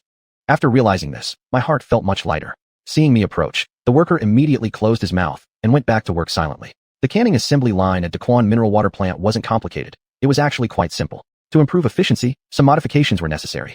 I communicated with Bai Luoxue and decided to temporarily transfer Tanchong here, both to take charge of modifying the process equipment and to temporarily manage the operations at Daquan mineral water plant to resume normal production as soon as possible. Bai Luoxue agreed. I immediately called Tanchong and asked him to fly over. Arriving with Tanchong was Lu Ruchuan from Minli Canning Factory. He understood infrastructure, equipment, and production processes and could be a good assistant to Tanchong. Before they arrived, I still had one important task to complete. The raw water used by Daquan mineral water plant was groundwater drawn from a special pump house with a small 4 cubic meter water pool where the source water was disinfected. The presence of a pump house saved me from building a small shelter. I intended to transfer the water from the space to this pump house. I had to do this in person. First, I went around the streets of Xiuxian County and bought 2 self-priming pumps and some plastic pipes. Then I entered the space and gave Ru Feng some instructions. Secretly, I brought Ru Feng into the pump house. After several trips between the space and here, I installed the self-priming pumps in the space. Ru Feng then installed the automatic controller and connected the power. The water transfer was done. Next, I asked the workers to seal the pump house tightly, locked the door myself, and hung up a sign reading, "Restricted area, unauthorized entry prohibited." I passed down the order that no one was allowed to enter the pump house without my permission, and violators would be severely punished. I kept the key to the main gate of the pump house on my person. The remaining work I would leave to Tan Chong, who was arriving in the afternoon. In terms of personnel, we were still missing several middle-level cadres and managers. After discussing with Bai Luoxue, we decided to select suitable candidates from the workers brought in from Huda County first. If there were no suitable candidates among them, we would then conduct a public recruitment. The reason for this decision was that I had not yet fully trusted the local workers. I still didn't know much about their social connections. If they were given authority, the factory might end up being manipulated through them, and I would find it hard to continue running it. Bai Luoxue suggested changing the factory's name to indicate that the new mineral water plant was different from the former Daquan mineral water plant. We couldn't let the reputation of Daquan mineral water plant damage the new factory's name. I decided to rename the Daquan mineral water plant as the Tianquan mineral water plant Xiuxian County branch, to make clear that this was now a branch of the Tianquan mineral water plant. Bai Luoxue agreed and arranged for someone to handle the registration procedures with the relevant authorities. In the future, I would certainly come and go from the new water plant many times. For convenience, I left the square stone I had brought with me here. Bai Luoxue especially set up an office for me. This number 7 to 3 square stone was quite neat and regular, so as a decorative item, I placed it on my desk. This meant that entering and exiting the space from here would require me standing on the table, but since no one else saw it, it didn't really matter. I kept the key to the room on my person and made it a strict rule that no one was allowed to tamper with anything inside without my permission. Han Xiaobai sent me a message and then followed up with a call, saying that he had already checked out the grain warehouses, wineries, and oil mills around Huda County. The sale of rice was not a problem. Each grain warehouse expressed that they would buy as much as we could supply. The distillery in Huda County specifically pointed out that they would purchase the rice at 2 cents higher per unit than the grain warehouse, as long as the rice quality was good, and they would buy unlimited quantities. Han Xiaobai also told me a piece of good news. The Huda County distillery needed a large amount of sorghum, and if we could obtain high-quality sorghum, they would be even more willing to cooperate. The oil mills also showed great enthusiasm. They didn't want rice, but they needed our large yellow soybeans. Someone had already done experiments showing that our type of soybean had a much higher oil yield than regular soybeans. These oil mills purchased soybeans that were secondhand from grain warehouses at higher prices, and they were hoping to buy cheaper soybeans from us. This gave me the perfect excuse to return to Huda County. Bai Luoxue would remain here in Xiuxian County to oversee operations at the water plant. Chapter 351. Farewell to Fei Leffen again. After meeting with Han Xiaobai, he reported to me some details of his visits. I felt assured and asked him to go one more time to sign supply and demand contracts with the granary, brewery, and oil mill. I especially emphasized that it wasn't just rice we'd supply. Whatever they wanted, we would provide. Han Xiaobai didn't quite understand my meaning at first, so I had to explain it plainly. If someone buys it, then we can make good use of it. With this simple sentence, he seemed to instantly grasp the idea and happily went off to find the contract forms. I entered the space. It happened that Ru Yu was assigning tasks to Ma Zhanshan and the other two. Ru Lei was the first to claim the tall, burly man. Its reasoning was sound. The pig farm had too much work, with too many pigs and many poplar trees scattered around. Corners and hidden areas were full of pig dung. Machinery alone couldn't clean it all, so manual labor was necessary. Ru Jian also shouted about the need for more workers. Sheep manure was scattered everywhere in the sheep pen, and even more hands were needed. He had his eye on Ma Zhanshan. Ru Shui wasn't about to fall behind either. Chickens ran all over the chicken farm, and collecting chicken droppings and gathering eggs required going into every nook and cranny. Machinery couldn't finish the job. It specially emphasized that the work required attention to detail and wasn't something just any big, strong man could handle well. It strongly requested Su Xiaoman for the task. Zhao Mingfei and others also wanted some manpower. The fruit picking and pruning work also required labor.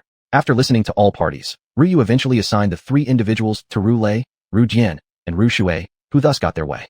Their task today is to collect 10 baskets of dry manure each, by hand. If they finish, they'll get food and drink. If not a drop of water.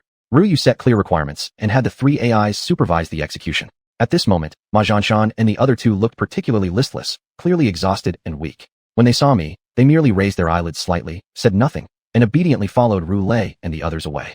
Ru Yu chuckled. Master, this time I really didn't resort to violence. I just locked them in that small room for 2 days without food or water, and just like that, they all calmed right down. Plus, Ruggin and the others added some dramatic descriptions of their suffering. It's amazing how obedient Rugua and the other 3 have become. I also grinned at it without comment. I knew these 3 would soon be properly reformed. The cargo ship had docked, and Rushan jumped off the ship to report to me. This freighter would make a trip to Green Island every 2 or 3 days, transporting large mushrooms and honey. As for the fresh fish, they could easily be caught near Yellow Island. There was no need to go all the way to Green Island. Except for that box of honey, this entire shipment was filled with fresh mushrooms. Mushroom sales had been going quite well lately, and I was considering whether we should also export them to country Y. However, if relying solely on ship transport, the cycle would be too long and the efficiency too low. This was not what I wanted. It seemed clear that some technological improvements would be necessary. The rice plants had been growing especially fast in these past 2 days. The leaves were beginning to yellow. Ru Feng had already prepared for the harvest, and at that time, the transportation capacity would again become tight. Therefore, I contacted Bao Song, who assured me that there wouldn't be a problem with vehicles and that 20 to 30 additional trucks could be added anytime. I believed him, but any newly added vehicles would require Ru Feng's simple modifications for autonomous driving. I specially purchased a batch of electronic components and handed them to Ru Feng for reserve. The vegetables newly planted yesterday had already sprouted, and green shoots had appeared among the leeks. The mineral water plant in G County would need a few more days before operations could fully resume, which gave me the perfect opportunity to pay a visit to country Y to meet with Fei Leffen. I couldn't keep him waiting too long. Entering Ziwu Villa, I landed on the square stone labeled 7 to 1. No one was around, so I strolled casually out of the woods. There was constant activity at the warehouse west of the airport, with vehicles coming and going busily. I headed directly toward the villa. Unexpectedly, there were still many guests on the lawn. It was Monday. Why was the party still going on? Tables on both sides of the lawn were filled with fruits, wines, and soft drinks. I particularly noticed the coconut juice had run out, and the waiters hadn't replenished it. I approached the exclusive entrance door for members near the villa, but suddenly remembered. I didn't have the specific blue identification badge on me, meaning I couldn't open this door. Even if I sought help from the waiter, he didn't have such authority. I took out my phone intending to call Fei Leffen, but immediately realized it might be inappropriate. I hadn't entered Ziwu Villa through the main gate, so naturally, I didn't have that blue pass. If Fei Leffen found out, he was sure to ask why. I couldn't offer a reasonable explanation. I couldn't exactly tell him I sneaked into the estate secretly. Thinking about it, if I didn't handle this small detail carefully, I might leave too many doubts in Fei Leffen's mind. I needed to plan carefully right from the beginning. I acted as if nothing had happened, left the villa, returned to stone 7-1, retrieved the stone tablet, rubbed the ward, returned to the other dimension, and then came to Ma Zhanshan's villa from the space. There was a car in the yard, so I drove one of them towards Ziwu Villa. This time, I wanted to enter through the main gate, just to obtain that blue badge pass. With this pass, I smoothly entered the villa. Fei Leffen, upon seeing my arrival, showed extreme enthusiasm and received me in his private office. Mr. Chun, why didn't you come with Mr. He and others? The first sentence Fei Leffen said upon meeting me confused me. Immediately I realized that Mr. He and Annie Jiang had already come, though I didn't know whether He Hua had come with them or not. What? Has Mr. He already arrived here? Is he still at Ziwu Villa? Rather than answering directly, I said I had been dealing with some other matters alone. Fei Leffen told me that yesterday, Mr. He had come to visit him with his wife. He Hua had not come along.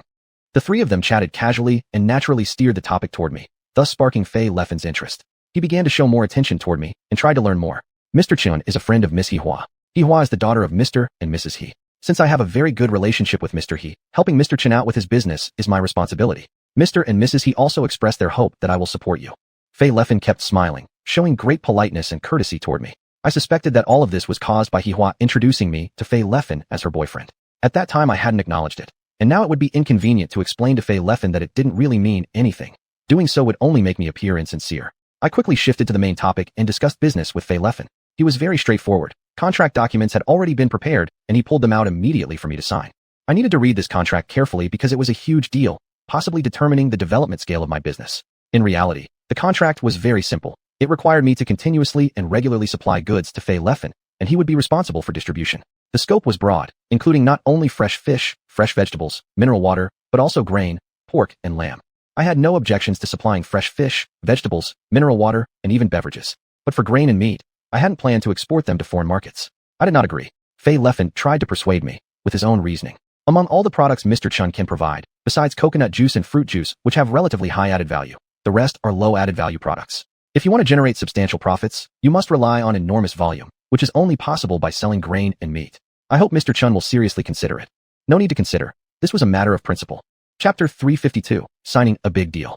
I didn't easily compromise but solemnly told Filian that if he insisted on buying grain and meat from me, I would rather not sign the contract at all. Because I knew, domestically meat was still in severe shortage. We were even importing it. How could I possibly export it? As for the grains, they were critical reserves for national emergencies. No matter how much money could be made abroad, I couldn't go through with that deal. Seeing my firm stance, Filian didn't get angry but simply nodded. Just because Mr. Chen insists on this point, I'm certain I want to do business with you. As you said, what you're willing to sell, I'll accept. What followed was a discussion on how I would ship the goods. Filian requested direct air transport, suggesting charter flights. He had an airstrip here, making logistics extremely convenient. Under normal circumstances, this would be the best choice, but for me personally, chartering a plane wasn't my best option. I had my own space and means of transport, but obviously, I couldn't tell Filian the truth. Thus, I'd already prepared my response. Fresh fish and vegetables are perishables. We can't transport too much at once. There's no need to charter flights, and I won't be using the Ziwu Estate's airstrip. Instead, I can utilize other airports in Country Y and then have the goods transported to the estate by vehicle. Although Filian wasn't completely convinced, he ultimately agreed. After revising a few terms, the contract was smoothly signed. Looking forward to our cooperation. Same here. The sky was getting dark, and Filian invited me to join him for dinner at that private dining hall. This time, his family didn't accompany us. It was just him and me sitting at the same table. Now that the contract was signed, I didn't really need to stay for dinner, but I accompanied Filian merely out of courtesy. At the table, Filian brought up the coconut water again. I've run out of coconut water now. Previously, I always purchased directly from Miss He Hua, but now that I've found the source, it seems unnecessary to contact her anymore. Please, Mr. Chun, just ship it directly to me. Supplying coconut water wasn't part of the contract. If you need it, Mr. Fei, you should contact Miss He Hua. Huh. Filian paused with his knife and fork, clearly confused. We just signed the contract. How come Mr. Chin isn't honoring it? I had foreseen this. Luckily, I was well prepared. I handed him the copy of the contract I carried with me. Please read carefully, Mr. Fei. The contract doesn't specify the supply of coconut water. Skeptical at first, Filian took the contract and read it carefully, then looked surprised. I'm pretty sure I had that written down before. How did this get missed? I smiled slightly. Your initial draft indeed had it, but during the revision process, I removed that clause. Overseas sales of coconut water. Currently, He Hua is an important agent of mine. I can't damage my agent's interests just because I've found you. Please understand this, Mr. Fei. Also, I must inform you that if you order coconut water directly from my company, your cost might actually be higher. I assume you've seen my website, which explains this clearly. Filian nodded as if he just understood. I've checked the website. Indeed, it's written there clearly. I must have overlooked that. Whether he truly forgot or was just pretending didn't matter. It was my product regardless. Then Filian smiled again. You and Miss Xiuhua are boyfriend and girlfriend, yet you separate personal feelings from business so clearly, something I deeply appreciate. Then I should contact Miss Xiuhua soon to send a new shipment to restock the Xuanhuan event venue's beverage supplies. He paused briefly, then continued. Originally, someone else was going to sponsor the coconut water for the Xuanhuan event. I gave Xiuhua's contact number to that person, but the person never contacted me or delivered any coconut water. Not sure what's going on. I knew who Filian meant, xiuxian, and naturally he wasn't aware of her current situation. I pretended not to know and asked, why doesn't Mr. Fei contact that person directly? Filian waved his hand. Sigh, Mr. Chun, you don't know. Sponsoring the Xuanhuan event was completely voluntary. How could I push someone? So that was it. That was precisely why Filian hadn't contacted xiuxian. Had he called, I surely would have received it. I had an idea flash in my mind. Mr. Fei, how about this? If you're purchasing the coconut water purely for the Xuanhuan event, there's absolutely no need. Our factory produces it, and I'd be more than willing to offer the sponsorship. Hearing this, Filian's eyes sparkled. That's great. I welcome this with both hands. So, the sponsorship deal was settled. We continued with some casual conversation. I learned that there were still guests on the lawn, which was done at the request of some merchants. Just having events on Saturday and Sunday wasn't enough to meet everyone's needs. That was why Fei Liyuan decided to hold a party every day, giving merchants more opportunities to meet and helping the Chamber of Commerce thrive. I agreed to deliver the coconut water to Fei Liyuan tomorrow and then took my leave, leaving Ziwu Villa behind. I still had important work to do, so I couldn't stay at the villa for long. After exiting the gate of Ziwu Villa, I wanted to find a secluded spot where I could later enter and exit my space with vehicles, but I couldn't find a suitable location right away. It was getting late and inconvenient to search now, so I decided to give up temporarily and deal with it another time. I returned to Ma Zhanshan's villa. As I parked the car, I suddenly realized a problem. I shouldn't sell the villa or the vehicles yet. They still had important uses. This villa could serve as my foothold in Country Y, and those cars could be used for transportation, while the trucks could help haul goods. Thinking this through, I tore down the 2 notices hanging outside the gate. Just as I was about to leave and return to my space, Xiuhua called. Where are you? How's the investigation on the fake coconut water going? Why didn't you come back to the hotel yesterday? I had been so busy with my own matters that I completely forgot how to deal with this girl. It's like this. The coconut water issue is already investigated and resolved. I've already returned home and couldn't go back to the hotel. I didn't explain further because I couldn't possibly share the details with her. Xiuhua hesitated briefly. President Chun works efficiently. Without my help, you still managed to complete the investigation and handle it independently. Since you're back home, great. Uncle Fei called and wants to order 1,000 boxes of coconut water. Please, President Chun, handle the shipment. I'll send someone to the orchard to pick it up tomorrow morning. So Fei Liyuan had indeed contacted her, but I suspected he was keeping the coconut water for his own use. Xiuhua hung up, and soon after, a text alert came in. Ding dong. She had already transferred the payment. Seeing her promptness, I didn't hesitate either, immediately transferring her sales commission to her. I still have a lot to do tomorrow, so I won't personally handle the delivery. I entered my space, assigned the task to Ruffin, telling him to arrange someone to deliver the coconut water to the orchard early tomorrow morning. As for me, I left the space again and returned to xiuxian, materializing directly on my office desk. Like a thief sneaking around, I carefully stepped out from the inside. At the doorway, old Zhang Boyu spotted me. Oh, so President Chun is still at the factory. You haven't eaten yet, have you? There's still some beef stewed with potatoes in the pot. Let me go get you a bowl. I've already eaten. I was deeply moved by old Zhang's hospitality. After all, I had already dined with Fei Liyuan. Although I could smell the aroma of the beef, my stomach was already full. Eaten already? Old Zhang sounded like he was asking me. Or perhaps just himself. Naturally, he couldn't imagine where I had had dinner. After bidding him goodbye, I returned to the hotel. Bai Luoxue was already asleep, so I didn't disturb her and went back to my room early. Chapter 353. A son isn't truly close. Lying on the bed, I couldn't fall asleep. I kept thinking about how to supply goods to Fei Yuan, when suddenly Su Xiaoman's phone rang. Along with the ringing, Ru Feng's voice came through. Don't worry about answering. I'll provide real-time translation for you. I pressed the answer key. To my surprise, it was Ru Feng's voice. Miss Su, when will you have time? Let's go dancing. I'm traveling abroad right now. I don't have time to accompany you. I didn't know the relationship between this person and Su Xiaoman, so I made up an excuse to fob him off. What a pity. The brothers really miss you. It's not fun going to the dance hall without you. Good night, Miss Su. Good night. It seemed this was yet another person trying to flirt with Su Xiaoman. I guessed he must have been someone from her past. Although she had now clearly aligned herself with Ma Zhanshan, these old flames still kept thinking about her. I felt curious. Ma Zhanshan hadn't received a single phone call in the past couple of days. Perhaps after arriving in Country Y, he had become more low-key, intentionally limiting his contact with the outside world, thus receiving fewer calls. If Ma Shower were to call him now, saying he wanted to visit him in Country Y, how should I respond? Thinking about this question made me sweat coldly. It was necessary to find out more about these matters. I got up, dressed myself, rubbed the wart to enter the space, and went directly to the U-shaped small building. Inside that room, 3 people were lying on the floor, particularly Ma Zhanshan, who snored loudly. He must have been exhausted from work during the day and was sleeping like a log. I had Ryu open the door and woke up xiuxian. I took her alone to my second-floor office. Xiuxian looked very surprised. Seeing the room full of antiques, she probably recognized these items as coming from the villa, but she didn't ask any questions, merely gazing at me with fear in her eyes. I gestured for her to sit on the sofa, but she shook her head nervously and didn't dare to sit down. I sat in the office chair, lit a cigarette, took a few puffs, and then asked her, "Whose name was used to purchase your villa?" Xiuxian replied shakily, "Mine. Has Ma Xiaoer ever come over?"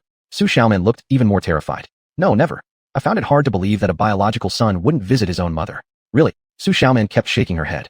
"He's never come here at all. He doesn't acknowledge me as his mother. When I miss him, sometimes I go see him."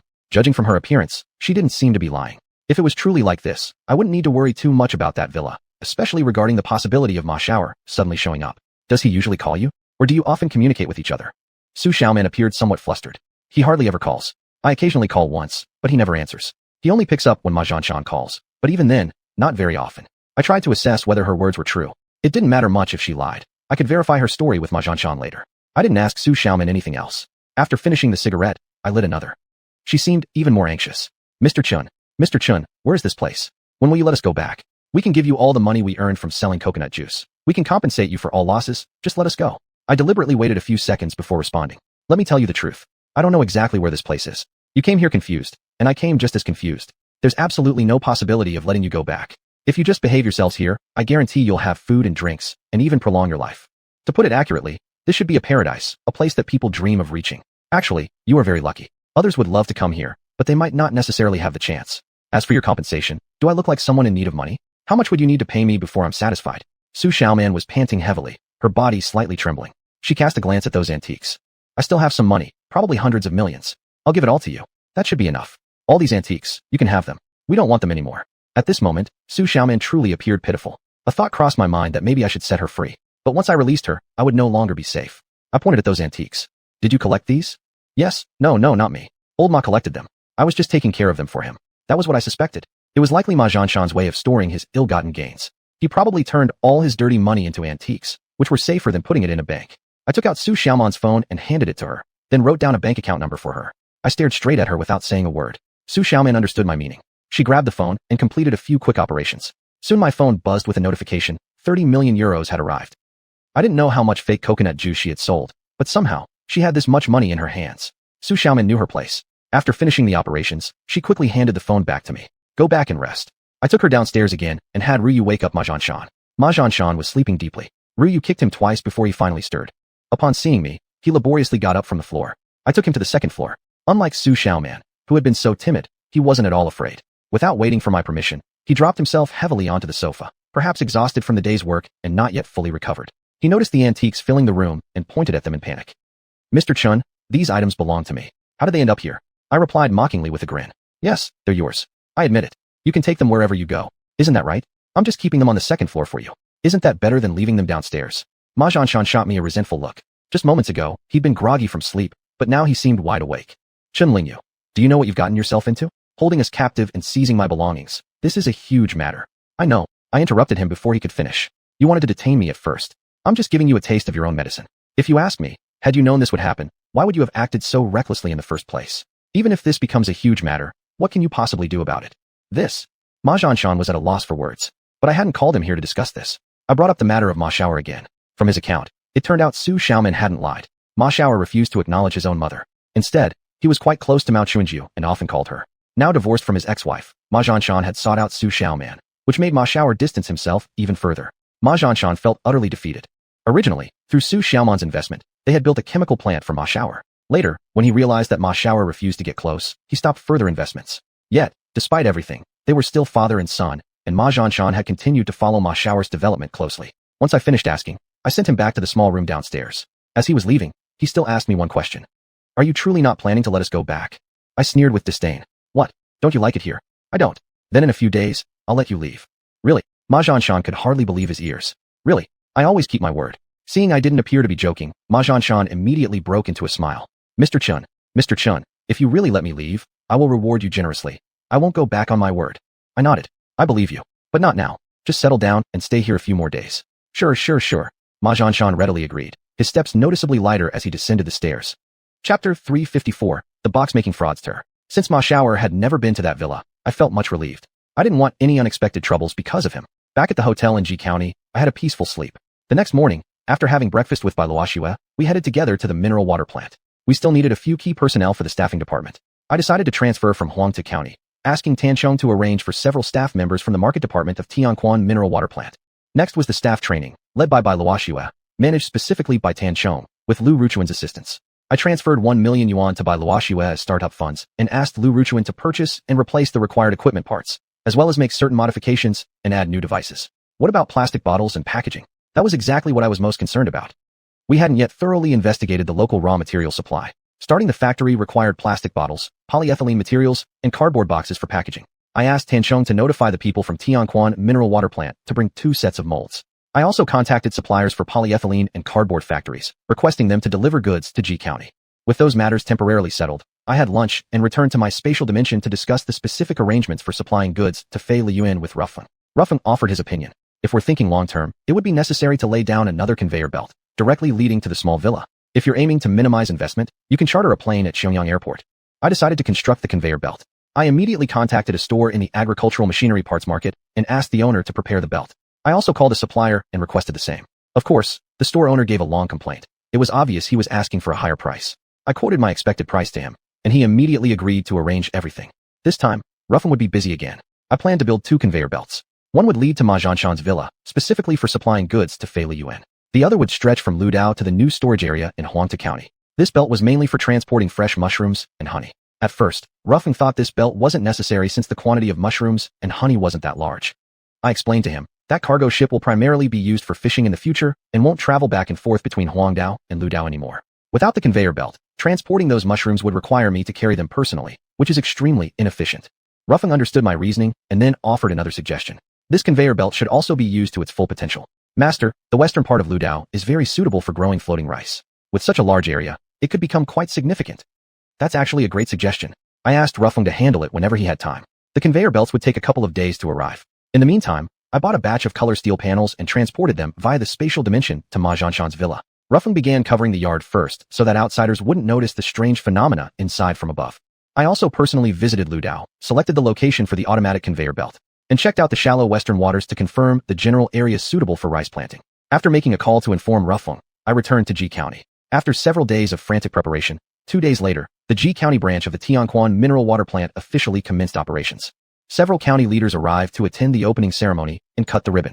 After some necessary formalities and interactions, I led them to tour the factory premises and officially started production. The production went smoothly, and soon bottled mineral water was rolling off the assembly line. After sending off the officials, a visitor arrived.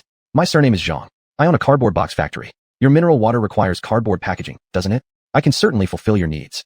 The young man, under 30 years old, appeared particularly energetic but gave off a slightly sleazy vibe. I didn't respond directly, instead asking, "How did you know we needed cardboard boxes?" He seemed slightly embarrassed but remained confident as he answered, "Doesn't your Tian brand mineral water need cardboard packaging? Everyone in China knows that." I replied bluntly, "Well, I know my Tian brand mineral water hasn't yet reached nationwide fame." The young man laughed, saying, "My apologies for my mistake. Still, I hope Mr. Chin will consider giving me a chance. Cooperating with me will surely satisfy you." By then, I already suspected that this young man had some connection with one of the county leaders. I believe that the counterfeit cardboard packaging previously used by Daquan mineral water plant had probably come from him, but I couldn't directly expose that. Therefore, I asked him to quote a price. His rate was even higher than what I purchased from Huangtu County, so of course, I refused. I had no intention of giving him a chance to haggle and rejected him directly. However, seeing my refusal, the young man immediately lowered his price, even below Huangtu County's. Considering the situation, sometimes it's wise not to challenge local strongmen, so I signed a supply contract with him, particularly emphasizing the importance of quality. The young man was extremely happy, proudly thumping his chest and giving his guarantee.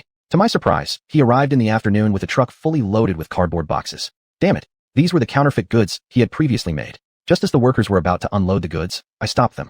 The reason? The factory name printed on the boxes was incorrect. What I need is the Ji County branch of Xianxia mineral water plant. Yet these boxes clearly bear the name Xianxia mineral water plant. The young Zhang boss turned immediately embarrassed. What a careless mistake.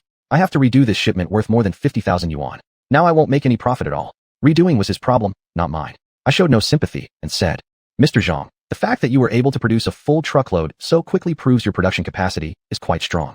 I believe you can redo it quickly as well." The young man caught on fast. "Boss Chun, how about we make a deal? If we redo this shipment, I can only cover the labels, which will make them look obviously not original. Why don't you just accept the goods? Your Huangtu County has a Xianxia mineral water plant, doesn't it? Why not let that plant use them? Don't make me redo them. I pointed at the factory address printed on the box and said, the address here is already written as Huangtu County. The young man probably understood my implication already but still boldly replied, yes, yes, it looks exactly like these boxes were made for your Huangtu County mineral water plant. If you don't use them, I have to redo everything, and I really won't make any money at all. Only at this point did I agree to accept his proposal. However, I required him to deliver the shipment to Huangtu County at his own expense and settle the payment at the contract price signed in G County. The young man pouted and gave a bitter smile. Boss Chen wins, I admit defeat. But I must give you a heads up in advance. I still have 2 more truckloads like this. I pretended to be surprised, though I knew in my heart those 2 truckloads were likely also fake goods intended for Daquan mineral water plant. Seeing my hesitation, the young man kept begging me. Boss Chen, please understand my difficulties. Small business, making a living is hard enough. I promise, from now on, similar mistakes won't happen again. If they do, no questions asked. I'll take them back to the factory for rework immediately. In the end, I allowed him to deliver the boxes to Huangtu County. At the same time, I told Tanchong to strictly inspect every shipment entering the factory and to return any substandard cardboard boxes on the spot. Tanchong made the phone arrangements accordingly. The fraudster behind the counterfeit cardboard boxes had now surfaced on his own. Not wanting to escalate the issue, I didn't mention it to anyone else, not even by Luoxue. After this incident, the young Mr. Zhang became extremely careful when supplying goods and never dared to pull any tricks again. Chapter 355. First supply to the mountain villa. The Xiuxian branch of Tianquan mineral water plant was now operating normally, and by Luoxue stayed behind to guide each department in establishing the Indai software management system, while I returned to Huangtu County. The rice was ripe. It was time to arrange for harvesting. Baosong urgently deployed 20 trucks to handle the transportation. Ruffing worked overtime to make simple modifications to the trucks, so they could drive autonomously inside the space. As for selling the rice, fortunately I had asked Han Xiaobai to sign a contract with the grain depot in advance, and he would handle the receiving of goods on the depot's side, since this was a new variety and required effective coordination.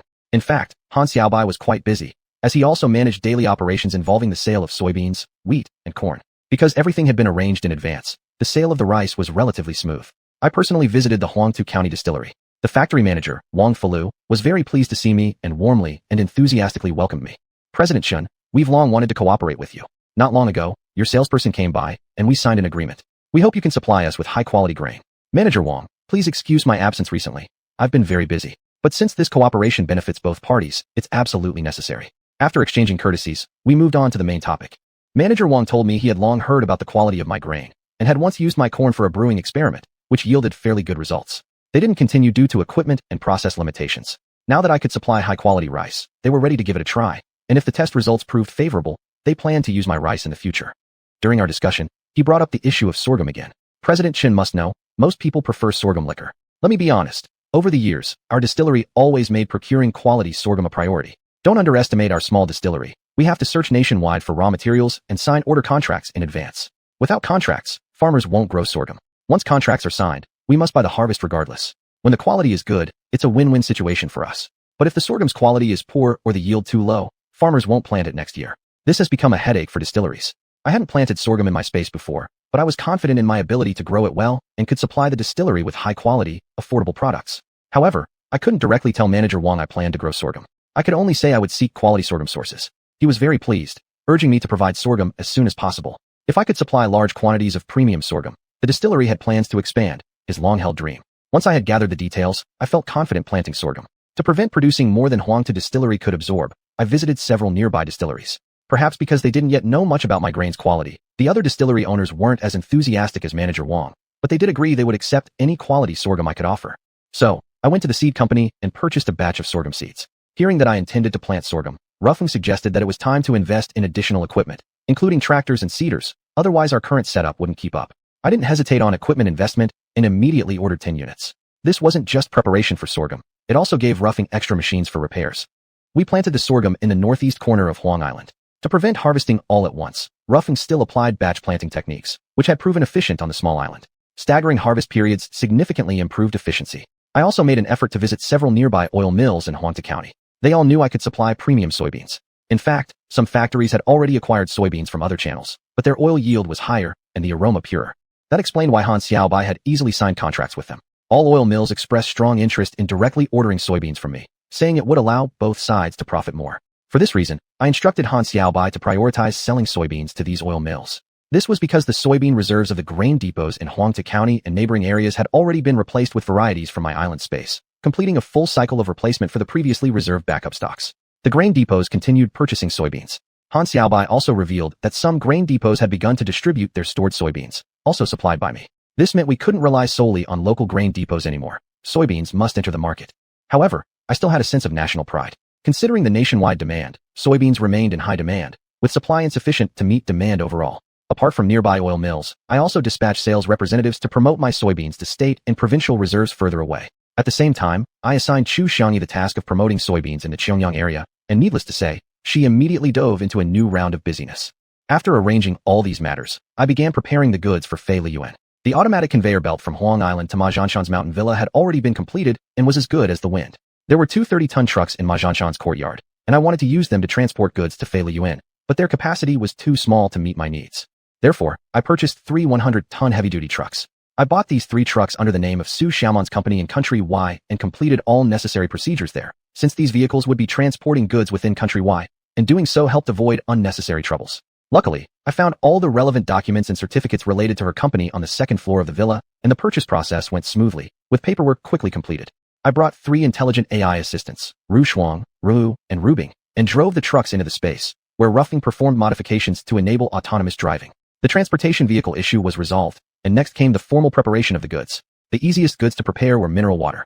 The Xiuxian branch plant was already operational and capable of supplying the areas around Xijing, so the Tianquan mineral water plant in Huangta County already had stock available. I arranged for a truck to be loaded first. I assigned Ruwu as the driver, and the truck, via the space, departed from Ma Zhanshan's villa and entered Country Y, directly heading towards Ziwu Villa. As this was my first delivery to Fei Liyuan, I accompanied the shipment. Fei Liyuan personally received us. We met at the airport of Ziwu Villa. Workers had already started unloading the truck. Fei Liyuan, beaming with a smile, pointed at the truckload of mineral water and said, "Mr. Chun, when I first heard about your first delivery, I assumed it was fresh fish. I must admit, I'm quite surprised it's a whole truck of mineral water instead. Is that all of it?" I explained. "This mineral water is the easiest to prepare. Next will come fresh vegetables, and the third truck will be fresh fish. I hope Mr. Fei won't think the amount too small. I can supply daily, and I sincerely hope Mr. Fei can effectively utilize your distribution channels to help sell the products." Fei Liyuan burst into laughter. "Please trust my capabilities, Mr. Chun. Don't worry about 30 trucks. Even 300 won't be enough for me to sell." "Well then, 30 trucks it is." Fei Liyuan was visibly startled. This shipment of 30 trucks totaled 3,000 tons. If he could really sell it all, every day, his distribution channels would indeed need to be exceptionally strong. "Mr. Chun, you're not joking, right? If you really deliver 30 trucks every day, I'd really have to work hard to keep up." Fei Liyuan looked at me with an expression of disbelief. "Mr. Fei, of course I'm not joking. Let's try it for one day first. If you think the quantity is too large, I can reduce it. If you find it insufficient, I can add more trucks." Fei Liyuan studied me up and down once again, surprised. It seems I truly underestimated Mr. Chen's capabilities. Though I had promised 30 trucks, today I was determined to fulfill it completely. There was no other reason. This was our first official delivery, and I had to ensure Fei Liyuan took it seriously. Only when he saw my formidable capabilities would I gain more value in his eyes, making future cooperation smoother. Chapter 356, Increased Workload. On Yellow Island, everyone was bustling about, all for today's preparations. Russian gang was sailing around the island on a cargo ship, fishing. This time, the fish weren't thrown directly into the hold. Instead, empty plastic boxes had been brought onto the ship so the fish could be loaded directly into them, saving effort otherwise required to transfer from fish tanks into boxes. While waiting for the cargo ship to unload fish boxes, Russian was also busy sorting fresh fish, which would then be loaded onto vehicles. Trucks were waiting by the shore. As early as dawn, 5 or 6 electric tricycles had started working. They zipped through the vegetable fields, picking produce, bagging them, and stacking the neatly packed ones into small mountains. Meanwhile, Rushu, leading Zhao Mengfei and 3 others, together with Ma Zhanshan and his 2 companions, were loading vegetables onto the trucks. Soon, a truck was full. Rushula drove it to the transmission belt and sent it off to Purple Mist Villa.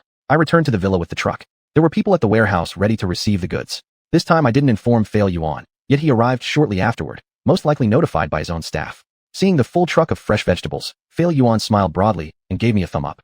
"It looks like Mr. Chun really wants to make a big move here." He pointed at several trucks currently being loaded. "Mr. Chun, see this? The goods don't even stay in storage here. Every day we're busy unloading and loading. Very soon, these goods will reach various places across Europe. Take a look. Within less than 2 hours, that earlier truckload of mineral water you sent has already been transported away and is now being unloaded at some supermarket." Then he pointed at this truck of fresh vegetables.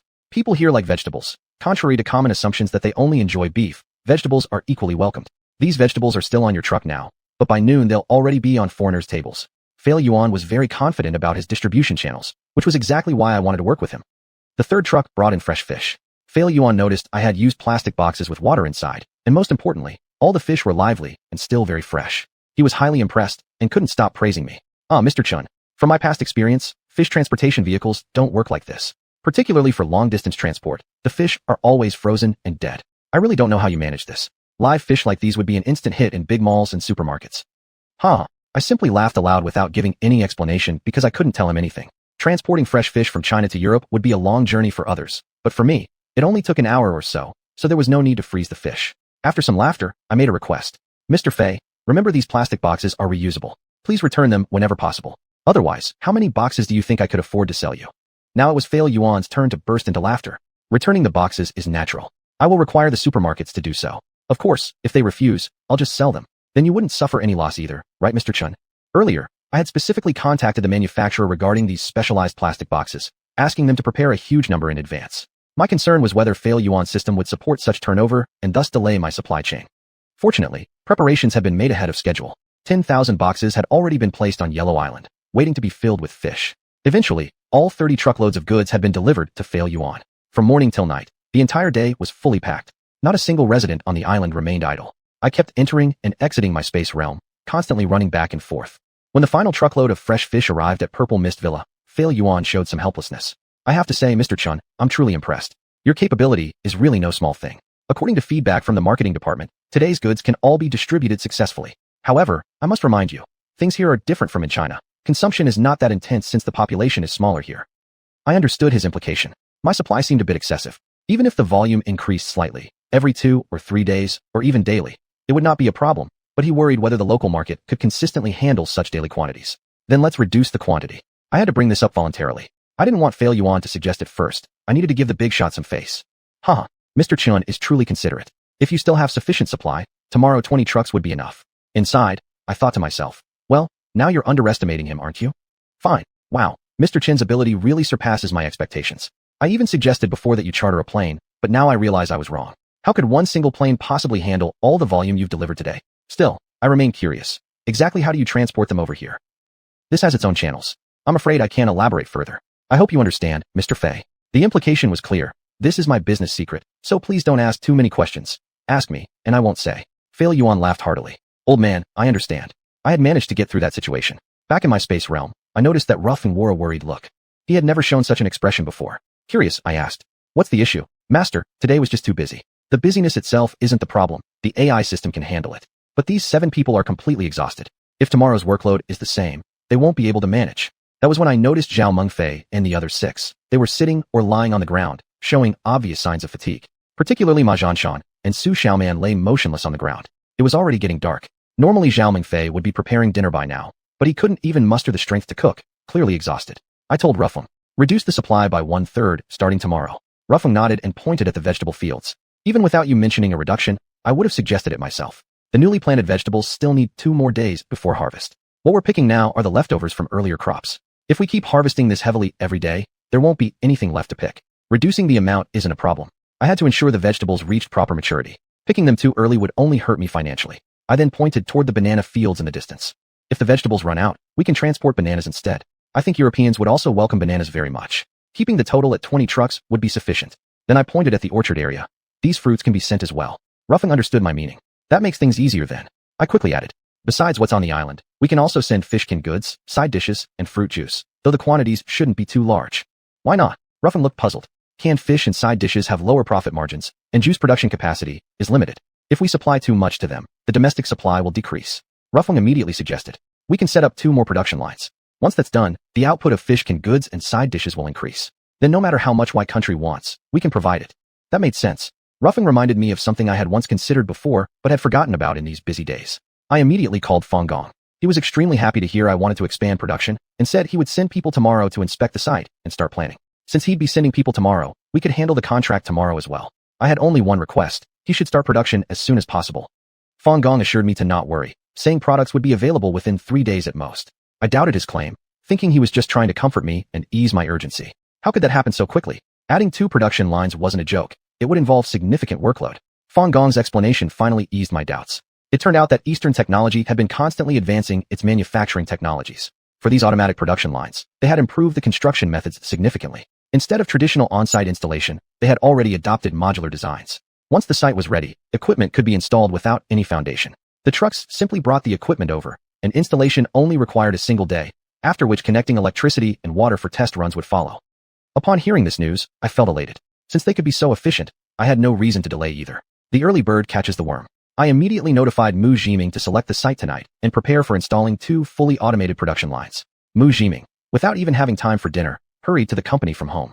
I personally went to the Minli canned food factory and finalized the installation locations with him. There was still one issue. The designated locations were currently open-air spaces that required a shelter. Therefore, I made the decision that once the production lines were installed and successfully tested, we could begin construction on a factory building while also beginning production. This was perfectly feasible. Mu Jiming worked through the night, gathering relevant technical personnel urgently to draft the construction plan. Starting tomorrow, some would start training workers, others would handle procurement, and the installation team would begin preparing the site ahead of time. Once I got everything arranged, I returned to my space realm. Zhao Mengfei and the others were still lying on the ground resting. I actually felt a bit sorry for them. If they were truly worn out, loading cargo the next day would slow things down. Without saying any comforting words, I walked straight into the kitchen of the U-shaped small building and personally prepared a lavish dinner for them. Zhao Mengfei and the others got up only after smelling the delicious aroma. When they saw the food served, they forgot all about being polite, sitting around the dining table and devouring everything with relish. I joined them for dinner as well. Chapter 357. My invitation to you, sir, is to Green Island. Mr. Chun, when can you let me leave this place? Right after dinner, Ma Zhanshan approached me dragging his tired body and asked. I rolled my eyes and immediately replied. Now. Really? A gleam of light flashed through Ma Zhanshan's eyes as he instantly perked up. Really? I nodded earnestly. Wonderful. Thank you so much, Mr. Chun. Ma Zhanshan excitedly tried to shake my hand, but I waved him off. Upon hearing this, xiuxian also quickly asked. Can I leave too? Of course. How could I possibly separate the two of you? A delighted look appeared on xiuxian's face. The big bodyguard grunted twice and spoke in broken Chinese. What about me? Looking at his pair of longing eyes, I shook my head. You can't. Instantly, the big guy became especially disappointed and lowered his head. Seeing that I had also agreed to xiuxian, Ma Zhanshan became even more cheerful. He grabbed her hand. We are finally free. Mr. Chun, shall we go now? How do we go? I waved my hand. Follow me. The two followed me out of the U-shaped small building, while the big bodyguard and Zhao Mengfei watched with envy. Ignoring them, I led the two toward the docked cargo ship. Aboard the ship, Ma Zhanshan and xiuxian helped each other onto the boat. The ship was dark, with no lights on, and the two silently waited on the deck. I didn't board, but called Rui Feng, Rui Yu, Rui Shan, and Rui Guang to come and unload the 4-numbered square stone from the ship and bring it onto the island.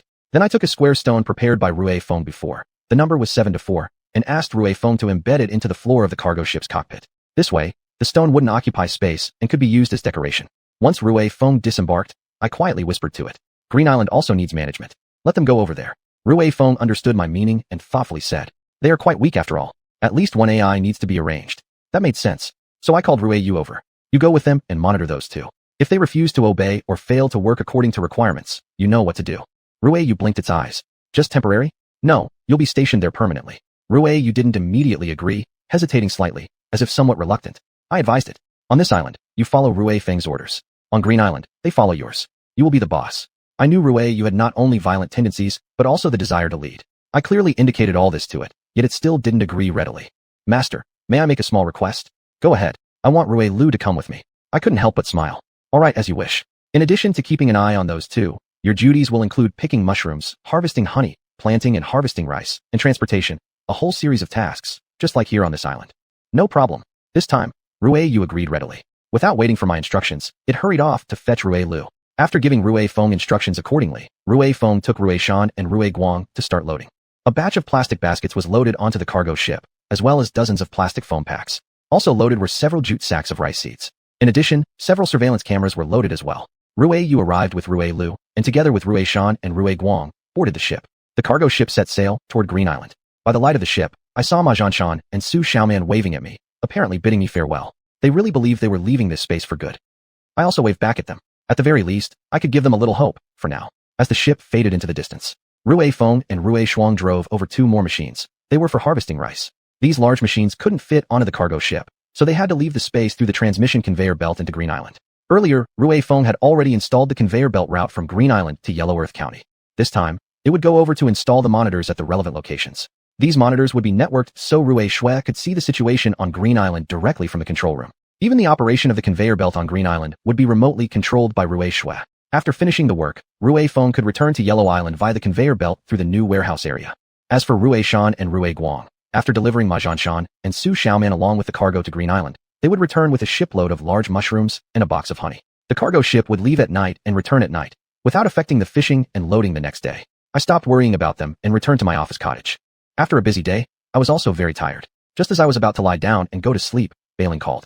Tansheng asked me today when he could return to Huangta County. His family doesn't want him to stay away for long. They need him at home. When I acquired the Xianxia mineral water plant, I had heard from Tansheng himself that the reason he came to work here was precisely because it was close to home, convenient for taking care of his family. It seems that everyone shares the same sentiment, attachment to home. When he can come back depends on when someone can replace him. What do you think about Lu Ruchuan? Lu Ruchuan had always left a good impression on me. He understood infrastructure, equipment, processes, and technology. He worked diligently, had a strong sense of ambition, and was mature, honest, and reliable.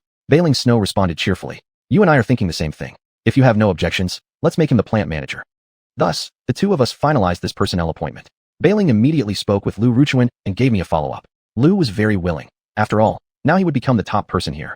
I then gave him a call myself, encouraging him to work diligently. Next, I called Tansheng and informed him that he could return to Huangta County tomorrow. Tan thanked me profusely. The next day, Xiuxian drafted the appointment document but did not issue it, sending it via telegraph to Xiuxian County instead. We continued supplying products to xiuxian, though not as busy as the first day. I handed this task over to Rufeng, letting it handle the specific arrangements, so I no longer had to travel back and forth between the space and Ziwu Villa repeatedly. Since I didn't go, xiuxian instead called me. Mr. Chun, I must admit I never expected you could provide such excellent bananas. I know it's a bit embarrassing to admit, but please don't laugh at me, Mr. Chun. Seeing those big bananas, I couldn't resist breaking off a bunch on the spot. Once I tasted it, I couldn't stop. One whole bunch, and I was almost full, probably wouldn't need lunch. Even more amazing, the fragrance lingered on the tongue forever. It seemed xiuxian had really taken a liking to these bananas. So, to please him, I said, I can give you an even bigger surprise. Regarding the sponsorship for the Commerce Fair, may I provide another batch of bananas? xiuxian burst into laughter. That would be absolutely wonderful. I continued, how about apples, pears, honey peaches, green walnuts, and fruit juice beverages? What do you think? Oh my, so much. That's really too kind of you. I could easily imagine xiuxian at the other end of the phone, his eyes squinted into narrow slits from smiling so wide. How much wealth xiuxian truly had, I couldn't even begin to imagine. Yet he was clearly eager to have vendors sponsor food and drinks for the trade fair event, hoping to save every penny he could. That's just how businessmen are. However, xiuxian didn't let my sponsorship go unnoticed. He allowed me to affix brand labels on the provided products, indicating the manufacturer, and even permitted a permanent advertisement board to be set up inside the event hall. That was actually quite a good opportunity. Immediately, I asked Xiuxian to produce a stainless steel advertisement board that could be moved around, displaying all our company's products except for grains, pork, lamb, and eggs.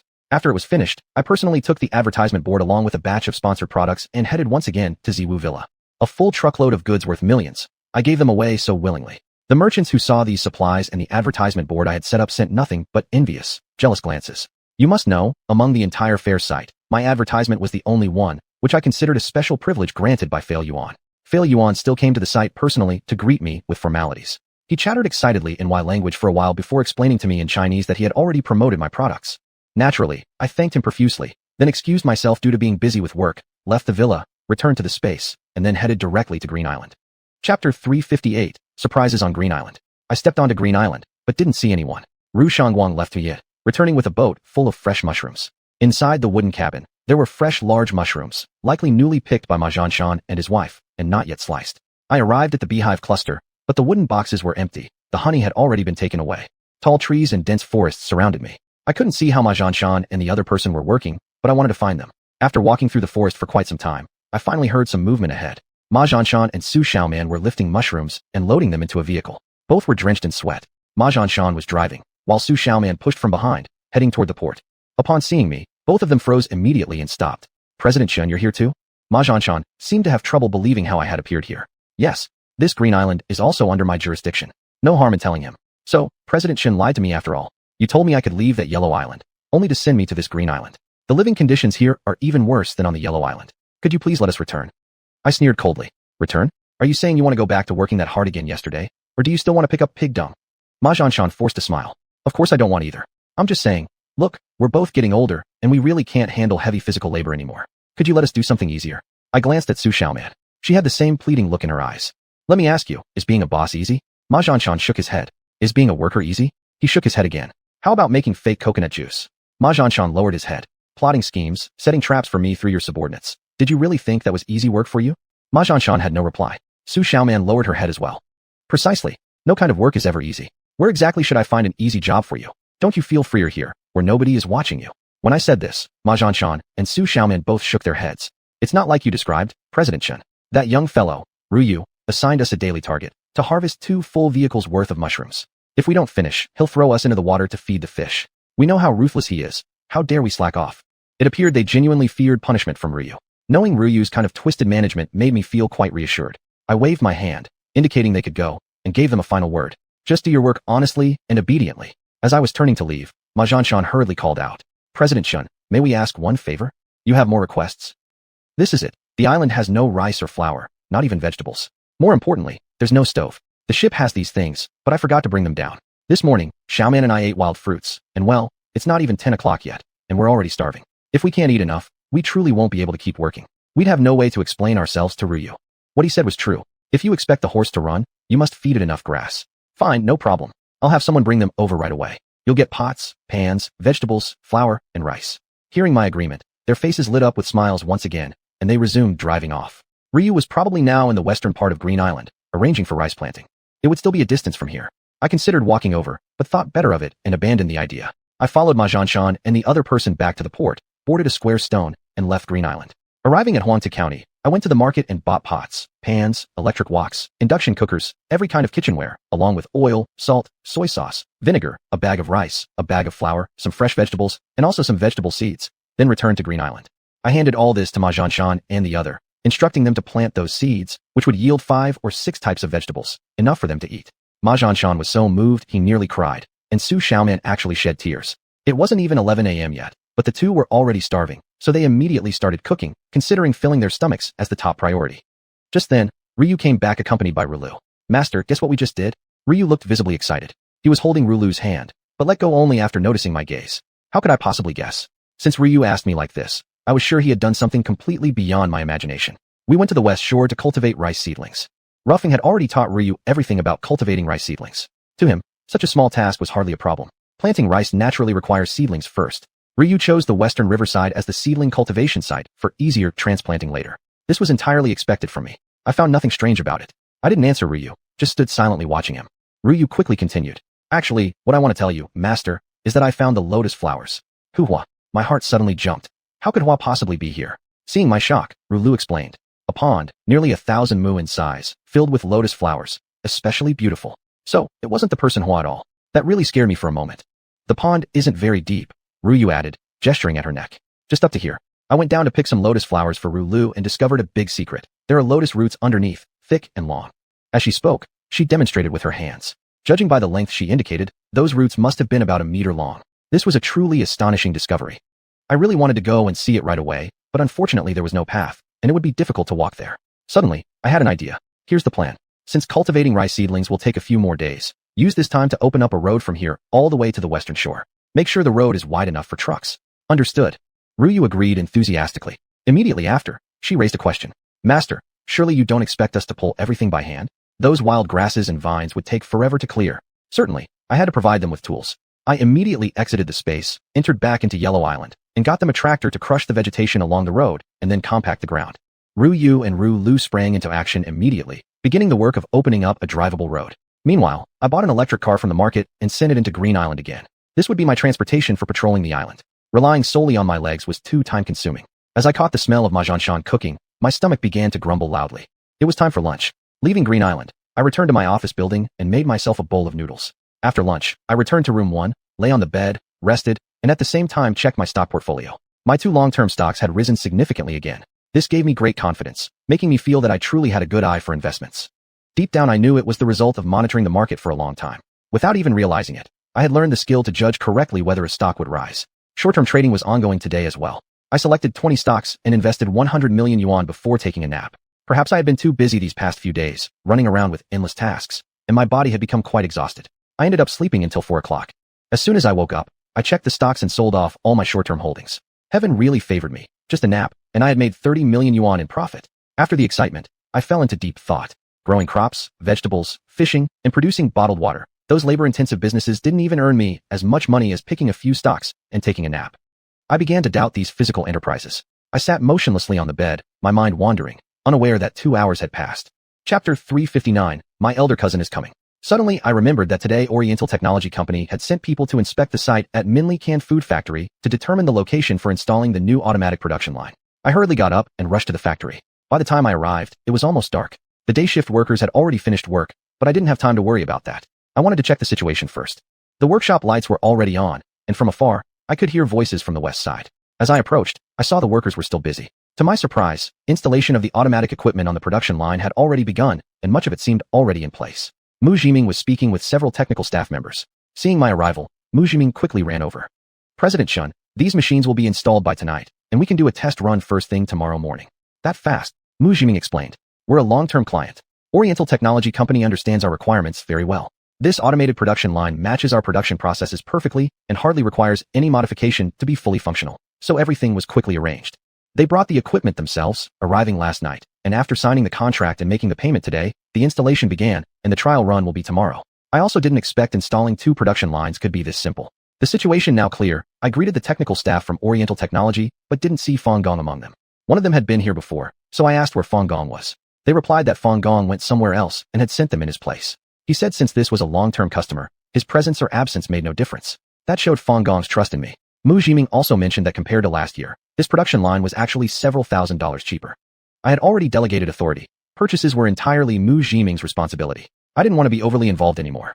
Holding tightly onto authority would only suppress the initiative of subordinates and leave me exhausted. The atmosphere was energetic. This company's growth gave workers a great sense of motivation. Now that dinner time arrived, it wouldn't be right to let people work on an empty stomach.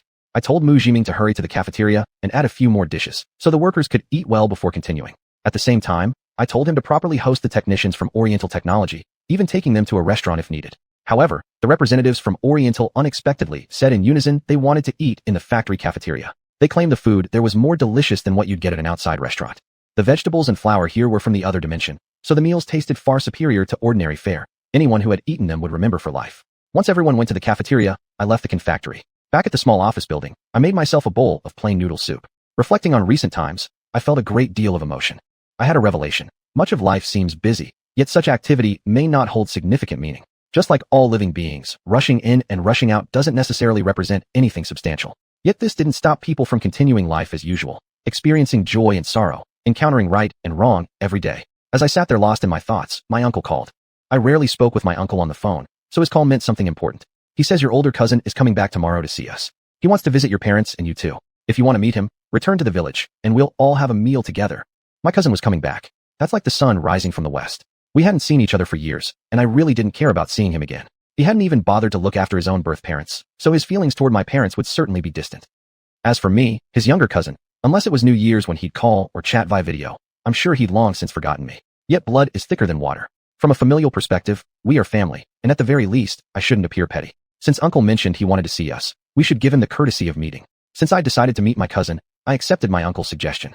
Okay, I'll contact him. Tomorrow I'll pick him up, and we'll have a meal together. Uncle quickly said, better to have dinner at home. Let him see the new house as well. I understood my uncle's meaning. Having a reunion at home held more meaning than dining in the county town. After ending the call with my uncle, I dialed my cousin. Xiaoyu, tomorrow your cousin and I will return to our hometown. Yeah, it's about time. You come back so rarely that you might forget home. My cousin gave a dry laugh, told me the bus number, chatted a bit more, then we hung up. I needed to let my parents know, so I quickly got dressed and went home. My parents were sitting on the sofa in the living room watching TV. Seeing me come back suddenly, my mother first asked whether I'd eaten. I had dinner. Did Uncle call you? My cousin and his wife are coming back tomorrow. After a brief pause, my father sighed. He finally wants to come back. It seems he hasn't completely forgotten his roots. Mom didn't seem happy. You talk about roots? He doesn't care about his own parents' roots. How could he care about you, his uncle? Dad disagreed with Mom's view. Kids have their own difficulties. At least he's coming back now. He said he wants to visit us. Regardless, it shows he still has us in his heart. Mom immediately countered. He says he's coming back, but if your brother wasn't home, would he have come to see us? You shouldn't be too hard on the child. Who wouldn't want to be with their parents? The child must have his own struggles too. Don't make a big deal about it. And don't say these unpleasant things tomorrow. Don't say I didn't warn you. I noticed that Dad's attitude toward Mom had become increasingly firm lately, but Mom still wouldn't give in. It's probably because he heard that our life is better now that he wants to come back. That's how it goes. When you're poor, even in a crowded city, no one cares. When you're rich, even in a remote mountain, distant relatives come knocking. Dad deliberately changed the topic. We aren't distant relatives. We're blood relatives, a real family. The TV show was interesting, but neither of them had the heart to watch, and instead, they started arguing. I quickly tried to mediate. Okay, you two stop arguing. My cousin and his wife coming back is, at the very least, a good thing. They're the ones reaching out to us. We'll go back tomorrow and have a family reunion dinner. I've already discussed it with Uncle. Mom immediately turned to me. Don't talk about your cousin. Let's talk about you. We're all living in the county town, yet you rarely come home. Oh right, because your business is doing well, our family has the means, and you live nearby, so you don't visit us every day. If you didn't have it as good as your cousin, maybe you wouldn't come to see us for half your life.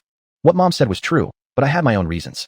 If I lived with them constantly, it would be inconvenient for my work, especially with my unpredictable meal times and certain things I couldn't tell them. That's exactly why I preferred living alone in the small office building instead of going home easily. Dad called Uncle and the two old brothers chatted for a while. Judging from his expression, he seemed quite happy. I knew that even though my cousin had never contacted Dad before, he had always hoped his nephew would come back to the village more often. I stayed with my parents watching TV for a while, and then we each went to our bedrooms and went to sleep early. The next day, when I woke up, Mom had already prepared breakfast. After eating, I went to work while my parents went shopping to buy gifts. Chapter 360, my elder cousin and his wife arrive. I arrived at the canning factory and presided over the launch of the new production line. Everything went smoothly, and production started normally.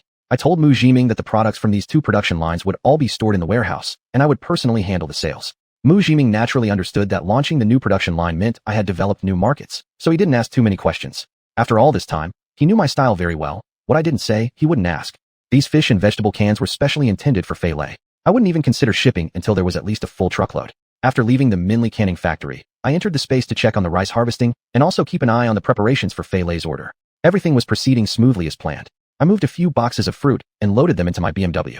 After exiting the space, I made another stop at the Xianxia mineral water factory. Tan Chong had already returned.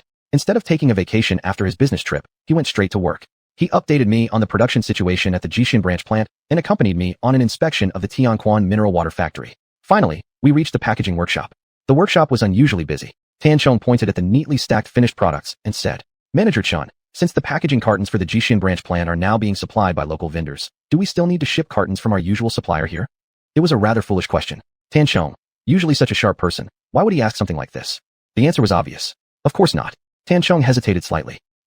Yesterday the Yellow Earth County cardboard box factory called again. They seem unhappy that we no longer need them to deliver to the Xiuxian branch plant. Their tone implied some complaint, asking directly if we're dissatisfied with their quality or think their prices are too high. I assured them that's not the case. It was understandable that the vendors would raise such concerns. Everyone knows that if a normally operating factory suddenly informs you they don't need your supply anymore, it means someone else is taking your place. We're businessmen, chasing profit. People naturally compare and make decisions. I understood Tan Chong's situation. He didn't want to offend the Yellow Earth County cardboard box factory. If the relationship is maintained well, future business will go smoothly. Suddenly, I recalled the conversation between two workers I had overheard in Xiuxian, and I told Tan Chong, "We're currently exporting a large amount of mineral water to Europe, and the Europeans dislike excessive packaging. In their eyes, our cartons are already considered wasteful. I've decided you should adjust the packaging process and produce some plastic film wrap cases. This way, we save on cost without increasing the selling price. Why wouldn't we want to do this?" Tan Chong was momentarily surprised, but he finally understood what I meant. He didn't raise any objections, but immediately gathered the relevant technical personnel to begin equipment modifications. This packaging method had once been used before at the Dichuan mineral water factory. All we needed to do was repair the old equipment. I loaded a case of fruit juice and coconut water into the car. At least my elder cousin should taste these special items. Father called and said that he and mother had already bought the gifts for going home and were waiting for me. I told them not to rush. My cousin's car hadn't arrived yet, so they should be patient. An hour later, I received a call from my elder cousin. He and his wife had arrived at the county town by bus. I drove to the Yellow Earth County bus station. As soon as I arrived, I saw my elder cousin and his wife already waiting outside the station entrance. My elder cousin was tall and thin, looking somewhat haggard. He seemed even thinner than during the spring festival. I guess that maybe it was the difference between seeing someone in a video versus in person. Live appearances might distort actual body conditions. My elder cousin's wife was shorter than him by a head, slightly plump, with fair skin. She looked elegant and neat. "Just the two of you? Why isn't my niece here?" I didn't see my niece, whom I had never met before, and couldn't help but ask while parking the car beside them. "She's in school. Couldn't come." My cousin's wife forced a smile and quickly explained to me. "What about her meals? Is she boarding?" "No, her grandmother is with her and cooks for her." My cousin said nothing else. After greetings, they got into the car. I drove them to the courtyard house and, together with my parents, headed to the countryside. On the way, my parents chatted with my cousin and his wife in the car. I didn't join in much and focused on driving. Back in Shirgo village, upon entering the gate, my uncle and aunt came out to greet us. My uncle looked relatively calm, but my aunt's eyes were red. Clearly she had been crying earlier. Meeting family naturally brought excitement, yet everyone remained composed. Soon, laughter filled the courtyard. I guess it was out of happiness after all. It had been a long time since the whole family got together. My cousin and his wife walked around the yard, looking and praising how beautifully the house was built. The lunch was sumptuous, and had prepared well in advance. I had originally planned to return to the county town in the afternoon, but father stopped me. "Your older brother rarely comes back. Spend more time with him. You can go back tomorrow." So I decided to stay. At noon, I had a few drinks with my cousin. Once the alcohol hit, the conversation started flowing. My cousin was no different. Usually a quiet person, he became talkative at the dinner table. What he mostly spoke of were the difficulties of life, the hardships of work, and how after so many years, he felt like a failure. Especially toward our parents, he carried deep guilt. I watched my cousin's wife from the sidelines. Surprisingly, she didn't stop him, nor did she interfere with what he said. She let him speak freely. After lunch, my cousin's wife helped my mother and aunt clear the table and wash the dishes. Uncle and father continued chatting idly. My cousin and I continued talking in another room, as he continued to pour out his bitterness. I had thought this would be a joyful reunion after a long separation, but from what my cousin said, I could tell he felt hopeless and saw no future. The electronics factory had gone bankrupt, and both he and his wife had been laid off. Even if they tried to find similar work again, they would struggle to adapt. Though my cousin was only around 35 or 36, his eyesight had significantly deteriorated, a consequence of years of working under strong lights. His wife was no different. As he complained, he repeatedly expressed envy toward me, saying he couldn't have imagined I'd be doing so well now, with multiple businesses all thriving. Initially, I had been very critical of how my cousin and his wife treated uncle and aunt. At the very least, they should show proper filial respect. Whether they were rich or poor didn't matter. But after hearing my cousin's bitter story, my views instantly changed.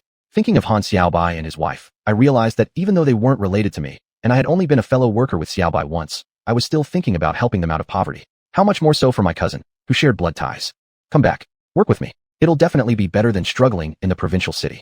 My cousin immediately began to cry. It seemed he had been holding back for a long time, and hearing my words finally made him lose control. He tightly gripped my hands. Brother, you're still my brother after all. After this emotional outburst, he finally said the words that had been difficult to utter. Can I bring your cousin-in-law back too? I hadn't even spoken yet, but my cousin guessed my concerns. Not only did I have an issue with him, but I also had strong objections toward his wife. The main reason for the way he treated his parents was largely due to her. At home, he couldn't make decisions. He was worried I wouldn't accept his wife, so he asked. Yes.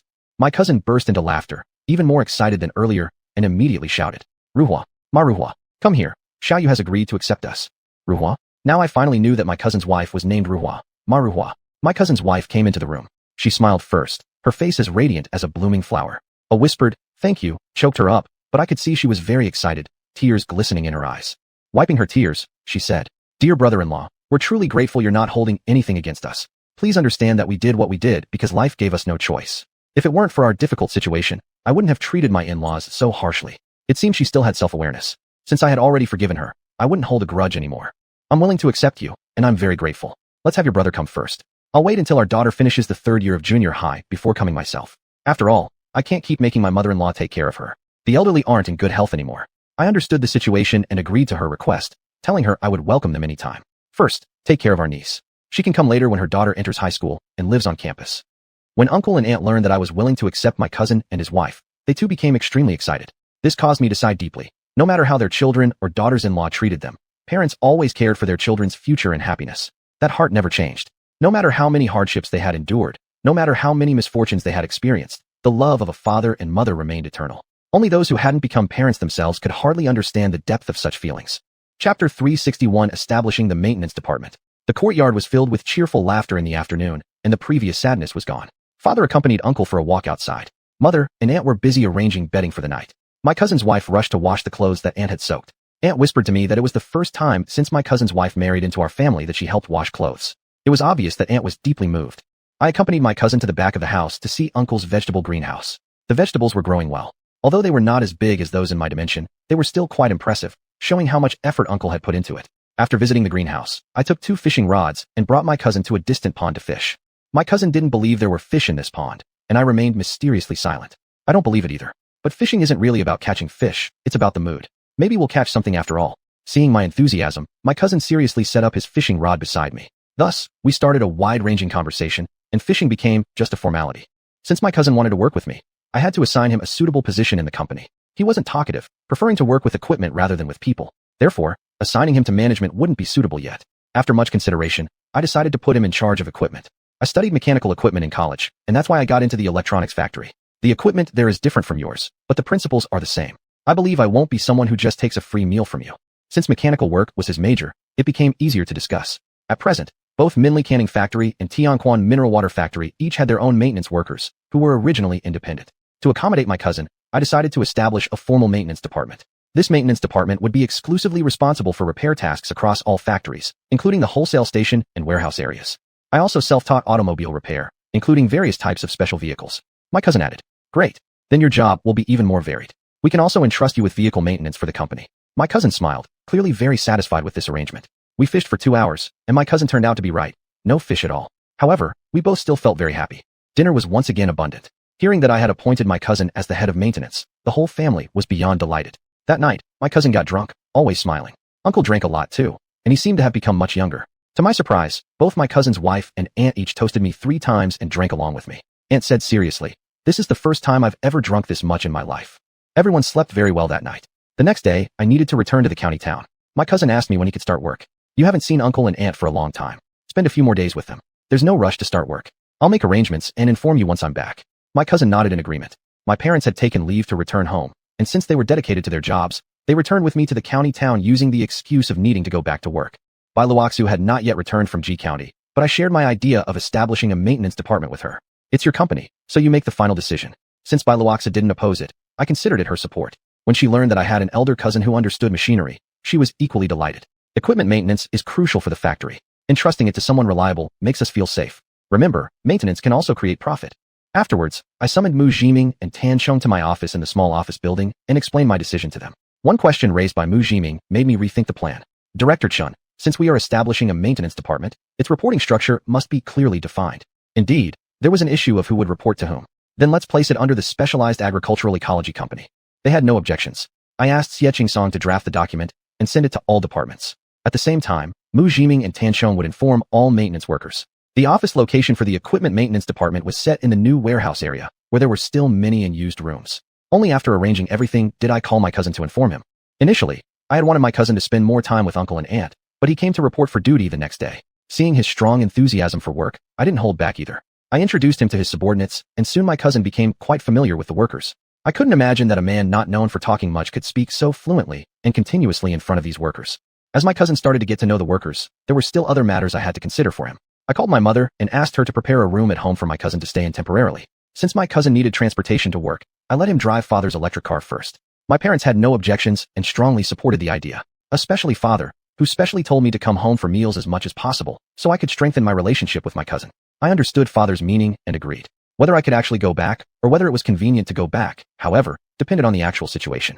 My cousin's wife stayed in the hometown for a few days, then returned to the provincial capital on Friday. She said she would come again when she had time. After arranging my cousin's job, I wanted to enter the space to check on the progress of the road construction on the Green Island by Rio.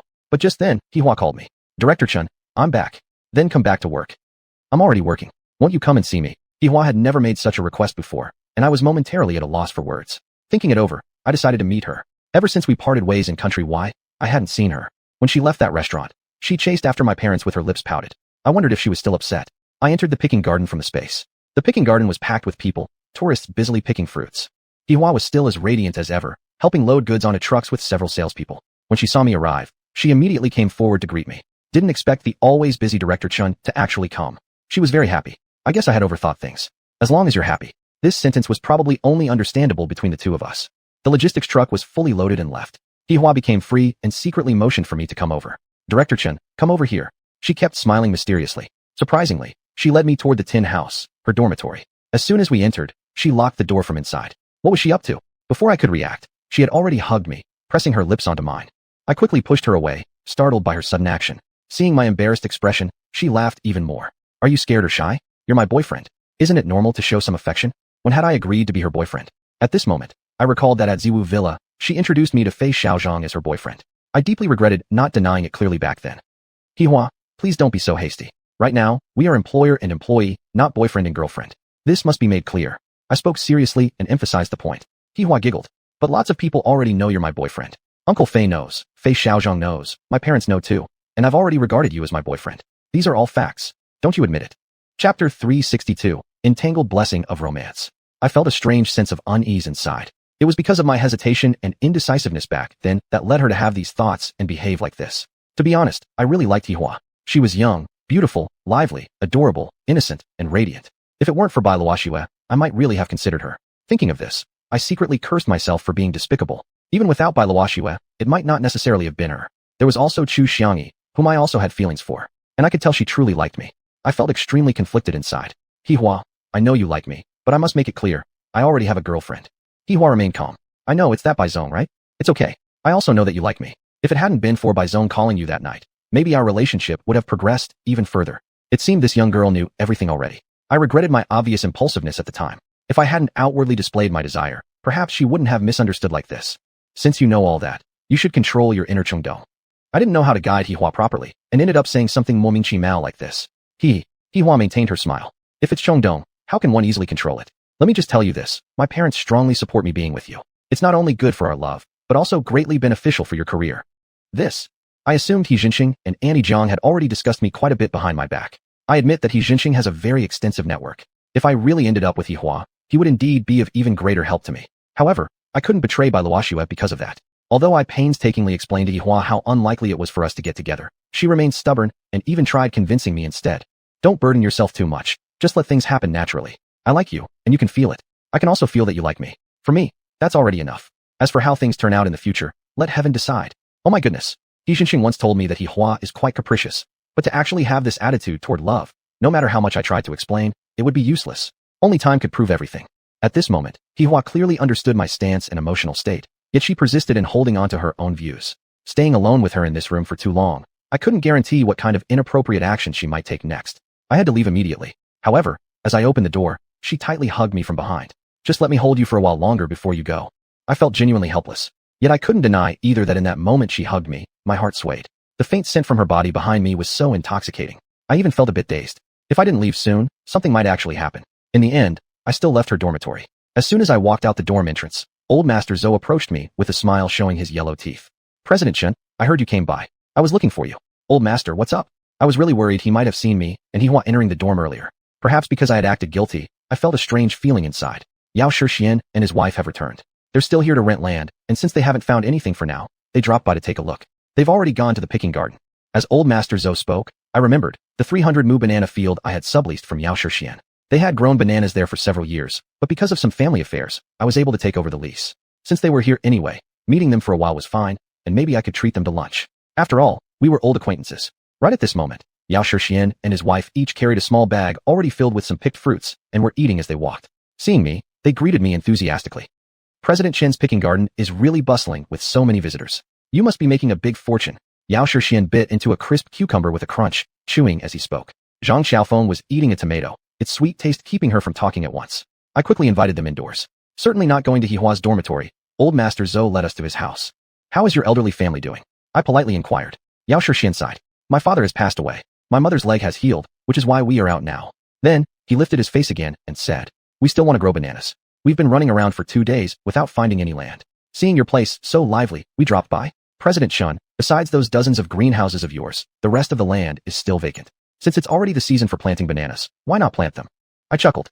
Maybe I've just been too busy lately to get around to it. It's true that I've been busy. Actually, it wasn't that I hadn't gotten around to it. I just hadn't decided yet how to plant them. Once the bananas are planted, they require management. Riyafeng and the other AIs were already swamped with work. If I brought them into the real world to tend to the bananas in front of all these visitors, it would definitely cause another major commotion. I didn't want people to focus too much attention on my AI systems. President Chen, listen to my advice. Now is the time to plant. If you wait too long, the harvest might not be very good. I understood that bananas require time to grow. Planting them one day later would mean harvesting one day later as well. Suddenly, I thought that Xiuxian and his wife had come looking to rent land for banana cultivation. Why not let them handle it instead?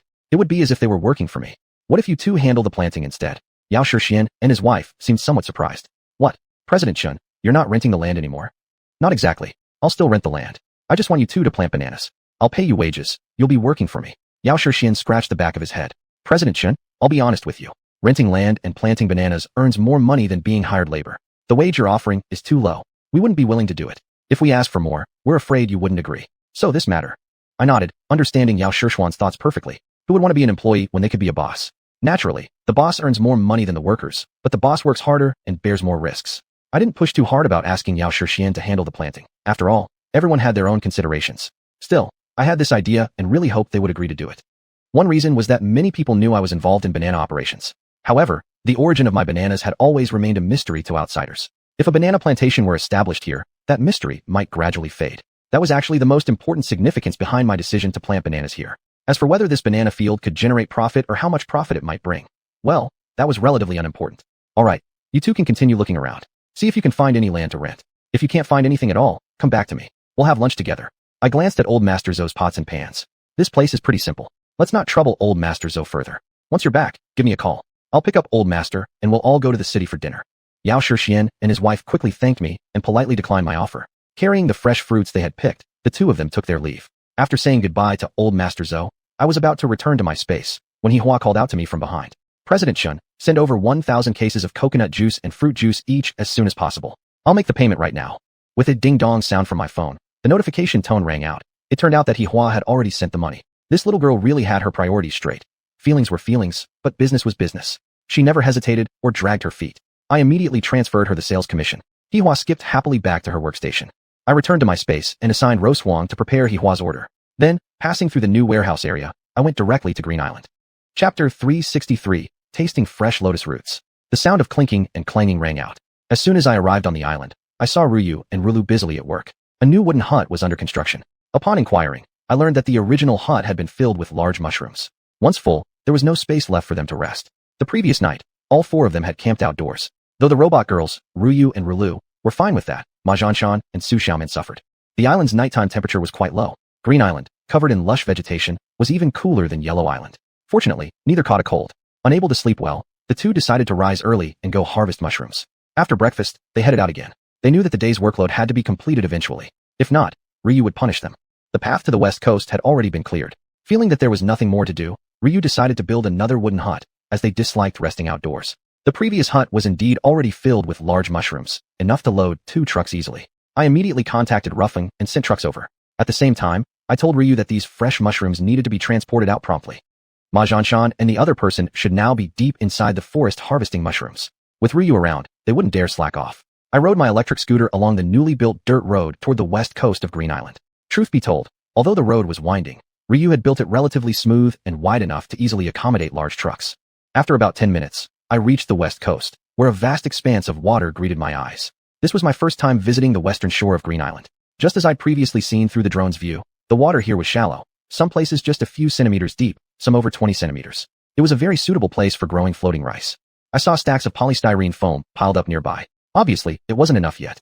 Each truck that came would bring some over from Yellow Island, as previously arranged with Ruffling. Walking southward along the shore, after about 5 or 6 minutes, I reached the lotus pond. As Ryu had described, this lotus field covered thousands of mu. Vast sheets of green leaves spread out, dotted with fully bloomed lotus flowers, an endless, serene, refreshing, and breathtaking view. I found a shallow area and reached in with my hand. Sure enough, I touched lotus roots. They were nearly half a meter long and as thick as an arm. I couldn't resist breaking one off to cook for lunch and taste the freshness.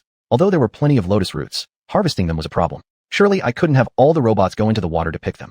This matter needed to be discussed with Ruffing to find a better solution. As long as an efficient harvesting method was found, would the lotus roots truly belong to me? Otherwise, I could do nothing but sigh helplessly at the sight, at best tasting 1 or 2 for freshness. I picked a few more lotus roots, placed them on the electric scooter, and headed back to where Ryu and the others were. Just then, I saw Ma Xianshan and the other person returning with a cart full of large mushrooms. Sweat poured from both of them. They seemed to have worked hard. I noticed that Ma Xianshan had become thinner. His previously bulging belly was gone. Su Xiaoman was no longer fair-skinned as before, now quite dark, yet healthier looking, more like a rural woman used to hard labor. The seductive charm of her former life was completely gone. Labor truly could reshape a person. At the very least, it would improve one's health. The small wooden hut was being built quickly. When I passed by earlier, it wasn't even half finished, and now they were closing the roof. Ma Xianshan grinned at me. Boss Chun, actually, Brother Ryu cares about us a bit. Seeing that we looked pitiful sleeping outdoors, he said this morning that he'd build us a wooden hut. But that wasn't exactly what Ryu had told me. Still, I didn't expose him. Perhaps Ma Xianshan was trying to flatter Ryu in hopes of suffering less. I simply nodded, without confirming or denying. Su Xiaoman hesitated as if wanting to say something, looking quite embarrassed before finally murmuring.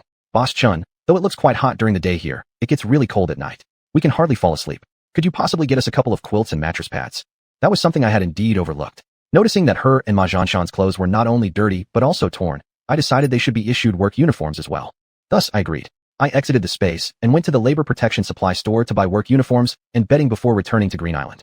Rushuang and Rubing had arrived driving a truck. They came via the conveyor belt route to pick up the large mushrooms. The truck was loaded with empty plastic crates and foam boards. First, we unloaded the materials. Before loading the mushrooms onto the truck, they had to be cut into blocks using a special tool made by Ruffing, and then packed into the plastic crates. Rushuang and the others were very skilled at this task. Some carried mushrooms, some cut them, some packed them, and some loaded the truck. All these steps were smoothly integrated into one seamless process. It was almost noon. I left 2 large lotus roots for Ma Xianshan and Su Xiaoman so they could also taste the fresh harvest. Then I exited the space. Xiuxian and his wife declined my lunch invitation, so I hurried back home. Since my father wanted to talk, it was better to stay with my cousin. When I got home, no one was there. My mother was cooking for the workers at the organic food wholesale station, and my father was having lunch there. My cousin hadn't returned yet. I cooked rice myself and stir-fried a few dishes, including fresh lotus root with meat. I called my cousin. He was heading to the cafeteria for lunch, but agreed to come back after I asked. When he arrived and saw only the two of us, he said, "Xiaoyu, you really didn't need to go to all this trouble. Eating at the cafeteria is convenient enough. You're busy. You didn't need to come back specially to cook for me." Actually, I didn't come back just to cook for him. I had forgotten that both my mother and father were away. I forgot to tell you that my parents won't be home for lunch today. Starting tomorrow, just eat at the cafeteria. We ate well together. My cousin praised the lotus root dish greatly, saying he had never eaten anything so delicious. You'll eat it every day from now on. The cafeteria food at the canning factory will taste just like this. If that's really true, then I'll be very fortunate. To tell you the truth, your sister-in-law's cooking is barely edible. I've never found it tasty at all. I laughed. That's exactly why it tastes so good to you today. Since you've never eaten much good food before, this meal seems especially delicious. But I eat like this every day. I don't feel it as strongly anymore. However, today with you here, the joy and deliciousness feel fresh again. Ha! My cousin burst out laughing. Since I'd met him, I hadn't seen him laugh so heartily. We chatted while eating, and once again my cousin started talking nonstop. In addition to praising my factory, he also praised the workers under his command. He said the workers had high qualities, were very serious in attitude, eager to learn, and actively striving for improvement. With that kind of attitude, this group of people couldn't possibly fail in their work. My cousin didn't yet know that these results were all due to policies I had set in place. If he had seen them before, he would certainly have witnessed a group of slackers. At that moment, a thought suddenly occurred to me. "Brother, how much money do you have now?" My cousin looked stunned. "Do you need money?" "No, I don't need any. I'm asking how much money you can put together." His expression immediately darkened, and he sighed. "Xiaoyu, let me tell you honestly, I don't have any money now. The company went bankrupt before the Spring Festival. For these past few months, your sister-in-law and I have just been surviving on odd jobs. We couldn't make it without help from my father-in-law. You could say that if it hadn't been for my father-in-law supporting us, we wouldn't have made it through these few months.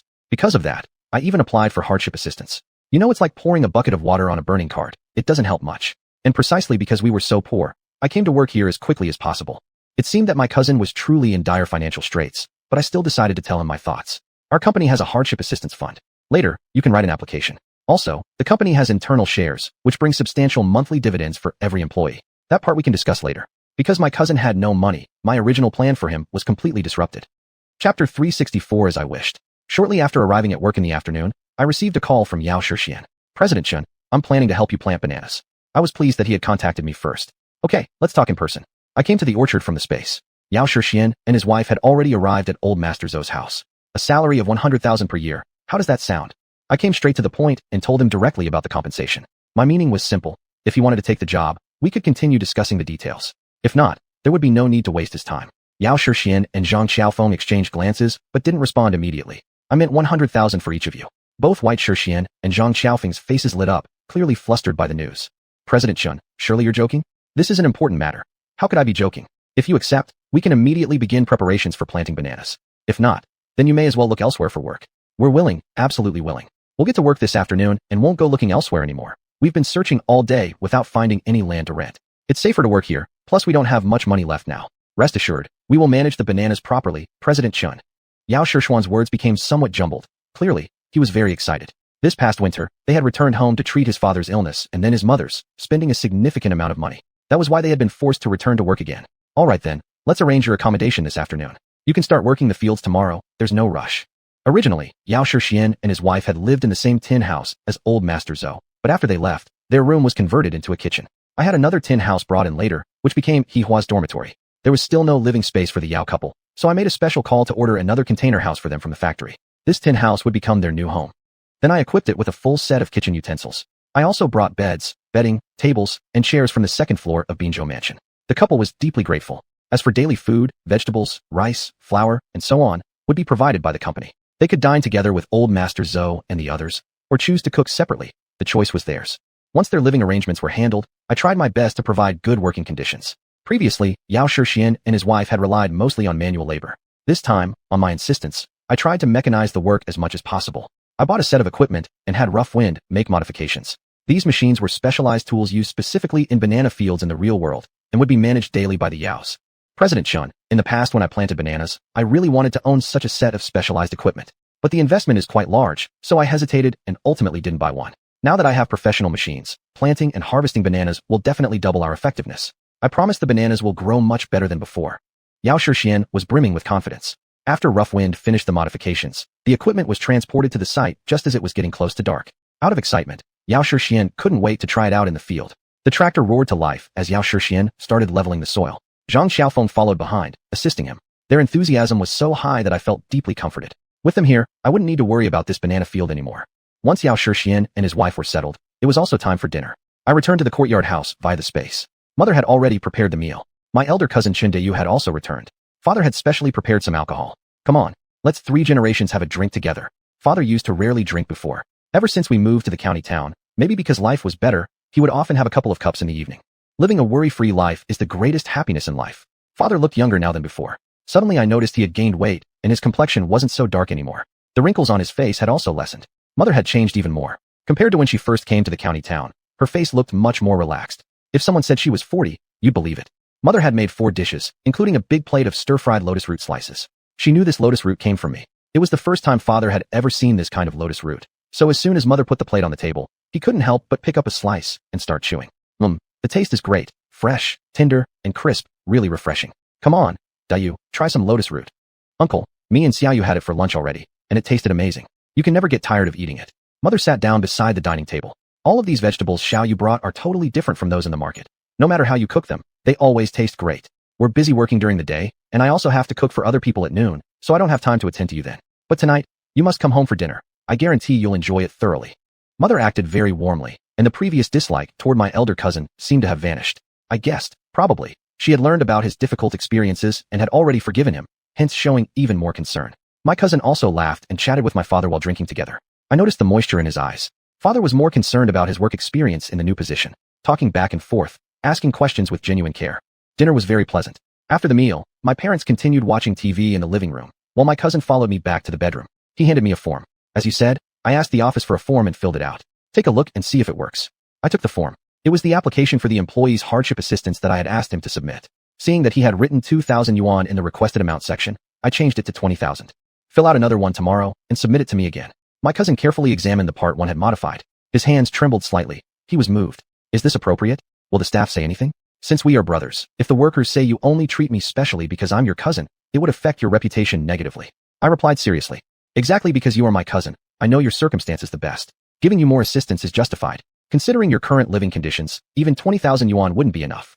This aid will be granted by the company. Later, I will also personally help you. Thank you, little brother. This is already more than enough. The job you gave me and making me a middle-level manager, before, I wouldn't have dared to even dream of it. I'll be making more money now, and life will get better gradually. Once your cousin-in-law comes and starts working, our life will be even better. You don't need to spend more on my behalf. My cousin was very grateful, still deeply moved. I wasn't sure if he felt awkward accepting my help or if he felt guilty about his past actions. He showed hesitation to accept. He should understand the hardships of life and the heavy expenses. Many things would come in the future. Without improving life quickly, those things could easily become difficulties. You don't have to worry about this. I'll handle everything. Seeing my firm attitude, my cousin didn't say more and went to his own bedroom to rest early. Chapter 365. Blood is thicker than water.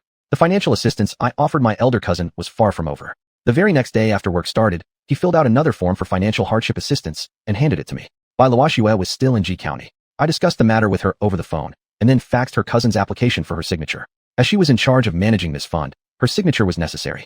After that, I made the official endorsement and my cousin collected the money from the finance department. Next, I did something else behind my cousin's back.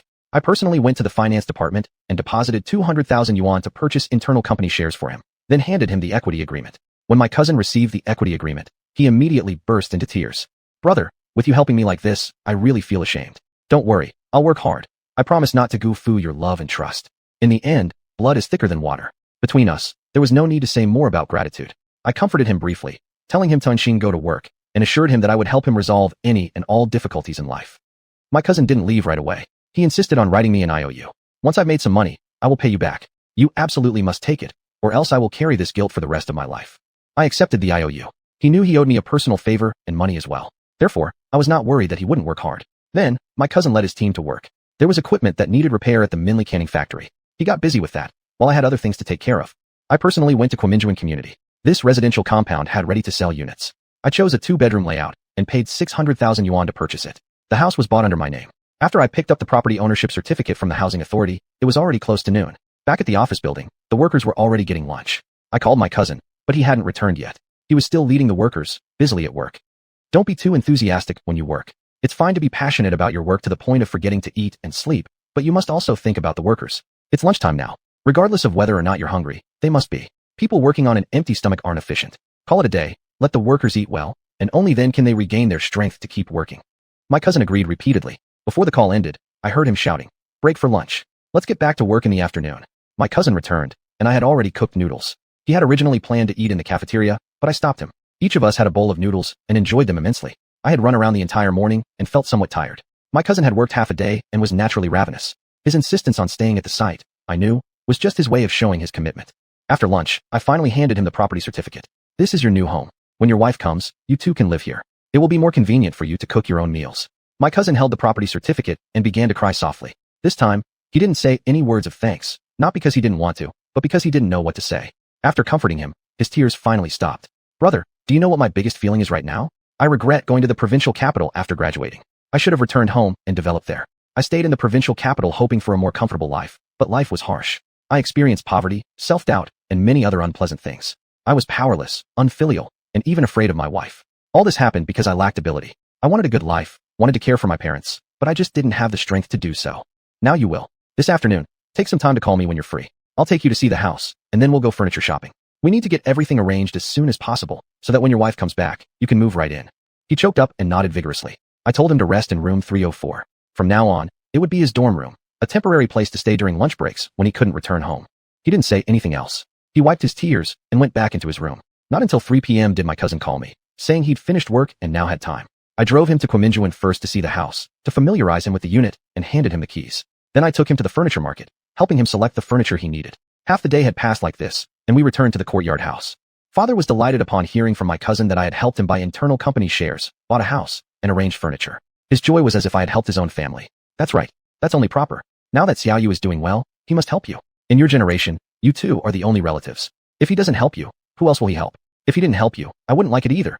But Mother's expression wasn't so positive. She gave me a sharp glare, didn't scold me directly, but immediately argued with Father. "When it comes to life," said my mother, "whether it's biological brothers or cousins, everyone lives their own life. Whoever lives well, enjoys the blessings. Whoever lives poorly, suffers the hardships. That's just the consequence of one's own life. Dayu, if Xiaoyu helps you, we don't object. But your auntie wants to say one thing. People must have a conscience. Whoever helps you must be remembered in your heart for your entire life. You mustn't forget who treats you well." My cousin hurriedly replied, Yes, you're absolutely right, auntie. I'll keep these words in my heart, and I'll definitely work hard to help Xiaoyu with the company." Mother wasn't finished yet. "I'm not just talking about helping Xiaoyu build his business, whether you're there or not. He's already doing very well on his own. What I mean is, your parents are also getting old. If you don't start showing filial piety now, your chances won't be many more. A real man must stand tall and firm. He must not be swayed by hardship, nor controlled by his wife. Some things must be done with a man's strength." Mother's words carried deeper meaning. While criticizing my cousin, she clearly knew his actions were greatly influenced by his wife. Of course, Mother understood that every family has its own difficulties. Her words were simply meant to remind my cousin to stand up straight and have backbone. My cousin burst into tears again. It turns out he's a rather sentimental person. We just hadn't realized it before, since we'd had no contact. It seems he truly has a good heart. I believe he will gradually improve and treat my uncle and aunt better in the future. I didn't want such sadness to hang over everyone, so I quickly changed the subject. "What's my niece's name again?" Even as her uncle, I was quite negligent. I still didn't know my niece's name by now. Chin Chui. In which grade is she now?" "She's in her 3rd year of junior high school. Next semester, she'll go to senior high. Her studies are going fairly well." I thought for a moment and said, "A child's education is extremely important. As long as she wants to study, we should strive to support her, so she can get into college. I deeply regret not attending university myself. That's why I now struggle with many management concepts in running this company.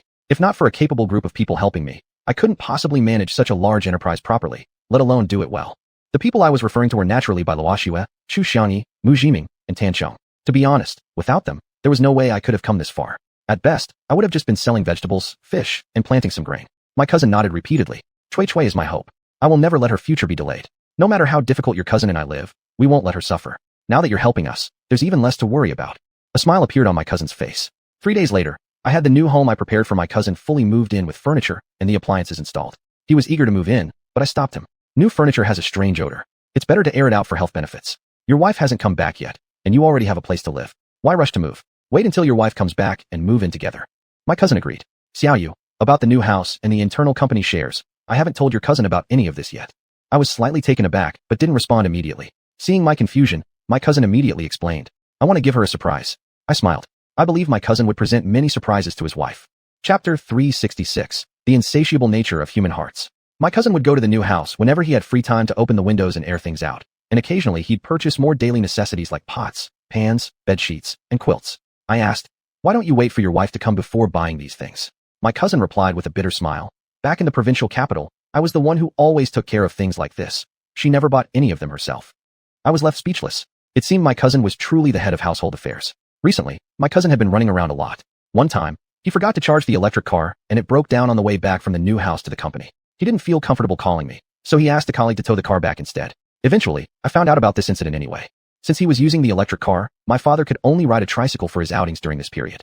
Thinking about it, this wasn't a sustainable solution, so I dragged my cousin over to a 4S dealership and bought him a white Volkswagen. Unsurprisingly, my cousin was once again overwhelmed with gratitude. Now that he had a car, my cousin visited Xiuxian village on Saturday and Sunday, where the entire family met together with uncle and aunt. On that very day, my cousin's wife called me. Honestly, since returning to the provincial capital from Xiuxian village, cousin-in-law Ma Ruhua had never called me before. I wasn't trying to find fault with her. I was just surprised. I knew there had to be something important prompting her call. "Little you brother," she said. "Your older brother already told me everything. You've helped him secure a job, arranged internal shares, bought a house and furniture, even purchased a car. How can we ever thank you enough for such great kindness? Cousin-in-law, we're family. There's no need to talk about gratitude. Just take good care of the little girl. If you raise her well, it'll be the greatest hope for the Qin family, and you'll be its true hero." I started by praising her warmly. She laughed at the other end of the line. "Don't flatter me too much, little brother. Taking care of the kids and elders is just our responsibility. Compared to before, the child has grown more sensible. We're not well off financially, but she knows there's an uncle helping us out. She says she'll study hard and not let us worry. She even urged me to go back to work. Brother, when can I start working at your place?" She spoke quite pleasingly now, unlike the earlier reports from uncle and aunt that depicted her as cold and unfeeling. I figured it must have been my influence. After all, they were changing for the better, which meant my efforts hadn't been in vain. Everyone hopes for harmony within the family. Regardless of who works for us, I intended to give my sister-in-law a good job. "As long as you're willing, I'll always welcome you here. Earn some good money to support our family and care for uncle and aunt." Ha ha ha. She was clearly delighted. "See how smoothly my little brother speaks. Don't worry, I won't let you down. I'll get things ready and return this afternoon." True enough, she arrived that afternoon. She must have already spoken to my cousin, because without waiting for me to pick her up, he'd already driven to fetch her. Before heading off, they first visited the courtyard house to see my parents, bringing along plenty of local specialties, and then returned to Xiuxian village. My aunt returned my call later, clearly excited. She said that the current daughter-in-law had improved greatly compared to before. She not only brought a lot of items, but had also specifically bought clothes and shoes for her. Eventually, she sighed softly. "This really feels like family now. To be honest, I believe human hearts naturally incline toward goodness. Family means relatives, and no one really wants to be unkind to their loved ones. Poor behavior often results from lacking necessary conditions. When those are in place, many wishes become achievable. For this reason, we must strive every day to improve our lives." My cousin and his wife returned to the county seat the next day. After seeing the new home, I didn't rush them to move in immediately. That evening, we had a family reunion dinner at the courtyard house. Eager to start work, my cousin's wife asked what position I had in mind for her. I said, "No rush. Why don't you take a day to check the new home and see what else might be missing? I'll give your husband a day off, and the two of you can go shopping together. Once you've settled in, we can have a family meal at your new place. Then you can officially move in. There's no hurry for you to start work yet." "All right, let's do as you say." The next day, my cousin and his wife went downtown while I headed to the company and called xiuxian into my office. "You've had a lot on your plate lately, managing both office logistics and overseeing the sales division. I want to relieve some of that burden." Xiuxian didn't protest. He just quietly waited for my decision. "Continue handling the sales and supply operations, but let Ma Ruhua take care of the office management duties." "Who is Ma Ruhua?" "She's my cousin's wife." Xiuxian expressed no objection and proceeded to issue the appropriate documents per my instructions. In the evening, my parents and I purchased a few gifts as a gesture to celebrate my cousin and his wife's new home. Then we all dined together at their newly furnished house in the Ming garden. This way, my cousin and his wife officially moved into their new home. During the dinner, I told my cousin's wife that her job had been arranged. She asked me, "What will I be doing?" "Help me manage the office." The whole family cheered again. The next day, as soon as my cousin's wife arrived at work, she saw the official document appointing her as deputy director of the office. She was pleasantly surprised. "Brother, why are you being so kind to me? Just letting me work in the production workshop would have been fine. Your sister-in-law can handle anything. I've even done loading trucks before. It's based on job requirements. Just follow the assignment." I said seriously, Of course, of course." My cousin's wife nodded repeatedly. "Let me make this clear. Don't call me brother at the company. You must address me as President Xian." "Yes, sir, I mean President Xian." It seemed my cousin's wife was still caught up in her excitement. She began getting familiar with the office procedures. Originally, I had planned to buy her a share of internal employee stock as well, but after thinking it over, I decided to hold off. Maybe I'd consider it later. I shouldn't give too many benefits at once. It would significantly affect our relationship dynamics and her personal growth as an employee. It was better to see how things developed first. Or perhaps wait until my cousin had some money saved up and they could purchase shares themselves. That was how I thought. but my cousin's wife clearly had a different mindset. A few days later, she came alone to my office. At first, she seemed awkward and hesitant to speak. Only after I pressed her several times did she finally reveal her true thoughts. First of all, I want to thank you, brother. You've helped me and your brother a great deal, and already been very considerate. I shouldn't really bring up such a request, but I heard from the workers that the company employees receive a good amount of money every month from these shares. I understand you've already bought shares for your brother, but you know we're still quite poor financially, and all your employees have bought the internal shares. Since all these companies belong to you, and as your cousin-in-law, I suppose we are family. I was just wondering whether you might consider helping me purchase some shares as well. It seemed my cousin's wife could no longer hold back her impatience. Though I had initially been a little hesitant, her bringing up the topic only solidified my determination. Sister-in-law, I treat every worker the same way, and since we are family, of course I won't treat you as an outsider. Helping you buy shares is absolutely no issue, for me personally, but I hope you can also think about my position. The workers all know that Xundayu is my cousin and you are my cousin's wife. I already gave you both important positions with generous pay, 3 to 4 times what regular workers earn. Now you've only just started working and haven't even received your first paycheck yet. I understand you're currently short on funds. Please endure just a little longer until the first paycheck, and then things will get easier for you financially. As for purchasing internal shares, I hope you can wait a while. I already bought shares for my brother. If I help you buy some now as well, people will talk. Although they might not come to me directly, we can't stop them from thinking. After all, you just started working and haven't yet contributed to the company. To start receiving dividends right away, especially if it's done by me on your behalf, will definitely cause a bad impression. Don't you agree? After saying that, my cousin's wife, Maruhua, immediately became silent, though I could clearly see the disappointment on her face. After a moment of silence, she finally said, "All right then, I'll follow your decision," and she left for work. After she left, I let out a long sigh. I truly wasn't sure whether my decision was right. Perhaps my cousin might have a different opinion. Even if he came to ask me, I'd still say the same things. In reality, however, my cousin never brought the issue up with me, so the matter temporarily passed without further discussion. Chapter 367. Persistent Hihua. In fact, during this period when I was arranging jobs for my cousin and his wife, I had many things to deal with. The daily supply of goods to Fei Liyuan continued as usual, no fewer than 20 trucks per day. I couldn't help but admire Fei Liyuan's strong sales capabilities. Fortunately, I had acquired the mineral water plant in Ji County and added a fish canning line and a pickled vegetable production line at Minli Canning Factory. Otherwise, I really wouldn't have been able to meet his demands. Perhaps my products were just too good, and they quickly gained traction in the European market. The billboard placed at Ziwu Villa also truly proved its worth. Now, besides Fei Liyuan being my major client, several other capable merchants had signed big contracts with me. However, unlike Fei Liyuan, who sold almost all types of goods, they focused on more specific products. Take coconut water as an example. Its sales in Europe had already doubled. These sales were not through middlemen but were directly handled by me, sold at the wholesale prices publicly listed on the website. Next was fruit juice. I couldn't have imagined that the demand for juice over there was extremely strong. Right now, I was somewhat struggling to keep up with supply, so I had planted additional fruit trees. However, it would take time before the supply could catch up with the demand, leading to an increase in juice prices, which in turn brought me significant profit. The newly planted fresh vegetables were ready for market.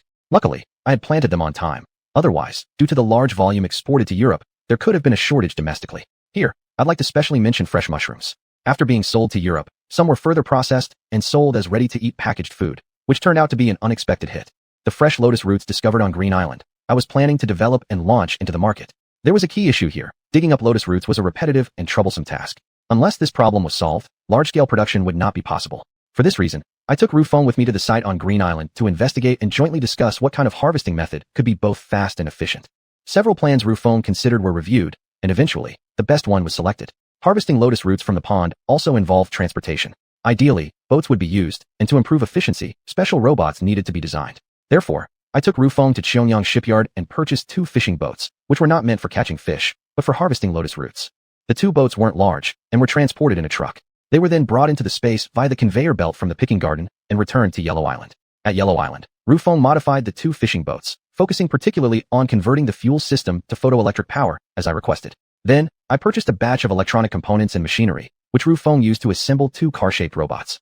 Mounted on the fishing boats, these robots could autonomously control navigation and direction, and simultaneously, use robotic arms to harvest lotus roots underwater. The 2 fishing boats were transported to the edge of the lotus pond on Green Island and launched into the water. Testing them proved the results were excellent. It took about half an hour to harvest a full load of lotus roots, after which the boat would return to shore to unload the roots. Next, the task of packaging the lotus roots was handed over to Ru Yu and Ru Lu. Initially, these 2 AIs worked conscientiously at the edge of the pond, carefully packaging the roots with great attention to detail. But after only 2 days, Ru Yu began to have complaints. It didn't come to me directly, but instead immediately reported its grievances to Rufeng. It turned out that packaging lotus roots occupied all its time, leaving it no opportunity to do anything else. What it said made some sense. On Green Island, It also had to supervise Ma Xianshan and the other person, and went with Ru Lu to move honey wooden crates. If it kept focusing on packaging lotus roots, it wouldn't have time to handle the other tasks. For this reason, Ru Yu asked Ru Feng to build 2 more robots specifically for lotus root packaging, to free up itself and Ru Lu. After some research, Ru Feng indeed assembled 2 car-shaped robots using the leftover electronic components and machinery, equipped with treads allowing them to move automatically. These robots used mechanical arms to pack the lotus roots into bags, significantly increasing the efficiency. Ru Yu and Ru Lu no longer had to stay by the pond all the time. When trucks came to load the goods, they only needed to assist with loading. Once these lotus roots were launched in the market, they immediately caused a sensation. Initially, in Lusk County, there formed a frenzy of purchases. The first batches of lotus roots were sold out before even leaving the county. Gradually, people's enthusiasm faded, allowing the lotus roots to be distributed to other areas. When I delivered the first truckload of lotus roots to Xiuxian Picking Garden, Hihua was the first to see this new and unusual vegetable. President Shun, a new product has arrived. Before the truck was even unloaded, she couldn't help expressing her admiration. After unloading, she grabbed a sack immediately. I'm taking this one home to let my parents taste the freshness, then I'll let my employees taste it too. Seeing how impatient she was, I couldn't help but laugh. This is the first truckload sent over, so you find it fresh. Starting from today, lotus roots will arrive every day. I guarantee you'll eventually get tired of them. Hihua pouted with her small head. If it doesn't taste good, I'll get sick of it in one meal. But if it's delicious, I won't get tired of eating it every day. The little girl really knew how to flatter, but what she said next made me turn bright red in front of the employees. It's just like President Shun. President Shun is so charming and never gets old. I smiled awkwardly. Even if you want to praise me, you can't say it in front of so many people. This caused a burst of laughter from the workers. All right then, I'll compliment you behind your back. Not waiting for my approval and disregarding the glances from the other employees, Hihua actually grabbed my sleeve and dragged me toward her dormitory. Last time, she naively invited me into the dormitory, but this time I was practically dragged along by force. I originally wanted to refuse, but fearing she'd be upset and embarrassed in front of others, I reluctantly followed her inside. I thought she would genuinely give me a few private compliments, as she claimed outside, and I naively waited for her to speak. But to my surprise, she suddenly jumped up, wrapped her arms around my neck, and pressed her soft lips firmly onto mine. The situation was incredibly similar to last time. Again, she caught me off guard with a surprise attack. It seemed like she had planned this all along and was well prepared. I couldn't even push her away and could only quietly endure the sudden surge of sensuality. I had kissed by Luoxua many times before, but none were ever this intense. Hihua appeared gentle and delicate, yet unexpectedly fierce in this aspect. When we finally parted, I was almost out of breath. I thought I had a thick skin, but now my face was burning, feeling extremely embarrassed. Hihua still hugged my waist, resting her head on my shoulder, eyes gently closed, seemingly savoring this moment. Her cheeks were rosy and fragrant. That was the vitality of youth, and I couldn't help but feel a stir in my heart. Internally conflicted, I wanted to push her away yet couldn't bear to give up this tender moment. If I didn't push her off, I felt guilty inside. Eventually, Hihua released me first and softly said, "This is my biggest compliment for you." Looking at her enchanting face, I swallowed hard and gently replied, "Try not to be impulsive. Impulse is the devil. You might think this is happiness, but it's not realistic." She frowned. "You're lying. This is the most realistic thing in the world. Clearly, you enjoyed it too, yet you keep saying no. That's why my mother says never trust a man's words. Watch his actions instead." I sighed. Could these all be things taught by Auntie Jiang? It seems I really need to have a serious conversation with their family. At the very least, I shouldn't waste Hihua's youth, nor betray by Luoxua's trust, and definitely not betray what I still considered my relatively pure love. Chapter 368. Mother and daughter share the same heart. As I hurriedly left Hihua's dormitory, Hihua shouted after me, "My father wants to meet you." "All right, I'll go see him." I really did go looking for xiuxian. However, I didn't call him first. I wasn't sure what to say over the phone. I figured it would be better to talk in person. When I arrived near Shungjin Company, I first stopped by the car detailing center. The workers were busy, Hujin wasn't there, and I saw that everything was normal. Then, I went to the nanocarbon fertilizer wholesale station. Only when I got there did I remember that the banana plantation needed base fertilizer after plowing. There was no need for me to transport it from here. I called Rue Feng and had him arrange a truck to deliver the fertilizer directly to the orchard, where Yang would take charge. I was calculating in my mind how I would speak to xiuxian. Wandering out slowly, just as I stepped outside, Auntie Jiang came over. "Xiaochen, you're here? Why didn't you call first?" I immediately replied. I wasn't sure if Uncle Chen was in. "I was about to call when you arrived. Auntie, please come inside." Auntie Jiang followed me back into the office of the fertilizer wholesale station. A salesperson at the station brought us tea, and after I gave him a knowing look, he politely left the room. Now that there was no one else around, Auntie Jiang smiled first. Auntie Jiang was dignified and graceful, nearly 50 years old, yet still vibrant. Especially her figure. She wasn't inferior to Hihua at all, appearing mature, graceful, and elegant. "A couple of days ago, we just returned from Europe. I suppose President Chen already knows, right?" Hihua had never told me when xiuxian and Auntie Jiang had returned. As she asked me this, I really didn't know how to respond. To say I knew would be a lie. To say I didn't know would seem as if I didn't care about them at all. I chuckled twice, not giving a direct answer. "Xiaochen, your uncle and I really like you. From the very first day we met you. I felt that you have a noble bearing and limitless prospects. You're young and already run such a big company. Across the whole country, there aren't many companies bigger than yours. Right now, your business is rising. You're surely going to achieve great things. Auntie Jiang praised me quite a bit. The subtext of her words sounded almost like an attempt at closeness, though I thought she must be laying the groundwork for Hihua's benefit. Auntie Jiang, you flatter me. I'm not as good as you describe. Compared to those big entrepreneurs, I still have a long way to go. Take Master Fei, for example. What he does is on a much larger scale.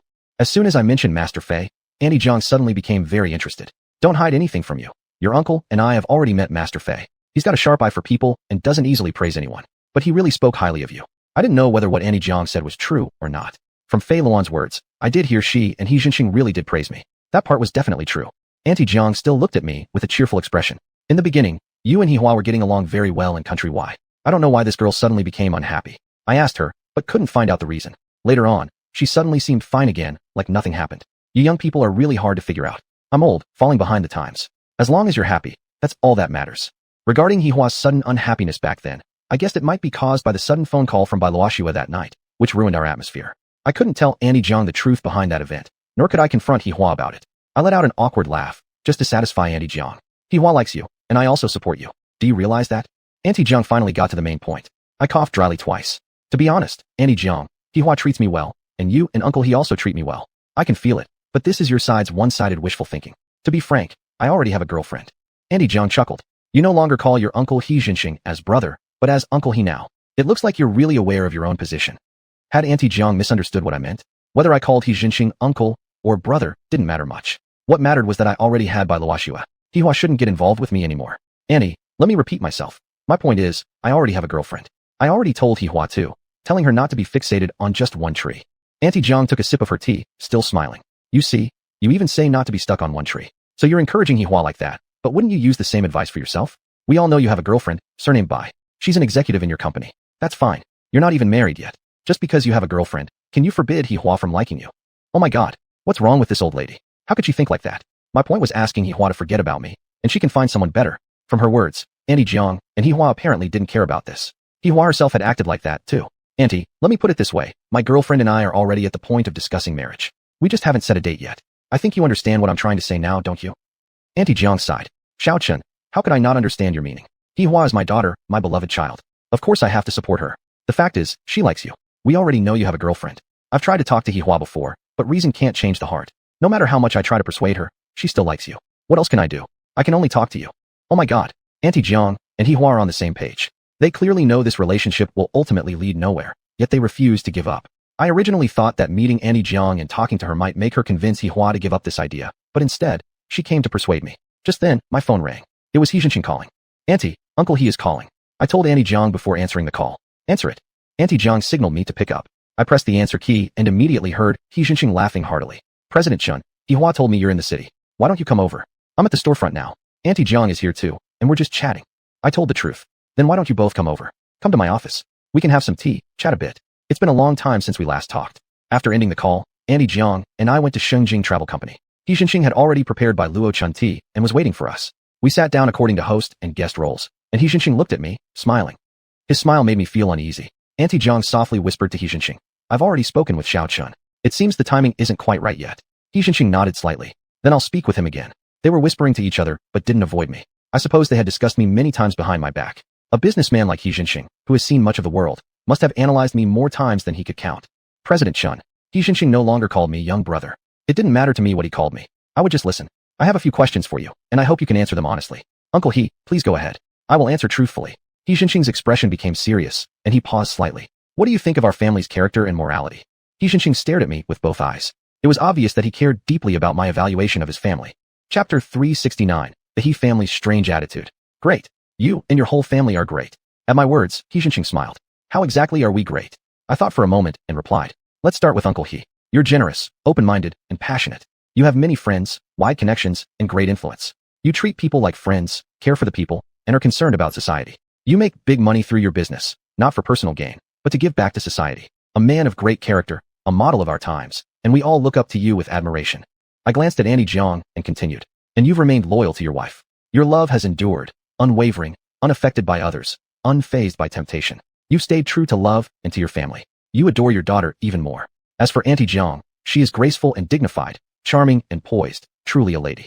She has a warm heart and is always willing to help others. She is also faithful in love. She gave up her own career for Uncle He. She isn't jealous or suspicious of any women who are close to him and is even able to befriend them. This kind of attitude is truly rare. And as for Hua, she is beautiful, warm-hearted, proactive in her work, has broad interests, is lively, and adorable. Though she's inexperienced and simple-minded, she has her own ideals and goals. She loves learning and has a strong sense of ambition. She never sees herself as a rich second generation who just wants to enjoy life. Her future is equally promising. I racked my brains and showered the entire He family with compliments. Though slightly exaggerated, they were mostly true. Xiuxian and Auntie Jiang laughed softly. We never expected such high praise from President Chun. Now I'll ask, how about being friends with such a wonderful family? Uncle He, what are you saying? Of course I do. Aren't we already friends now? Xiuxian explained. The kind of friendship I'm talking about isn't the kind you're thinking of.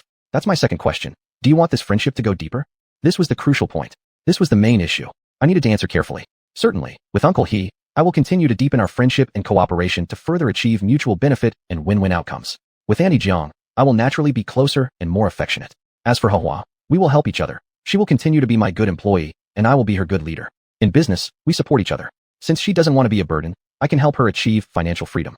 Ha! Xiuxian laughed loudly. Oh, President Chun, you speak so well. I believe you mean it, but that's not exactly what I meant. You're deflecting like Tai Chi. If Xiuxian wouldn't clarify, I wouldn't speak either. The words I had shared with Auntie Jiang would eventually reach his ears. I thought this was better than me saying it directly. However, this was just wishful thinking on my part. Xiuxian finally brought up Hua. We all know Hua likes you, and we also know you already have a girlfriend.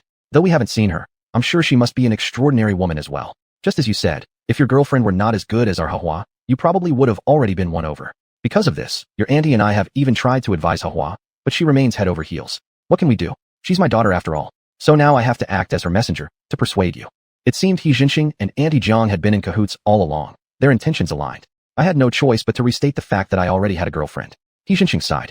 Don't use your girlfriend as a shield. I know emotions can't be forced. Hua likes you. That's a fact. And that's why I originally pretended to befriend you like a brother. I finally understood now why Xiuxian insisted on calling me Brother Chen back then. It had all been planned. He wanted to use age differences to stop Hua's affection for me. But he couldn't resist his own daughter. Their family must have had a soft spot for older men. The third question is the most important one, and it must come from your heart. Answer me honestly. Do you also like Hua? This question struck at the heart of the matter. I was deeply conflicted. Upon self-reflection, yes, I liked Hua. But how could I just come out and tell Xiuxian directly? If I said no, it would be dishonest and might damage future relations with the Yi family. Not only would it be difficult to get along, but it might even ruin my business operations in Xiuxian. But I had to answer eventually. Yes, I do. Xiuxian smiled. Auntie Jiang smiled. There we go. You two clearly have feelings for each other. What difference does a girlfriend make? You're not married yet, so you don't carry any emotional burden. Just continue getting to know each other normally. Maybe one day you'll find that Hua is a better fit for you. So that was the attitude of the He family. I hurried to explain further. Like, yes, definitely. But this kind of liking is just liking, not love, not romantic love. It's the kind of liking between colleagues, between a leader and subordinate, or the kind of liking a man feels when he sees a beautiful woman. We can't build a real emotional foundation upon such liking. It would only hurt Hua. I babbled on, thinking I had made myself perfectly clear. I believed Xiuxian had understood me too. This was my stance. Xiuxian didn't refute or deny what I said. After a brief silence, he spoke again. President Chun is very smart. Your Tai Chi is really smooth. I like that. Actually, your position is already very clear. You don't hide anything or try to fool us. This is the behavior of a true gentleman. As the saying goes, a gentleman is open and above board. If you can face your feelings honestly without overcomplicating things, life becomes more beautiful. What exactly was Xiuxian trying to say? I listened attentively. My point is, to avoid hurting Hua's heart, you should understand, as parents, we do have a little selfishness. Hua is our daughter, and all we want is her happiness. Let things develop naturally, okay? Before you officially marry your current girlfriend, if you and Hua don't end up together, I'll personally convince her to give up these feelings.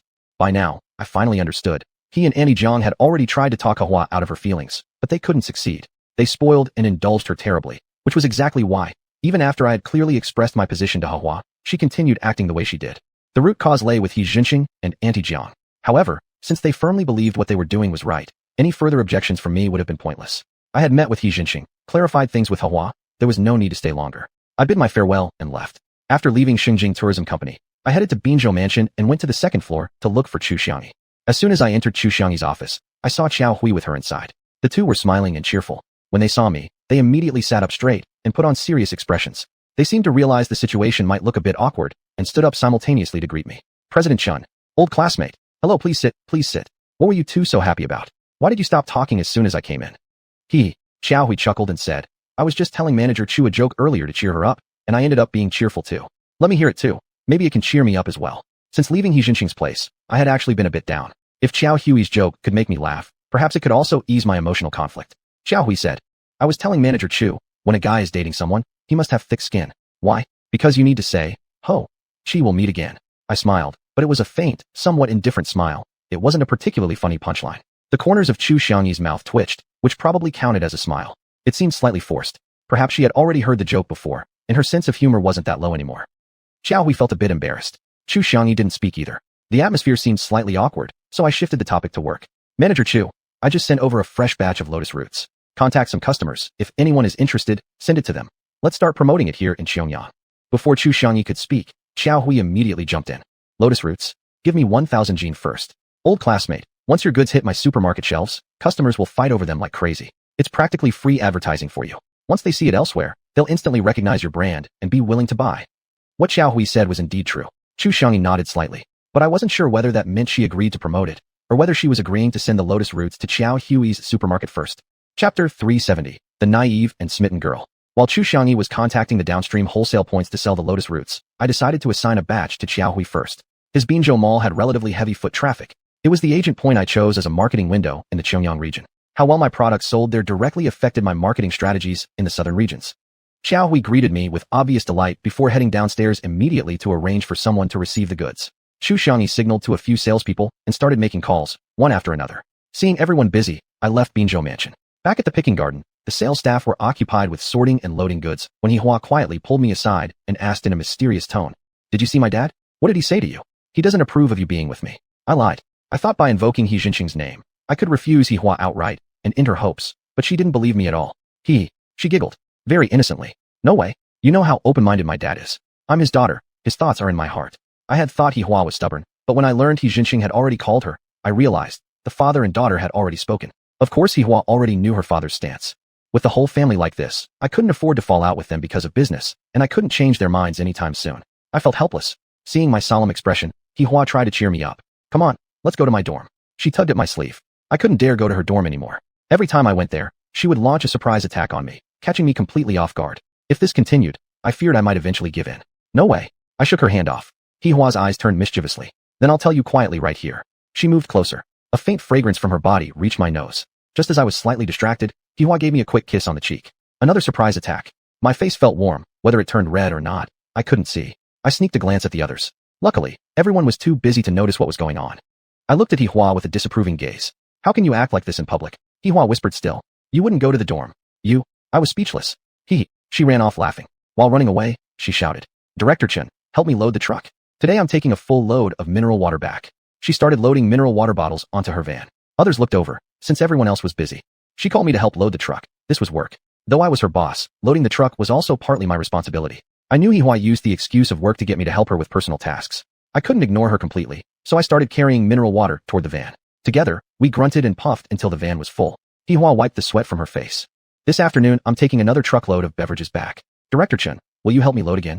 She was being deliberate. Normally, she only picked slow periods to transport goods, when other salespeople could help. But today, she chose the busiest moment to ask me for help. The girl was actively trying to get closer. I couldn't allow such opportunities anymore. No way. I replied sternly with a serious face. But Hua still smiled cheerfully. No way. That's only when you're not around. If you are, you will help. She understood me well. I didn't refute her. I made an excuse to check on the banana plantation and walked away. Tourists were everywhere in the picking garden. The flow of visitors harvesting fruits fresh from the trees was continuous, even livelier than before. Passing through the garden, I arrived at the banana field. Xiuxian and his wife were planting bananas. These banana seedlings were taken by Ruffling from the spatial realm. Since we already had them, I didn't order from the Scientific Research Institute. Xiuxian and his wife worked very hard, starting from sunrise and continuing until dark. Their efficiency was high mainly because I had provided machinery, which was much faster than their previous entirely manual labor. Seeing me arrive, Xiuxian stopped the tractor and walked over. Director Chen, we're almost done planting the seedlings, and the base fertilizer is already applied. After planting, irrigation is necessary. We need water, or the banana seedlings won't grow well. In the past, when Xiuxian leased land for banana farming, irrigation was a major task. There was a water canal at the south end of the field, with 2 water pumps there. But the pumps belonged to someone else. Using them required payment. Over a year, that would cost a significant sum. According to Xiuxian's calculation, if we owned our own pumps, we could save as much as 40 or 50,000 yuan per year. Initially, I had planned to draw water from the spatial realm, which would incur almost no costs beyond purchasing equipment. But now I couldn't rely on water from the spatial realm anymore. I had hired xiuxian and his wife to help manage the banana plantation. If the irrigation water came from nowhere, they would surely grow suspicious and start asking questions, which I wouldn't be able to answer truthfully. To avoid unnecessary troubles, I decided to follow his suggestion and bought 2 water pumps and lots of plastic pipes. I also invited a local electrician to help with the wiring. Now that we have the pumps, we can irrigate anytime we want. How convenient this is. Yao Xiuxian was visibly delighted, and the couple returned to the fields to continue their work. At noon, I had lunch with them. I only dared to stay after Hua had pulled the mineral water back home, fearing she might pop out again with some unexpected surprise. After the meal, I returned to the small office building through the spatial realm, and used the Wushu time to check and manage my stocks. In the afternoon, when I entered the yellow island in the spatial realm, Ma Zhanshan's bodyguard was squatting in the chive field, cutting chives. Upon seeing me, he looked up briefly before lowering his head to continue working. The original purpose of planting this patch of chives was actually to specially prepare for Ma Zhanshan and his wife, to let them manually harvest vegetables. Now that Ma Zhanshan and Su Xiaoman had gone to Green Island, only this tall guy was left, so he had to take over the task. This chive field spanned over 10 mu. The chives grew extremely fast. Even if this tall man worked non-stop 24 hours a day, he couldn't keep up. By the time he hadn't finished cutting in one area, new growth had already sprouted elsewhere. Ru Feng, seeing how inefficient this big guy was, whispered to me, "Master, if these chives aren't harvested in time, they'll become too old and won't sell well anymore." Chives were particularly fresh produce. They sold well if harvested and sold the same day, but if left too long, even the tastiest chives wouldn't appeal to customers. The AIs on the island each had their own assigned duties. Making them harvest chives would be an inappropriate use of resources. Asking Zhao Mengfei and the other 3 to do the harvesting would inevitably delay the work at the orchard, especially since they were also responsible for coconut picking. They simply didn't have time. Thinking further, Ma Zhanshan and his wife were at Green Island now. Aside from their daily routine of purchasing sufficient mushrooms as arranged by Ru Yu, they still had spare time. An idea struck me. Try transplanting these chives to Green Island. To make it easier, we can move them with the soil. Ru Feng understood my meaning immediately and began making arrangements. Several containers originally used for transporting bananas were brought over. Ru Feng had a way to do this, using a forklift to dig up the chive roots along with the soil and placing them onto the flatbed container. This method was very efficient, and all the chives were moved to Green Island in just half a day. On the Yellow Island, only a few square meters of green chives remained. That was for my own use and also convenient for the workers at the canning factory. When the chives arrived on Green Island, Ma Zhanshan was initially very pleased. "Director Chen, I really have to thank you. You've even taken the trouble to provide us with fresh vegetables." But what would he feel if he knew I had transplanted those chives especially for him? Chapter 371. Further technological improvements. Seeing Ma Zhanshan's excitement, I secretly smiled to myself. Before I could even speak, he made a new request.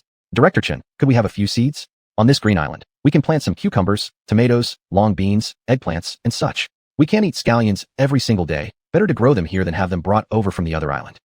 In these past few days, the fresh vegetables had all been brought over by truck from Yellow Island. I had assumed Ma Zhanshan and Su Xiaoman couldn't eat that much, so a little would be enough for them. There was no need to grow additional vegetables on Green Island.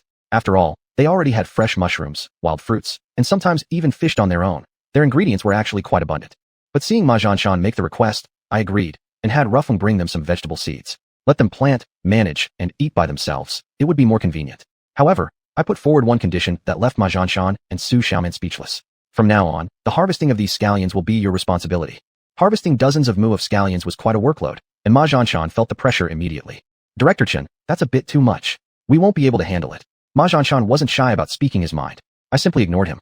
Ryu, standing beside me, glared. "I think you can handle it, and you definitely will. If you fail to complete the task, you will be punished accordingly. Think carefully."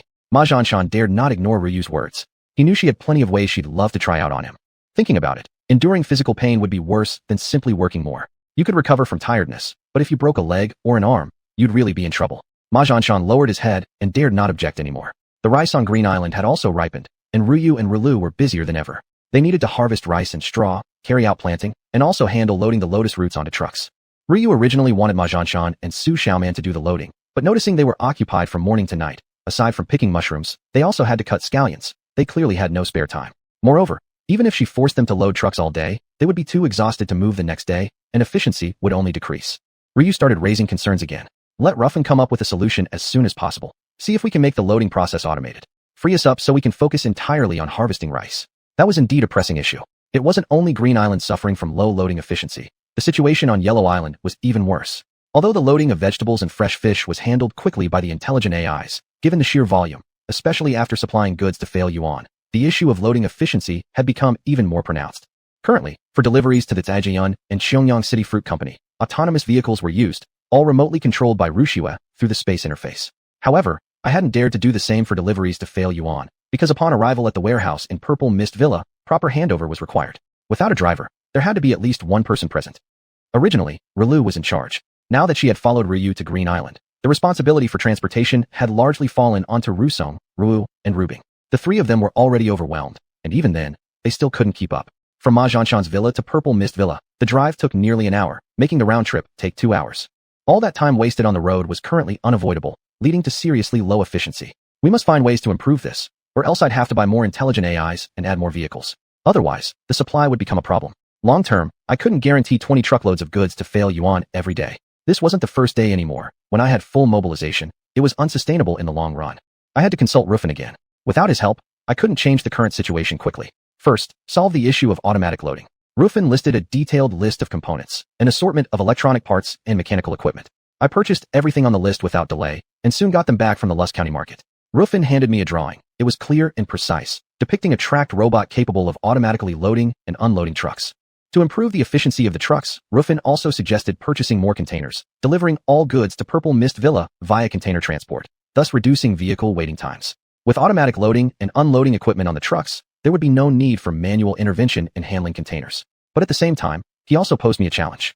Such an approach could work for other goods, but fresh fish were not as simple to handle. His suggestion was to retrofit the cargo ship as well. According to his plan, the ship's deck would be modified to be automatically opening. Empty containers would be placed in the hold, and a set of automatic fish-picking equipment would be installed on the deck. The fresh fish would first be sorted and packed into boxes, then lowered into the containers inside the hold through an elevator system. This way, once the fishing operation was completed, the containers would already be fully loaded. The key problem, however, was how to unload the containers from the ship onto land. To solve this, a crane had to be added. I had only one principle. If it improved efficiency, I would definitely buy the required equipment. I decided to proceed exactly as Ruffing suggested. I ordered 50 containers from the Xiuxian container factory and bought a 200-ton crane from the agricultural machinery market. Regarding the crane's operation, Ruffing didn't assign any human operators, but instead conducted on-site modifications. The crane was stationed at Yellow Island Dock, capable of automatically loading and unloading containers, remotely controlled by Rushua. While Ruffing was accelerating the batch production of vehicle robots, I once again arrived in Country Y. Leaving from Ma Zhanshan's villa, I drove straight to Purple Mist Villa. I didn't go directly into the estate. Instead, I circled the mountain looking for a suitable location. I wanted to find a relatively open area to relocate the automatic conveyor belt from the villa to a new spot closer to Purple Mist Villa, which would save time for the trucks on the road. I searched the entire morning and finally discovered a secluded location at the back of the mountain. It was a large courtyard, covering about 2,000 square meters. Except for a row of houses, it was enclosed by fences as walls. I pushed the gate open. The courtyard was in a mess and looked very desolate. It looked like a former breeding farm, but there wasn't a single livestock in sight. I shouted a few times, but no one answered. Thinking it was an abandoned courtyard, I pushed open the door of one of the rooms and found an elderly man slowly rising from a reclining chair. He muttered something in what I assumed was Y language, which I didn't understand. Since communication was an issue, I entered the space and brought Ruffing out. With Ruffing acting as an interpreter, I was finally able to communicate normally with this old man. When he heard that I wanted to buy the courtyard, he became very excited, suddenly waking up from his earlier listlessness. This old man initially asked for 100,000 euros. After some bargaining, we finally settled at 50,000 euros. But purchasing this place turned out not to be as easy as I had imagined. Because of that, I had no choice but to bring xiuxian out of the space. Chapter 372, Optimizing the Route Map. At first, I thought it would be easy as long as I was willing to pay for a piece of land. However, that's not the case in Country Y. Even if a foreigner offers a lot of money, they have no right to purchase land or even houses in Country Y. I knew xiuxian was a citizen of Country Y, so the property could be bought under her name. But it was Ru Feng who reminded me that purchasing under xiuxian's company name would be better. After returning with Ru Feng to the villa and collecting the necessary company documents, we took the old man named Pete and went to the local real estate office to handle the procedures, only to be rejected. The local real estate office required that even when purchasing land through a company, the legal representative must personally sign the documents. In the end, I still had to bring xiuxian out from the space. When xiuxian set foot on Country Y's territory again, she was first surprised, then delighted, and timidly asked me, "Director Chen, are you letting me return?" I wore a serious expression and said sternly, "Not really. I called you out just to sign a document for me and assist in a transaction. If you follow my instructions carefully, you and Ma Zhanshan will suffer less. Otherwise, you know the consequences." With Ru Feng present, xiuxian didn't dare to act up and had no choice but to obey. After finishing all the procedures at the real estate office, I returned her to Green Island again. As soon as we stepped out of the real estate office, old Pete handed me an account number, and Ru Feng told me to transfer the money to him. I immediately transferred 50,000 euros to him. When the old man saw the money arrive, he became ecstatic and howled with joy as he ran off. Why is he so happy? I couldn't help but ask Ru Feng. Only then did Ru Feng explain to me. Actually, during our bargaining process, the old man had revealed a lot of information. Ru Feng automatically filtered out most of it, telling me only about the price. He thought the rest was useless and didn't bother translating for me.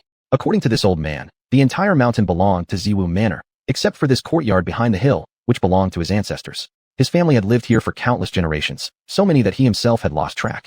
His ancestors had lived here herding cattle and sheep for generations, but by his time, because he was lazy and unwilling to work, he lost every last cow and sheep.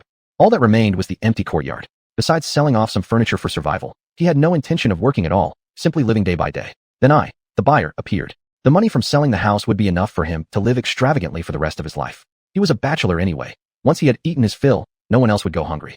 Now that he had money, he could stay in luxury hotels, dine at high-end restaurants, and find female companionship.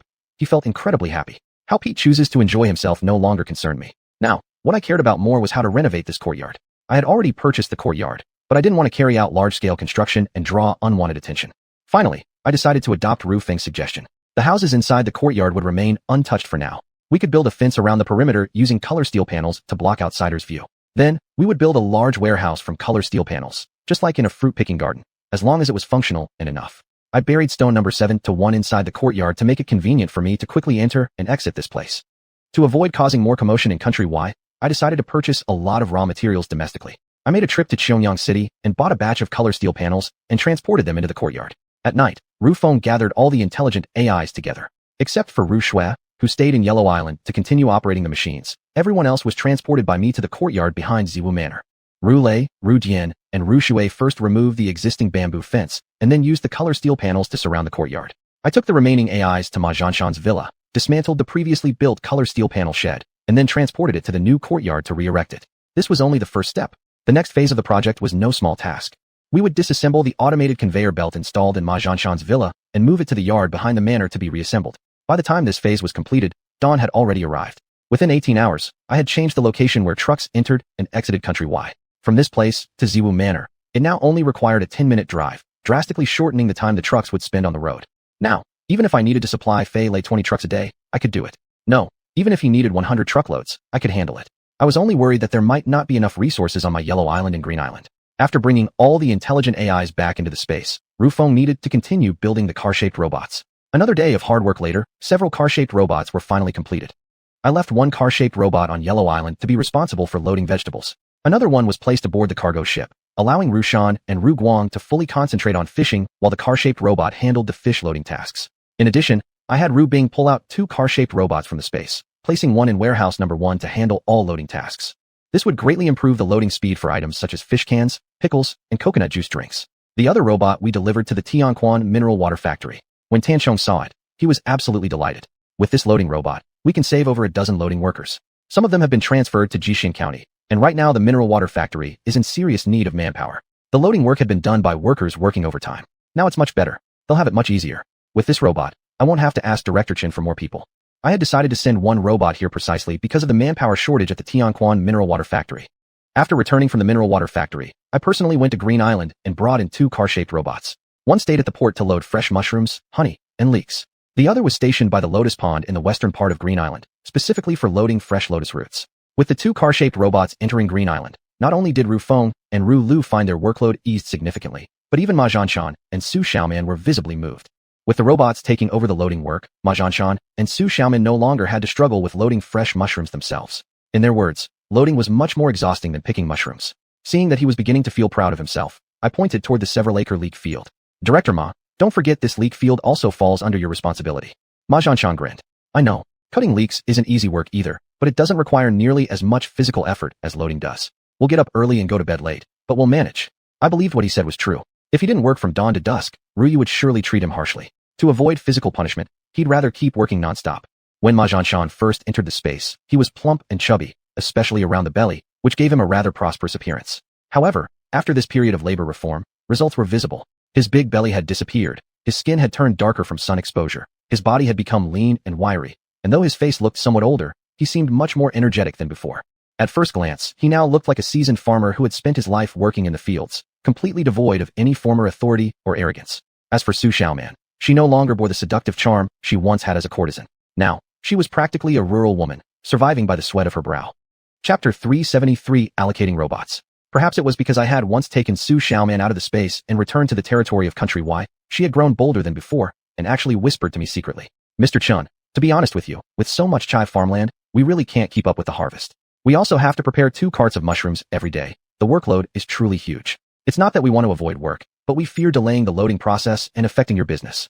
I had indeed considered the issues xiuxian raised. Manual harvesting of chives was truly inefficient. When I initially asked Ruffling to plant chives, my main purpose wasn't actually to sell them, but rather to have them harvested manually by workers. But eventually, those chives still needed to be sold. Whether in Huangtu County or on Xiangyang side, chives were selling like hotcakes, and I didn't want to lose the market for chives. However, besides punishing my xianshan and xiuxian, I had to think carefully about this efficiency issue. Otherwise, if the chives grew too old, it would be a waste of my resources. When Ruffing heard that I needed a machine that could automatically harvest chives, it actually said, "No problem at all. There are already machines for harvesting rice grains that can automatically bundle the crops. Just modifying a small one for harvesting chives would be sufficient."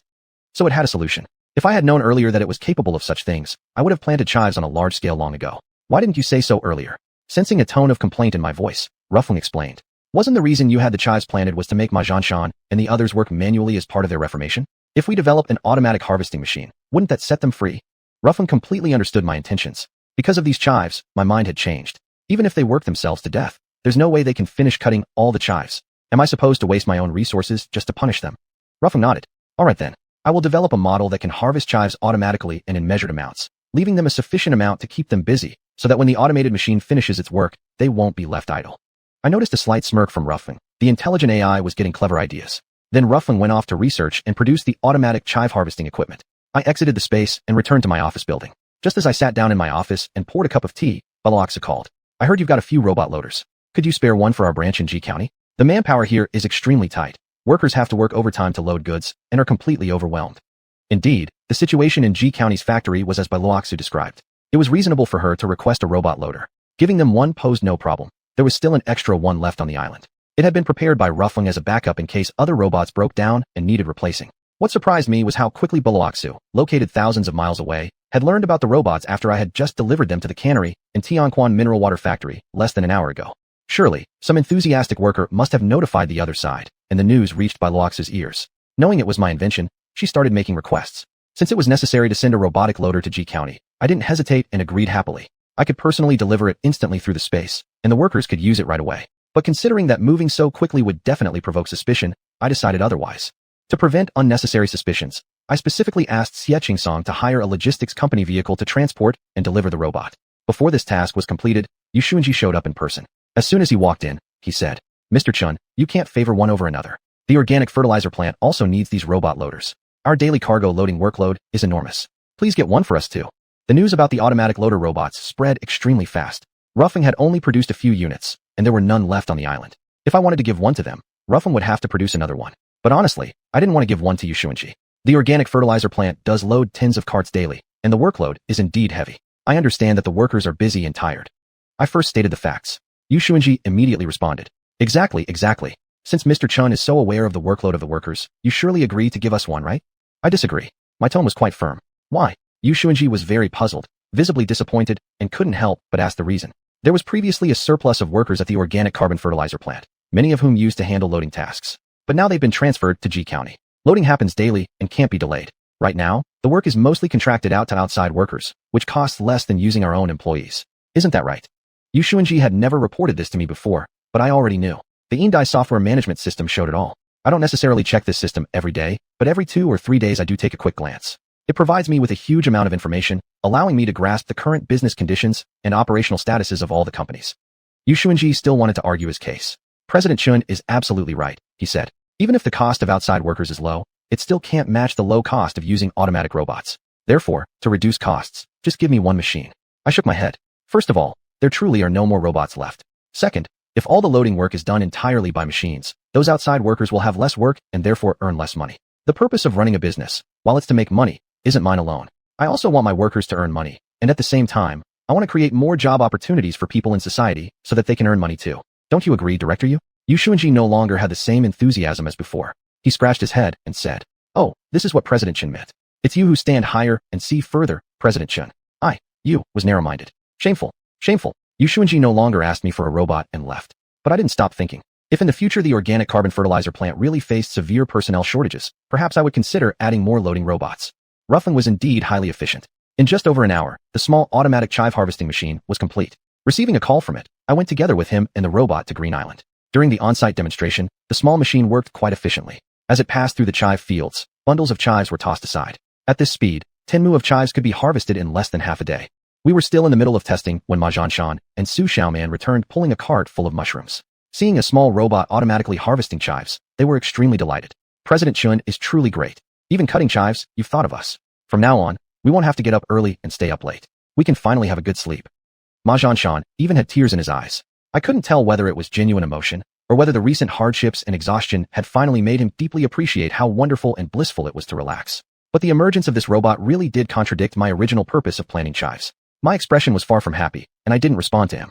In front of Ma Xianxia and xiuxian, Ruffeng loudly announced to me, "This machine can only harvest 2 mu of chives per day. If more than 2 mu is attempted, it will automatically shut down and won't restart until after 8 o'clock the next morning." Needless to say, it said this specifically for Ma Xianxia and xiuxian to hear. Instantly, the two deflated. They understood immediately. The reason I had Ruffeng design the automatic robot was not to reduce their labor burden, but to avoid wasting the hard-earned growth of these chives. Unbeknownst to us, Ryu had somehow already appeared behind us and burst into laughter. "You're no match for him. You want to escape work? How could that be possible? Let me tell you the truth.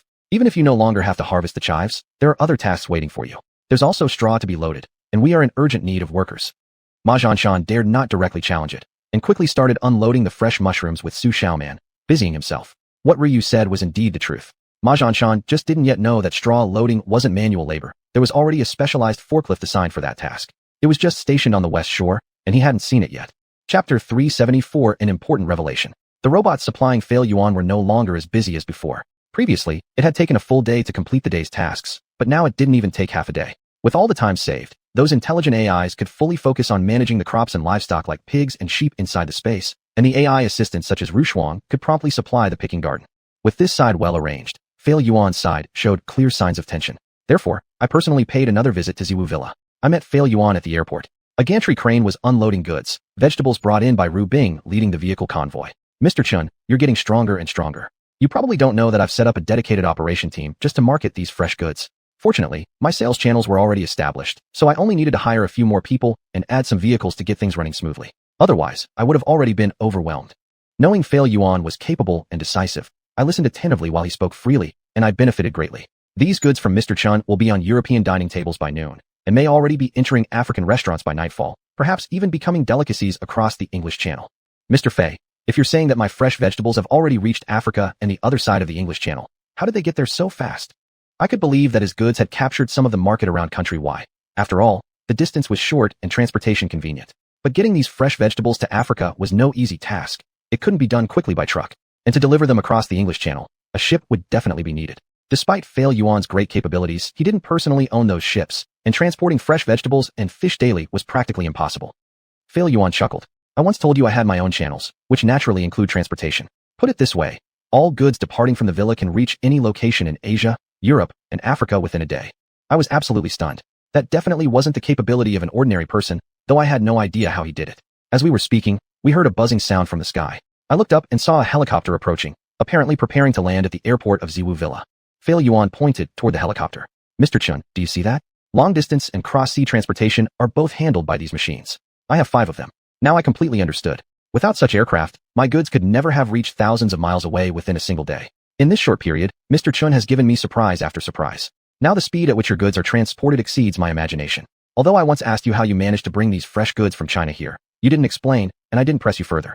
Regardless of what channels Mr. Chun uses, that's not really important. You've seen my situation. If you ever need help, just say the word. I will certainly do my utmost to serve you. This was xiuxian showing his goodwill. It was essentially a promise. For someone of his status, to extend a friendly hand to a greenhorn like me was a rare opportunity indeed. Right now I didn't need his help, but that didn't necessarily mean I wouldn't in the future. Therefore, I sincerely expressed my gratitude. Mr. Fei, with your extensive connections, many things that appear difficult are actually easy for you. You truly have my admiration. Should I require your assistance, I will definitely trouble you. That was truly how I felt. xiuxian held his own perspective. Those so-called connections are in fact all based on one's strength. Without strength, connections mean nothing. To outsiders, I seem to earn money effortlessly, but how would they know about all my hardships? If it weren't for the accumulated efforts of several generations of my family, where would I have this much wealth or these stable channels? Without all that, I'd just be an ordinary clothing merchant. xiuxian sighed thoughtfully, yet he saw things clearly. From his words, I gained much insight and benefited greatly. After saying goodbye to xiuxian, I returned to the office building in Huanta County. All the way, I kept recalling every word he had spoken. He had given me an important revelation. An individual's abilities are truly limited. To grow a business and make it powerful, one must have help from others. Many hands make light work. Even a capable man needs 3 helpers. Our ancestors had already passed on this wisdom long ago. Nowadays, xiuxian rarely leaves Ziwu Villa. He mainly stays there to preside over the Chamber of Commerce, helping members sign contracts. Of course, more importantly, he signs his own business contracts, just a simple signature. As for all the other tasks, he doesn't entrust them to simple departments, but to professional teams. It was precisely because of these professional teams that everything was done efficiently, quickly, and in perfect order, without him needing to get personally involved in every detail. But compared to him, I was always running around, constantly entering and exiting the space, shifting things back and forth, working myself to exhaustion without much improvement in efficiency or income. xiuxian had much to teach me. He was a role model I should learn from. Leaving other things aside for now, improving efficiency alone should be my top priority. I needed to give this serious thought and consider forming a dedicated operational team of my own. Once such a team was established, I could delegate those tedious, low-efficiency tasks to others, so I could focus on more important matters. Bai Luoxu returned. The Silver Butterfly software management system on the xiuxian side had officially gone live, and daily production and operations could now be monitored remotely. As soon as she walked through the office door, she began giving me a work report. I quickly handed her a cup of tea. Drink some water first. We can talk about work slowly. You've been working hard these past few days. Clearly, Bai Luoxu had lost weight recently. Transforming a factory from auction to reopening and then to normal operation had taken a great deal of effort. She truly deserved credit for that. Seeing her condition pained me a bit. Holding her hand, I immediately tried to comfort her. Bai Luoxu looked at me with a trace of grievance in her eyes. Tired as it is, I've endured it all for you. I've devoted myself completely to your cause. How will you, my boss, reward me? I quickly replied. What do you want to eat? Should we cook it here, or go out for a meal? You decide. Bai Luoxu sighed. All you think of as a reward is food. I know that no matter how the food here looks, it always tastes delicious. But you have to admit, that's not because of your cooking skills, but because of your excellent ingredients. Going out to eat is worse than eating what you cook yourself. In that case, I'll personally cook you mutton and leek dumplings. How about that? Bai Luoxu rolled her eyes at me. You've guessed it right. It's been a long time since I last had dumplings like that. Mutton was no problem. There was a supermarket nearby that sold it, and the mutton came from the sheep raised in my own space. As for leeks, that was even easier. I could pick them up while buying the mutton, bringing some back from my space. I started preparing the dough for the dumplings. Bai Luoxu watched me for a while before quietly speaking again. It pains me to see you cooking by yourself. Let me help you. No, you rest. Let me do it. This is my way of rewarding you. She ignored my protest and had already begun trimming the leeks. A dumpling made together by 2 people doesn't taste even better? Chapter 375. When the heart desires, affairs go unfulfilled. I was genuinely surprised that a simple meal of lamb dumplings could cheer Bai Luoxu up so much. After cleaning up the dishes, I brewed some tea and sipped it slowly while we talked. Right now, we own a canning factory, 3 bottled water plants, an organic carbon fertilizer plant, a green food wholesale station, and our green food company in Xianxia. I'm also dealing with grain distribution. There are so many chain stores, secondary wholesale points, a foundation, and a residential housing project under construction. All these require management. At the same time, I still need to handle procurement and sales for the headquarters. The workload is enormous. Managing all of this just between the 2 of us, we're bound to miss something here or there. We can't possibly cover everything. Personal energy is limited, so I really think it's time we establish a professional management team. That wasn't even including everything. I hadn't mentioned stocks yet, nor the previously planned investment company. Bai Luoxu blinked, as if both contemplating and examining me. You finally come around? You no longer want to handle everything on your own. I sighed deeply. From morning till night, running around like a madman. I'm like a firefighter always rushing from one emergency to the next. Not only is it inefficient, but the work might still not be done well. With a dedicated management team, both of us could relax a bit and finally consider our lifelong future together. Bai Luoxu smiled. You still remember you even have a lifelong future, huh? I thought you'd forgotten all about it long ago. After smiling, she pouted, clearly upset with me. I quickly expressed my apologies. How could I forget? I've just been too busy lately, that's all. I want to focus more on us once the specialized team is established. What do you think? Bai Luoxu thought for a moment. For someone like you, who disappears into work so much you forget to come home, career naturally comes first. I understand your hesitation. If those aren't sorted out, our personal matters might drag on until the year of the monkey. What did she mean by that? It felt like there was a lot behind her words. Could it be she's wanted to marry me all along? Well then, the blame is all on me. I always assumed she didn't want me to meet her parents. I thought she was resistant toward marriage. Now, listening to her speak, maybe things aren't quite as I imagined? Then let's go to your house tomorrow, meet your parents, and have a serious talk with them about us. Let's see what they think. Eager to capitalize on the moment, I immediately proposed meeting her parents. Unexpectedly, Bai Luoxu shot me a sharp look and said teasingly, You just said yourself that the professional management team hasn't even been set up yet, and now you're already thinking about meeting my parents? Let's settle the work stuff first, and then we'll talk. Looks like I read too much into it again, but I wouldn't easily let go of my thoughts. Then it's settled. Once the management team is established, I'll tell my parents clearly about our relationship, and then we'll go to visit your parents. How does that plan sound? Bai Luoxu pondered briefly. That's just your idea. I agree with step 1. As for step 2, We'll see when the time comes. You need to take things one bite at a time, got it? Got it. I understood. I understood her meaning. First, we must finish the work. As for that second step I so desperately anticipate, she hadn't agreed to yet. Truth is, I truly wanted to marry her as soon as possible. Only after we are married can I properly handle my situation with Yihua. Xiuxian once told me that before I'm married, he won't try to stop her. Matters of the heart are something even parents cannot decide. I don't doubt my own self-control, but I'm unsure what Yihua might unexpectedly do. Should something unexpected happen, it would definitely harm Bailuoxue, which is something I desperately want to avoid. If Yihua were to interfere somehow, then my relationship with Bailuoxue would be impossible to explain clearly. As the saying goes, if you don't want others to know, then don't do it. Yihua works at the Xiuxian Green Food Company, so naturally I interact with her often, not every day perhaps, but almost every few days. If she keeps acting clingy toward me, her coworkers will eventually take notice. Once a third party sees anything, it will spread quickly through the company. It's possible someone who works there is close to Bailuoxue, and word might eventually reach her ears. When that day comes, even jumping into the Yellow River won't be enough to clear my name. Even without any real intentions on Yihua's part, Bailuoxue has already expressed suspicions before. To women, sometimes even hearsay isn't entirely baseless. Female intuition can sometimes be more precise than rational analysis. I'm not willing to gamble on that. Regarding the formation of a professional operations team, the key lies in talent. My first thought was of xiuxian. I'd have her serve as the team's manager. She would mainly oversee the company's sales operations. In fact, she currently manages all sales in the Xiuxian region. Except for matters involving Yihua, which I personally handle, everything else goes through her. The northern region is primarily managed by Bailuoxue. Xiuxian was my first choice, and Bailuoxue had no objection. Let me ask something. You mentioned a while ago that you had figured out and dealt with the fake coconut water issue. Can you tell me exactly what happened? I suddenly remembered that I hadn't shown Bailuoxue the analytical report from the Xiuxian Scientific Research Institute regarding the fake coconut water bottle. Later, with all the busyness surrounding the xiuxian bottled water plant, I had completely forgotten about it. I quickly reached into my pocket, and fortunately, the report was still there. I pulled it out and handed it to her. This is the lab report on the fake coconut water. While she looked at the report, I explained beside her. This bottle of coconut water was discovered at the scene of a Foreign Business Association event in Xiuxian. After testing and analysis, it was found to have a very pure composition. However, modern scientific methods are quite advanced. They could determine that this was a mixture of two different coconut waters, one of which clearly did not come from us. Based on this conclusion, I determined that this was fake coconut water. Bailuoxue carefully examined the lab report, then tilted her head and asked me with a hint of doubt. You determined this? Yes. Not the scientists. Well, because I've tasted that kind of coconut water before, and it tasted a bit different from what we produce. To be precise, it was a little more diluted. But unless you taste it carefully, an average person wouldn't necessarily notice. Bailuoxue laughed, and it was a very strange laugh. You're telling me that you made this judgment solely by tasting it, with your own taste buds? Exactly. That's what I mean. It seemed I couldn't explain it clearly to her.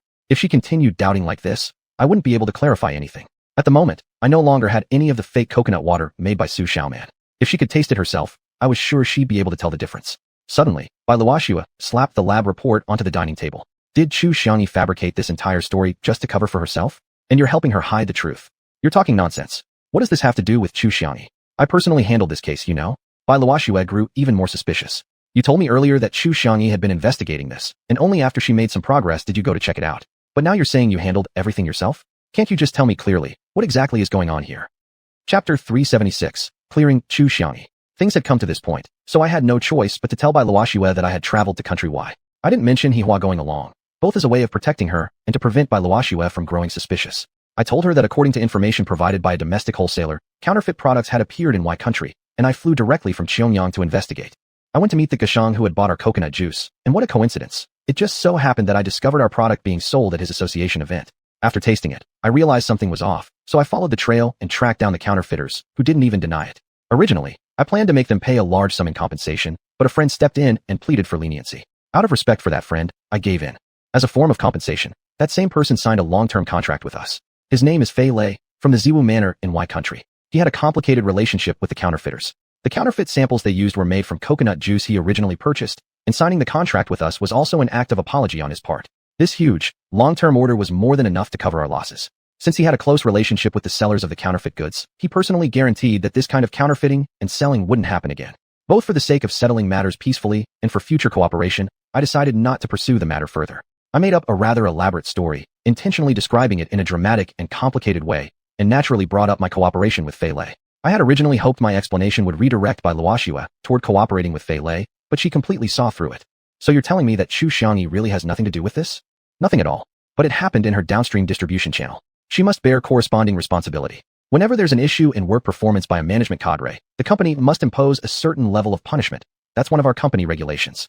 If I agreed with Bai Luoxua's point of view, then Xiuxian would certainly be punished. But in reality, she had absolutely nothing to do with it. Punishing her would be unfair, but not doing so would leave Bai Luoxua unconvinced. I felt really torn. Seeing me hesitate and struggle, Bai Luoxua pressed even harder.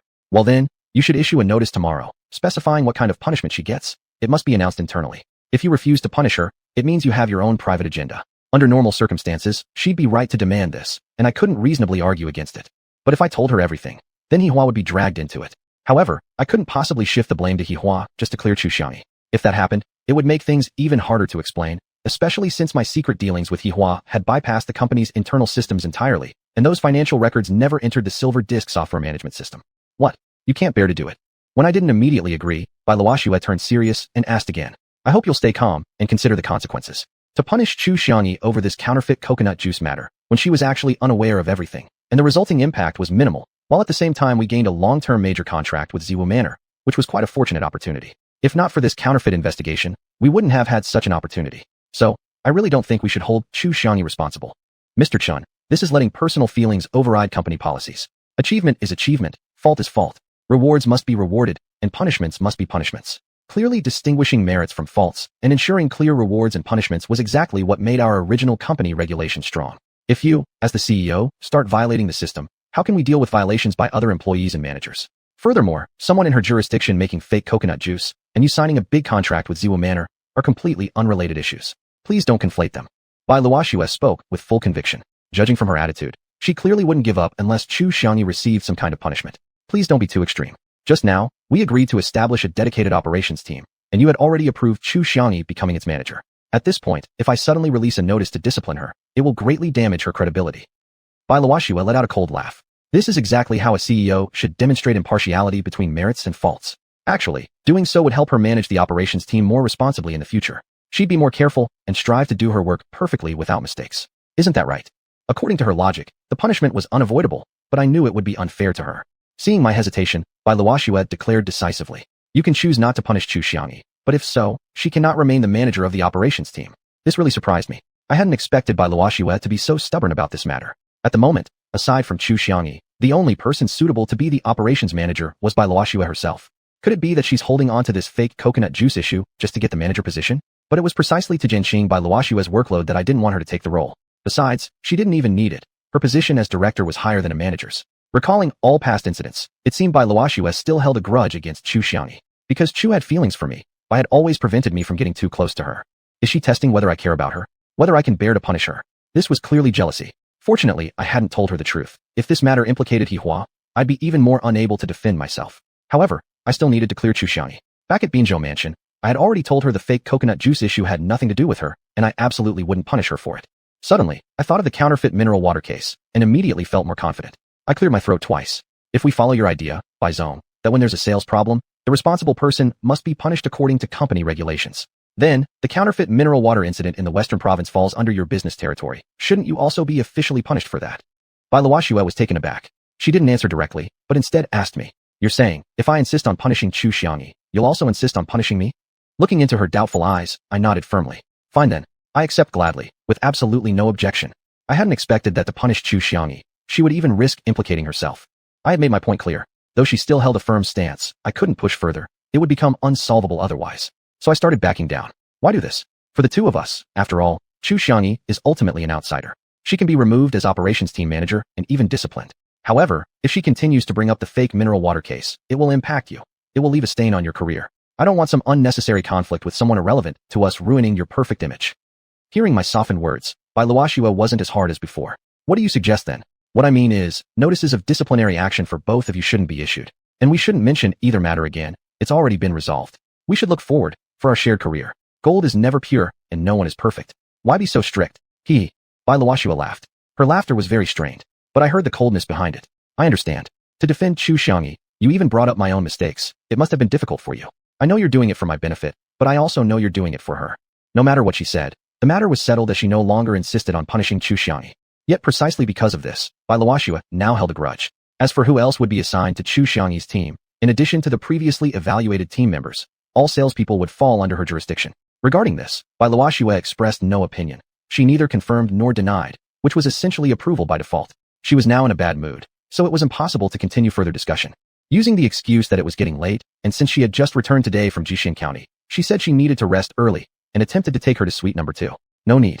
I'm going home. Bai Luoxue stood up and left, driving downstairs back home. She left quickly and decisively, without hesitation or even saying goodbye to me. I stood dumbfounded at the entrance of the small building, watching her drive away, feeling in my heart as if something had been lost. Chapter 377.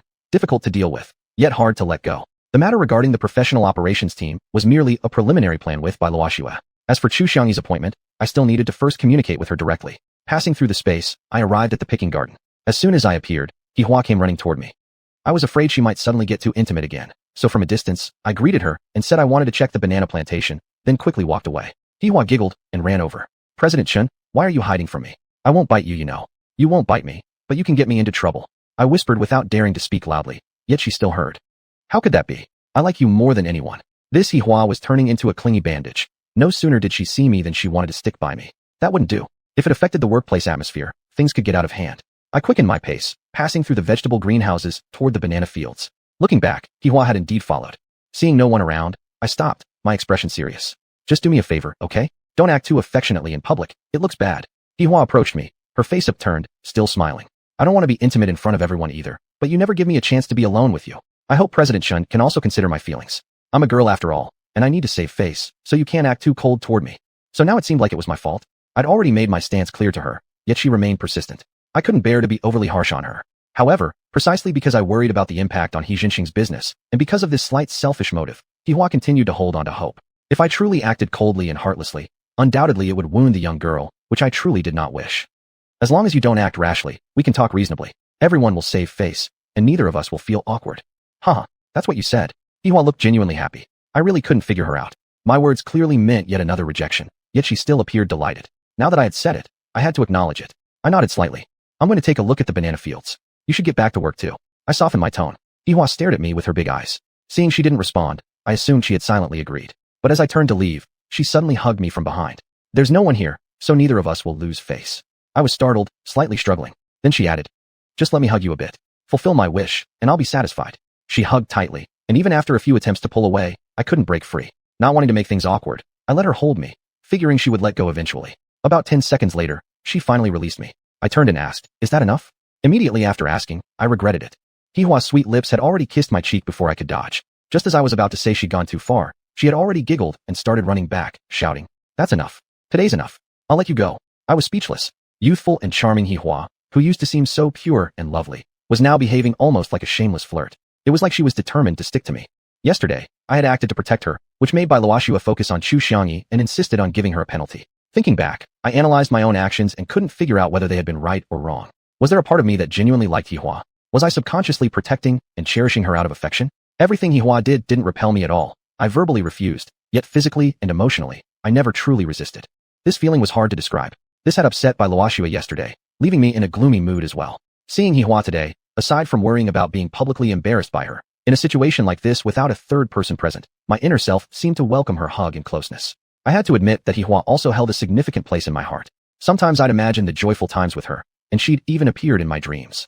In my dreams, there was Bai Luoxue first, but that was before I even knew Hihua. My thoughts were despicable, unfair to both Bai Luoxue and Hihua, and even to myself. My mind became a mess. I lost all interest in viewing the banana fields. Earlier, my excuse to Hihua had just been a cover-up. Xiuxian and his wife were watering crops at the southern end. Getting there would have taken some time, but I hadn't planned to come this way at all. I was simply trying to avoid Hihua, though ultimately, I failed to escape her.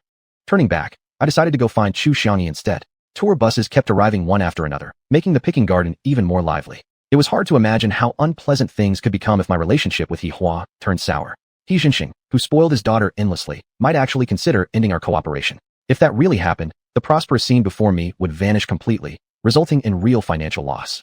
The losses wouldn't stop there. It would also include the profits from all the products Hihua had sold for me. I had once secretly calculated the figures. Ending cooperation with the He family would cost me over 100 million per month. Regarding my collaboration with Fei Liyuan, even if neither Hihua nor He Jinxing had mentioned it, I could feel their involvement. Otherwise, why would Fei Liyuan take an interest in me? Surely it was through He Jinxing's recommendation.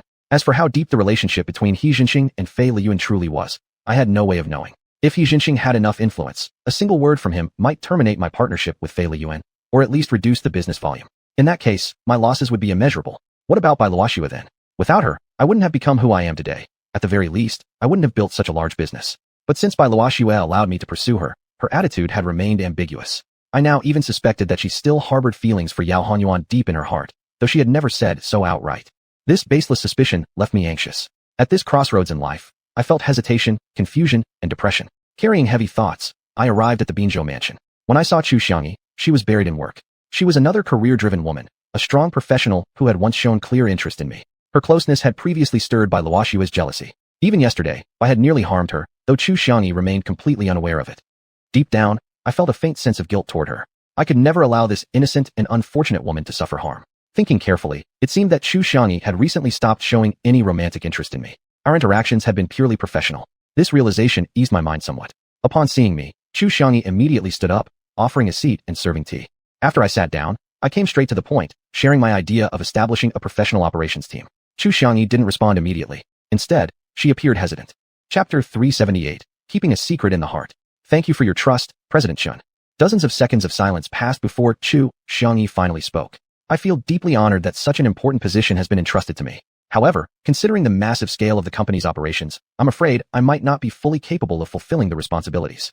The professional operations team was responsible for all sales operations, including product sales in the Xiangyang region. If Xiuxian became the manager, her responsibilities would naturally expand, as would her duties. When she spoke like this, I simply regarded it as polite modesty. I've given it careful thought already. You are the only one suited for this managerial position. No one else could shoulder it effectively. I hope you can accept it without hesitation. I believe you have that capability. This was not just empty encouragement. I genuinely meant what I said, and my decision was also based on her proven ability. Xiuxian replied cautiously. To be honest, I have always hoped to return to work in Huanta County. My parents aren't in good health and need taking care of. Putting them in a nursing home is truly not what I desire or what I feel at ease with. If I cannot personally attend to them, the two elderly souls will only become more pitiful. I was well aware of Xiuxian's family situation. To ensure her peace of mind, while working in Xiangyang, our company frequently sent people to visit her parents.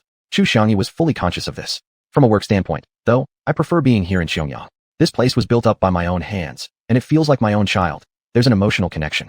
If I had to leave, I'd really miss it.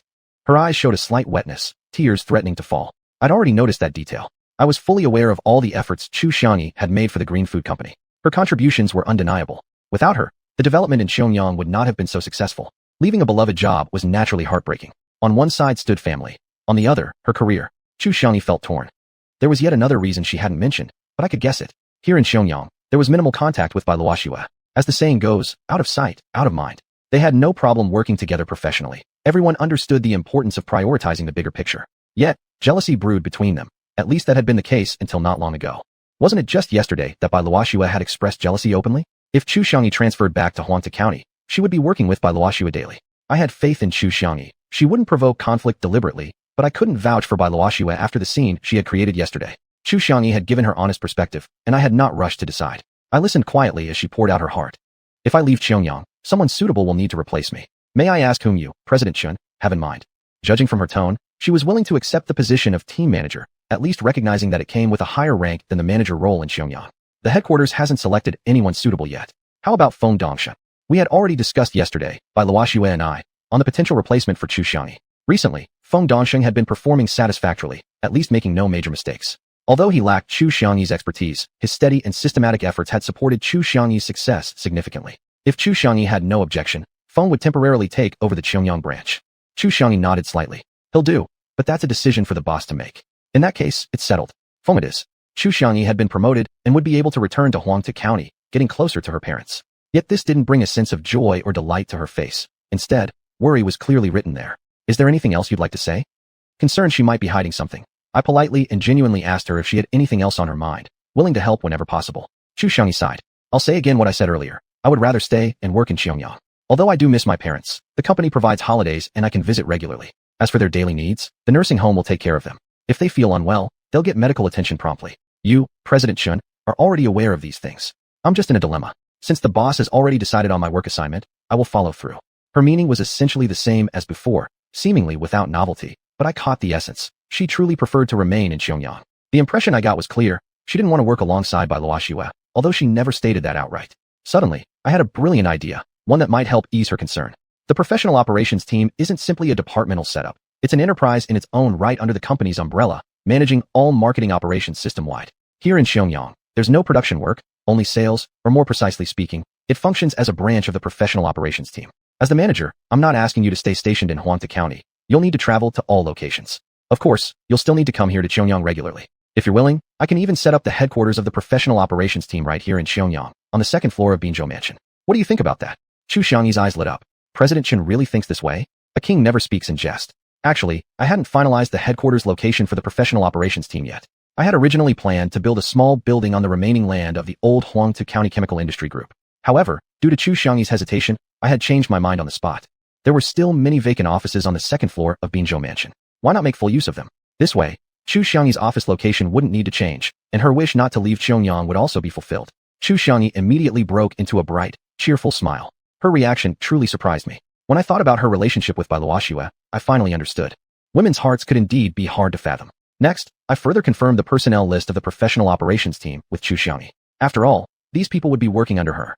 It would be better to voice any concerns now than later. Whether it was because she was simply too pleased at the moment or just politely humoring me, Chu Xiangyi only briefly scanned the list from beginning to end without offering any comments. She said everything was acceptable. As for the name of the professional operations team, Bai Luoxue and I hadn't had time to discuss it yet. In the end, Chu Xiangyi came up with one. Let's call it Green Food Sales Company, with its registration location also in Xiuxian. Simple, catchy, and straightforward, immediately letting one know exactly what it did. I immediately agreed and approved it. The Green Food Sales Company was directly subordinate to the Specialty Agricultural Eco Company, primarily focusing on product sales and managing all unit sales operations, along with the management and coordination of franchise chain stores and secondary wholesale stations. One more thing needed special mention. I personally would also hand over business orders I had signed directly to them for execution. For example, the contract with Ziwu Villa would also be carried out by them. After finalizing the company's personnel and clarifying their tasks, Chu Xiangyi immediately began preparations for the official launch of the new company. Registering the company, planning office spaces, preparing dormitories, and renovating the cafeteria, she meticulously assigned each task. According to the regulations, all the sales staff here in Xiuxian would also belong to the Green Food Sales Company, so all of these jobs would be done by them. As Chu Xiangyi was preparing for the formal establishment of the new company, I passed through the space and returned to Huangta County to prepare official documents for formal announcement. Chapter 379, My cousin's wife is hiding something. Before officially issuing the documents, I had another discussion with Bai Luoxue. Canned fish, vegetables, fruits, beverages, mineral water. These products would be handed over to the Green Food Sales Company. Other items not included, such as organic carbon fertilizer and the currently under construction residential area and foundation, would still be under Bai Luoxue's responsibility. As for the planned investment company, I also intended to entrust it to her in the future. Bai Luoxue had no objection and went to the office to draft the documents as I suggested. Half an hour later, she stormed into my office angrily. I thought she had finished the documents, but instead, she came to lodge a complaint. I think your cousin's wife is not suitable for managing the office. You should think about transferring her to another position. Why? My original intention in assigning the office to my cousin's wife was to help relieve Xiuxian from part of his workload. Xiuxian would still be the office director, while she was only his deputy. Without giving her an official title, it would be difficult to appropriately improve her benefits. This was my personal consideration. Actually, whenever I needed anything from the office, I still habitually turned to Xiuxian for specific arrangements. Ever since my cousin's wife arrived at the office, I hadn't directly assigned any tasks to her. I didn't know why Bai Luoxue was so upset. Bang! Bai Luoxue slammed an A4 sheet onto my desk. Take a look. This is the work your cousin's wife has done. Hundreds of words in a document. Not even completed in half an hour. Filled with typos and incorrect punctuation. Do you still think she is qualified to be in the office? I picked up the paper and took a look. Indeed, it was ridiculous. Even I, someone who only had a superficial knowledge of computers, wouldn't produce a document like this. If it was truly typed by my cousin's wife, then I had to reconsider her position. Don't get too upset first. Let me find out what's going on. Supposedly, a college graduate shouldn't have such poor skills. I asked her to calm down first, and then went to the company office myself to speak with my cousin's wife to find out what really happened. When I saw my cousin's wife, she was alone, leaning back in her chair clipping her fingernails, swaying back and forth. Upon seeing me arrive, she immediately sat upright and put on a forced smile. Xiaoyu, General Manager Chen is here. Please, take a seat. Let me get you some water. She stood up to get me water, but I stopped her with a hand gesture. No need. I came here to have a talk with you. I placed the paper Bai Luoxue gave me on the desk. Did you type this? Her smile vanished instantly, and she nodded. Yes. Her voice was very soft, like a mosquito's buzz, barely audible even with my sharp hearing. You may not be a college graduate, but even a middle school student wouldn't type a document this badly. I'm not even a middle school graduate. I didn't even finish elementary school.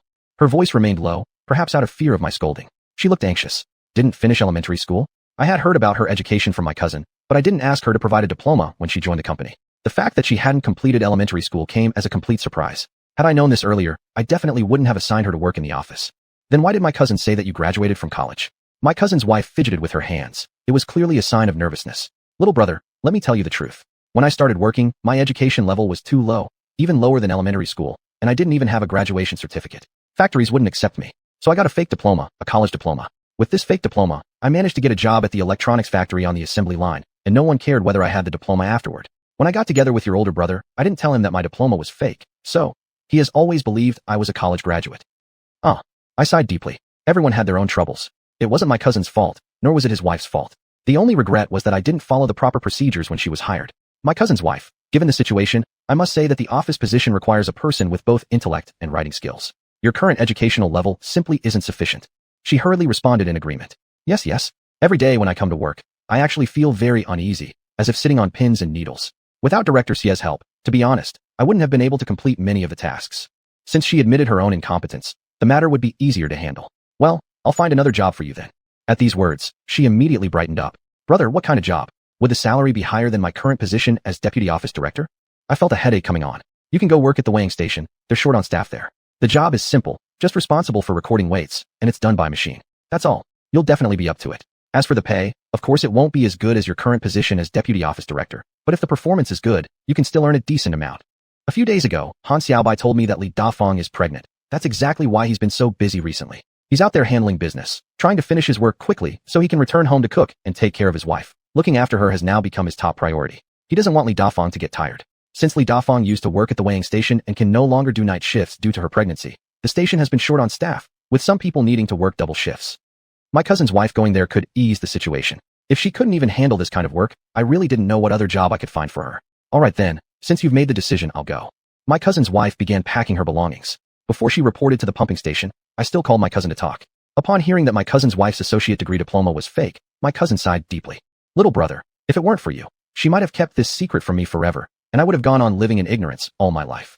Now that I know the truth, I finally understand a lot of things, the root of the problems in our life before. I originally thought that someone with an associate degree must be better in quality, but in daily life, your sister-in-law's behavior truly disappointed me. Talking with her was like being on a completely different frequency. Now I finally understand. It was the cultural differences and differences in understanding that caused everything. It's pointless for me to regret now. Life must go on. Luckily, you've taken good care of me by arranging a decent job for her, so we'll manage somehow. I'm sorry to trouble you, little brother, and I have no objection to whatever position you assign her. My cousin was quite understanding. At this point, I also felt pity for him. He was also a victim who had been deceived all along. Now I could understand and even forgive his past behavior, which I had once considered unfilial. It seemed that during that time, he had been deeply influenced, too much influenced, by his wife, and it wasn't his true will. It was no longer important to reflect on the past. I had already contacted the weighing station, asking them to assign specific shifts to my cousin's wife. The new documents were still personally drafted by Luoxue and soon distributed to all relevant departments. The related supervisors conveyed the message, and units involved began adjusting their operations accordingly. There's no need to elaborate further on these matters. Chapter 380, An Unexpected Debt Collection. The matter with my sister-in-law really upset me. It was my fault for misjudging someone. After finalizing the personnel arrangement for the green food sales company, I thought about my conversation with Luoxue last night and decided to reach out to her again. I wanted to feel her out about whether she would allow me to meet her parents. If she refused, I could settle for taking her to visit my parents instead. Just as I lifted myself up from my chair, before I could even leave the office, my phone rang. From the ringtone, I immediately realized it wasn't my phone. Sure enough, it was Ma Zhanshan's phone. This was the first call since I had taken possession of it. Mao Qiuju. I know Mao Chuanjiu, who was Ma Zhanshan's ex-wife, but I really didn't know who this Mao Qiuju was. At first I thought maybe Ma Zhanshan had mistyped the name, but that was impossible. He couldn't have made a mistake writing the name of his own ex-wife. So this Mao Qiuju must be someone else entirely. While I was speculating about who the caller could be, a voice came through clearly, like wind. Master, feel free to answer the call. I will synchronize and transmit it instantly. Hello. I pressed the answer key and said hello, but since I didn't know who the caller was, I dared not speak rashly. What the hell are you dawdling for? Took forever to answer the damn phone. Where have you been hiding? It was a woman. This lady clearly had a temper. From her tone and manner of speech, I could tell she was very close to Ma Zhanshan.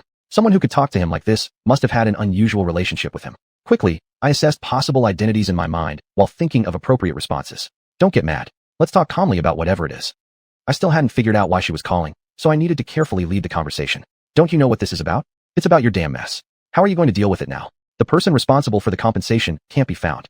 6 people are still hospitalized, and I've already covered 30,000 yuan in medical fees. The hospital keeps pressuring me for the hospitalization fees. Listen to me, I'm broke now. I tried asking your son, but he refused to help. If he won't take responsibility, then you must. Send the money over right now. Besides the medical expenses, each of them is asking for 100,000 yuan in compensation. Since the people involved can't be found, the money has to come from you. I recognized her voice now. It was the same woman who slapped me at the accident scene. The 6 people whose legs Ryu had broken were still in hospital. Now, besides urging for the medical fees, she wanted Ma Xianshan to pay their compensation first. Since they couldn't find Ryu, naturally, this obligation fell on Ma Xianshan. I'm traveling in Africa right now. It's inconvenient for me to send money. You should contact my son first. He should handle the payment for you. Of course I wouldn't pay them for real. Since the woman just mentioned Ma Xiaoer, let her keep contacting him. Bullshit. You two are passing the buck, huh? I already told you. I went to your son and he refused to pay. So I came after you. Ma Xianshan, listen to me. You'd better not play games with me. Don't think I don't know all about your shady dealings. Make me mad, and I'll spill the beans. I'll report you. And even if you run to the ends of the earth, they'll drag you back. No wonder she sounded so aggressive. She obviously had some dirt on Ma Xianshan, so she was talking without holding back. I guess she probably had some relation to Mao Xuanju. It wouldn't surprise me if she were her sister. Considering that Ma Xianshan and Mao Xuanju were already divorced, it's likely that this Mao Xiuju was filled with resentment. She might have brought a bunch of people to extort money from me, only to end up with 6 people having their legs broken instead. Naturally, her anger would be great. However, I couldn't figure out at the moment why, since she apparently had issues with Ma Xianshan, she would go out of her way to do things for him. Calm down, calm down. You know I won't let you suffer any financial loss. I just said, I can't handle it right now. Paperwork is complicated. Let me give Ma Xiaoer a call and have him settle the medical bills first, at least. Ma Xianshan had been locked in my space. If this woman actually reported him, and the authorities went to look for Ma Xianshan in the US, they'd find an empty villa and no trace of him. That would indeed be a real problem. I didn't want it to go that far, so I had to compromise with this woman. You son of a turtle. You promised me everything in bed, but as soon as you pulled up your pants, you were gone. I've already alienated my older sister for you. I've been cleaning up your messes and helping you with all kinds of dirty deeds behind the scenes. Now when money's needed, you're dodging around and spouting nonsense. Don't blame me when I show no mercy. The call ended. Now I was even more convinced that Mao Xiuju was Mao Xuanju's younger sister.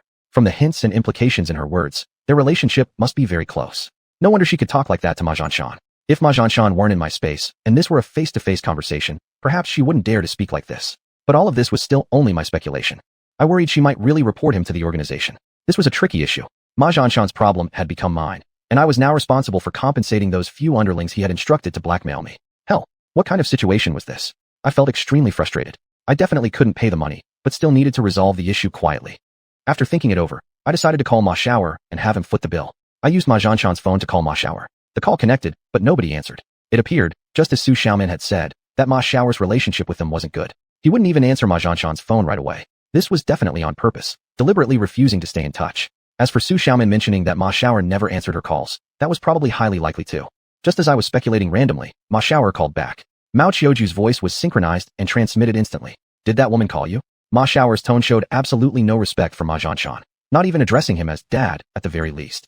Yes, you should pay the hospital fees for them first. These people were helping us, even if they mess things up. We can't make them pay their own medical bills, can we? I can cover the hospital fees, but they each want 100,000 yuan in compensation. I won't pay that. Let your lover handle it. That was precisely why Mao Xiuju had called Ma Xianshan, because the two sides hadn't reached an agreement. Then pay the hospital fees first to calm her down. As for the compensation, we'll talk about it later. I had to keep Ma Xiaoer calm first, which essentially meant keeping Mao Xiuju under control. Under no circumstances could I let her stir up trouble. Fine. After I pay the hospital fees, don't let that woman contact me again. If she does, I'm not giving her another penny. Ma Xiaoer's tone was cold and hard. Then he hung up the phone. As to whether Ma Xiaoer would actually transfer the medical expenses to Mao Xiuju, I would find out soon enough. If he didn't send the money, Mao Xiuju would call again. Even if she received the medical payment, Mao Xiuju definitely wouldn't pay the compensation herself. She was certain to come after Ma Xianshan about this matter again. To settle this incident quietly, Mao Xiuju was clearly the key person. After careful thought, I decided to investigate Mao Xiuju, along with the 6 individuals injured by Ryu, to get a clearer picture of their actual circumstances. I entered the space and went to Green Island. Ma Xianshan and Su Xiaoman were cutting leeks. I handed Ma Xianshan a cigarette. Ma Xianshan looked flattered, accepting it immediately. Thank you, Boss Chun. Ma Xianshan hadn't smoked for a long time. Truthfully, smoking wasn't even allowed in this space. Today, however, I needed something from him, so I specifically gave him one. Tell me about Mao Xiuju. What kind of person is she? How is your relationship with her? What has she done for you before? Where does she live? Who else is around her? The more detailed, the better. Ma Xianshan was taken aback, then sighed deeply, taking 2 heavy drags on the cigarette before crushing out the butt and finally speaking. This woman is my ex-wife's younger sister. So it really was as I suspected. Chapter 381, Mao Xiuju's story. According to Ma Xianshan's account, Mao Xiuju and he had an affair many years ago. Mao Xuanju is 8 years older than Mao Xiuju. When Mao Xiuju was in high school, she lived at her elder sister's house. It was from that time that Ma Xianshan began harboring ill intentions toward his young sister-in-law. The two often played around together, exchanging teasing remarks between brother-in-law and younger sister-in-law. Mao Xuanju couldn't really say anything against it, allowing the situation to develop as it did. In reality, the two had secretly become intimate by then. After Mao Xiuju graduated from high school, she first worked as a factory worker at a chemical group. This made things even more convenient for Ma Xianxia. The two frequently consorted with each other, both at work and at home, sometimes even without bothering to hide it from Mao Xiuju. Because of this, Mao Xiuju had once confronted them angrily. The situation escalated severely at that time. Mao Xiuju even encouraged Ma Xianxia to divorce her sister and formally marry her. Ma Xianxia verbally agreed, but never actually acted. Staying at her elder sister's house became impossible. The reckless nature of their relationship could only lead to constant arguments with Mao Xiuju. After being driven out by her own sister, Mao Xiuju quit her job. Ma Xianxia gave her a sum of money to start a clothing business. She operated in Huangtu County for 2 years, but instead of making money, she lost all the money Ma Xianxia had given her. Ma Xianxia wanted to find her a position elsewhere, but Mao Xiuju no longer wanted to work and still wanted to continue in business, asking Ma Xianxia for more investments. This time, Mao Xiuju went to the provincial capital to continue her clothing business. Perhaps because she changed locations, her business grew, and she settled permanently in the provincial capital. To meet secretly with his sister-in-law, Ma Xianxia frequently traveled to the provincial capital under various pretexts. Mao Xiuju was fully aware of this, and she also knew about xiuxian and Country Y. Ma Xianxia completely disregarded Mao Xiuju's feelings, acting freely in his dealings with her, treating the provincial capital almost like a second home. Because of Ma Xianxia, Mao Xiuju never married. Many of Ma Xianxia's dirty dealings were carried out through others by Mao Xiuju, who even handled the laundering of illegal gains. As a way of repaying her, Ma Xianxia gifted her a villa in the provincial capital. Later, when Ma Xianxia and Mao Xiuju finalized their divorce, he specially went to the provincial capital to visit Mao Xiuju. At that time, Mao Xiuju even demanded that Ma Xianxia marry her. If Ma Xianxia truly married her, public opinion would have turned even more against him. Unable to escape Mao Xiuju's persistent nagging, he secretly left the country to find xiuxian. Though Mao Xiuju ultimately didn't marry Ma Xianxia, she remained obedient to him. If there were matters needing her involvement in China, she was very willing to help. As for the scheme to stage a collision to frame me, she was not only involved, but very active. She believed that doing a good job on this matter could win Ma Xianxia's heart, and secretly hoped that Ma Xianxia might return to marry her. She personally handpicked 6 people to orchestrate the car accident scene to frame me, but ultimately botched the plan. Mao Xiuju's story ends here. Ma Xianxia let out a sigh. This woman is like a stubborn sticking plaster. You just can't shake her off. It's my own fault. Back then I shouldn't have gotten involved with her. Actually, it was because she kept clinging to me that I ran off to Country Y. Ma Xianxia looked helpless. Whether the nature of his relationship with Mao Xiuju was truly, as he described, it didn't interest me at all. As for his own sense of distress, it was entirely self-inflicted. She's now demanding money from you. Besides the medical costs for those broken legs, the others are also seeking compensation, 100,000 each. Ma Xianxia bitterly smiled. Since Mr. Chun brought me to this island, I no longer care about or can deal with all these messy debt collectors. Let them ask for however much they want. Anyway, they can't find me. Mr. Chun, those people were injured while trying to attack you. Surely you don't intend to take responsibility for them? There was a mocking edge to Ma Xianxia's smile. It was indeed slightly sarcastic. I will take care of it. I have to. I'm seeing your matter through to the end. So, will you pay them money or not? Xiuxian had already transferred all the money from her bank card to me, but Ma Xianxia's bank account remained untouched. From what I knew, he should still have money, but unexpectedly, money has always been external to me. Although I've hoarded quite a bit, I don't have a penny on me now. All my money is with Xiaoman, which I've already transferred to you, Mr. Chun. That came as a real surprise. In my impression, Ma Xianxia was greedy and money-oriented, yet now he claimed to have no cash. Oh right, all his money was tied up in antiques. Those assets can appreciate. Cash, he truly had none. Whether his words were true or false, I told him anyway. The compensation will certainly be paid by someone. If you won't pay, then your son, Ma Xiaoer, will. Ma Xianxia chuckled with a he. That son of mine values money more than his own father. I can give him money, but if you want him to spend it, well, that's up to Mr. Chen's skills. I don't actually know much about Ma Xiaoer's attitude toward money. Based on what Ma Xianxia and Mao Xiuju said, this Ma Xiaoer probably does value money highly. If that's the case, then he may refuse to pay compensation for those 6 people. I'm not afraid of Ma Xianxia lying, but I do worry that those people won't let it go and could escalate the issue. After leaving Lu Island, I went back to Huang Island and had Ruffing check whether there was any money left in Ma Xianxia's account. After doing some digging, Ruffing told me, it's really strange. Ma Xianxia has 5 domestic bank cards, but altogether their balances add up to just a few hundred yuan. As for overseas accounts under his name, there are none at all. Seems like he was telling the truth when he said he's broke. Just then, Mao Xiuju called again. Like I said, you have to step in. Your son transferred the medical fees. But regarding the compensation, he won't pay a penny. Same old attitude. He told me to ask you for the money. If you refuse, those 6 have made threats. They said once their legs heal, they'll come find you. You better handle this yourself. Then I'll travel the world. Let's hope they can find me. Ma Xianxia clearly won't compensate those 6, and I had no intention of making any promises to Mao Xiuju, so I made up a lie to stall her. Mao Xiuju became furious. You heartless bastard, you really are cold-blooded. So you're done taking care of me, huh? Do you know what kind of people these 6 are? They got injured. How could they possibly let it go without you paying something? You can travel the world. Where the hell am I supposed to hide? They call me 8 times a day. I can't live normally anymore. Are you going to handle it or not? On the other end of the phone, Mao Xiuju was hysterical, practically enraged. They actually dared to threaten you? If you don't pay, they want to kill me. Can you imagine how worried I am? No matter what, I didn't want this to end in a murder. I had to intervene after all. In that case, calm down first. For now, don't meet them again. I'll handle it through someone else. Just hurry up. It seemed Mao Xiuju was really in a rush. As for how to resolve this, I couldn't decide quickly. Seeing my furrowed brows, Ruffing suggested, Master, allow me to take care of it. If they keep causing trouble, I can bring them all to Lu Island. Then they'll behave. I immediately stopped him. No, although they've wronged me, they were simply following Ma Zhanshan's orders. There's no real conflict between us. Besides, in the car accident, I wasn't really harmed, while they ended up injured. Bringing them here is unnecessary. Just make them give up their idea of demanding compensation. That's all we need. Ruffing understood my meaning.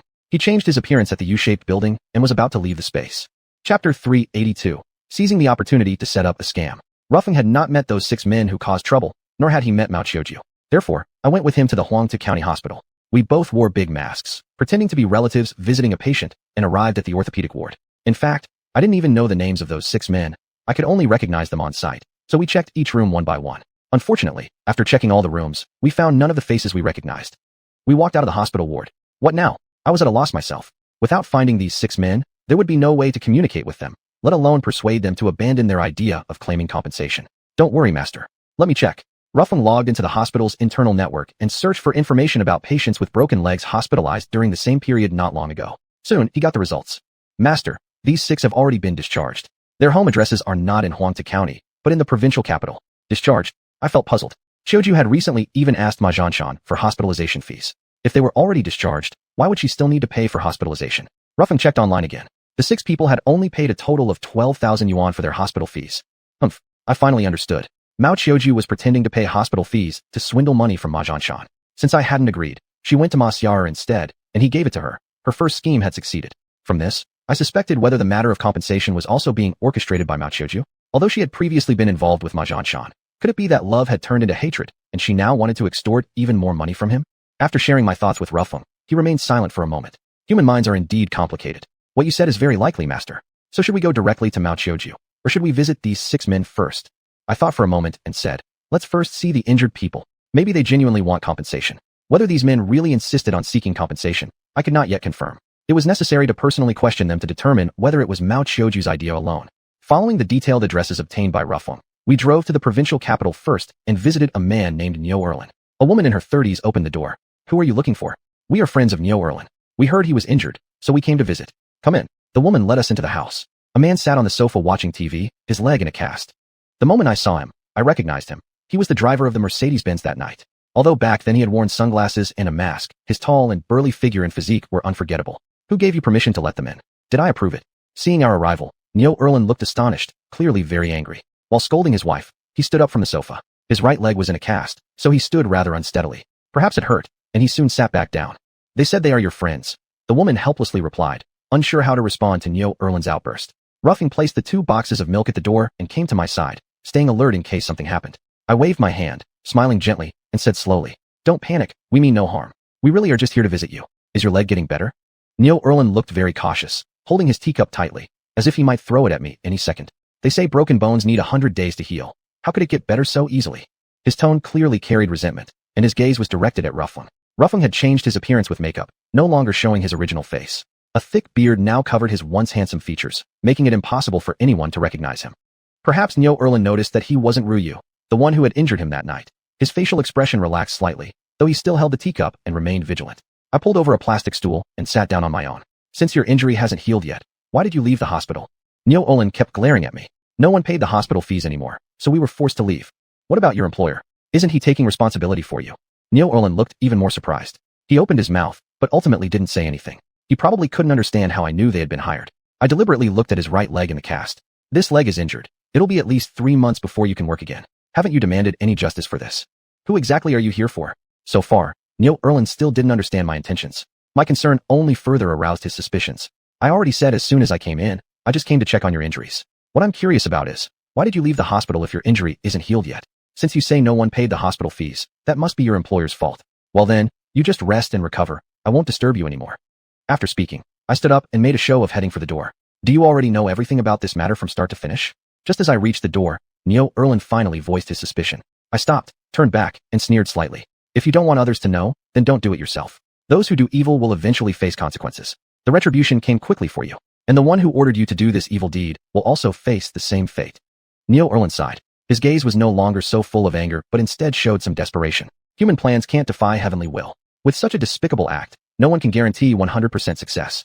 We lost heavily this time. Seeing his softened attitude, I continued asking, "Want to tell me a bit more about it?" Initially, Neo Erlin was still hesitant. After smoking a cigarette, he spoke evasively. "We originally wanted to claim compensation from you, and also wanted you to pay the medical bills. But the police refused, saying there wasn't a real accident and you hadn't harmed us. The one who injured us was someone else, and we should seek compensation from him. But the police couldn't find that person, so we couldn't proceed with the claim." I had originally thought he would mention Ma Xianxia or Mao Xiujiu, but Neo Erlin stopped there without continuing. This made me quite surprised. "Didn't you make any demands to Mao Xiujiu?" Neo Erlin exhaled heavily. That woman also suffered a loss. She paid the medical fees up front, and since no one compensated her, when the hospital kept urging payment, she simply gave up and stopped paying, so we had to leave the hospital. Throughout, Neo Erlin didn't mention anything about seeking compensation from Ma Xianxia, which proved my judgment correct. I asked him a bit more about the other 5 injured men, and their situations were about the same. We left Neo Erlin's house. "Do we still need to visit the other 5? Right after going downstairs, Ruffing asked me. "No need. Let's go find Mao Xiujiu." Ruffing had already looked up Mao Xiujiu's home address, so we headed directly to her villa. A 2-story villa, the gate tightly locked. Mao Xiujiu wasn't at home. She had a clothing store, and she was probably there at this time. I called her. "I'm sent by Director Ma to talk to you about the compensation issue." Mao Xiujiu sounded quite surprised upon answering the call. "So it seems old Ma still has some sentiment. Come on, I'll wait for you at my shop." Then she gave us the address, and we drove over. Chapter 383, Fighting Fraud with Fraud. Mao Xiujiu's clothing store looked pretty big, with 5 or 6 sales clerks busy serving customers. We met her in her office. As soon as she saw me, Mao Xiujiu showed the same look of surprise. "How come you're here? How come I wouldn't be here?" I looked at her with a smile as harmless as could be. "Did old Ma contact you personally, or are you coming to pay compensation voluntarily?" Mao Xiujiu's thoughts were simple. She probably thought I had yielded to Ma Xianxian's power and had come to show goodwill. I didn't answer her directly, but instead fabricated a piece of bad news for her.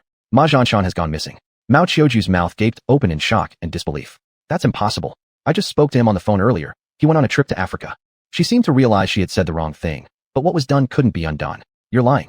If he's disappeared, how could he contact you? And how would you even know about the compensation?"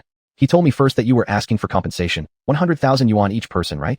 Mao Xiujiu nodded instinctively, admitting the truth. I continued slowly. When I tried to reach him again, his phone was turned off. "If you don't believe me, try calling him yourself." Mao Xiujiu actually dialed the number right in front of me. "The number you have dialed is currently switched off." A robotic voice came from the phone. Before I walked into her store, I had just turned off Ma Xianxian's phone. Mao Xiujiu was stunned, but quickly regained her composure. "So how is he going to transfer the money? Or did he send you to give me the money directly?" This woman was still scheming about how to extort compensation. I sneered. "I came here only to tell you that Ma Xianxian can no longer give you money, and I won't be compensating anyone either. If those 6 injured people demand compensation, it'll be you who has to pay. Ma Xianxian once told me you have money, not the money you earned from your clothing store, but the amount he gave you far exceeds 600,000 yuan. It's your turn to pay up now." With a slap on the table, Mao Xiujiu burst out angrily. "That bastard. He really screwed me over. Even if he died, it wouldn't matter, but I suffered a big loss." I gave a sarcastic chuckle. "This is what you deserve. I came here today on behalf of those 6 injured people to ask you for compensation." Hearing that, Mao Xiujiu panicked. "Whose side are you really on then?" I lit a cigarette and said lightly, "I only stand on my own side. You set up a scheme to extort me and failed. It's time you paid a price. Otherwise, you won't learn a lesson." Mao Xiujiu became a bit flustered. "A lesson? They all had their legs broken already. Isn't that enough punishment? What more do you want?" I touched my left cheek gently. This face had once been slapped by Mao Xiujiu, swelling badly until I washed it with water from my space, and the swelling went down. "Compensation? Can we just let it go like that? They didn't ask for any compensation." Mao Xiujiu got angry and finally admitted the truth. "It looks like you really were just trying to scam Ma Xianxian's money. But that's your business. I already told you. I stand on my own side. You slapped me once before. Don't you remember? I came to claim compensation for that slap." Mao Xiujiu glanced nervously at Ruffing, who stood beside me like a fierce god. Ruffing hadn't spoken all along, keeping his eyes locked tightly on her. When she looked his way, he deliberately squeezed his fists and shook them. "What do you want me to do? If I refuse to pay?" Mao Xiujiu remained defiant. Before she could finish, Ruffing suddenly slammed his hand hard on the office desk, shattering it into pieces. Mao Xiujiu let out a scream of fright and fell back into her chair. I moved closer to her, still calm in tone, and pointed at Ruffing. "If you don't pay, then just let him slap you for me. That will settle the matter." Mao Xiujiu turned pale, the broken table in front of her eyes. If that slap had landed on her face, the consequences were unimaginable. Her body started trembling. "You're trying to extort me." This woman really had an iron tongue. I smiled. "This is just treating others as they would treat me. If you people hadn't schemed to extort me, you wouldn't be in this mess today." Mao Xiujiu was genuinely scared and asked nervously, "Oh, how much? You were planning to make Ma Xianxian pay 600,000 yuan. Then we'll go with 600,000 yuan. Can't it be less?" She was actually haggling. No, I was firm. She started hesitating. I had no time to waste with her, so I ground the cigarette but forcefully underfoot and said, "Forget it. You value your money more than your life, so I'll drop it. Just one slap to your face, then we walk away." Ruffing raised his hand as if to slap her. "Okay, I'll pay. Isn't that enough?" I gave her the bank account number. She immediately took out her phone and completed the transfer. The 600,000 yuan arrived shortly afterward. Once the money was in my account, I really was ready to leave. Before walking out, I sternly warned Mao Xiujiu. This money was originally supposed to come from Ma Zhanshan, but since he instructed me to get it from you, it's now your responsibility. How the two of you settle things between yourselves is none of my concern. Ma Zhanshan has committed many grave sins. You knew about many of his secret crimes and were even his accomplice in fence. You're guilty of withholding knowledge of crimes, which only adds to your sins. Don't think nobody knows about your relationship. Nothing is completely secret in this world. Where did your villa come from? How did you open your clothing store? Why did Ma Zhanshan get divorced? The day he reappears and confesses everything to the authorities, everything you have now will vanish into thin air. Mao Xiujiu trembled nervously, her face pale white, having long lost the anger and defiance she showed at the beginning. Her weak, helpless side was clearly exposed now. We had gotten the money, and she had learned her lesson. We left the clothing store. Out of habit, I glanced around and noticed a white Mercedes-Benz parked not far from the store entrance. Carefully checking the license plate, I confirmed it was the same one Niu Yueling had driven that evening. Everything became clear. Mao Xiujiu's payment wasn't unjust. Moreover, the money had originally belonged to Ma Zhanshan. I considered it as her acting on his behalf to compensate me. I never really wanted to scam this woman for a small sum. I wanted her to buy herself a lesson. Those who commit wrongdoings must face consequences. Although I couldn't literally slap her back for the one she'd slapped on my face, I let her bleed a little instead. As for the 6 accomplices, since their legs had already been broken, I decided not to pursue the matter further. Back in Huangtu County, Ruffeng returned to the space, while I headed to Mao Chuanju's home. I had decided to visit her because I considered this woman had been a victim from start to finish. She had lost not only love and her family, but also a dear relative. Retired now, she was still renting a place alone, and inevitably living a rather miserable life. After arriving at the community where Mao Chuanju lived, I asked around and quickly found her home. Knocking on the door and entering, I found her just returning from buying groceries. Seeing me, she was extremely surprised. "President Chen, what brings you here?" "I came to see how you're doing." Without waiting for an invitation, I walked directly into the house. The room was indeed large, but very plainly decorated. In particular, the furniture looked extremely ordinary, with rough workmanship. Some pieces were even cracked, not antique style, just shabby. After looking around, I sat down on a wooden sofa, took out a cigarette, and lit it casually. Mao Chuanju, noticing my strange behavior, followed me around the house, then asked, "President Chen, what does this mean? Are you here to search the house?" Chapter 384, Helping Mao Chuanju. I smiled faintly and asked, "What do you mean by confiscation?" Mao Chuanju sighed, and sat down on the sofa as well. The mess Ma Zhanshan left behind. I wouldn't say we're completely broke, but what we have isn't worth much. If you want to take it, just send people to haul it away. I won't stop you. Anyway, I don't plan to live here anymore. I crushed the cigarette, but in the ashtray. We don't have the authority to confiscate anything. As you said, this house is full of stuff that's practically worthless. Wouldn't even cover the cost of hiring people to move it. What Ma Zhanshan did has nothing to do with you. I'm just here to check how you're doing. Thank you, Mr. Chen, for your concern. Mao Chuanju seemed moved, though her expression remained mostly unchanged, only the rims of her eyes slightly reddening. Silence. After a while, I broke the silence.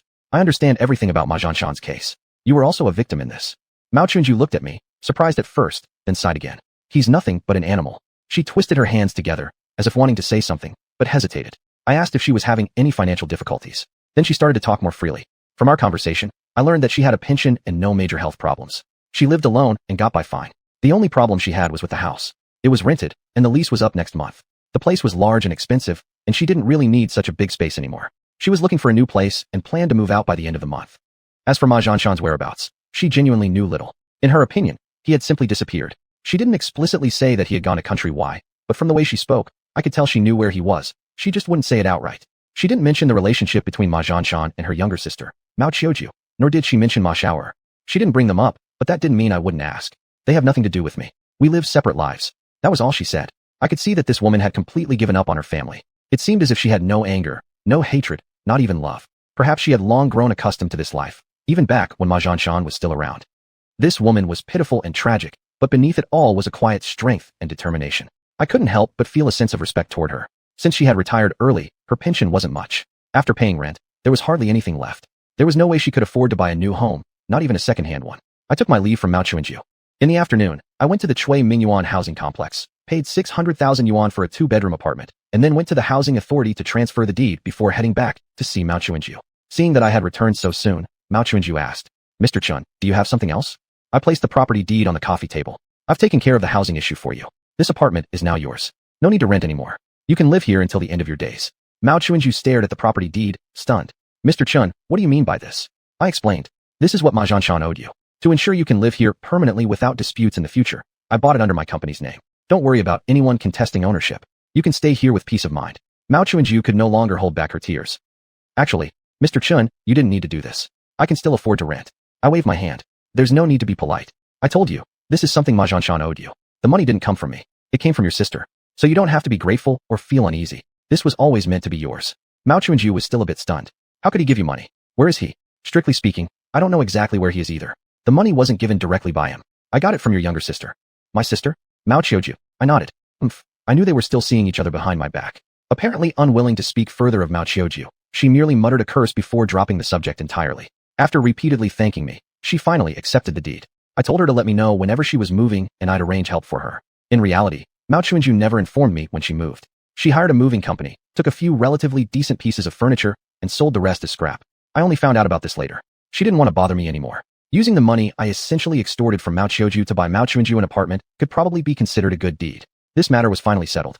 On my way back to the office building from Mao Chuanju's place, I happened to pass by the nursing home. Although I always sent someone to visit xiuxian's parents every month, it had been a while since I personally went to see them. I bought some gifts at a nearby supermarket and decided to visit them at the nursing home. Upon seeing me, xiuxian's father acted unusually enthusiastic. He seemed to have returned to normal, at least temporarily, as his mental illness was intermittent. Her mother, as always, sat in her wheelchair. Her mental state appeared stable too. You didn't need to come at all, and even brought something? You shouldn't have spent the money. Xiuxian's father's first sentence already sounded perfectly reasonable and polite. However, what he said next left me completely puzzled. You must be Xiangyi's boyfriend, right? She said she would bring her boyfriend to visit us sometime, and I didn't expect you to come on your own. Young man, you look quite handsome. What's your name? Her father didn't remember me anymore. President Chun, please have a seat quickly. Her mother hurriedly invited me to sit down. I thought the old man was just talking nonsense, yet deep down, I sensed his words weren't entirely fabricated. Asking him questions wouldn't produce any clear answers, so I turned to her mother. Does Chu Xiangyi really have a boyfriend now? The elderly woman sighed. Don't listen to your old man's ramblings. 2 days ago, during a phone call, those two were arguing and brought up the topic of Xiangyi's boyfriend. Xiangyi probably mentioned she would bring her boyfriend here to visit us. The old man took it seriously. He immediately started shouting at me, claiming our daughter has a boyfriend. He's just deceiving himself and trying to find comfort. Don't take him seriously. After hearing this from the old woman, my earlier tension instantly disappeared. I couldn't understand why I had that anxious feeling in the first place. After all, judging from Chu Xiangyi's age, it made sense that she could have a boyfriend by now. I chatted casually with the elderly couple for a while.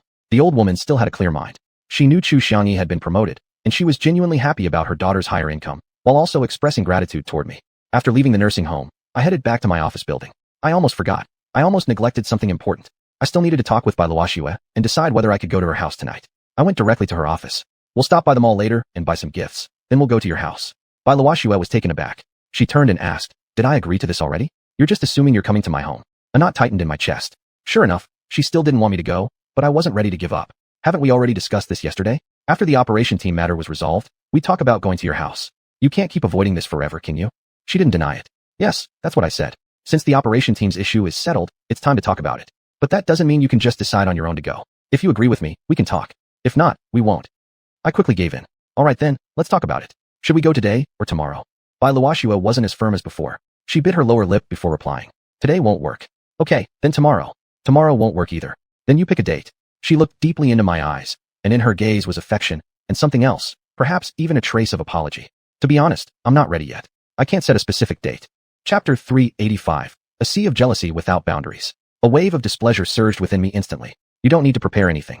Just nod your head, and I'll handle everything else. I'll go buy the items. We'll go to your home to meet your parents and reveal our relationship. That's all. It's not like we're getting engaged or married. What preparation could there possibly be? Bai Luoxue's tone had turned gentle. Dear, I'm talking about psychological readiness. You haven't forgotten about him, have you? Without naming him, I knew Bai Luoxue understood I was referring to xuanhuan. It had been a long time since either of us had seen xuanhuan. As for whether or not they kept in touch by phone, I really had no idea. Bai Luoxue shook her head. Please believe me, I'm not the kind of fickle woman. By psychological readiness, I mean I feel that our current situation is actually quite good. This life of sharing hardships and working together makes me feel fulfilled and passionate. I don't want to end it so soon. Therefore, I don't want others to know about our relationship just yet. Her words left me completely confused. I couldn't make any sense of what she meant. If you enjoy this kind of lifestyle, fine. Everything can stay the same. But what does that have to do with meeting your parents? There is a connection. That confused me even more. Why was meeting her parents proving so difficult? I vaguely sensed this was a mental block of Bai Luoxue's. Unless I could break through this barrier, there was no way my marriage prospects could be secured. But if Bai Luoxue was unwilling, I couldn't do anything about it either. I had once considered going behind her back to meet her parents alone, convinced I could succeed in meeting them and revealing our relationship. But she would find out about it immediately. If she became truly angry and broke up with me over it, I would regret it deeply. I couldn't ruin my beautiful chance at love due to momentary impulse. Since she disagreed for now, I shouldn't press her further. I immediately shifted gears, eagerly serving her tea, getting her water, and picking fresh fruit from our space. All this was to cheer her up. She actually did become cheerful again, as if nothing had happened earlier. I heard xiuxian might have a boyfriend now, though I'm not sure if it's true. I mentioned visiting her parents at the nursing home to Bai Luoxue. She was biting into an apple, but suddenly stopped. Really? I'm not sure. Bai Luoxue fell into deep thought. Her father is a bit out of his mind, so we can't take everything he says at face value. Sometimes people who aren't mentally stable may say things that aren't entirely false. What her mother says, though, sounds more like polite talk. Before the elderly actually meet xiuxian's boyfriend, or unless xiuxian herself is completely certain, most parents wouldn't easily spread the word. Her analysis was indeed spot on, and her reasoning held some weight. If it's true that xiuxian really has a boyfriend, who could he be? What kind of man would she choose? My imagination was running wild over xiuxian's future boyfriend, and I wanted to know who this dreamy guy could possibly be. Suddenly, Bai Luoxue stopped chewing and even stopped talking. Her eyes locked onto me, scrutinizing me like a thief under interrogation, giving me a thorough up-and-down glance. The longer she looked at me, the more uneasy I became. My hands trembled slightly, and while peeling the pear, the fruit knife nearly pricked my fingers. I gave a little shiver. Why are you staring at me like that? Sighing, she said. You know, your eagerness to meet my parents and reveal our relationship.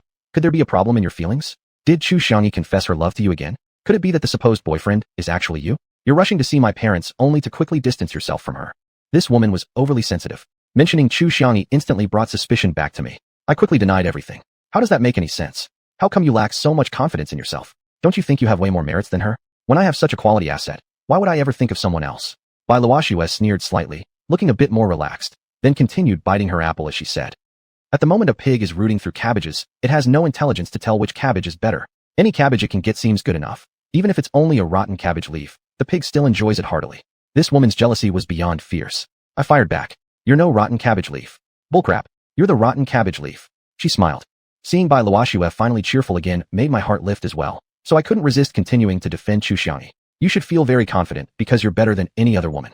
Between me and xiuxian, it's merely a superior subordinate relationship. All her actions are work-related. She has never said or done anything that could mislead people. You really shouldn't think too much about it. Although we haven't explicitly stated it, she should have figured out our relationship already. How could she ever surpass you?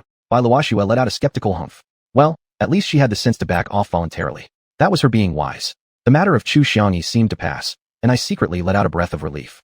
Bai Luoxue had finally stopped brooding over her. However, her next sentence nearly made me collapse. What if that girl Hihua keeps clinging to you all day long? How would you choose then? Just like they say, the things you fear the most tend to happen. The matter of Hihua getting close to me was something only her parents knew about. I guess Bai Luoxue was just bluffing me. See, you lack confidence again. Why do you keep thinking about other women? Bai Luoxue sneered coldly. It's not me thinking about them. It's you who's thinking about them, right? Men always want what's already in the bowl, while eyeing what's still in the pot. That's a common disease among men. If you're a man, you can't escape this habit either. Women are jealous by nature, and I am a woman, so I need to be suspicious of every pretty woman around you. Especially someone like Hihua. She's younger than me, prettier than me, and more adorable, right? Oh my god. She knew everything. It was like she was a parasitic worm in my belly, knowing exactly what I was thinking and how I felt. If she really got even a whisper of something, I wouldn't even be able to clear my name by jumping into the Yellow River. That never happened at all. Don't just guess randomly. Come on, eat this pear quickly. With that, I shoved the freshly peeled pear into her hand. She held half an apple in one hand and the pear in the other. Pears and apples again? Do you think I can eat all of this? Then I'll split it with you.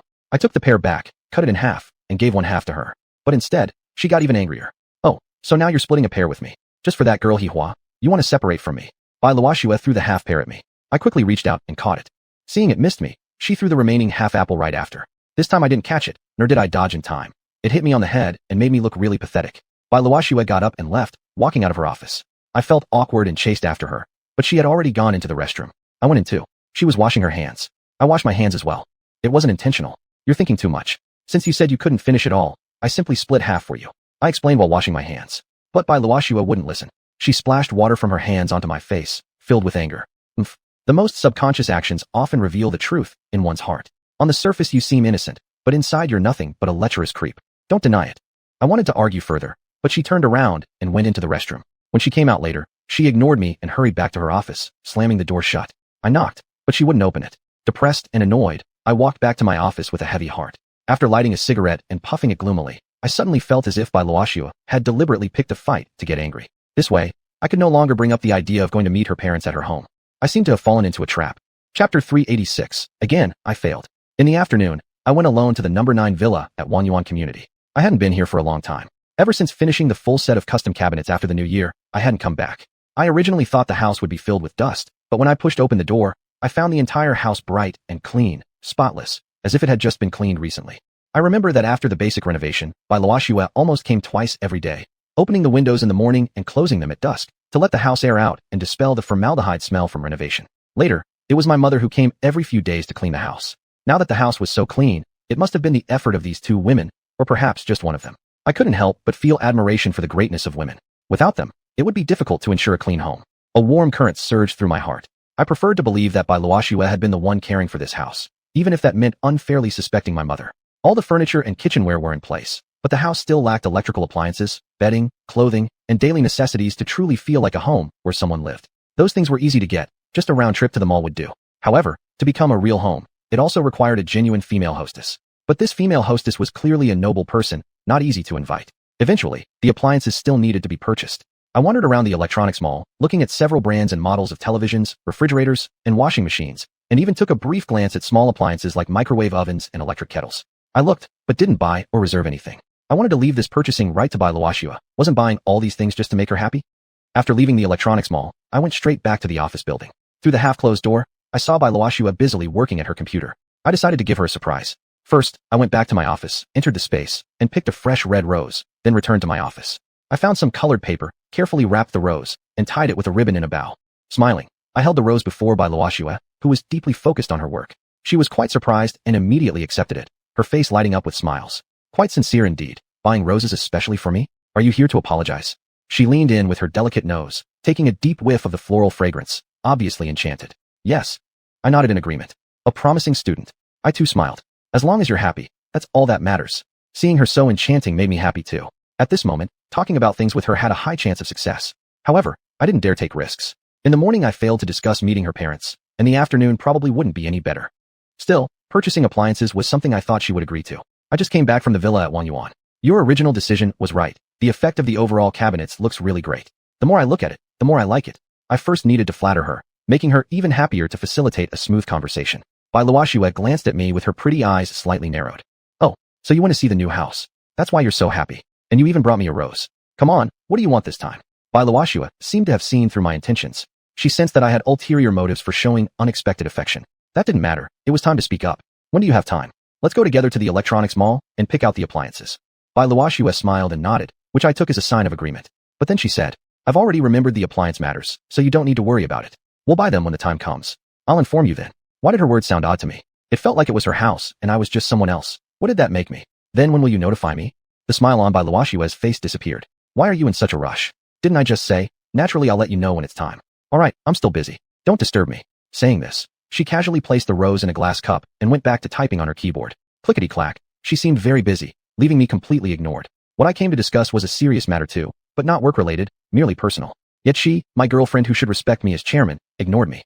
How unreasonable. Come on, work never ends. Can't you just talk with me for a bit? Normally I'm busy and can't accompany you, and now that I have time to accompany you, you're busy again. AI. xiuxian sighed softly.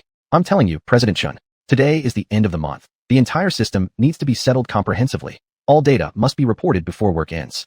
Even if it means staying until midnight, it must be completed. You, as the boss, say a word with your upper lip against your lower, and everyone else ends up running themselves ragged. Please try to understand the difficulties we subordinates go through. If you want romance, why can't it wait for another time? Why must it be right now? I stretched my neck to take a look, and she was indeed working on the Silver Dish software management system. This was serious work, and I shouldn't disturb her anymore. I poured her a cup of hot water, placed it next to her computer, and quietly left her office. Back in my room, I brewed a cup of tea, lit a cigarette, and started recalling what xiuxian had just said. She neither agreed nor refused to go shopping for appliances with me, and didn't give me a specific date either. What did she mean? What was she really thinking? Recalling that she wouldn't allow me to meet her parents too soon, I felt deep down that our relationship might not proceed as smoothly as I'd hoped, and a faint worry crept into my heart. I was certain that my feelings for xiuxian ran deep and that our relationship was solid. Although I always suspected that maybe, just maybe, there was still a faint lingering connection between her and Xuanhuan, I had never actually seen or heard anything about any contact between them. Xiuxian hadn't shown me that same kind of ambiguous affection for quite a while now. I think she's probably moved on. In reality, what bothered me most was Hihua. If she continued clinging to me like this, I really feared something bad might happen someday. That was exactly why I was in such a rush to speed up the marriage process with Bai Luoxue. Yet Bai Luoxue didn't seem willing to cooperate. I couldn't tell Bai Luoxue the truth about Hihua, though. My heart was filled with confusion, almost to the point of helplessness. I didn't want to lose Bai Luoxue. She was my choice, my capable assistant, and my comrade in arms sharing the same ideals. While I was deep in these thoughts, xiuxian called. President Shun, I noticed in the system that there's a major contract currently in progress with a client from country Y, handled personally by you. How should I take over this contract? She was referring, of course, to the contract I'd signed with Fail Yuan from Purple Mist Villa. Besides that, I'd signed several smaller contracts with other businessmen from country Y that she had probably not yet noticed. It was difficult to explain clearly over the phone, so I decided to take her with me for a trip to Europe to become familiar with the country Y business. Find 2 salespeople with strong capabilities and book flights for tomorrow. We're going to country Y. Xiuxian agreed. The call had interrupted my thoughts. Feeling stifled in the room, I entered the space and went to check the island. Master, the first batch of sorghum has ripened, and we plan to harvest it tomorrow. Please prepare for the sales arrangements. Phone rushed to report as soon as I entered the space. Immediately, I contacted Han Xiaobai and asked him to head to the winery as an advance scout. Tomorrow, we would start delivering the sorghum. The winery in Huangta County had already made preparations. Han Xiaobai was just there ahead of time to smooth things over for a smooth transfer the next day. The smoothness of the current operations process was all thanks to my prior preparations. After arranging this matter, I also inquired about the progress of the goods for tomorrow before leaving the space. Chapter 387 Coming Home for Dinner. After coming out from the space, I walked around the warehouse area once again. There wasn't a large stockpile of grain in the warehouses, only some wheat, corn, soybeans, and rice. This was simply to ensure that if there were any problems with the transport vehicles entering the space, the drivers could still load their trucks at the warehouse area. This precaution mainly aimed to minimize delays in their transportation schedules. For them, each additional trip meant more freight income. Time was money. From the warehouse area, I went to the maintenance department. My cousin had just returned with a group of workers from a job, and he was washing his hands and face. Uncle just called me and asked us to come home for dinner tonight. Before I could respond, my phone rang. It was indeed from my father. Come home tonight for dinner. Your older brother and sister-in-law will also be here. All right. It had been many days since I last ate dinner with my parents. With work winding down, my cousin and I headed home together. My sister-in-law was working the night shift. She had come early and helped my mother prepare a large table of dishes. Delicious smells filled the air as soon as I walked in. I figured it out. If I don't specifically call you, you won't come home for dinner. Dad was holding a wine glass, not quite cheerful, hinting at mild displeasure between his words. Dad, we are just busy, that's all. I quickly offered an excuse, though I knew it sounded weak. Truthfully, even when I wasn't busy, I rarely came home to eat. In the afternoon, I passed by our residential compound on my way back from Xuanhuan community, but didn't stop by. It's like this place wasn't really home anymore. Somehow I felt that the small office building was more like my true home. Compared to this courtyard residence, I felt more peaceful and at ease there. Uncle, we'll come around more often in the future, said my cousin, chiming in. We're just afraid of bothering you 2 elders. If we come, Annie goes through so much trouble preparing such a big table. It makes us feel uneasy, added my sister-in-law. Yet aren't you also helping prepare this big table? Mother smiled happily. I couldn't detect even a trace of disdain from her toward my sister-in-law in her words anymore. She clearly was now getting along well with her, showing tolerance and acceptance. I hadn't mentioned anything about my sister-in-law to my parents, and I believe my cousin wouldn't, either. As for my sister-in-law herself, she'd concealed her fake diploma from my cousin for years, so she certainly wouldn't voluntarily confess all that to my parents. The shift in my mother's attitude entirely depended on my sister-in-law's behavior. Objectively speaking, since my sister-in-law first came to visit my cousin's home those few times, and through limited interactions, she had left a very good impression on my parents and me. Clearly, she possessed a strong ability to manage others' perceptions, able to project the favorable image she wanted to show when she chose. My sister-in-law isn't an actress, but this talent seemed almost innate. During dinner, we ate, drank, and talked casually. A few glasses of wine into the meal, my father's mild dissatisfaction had completely vanished, replaced by lively banter and a glowing face. Most of the conversation centered on my sister-in-law and my cousin working under me. My cousin said he had finally found a position suitable for himself and now was doing his work effortlessly, feeling a strong sense of achievement. My sister-in-law's experience was different. Perhaps because I had discovered her false diploma before, she started out very cautiously, not talking much. But after repeated questions from both my father and mother, she finally opened up. The job that Xiaoyu arranged for me is good. The colleagues respect me, they willingly teach me whenever I don't know something. I haven't had much time there yet, but I have built pretty good relations with the workers. There's only one thing. Adjusting to the night shift is tough. No matter how much I sleep during the day, once I get to work at night, I still get sleepy. I dare not fall asleep. I don't want to bring shame upon Xiaoyu. Well, isn't that easy? Let Xiaoyu switch your schedule. Let you stay on the long day shifts. It's our factory after all. Aren't we the ones who decide things? I didn't understand why, but today my mother seemed to support my sister-in-law throughout. She said this, and I didn't want to directly object at the dinner table. I'll think about it. When I find a suitable opening, I'll arrange for a transfer for you. Then I'll say thanks first, little brother. Here's to you. She filled her glass again and raised her cup toward me. But my cousin interrupted. I've had alcohol. You don't need to drink. We'll have to drive home later. If both of us drink, how can we drive safely? I'll drink this toast with Xiaoyu for you. Come on, Xiaoyu. Let's drink together. As I was about to raise my cup, Mother spoke. Let Huahua drink, why not? We're all home tonight. Don't go back to your place tonight. We definitely have somewhere for you to stay. Your room is still saved for you. We'll always have a room here for you too. Upon hearing my mother's words, my cousin stopped insisting, and my sister-in-law raised her cup again, clinking glasses with us. Ultimately, my sister-in-law still needed to work the night shift. She only had this one glass and then declined to drink anymore. The atmosphere at dinner tonight was quite lively and harmonious. Perhaps due to the effects of alcohol, I felt sleepy earlier than usual after dinner.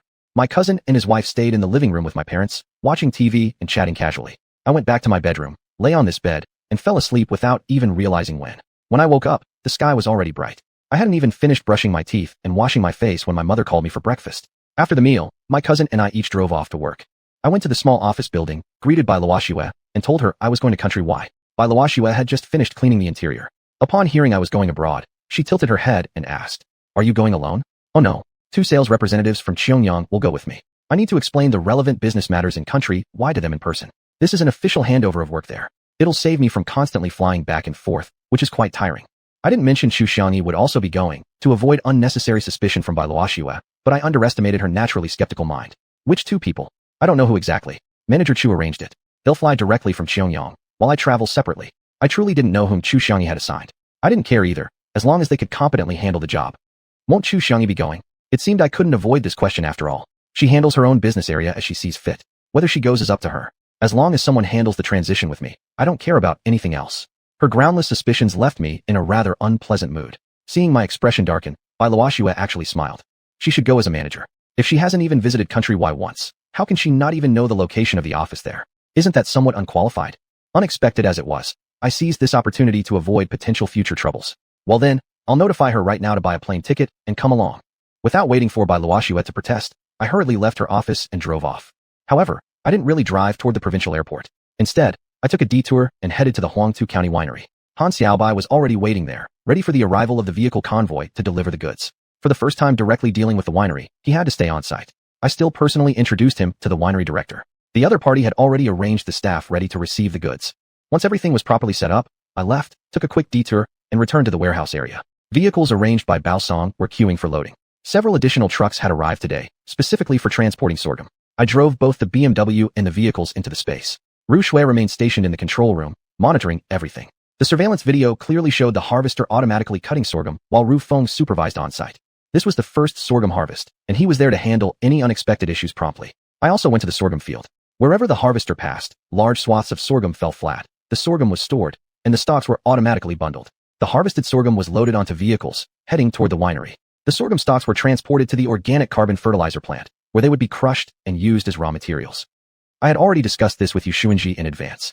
All kinds of crop straw can be processed into fertilizer, and the automatic production line can easily handle it, so I had no concerns about this. Several AI units, including Ru Yun, were preparing and loading cargo onto vehicles. These vehicles were not only delivering to Huangtu County and the Qionyang orchards, but most were heading to Ziwu Villa. Everything was proceeding smoothly and systematically. I then exited the space and went to Ma Zhanshan's villa.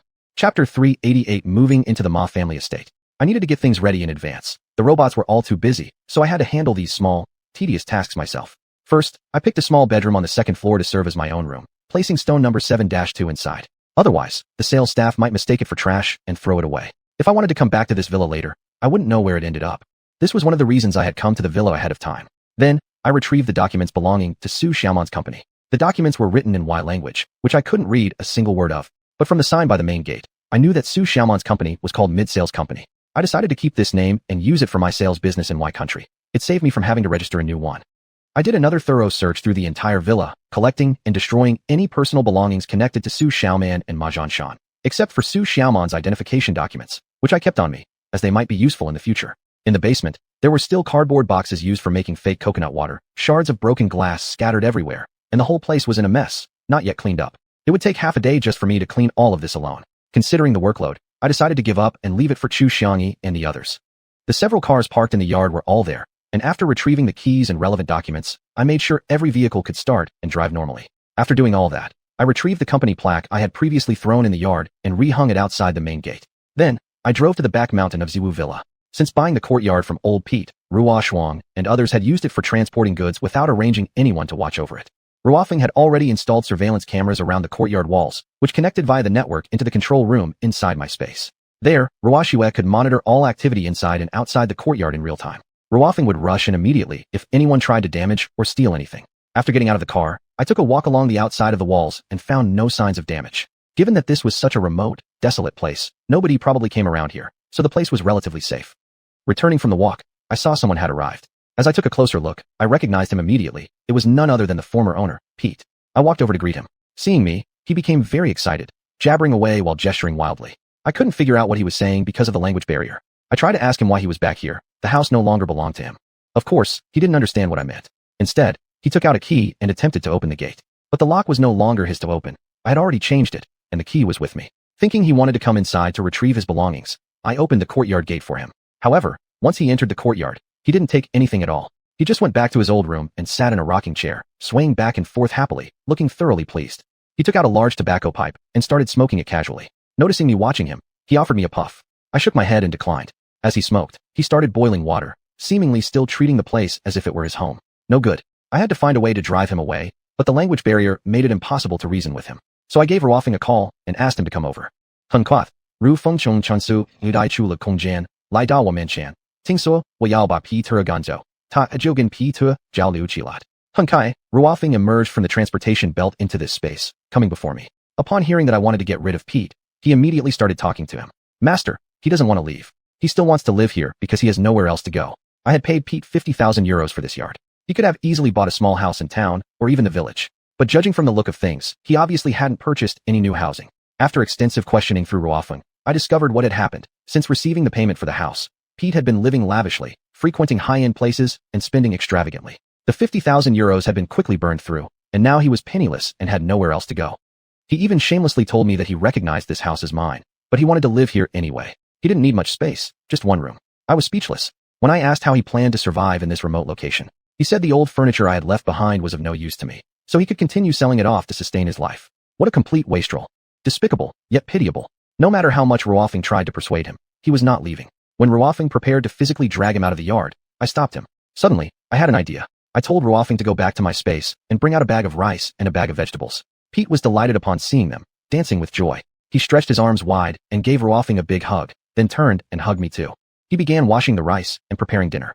I instructed Ruofing to tell Pete that he could continue living here, and that I would keep supplying him with rice and vegetables regularly. But under one condition, that he help guard the courtyard, ensuring that thieves didn't get in, and especially making sure no one damaged or entered the steel sheet walls and sheds. Pete agreed. He pulled out a long-barreled shotgun from under the broken sofa, pointed it toward the door, and shouted loudly in excitement. Ruofing told me that he was saying he would shoot anyone who dared to sneak in. So that's why this guy dared to stay here alone. He was well prepared. That worked out fine. This courtyard finally had someone to guard it. I made it clear to Pete that he wouldn't receive a salary, and he happily said he wanted nothing, as long as he had food to eat.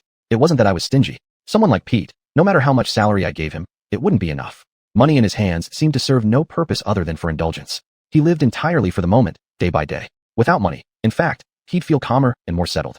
Even though I allowed Pete to stay here as a caretaker, I reminded Ruofing to keep an eye on him at all times and prevent him from secretly dismantling the steel sheets to sell as scrap metal. Ruofing assured me not to worry. The moment he removed the first piece of metal, Ruofing would arrive immediately to stop him. After that, Ruofing returned to my space. I drove to the airport. Xiuxian and the other two were about to arrive. Xiuxian led the two sales representatives out of the terminal and immediately approached when she saw me waiting. President Chun arrived early? Xiuxian looked confused. I took a late-night flight. I had no choice but to make up a quick lie. I picked up the three of them and brought them to Ma Zhanshan's villa. After getting familiar with the environment, we first prepared a meal and ate together.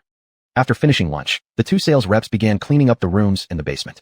Xiuxian, upon seeing the cardboard boxes and broken glass, quickly understood. This had once been a counterfeit coconut water production site. How did President Chen find this place? Where's the person involved? And why did this place become ours? There were naturally many questions. I had to provide a suitable explanation so Xiuxian would stop focusing on these issues. So I slightly altered the facts and fabricated a story for her. I said that I had accidentally met the owner of this house while at Ziwu Villa. She had tried to sell me counterfeit coconut water, so I pretended to go along with her to this location. Seeing all the counterfeit goods at the scene, I revealed my true identity, claiming to be the legitimate manufacturer of coconut water, and demanded compensation from her, or else I would report the case to the police. My country had very strict penalties for counterfeiting and selling fake goods. If I had actually reported it, she wouldn't only have to pay a large compensation to me, but also suffer fines, have her house confiscated, and face 20 years in prison. Therefore, she eventually backed down. And I, in turn, also showed leniency. The final agreement reached was that she would cease all counterfeiting and selling immediately, and hand over the villa to me as compensation. while I gave up the idea of financial reimbursement. The homeowner has emigrated to Africa, and this matter was finally settled. What an exciting story. Why didn't you tell me earlier? Let me share in the experience too. You're never too late to know now. Chapter 389, Meeting Fei Liyuan. Xiuxian knew my rules. What shouldn't be asked, wouldn't be answered. I just laughed it off, and she didn't ask further. As a clever woman, there were things she could tell without me saying them outright. That Midas Company business license revealed a lot of information. She couldn't recognize the Y country text on it, but the two salespersons could. This xiuxian must be the previous owner of this house, right? Xiuxian was the legal representative. Her name was on the license. I'm afraid this requires you two to make another trip. We can keep using the company's name, but the legal representative must be changed. Xiuxian left with one of the salespersons to go handle the change at the industrial and commercial office. The legal representative was now Xiuxian.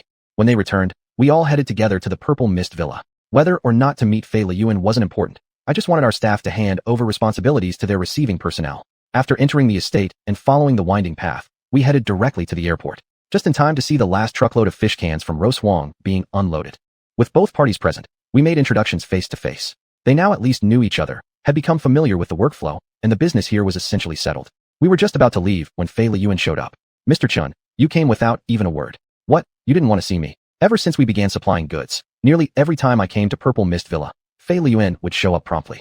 I hadn't paid much attention to this at first, but later Ruo Feng explained to me that the security system at Purple Mist Villa was highly advanced. Once I entered the main gate, they'd know immediately. Therefore, it wasn't surprising that Fei Liyuan knew of my arrival. On the contrary, I said, I just didn't want to bother Mr. Fei. Actually, I brought along some new team members to help them get familiar with the location. Future business will be handled directly between them and the villa. Huh? Fei Liyuan looked at Xiuxian and the others before speaking. Strong generals have no weak soldiers. Mr. Chen's team is full of beauties and handsome men, all very capable. Now I understand why Mr. Chun has such strong power. It goes without saying that Xiuxian is beautiful, and her two salespersons were also handsome young men.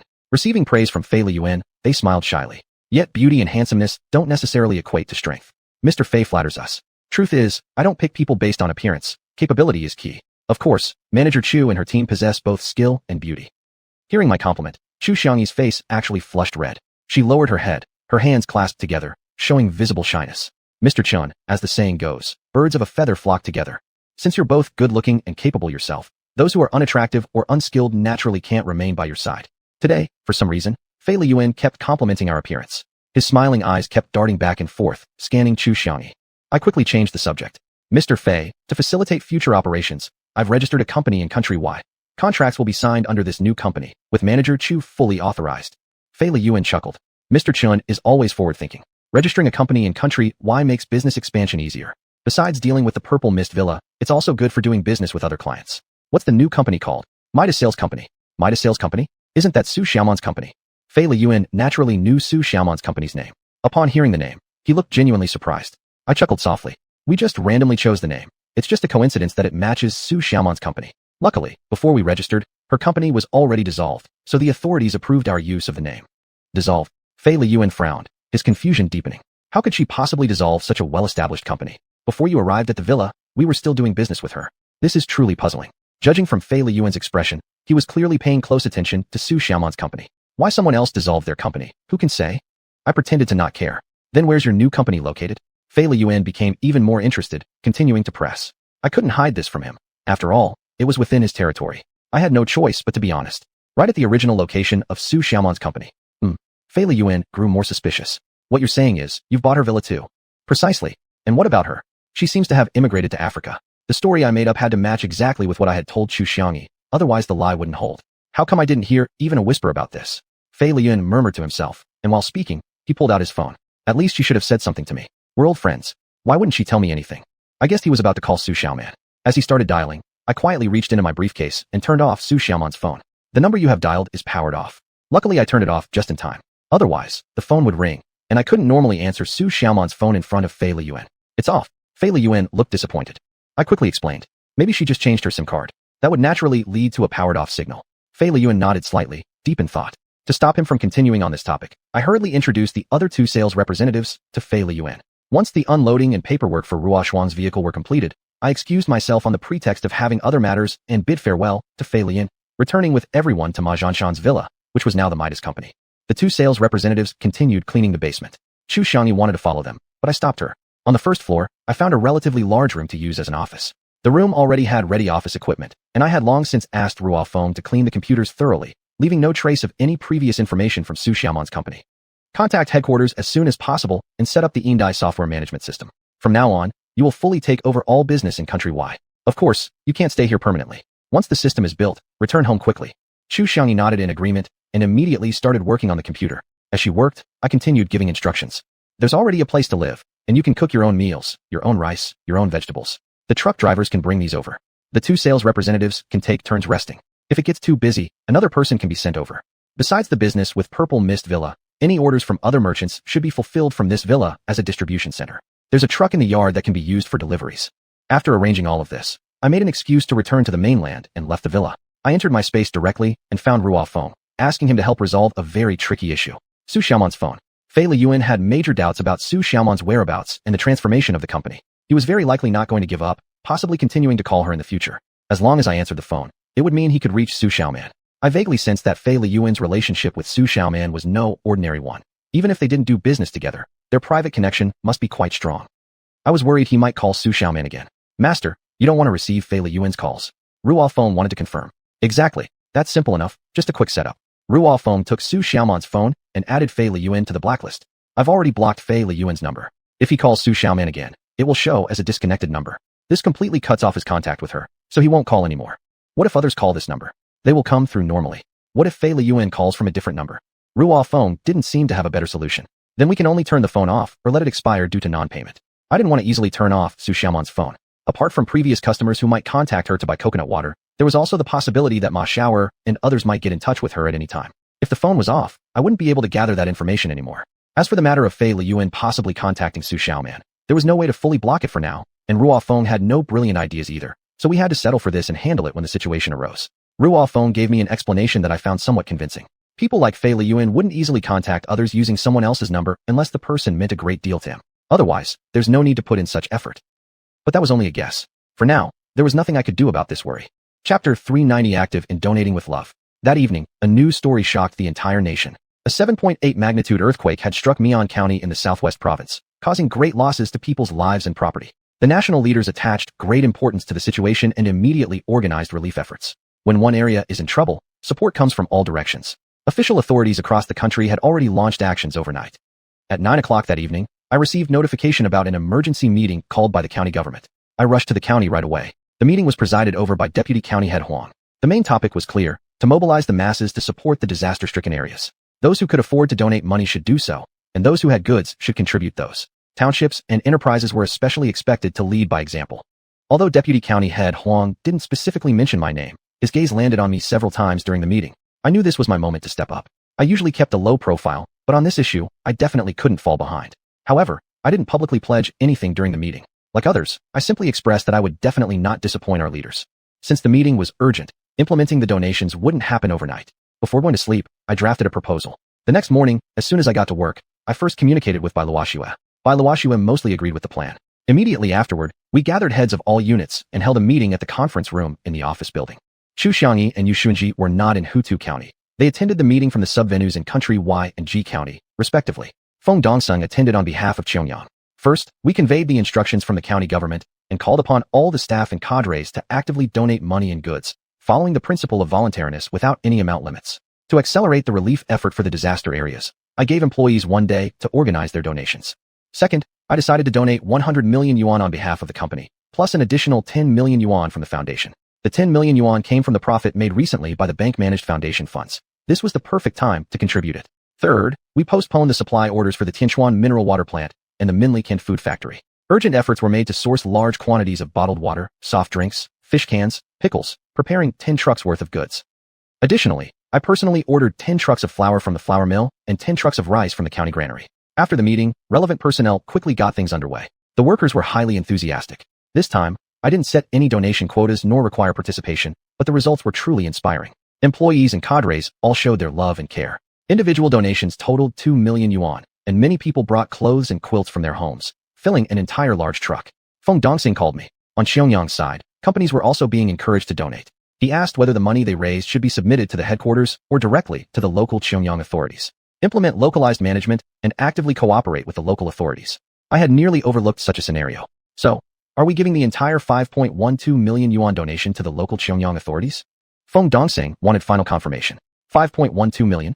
That much? How much did the company plan to donate? I was genuinely surprised. This is all from the workers' donations. The company plans to contribute 1 million. Shu manager and I have discussed it already, but we still await your final decision as the boss.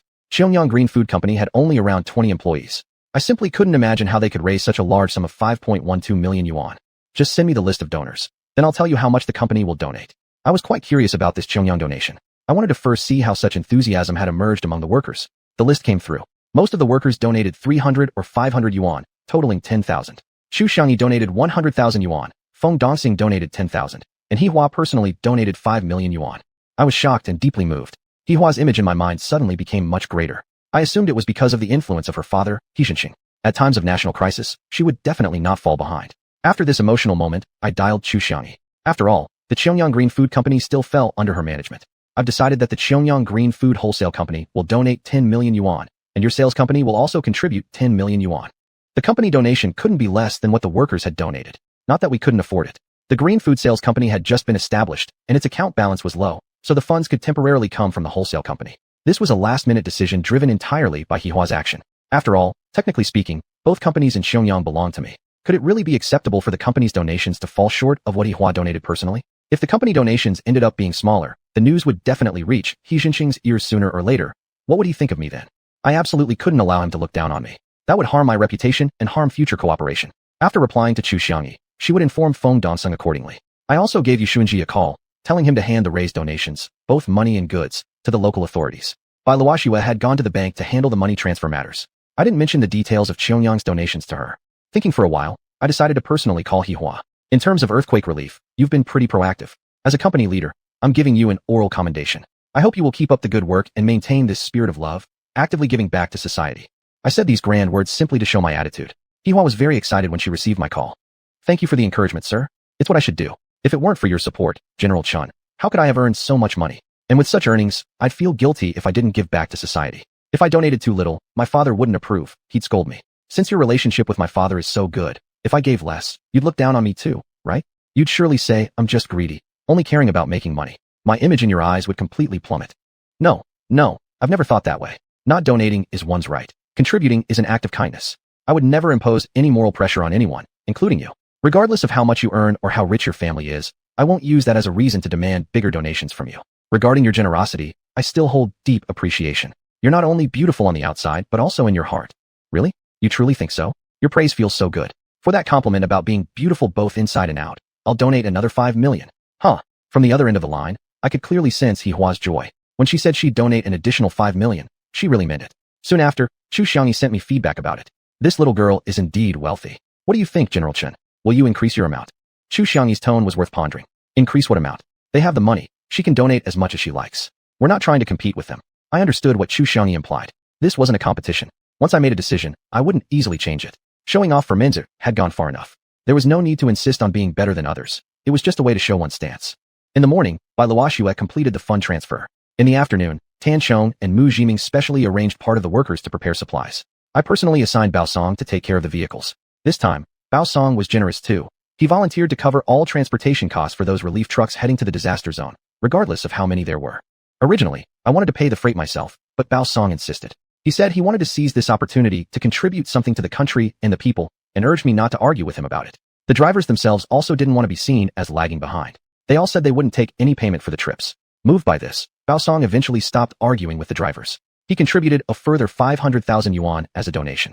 While people were busily loading the vehicles, the TV station arrived to conduct a live interview. I quickly arranged for Xieching Song to receive and cooperate with them. Chapter 391 TV Station Reporter. A TV reporter rushed to take photos of the cargo truck and its slogans, recording videos, and interviewing workers and drivers on site. It was quite a bustling scene. When they noticed my arrival, they immediately swarmed over. Mr. Chun, please share your thoughts about this donation to the disaster-stricken area. A young female reporter, holding a microphone, approached me for an interview. I recognized her face, although she wasn't one of the previous reporters from the TV station. Isn't that Xiao Yang? Didn't you work at the Administration for Industry and Commerce? When did you move to the TV station? Indeed, it was Yang from the Administration for Industry and Commerce, whom I had met when I first registered my business. She helped me obtain the green certifications for vegetables and fresh fish, and she even came to my hometown, Shurgo Village, especially for that purpose. Now she had become a reporter, which intrigued me. Before answering her question, I asked her about her transition. Mr. Chun, you have such a good memory. I no longer work at the Administration for Industry and Commerce.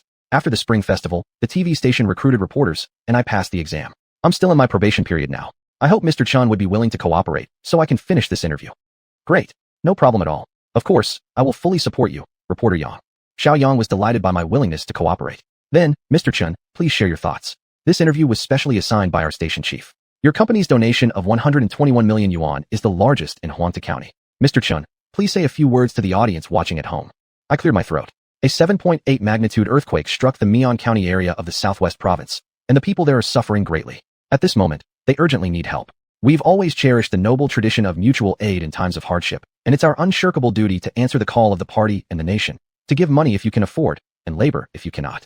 This donation was not only made by the company, but also enthusiastically participated in by the workers. Many of them even brought bedding and clothes from home. I have inspected them personally. Everything was washed clean before they brought them in. I was truly moved. Our factory does not have anything special to offer, just a few trucks loaded with mineral water, fish cans, pickles, rice, and flour. These daily necessities. We don't have much, but I hope this could ease the urgent needs of the disaster victims and help them get through this hardship quickly so they can rise again and rebuild their homes. Let's encourage the people affected by the disaster to hold on. Let us face the difficulties together. Mr. Chun, that was beautifully said. Reporter Xiaoyang's eyes sparkled with excitement, and she started clapping. The cameraman and other reporters followed suit. I quickly humbly replied. Embarrassing, embarrassing. I just offered a few lines. You should edit it well. Don't let me lose face on TV. Mr. Chun, you're too modest. I believe the station chief wouldn't want to cut your speech at all. We'll broadcast it exactly as it is. Yang was very enthusiastic. The other reporters went to gather additional footage while she continued to chat with me. As the large trucks continued loading, which wouldn't finish anytime soon, I stayed to chat casually with Yang. That was when I learned her full name, Yang Xiaoyi. She had majored in film and television communication, and after graduation, her uncle pulled some strings to get her a temporary job at the Administration for Industry and Commerce. However, she felt discontented there and unable to fully utilize her expertise, so she applied to the TV station. Mr. Chun, you won't believe it. Without you, I'd still be loafing at the Administration for Industry and Commerce. Yang's expression was mysterious. I was utterly puzzled and curious. How come? What you do has nothing to do with me, does it? Mr. Chun, do you remember? Since the day you visited the Administration for Industry and Commerce with those big cucumbers, it caused a sensation in our department. Yang illustrated with her hands. They were so thick, so long, and so delicious. We had never seen such cucumbers before. Not only were they big and plump, but they also tasted incredibly good. The next day, all the vegetables you brought were snatched up by my colleagues. From that moment on, I became interested in your produce. Studying film and television communication, Yang naturally had a literary background. For her major, she once wrote an article titled, "Super Delicious Cucumbers Have Appeared in Huangtu County." It was originally just for fun, but it sparked heated discussions online, which ignited her passion for writing. Since then, she became increasingly interested in my products and successively published online articles. Tasty and giant tomatoes in Huangtu County. The string beans in Huangtu County are unusually long. The chili peppers in Huangtu County have a unique flavor. All cooking methods for the carp from Huangtu County taste great. Why are the fish cans from Huangtu County so popular across the country? The pickles from Huangtu County are truly unique. The eggs from Huangtu County are bigger than goose eggs. The pork in Huangtu County is especially fragrant. The flour in Huangtu County is particularly elastic. The nanocarbon fertilizer in Huangtu County is long-lasting and eco-friendly. The mineral water in Huangtu County is a bit sweet. The coconut juice in Huangtu County is the king of beverages. Article after article of high-quality content spread online and soon caught the attention of those who cared. The station chief of Huangtu County TV station saw Yang Xiaoyi's works and proactively reached out to her, offering an opportunity. Yang Xiaoyi saw this as a chance.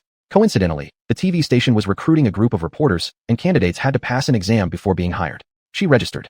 To her great honor, she was accepted with the highest score, entering a 3-month probationary period. For this earthquake relief effort, the TV station deployed reporters in 8 groups to cover Golden Weight Junjai activities. Yang Xiaoyi was assigned to report on my several companies. As Yang Xiaoyi and I were engaged in a pleasant conversation, Bailuoxu approached. The loading of trucks would finish before dinner. There were 31 trucks in total. The drivers were highly enthusiastic and planned to depart immediately after eating, aiming to deliver the donated supplies to the disaster-stricken areas as soon as possible. I said to Bailuoxu, let the drivers have dinner at the canteen of the cannery. Call Mu Jiming and tell him to prepare elaborate meals, ensuring each person gets 4 dishes and 1 soup. Since the drivers will depart tonight, no alcohol will be served at the dinner table, but make sure there's enough coconut juice beverages. Bailuoxu immediately called Mu Jiming to arrange everything. Beside us, Yang Xiaoyi noticed my new arrangement and, with her sharp instincts, realized this could be another news story. President Chun, you two continue your talk? I'm going to check out the staff canteen. With her ponytail swinging, Yang Xiaoyi cheerfully headed toward the staff dining hall. Watching her go, I recalled the chain of past events that led me to know Yang Xiaoyi. The day Yang Xiaoyi visited Shirgo village, Bailuoxu was there too. She was the one who drove me there. My mother held both of them in high esteem and liked them very much. She used them as examples, saying that if I could marry a girl like either of them, it would be the blessing of a past life. Frankly speaking, Xiaoxian was also beautiful, lively, and adorable. But I had deep feelings for Bailuoxu, and thus ignored her. Did you get lost in sweet memories? Why do you look like your soul was taken by that girl? Unsure when exactly Bailuoxu had finished her call, she caught me gazing blankly toward the cannery gate and started teasing me. I quickly snapped out of it. What are you talking about? My soul is right here. Still, that young lady really is quite something. You should remember, she used to work at the Administration for Industry and Commerce and is now an intern reporter at the TV station.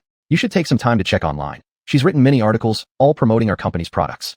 Is that true? There was some doubt in Bailuoxu's voice, but she had already opened her phone to search online. Very quickly, she found the articles Xiaoxian had written. Wow. Every article is filled with praise and admiration for you. She must be your diehard fan. No wonder she was so eager to interview you. I immediately leaned over to look at her phone. Indeed, all of the articles Xiaoxian mentioned were online, each attracting thousands of comments. How come I never noticed these before?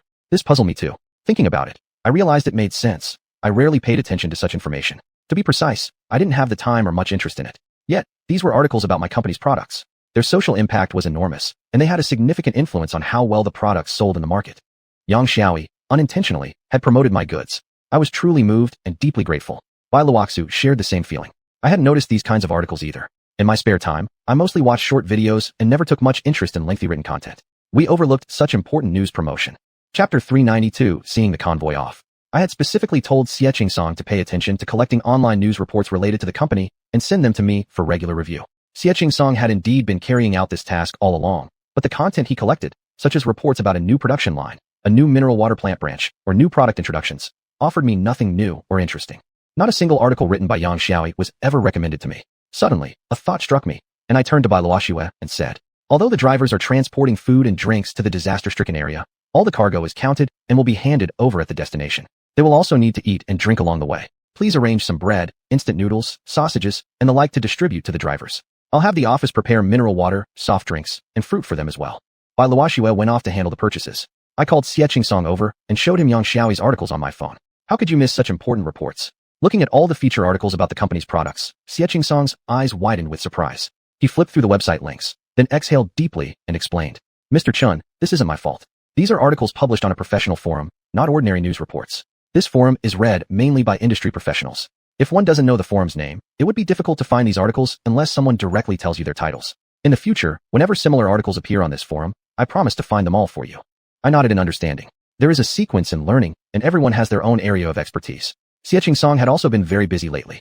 Without specific guidance, it really would have been difficult to locate these materials unless by chance. Given the circumstances, I didn't blame him. Once the matter was clarified, I told him to hurry and prepare mineral water, drinks, and fruits especially for the drivers, ensuring everything was placed on their vehicles before departure. Xiuxian immediately went to make the arrangements. One by one, the trucks were fully loaded with cargo. The drivers were tightening the ropes, securing the load. A red banner reading, "When one area is in trouble, help comes from all directions," stood out clearly on the sides of the trucks. Mu Jiming walked toward me. Mr. Chun, dinner is ready. I see that the loading is complete, and there's still half an hour until official closing time. Why don't we skip waiting until work hours are up? Let's serve dinner for the drivers early so they can eat, finish, and leave sooner. All right. Considering the driver's comfort, Mu Jiming wanted them to hit the road early, while it was still light, and I agreed. Mu Jiming left to call the drivers for dinner. Yang Xiaoi and another photographer returned from the cafeteria. Mr. Chun, just now the station director called. We've been asked to accompany the convoy to document the driver's journey, as well as conduct interviews in the disaster zone. But the station is short on vehicles, so this time we'll need a ride. Would you like to inform the drivers yourself, or should we ask them directly? Oh, you're also going to the disaster area? Yes, the station assigned us this task, and we have to complete it. Being a journalist was one of the riskier professions. One had to show up at all sorts of scenes. This long-distance mission wouldn't be easy at all. Each truck was equipped with 2 drivers who would take turns resting along the way. The vehicle would only stop for refueling, replenishing water, or eating. Needless to say, the drivers would face hardships, and adding 2 reporters in every truck would mean even less space. The reporters also needed to rest. Even if they were separated into different trucks, space would still be tight. They also had equipment to carry. I decided immediately to provide them with an extra vehicle. I called Mu Jiming over, assigned a driver, and set aside the company's Volkswagen vehicle from the Minli canned food factory especially for Yang Xiaoi and her photography partner, with the company covering all related costs. Mu Jiming immediately made a call to arrange the driver. Yang Xiaoi thanked me repeatedly. Thank you so much for your support, Mr. Chun. We'll go outside to grab a bite quickly and then come back to depart with the convoy. With that, she gestured for the photographer to follow her. It seemed they were planning to eat at a small restaurant near the factory gate. I stopped them. Miss Yang, that's not very honest of you. The staff cafeteria has already prepared dinner for everyone. Why don't you eat here with us? The cafeteria food is better than a restaurant's. Also, only by eating here can you stay updated on the departure schedule and avoid falling behind the convoy. Yang Xiaoyi smiled. Since you didn't offer, Mr. Chun, how could we dare to stay? We didn't want to seem like freeloaders. But now that you've said so, we can enjoy the meal here with a clear conscience. She was quite unreserved. I joked halfway seriously. Not only can you freeload on this meal, I'm also planning to do the same. At that moment, Bai Luoxue returned. The driver Mu Jiming had called for also arrived and briefly met with Yang Xiaoyi and the photographer, officially making their introductions. Mu Jiming then called all the drivers of the 31 trucks to gather. Everyone, go to the cafeteria for dinner. Come on, let's go see them off too. I called out to Bai Luoxue and followed everyone to the staff cafeteria. The cafeteria instantly became lively, and the food was fantastic, delicious meat and vegetables. Everyone enjoyed their meals thoroughly. After dinner, the truck drivers quickly left the table. They were in a hurry to get back on the road. Suddenly, I remembered something.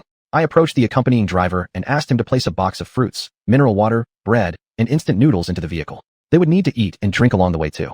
The drivers had already boarded their trucks and were about to start their engines when Vice County Head Huang called. How's the preparation of the supplies going? All 31 trucks are fully loaded and about to depart. I answered honestly. That fast. Of all the donated supplies across the entire Huangta County, yours is the largest. I originally estimated it would take at least 2 or 3 days to finish, but in reality, your unit was the fastest. Other units won't be able to depart until tomorrow at the earliest. Mr. Chun, you're truly decisive and efficient. Please ask the drivers to wait for 10 more minutes. I'm coming over immediately to see them off. I glanced at the time. Government offices had just closed, and Vice County Head Huang wanted to personally show his concern. He just happened to arrive right as the convoy was about to leave. I hurried to the front of the first truck and told the driver that Vice County Head Huang was coming to bid them farewell, asking them to wait for a short while. Mu Jiming would pass on the message to the other drivers at the back.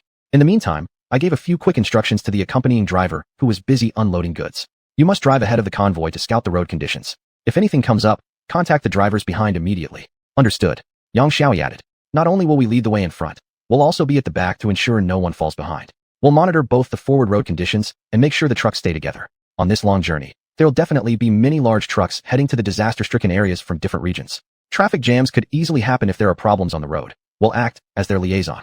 Yang Xiaoyi's planning was quite thorough. A new thought crossed my mind. Although we'll mostly be on the expressway, parts of the highway before reaching the disaster zone might have been damaged, and at some point the road could become completely impassable. To stay in contact with everyone conveniently, I'll send all the drivers' phone numbers to you. I immediately called Bao Song, asked him to send me all the drivers' phone numbers, and then I forwarded them to Yang Xiaoyi and the driver of the accompanying car, just in case. Yang Xiaoyi made a promise.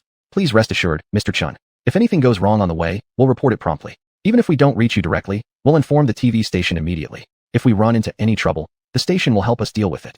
That I believe to be true. TV stations are in the media business. Any problem that reporters cannot resolve themselves can be quickly broadcast for assistance. Vice County Head Huang arrived. As soon as his car stopped, he stepped out, immediately apologized for being late, and addressed everyone.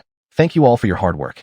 On behalf of the county government, I'm here to wish you a safe journey. Drivers, on your way to the disaster area, you represent the people of Huang County. With your hearts with the brothers and sisters in the southwestern provinces, you must ensure the delivery of these supplies. At the same time, please also pay attention to your own safety and the safety of your vehicles. I wish you a safe arrival and a safe return. I wish you all a smooth journey. With a powerful wave of Vice County Head Huang's hand, the convoy of 31 trucks slowly started their engines and embarked on their long journey across thousands of miles. Chapter 393 Heading to the disaster area. The convoy delivering donated supplies to the disaster zone had already departed. Deputy County Head Huang didn't leave immediately. Instead, he gave me a meaningful look and said, "There's a favor I'd like to ask of you, Mr. Chun." I quickly responded with an open attitude. "Please feel free to tell me, Deputy County Head Huang. There's no need to be polite.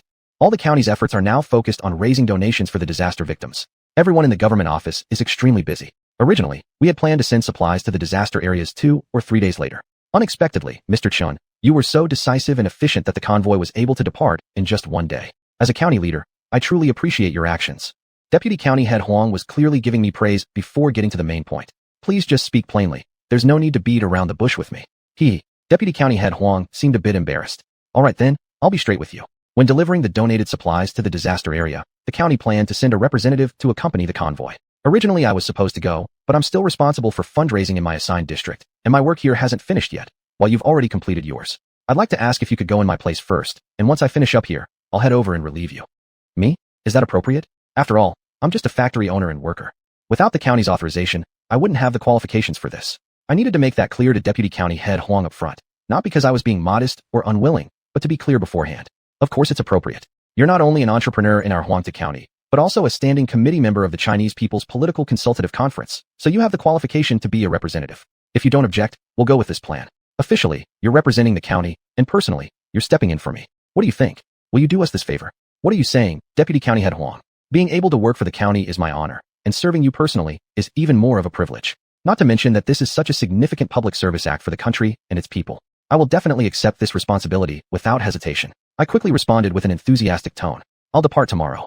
Deputy County Head Huang waved his hand. There's no need to be in such a hurry. The delivery convoy won't arrive until tomorrow at the earliest. The current road conditions and whether the routes are clear are still unknown. It might even take longer. As long as you can arrive the day after tomorrow, it will be fine. The county has already made arrangements in advance. The supplies will be handed over to the local trade union, so your mission will be complete once that's done. However, I should mention ahead of time that more supplies will be sent continuously later on. Before I arrive, you'll also be responsible for handing them over to the receiving party. No problem, I guarantee to complete the mission. With my assurance, Deputy County Head Huang felt relieved and left. I also returned to my office building.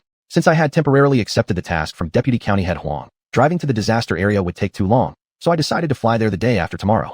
If I were to take the flight from the provincial capital, I would have to get up early and drive there. It would be more convenient to depart from Xiuxian Airport instead. On the third day, I came to the orchard from my space. Hihua ran over happily. Mr. Chun, are you here to personally commend me? I knew she was referring to the donation incident. Miss Hihua, your noble character and concern for the disaster victims and society already speak for themselves. Whether you're praised or not doesn't matter, but I must give you a thumbs up for your selfless spirit. Hehe, Mr. Chin's words are enough for me. How about I donate another 2 million? No more than that, though, I'm nearly out of money. Why did I feel like this little girl was acting so capriciously? Did she donate just to please me? As much as you want to donate, I won't stop you. Besides, your family is rich. If you're out of money, your father still has plenty. Hihua actually lightly punched me on the arm. My dad is my dad. Even if he has money, he donates too. I really don't have that much left myself. If you don't have much money left, then stop donating. No one is forcing you. She had already donated 10 million in her own name. There shouldn't be further pressure on her, and it definitely wasn't necessary for her to keep donating just to get a compliment from me. Then I'll listen to you. Whether she truly listened to me or not was something only she knew in her heart. That wasn't important. I had to catch my flight, so I said goodbye to Hihua and the other sales staff and headed straight to Xiuxian Airport. I flew from Xiuxian to the provincial capital airport in the southwest region. After landing, I walked out of the terminal and flagged down a taxi to Mian County. As soon as I got in, I told the driver my destination. The road is blocked. I can't take you there by taxi. This taxi driver was honest. He didn't hastily take me without being able to bring me to the destination, truthfully informing me about the current road conditions. He couldn't accept this fare. Is there a way to go via detour? I wasn't ready to give up. I must go to Mian County. From the provincial capital to Mian County, it's about more than 200 miles. If the direct route was impassable, I wouldn't mind taking a detour. Sir, I'm sorry, but if we take a detour it would be at least 700 or 800 miles. I can't rip you off like that. You'd better look for someone else. This driver was quite stubborn, and after failing to convince him, I had no choice but to get out and try to hail another cab. Unfortunately, the other taxi drivers I encountered were even stranger. As soon as they heard I wanted to go to Mian County, they didn't even let me get in the car before driving off. If I had known taxis here were this difficult to get, I would have driven here instead. Now, there was no way to get to Mian County at all. I was like an ant on a hot pan, pacing around the square. I even considered flying back again and driving my BMW over. Just then, my phone rang. It was Xianxia. Boss Chun, are you in the capital city now? Shu, can you read my mind or something? How did you know I was in the capital? Huh? Xianxia's signature hearty laughter rang out again. Not only do I know you're in the capital city, I also know you're at the city's airport. Really? That's amazing. While asking Xianxia this question, I had already guessed why he knew my location. Before going to Xiuxian Airport, I had told Hihua and the others that I would be coming to the capital city. He must have learned from Hihua. It wasn't surprising at all that he knew, and indeed that was exactly what happened. We're almost here at the same time. Your flight was 20 minutes ahead of mine, and I just walked out of the terminal. Where are you? Looking up, I saw Xianxia had indeed just come out, so I hurried to meet him. Why did you come to the capital, Shu? Though I vaguely suspected we were on the same mission, I still couldn't resist asking to confirm. These are extraordinary times. People coming to the Southwest province are almost all here for the disaster relief. I'm sure Boss Chen is no exception. As expected, he was also here for disaster relief. Our destination was also Mian County. A good friend of mine told me the road from the airport to Mian County is blocked. Don't waste your time waiting for a car here. Come with me. I'm specially here to pick you up. Xianxia grabbed my hand and pulled me back toward the terminal. He had just gotten off the plane himself, and I didn't see anyone come to pick him up. I had no idea how he was going to transport me. Shu, where are we going? You'll know in a moment. We returned to the terminal together and entered through a side door where someone was already waiting for us. Xuanhuan. What was he doing here? Mr. Fei, when did you arrive? I arrived earlier than you two, waiting specially for both of you here. It turned out Xuanhuan had also come to support the disaster-stricken area. Yesterday, he chartered a special plane bringing relief supplies to the disaster zone, which had already been delivered overnight. He had spoken to Xianxia yesterday. Today he wanted to see the disaster area in person, while Xianxia also arrived today, so they arranged to meet here. As soon as Xianxia landed, he called Xuanhuan and told him that I had also arrived. It was actually Xuanhuan who asked Xianxia to look for me, because he knew the road to Mian County from here was blocked unless taking a detour. We three had nothing except a handbag each, no other luggage. Traveling light, let's go. Fei Yuan led us to the airport. Far away, we could already see a helicopter. I had seen this type of aircraft before at the Purple Mist Villa. It was indeed Fei Yuan's private helicopter. Could it be Fei Yuan flew back here in this helicopter from country Y? Of course not. The helicopter came here together with the special plane yesterday. Fei Yuan was really here specifically waiting for xiuxian, and I just happened to tag along. The helicopter took off, and we flew toward the disaster area of Mian County. Chapter 394. Let's mobilize the masses. Viewing the earth from above, the breathtaking beauty of the landscape unfolded. Pavilions and towers were scattered in perfect order, while majestic mountains and rivers formed a vivid painting. However, when flying over Mian County, everything changed. The buildings had collapsed, walls were in ruins, boulders had rolled down, roads were cracked. What used to be a thriving city was now reduced to rubble. My mood turned gloomy along with the scene. Across this wasteland were soldiers and firefighters everywhere, desperately searching for survivors among the ruins. Rows of temporary tents had been erected, likely sheltering the surviving victims. The helicopter located an open space and landed slowly. The three of us stepped out. The relief supplies donated by Fei Lei had arrived last night. Perhaps some of those tents had been provided by him. He had come here to personally witness the situation of the disaster-stricken people. As for xiuxian's donated supplies, they had not yet arrived. He had come early specifically to accompany Fei Lei. Not far away, a middle-aged woman, her head wrapped in a blood-stained bandage, was using her bare hands to move bricks. Whether searching for someone or something, no one could tell. On the other side, a boy of about 10 years old, covered in dust, was tirelessly removing bricks. From time to time, distant cries echoed through the air, mixed with weeping, some filled with hope, but mostly sadness. Looking at the suffering people before me, I felt anxious. I immediately called Yang Xiaoi. Where are you now? How much longer before you reach the disaster area? Mr. Chun, we're still 200 kilometers from Mian County. If the road is clear, we might arrive at noon. However, we've received word that there's a landslide ahead, blocking the road. Excavators are clearing the debris. Once it's cleared, it'll probably already be dark. And that's only for this one section. The remaining route is expected to be even more difficult. Locals told us that no vehicle has passed yet. It might be tough getting the supplies in. It was expected that the road would be bad. Since the convoy was still far away from Mian County, getting anxious wouldn't help. We could only wait for the local crews to clear the obstacles. After hanging up, I accompanied Fei Lei and xiuxian walking forward.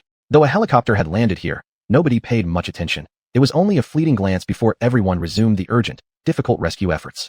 Approaching a cluster of tents, we heard chaotic noises from inside, painful cries from the injured, reassurances from medical staff, and weeping, complaints, and curses from the crowd.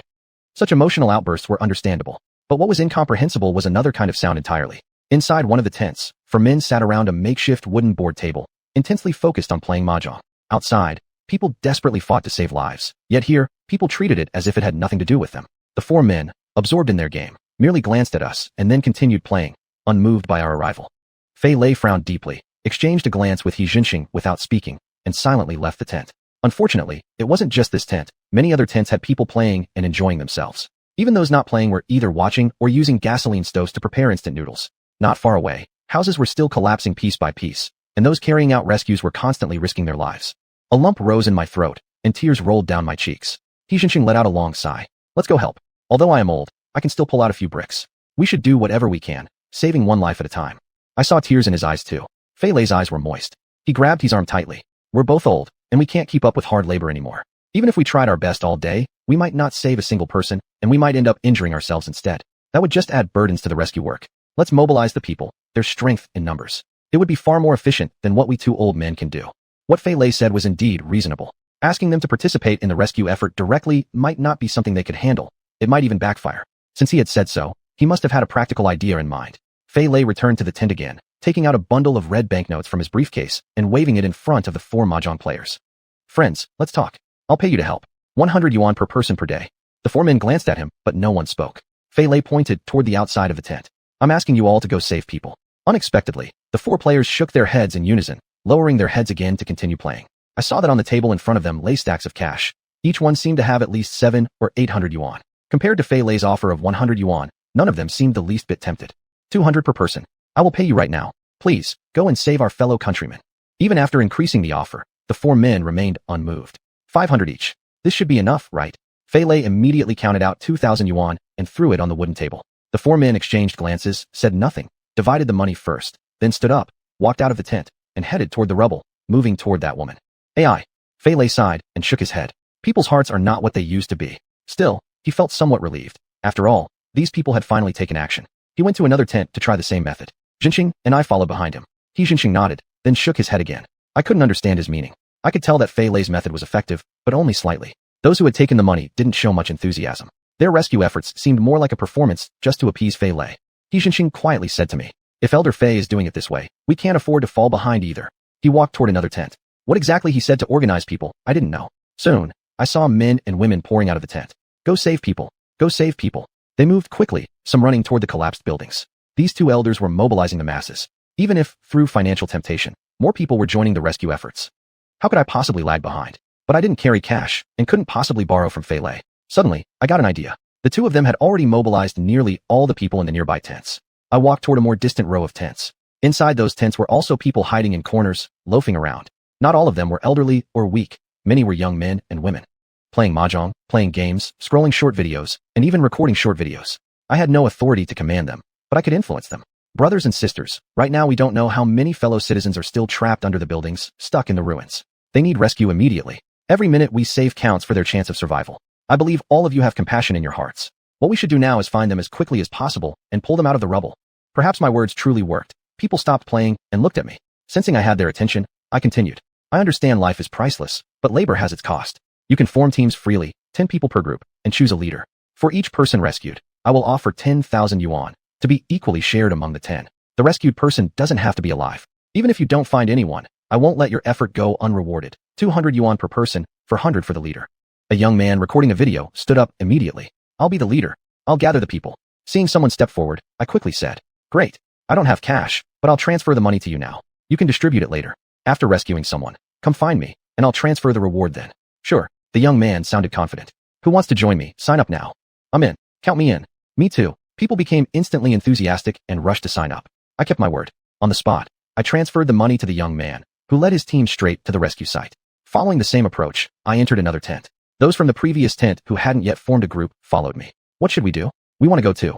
That was easy then. Soon, another team set off. The impact was truly huge. In this row of tents, aside from those caring for the injured, everyone else rushed into the rubble searching for signs of life.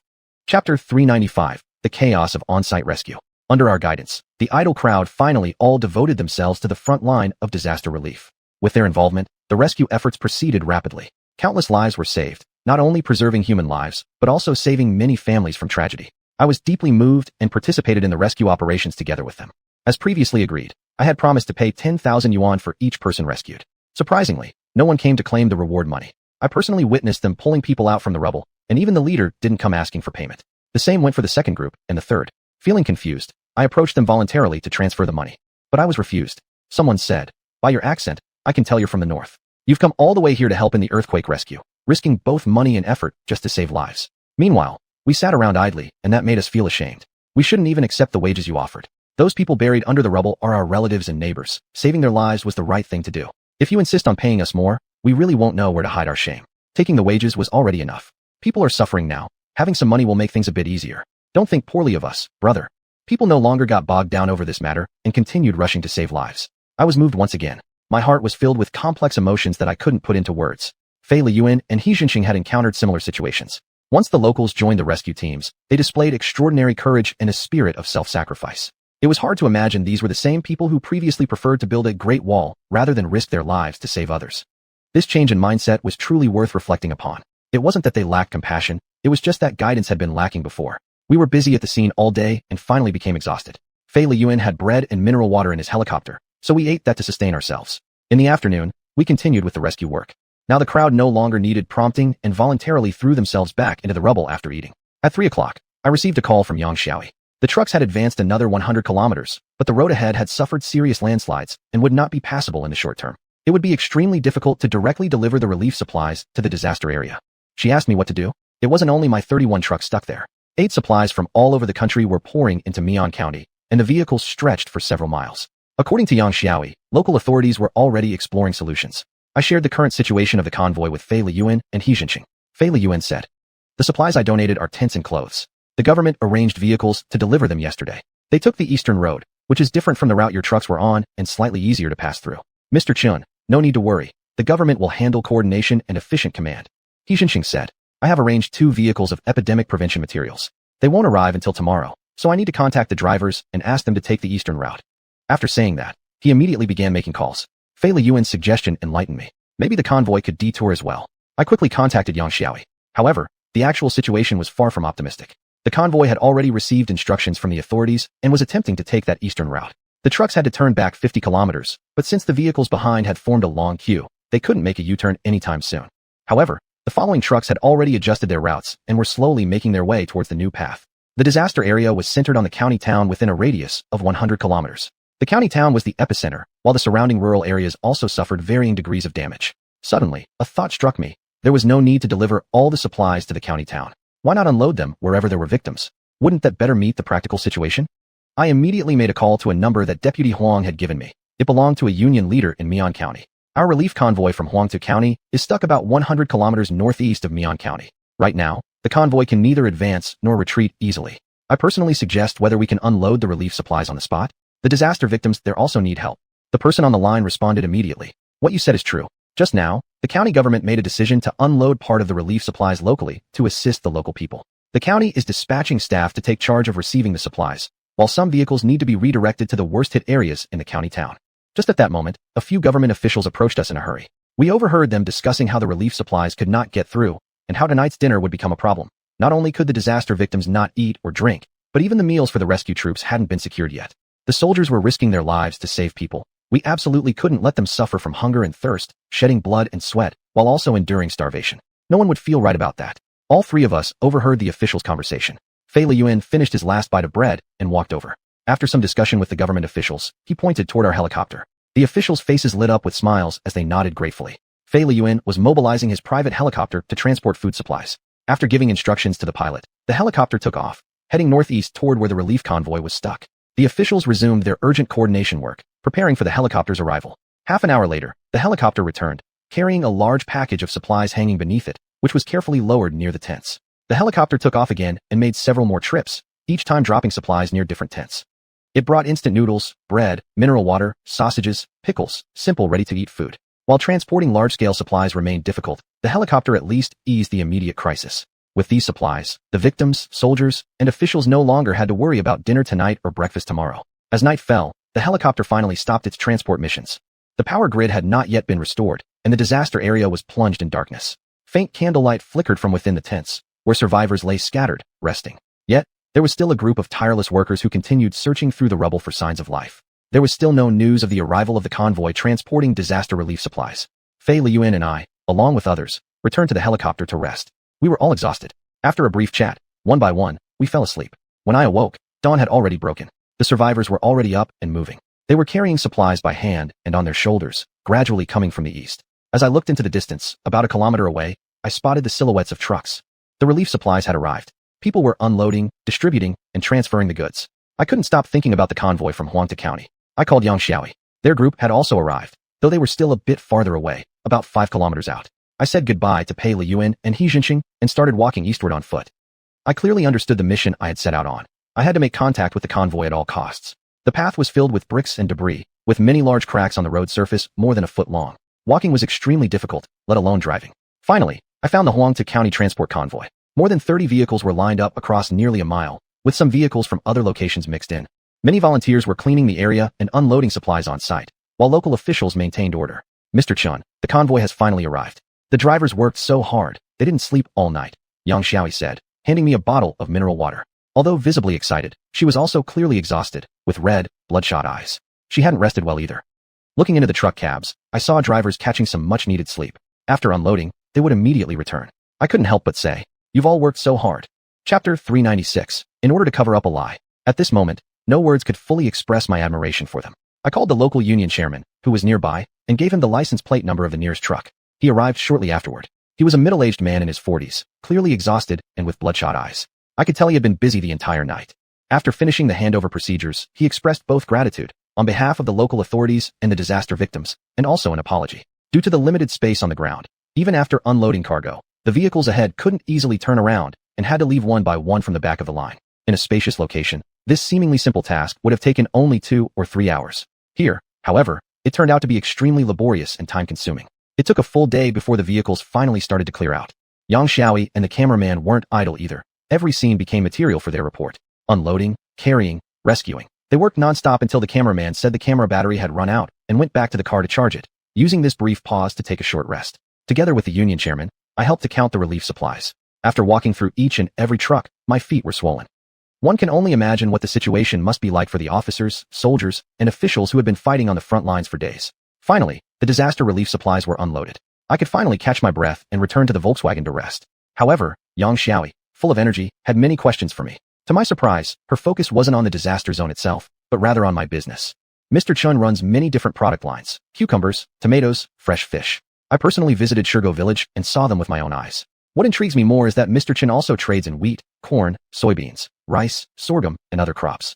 Our country grows these crops extensively, yet from what I know, their quality doesn't match the high standard of your products. I'm curious, where did Mr. Chun source these grains? Could you give us a hint? If it were anyone else asking me, I could easily dismiss it with a no comment. But with Yang Xiaoyi, that wouldn't work. As a journalist herself, she would surely dig deeper if her questions remained unanswered. If I told her these crops were transported from the south, she'd ask which southern location. I could make up a place name, but with someone as serious and thorough as her, going to the site for verification would expose the lie. That would cause serious damage to my reputation. My mind raced to come up with a quick and reasonable explanation. Of course, revealing the secret of my spatial ability was out of the question. Recalling how I once handled similar questions she asked about the vegetables and fish, I decided to use the same strategy. Let me tell you the truth. Today, our country's crops have improved dramatically thanks to years of careful breeding by scientists. High-yield, high-quality strains are now being widely promoted. Purely by chance, during an accidental encounter, I received guidance from an expert and began planting these improved crop varieties, which is why I've achieved such success today. Yang Xiaoyi's eyes immediately lit up. You mean to say that you personally grow all of this grain? Yes. Since I'd already told a lie, I had to continue weaving the story. Then where is your planting base? Not in Shirgo village again. You're sharp, Ms. Yang. It is indeed Shirgo village. I've leased all 3,000 mu of farmland there. Wow. Mr. Chen, you really are bold. I must make time to visit again. Ever since I visited your vegetable greenhouses and fish ponds last year, I haven't been back to Shirgo village. I heard the new highway is open, and you even funded the road construction. I'm sure Shirgo village has transformed greatly. The more I think about it, the more excited I get. I must write a dedicated article praising Mr. Chen's great achievements. Ms. Yang, you flatter me. These are hardly great achievements, just the work of a farmer living off the land. Yang Xiaoyi wanted to go to Shirgo village for an interview. To prevent my lie from falling apart, I needed to prepare in advance. With the disaster relief mission completed, I was eager to return home, to Huangtu County and Shirgo village. To cover up the lie I had told Yang Xiaoyi, I had much work to do. Fei Liyuan called me. He said the 2 trucks of disaster relief supplies donated by xiuxian had already been unloaded, and both of them planned to return to the capital, staying overnight there. They wanted me to join them. I really wanted to spend more time with them, to talk more and build friendship, and learn more about conducting business from them.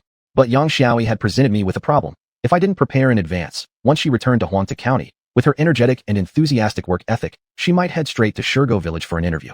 Then my lie would be exposed, with potentially huge consequences. I would absolutely not allow such a thing to happen. I politely declined Fei Liyuan's kind offer, telling them that I would return to Huangtu County with my own convoy, and that there was no need to trouble them. But to Yang Xiaoyi, I said that I was going to find Fei Liyuan, take his helicopter to the airport, and then fly home. In this way, I could stay out of her sight. In reality, I wanted to return through my spatial realm.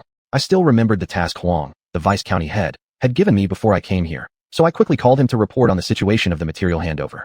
We're already on our way. We're more than 100 kilometers away from Mian County, but there's a traffic jam now. It'll probably be tomorrow morning before we arrive. I heard the previous convoy took a detour, so we might have to take that same route too. Vice County Head Huang had arrived. My mind was now at ease. Whether or not I met with him didn't really matter. I said goodbye to the local union chairman, informing him that Vice County Head Huang had arrived, and that the following procedures would be handled directly between them. I was free to go. I found a secluded place, rubbed my mole, entered the spatial realm, and first appeared at the picking garden. It wasn't even time for work to end yet. I found Hihua and asked her to drive me to Pyongyang Airport. My BMW was parked at the airport parking lot. I needed to drive it back. Hihua's Maserati sped onto the highway like lightning. Didn't you go to the disaster-stricken area in the southwestern province, Boss Chin? Yes, but I'm back now. Suddenly, I realized something. I really shouldn't have asked Hihua to give me a ride to the airport. If she asked me why I didn't bring the car back on the way, how would I answer? My mind raced as I tried to figure out how to respond. But surprisingly, Hihua didn't ask that question at all. Did you meet my dad? Yes. We've been together the whole time. Was it you who told Uncle He that I was going to the southwest province? I asked knowingly, intentionally shifting the topic. He, you told us you were going to the southwest province. Wasn't it just to have me tell my dad? If I hadn't told him, how could you two possibly have gone together on this relief mission? Hihua felt quite smart, believing that by telling her father, she had arranged for him to spend more time with me to strengthen our relationship. But in reality, her father had arrived in the southwest province ahead of time upon Fei Liyuan's invitation, not solely because of me. Can you guess who else I met there? Uncle Fei. It seemed Hihua already knew Fei Liyuan was back in the country. With He Jinxing's presence, this wasn't a secret to her. I took this opportunity to talk to her about Fei Liyuan, what he had done in the disaster zone, and what I had seen and experienced. Hihua was very interested and felt more sympathy for the suffering of the disaster victims. This topic was enough to carry our conversation all the way to the airport. After retrieving my car, I let Yihua go home directly. She looked like she wanted to hear more and hadn't had enough of the disaster zone stories. We'll talk about it another time. I still have things to do, and it's already time for you to clock out. Yihua's expression changed. She pouted. If I had let her have her way, I would have been stuck talking with her for a while, but I had important things to handle. Through the rearview mirror, I saw Yihua get into her car, so I felt at ease. Originally, my car was ahead, but soon I heard the roaring engine of the Maserati behind me. Yihua overtook me, speeding straight toward the city. I shook my head and smiled. The better it was that she didn't follow me. I quickly found a hidden place and, along with my BMW, entered the spatial realm. First, I returned to the new warehouse area, then immediately drove toward Shirgo Village. Chapter 397 Returning to the village to lease the land. Upon arriving at Shirgo Village, I didn't go home to see my uncle and aunt. Instead, I headed directly to the village director's house. The village director was helping his wife cook when he saw me arrive and quickly came out to greet me. You've arrived just in time, Xiaoyu. You're here for dinner. Your aunt is almost done cooking. Eat with us. He offered me a cigarette, poured water for me, and even prepared some white liquor. It seemed he genuinely wanted me to stay for dinner. Uncle, I can eat with you, but let's talk about the important matter first. I still need your help later. So, I can't drink any alcohol today. The village director looked puzzled. You're already here, and it's getting late. After dinner, are you going back to the county? Have a drink, sleep well. What problem can't be solved with alcohol? I want to lease the farmland in our village. This was a big deal for me. It involved the reputation of my company. In a couple of days, Yang Xiaoyi would return to Huangta County. If she comes directly to Shirgo Village without even resting, all the lies I told her will fall apart. So, I wanted the village director to help me finalize the land leasing as soon as possible. This is truly great news. The village director handed me another cigarette, looking genuinely delighted and smiling broadly. How many more are you thinking of leasing? How much farmland does our village have altogether? 3,500 mo. I'll rent it all. With a slap on his thigh, the village director exclaimed, Great. Xiaoyu really has vision. That's why your business is so big. All right, I'll handle this for you right away. After that, we'll eat, and you won't refuse to drink then, right? In this matter, the village director indeed displayed great decisiveness. Regardless of any previous opinions I had of him, today he showed great generosity and effectiveness. Sure, I'll do as you say. Then I outlined my specific requirements. I would decide what to plant, and I would supply the seeds, fertilizers, and pesticides. The farm would be managed uniformly, irrigated and harvested the same way. Any villager willing to participate could lease me their land for 1,000 yuan per mu annually. This way, villagers would be free to work jobs, find other employment, or run businesses. For regular maintenance, I would implement an employment system, paying 100 yuan per day for individuals to manage the crops according to my requirements, with the village director serving as the manager and receiving an annual salary of 50,000 yuan. Oh, Xiaoyu, you're brilliant. You've come to the right person for this. I've been farming for decades with lots of experience. Plus, as a village official, I have management experience and total authority here. The villagers are easy to manage. Rest assured, this task is in good hands with me. I'll ensure those crops are top-notch. He handed me another cigarette, though I hadn't finished the last one. I didn't refuse, just took it and put it aside. Come on, follow me to the village committee. We'll use the loudspeaker so everyone in Shirgo Village will hear it. The village director acted swiftly, dragging me straight to the village committee. Soon the loudspeaker echoed over the village. Attention everyone, now announcing a major update. Our village's successful entrepreneur, Chen Lingyu, wants to lease farmland in our village for 1,000 yuan per mu. If you are interested in renting out your land, come to the village committee to register now. Register today, and we'll measure your land tomorrow. Rent will be paid immediately after measuring. Let me emphasize, those who register tonight will receive 1,000 yuan per mu. Those who register tomorrow will get only 800, and the day after only 600. Those who wait too long, don't even bother coming. Your land won't be rented because you clearly aren't eager or supportive of our entrepreneur, Mr. Chen. Mr. Chen has come here to lease our land for the good of our village. Please seize this rare opportunity. It won't come again. The village director repeated this announcement 5 times. The idea of registering today instead of tomorrow for a reduced rate wasn't something I had said. He added that himself. However, his method worked like magic. Even before he finished broadcasting, villagers had already started showing up to register. Soon, the yard was filled with people. I want to register. I want to register. I want to register. I grabbed a notebook and began registering everyone. After finishing his broadcast, the village director summoned 2 middle-aged men. I recognized them. They were both from the village committee. Come on, show a bit more initiative. Can the CEO handle registration personally? You two take charge. Be serious, write clearly, note down whose land and how many mu, the location details, and also leave the contact number. Once finished, report back to me. The village director insisted I leave my seat and ordered the 2 men to handle the registration. Looking at the bustling crowd, the village director shouted, Quiet down, quiet down. No need to make so much noise. Get into line. His loud command worked instantly. The previously chaotic crowd quickly formed a long line. All right, let's go eat. By the time we're done eating, they should have registered enough people. I was once again dragged back to the village director's house by him. By then, his wife had already finished cooking and set the table. I was indeed hungry, so I didn't decline. As we ate and drank, we discussed some specific management details. Right now was the wheat harvest season. Most households had already finished harvesting their wheat, and their fields had just been cleared and not yet sown, except for a few farmers whose wheat matured later. I agreed with the village director that tomorrow, while measuring the land, we would find several tractors to start plowing immediately. In the morning, I would send someone to deliver seeds and fertilizer. We would plow first, and then plant corn right behind. The faster, the better. If everything was completed within 2 days, I would personally reward the village director with 2,000 yuan. Perhaps it was this bonus that played the key role. The village director pounded his chest and earnestly guaranteed me, "Xiaoyu, don't worry, your uncle can definitely handle this. Tomorrow I'll divide the work into 3 teams, 1 to measure the land, 1 to spread fertilizer, and 1 to plow and plant. I'll call all the tractors, harvesters from our village, and even those from neighboring villages. 2 days will be more than enough." In this matter, the village director wasn't just boasting. I truly believed he had that capability. We finished off 2 bottles of Daka liquor in just 15 minutes. After we had eaten and drunk our fill, the village director led me again to the village committee. The people registering were still lined up in a long queue. The village director turned on the loudspeaker and announced, "Attention everyone. Those in Shirgo village who have tractors, rotary tillers, or corn seeders, please check your vehicles tonight and come to the village committee to report tomorrow morning at 8 o'clock. There's work to be done. Anyone who shows up and works can be sure they won't lose out or be cheated. Mr. Chun has returned to bring benefits to the villagers. We hope everyone will actively support his work. I'd also like to remind everyone, if your relatives or friends have rotary tillers, tractors, or seeders, they are also welcome to come work in our village. Equal pay and treatment will be given. Mr. Chun guarantees this." After broadcasting this message 5 times, people in the registration line at the scene started signing up. I have a rotary tiller. I have a corn seeder. I have both machines. The village director, with a glowing face, called over a young man to register those who could provide machinery. Immediately afterward, he made phone calls to people from neighboring villages who had machines, confirming and recording each one. Although he had drunk a lot, the village director remained extremely clear-headed. I truly admired him for that. After finishing the calls, he made another list and handed it to me. Wow, there were at least 30 or 40 names. "Xiaoyu, these are the people who will work for us tomorrow, measuring land, spreading fertilizer, plowing, and sowing. Since our village's farmland is scattered in every direction, east, south, west, and north, we need to start operations simultaneously. If we have too few people, we won't be able to manage it all." Chapter 398, Finally a Family. I finally understood his meaning. To get the work done faster, obviously you couldn't do it with too few people. The purpose of showing me that list was to have wages paid to those people. "All right, uncle, you handle it. I'll still be around tomorrow. Tell the villagers the wages will be paid daily." "Mr. Chun, that's decisive." The village director slapped his thigh, and the matter was settled. The line of people wanting to rent their land to me continued to stream into the village committee office. I pointed to the 2 people who were handling the registration. "Uncle, don't forget to record their work hours too."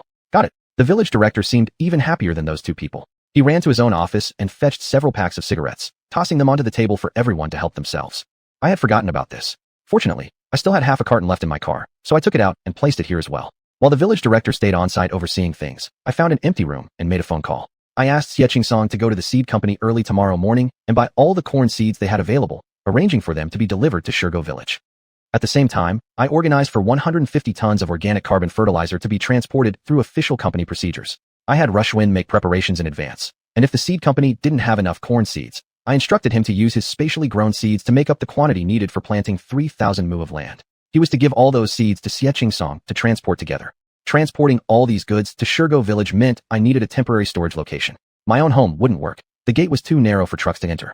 Unloading bag by bag would be inconvenient and labor-intensive. The village committee compound had a gate large enough for trucks, so I considered having the goods delivered there.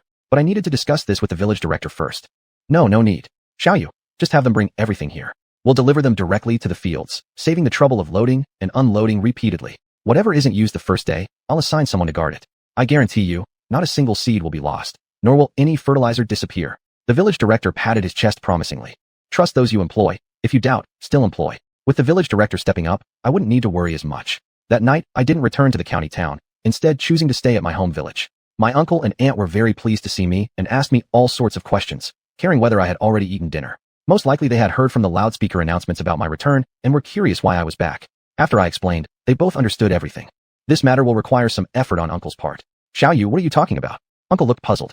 I had already achieved quite a bit in my business back in the county town, so why had I suddenly returned to the village to rent farmland? And with such urgency? My aunt brewed some tea, poured a cup each for us, and sat on the sofa to listen as well. Uncle and aunt, my initial and ultimate goal for starting a business has always been prosperity and a better life. Now our family lives comfortably, but many villagers still struggle financially. They'd like to work in cities or run small businesses, but can't bear to leave their land fallow. I want to help them by paying rent for their land and offering freedom. Whether they want to work elsewhere or start a business, at least I can contribute something practical for the villagers. As they listened, my uncle and aunt nodded repeatedly, greatly appreciating my decision. The entire job, renting the farmland, plowing, sowing, irrigation, and harvesting, was now all assigned to the village director. Since my uncle and the village director were personally close friends, I told my uncle to maintain communication. My uncle wouldn't need to worry about managing the specific tasks. His only role would be to record the villagers' working hours and keep the accounts. Of course, the village director would also maintain his own set of records, which went without saying. I would distribute the wages according to the records of the village director, but having my uncle maintain another set of accounts would essentially turn him into an overseer. I could cross-reference his records against the ones held by the village director to verify whether the village director had kept inaccurate or false accounts and identify any discrepancies. Uncle appeared somewhat concerned. I can keep records, that much I'm capable of. I used to do it back in the production team. But the village director might not necessarily inform me how he assigns tasks, who he assigns them to, or how long they are supposed to work. I might keep a rather unclear and inaccurate account, making the whole process pointless. I revealed a tip to Uncle. You don't have to ask him, nor should you. We have an electric tricycle at home. Every day, just ride around all the farmland in the village twice. When you see someone working, ask them what they're doing and how long they've been working. Once in the morning, once in the afternoon. Record based on what you observe. Uncle seemed to understand. You want me to record who's actually working on site? Precisely, that's exactly what I mean. What about me? What can I do to help? Aunt also wished to contribute, and I understood her eagerness, but I didn't want her wandering around the fields. Isn't there a greenhouse behind our house? Auntie can just manage that. When you have time, you can set up a small stall and sell vegetables. Uncle can help you when he comes back. Don't neglect the greenhouse matters. Auntie nodded repeatedly. Xiaoyu really thinks things through. Finally, I told Uncle. Keeping records is also working for me, and I will pay you for that. Not much, just 3,000 yuan a month. No. Why would we take payment for our own family matters? Both Uncle and Auntie disagreed and refused together. You've already left us the land to grow in the greenhouse and let us, an old couple, live in the newly built house. Not to mention you've arranged jobs for your older brother and sister-in-law. Even though we're family, we still owe you our thanks. We've kept that kindness in our hearts. Absolutely, no way will we take your money. It would make us uneasy to accept it. If you still respect me as your uncle, then just let me help you sincerely. There were already tears in Uncle's eyes. He grabbed my hands tightly and shook his head continuously. Seeing how emotional he was and how sincerely he spoke, I could only reply, okay, then I'll follow Uncle's wish. I pacified him for now. We'd discuss the wage matter another time. I had been busy in the disaster-stricken area the whole day and was already very tired. If it weren't for the worry that Yang Xiaoyi might suddenly show up one day and expose my lie, I really wouldn't want to push myself anymore. Today I had hurried through everything and had a little to drink.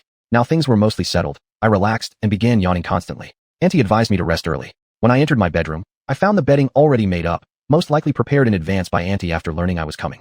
A warm feeling rose in my heart. I slept soundly that night, and I was woken up by the loudspeaker announcement in the village. The next morning, before 6 o'clock, the village director's voice boomed from the loudspeaker. Those who signed up last night should be at your own fields by 6:30. Early birds get measured first, so the earlier you go, the earlier you get paid for the land. If you have a tractor, rotary tiller, or a seed drill, be at the village committee office promptly at 8 o'clock. Absolutely no one in our village should lag behind. Anyone who drags his feet won't get work again. Be more proactive, it benefits everyone. We must show practical support for Mr. Chen's work. The village director had already begun work, so I hurried out of bed. While I was washing my face, Annie called me for breakfast. Xiaoyu, wake up. Have a bowl of porridge after washing up. Where's Uncle? At the dining table. I didn't see Uncle. Annie brought hot porridge, steamed buns, pickles, and fried fish to the table. Uncle already ate. He's gone to the village committee office. He's happy about the job you've given him. Turns out Uncle cared even more than I did. I suspected he might have even woken the village director up. Auntie already had the meal ready, clearly getting up even earlier than Uncle. The food tasted especially delicious. After saying goodbye to Auntie, I headed toward the village committee office. Chapter 399, A Bustling Rush. The village committee's room was already packed with dozens of people. Aside from the 30 or 40 individuals specifically named by the village chief, many others who wanted their land measured were shouting, each demanding to have their own land measured first. The village chief wasn't there, though. My uncle told me he'd gone home for lunch. I gave my uncle a few words of caution, urging him not to mention the accounting matter to the village chief or let him see anything. My uncle assured me there was nothing to worry about. The teams responsible for measuring land were divided into several groups, which quickly set off. Since land measurement didn't require my uncle's supervision, he waved goodbye and went to the fields. It was still early, so I wanted to go to the fields as well. As soon as I stepped out of the village committee's gate, I ran into the village chief. Xiaoyu, I was just looking for you. There are some things I need to report to you. He pulled me aside. Last night we went over the list of land renters several times. Across the entire village, only 6 households haven't signed up. Their land is basically all on the outskirts of the village, either for raising chickens, pigs, sheep, or your uncle's greenhouse plot. We can't rent those plots. So far, 3,420 mu of land have been signed up. This is just a preliminary estimate. The actual figure will be known after measurement. Since they had worked so carefully, I should give them some encouragement. Uncle, this matter is entirely in your hands. I trust that you can do it better than I could myself. After the measurement is done, please distribute the rent promptly and ensure the villagers feel at ease. Good. I will definitely relay this to the villagers. Xiaoyu, rest assured, you don't need to personally follow the teams into the fields. Just stay at the village committee, smoke a little, drink some tea, and call me if anything comes up. The village chief patted me on the shoulder and went to the fields. Rather than following him right away, I waited until I estimated most people had left the village before I set out myself. Coming to the fields had a specific purpose. I wasn't here to supervise the land measurements, but rather to first find a suitable place to park since the vehicles carrying seeds and fertilizer would need to unload at the field's edge.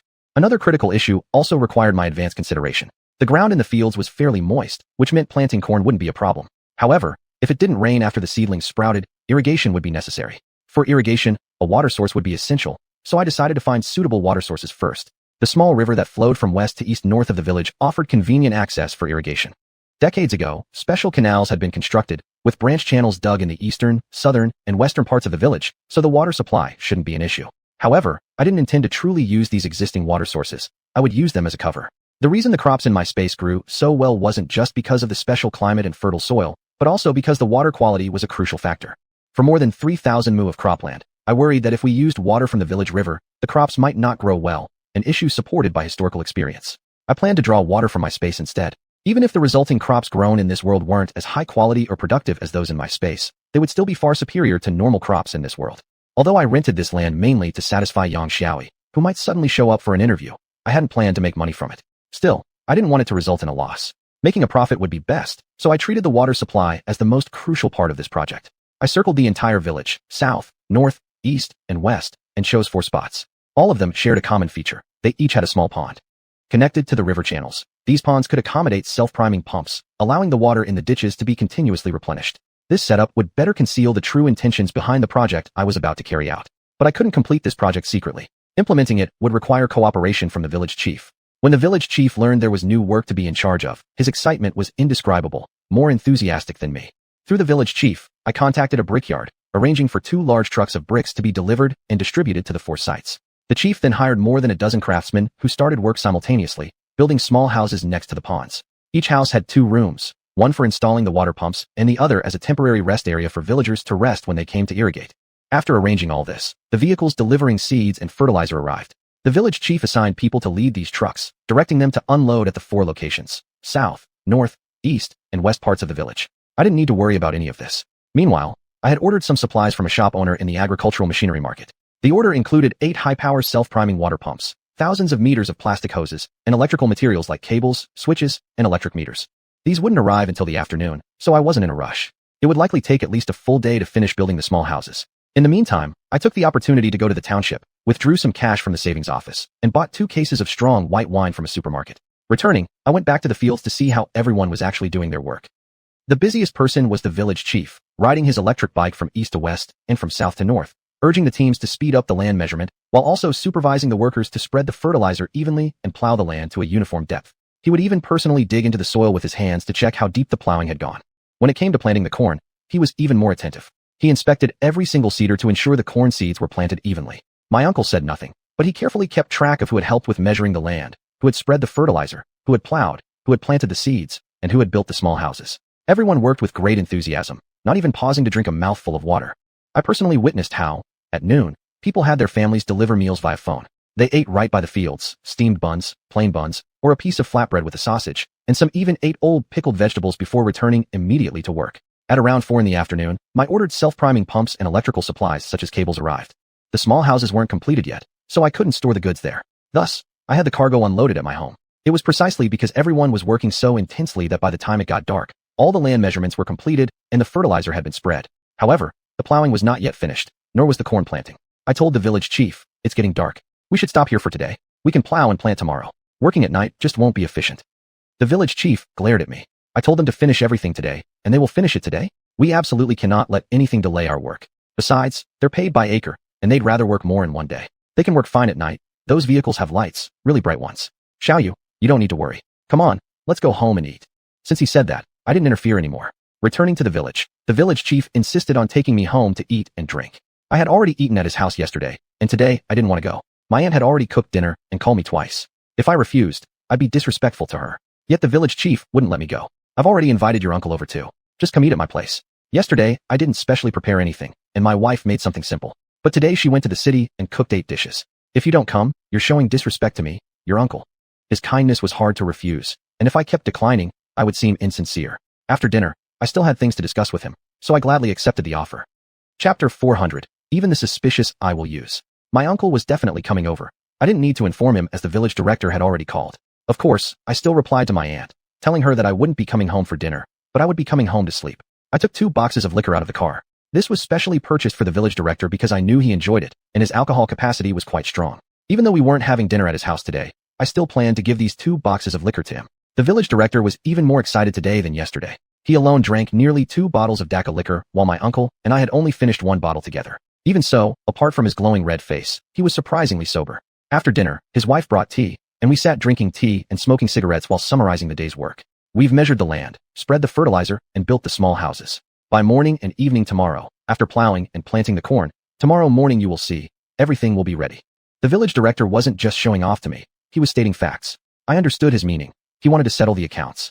He took out a small notebook and had me check each item, how much each of Xianxia, Li Si, and Wang Wu were owed. I didn't even look at the account book, but immediately handed it over to my uncle. I said to the village director, "Uncle, you've been busy all day. Don't overwork yourself. Rest early. The matter of paying the wages, I have handed it over to my uncle. Just distribute the payments according to your book."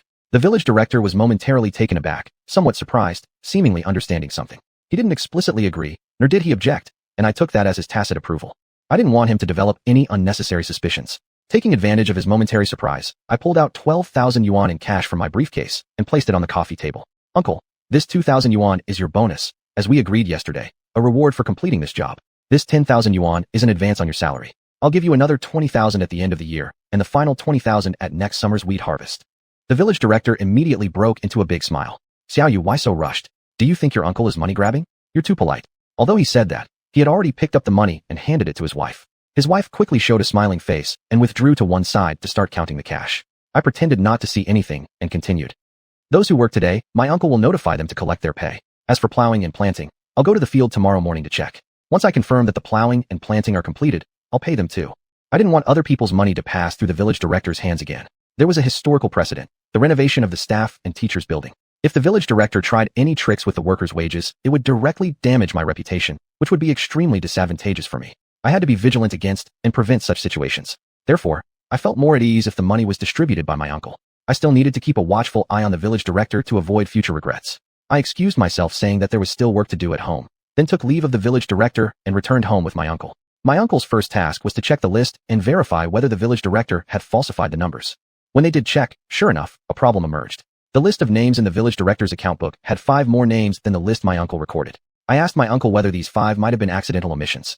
My uncle replied, "Impossible. I not only recorded the names, but also counted the heads. There were exactly 35 people, definitely not 40. These 5 must be names the old man added himself. I know those people aren't even at home. They've gone out to work elsewhere."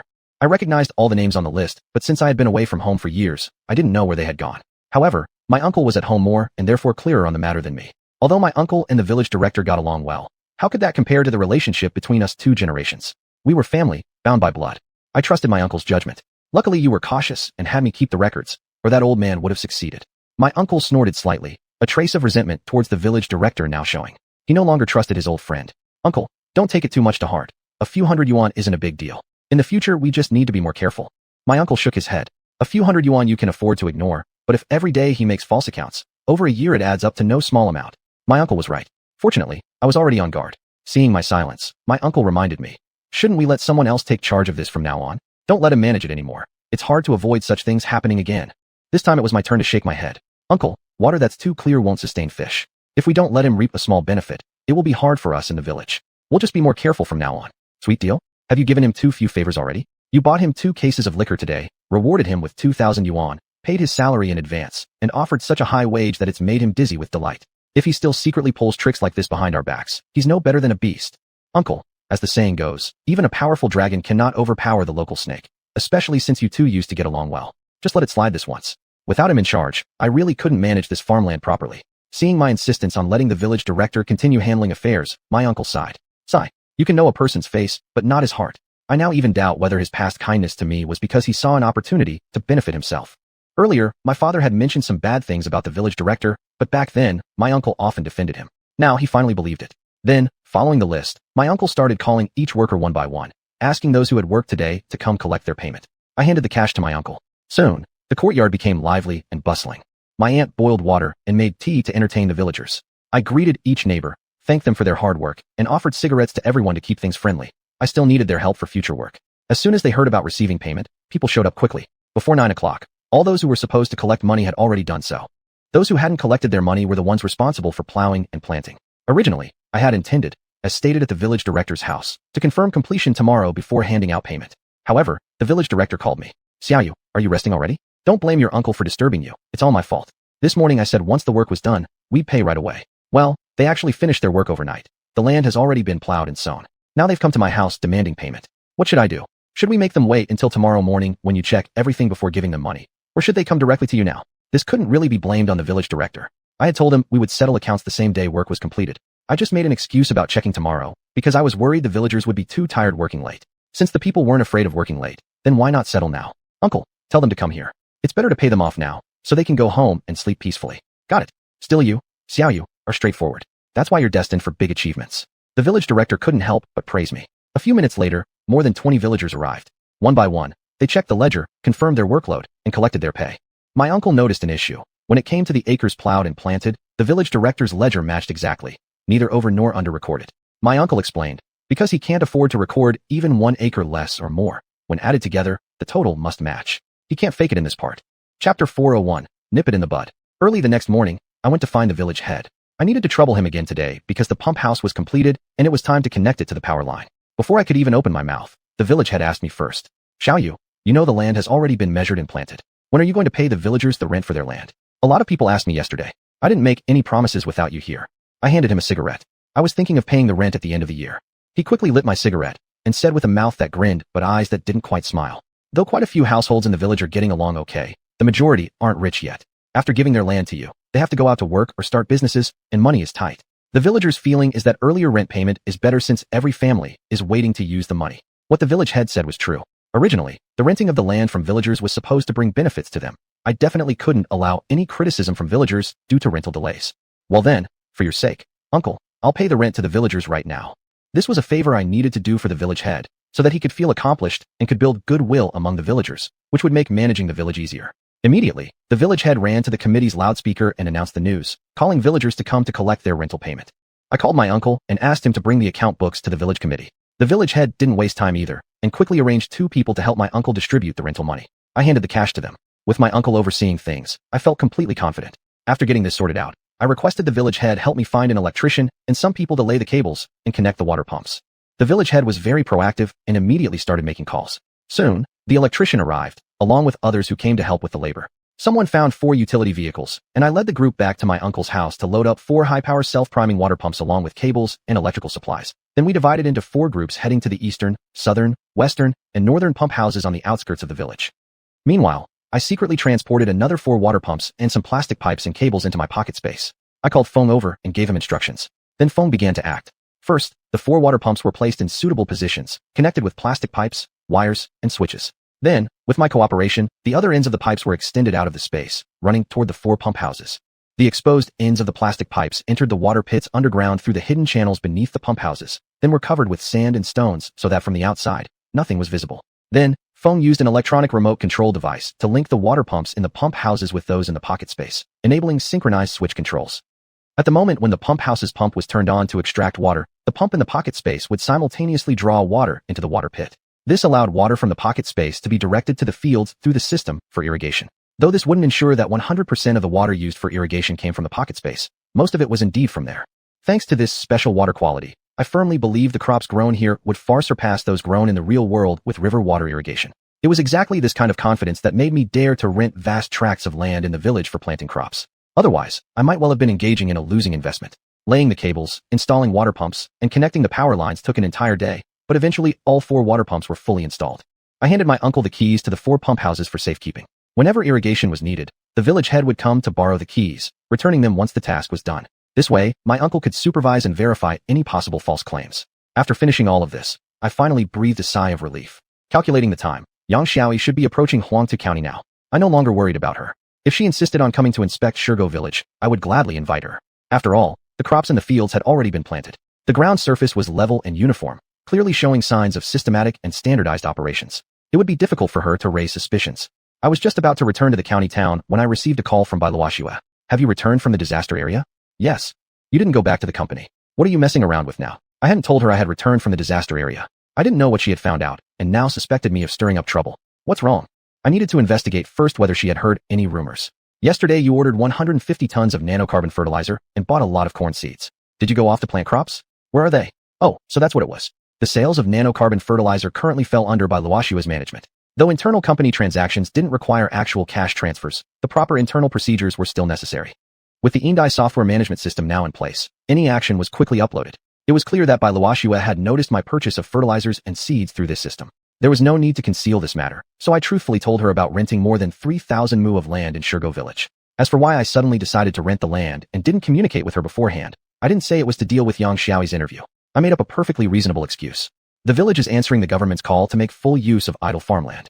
Farmland is for growing crops. It must never be left uncultivated. Farmland is the lifeline of farmers, and food is the foundation of our nation. The village head of Xiuxian village called me several times in a row, begging me to help him out. I couldn't refuse such a warm invitation, especially since we're neighbors. This matter wasn't urgent at first, but the village head was anxious. Now that the wheat has just been harvested, it's the perfect time to rent the land. Once the farmers start planting, we'll have to wait until after the autumn harvest. So, right after I got off the plane, I hurried straight back to the village, throwing myself completely into this land rental and planting matter. I've been working like a dog and haven't had time to report to you yet. xiuxian listened quietly on the other end of the phone. After I finished speaking, she was silent for a moment before softly saying, "You're the boss. Your decision stands. There's no need to report to me." Then the call ended. I exhaled deeply. What I appreciated about xiuxian was that when it came to project-related matters, once I made a decision, she would ensure execution. Even if she had to handle something personally, she wouldn't question it persistently or make me feel awkward. There was only one exception. Whenever it came to matters concerning xiuxian or Hihua, she would become unhappy, which made me uncomfortable too. I had rented over 3,000 mu of land in the village. It was definitely a big undertaking. Obviously, I couldn't stay here daily to supervise everything. Putting total trust in the village head still made me uneasy. But then again, who else could I trust if not him? In the entire village, he was the most capable leader. Regardless of his personal character, he had great influence. Once he called out, hundreds would respond. No villagers dared to ignore him. Relying solely on my uncle to supervise the village head wasn't enough. Even if my uncle had heaven-defying abilities, he couldn't monitor everything. Plus, he was getting older, his energy not what it used to be, so some matters were inevitably overlooked. Thinking about the setup inside my pocket space, I decided to install some surveillance cameras around the fields. That way, I could remotely monitor when the villagers worked, what they did, and how well they performed, helping ease my uncle's workload and ensuring more effective supervision of the village head. I wouldn't trouble the village's electrician with this matter. Passing through my pocket space, I went to the hardware and electrical supply store in Huangta County and bought the surveillance equipment. Then, taking Ru Feng with me, I returned to Xiuxian village once again. We found over a dozen suitable locations at the southern, northern, eastern, and western parts of the village and installed the cameras. Power supply didn't need to come from real-world electricity. Instead, solar panels could be used for recharging. After installing the signal transmission equipment, the surveillance footage could be transmitted in real time to the control room inside my pocket space, where Ru Shui could monitor everything live. The village head saw me and Ru Feng installing the surveillance cameras. He didn't come over to ask questions, only watching from a distance. I saw him too, especially noting his gloomy expression, clearly unhappy. I didn't care whether he was happy or not. I just hoped he understood my real intention behind installing these cameras. That evening, the village head didn't invite me to dinner again. I also declined Auntie's kind invitation and, with Ru Feng, returned through my pocket space to my small office building. I made myself a bowl of noodles, ate early, and went to sleep early. These past couple of days had really worn me out. But apparently, someone wasn't going to let me sleep peacefully tonight. Chapter 402, Discovering New Opportunities. As expected, I was right. Yang Xiaoi came back. As soon as she arrived home, she called me. Besides thanking me especially for arranging the private car for them, she specifically asked me to take her to my special farm in Xiuxian village. She really is quite a restless soul. Fortunately, I finished securing the land lease just in time. I told her that after such a long trip, she should rest for a couple of days before heading over. This young reporter Yang really does have the spirit of a workaholic. She said she had just joined the TV station not long ago and wanted to be proactive in order to earn a permanent position, hoping I'd support her work. She insisted on going to Xiuxian village tomorrow. Fine then, if she insists, we'll go. I agreed to leave first thing in the morning and return quickly. But Yang Xiaoi wasn't the only one interrupting my rest. Just after hanging up with her, the phone rang again, this time from xiuxian. I had to pick it up despite the endless yawns. If someone had been nearby, they would have seen me lying in bed with my phone, eyes closed, talking on the phone. Are you still in Xiuxian village? No, I'm already back. Then why didn't you call me? It was too late. I didn't want to disturb you. It's only 8 o'clock in the evening, and you're calling that too late? If you don't want to talk to me, just say so. Did you have some kind of romantic encounter while you were away that's still on your mind? My God, where did she get this idea? Certainly no romantic encounters, just exhaustion. These few days have totally worn me out. I'm sleepy, seriously can't stay awake. Let me get some sleep, okay? We can talk about anything tomorrow. xiuxian was silent for a moment on the other end before she said, well then, sleep well. She finally let me go. But apparently, Today was not going to let me rest easy. Just as I fell asleep, the phone rang again. This time, it was neither Yang Xiaoi nor by Luoxue, it was Yao Honyuan calling. He doesn't call me easily. When he does, it must be something urgent. Even though I was extremely tired, I still had to answer. After all, we were business partners. His business was also my business. I've got an urgent situation and need to discuss it with you right away. How urgent? Must we talk now? I was too sleepy, my mind was barely functioning. Unless it was something like a house fire threatening my life, I had no interest in discussing anything urgent. Right now would be best. The sooner the better. The opportunity must not be missed. I just got back from a meeting and called you immediately. Can you explain it in a few words? I truly hoped he'd make it quick. That won't work. It'll take at least an hour. Then let's do it early tomorrow. Let me have some sleep first. I'm really too tired. I can't even remember anything you just said. I can't talk like this. Since it wasn't as urgent as a house fire, I decided not to continue the conversation. I wasn't even sure if he said yes or no before I threw the phone aside. I fell asleep again. Perhaps I really was too exhausted these past 2 days. I was woken up by an urgent knock on the door. Actually, it was already light outside. When I opened the door, there stood Yao Honyuan, and with him was Bai Luoxue. Instantly, I was wide awake. How come these two are together? They came to see me so early in the morning? What's going on? So urgent. Still in my pajamas, I led them to the dining area, giving them both a close once-over. Could there be something going on between them? I was full of questions. Bai Luoxue remained silent, standing quietly nearby. Yao Honyuan didn't even sit down. His expression clearly showed his anxiety. This really is urgent. You need to make a decision quickly, or we might lose a once-in-a-lifetime business opportunity. Since he mentioned business opportunity, this should be work-related, nothing to do with personal feelings. My heart eased slightly, the tension lessened, and while I brewed tea, I listened carefully to Yao Honyuan's explanation. Yesterday, Yao Honyuan had gone to the provincial capital to attend an expert-level construction industry conference. The meeting lasted the entire day, and by the time he returned, it was already evening. Hence why he called only after I had already fallen asleep. An expert had revealed insider information at the conference. The real estate industry is currently in a golden age of development. However, this prosperity is only superficial. According to expert analysis, within the next 1 or 2 years, real estate will begin a steep decline, possibly even a cliff-like collapse. This trend spells bad news for every construction company. Currently, it takes 2 to 3 years from breaking ground to completion of buildings, sometimes even longer. During that period, unsold properties will definitely suffer price drops, and fundamentally, real estate profits will fall dramatically. This was indeed a serious problem. Currently, Xuanhuan Construction Company, which originally belonged to the chemical industry group, is developing commercial housing. When we initially invested, we didn't really do the math. Based on the housing prices at the time, selling all the properties would barely prevent me from suffering a loss, and definitely wouldn't bring much profit. I took on this project merely to fulfill a political task assigned by the county. Later, I suddenly had the idea to build an organic carbon fertilizer production line, which finally allowed us to make a little profit. Only 2 buildings of the residential community have been started, and the current sales performance has been decent. About 60% of the units have already been sold. There should be no major problem selling these 2 buildings. However, there are still 8 more buildings yet to be started. If we wait until all of them are completed, it will take at least 2 more years. By that time, if the real estate market really does collapse as Yao Honyuan predicted, I would indeed suffer heavy losses. Precisely because of this looming trend, Yao Honyuan rushed to find me. Although I had worked in construction before, I was merely a laborer. When it came to property sales and forecasting future trends, I felt completely clueless, utterly in the dark.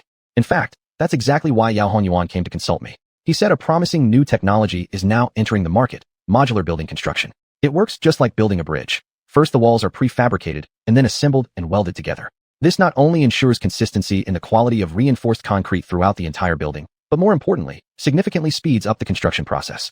Yao Honyuan emphasized that success in real estate lies in seizing the timing. Whoever sells first earns the profits. If you procrastinate and fail to sell the units, it's guaranteed to result in a heavy loss. He suggested using this new technology for the remaining 8 buildings, which would allow completion up to a year earlier. By putting the properties on the market faster, we could also save a huge amount of labor costs. According to his calculations, not only would we avoid a loss, but we could actually make a massive profit, no less than 100 million yuan. Hearing this, my eyes lit up with excitement. You are the expert in construction. I'm just an investor. I'll leave the specific implementation up to you. You decide how to proceed. With such a good opportunity, how could I possibly refuse? Great, great, great, Yao Honyuan said, relieved as if a burden had been lifted from his shoulders. But Mr. Chen, getting approval from you is not only about changing the construction method. We also need further investment. These modular prefabricated components are a patented technology developed by a construction company in the provincial capital. We need to purchase them before we can use them. I understood. This meant buying and spending money. Well then, let's buy them. I replied simply. Yao Honyuan patiently explained. Our construction company doesn't have enough funds. Mr. Chun needs to invest further. How much? 100 million yuan. I was inwardly startled, but I kept a calm expression. That's not much at all. I'll transfer the money to you later. Just proceed according to your plan. Finally, Yao Honyuan showed a delighted smile and, somewhat excitedly, grasped my hands tightly. Wonderful, wonderful. Thank goodness for Mr. Chen's support. Our construction company finally has the chance to turn things around. With the extra year we saved, I even plan to develop several more housing projects. I gently patted his hand. Don't worry. I'll definitely support any initiative that benefits the company. That settled it. Chapter 403. Asking for money and poaching talent. Bai Luoxue remained silent the entire time, simply listening quietly. When she heard me agree to provide funding to support the construction company, she also smiled. Now I clearly saw that Xuanhuan must have communicated with her beforehand, probably even last night. The two of them had likely made plans to come see me this morning. If I had refused Xuanhuan's proposal, I wonder whether Bai Luoxue would have pleaded his case. I had agreed a bit too quickly. I should have used this opportunity to test Bai Luoxue and see what her true attitude really was. But there's no what medicine in this world. I was just randomly suspecting things. After finishing the discussion, Xuanhuan didn't immediately leave. At first, I thought he was waiting for me to transfer the funds, so I took out my phone and transferred 100 million yuan to him right in front of him. When Xuanhuan heard the phone notification sound, he opened his mouth wide in shock. I thought President Chen would transfer the money in installments, but it's all in one go again. Great. I'll go back and implement this right away. I promise not to disappoint you, President Chen. Just wait and see. Yet he still didn't leave. I was wearing pajamas. I hadn't even prepared breakfast yet, not to mention eaten. After eating, I still needed to accompany Yang Xiaoi to Shirgo village. If he wouldn't leave, did he mean to stay for a meal? I wanted to head to the kitchen to cook. Xuanhuan then spoke again. There's another matter that also requires President Chen's approval. I felt puzzled. Xuanhuan wasn't the type to be indecisive. It seemed like this matter was something he felt reluctant to bring up. So I just listened. After adopting the advanced technology, the building speed will accelerate several times. From now on, the most important task will be property sales. I need more manpower. Without capable assistance, it will be difficult to boost sales performance. His words made sense. I nodded while listening, showing my agreement. Need to recruit people for the sales office? Yes. In the future, these dozen or so salespeople definitely won't be able to cope with the workload. We must hire more people, and hiring requires interviews and training. I need a more professional assistant. He mentioned the word assistant twice. Bai Luoxue used to be his assistant, in charge of sales operations. Although Xuanhuan hadn't explicitly mentioned Bai Luoxue's name, I faintly guessed his intention. He probably wanted her help. Deep down, I really didn't want to. I didn't want to create an opportunity for him and Bai Luoxue to work together again. Nor did I want Bai Luoxue to be by his side every day. It wasn't that I feared any change in my relationship with Bai Luoxue. It was simply the deep-rooted jealousy that had been ingrained in me. But then again, the Xuanhuan construction company had my shares. If Bai Luoxue worked in construction sales, in essence, she would also be working for me. Thinking this way helped ease my discomfort. Just speak directly, Manager Yao. How do you need my help? I didn't specifically mention Bai Luoxue's name. Xuanhuan pointed straight at Bai Luoxue. I need President Bai. She used to work in property sales and achieved pretty good results. We are partners, and she is also your company's employee. After completing the sales mission, she can return to your company again. Bai Luoxue looked at me. The complex emotions in her eyes made it hard for me to judge whether she was willing or unwilling. Probably, she was just waiting for my opinion. Although I had already mentally agreed to Xuanhuan's request, this time I didn't agree readily. Instead, I expressed my refusal. I raised my right index finger, shook it slightly, and said slowly, No. Manager Yao, I understand your intention. If President Bai goes to help you, I believe she could boost the sales. It will benefit your construction company, you personally, and me as well. However, Manager Yao, you don't know, Director Bai's contributions to my company exceed that. For me, keeping Director Bai here means more profit than sending her to the construction company. This. Xuanhuan spread his hands helplessly, his eyes glancing toward Bai Luoxue, clearly hoping she would start pleading his case. I thought Bai Luoxue would immediately speak on Xuanhuan's behalf, but I was met only with her continued silence. Her expression remained largely unchanged as she looked at me. Originally, I had planned to easily accept Xuanhuan's request if Bai Luoxue pleaded his case. Since she didn't speak, I somewhat overcomplicated the situation. Xuanhuan looked somewhat anxious. President Bai, say something. Bai Luoxue also mimicked his manner and spread her hands. What should I say? President Chen already refused. According to President Chen, I contribute more staying here than going to the construction company. If I were President Chen, I would also refuse you. But it wasn't what we previously discussed. Inadvertently, Xuanhuan revealed information that further convinced me the two of them had indeed made contact beforehand. At this point, whatever agreement they had reached no longer mattered, because Bai Luoxue was clearly speaking in my favor, even though my assumptions might not necessarily be correct. But somehow, I felt a warmth in my heart. I chuckled. Manager Yao, I need to clarify one thing with you first. The salary I give Director Bai is now an annual salary of 500,000 yuan, not including the stock dividends. I wonder what salary you plan to offer her if she works at the construction company. Bai Luoxue smiled slightly, curious to hear Xuanhuan's response. President Chen, I've already considered Bai's salary issue. If she goes to work there, I definitely won't offer her an annual salary of 500,000 yuan. At most, 10,000 yuan per month plus sales commissions. If managed properly, this might equal the annual salary you offer, although it doesn't include the stock dividends. Actually, I was thinking this way. I wouldn't necessarily need to work full-time at the construction company. She can simply go there to provide guidance, help train new salespeople, and assist with planning sales strategies. She wouldn't be responsible for the specific business operations. In fact, her primary position would still remain at your company, so it won't interfere with her work here. This should be acceptable, right? Yao Hongyuan's arrangement actually sounded reasonable to me. It could both help ease his burden while not affecting my affairs. It seemed like a win-win plan. What about the salary then? Would you still pay her the full amount? In reality, I didn't really care about the salary issue. The higher salary I gave by Luoxue, the happier I would be. I just wanted to know Yao Hongyuan's attitude. I will still pay her on time, the full salary, including performance-based commissions. Bai Luoxue smiled. Manager Yao is really generous. I also smiled.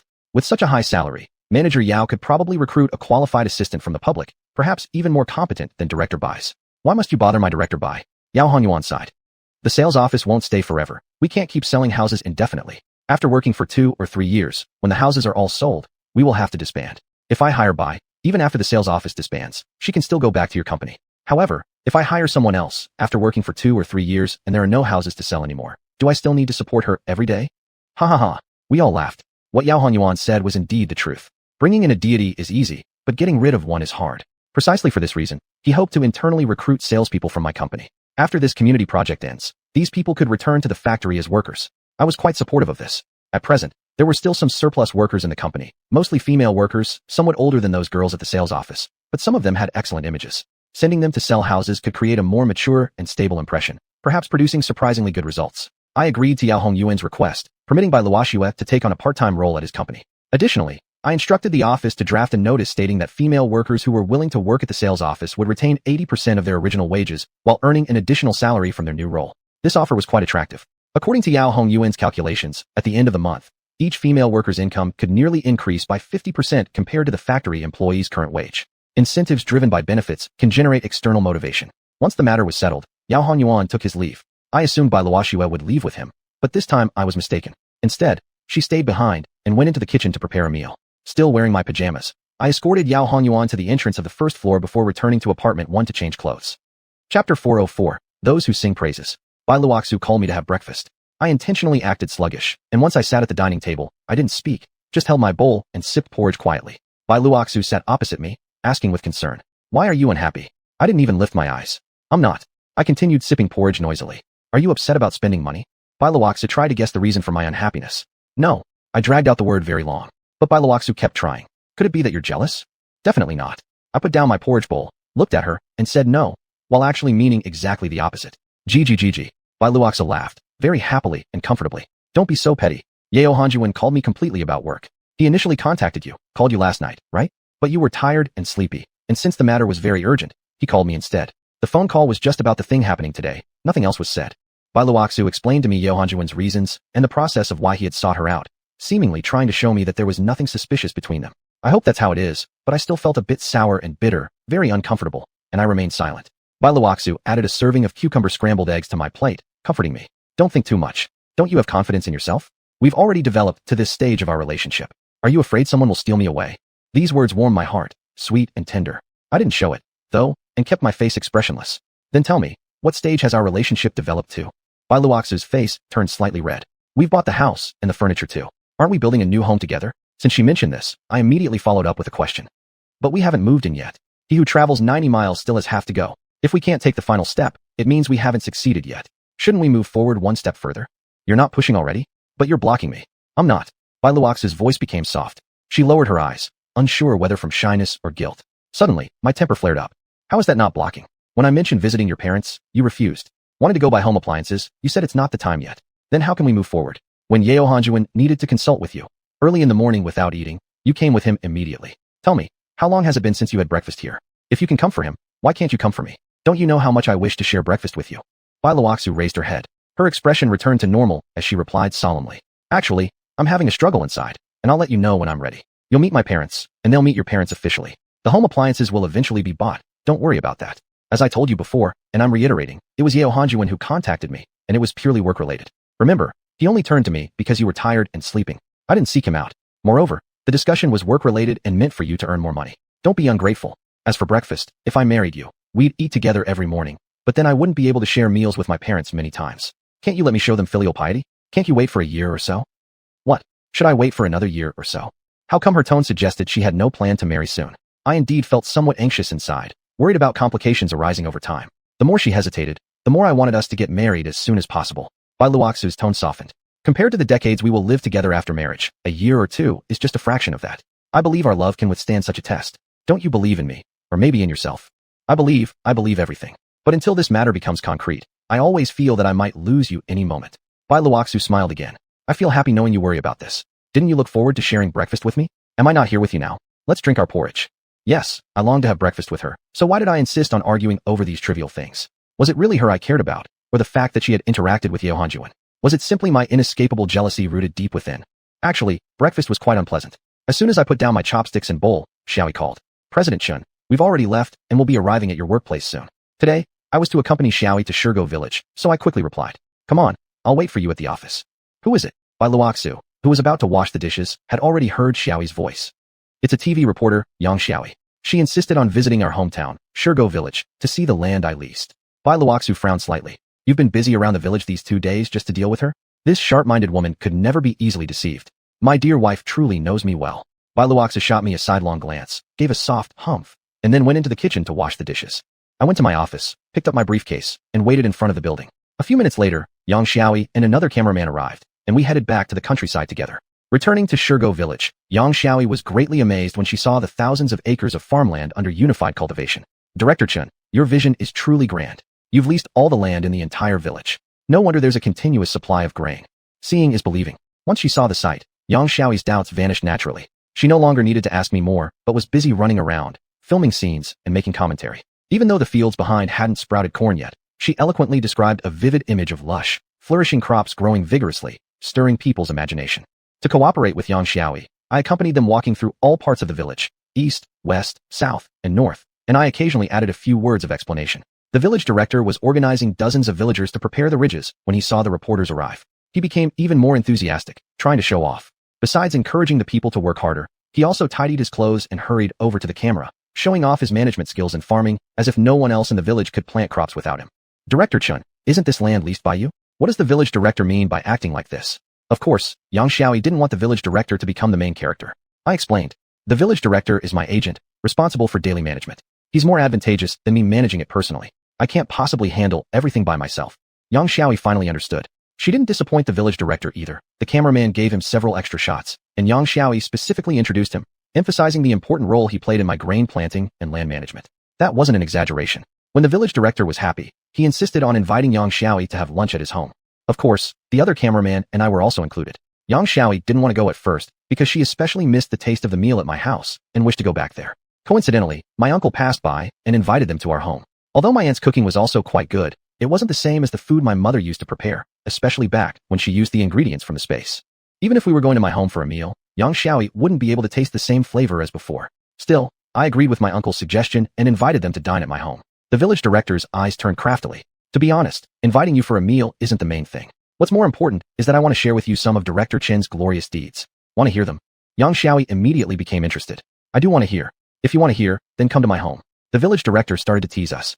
Driven by curiosity, Yang Xiaoi ended up going to the village director's home. I and the other reporter were also led away by the village director. Originally, my uncle was also invited, but he declined, saying that at home a whole table of dishes had been prepared with nobody to eat them, so he returned home. At the table, the village director began boasting as if he had been wounded up tightly, describing my contributions to building roads and faculty buildings, adding exaggerations that made the story fly into the skies. These were all old news, yet Yang Xiaoi listened to them with great interest, which increased her admiration for me. After finishing that, the village director tried to talk about the leasing of land. I quickly urged him to drink, trying to stop him from speaking further. The matter had only begun 2 or 3 days ago. If he let it slip out, all my efforts would be wasted. Yang Xiaoi did want to hear more. So I said, later, I'll give you the full story. The director has worked hard in the fields today, and he's getting older. He needs to rest at noon. Let's just eat quickly so we don't affect his rest. Only then did Yang Xiaoi restrain her curiosity and start eating hurriedly. The village director seemed to have also noticed something, so he dropped the topic of the leased land, drank 3 consecutive cups, and then claimed he couldn't handle alcohol anymore. He stopped drinking and speaking. After lunch, I brought Yang Xiaoi and the cameraman back home briefly to meet my uncle and aunt, and we drank a few cups of tea. During this time, I briefly introduced the land leasing matter. However, I shifted the timing of the land lease back to last year. Yang Xiaoi didn't dig deeper into this, but she did express confusion about why my parents weren't at home. Chapter 405, A Triple Misunderstanding. I told her that my parents had come with me to the county town, while my uncle and aunt remained at home. Upon hearing that my parents were in the county, Yang Xiaoi expressed missing them dearly. After bidding farewell to my uncle and aunt, she insisted on tagging along to go see my parents. I really had no choice. Upon returning to the county town, I had to lead them to the quadrangle courtyard house. Before entering the house, Yang Xiaoi specifically went to the supermarket to buy gifts, and I couldn't stop her no matter how hard I tried. I was puzzled. Was she here to interview me, or to visit family? Father was still at work and hadn't returned, and mother was home alone. When she saw xiaoxian arriving with gifts, mother was very surprised and hurriedly asked me what was going on. I had no choice but to explain. Don't you remember young Miss Yang? She came to our house last year. Hearing that you've moved into the city, she insisted on paying a visit. Of course mother remembered her. Xiaoxian was very pretty, quite lovely and charming, someone who would make a lasting first impression. Back then, mother had even compared her with Bai Luoxue to use as a benchmark for my future partner. Mother was delighted and quickly invited Yang Xiaoyi and the cameraman inside, offering tea and fruit. Yang Xiaoyi looked around the room and lavishly praised everything, her words filled with admiration and compliments for me. Mother was very happy and whispered to me, "Is this Xiao Yang the girl you found in the county town?" "Mama, you're thinking too much. It's not her really. I promise you, your future daughter-in-law will be even better than her." But mother was very skeptical of my words. "You keep saying she's better and better, yet never bring her home for mama to see. Don't tell me she's not as good as Xiao Yang." Although she quietly scolded me, mother remained very warm toward Yang Xiaoyi, asking after her comfort and well-being. Just then, Bai Luoxue arrived. I was surprised. Since my parents had moved into this quadrangle courtyard house, she occasionally came to visit, always when I was away, bringing gifts on the pretense of work. This time, I couldn't imagine what kind of work had brought her here. Mother rushed out to meet her before I could. "Miss Bai, come in, quick, into the house."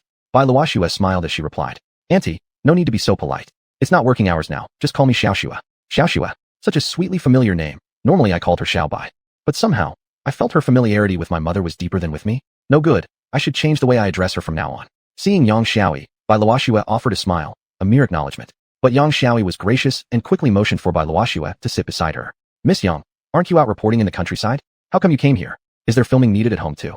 Right off the bat, Bai Luoxue questioned Yang Xiaoyi, as if suggesting she didn't belong at the courtyard house. Yang Xiaoyi wasn't thrown by her question. Instead, she calmly said, "No, actually, when I arrived at Shirgo village, I didn't get to meet Uncle and Auntie. Mr. Chun said they were in the county town. I haven't seen Auntie in quite a while, so I took this opportunity to drop by." Coincidence?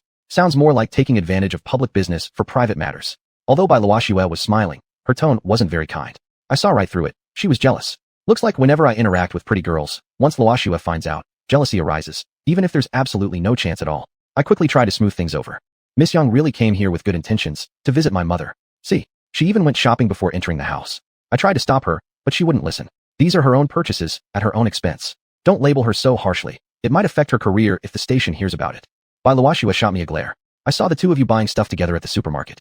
So cozy and chummy. People might mistake you for a couple arguing." Yang Xiaoyi's face turned red, and I knew this meant Bai Luoxue was truly angry. "What you said just now, that's over the line." The atmosphere turned awkward. Mother hurried over trying to mediate. "Miss Bai is just joking. If my Xiao you could really end up with such a girl like Xiao Yang, the Chen family ancestors would truly be smiling in heaven. Even if they bicker every day, I would still be so happy looking at them." Oops, Mom shouldn't have said that under any circumstances. Yang Xiaoyi's face was like a crimson cloth, her head bowed lower still, silent as a mouse. And the way Bai Luoxue was now looking at me was like daggers piercing into my heart. "Mama, don't go blurting stuff like that. Please go to the kitchen and wash some apples." I diverted mother away to avoid further embarrassment. Bai Luoxue immediately stood up with a humph and walked off. Arrived fast, left fast. She was genuinely angry. Yang Xiaoyi also quietly stood up. "Mr. Chun, I've seen Auntie, and I should really get back to the station to report." With that, she walked toward the door too. Her reporter colleague smiled at me, nodded, and followed. My heart felt heavy with discomfort. Bai Luoxue was definitely misunderstanding things. How was I supposed to know she had seen us at the supermarket? Accompanying Yang Xiaoyi into the courtyard house was perfectly normal behavior and easy to explain. But one careless word from mother had caused a double misunderstanding. Yang Xiaoyi must have thought mother really liked her, and Bai Luoxue figured it out too. Yang Xiaoyi must like me, otherwise she wouldn't have come here buying gifts just to visit my mother. I was so tangled up now, even jumping into the yellow river wouldn't wash me clean. Everyone had already left. I hurried to the kitchen to find mother, who was actually washing apples. "Mama, don't wash anymore. Everyone's already gone." She was still puzzled. "They're all gone. Then why did you tell me to wash apples? There are plenty of apples on the coffee table already. Were you deliberately trying to send me away? After sending me away, you couldn't even manage those girls." Xiao Yang left, manager Bai left too. "With your EQ, you still want a girlfriend? Tell mama the truth now. You've always said you're dating a girl in the county town. Tell me, is it true, or are you just making it up to trick me?" Mother was angry. She blamed me for not keeping Yang Xiaoyi and Bai Luoxue here, not keeping even one of them, and now questioning whether I really had a girlfriend at all. I slapped my forehead, almost wanting to blurt out immediately that Bai Luoxue was actually my girlfriend and would be her future daughter-in-law. But I quickly calmed myself. If mother knew this, she would immediately tell father. Since both worked at the wholesale station, I wouldn't be able to hide this situation anymore. The workers there would soon find out, and the news would reach Bai Luoxue sooner or later. Bai Luoxue would blame me for breaking my promise, and if she did, I wouldn't mind. But if she really used that as an excuse to break up with me, I'd lose far more than I'd gain. Although she had been upset earlier because of Yang Xiaoyi, and how Yang Xiaoyi feels about me is her own attitude. I believe she should already know exactly how I feel about Yang Xiaoyi. She got angry now, but after a little comforting later, everything would be fine. Experience told me this wasn't a big deal at all. Didn't Bai Luoxue get jealous over xiuxian before? And Hua too? Hadn't I resolved all those issues one by one? But if I didn't give a name now, how would I pacify mother? Fate will deliver what is destined, and what is not meant to be, do not force. Out of nowhere, some line of poetic thoughts surged through my brain, and I muttered these pretentious lines toward mother. I really am not fooling you.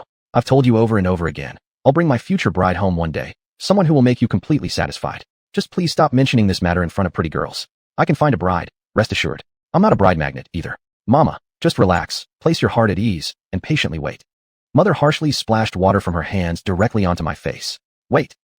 You'll miss every good girl, and then you'll regret it. Then she left to the living room to tidy up the coffee table. Only then did I finally let out a long breath, finally relaxing. Chapter 406, Talking Marriage at the Villa. I think I managed to get through my mother. But eventually, I couldn't escape the interrogation from Bai Luoxue. Bai Luoxue called. I answered right away. Come out for a bit. I have something to say to you. Her tone was sharp. A storm was about to break, but I had no choice but to go. Where can I find you? Are you right outside the gate? How can we discuss things on the street? Come to Villa number 9, Xuanhuan community.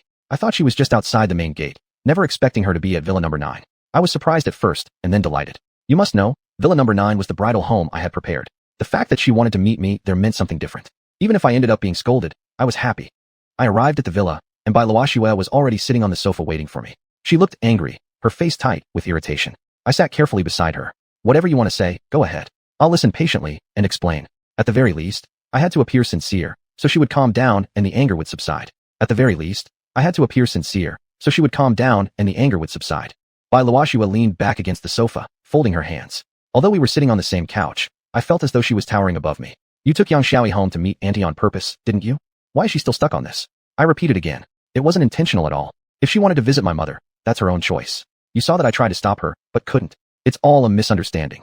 There's truly nothing between us. We can swear to heaven. Besides, her colleague was there. Why don't you ask her colleague? It was just a general act of courtesy for her to bring a gift, nothing else. Hearing me defend myself, Bai Luoxue straightened her back and leaned toward me, nodding hard. Great. President Chen can lie without blinking. Why did you pay for the stuff she bought? I went to the supermarket already. If you still won't admit it, let's go check the surveillance. Well, I felt my heart tighten. How thoroughly did she investigate? I couldn't keep lying. What had happened was that I had argued with Yang Xiaoyi outside the supermarket over the payment. She tried to give me the money, but I refused to take it. To others, it probably looked like we were tugging back and forth, and I didn't expect Bai Luoxue to witness it from a distance. Thinking fast, I quickly came up with an explanation. Since you already know, I won't hide anything. It was indeed me who paid. Here's what I thought. If I don't know this young girl well, having met her only 2 or 3 times, and we aren't related or close friends, how could I let her pay? If she paid, according to the principle of mutual courtesy, wouldn't I have to bring something to visit her mother? I didn't want to owe her any favor. So I insisted on paying the bill. That's all. You just happened to see it. Not sure if Bai Luoxue was really seeking the truth or intentionally shifting topics. She changed the subject. So you're planning to visit her mother next? Mutual courtesy? Sounds like engagement rhythm. Oh, come on. Where is she getting this from? Since she brought it up, I decided to counter. I do hope for mutual courtesy with your family, but you won't let me. Tell me, how many times have I asked to meet your uncle and aunt? Have you ever agreed? Bringing this up again took the focus away from the Yang Xiaoyi incident. I haven't agreed now, but that doesn't mean I won't in the future. Haven't I already told you? The time isn't right yet. When the time comes, you'll have no choice but to go. Bai Luoxue spoke persuasively. This was a good opportunity to press her and find out exactly when she would agree. Then give me a date. Let's set a time for our wedding, and you won't have to suspect Zhang San, Li Si, and Wang Wu anymore. It was precisely because she had never set a date for meeting her parents that our relationship couldn't be made public, which made Hua still hold on to hopes, never giving up. That could be a ticking time bomb. Bai Luoxue let out a sigh, leaning back on the sofa again, her expression turning calm, no longer aggressive. Slowly, she said, Before, I didn't agree to introduce you to my parents because I had psychological issues. I couldn't get over it. I had confessed this to you before. Yes, and it was exactly because Bai Luoxue had confessed this to me that I understood her lingering feelings for Xuanhuan. She also knew they had no future, yet her emotions conflicted with reason, which was her biggest struggle. She had told me that her preconceptions clouded her feelings. Yet deep down, she knew very well that such idealistic affection was unrealistic and would eventually fade away, so she chose me. I understand. And precisely because I knew this inner struggle of hers, I often felt an inexplicable jealousy toward Xuanhuan, but my reason also reminded me that there was nothing between Bai Luoxue and him. Later, such feelings gradually faded, and for quite a long time, those thoughts hadn't resurfaced. But this morning, they reappeared again. But in the end, my rationality prevailed, and I turned the page on that chapter. Who would have thought that Bai Luoxue would pull such a stunt in the afternoon, shifting the conflict to Yang Xiaoyi? She continued. Actually, I've already moved past that hurdle. It's been a long time since I last spoke with Xuanhuan. I don't reach out to him, and he doesn't reach out to me either. Last night really was about work. I already told you that this morning. Bai Luoxue's facial expression remained calm, no longer confrontational like before. Perhaps she wasn't angry with Yang Xiaoyi anymore. I still can't agree to you meeting my parents yet, because there's one thing you haven't accomplished yet. So she had another condition for me. I quickly asked, what is it? Just tell me. I promise I'll get it done. Bai Luoxue's gaze softened as she looked at me affectionately, but didn't immediately explain. As the saying goes, marriage should be between families of equal status. Now in modern times, people don't emphasize it as much anymore. It's up to the couple themselves. Still, there are some who care about this matter of matching status. At the mention of equal status, I inwardly groaned. Compared to Bai Luoxue's family, aside from my wealth, there were many areas where I simply couldn't measure up. Her parents were both senior educators, professors. They came from a scholarly background.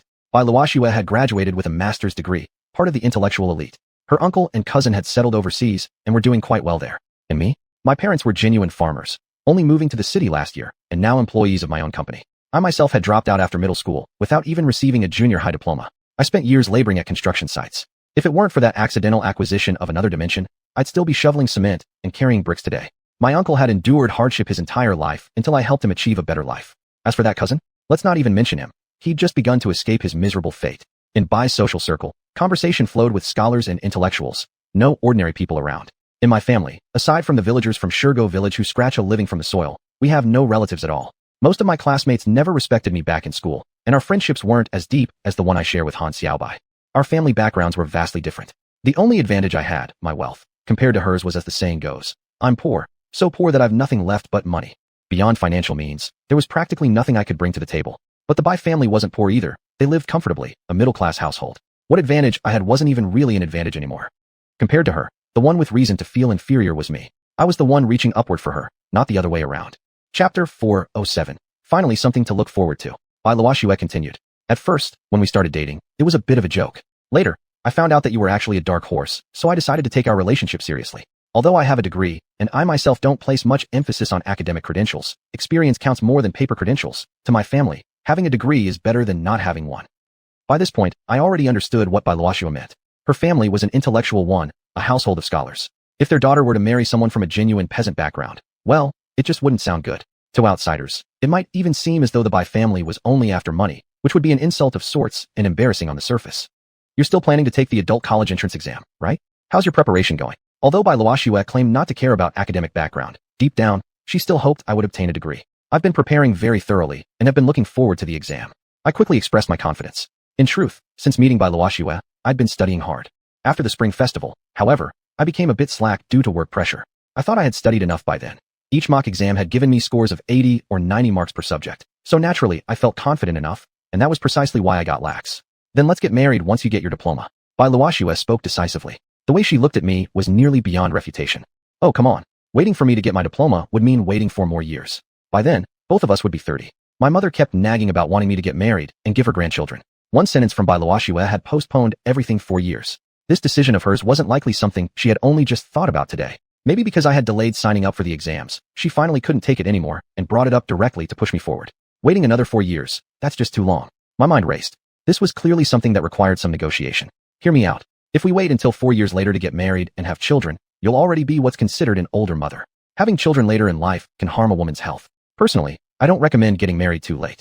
Could we at least adjust that condition? I tried appealing to her by emphasizing the negative effects of late marriage on her physical health, hoping this would make her change her mind. Bai Luoxue actually laughed. I didn't expect you to use that as an argument. Alright, since you're so considerate of me, then let's compromise. At the very least, you must be admitted into a bachelor's degree program. I slapped my thigh. No problem. Guaranteed mission accomplished. With her agreement, my mind instantly cleared, and all unhappiness vanished like mist. I tightly wrapped my arms around her, already seeing her in my arms as my future bride. Keep your excitement in check. Keep your excitement in check. Bai Luoxue pushed me away slightly. Don't celebrate too early. You haven't received the admission notice yet. You can get happy when you have it in hand. I thumped my chest, solemnly assuring her. My wife won't be disappointed. I promise. Bai Luoxue's face turned slightly red. I glanced around the room. The appliances that should have been bought weren't there yet. The empty spaces left the room feeling incomplete. So let's find time soon to buy the appliances. Bai Luoxue playfully frowned. Look at how impatient you are. Haven't I already told you that you don't need to worry about buying appliances? I'll take care of that. Right. She had said that more than once. But how could I let you take care of it? Actually, I've already checked out the appliance market. All you need to do is make the decision, and they can deliver right to our home. So maybe let's go check it out today. I really couldn't wait. Bai Luoxue rolled her eyes. How come you still don't get it? The appliances are our family's dowry. Don't worry about them. Everything the house needs is going to be fully equipped. It dawned on me. No wonder she kept stopping me from buying anything. She had already had a plan all along. I was practically beside myself with happiness. So, how much bride price does your family want? I need to prepare in advance. I pretended to put on an act. Truth was, I already had the money and didn't need to prepare. I just wanted to test their attitude. It hasn't gotten to that point yet. I'll tell you when it does. For now, just go ahead and sign up for the exam. So, with Bai Luoxue's help, we found the educational exam website. There was still a month left before registration closed. I asked her for advice, and together we chose a school, preparing to major in business administration, an obvious boon for managing my company in the future. Registering a month from now, followed by an exam a month later.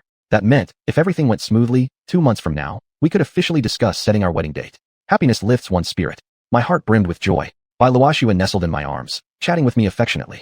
She had been pretty busy today. After finishing breakfast, I took xiaoxian to the countryside. She, in turn, quickly drafted a notice about the construction company recruiting sales agents and issued it to all departments and units. It didn't take long before people started signing up.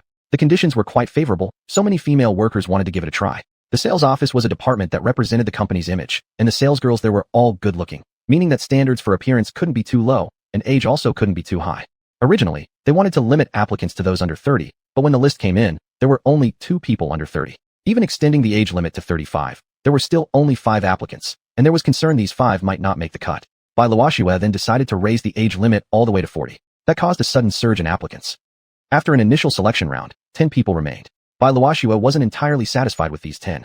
She thought of checking the green food wholesale station to see if there were any potential applicants there. Passing by my neighborhood, she happened to see me and Yang Xiaoi arguing by the supermarket entrance over paying the bill. Fate.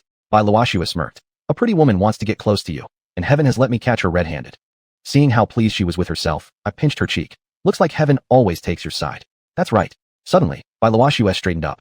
Oh, I have to tell you, your cousin-in-law also signed up, and I've reserved a spot for her too. Whether to allow her into the sales office, what's your opinion? Be clear so I can consider it. She signed up too? I felt uneasy inside. She must have noticed the sales job paid more than her current position as a weighbridge operator.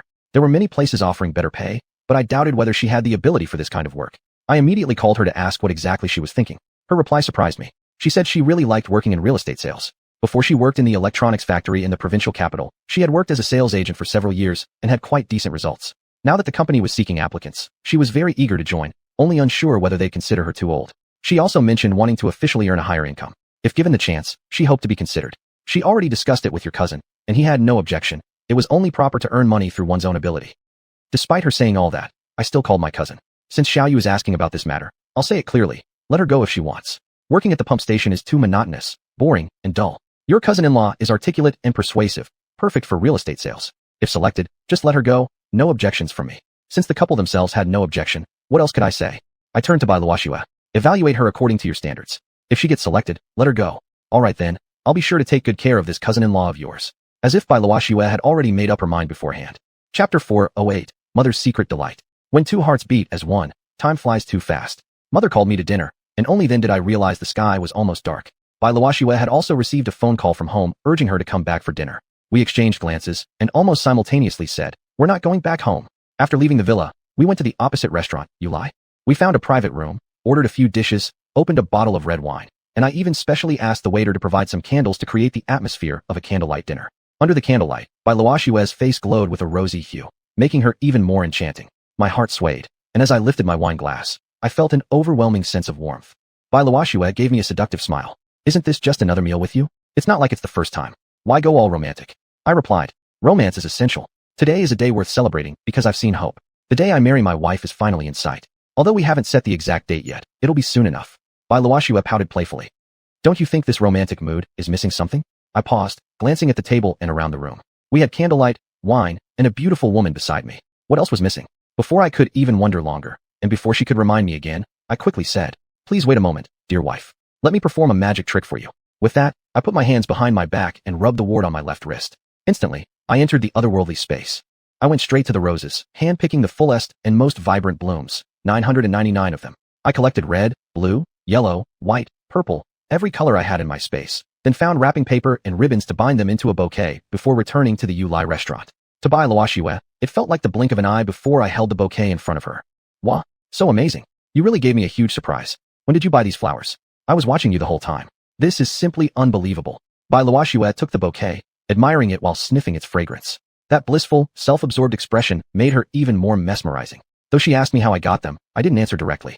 It's called a magic trick. If I told you how it happened, then it wouldn't be magic anymore, would it? She shook her head. Never thought you, this stubborn macho man, could be so warm and romantic sometimes. After appreciating the bouquet for a while and setting it aside, we clinked glasses again and discussed life over small sips of wine. That night overflowed with tenderness, sweet whispers, and affection. An hour later, we left the Yulai restaurant. She hugged the big bouquet of roses while I held her arm, walking her back home. When we arrived at her doorstep, she turned around, gazed lovingly, and gave me a sweet kiss. Good night. I wanted to take the opportunity to enter, as it wasn't late yet. Why not meet her parents tonight? But, as expected, Bailuashua stopped me, smiling. Why rush? Be patient a little longer. Before long, our family will invite you over. Seeing my thoughts uncovered again, I pretended to scratch my head anxiously. If this can be endured, what can't be endured? Bailuashua said. It's not that long. Just 2 months. It'll come quickly. But for me, each day feels like a year. For me, 2 months might as well be 60 years. Bailuashua chuckled. I hurriedly added. If I had to wait 60 years, I wouldn't be able to do anything anymore. You bad boy. Bailuashua turned and walked in, closing the door behind her, leaving me entirely outside. Still scratching my head, I didn't quite get what she meant. Where's the bad in my sincere heart? While walking back home, I pondered her words. Just when I reached my own front gate, I saw my mother was there too. Standing in the shadows. Even though I recognized her, she still startled me. Mom, what are you doing standing here? Smiling cheerfully, she came up close and whispered. Never mind what I'm doing. Tell your mom the truth. Are you dating Ms. Bai, the general manager? Bailuashua. My heart skipped a beat. How did my mom find out? Of course, I couldn't admit it now. It was a secret agreed upon with Bailuashua. Seeing I couldn't clearly hide my expression, I maintained a poker face and firmly denied it. Mom, you shouldn't say such things randomly, or it'll affect Ms. Bai's reputation. Mother lightly punched me on the arm. You rascal. This is such a good thing. Why hide it from your mom? Just now when I came back from my walk, I saw it all. The two of you were hugging each other, coming out of the restaurant, and you even kissed her at her doorstep, didn't you? Did I make that up, huh? Oh my god. My mom saw everything. At this point, denying it would be meaningless. But I remembered Bailuashua's instructions well. Until she agreed to let me meet her parents, I absolutely couldn't reveal our relationship, not even to my own parents. I placed my hands on my mother's shoulders and said earnestly, Mom, listen to your son. Do you want such a wonderful woman to become your daughter-in-law? My mother nodded. Of course I do. Then do exactly as I say. All right, Mom will listen to you. From now on, whatever you see or hear about the things between me and Manager Bai, you mustn't tell anyone, not even your husband. Otherwise, this future daughter-in-law will disappear. Mother seemed not to fully understand. Is it really that serious? It really is. Mother suddenly looked like she'd remembered something. Is it because you're seeing another girl from the city and you're afraid Manager Bai will find out? Mom, don't ask so many questions. That's not what it is. But you must pretend you know nothing, or this thing won't work. Remember, absolutely don't tell your husband. Oh, my mother nodded, suddenly looking enlightened. So that city girl introduced by Annie Zhang is actually Manager Bai, right? I really didn't know whether she'd absorbed what I'd said. I had to stress again. I'll explain this to you later, just don't tell anyone now. And when you see Manager Bai, act as usual, don't seem overly close. Mom understands now. No wonder that reporter Miss Yang brought me gifts and Manager Bai looked unhappy. She was jealous all along. My mother smiled as she walked toward the house. In truth, my mother was quite smart. I really feared she might not be able to resist telling my father this good news. Right before she entered the living room, I reminded her once more to absolutely not say a word. My mother's expression darkened slightly. Your mother isn't a 3-year-old child.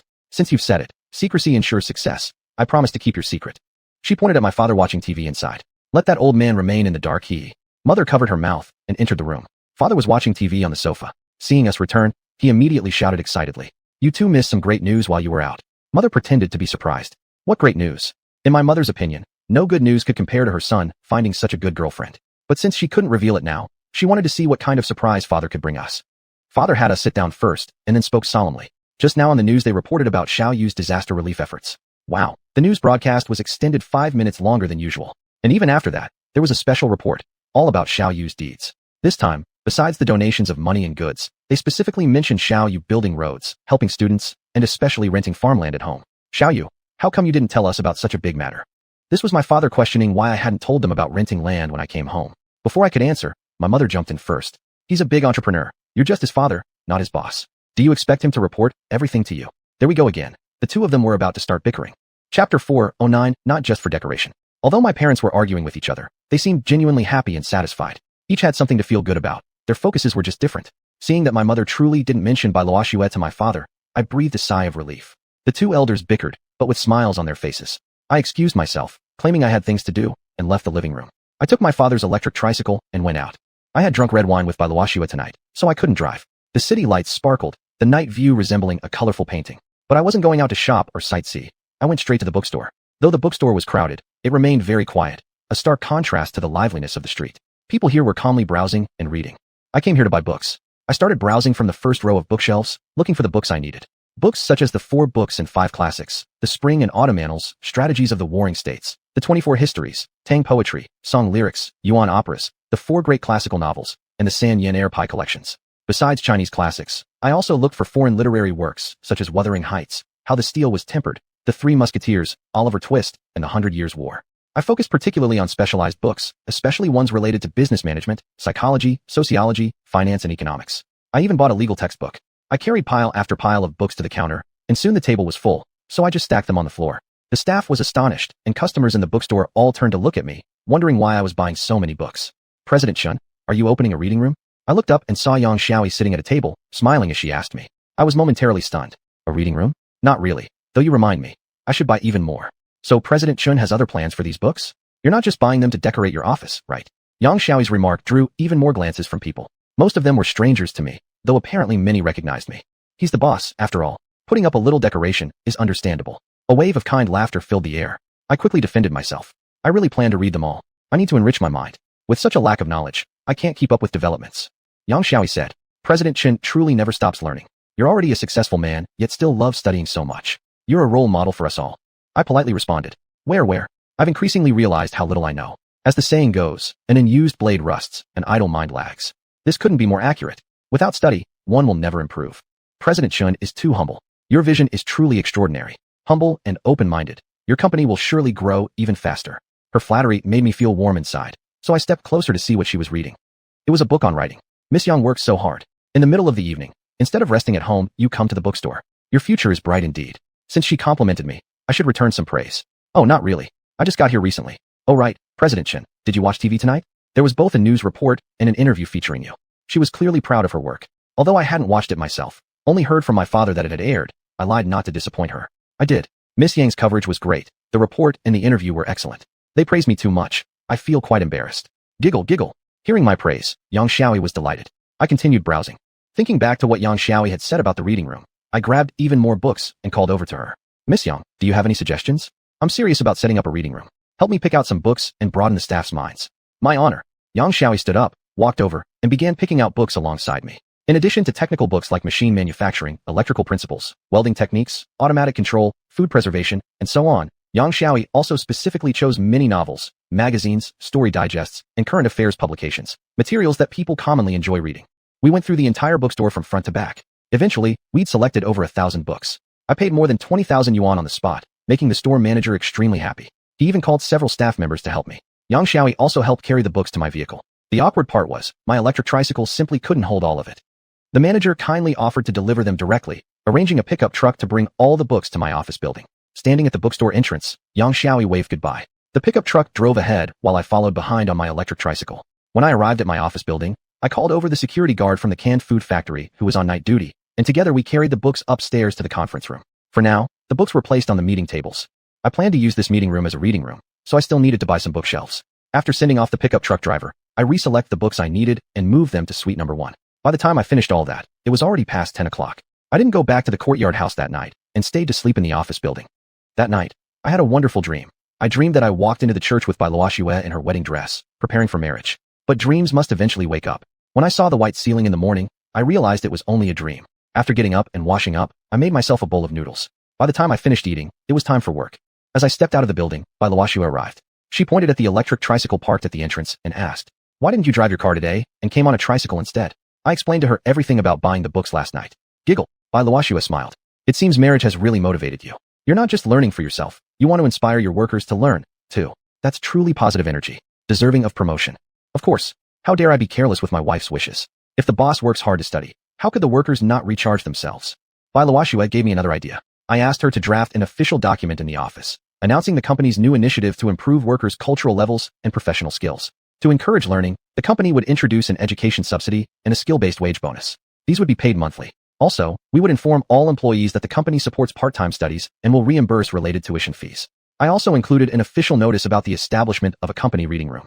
The company encourages employees to read more in their spare time, acquire more knowledge, and regularly hold reading competitions, rewarding those who enjoy reading, read quality books, and gain valuable insights through essay contests. Bai Luoxue fully supported this idea, praised me a bit more, and then went off to issue the notice. Looking at her graceful figure walking up the stairs in high heels, I seemed to see the beautiful image from my dream again. I was convinced that this beautiful dream would one day come true. I got on my electric tricycle and rode to a furniture market, where I bought 8 bookshelves.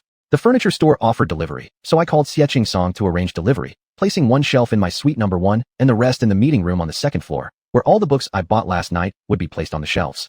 Then I rode my electric tricycle back to the courtyard house, switched to my BMW, and returned to the office building. The hallway on the 1st floor was buzzing with chatter. A dozen female workers had gathered here. Bai Luoxue was conducting interviews for sales staff at the construction company sales office. My cousin-in-law happily ran up and, glancing at the group behind her, whispered to me, "Brother, do you think I can be hired?" She kept twisting her hands together, appearing anxious and awkward in front of me. "Interviews are conducted by Ms. Bai directly. I won't interfere. If you pass her test, you'll be hired. Are you really interested in becoming a salesperson?" Yesterday, Bai Luoxue had specially mentioned to me that my cousin-in-law had applied for the position. I sensed she wanted to help, but she didn't say so clearly. Even if she had been straightforward, I couldn't offer my cousin-in-law a firm guarantee now. "Yes, brother, I really want this job. I did something like it before. I can definitely do it. I may not have many skills, but I can talk well. I know how to persuade people to buy houses. I won't disgrace you. Just put in a good word for me with Ms. Bai. Help me use your back door a little. Not because I'm greedy, but I'm just tired of being poor. The salary there is much higher." Whether it was the lure of higher pay or her desire to make use of her talent, becoming a real estate sales agent was indeed a great opportunity for her at this moment.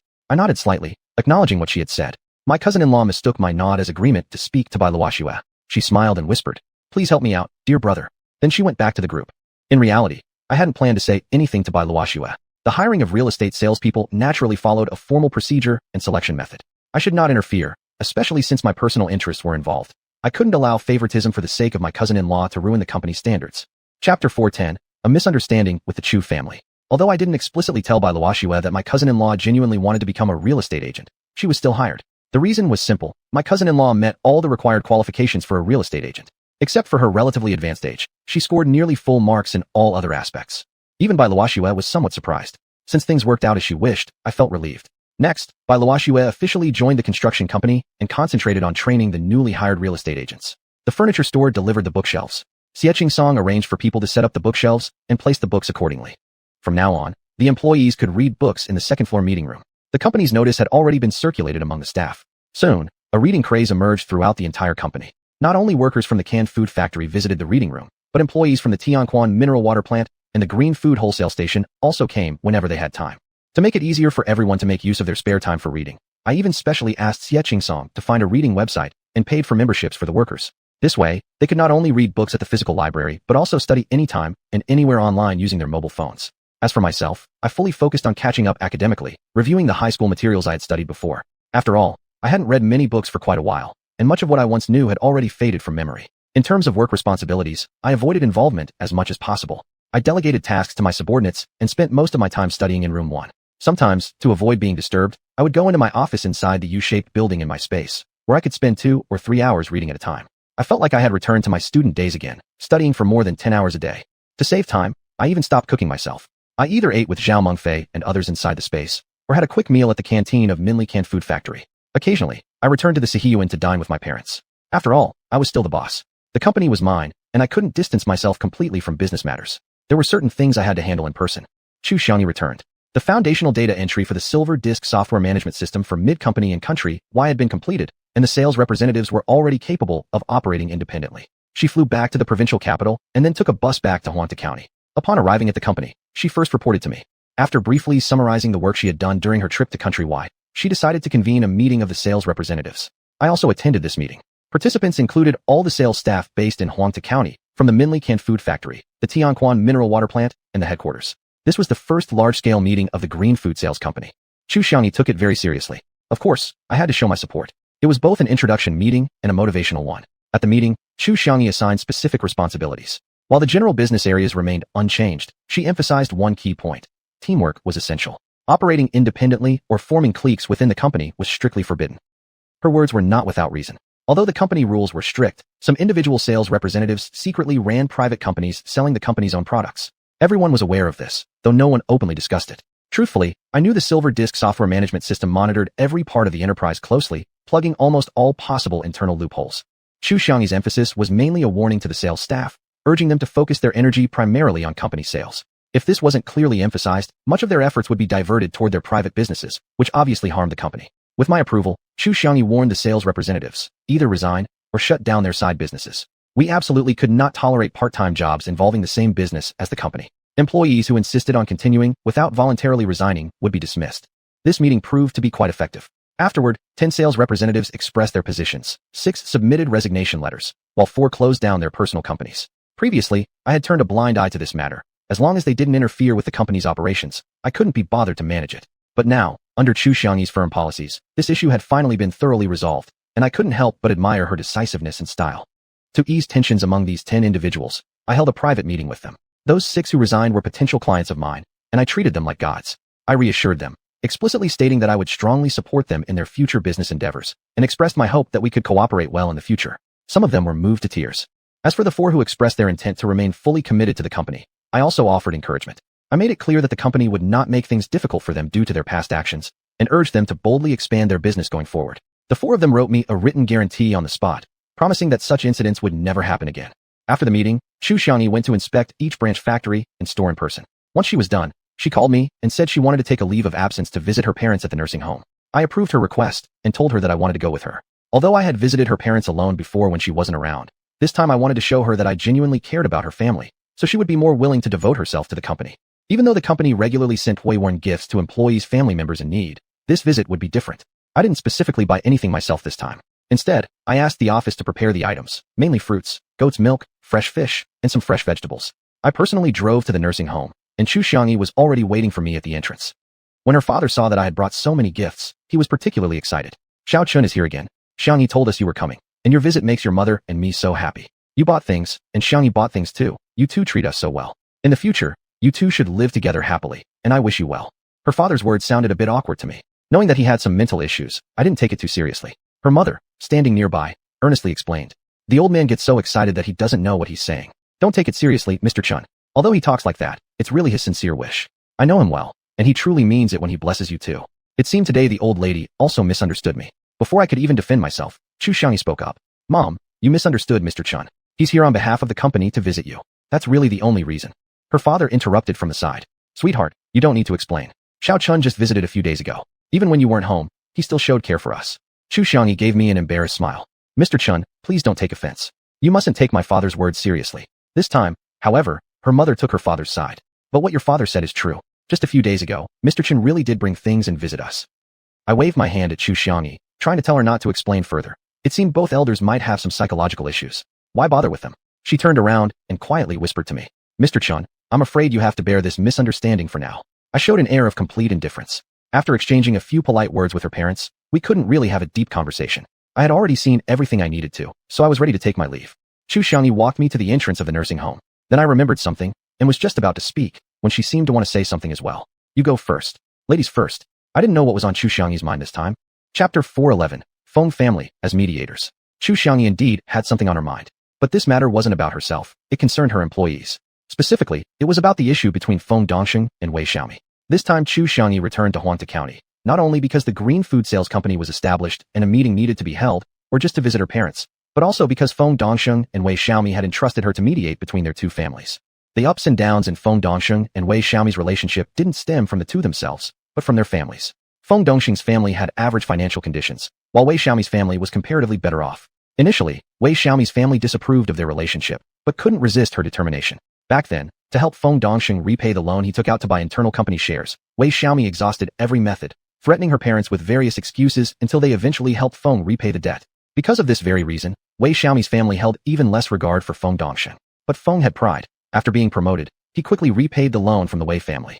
Once Feng had repaid the Wei family's loan, the Wei family's attitude toward him changed, and they started supporting the relationship between Wei Xiaomi and Feng Dongsheng. It should have been a joyous situation where Feng and Wei could continue their relationship smoothly. Presumably, unless something unexpected occurred, their marriage would have only been a matter of time. However, a dramatic twist occurred. After Feng Dongsheng was promoted to manager of Xianxia Green Food Wholesale Company, his treatment naturally improved accordingly. However, this time it was Feng's parents who expressed dissatisfaction. In short, they believed that since Feng was now an executive at the company while Wei Xiaomi remained an ordinary employee, despite her family's better circumstances, their son had now outgrown her. Feng Dongsheng's parents were unwilling to accept this marriage, saying their son had made something of himself and could find any fine girl. Why specifically did he insist on Wei Xiaomi? In reality, Feng Dongsheng and Wei Xiaomi had always maintained a good relationship. No serious conflicts had arisen between them due to the loan repayment or promotion issues. Their issues always originated from their families. They didn't want to be controlled by their family's opinions or cause arguments within their families. After all, if they truly married one day, Wei Xiaomi would have to live with the Feng family, and if this rift remained unresolved, it could directly affect her future happiness. Therefore, Feng Dongxing personally sought help from Xiuxian privately, asking her to speak to his parents to prevent them from harboring bias toward the Wei family due to his promotion. Coincidentally, Wei Xiaomi also approached Xiuxian in private. She knew of the good personal relationship between Chu and Feng Dongxing, and she hoped Chu would help her too. Not only by persuading Feng's parents, but also by convincing her own parents not to change their attitudes unpredictably due to Feng Dongxing's position change, and certainly not to allow the Feng family's shift in attitude influence the relationship between her and Feng Dongxing. She clearly expressed that she wouldn't marry anyone but Feng Dongxing. It didn't matter that Feng was now a senior executive. Even if he became an ordinary employee again, she'd still marry him, because what she valued wasn't his financial capability, but his character and feelings toward her. Moved by their genuine love, Chu Xiangyi gladly agreed to help. To ensure effective persuasion, I'll go with you. If you can't convince them, I will. My words are definitely effective. Seeing that I was willing to accompany her, Chu Xiangyi was quite delighted. The Feng family lived in the suburbs of Huangta County, on the edge of town. A large quadrangle courtyard with red brick roof tiles stood at the village head. Feng's father and mother were both authentic farmers. Upon our arrival, they showed great enthusiasm and were warm and courteous, quickly offering tea and water. Chu Xiangyi identified herself, stating she was Feng Dongxing's and Wei Xiaomi's superior, but she didn't introduce me, as agreed beforehand. Cutting straight to the point, Chu expressed her purpose, persuading Feng's parents to put aside their prejudice against the Wei family and hope they could support this young couple. Feng's father, sitting aside puffing on his pipe, did not rush to respond. But Feng's mother clearly showed displeasure, as if she had a rather sharp temper. The Wei family looked down on us too much, treating our Dongxing like dirt. We admit our family isn't wealthy. When Xiaomi helped Dongxing borrow money from the Wei family to buy company shares, you didn't know the details. Her mother called me on the phone and scolded me so badly I couldn't even repeat it to you. Back then, I was so ashamed I wished I could find a crack in the ground to crawl into.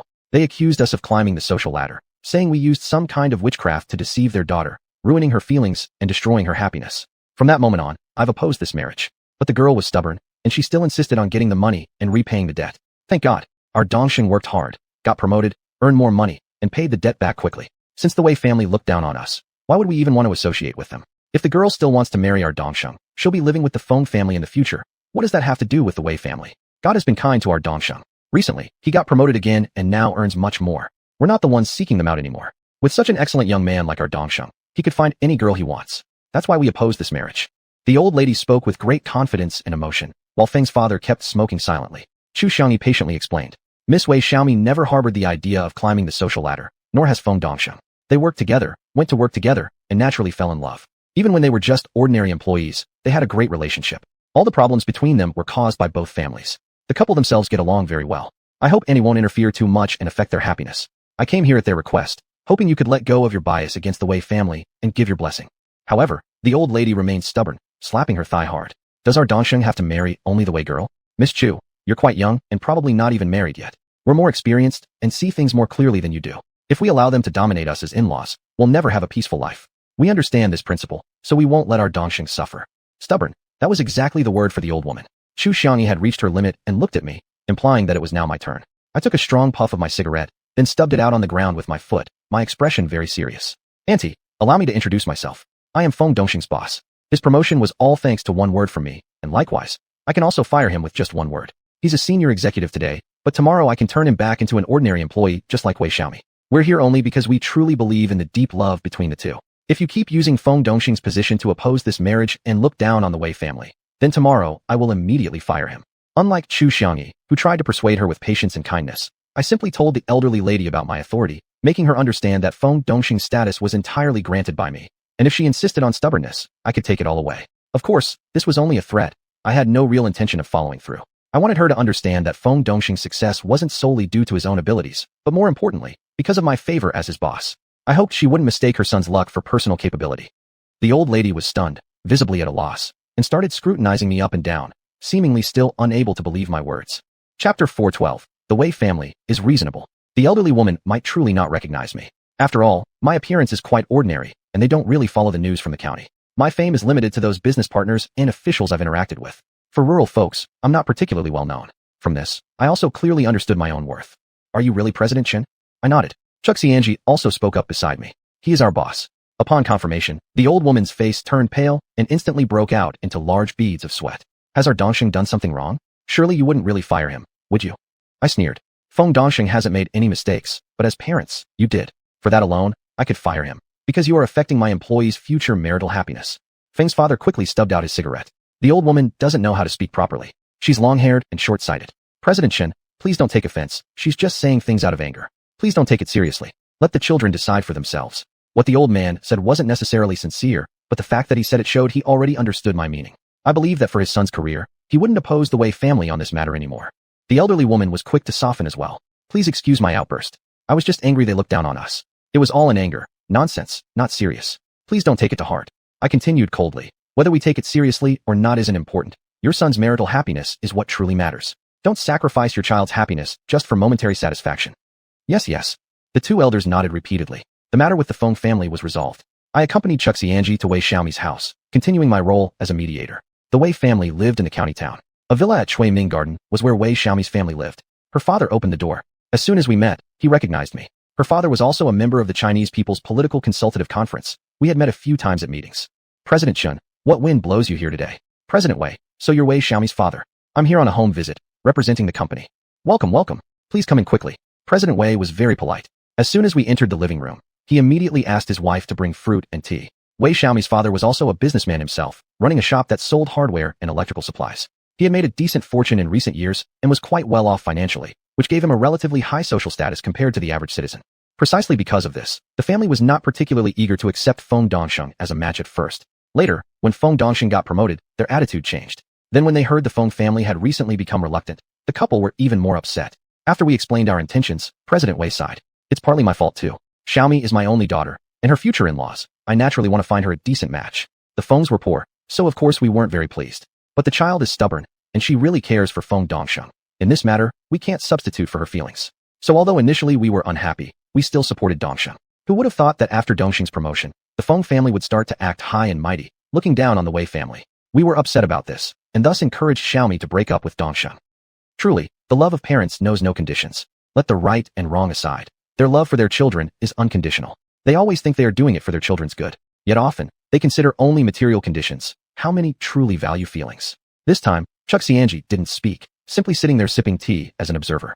I believe President Wei was a reasonable person, nothing like that stubborn old Feng woman, and I said, if the Fengs withdraw their objections and no longer oppose this marriage, what would President Wei's stance be? President Wei slapped his chest firmly. To put it simply, everything I do is for my daughter's happiness. If she's willing, I support it. If she's unwilling, I oppose it. If the Fengs agree and the kids are willing, naturally I have no objections. But if the Fengs disagree, I am even more against it. What's wrong with our daughter? With such conditions, we can find any kind of match. We don't lack for suitors. There are plenty of men better than Feng Dongsheng. I'm not bragging, but if I really start seeking matchmakers, I won't get less than 10 or 8 offers a day. I'd write my surname Wei backward if not. I believe the Wei family indeed had that ability, but one thing I didn't say aloud was that Wei Xiaomi wasn't as outstanding as he described. She wasn't tall, maybe only about 1.6 meters.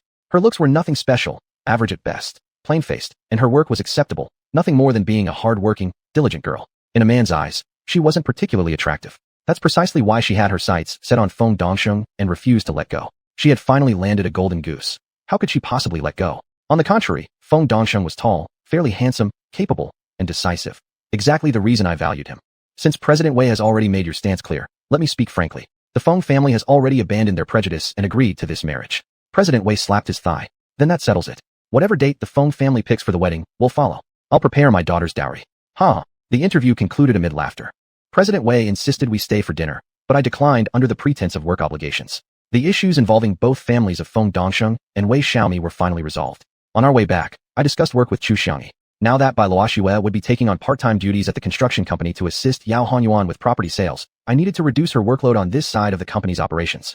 I intended to transfer the sales management of organic carbon fertilizer from Bai Luoxue to xiuxian. Although the newly established green food sales company primarily managed food sales, the nanocarbon fertilizer technically fell under agricultural supplies, which was already under Xie Qingsong's supervision. xiuxian had no objections and gladly accepted the responsibility. I made a call to Bai Luoxue, and she agreed, even saying that I was considerate and didn't want her to get too tired. Truthfully, that's exactly what I thought too, so I let xiuxian carry the load as a capable worker. Xiuxian told me, once she had arranged everything here, she planned to return to Pyongyang. I disagreed. She had finally returned to Huangtu County and hadn't spent much time with her parents in a long while. I wanted her to stay with them for a few more days. Work could wait, and besides, she had already delegated tasks to her subordinates. I glanced at her sitting in the passenger seat. Her eyes were red-rimmed. She was moved. Soon after, she said, since President Chun is willing to let me take a few more days off, I'll use these days to accompany my parents for their medical checkups. Her parents needed hospital checkups regularly. When she was away, the nursing home staff took care of that. Now that she was back, of course, she insisted on handling it personally. I told her, you go ahead without worries. If you need help, let me know, and I'll arrange someone to assist you. Xiuxian held her lips tightly together, nodded deeply, and tears rolled down. She couldn't even speak her thanks. In truth, she didn't need to say anything. I had already noticed back at the nursing home. Her father had worsened since last time, and her mother also seemed unwell. But beyond offering a few more comforting words, what else could an outsider really do? Chapter 4:13 Donation to the Museum. Xiuxian went to accompany his parents for a follow-up medical checkup. Bai Luoxue started her new job at the construction company. My cousin's wife also followed her to the new workplace. Other female workers, including my cousin's wife, had been replaced by others, and the new workers were transferred from the organic carbon fertilizer plant. The production and transportation operations within the space are fully managed by Yufeng, while the other branch factories and stores each have their own plant managers and managers.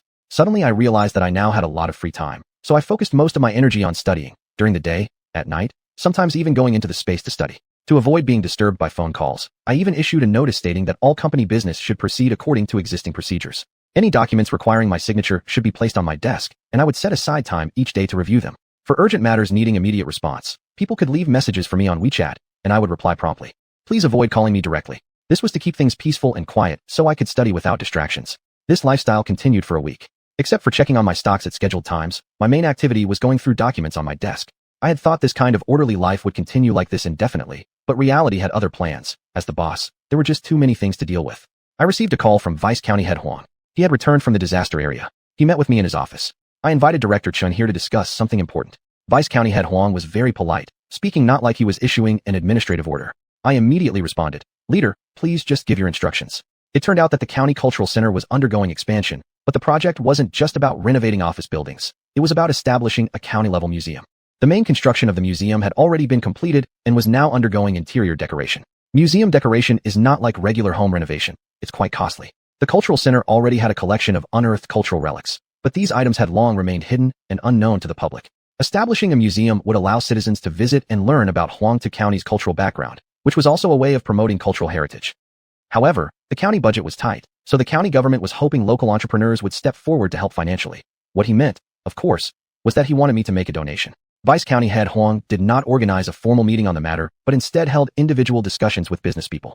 Since the exact amount each person could contribute was still uncertain, organizing a public meeting would resemble an administrative order, which Vice County Head Huang was unwilling to do, believing individual meetings were more appropriate.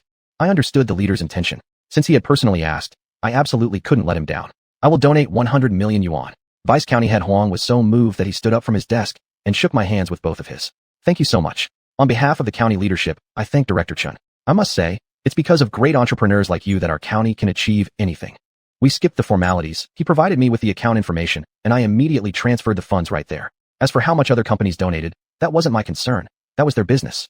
My business was done, so I stood up and took my leave. Just before I left the office, I turned back and told Vice County Head Huang. There's also a collection of cultural relics that I intend to donate to the county, hoping to make further contributions to the county museum. Vice County Head Huang was momentarily stunned before quickly responding. Director Chun, what can I even say? I'll arrange for reporters to give you a glowing report and set you up as a role model for patriotic and community-loving entrepreneurs. I hurriedly raised my hand to stop him. Absolutely not. This matter of donating relics should only be known to the heavens, the earth, you, and me. I don't want to become famous because of it. If the county insists on publicly promoting these relics, then I won't donate them. Vice County Head Huang looked momentarily awkward. Director Chen wants to remain an anonymous donor? I replied solemnly. Exactly. Vice County Head, you can choose a suitable time for the handover of the relics. Please ensure that only the two of us are present during the transfer. I do not wish for anyone else to be there. Furthermore, I hope that Vice County Head can keep this confidential for me. Vice County Head Huang nodded thoughtfully, so I assumed he had agreed. I immediately added. Also, regarding the donation I just made, please don't publicize it either. If a news report is absolutely necessary, I want it to be anonymous. Vice County Head Huang appeared puzzled for a moment. Whether he fully understood it or not wasn't important. I had already made my position clear, and I believed he would handle it as I requested. Actually, it wasn't that I wanted to be especially low-key. I had donated money before, but I didn't want to attract public curiosity about the donation, which could lead to speculation about the ancient artifacts I was about to donate. After all, these items had questionable origins and couldn't be dealt with in the open. Vice County Head Huang indeed acted according to my instructions. After returning, I immediately received a call informing me that he would be available tomorrow afternoon. He had chosen the playground of a certain primary school for the handover, as the children would all be off on Saturday and only the gatekeeper would be present, with no other staff around. The principal alone knew about the use of the playground. I rejected this plan. I would never allow a third person to be present. I suggested an alternative, and he agreed. The next afternoon, I had Rufeng prepare a flatbed truck, remove the license plate, and loaded all the cultural relics stored in my office within the U-shaped small building into a container. Using this truck, we transported the items out of the space and out of Huangtu County, finding a relatively remote and open location to park there. Then Rufeng got off and hid himself. Only after that did I call Vice County Head Huang, who had sent a driver. Rufeng later observed that a man arrived by electric scooter, parked it beside the truck, and then drove the truck away. The truck headed to the cultural center, unloaded the goods, and afterward the driver returned it back to where his scooter was parked. Only after the driver rode off on his scooter did Rufeng come out and drive the truck back into the space. Throughout the entire handover process, the driver never saw anyone from my side. The truck had no license plate, so no one could trace it back to my company. Thus, the cultural relics were transferred secretly. Along with the truck was also a detailed inventory of the relics. As for the origins of these relics, I couldn't explain clearly to Vice County Head Huang. I asked him to keep it strictly confidential and not ask further questions. As for how they were passed down through history, it would have to be left to experts to authenticate. Vice County Head Huang promised me all of this. At this point, I had successfully handed over these relics. Keeping them inside the space would only be a waste. Now they could allow the people of Huangtu County to see the treasures, making the most of their value. I must also express my gratitude, on behalf of the people of Huangtu County, to Ma Xianshan. Without his collection of these antiques, I couldn't have enriched the county museum's collection. Until one day, when the Huangtu County Museum held its opening ceremony, Vice County Head Huang personally invited me by phone. I attended. The event was filled with distinguished guests and officials at all levels, though I was just an ordinary guest. The county TV station sent many reporters. I saw xiuxian among them. A lot of coverage was given to various topics, but no one interviewed me. I also watched the evening news. Many donors were mentioned, and the donation I made was indeed reported anonymously. Xiuxian again gave high praise to this anonymous donor. However, the report did not mention anything about the cultural relics I had donated. Vice County Head Huang had honored his promise. Chapter 414, Establishing an Investment Company. After the opening ceremony of the Huangtu County Museum, Deputy County Chief Huang had a one-on-one chat with me. Besides expressing his gratitude, he had his own reflections. During the disaster relief mission in Mian County, he had seen the current state of Mian County Museum. Although the damage caused by the earthquake in Mian County was devastating, the museum itself had suffered little loss. Aside from parts of the courtyard walls collapsing, the main buildings were basically intact. It wasn't so much that he admired how solidly the museum building had been constructed. Rather, it was the collection of relics within that truly awed him, giving him a deep respect for the vastness and profundity of Chinese culture. This further solidified his determination to support the further expansion and growth of the Huangtu County Museum. What he never expected, however, was that I could donate so many valuable artifacts, nearly 2/3 of the museum's entire collection, which thrilled the veteran leader immensely. Before the museum's grand opening, the county had invited more than 10 archaeologists and experts to authenticate the items I had donated. Each item was considered a national treasure. What stunned the experts even further was that these treasures were relics that had been lost overseas in the past 100 years. Everyone was puzzled. How had these relics managed to return? Of course, this question also applied to Deputy County Chief Huang. Unable to resist, he finally asked me, "How exactly had you acquired these treasures?" I truly felt helpless and really didn't want to tell him the truth, so I came up with an excuse. To be honest, all these items were repurchased through secret channels via my overseas friends. You, as Deputy County Chief, must understand that trading these national treasures overseas is illegal. They cannot be openly transacted. As for the details, I don't know much either, just paid the money, accepted the delivery, and secretly brought them back home. Now, by donating them to the county museum, they have essentially returned home. Deputy County Chief Huang furrowed his brows and fell deep into thought. Then he nodded slowly, seemingly accepting my explanation. If I had stayed any longer, who knows what else he might have asked. I was afraid that he would press me further. Remaining silent would be disrespectful to a senior leader, but telling the truth was not an option. When I got the chance, I rose to my feet and politely took my leave. While continuing to study diligently, I also had to manage my stock investments, the main channel through which my wealth rapidly increased. I absolutely wouldn't allow any other matter to slacken my focus. The more money I held, the more difficult it was to keep it sitting idle in the bank. Hundreds of billions of funds being used was, in my opinion, simply a waste of resources. I had been thinking about establishing an investment company for a long time, and finally, I made the decision. First, I called Bai Luoxua back from the construction company and let her take charge of preparing for the company's establishment. When she heard that I had hundreds of billions in funds at my disposal, her eyes nearly popped out from shock. "My God, how did you do it? Your revenue hasn't been that huge." "It's all from stocks," I said honestly. "I've been doing quiet trades in the stock market. Since we're talking straight here, I earned 80% of the money I've made through stock investments. Since I've earned so much, I can't afford to leave it idle. It's time for an investment company now." Bai Luoxua became extremely excited and enthusiastically dedicated herself to the establishment of the company, working busily and energetically. Coincidentally, Xiuxian was also at home those days, so I summoned her to the office building. Together, the three of us discussed setting up the investment company. We first determined the company name, Huangtu County Specialty Agriculture Investment Company. I would serve as general manager, Bai Luoxua as chief financial officer, and Xiuxian as investment manager. As for the personnel, All the members from Xiuxian's previously led evaluation team would work part-time at the new investment company. Additionally, Bai Luoxue visited the talent market and hired several fresh university graduates. Meanwhile, Xiuxian recommended several former colleagues, whom I successfully lured with generous salaries. On the first floor of the office building, we arranged a large office space for the newly hired employees to work. Normally, they posted information online as advertising for the company. Of course, I hoped they would rely more on their personal networks to find real investment projects. Employees received commissions for each successfully completed investment project, which greatly stimulated their work enthusiasm. Bai Luoxue secretly asked me one day, if I find investment projects for you, will I get a commission too? Bai Luoxue's salary, including all bonuses, was already very high, second only to my own. I couldn't help asking, surprised, why do you need so much money? Isn't the future going to be ours together anyway?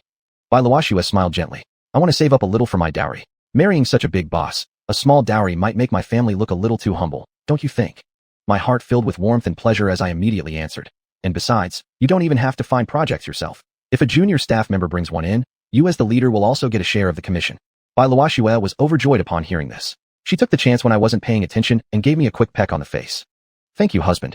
My spirit instantly lifted. What did you just call me? Thank you, boss. No, not that. The previous sentence. Thank you, boss. Say it again. Bai Luoxue stopped talking and giggled as she ran out of my office. I felt so delighted inside. She finally admitted I'm her husband. With happiness just around the corner, I lit a cigarette, hummed a little tune, propped my feet up on the desk, and enjoyed the moment with great ease. Xiuxian was about to return to Xianxia. Before leaving, she came to my office to say goodbye. With Director Chen placing so much trust in me and assigning such an important responsibility, I feel quite honored, almost overwhelmed. It's been a while since I last went back to Xianxia. I really should go check things out. Xiuxian's work capability was no less than Bai Luoxue's. I knew she was being modest, but also showing appreciation toward me. Those who are capable should take on more responsibilities. Manager Chu, you've got the skills, no need to worry. If any issues arise, we'll handle them together. I believe things will only get better. Hearing my encouragement, Xiuxian nodded. Thank you for your trust and support, Director Chen. This really boosts my confidence. Xiuxian left, she was back in Xianxia again. In truth, I hadn't been there for many days either. Mainly because I had focused my energy on studying, plus another reason. I didn't want to face Yihua. Bai Luoxue and I had clearly decided to set our wedding date. Having further contact with Yihua might provoke her into doing something strange. If I ever ended up hurting Bai Luoxue, I'd regret it for the rest of my life. However, that little girl didn't let me have peace. The day after Xiuxian left, she called me. Director Chen, have you forgotten about me already? How could that be possible? For such an outstanding employee like you, I might forget everyone else, but never you. Then why don't you respond to me? What are you talking about? I communicate with every employee. It's just that I've been really busy lately. Extremely busy, so I haven't had the time. Isn't it because Manager Chu went back that you're so busy? Where did this girl get that idea? My busyness had absolutely nothing to do with Xiuxian. How could that be? I'm busy because of my own schedule, not related to anyone else. Right now I'm focusing most of my energy on studying. I'm going to register for the adult college entrance exam in a few days. If I don't study hard, what if I fail? Wouldn't that make me, as a boss, look really bad? Studying? You're actually studying. Yihua sounded very surprised over the phone. Yeah, I'm studying high school textbooks. Ha ha ha. Yihua laughed loudly on the other end. There's hope for you yet. Then I won't disturb you. Study well. I'll go study too. Then the call ended. What did that mean? Was she just bored and calling for a chat? She never used to act like this before. I was quite confused. However, I didn't dwell on her words. After hanging up, I actually did begin to study seriously. But within 5 minutes, Yihua called again. Director Chen, I want to order 2,000 boxes of coconut juice. A business opportunity had come in, so I needed to handle this matter with full attention. Chapter 415, Many Doubts in Xianxia. Right after that, a phone notification beeped. Yihua had transferred the payment for the goods. I immediately sent her the commission. I quickly arranged for Roof Phone to ship the items. Then I thought of a problem that must be resolved. I came from the plantation to the picking garden, but didn't see Yihua there. Asking the other salespeople, they told me she was in the dormitory. I went to the metal-roofed dormitory house. Yihua was studying. When she saw me, she was surprised and delighted. President Chen, you really came to see me. I was just thinking that you definitely would come, and you actually did. Isn't this telepathy? The truth was, I hadn't come here out of longing or to see her, but rather to discuss something with her, specifically, purchasing coconut water, including mineral water and other beverages. Where's the telepathy? It's just coincidence. Yihua made a slight humming sound. I don't care. Coincidence is also a kind of fate. Without destiny, where would coincidence come from? She was quite good at justifying herself. Whether it's coincidence or just chance, what I want to tell you is that from now on, if you need supplies, just order directly from the Green Foods Company. I won't be involved in these detailed sales operations anymore. Yihua blinked. You mean you won't take care of me anymore? I quickly clarified further. Don't misunderstand. It's not that I won't take care of you. It's just that I have more important matters to handle and don't have enough energy to manage these detailed affairs anymore. There's the Green Foods Wholesale Company and the sales company here. You can just follow internal procedures. Her eyes twinkled, and she smiled. You didn't used to say that. I'm not a regular salesperson, so internal procedures won't earn me any performance bonuses. That's why you kept me as an external salesperson. Has the policy really changed now? Will Manager Chu approve it? I did say that before, but she thought Xiuxian still refused to let her be an external salesperson. Actually, that was quite a misunderstanding because it was by Luoxue who made the decision. Of course, passing through Xiuxian's approval was also necessary to carry out the sales using internal procedures. Didn't I just say, I replied, that I need to focus on studying for 2 months, maximum 2 months. If you don't think that's suitable, I'll continue to manage you directly and ship the goods to you personally. Hihua was surprisingly easy to persuade and immediately responded. You're the boss. Whatever you say, I'll do. Even if you don't give me performance bonuses, I'll still work for you. What a bold little girl she was. Since she had no objections, I went to the city. I didn't go directly to Xiuxian, but first visited Feng Dongsheng. Feng Dongsheng had his own private office. As I entered, I saw Wei Xiaomi was there too. The two of them had been whispering to each other happily, but immediately turned serious when they saw me. President Shun, good day. Hello to you both. During the period when Feng Dongsheng served as deputy manager, Wei Xiaomi had stayed at the picking garden for some time. Later, she submitted an application to Chu Xiangyi requesting to return to the city office. Her purpose was clear, wanting to be closer to Feng Dongsheng and hoping they could spend more time together every day. Chu Xiangyi approved it quite readily. Furthermore, because Chu Xiangyi had helped Wei Xiaomi in this way, Wei regarded her as family. This was why she asked Chu to speak to her parents on her behalf this time. As for Feng Dongsheng, it went without saying, he had always been rumored to have romantic feelings for Chu Xiangyi, and Chu herself had always appreciated Feng's abilities. However, this appreciation was not necessarily the kind of affection Feng had imagined. Still, it did not affect Chu's willingness to favor him, recommend him, and eventually promote him to manager. Therefore, entrusting Chu to help with persuading his parents about their private matters had naturally come together. The two of them coincidentally sought her help at the same time. Thank you, President Shun. The two of them thanked me almost simultaneously. From that thank you, I immediately understood. Their parents must have already spoken to them about my personal visit, how I helped Chu Xiangyi convince both sides of the older generation. For them, from this moment forward, they would be happy. However, I wasn't here today because of their matter. I was here because of Hihua. Wei Xiaomi was considerate. She knew that my meeting with Feng Dongsheng must have been official, so she voluntarily left his office. Feng Dongsheng poured me a cup of tea. President Shun, what can I do for you? Do you know that Hihua has been helping the company sell products? Actually, that sentence was a bit redundant. Feng Dongsheng had worked together with Hihua at the picking garden for quite a long time, and had even helped her transport goods several times. Of course, he naturally knew about all this. But that wasn't exactly my point. At that time, Feng Dongsheng was merely an ordinary salesperson. Now he was the company manager. His perspective had changed along with his position. I was asking him what he thought as the manager regarding Hihua working as an external salesperson. Feng Dongsheng naturally understood my meaning, but instead of directly answering, he said, whatever arrangements President Chen plans for me, I will carry them out. Whether it was because I had helped resolve his concerns regarding Wei Xiaomi, and he felt grateful, or because he now fulfilled his managerial duties conscientiously, in any case, he had already expressed loyalty to me. From now on, handle Hihua's related business according to internal procedures, and give her the sales commission according to her performance, exactly as much as she deserves. Yes, sir. Feng Dongsheng didn't hesitate for a moment. To avoid troubling Feng Dongsheng, I decided to meet Chu Xiangyi in person. Chu Xiangyi's office already had a visitor. It wasn't anyone else, it was my old classmate Xiaohui. I really seemed destined to run into this old classmate of mine. Almost every time I came to the second floor of Binzhou Mansion, I saw him, and more often than not, he was right inside Chu Xiangyi's office. This time was no exception. The two had appeared to be chatting cheerfully until my arrival, at which point the atmosphere suddenly grew serious. I'm just reporting my sales plan for the second half of the year to Manager Chu. Better to make plans in advance so we can cooperate smoothly, right? Xiaohui proactively explained. I had never heard him say such things to me before, though he had clearly spoken to Chu Xiangyi like this more than once. I wasn't surprised. Timely understanding of downstream client sales plans would benefit both the sales company and the production units. It would enable production to be arranged accordingly and ensure smooth sales channels. The business connection between you and our manager Chu is far more frequent than the connection between me and her as her superior. You're absolutely right. After all, I'm just a businessman. Businessmen chase profit. All day long, our minds revolve around deals. Whoever brings profit to me becomes my god. Xiaohui chatted with me casually, but then waved to Chu Xiangyi as he took his leave, speaking while walking out of the office. Then he was gone. Chu Xiangyi's expression remained serious. In my mind, she had never been such a stiff person. In every previous interaction with her, she had always been straightforward and refreshing, like a warm spring breeze. Are you troubled by something? Unable to help myself, I expressed concern. She had just returned from home after taking her parents for follow-up medical checkups, and I hadn't heard of any serious deterioration in their condition. If something had happened, she surely would have told me immediately and taken some time off to stay at home longer. But she hadn't done that. No. Chu Xiangyi shook her head. Troubles at work? No. Chu Xiangyi smiled. President Chun, I'm fine. Everything's perfectly normal. Why are you suddenly so concerned about me? It makes me uncomfortable. If nothing's wrong at work, then why are you frowning like that? That was precisely what puzzled me. Was I frowning? Chu Xiangyi denied it, perhaps not even aware of it herself. But now, she had already forced a smile. Whether it was genuine or fake, I couldn't tell. Next, I repeated the matter about Hihua once again to her. Originally, I'd expected she'd agree readily like Feng Dongsheng, but unexpectedly, she gave me a difficult question. Chapter 416. When is double standard not a double standard? Chu Xiangyi said. A few days ago when I returned to headquarters, we just held a meeting. 6 salespeople who started their own companies outside were forced to resign, and 4 others closed their companies and returned to work at the company like good employees. We just dealt with such matters. Now President Chun brings up the matter of Xiuxian. Let's forget about the fact that she's an external employee. That's something your boss decided himself. Now you want her to follow the internal procedure and still give her performance-based commission. President Chun, aren't you making it hard for me? I was momentarily stunned. What she said wasn't without merit. If I were sitting where she was, I would probably say the same thing. However, the decision I had made must be carried out because for this period I needed to focus on studying. It directly affected my personal happiness. Manager Chu, please don't feel awkward about it. Just follow my instructions. Xiuxian looked somewhat unwilling. President Chun, isn't this a double standard? A double standard? That was something I had never really considered.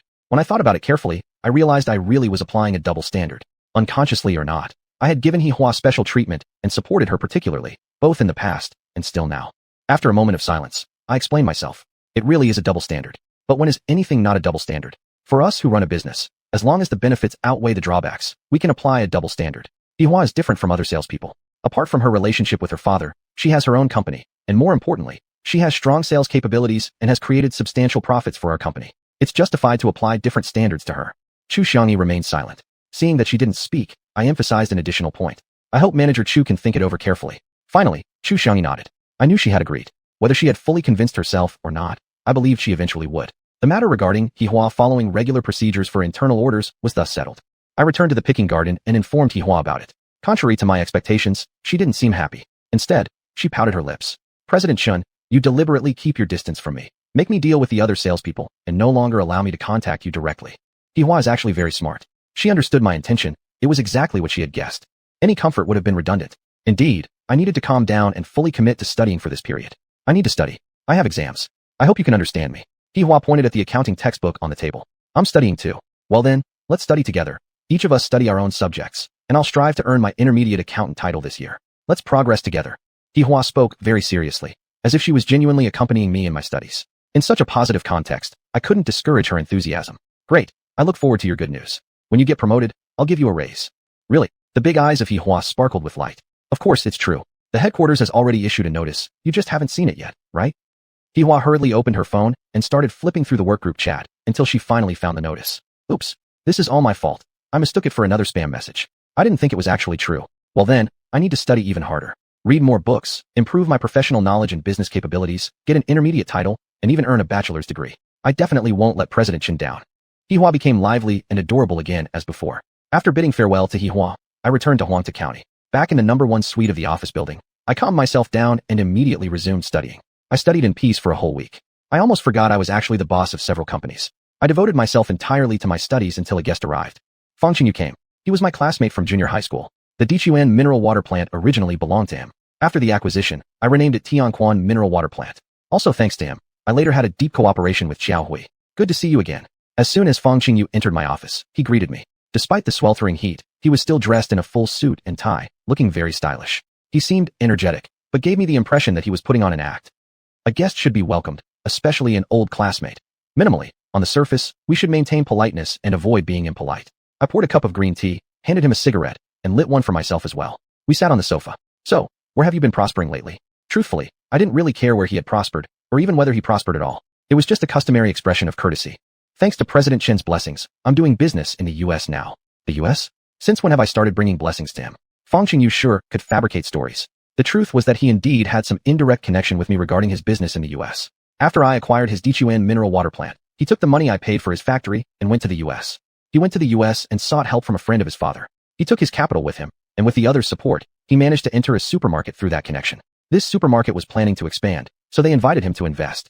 With the guarantee of that friend, Fang Qingyu invested his money into the supermarket and thus gained a 5% share. The supermarket business was booming. Fang Qingyu tasted success and felt the profits from his 5% share were too small. His ambitions grew, and he constantly wanted to increase his investment. The owner sensed his intentions and found it perfectly aligned with his own plans. This supermarket chain had 1,000 branches across the US, and the owner also wished to expand, but had always been short on funds, causing the plan to stall. That's why he readily accepted Fang Qingyu's small investment. Since Fang Qingyu wanted to invest further, the owner encouraged him to seek more capital. Fang Qingyu hadn't been in the US for long and had no fixed assets there, so applying for a bank loan wasn't feasible. Therefore, he thought about raising funds from China. The money his father had was insignificant and couldn't resolve the owner's problem. While he was worrying about finances, he learned online about my newly established investment company and immediately came looking for me. He was here to seek my investment. The purpose for me setting up the investment company wasn't simply to lend money to others and earn minimal interest. Such growth was too slow. I wanted to achieve rapid asset growth through real businesses. The supermarket Xiuxian planned to invest in was the Marvel Supermarket, a large chain famous worldwide. Its business model and distribution channels were indeed impressive. If I could invest in this supermarket through Xiuxian, naturally there would be profits to gain. I immediately became highly interested, handed him another cigarette, and asked, "How much do you plan to invest?" Xiuxian lit the cigarette, took a deep puff, leaned back on the sofa, and crossed his legs. "Not much, 10 billion. My previous investment was merely for a 5% share in just one branch. It's really too little. I want to own a certain percentage in all the branches, at least 10%. That way, I can make significantly more money." This kid truly had ambition. He dared to speak of investing 10 billion right away, which indicated he had carefully examined and thought this through. Otherwise, he wouldn't have such a big appetite. Money isn't an issue. 10 billion. Within minutes, I can have it ready for you. What I meant was, I had the capability, so there was no need to worry about me lacking funds. But this guy acted quite arrogantly. I meant 10 billion US dollars. I wonder if President Chun would find that challenging. I chuckled. Since I've opened an investment company, there's no pressure regarding capital. What we need to discuss now is profit sharing. Tell me, old classmate, how much profit are you planning to give me? Xiuxian immediately put his legs down, sat up straight, and looked surprised. President Chun, you really can come up with this amount of money? He seemed to have doubts about my actual capability. Old classmate, isn't that the very reason you came looking for me, to seek investment capital? You aren't here just to play games with me, are you? Chapter 417, Investing in Marvel.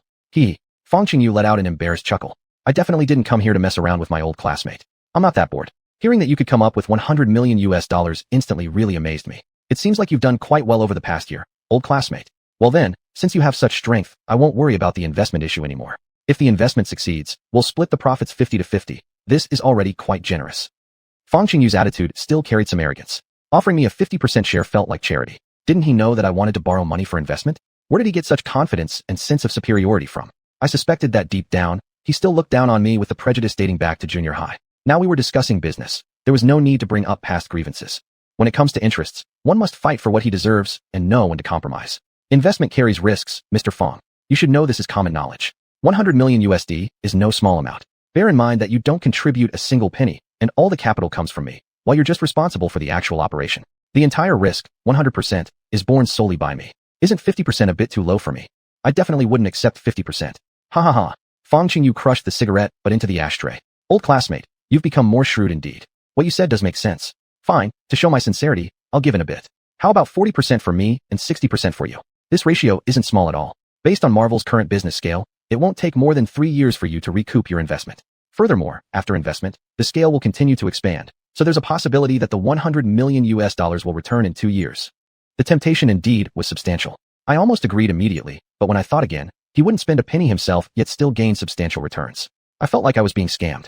Old classmate, no matter our relationship, business is business. Since we're making investments, obviously we do it to earn money. As for recouping the capital, of course the faster, the better. I even think 2 years is too long. Profit sharing ratio, 10% for you and 90% for me. Xiuxian, who had been smiling just now, immediately changed his expression. Mr. Chun, aren't you pushing it a bit? If I get just 10%, will I still earn anything? At least leave me some room to survive. I put on a smiling face. You want to invest in the supermarket. I suppose you've analyzed various situations. You don't invest anything yourself, just connect the parties involved, which only requires a brief conversation, and you expect to get 10% profit, 0 risk, yet high returns. Saying you won't earn anything while probably already celebrating inside. I absolutely wouldn't allow him to influence my decision. Mr. Chun, you're joking. Earning money is never that easy. After the investment, I need to manage and participate in decisions, which requires wisdom, intelligence, and seizing opportunities. 10% is truly too little. How about 30%, and that's the minimum? Of course, Xiuxian also wanted to fight for greater benefits. However, he was nothing but a middleman. How could Marvel let him participate in decisions merely for a small investment like this? At best, he might attend some meetings. I was convinced he was just trying to pull the wool over my eyes. I wanted to recover the cost as soon as possible. A low ratio would inevitably extend the risk period. How about this? I take 90% first, and once the cost is recouped, I'll raise your share to 20%, so I'll keep 80%. If you agree, we can draft an investment agreement right away.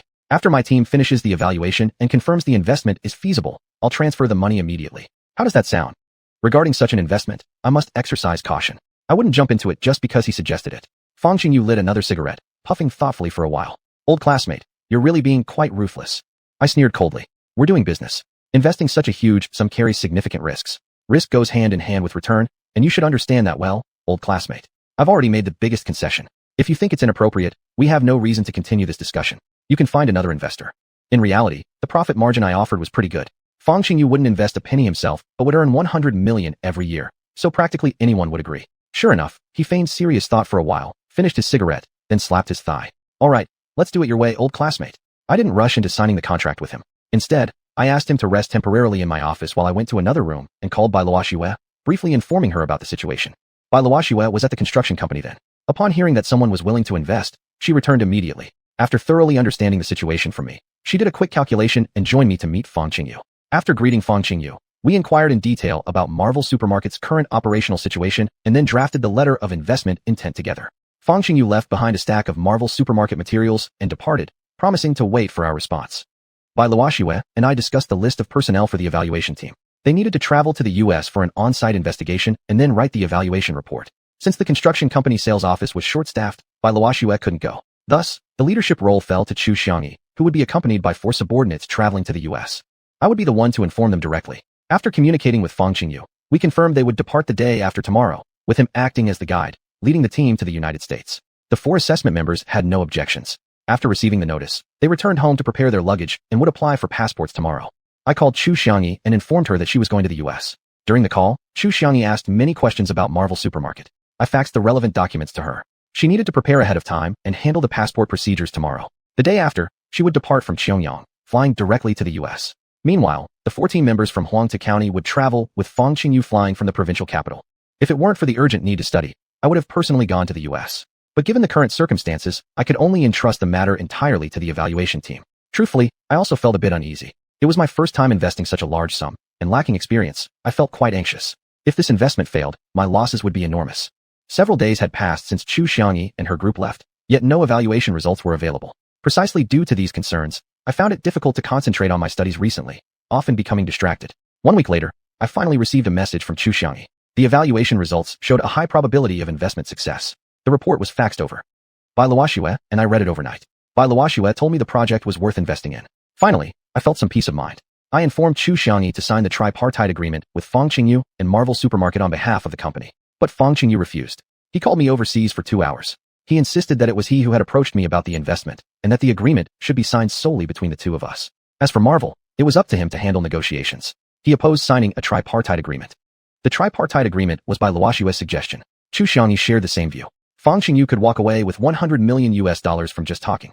He would invest it into Marvel without any collateral or interest charges. If something went wrong, I couldn't even sue him. Signing the agreement directly with him would definitely be out of the question. If you sign the tripartite agreement, I'll have Manager Chu sign with you, and I will allow you to serve as Marvel Supermarket's sole representative. If you refuse, we will sign the investment agreement directly with Marvel and send our own representative there. In other words, if he agreed, he could sign. If not, we wouldn't need him anymore. President Chun, you're truly ruthless. After grumbling those words, he eventually agreed. Once the agreement was faxed back, I immediately arranged the money transfer. The specific operations for Marvel would be entirely handed over to Fang Qingyu. However, I didn't rush xiuxian and others to return immediately. Instead, I had them follow Fang Qingyu, overseeing how he allocated the funds, reporting every use immediately. With so much money at stake, I needed to closely monitor how Fang Qingyu used it. Chapter 418, An Unexpected Surprise. It was around this time that I registered online for the Adult Correspondence College entrance exam, which I would take a month later. My studies became even more intense. Every day, aside from ensuring 7 hours of sleep and 1 hour for meals, I also spent half an hour managing my stock investments. The remaining time I used with utmost efficiency, memorizing vocabulary, grammar, formulas, and doing numerous exercises for self-testing. At work, I only involved myself in matters that required my personal presence or signature.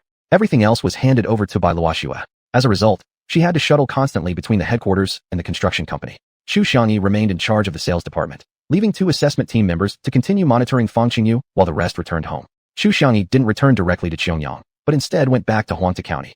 Having completed such a massive project, no matter how busy I was, I needed to meet her in person.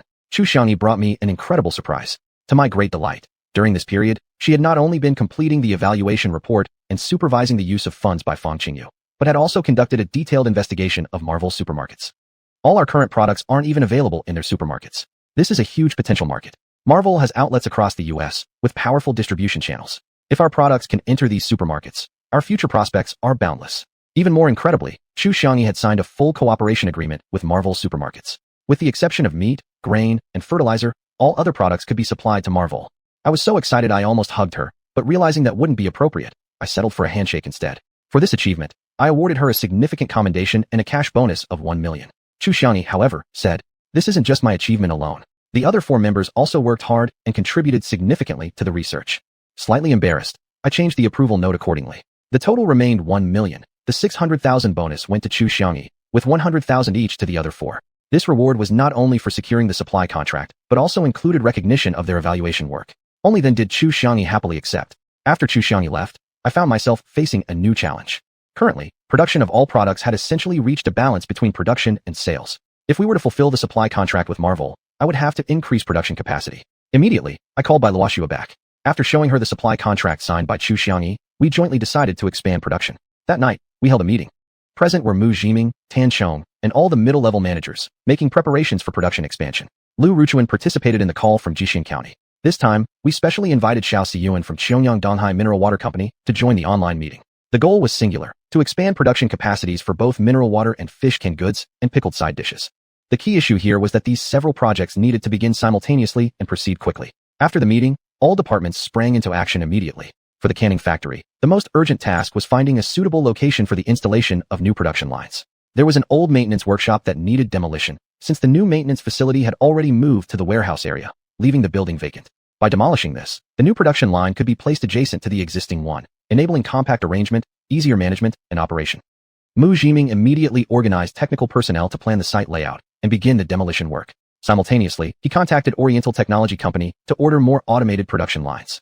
This time, 2 production lines each would be installed for fish canned goods and side dishes. Otherwise, there would be insufficient supply for the North American market. Tianquan Mineral Water Factory also needed to install a new juice production unit. Finding space for this new unit was problematic. The factory site was already small, and every inch was filled with equipment. There simply was no room for any more machines. But this seemingly difficult problem was quickly solved by Tan Chong, who rapidly came up with a solution. Using the former packaging workshop as the base, they would build a new 3-story steel-structured building on top of it, placing the new equipment there, making full use of vertical space, and handling material transport with a circulating elevator system. The new equipment would be directly ordered from Oriental Technology Company.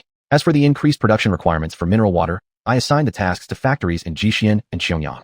These 2 factories had available space in their packaging workshops, making it feasible to add more packaging machines. To truly solve the problem of increasing production capacity, I decided that no matter how busy I was, I personally had to make the trip. That very night, I purchased 2 high-capacity self-priming water pumps, plastic pipes, and electrical supplies, and placed them into my space. Roughing installed the self-priming pumps inside the space. Then I entered the space from the pump house. Inside the space, I pulled in the newly added plastic pipes. Rufeng then reconnected the sensor device. This increased the flow of production water. Without adding this self-priming pump, it would have been impossible to increase the mineral water output. The next day, I took the BMW and headed to the orchard, making my way toward Xiangyang Donghai Mineral Water Plant.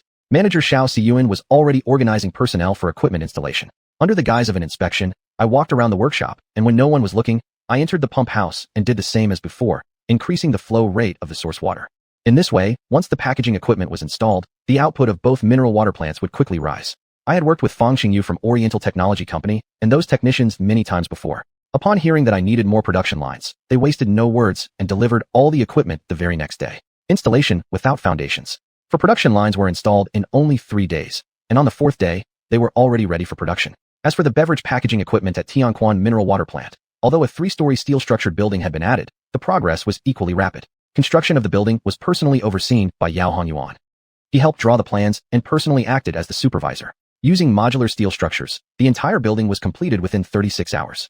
Once these tasks were completed, production started immediately. Soon, all of my warehouses were overflowing with goods. Although Xiuxian had signed supply contracts for various products with Marvel supermarkets, in reality, I could only regularly supply a few of them: fish canned goods, pickled side dishes, mineral water, and fruit juice, including coconut water. I had no intention of selling meat, eggs, dairy products, grains, or fertilizers to them. As for other items like fresh fruits, vegetables, and fish, these were perishable goods, difficult to transport over long distances and unsuitable for long-term storage. Supplying products to North America was not the same as shipping to Europe. In country Y, I had Ziwu Manor as a transit hub, and more importantly, I had built a special transport conveyor belt north of the manor. But in the United States, I didn't have such convenient conditions. If these perishable goods were delayed during transportation, it would cause me huge losses. I couldn't possibly take such a risk. Chapter 419: Supplying the Big Supermarket. In the contract signed between Xiuxian and Walmart, our side had 2 methods of supply. One was maritime shipping by sea, and the other was air transportation. Chartering a plane was fast indeed, but considering the long distance, the cost was simply too high. The profit we made wouldn't even cover the freight fees. Shipping by sea was more cost-effective as it allowed us to transport large quantities at once. The transportation cost per item didn't increase significantly when arriving at the destination. The downside was the lengthy transportation time. It would take at least a month for a shipment to arrive. Because of this, fresh goods simply couldn't be transported by sea. Xiuxian was still in Huangta County. Observing the rapid accumulation of goods in the warehouse, she felt it was time to ship out the first batch. She returned to Xiangyang City. She went ahead to prepare, to load containers, and planned to ship from Xiangyang port. The fastest way to transport goods to Xiangyang was to use the space and transfer instantly. Because it wasn't just 1 or 2 trucks worth of cargo, I didn't have much time to personally supervise on site. Therefore, I entrusted this task to Ruffeng. Ruffeng was in charge of managing the warehouse inventory, tallying quantities, and dispatching the trucks. The trucks entered the space via conveyor belt, drove to the picking garden, and then headed to the warehouse at Xiangyang port, where they were loaded into containers. The mineral water bottles from the Donghai Mineral Water Factory were directly transported to the port. The entire loading process lasted 3 full days and nights, filling 500 containers. Xiuxian and her team stayed at Xiangyang port for those 3 days and nights. After the goods finally left the port, they returned to the company exhausted. To my pleasant surprise, only 3 days after shipping, the first payment arrived in my company's account. I hurriedly asked Xiuxian what had happened. Why had the money come back so quickly? The goods should still be on the ocean, far from reaching America. Xiuxian patiently explained to me. As long as the goods leave the port, we can go to the designated bank with the customs declaration documents to settle the transaction.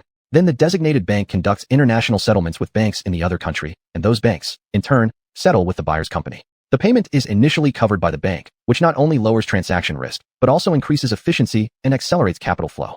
Previously, while doing business with Ziwu Manor and other foreign clients, I hadn't gone through customs procedures, so I wasn't aware of this practice. Now that I learned this, it felt like discovering a huge secret. Export trade offered surprisingly fast payment turnover, faster even than domestic transactions. My products had a unique edge, especially for regular clients who all paid in advance, so the issue of late payment simply didn't exist. The first batch was successfully shipped, and the recipient wouldn't be able to receive it until about a month later.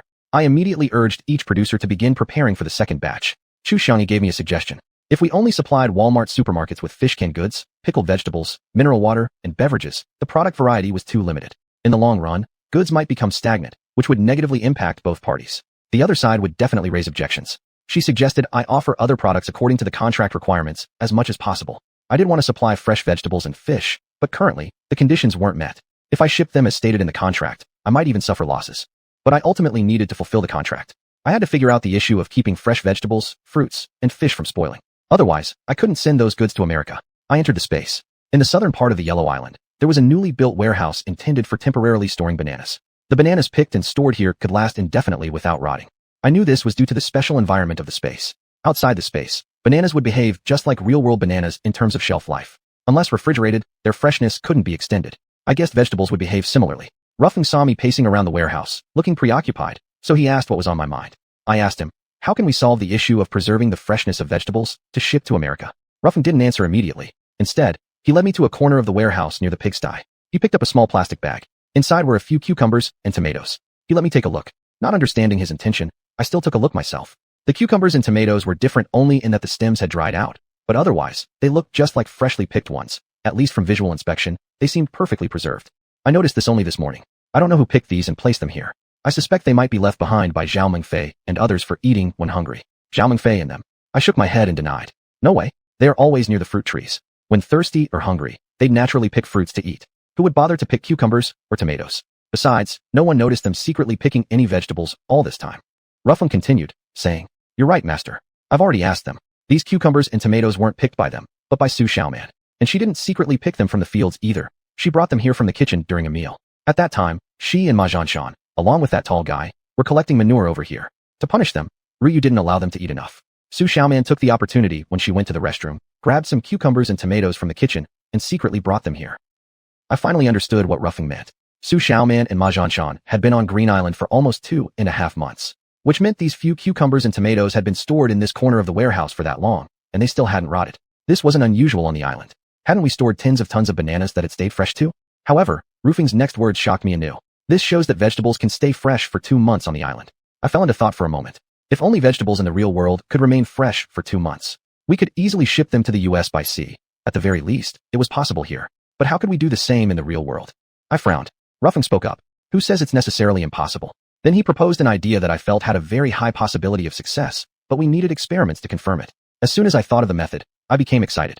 Following Ruffeng's suggestion, I exited the space and fetched several self-sealing plastic bags. I freshly picked some vegetables inside the space. Cucumbers, tomatoes, eggplants, peppers, string beans, and also picked some apples, pears, and peaches. I separately packed them into the plastic bags, sealed each tightly, and carried them out of the space, placing them in the kitchen on the second floor of my office. I didn't bring them here to eat. I wanted to see how long these vegetables and fruits could stay fresh in the real world after leaving the space environment. The plastic bags were sealed, completely isolated from the outside air. The air sealed inside was brought over from the space itself. Thus, apart from the outside temperature being slightly different, the conditions inside the bags were nearly identical to those in the space. With a mixture of nervousness and excitement, I waited anxiously for the results. During this time, 2 more batches of goods were shipped, including, of course, fish canned goods, pickled vegetables, mineral water, and beverages. The first ship had not yet arrived at the U.S. port, but shipping documents for these consignments had already been sent to the other side. Walmart already knew what I had sent. Sure enough, feedback started coming in. First was a call from xiuxian. As she had warned before, the other party complained that the variety of goods we sent was too limited. Since supermarkets sold a broad range of products, limited variety would affect both sales volume and revenue. They asked us to expand the product range. Then Xiangxia also called me. He represented Walmart, and likewise requested that we expand the product variety. As to what kind of products, they didn't need to strictly follow the contract. Any food or beverage that could be sold in supermarkets was acceptable, as long as the selection wasn't too limited. Looks like I really needed to hurry up with solving the issue of preserving vegetables and fruits freshness. Chapter 420, Extended Shelf Life. The eggs, vegetables, and fruits stored in the kitchen of the office building indeed had changed. Some of the fresh vegetables were in open bags, and they had not only wilted, but some had even turned yellow, losing a lot of moisture. However, the sealed vegetables showed no visible changes at all. As for the apples, pears, and peaches, whether their bags were sealed or open, the fruits remained in perfect condition. I was extremely pleased. It seemed that sealing vegetables in plastic bags really did preserve their freshness. Immediately, I informed Ruffling about the results of this test, then asked him to prepare vegetable seeds and expand the planting area on Huang Island. I was ready to start supplying vegetables to America. I placed another order at the nursery for a batch of fruit tree seedlings, and had Zhao Mingfei and others plant more trees. Zhao Mingfei kept complaining about a lack of manpower, so he had the tall bodyguards join them in planting trees. The small island once again became a bustling scene of activity. In order to obtain an official certification, I took the vegetables and fruits stored in the kitchen to the Xianxia Science Research Institute. I sought out agricultural scientists to perform detailed lab tests. The analytical results made me even more confident. The vegetables stored in the sealed plastic bags had shown no signs of spoilage. As long as the plastic bags remained intact, they could stay fresh for over 6 months, possibly longer. As for the fruits, they were perfectly fine even after a year. As to why they could stay fresh for so long, the scientists gave an explanation. The sealed plastic bags had created a sterile microenvironment, which was the fundamental reason for their long-term preservation. To be precise, it wasn't completely sterile, just lacking the bacteria that would cause the vegetables and fruits to rot. With this official report in hand, I felt much more confident and ready to negotiate with the American Martwalker supermarket. Vegetables and fruits entering the U.S. need to pass customs inspection and quarantine. If this key checkpoint wasn't passed, the goods couldn't reach the destination at all. If I had shipped them rashly, I would suffer significant losses. Therefore, I called Fang Qingyu and asked him to help arrange the relevant inspection and quarantine procedures. Fang Qingyu told me that getting the procedures done on the American side would be fairly fast, and I shouldn't worry. If our domestic inspection was okay, I could proceed with shipping confidently. Besides vegetables and fruits, I also intended to ship fresh fish. For the packaging of the fish, I couldn't do it the same way as sending fish to Purple Mist Villa, where they were packed in water. The freight charges for the ship were based on weight, so carrying extra water would only increase the transportation cost. Inspired by the success of sealed vegetable packaging, I took a few fresh fish and put them in sealed plastic bags. After keeping them in the kitchen for several days, I took them to the Science Research Institute for analysis. The result matched my expectations. The fresh fish showed no signs of spoilage and could also be preserved for a long time. Therefore, I contacted a plastic packaging factory and ordered a large quantity of self-sealing plastic bags. To ensure the sterile environment inside the bags, I proposed a special requirement to the manufacturer. Each batch of bags had to undergo a strict disinfection and sterilization process and provide corresponding test reports before I could use them with confidence. Once all these preparations were done, it was also time for harvesting the vegetables. To adapt to the new packaging bags, Ruffin once again modified the automatic harvesting equipment. The harvested vegetables such as cucumbers and tomatoes could now be picked, bagged, and sealed by automated harvesters, then packed into containers and shipped by trucks to the Xiangyang port. Freshly sorted fish went through an additional process. They were placed into self-sealing plastic bags. The caught fish were lively and energetic, making them very difficult to pack. Therefore, we first placed the fish, after taking them out of the water, into plastic boxes and left them undisturbed for some time until they stopped moving, and then we sealed them. The sealed fresh fish were then also loaded into containers and sent to Xiangyang port. To avoid congestion of goods, we dispatched a truck as soon as a container was fully loaded. A staff member waited at the dock to receive the shipments. The fruits like apples, pears, and peaches needed more time to ripen before they could be shipped to the U.S. Relying solely on these vegetables and fresh fish, we could only ship about 200 or 300 containers per batch. If we shipped every 3 days, the dock needed to coordinate the cargo schedule, which might delay the shipping date further. The journey at sea would also take more than a month. If I could send out several hundred more containers at once, the shipment date could be moved up. Increasing the cargo volume was the best option. On Green Island, there were still plenty of fresh mushrooms. The picking speed was too slow, relying only on ma xiuxian and xiuxian. But again, Ruffin came up with a clever idea. It installed 2 robotic arms and electronic eyes behind an electric tricycle. As long as the electric vehicle was driven close to a large mushroom, the robotic arm would automatically harvest it and place it onto the electric vehicle. Ruffin equipped 3 such electric vehicles and brought them all to Green Island. With these electric vehicles capable of automatic harvesting and loading, the efficiency of mushroom collection significantly increased. Ma xiuxian was the happiest of all. I have to admit, I'm truly impressed by President Chen's creativity. With this advanced method of harvesting, things will become much easier for us. Before I could even speak, Ryu chuckled. With this automatic device, mushroom picking has indeed become faster, but your workload has also increased. Each day, you're required to harvest enough to fill 10 containers. Ma xiuxian and xiuxian, already astride their electric scooters and about to head deep into the forest, immediately dropped their jaws into sour-faced expressions when they heard Ryu's words. This amount is truly too much to finish. We still need to harvest leeks, and even if we worked from dawn till dusk, we couldn't complete the task. President Chen, our physical strength is limited, and besides, we're not young men anymore. Even for a young person, this workload would be excessive. Xiuxian nodded, her face clouded with worry, gazing at me with pleading eyes, as though wanting to beg for leniency, but reluctant to speak. Relax, I'll get you 2 another helper. I brought the tall bodyguard from Huang Island to Green Island. Ma xiuxian and the others were genuinely delighted. But Zhao Mingfei and his crew began to voice complaints again. They had just completed planting fruit trees and were now faced with tasks like irrigation, grafting, and pruning, every one of which required manpower. They feared not being able to keep up without the tall bodyguard assisting them. Ruffin, who knew well their normal work pace, was convinced they could manage fine without the big guy. Zhao's remark was clearly a strategy to lighten his workload. Trying to fool me wouldn't work, but neither would it fool Ruffin, and so the matter eventually dropped. In reality, even with the large bodyguard transferred to Green Island, the task of mushroom harvesting remained arduous. At this point, punishing Ma xiuxian and the others for poor performance no longer served much purpose. They had been working from morning to night every day and had long since become part of this big family. To ease their workload as much as possible, Ruffin adjusted the settings on the leek harvesting machine. With the new parameters, the machine could completely handle the leek harvest, and manual harvesting by Ma xiuxian and his crew was no longer necessary. Even loading the machines could now be done automatically. After harvesting, the fresh mushrooms also required portioning into smaller sections. To facilitate long-distance transportation and entry into the U.S. market, the cut mushrooms would be placed into self-sealing plastic bags. Accordingly, Ruffin designed a dedicated automated packaging system for fresh mushrooms. Green Island's fresh lotus root yield was high, but more importantly, I had discovered a major secret. Within less than a week of harvesting, new roots would grow back in the exact spot where the previous ones had been picked. This meant these lotus roots would keep producing endlessly, limitless supply for my sales. To maintain their moisture, I decided to package the fresh lotus roots as well. However, these roots were quite large, each over a meter long. Following Roofing's suggestion, cutting them into half-meter lengths before packaging made the task much easier, though it did add one more step in the process. Chapter 421, Ma Shower Seeks Money. Even after doing my best to package all the vegetables from both islands, I only managed to prepare 400 containers in 3 days. Before the newly planted fruits could ripen, it would be hard to reach a total of 500 containers. To maximize the amount of goods I could ship to America, I decided to diversify the product range. Of course, this required prior communication with Marvel Supermarket. The sorghum liquor from the Huangtu County distillery had officially started production 2 months ago and was currently in the sales promotion phase. There were massive quantities of liquor stockpiled in the warehouse, and the factory manager was worried about finding a market for it. I decided to test the market with a few truckloads of the liquor. When the distillery manager learned I wanted to help him sell the sorghum liquor, he was thrilled beyond words. Excitedly, he shook my hands repeatedly, expressing his gratitude. He offered me the lowest price possible and even said he could extend credit, allowing me to settle the payment every 2 or 3 months. However, when I told him that I might need 10,000 cases at once, he quickly changed his tone. If I extend credit too much, my cash flow will be in trouble. As far as my own capabilities were concerned, there was no need to purchase on credit. I stated clearly that I would pay in full upon delivery.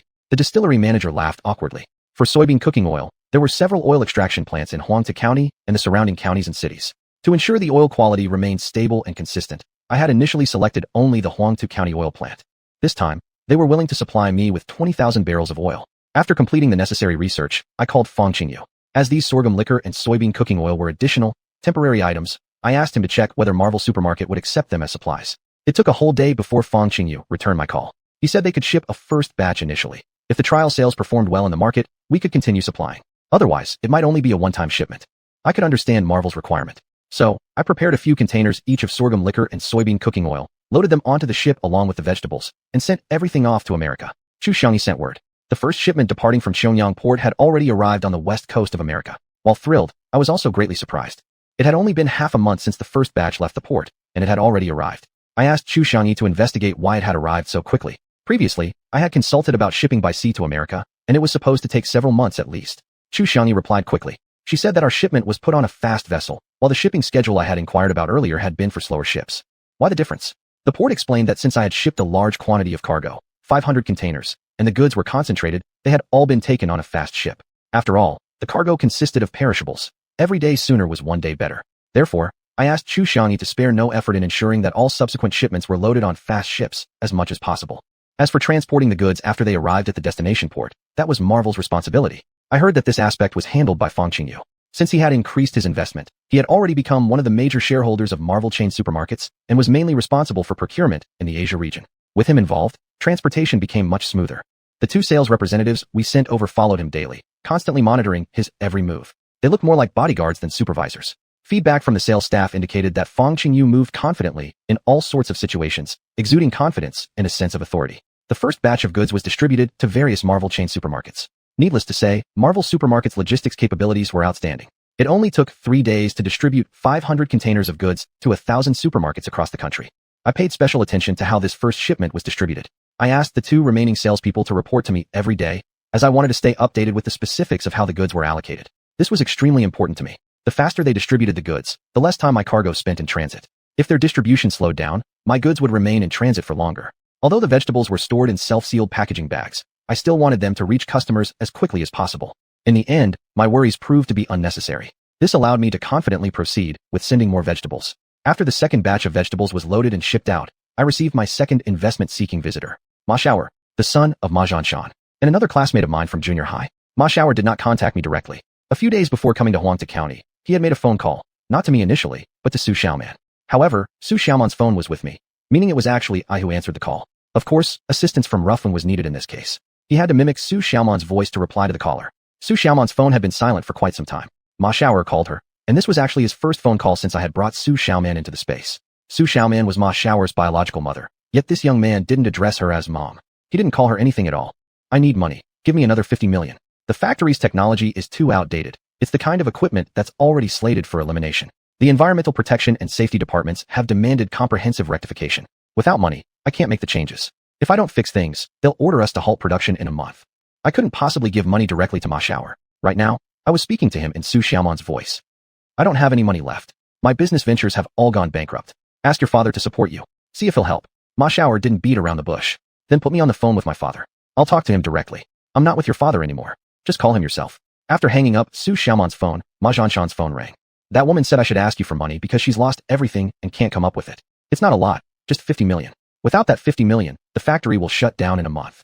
Ma Zhanshan had once told me he actually had no money. Su Xiaoman held all the cash. And the money he used to have, he had already converted into antiques, all of which I had donated to Huangta County. I believe Ma Xiaoer probably knew about this already. He must know his father didn't have any money. Why would he turn to Ma Zhanshan instead?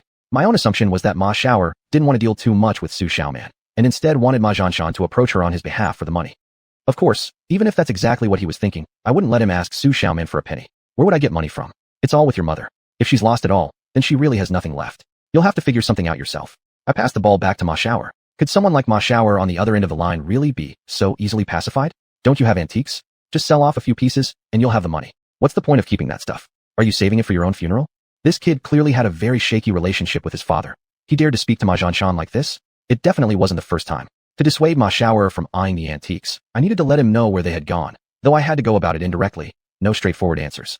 Stop thinking about those antiques already. I've already donated them. Not a single one remains in my hands. Gifted them away? Have you lost your mind? Those were antiques, priceless treasures, every single one a national treasure.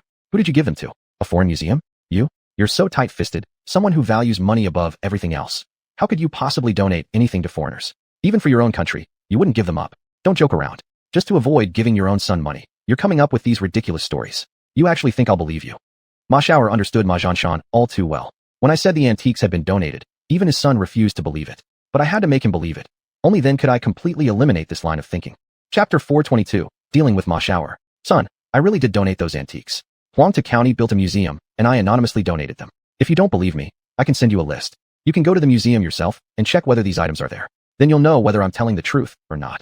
The news about Huangta County establishing a museum had been reported. Even if Ma Xiaoer hadn't seen the report that day, he could easily verify it online. Of course, to confirm the museum's collection, he would have to visit in person. You really are an old bastard. Have you changed your nature? You used to be such a greedy money grubber. Since when have you become so noble-minded? Ma Xiao'er was furious and scolded Ma Xianxia loudly over the phone. I pretended to have suddenly seen the truth. Money is just an external thing. It won't follow you when you're born, nor can you take it with you when you die. Your old man has worked hard most of his life, but now I finally understand. Keeping those antiques serves no purpose and could even bring trouble. Donating them, especially to the country and to my hometown, is a way for me to atone for the mistakes I've made in the past. Ma Xiao'er wasn't buying any of this reasoning. Why didn't you at least inform me before you donated them? We could have discussed it. At least leave a few pieces for me. Otherwise, what's the point of being father and son? Sigh. I sighed. It doesn't really matter whether I leave them for you or not. You're already capable of handling things on your own. You've started your own factory, and your life is worry-free. Even if the factory collapses, I believe you can still make a comeback. Even without running a factory, you'll still live comfortably. Ma Xiao'er was silent for a moment, and his tone softened slightly. I don't know why you've suddenly become so soft-hearted, so completely different from your previous stubborn self. You don't need to send me the list anymore. Didn't you send it to me before? I still have it saved. I might actually go back to Huanta County sometime soon and see whether those antiques of yours are actually in the museum. Also, I need to visit Mother. You abandoned her, but I won't disown her. Ma Xianxia had once told me that Ma Xiao'er still had feelings for Mao Xuanju, and this statement confirmed it. It seemed to me that his feelings for Mao Xuanju were even deeper than those for Su Xiaoman. Looks like blood is not as strong as upbringing. Given his filial heart, my opinion of Ma Xiao'er changed slightly. He's different from Ma Xianxia. Well then, you can go whenever you feel like it. As for the matter of borrowing money, I really can't help you. Figure it out on your own. To my surprise, Ma Xiao'er didn't abandon the idea of making Ma Xianxia help further. If you really have such a merciful heart, do me another favor. That woman lost all the money, and you've already donated the antiques. You still have that villa, right?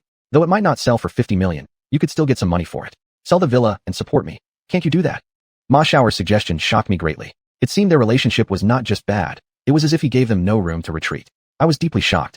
He had thought of that villa. Though the villa nominally belonged to Su Xiaoman, I was currently living in it.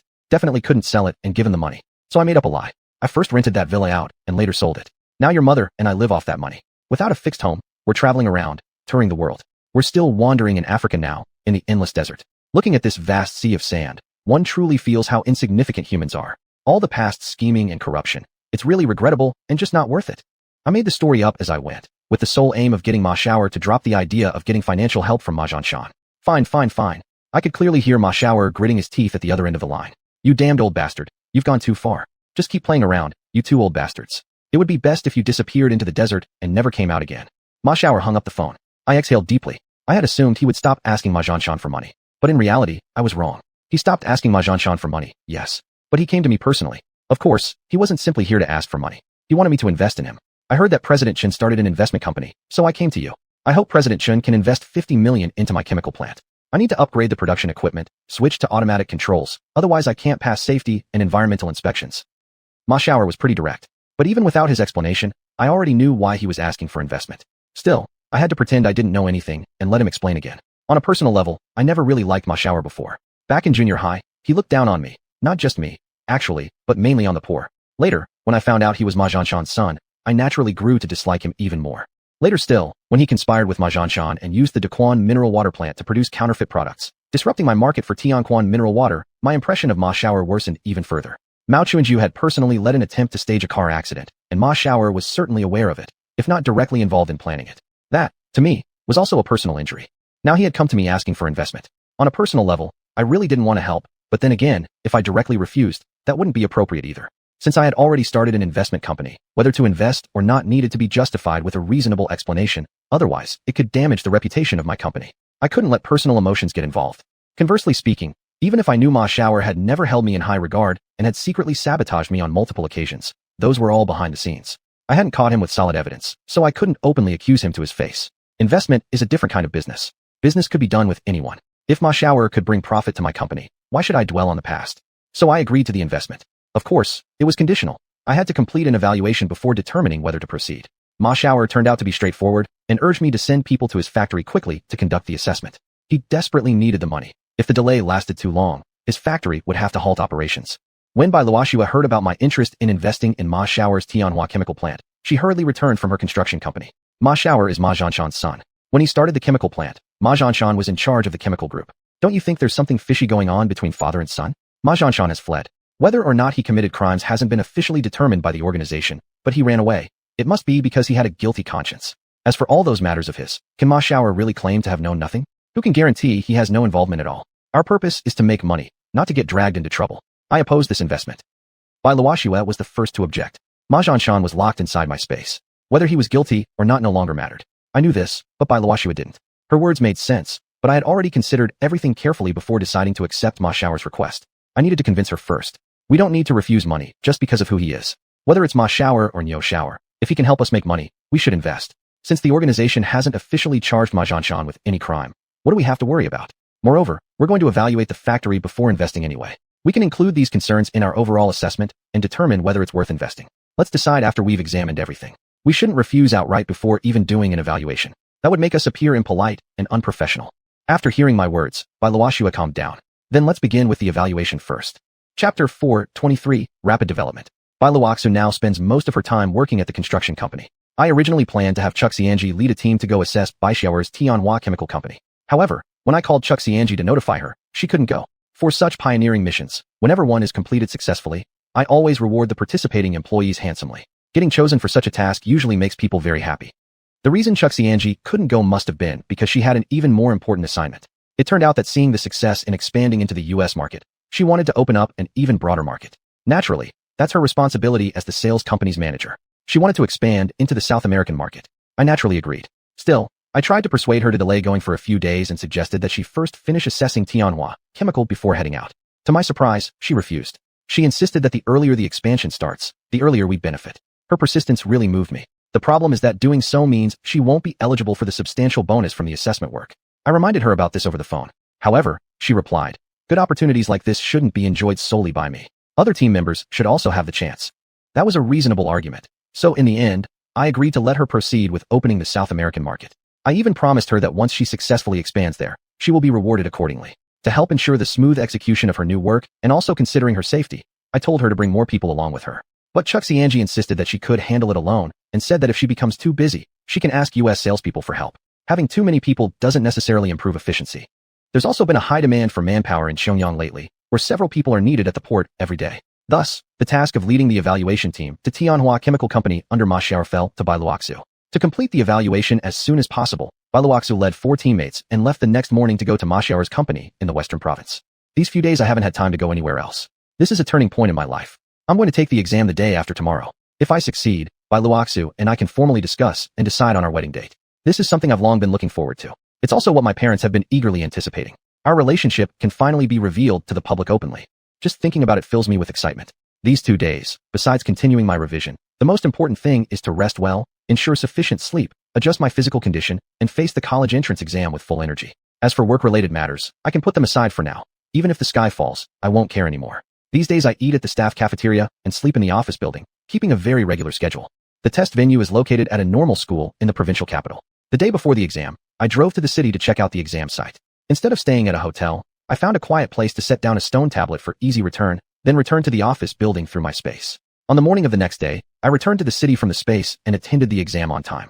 At noon, I ate lunch at the staff cafeteria of the Minli Canning factory and slept in the office building at night. I repeated this pattern for the 3-day exam. After finishing the exam, I felt confident and returned to Huanta County. The day after I returned from the exam, Bai Luoxue and her team also completed their evaluation. The evaluation results were satisfying. Ma Xiao's new renovation project is entirely feasible and investing will be highly rewarding. Of course, I fully trusted Bai Luoxue's conclusion. Before I even contacted Ma Xiao, his call came in. Since the evaluation suggested the investment is viable, he hoped I could transfer the investment funds as soon as possible. On behalf of our side, Bai Luoxue signed an investment agreement with him. The future profits will be split 50-50, and I then arranged for the finance department to send the money. After that, Bai Luoxue left 2 people behind to supervise Ma Xiao's fund usage and led the others back to Huanta County. Upon arriving at the office building and seeing me, despite being obviously tired from the journey, the first thing she did was ask me how my exam went. I immediately walked forward and picked her up, happily saying, I'm sure I won't disappoint my dear wife.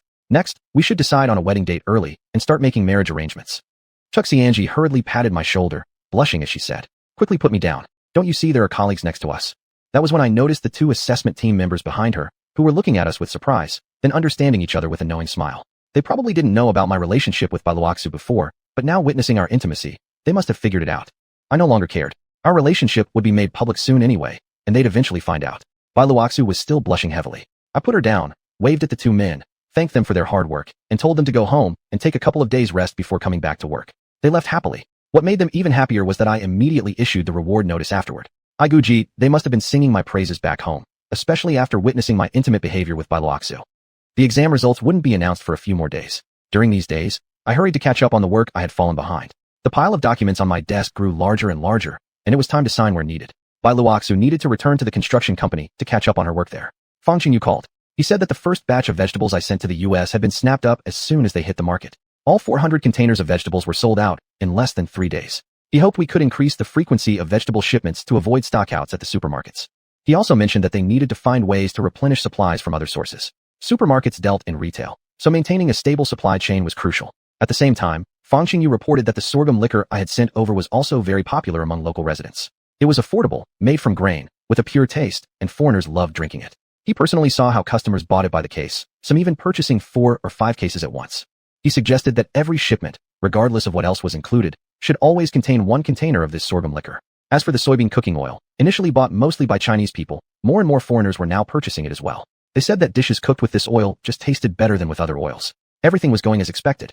Therefore, I specially made another trip to the winery. They needed to stockpile sufficient quantity in advance, otherwise there wouldn't be enough to ship. The factory director was extremely delighted. At the same time, he requested that I ensure an adequate supply of sorghum, never allowing any disruptions to his production. To guarantee mutual success, I arranged for Ruffling to plant more sorghum. For the oil pressing plant, I also presented new requirements. In addition to ensuring product quality, manufacturers had to replace the labels with bilingual Chinese-English ones, clearly indicating that the raw material was high-quality yellow soybeans sourced directly from our country. The purpose of this requirement was to inform our overseas compatriots across the ocean that this soybean oil was not made from genetically modified soybeans, thus giving them peace of mind when using it. This was also a move aimed at countering those with ill intentions who tried to harm us by using genetically modified soybeans. While talking with Fang Qingyu, I casually asked about the whereabouts of the 2 salespeople I had left behind in the US. Fang Qingyu told me they had been working diligently and conscientiously, following close behind him every day like 2 bodyguards, almost never leaving his side, extremely devoted to their duties, and only leaving his side when work required it. In recent days, he had never seen them go to any entertainment venues. I felt somewhat puzzled. Why hadn't they followed xiuxian to South America to investigate the market? Chapter 424, Inspection Trip to Xianxia. Still, I gave xiuxian a call. Firstly, to show my care as her boss. Secondly, to check on her safety in South America. Thirdly, to inquire about the progress of her market research there. Of course, I also wanted to clear up my confusion about why I hadn't sent the 2 subordinates from North America to assist her. The phone rang for a long time before xiuxian finally answered. Her voice came through panting, as if she had been walking and was tired. President Shun, the street was too noisy and I didn't hear the phone ringing. Luckily, I just walked into a store and heard the phone ring. She said the investigation was going smoothly. There were simply no products as high quality as ours there, just like in North America. If our products could enter the South American market, the sales prospects would be equally promising. She was currently searching for cooperative business partners and had already met with dozens of them, but none were quite suitable, mainly because those bosses had narrow ambitions and were content staying small, unwilling to expand their operations due to concerns about capability and losing control over larger scales. Unless we found an ambitious entrepreneur to collaborate with, our market expansion in South America would be difficult. Xiuxian's idea was to find a collaborator similar to the Walmart in North America, which would greatly enhance efficiency. As for why the 2 staff members from North America weren't sent to help, Xiuxian explained that they were also busy. Aside from monitoring Fang Qingyu's fund usage, they had to accompany him running east and west visiting 4 or 5 supermarkets every day. More importantly, she felt confident handling the investigation alone. I had complete faith in Xiuxian's capabilities. If she said it could be done, naturally I believed her. I reminded her to stay safe, avoid going out too late, rest well, and then I hung up. With Xiuxian in South America, Feng Dongsheng was handling the Xiangyang operation. I hadn't been there in a while, so I headed straight to the orchard through my space. When Hihua saw me arrive, she literally flew toward me like a little bird. I was genuinely afraid she'd jump straight into my arms, so I instinctively sidestepped in advance. Seeing me dodge, Hihua burst into giggles. Look at how scared you are. Would I really eat you? I'm just so happy to see you. It's been ages since we met. I'm so excited today. I'll place an order for 1,000 boxes of coconut water, 2,000 boxes of mineral water, and 500 boxes of fruit juice. President Shun, please arrange the shipment. I furrowed my brows, knowing full well that she was teasing me. Just place the order directly with the wholesaler. There's no need to bother me. Hihua pouted. Ordering through them isn't nearly as fun as ordering directly from you. They drag their feet, make you plan ahead, call, issue invoices, transfer money, then finally arrange the shipment. Half a day passes just going through that whole process. What she said was true. With structure comes process, and process takes time. Definitely not as straightforward as one-on-one transactions. But I knew her complaint wasn't about the procedure itself. It was about missing me. Reducing our interactions had been my original intention, to avoid letting her indulge in the fantasy of growing closer. But apparently, that fantasy hadn't gone away. Sure enough, she wanted to drag me to her dormitory again. I could already imagine what she was planning. I couldn't let this happen again. I was about to get engaged to Bailuoxu. There was no room for even the slightest mistake. Whatever you need to say, just say it here. Is there something we can't talk about in public? Hua smiled mischievously. Since President Chun is already this open-minded, then I won't be shy anymore. Saying that, she spread her arms wide, making as if to hug me. I took an immediate step back. My startled reaction only made her happier. Didn't expect President Chun to be this jumpy. I was just teasing you. I've already heard the good news. You're doing quite well in the North American market, shipping huge batches of goods from the Xiuxian port every few days. Your scale is expanding more and more. No wonder my father said you were destined for great things. European and American markets opening up, and now our products have even reached Africa, truly expanding out of Asia and onto the global stage. The bigger your business gets, the more inadequate I feel. I keep thinking I'm less and less worthy of you. She started cheerful and bright, but the more she spoke, the more somber her tone became. At that moment, I actually wanted to comfort her, but I remained silent. I knew my comfort might do more harm than good, reigniting her fading hopes of love. I couldn't afford to do that. The fact that she had begun to realize this truth, I felt relieved. At least she was starting to reflect. Using an excuse that I had something else to do, I immediately headed downtown. I arrived at the Binzhou building. Feng Dongxing wasn't in his office on the second floor. After asking around, I found out he had gone to Xiuxian port. Passing by the first floor of Binzhou Mall, I suddenly realized it had been a long time since I last saw Xiaohui, so I decided to stop by his office on my way. His office door was locked. He wasn't there. I had no idea where he had gone to discuss business. I didn't have any particular reason to find him, so I didn't bother calling. Leaving Binzhou building, I went straight to Xiuxian port. Feng Dongxing was inspecting containers with a few workers. Upon seeing me arrive, he hurriedly greeted me and began reporting on the progress.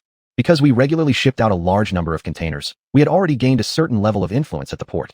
Feng Dongxing and his team had become familiar with the port staff, and as a result, our cargo was now given a certain level of priority. Priority in arranging freighters and quicker clearance for departure. I told Feng Dongxing that although this was work, it also involved personal relationships, and we must maintain a good rapport with the port workers and management. Of course, building good relations couldn't just rely on sweet talk. We needed to be practical, invest a bit of real money, and offer something tangible up and down the chain. I wasn't encouraging them to bribe secretly. This had to be handled openly and transparently, so no one could criticize us, and no one would end up making a mistake. Now that the weather was getting hot, we could offer free mineral water and beverages to the port workers. Since we were producing these items anyway, there was no need to buy extra. Don't let the river flow by while the boat remains unwashed. Helping them was helping ourselves. These items weren't expensive anyway, and people might not even take notice. We could periodically, sometimes even irregularly, deliver fresh fish and fresh vegetables to the port as gifts. I believe they would find it hard to refuse. Feng Dongxing looked as if he had just received enlightened instructions. He nodded and gave me a thumbs up. President Chen, you're brilliant. This is a move in plain sight. Indeed, this approach worked effectively. From then on, no matter which of our employees came to the port to handle business, nobody ever caused any difficulties again. Everyone went out of their way to provide us with convenience. As someone once put it, relationships themselves are also a form of productivity. Certainly, getting cargo out of the port a day earlier meant a lot, especially for fresh fish and vegetables. Even though their shelf life was long, I still didn't want any unnecessary delays during transit. The work in Xiuxian seemed to be going quite smoothly, so I felt reassured. I now shifted my focus to the construction projects managed by Ma Xiaoer. Chapter 425, Dancing with Wolves. The sales representative I left at Ma Xiaoer's factory reported daily to Bai Luoxue regarding the work progress. Bai Luoxue would then send me 1 or 2 short messages, sometimes even a photo, so I could keep up to date with the progress at Ma Xiaoer's factory. Ma Xiaoer didn't wait a full month before halting production on the original assembly line. After the shutdown, he started dismantling old equipment and purchasing new ones. The work was in full swing, progressing at a surprisingly fast pace every day. Initially, I thought he had secured new funding, so the renovation project was naturally advancing quickly. But it wasn't until a few days later that I realized something. A new project typically takes some preparation time from initiation to actual construction. So why did he start construction immediately after I transferred the money? I even called Ma Xiaoer especially about this issue. He explained to me. He had planned this project long ago but was always hindered by lack of funds, which delayed implementation. Now that funding was available, he simply launched it. The current market situation for inorganic chemical products was quite favorable. The earlier it could begin production, the earlier the profits would come. He wished the new project could begin production in a month, more anxious than even me. Thinking about it, what he said made sense. Thus, I found it natural that his project progressed so quickly. To show that I, as the investor, took this renovation project seriously, I personally paid a visit to Tianhua Chemical Company, Ltd. At the site, the workers were bustling with activity. The old equipment was basically dismantled, and they were installing the new systems. The previous devices were bulky, labor-intensive, entailing many occupational risks, low safety standards, and environmental hazards. These new systems, however, were mostly remotely and automatically controlled, with high safety standards, environmental protection, energy saving, and significant efficiency improvements. This was also one of the factors Bai Luoxue's assessment team had favored. Ma Xiaoer stayed on the installation site daily, following the project plan. Today's work finished today, never delaying until the next day. I highly praised his rigorous and conscientious attitude toward work. Honestly, I never expected that a former struggling student could manage a company so methodically. At least on the surface, he seemed genuinely competent. In some ways, Ma Xiaoer truly carried traces of Ma Zhanshan's presence. decisive, authoritative, and firm in handling affairs. Of course, whether these decisions were right or wrong would still need the test of time. In fact, Ma Xiao's project wasn't very complex. He used the existing workshops and power distribution facilities, merely replacing the key equipment and pipelines, adding a DCS remote control system. Then the major construction work was complete. Then came single machine testing, Landong test runs, minor adjustments, and then full trial production could commence. After touring the site and reviewing his work plan, I drew one internal conclusion. Money talks. The reason Ma Xiao's project progressed so rapidly was undoubtedly due to my timely investment. I felt secretly proud. Finding no further meaning in staying, I returned to Huangtu County after staying at the factory for 2 days. Before leaving, I told Ma Xiao, when the company officially starts feeding materials for production, I will return to attend the commissioning ceremony to celebrate. After all, this was my invested project. Ma Xiao agreed. After returning, besides checking daily progress messages forwarded by Luo Xue, I didn't concern myself much with other matters, just waiting for the day of completion. However, one day, a phone call totally changed my perception of Ma Xiao. I had underestimated him. The call was from Ma Xiao to Ma Zhanshan. As usual, I answered it. Throughout the conversation, Ma Xiao did most of the talking, and I simply listened. What he said shocked me. Ma Xiao seemed to suspect something. Can you tell me your exact location in Africa? I'd like to come see you sometime. I was in my office building when I took the call. My mind raced, desperately trying to come up with an African location, but unfortunately, my geography wasn't strong, and I just couldn't think of one. Quickly, I opened my laptop, looked up a world map, and casually picked a place I had never even heard of. I had already planned. If one day Ma Xiao truly came to Africa looking for Ma Zhanshan, I would simply say he had relocated. This matter was temporarily brushed aside, but what he said next left me stunned. It turned out that before Ma Xiao sought my investment, he had already returned to Huangtu County. He had first met Mao Xuanju. Seeing her move to a new home, he naturally asked why. Mao Xuanju told him about me buying her a house. And Ma Xiao inevitably asked, why did I buy her a house? Mao Xuanju said that I, Chun Lingyu, had always been a great philanthropist, caring about the hardships of the people, frequently donating money and goods to society, schools, and financially struggling workers. And the reason she was given special care was because she was family of a chemical plant employee. As the former chairman's wife of the chemical group, she didn't even own a house after retirement. Feeling pity for her, I bought an apartment and let her live there rent-free. When Mao Xuanju said this, Ma Xiao naturally didn't believe her, until he saw my name on the property certificate. Then he was absolutely convinced. While chatting, mother and son naturally drifted toward work-related topics. Ma Xiao told Mao Xuanju that he needed funds to renovate the old assembly line, but his father could no longer give him money. He was utterly at a loss. Mao Xuanju recommended me to him. She told Ma Xiao that I had just established an investment company, and he could come to me for funding. Initially, Ma Xiao didn't want to ask anything of me, but unable to resist Mao Xuanju's repeated urging, he came to see me, half hoping for a try. After I agreed to invest, Ma Xiao didn't immediately return to the Western Province. Instead, he went to the newly built museum in Huangtu County. Inside the museum, he naturally saw all the cultural relics formerly owned by Ma Zhanshan. He even checked each item one by one according to the collected documents. Nothing was missing. At that point, he fully believed that Ma Zhanshan had indeed donated all those antiques.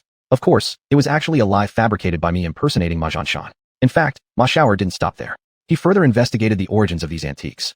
Nobody at the museum could clearly explain. The only thing they knew was that the donation came from a member of the public, with the donor remaining anonymous. Knowing Ma Zhanshan's personality so well, Ma Xiao absolutely refused to believe that Ma Zhanshan would donate anonymously. But he couldn't find out who the actual donor was, so he simply gave up. Before returning to the Western Province, Ma Xiao stopped by the provincial capital and met with his maternal aunt, Mao Xiuju. Regardless of how the relationship stood between Mao Xuanju and Mao Xiuju, Ma Xiao had always maintained a close bond with his aunt Mao Xiuju since childhood. He also knew that Mao Xiuju and his father Ma Zhanshan had once had an unclear, intimate relationship, and as a junior, he found it inappropriate to comment. As for the emotional relationship between those two, whatever it was, it had nothing to do with others. This was Ma Xiao's belief. However, Mao Xiuju didn't think quite the same way. Since being cast aside by Ma Zhanshan, Mao Xiuju had also distanced herself from Ma Xiao. Otherwise, the fraud involving his medical fees wouldn't have occurred later. Actually, until today, Ma Xiao still didn't know that Mao Xiuju had cheated him out of his medical fees. Upon seeing him, Mao Xiuju learned he had obtained investment funds from me, and thus ill thoughts arose. She told Ma Xiao everything about my interactions with her. That's when Ma Xiao's suspicions were aroused.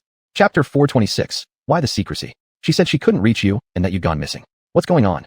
Of course Ma Xiao wanted to get to the bottom of this when Mao Xiuju told him that Ma Zhanshan had disappeared. I quickly explained. That must have been when my phone died and shut off. How could I have gone missing? Besides, you know your aunt's personality. She's very difficult, and I just don't want to deal with her. Ma Xiao was silent for a moment before asking. Do you really never want to return to country Y and stay here forever? Yes. I answered him without hesitation, hoping to cut off any further questions. If he kept asking me about various things, it would be difficult for me to respond. I might slip up with a single sentence and raise his suspicions. Chun Lingyu scammed my aunt out of 600,000 yuan. She's furious, and I wanted to go confront him, but since he bought my mother a house, I decided to let it go, for now. I still need him. He invested 50 million in me. If we had a falling out over this, he'd pull his funding and the chemical plant would be forced to shut down. I'll run for now. Once I have money and power, I'll deal with him. Ma Xiaoer was acting as if he didn't know about things I thought were secret, which was a very dangerous sign. One day that bomb could go off. Hearing him talk, it seemed like for now he wouldn't cause trouble. The key was finishing the plant renovation as soon as possible. I figured this must be why he'd been pushing to speed up the project. Even if Ma Xiaoer did try to cause problems, it wasn't because I feared the commotion. He was bound to make trouble, but because it could bring about bad press. After all, I've become something of a public figure in Huanta County. If there were any negative stories, the consequences could be disastrous. Ma Xiaoer had asked for Ma Zhanshan's address in Africa. If this kid really wanted to find him there, he wouldn't find him. And then, if he called me again, how should I respond? That really was a tricky problem. For a while I felt anxious, so I talked to Ruffing about it, and asked him to think of a solution. Master, even such a small matter has troubled you? If he really goes to Africa looking for Ma Zhanshan and calls you, just don't answer. But how would I know when he's actually gone to Africa? And what if he hasn't gone to Africa and just calls Ma Zhanshan's number? Should I answer or not? Ruffing remained still for a moment, as if in thought, and then quickly said, that's simple. The next time he calls, I'll be able to tell immediately whether he's in Africa or not, and I'll inform you right away. Knowing that Ruffing could provide this kind of technical support reassured me greatly. Still, to take control of the situation instead of just reacting, I took one further step. I asked the two salesmen who remained at Tianhua Chemical to not only report on the progress of Ma Xiaoer's plant upgrade every day, but also to report Ma Xiaoer's location in real time. Several days later, xiuxian returned from overseas. Instead of coming back to Huanta County, she went straight to Xiuxian. First, she called me, and then sent over a detailed investigative report along with an investment proposal. Xiuxian had been on the road for over half a month, quite tiring. After offering her a few words of thanks, I carefully read the report she sent over. She had visited more than a dozen South American countries, almost a different one each day, and focused her research on the major cities. The data she had collected was especially thorough. To think she had completed this report entirely on her own, I couldn't help but feel admiration and surprise at her capabilities. I was glad that I hadn't misjudged her in the least. The conclusion of the market survey was that there was no product like mine in South America, meaning there was enormous market potential. Her suggestion was to promote our product in South America. Actually, this was something I had already anticipated, but it was still important to have a report like this with such a natural conclusion. I paid particular attention to the investment proposal. It said that in the capital city of a certain South American country, a new shopping mall had just been built. The mall was in urgent need of partners, not only needing a great deal of merchandise on its shelves, but also significant capital investment. The owner of the mall had grand ambitions. He wanted to establish hundreds of chain malls across South America, just like the North American company Marvel. Xiuxian recommended that we invest early in the mall's growth stage so that we could receive a much greater share of the profits. The opportunity must not be missed, or it would be lost forever. If other investment firms got there first, we would lose our early advantage. Her analysis was spot on. After reading both reports, I was practically impatient to act. Suppressing my excitement, I called back by Luoxue. I asked her to look over the two reports, particularly the investment proposal. She read the investment proposal extremely carefully. The enterprise in question was called Maidhui Mall, which operated like a large supermarket, just with a different name. Judging by the name, it sounded as if it might be a Chinese-invested business, and by Luoxue suggested we conduct further research into the mall's background. So I personally called xiuxian and asked her to conduct further investigation, and to get back to me as soon as possible. Not long after, instead of xiuxian calling, Xiaohui did. President Chen, to be honest, this Maidhui Mall was my investment in South America. What the hell? That really startled me. Xiaohui had huge ambitions. He had already beaten me to the punch, setting up a mall in South America before me. If it was Xiaohui who started the mall, why hadn't xiuxian mentioned it in her report? Before I could ask, Xiaohui answered on his own. It was him who told her not to say. The reason he didn't reveal it in advance wasn't meant to be a deliberate concealment. After all, it was something that couldn't be hidden forever. Eventually you would find out anyway. He didn't disclose it beforehand because he wanted to test whether I would still choose to cooperate with him even without knowing that the mall was his investment. He specially reminded me not to blame xiuxian. She had no intention of hiding anything.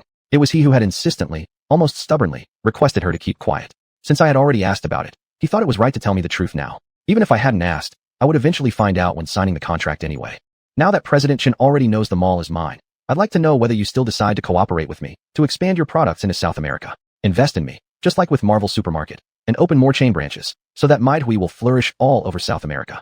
So Xiaohui had been influenced by Marvel Supermarket and inspired by the successful example of my cooperation with them. He'd come up with this idea. Now that I think about it, those days when I went to Xiuxian and couldn't find him, he must have been in South America with xiuxian.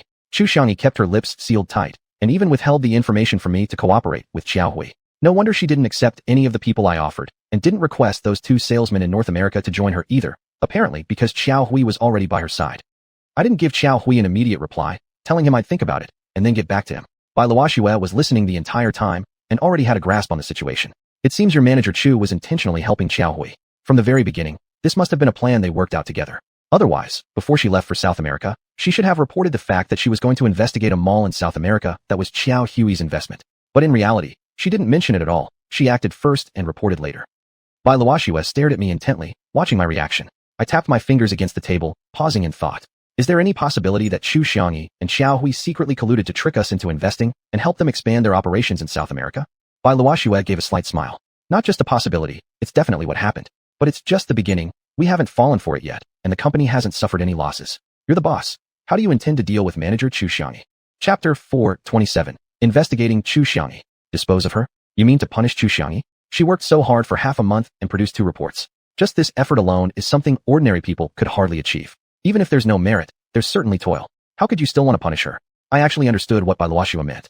Xiuxian had concealed facts, which alone was enough to suggest possible underhanded dealings between her and Xiao Hui. According to company policies, she should definitely be punished. However, Xiuxian was indeed a talented employee who had contributed greatly to the company. Deep down, I really didn't want to punish her and cause her sadness or discourage her enthusiasm. Therefore, I needed to find a reason not to punish her. However, Bai Luoxue didn't back down. Hard work? Admittedly, she appeared very hardworking based on those 2 reports, but please calm down. 15 days to visit more than 10 countries. Just think. Is that even possible? I certainly don't have that ability. Have you really investigated thoroughly? Was it truly her traveling alone? Didn't Xiao Hui send someone to assist her? I hope you don't act on emotions. Please investigate seriously. Bai Luoxue's suspicion made sense. One's energy is limited. Even if someone is very capable, spending only 15 days visiting over 10 countries is extremely unlikely unless she had a private jet flying her around. Seeing that I had fallen silent, Bai Luoxue continued. This matter should be handled sooner rather than later. We should start the investigation and reach a conclusion as soon as possible. Will you go personally, or shall I go? I knew that Bai Luoxue had always held certain biases against Xiuxian, although I didn't mean regarding work matters, but rather emotionally. Such bias could inevitably affect the fairness of her investigation, so I decided to go personally. I'll go myself. The construction company side is quite busy. You handle that side first. Bai Luoxue sneered coldly. I know why you don't want me to go. Even if the construction company is busy, this matter here is also important. If needed, I can come here. You are worried that I might target Xiuxian on purpose. It's fine if you go, but let me warn you in advance. Please don't mix personal feelings. Be objective and realistic. This matter is particularly important to the company. If you act emotionally, it could cause serious losses. I nodded and took her words to heart. There was no time to waste. I immediately set off. I went directly to Xiangyang Orchard from my space. This time, I didn't look for Hihua. Instead, I drove straight to Binzhou Mansion. Xiuxian seemed quite surprised by my sudden arrival. I explained my purpose and asked her to report in detail, starting from when she had planned to conduct research in South America. Her face turned slightly pale, and I could tell that she was nervous. Still, she answered truthfully. She had indeed been planning to expand into the South American market for quite some time, but since her plan wasn't yet mature, she hadn't mentioned it to me. It was only after our successful investment in Marvel Supermarket in the US that this idea became stronger. Later, as our side kept continuously shipping goods to the US, Xiuxian was busy all the time and spent less time in her office. Xiao Hui visited the 2nd floor several times daily, and whenever he couldn't find Xiuxian, he would call her. Each time he heard she was at the port, he asked various questions. Soon, Xiao Hui learned about our investment in Marvel Supermarket. One day, Xiao Hui told Xiuxian that he intended to open a shopping mall in South America to develop that market. Xiuxian was immediately delighted and expressed strong support. If President Xiao opens a shopping mall in South America, we can place our goods in your mall, and together we can enter the South American market. That was exactly what Xiao Hui wanted. The man acted immediately and went to South America with his team.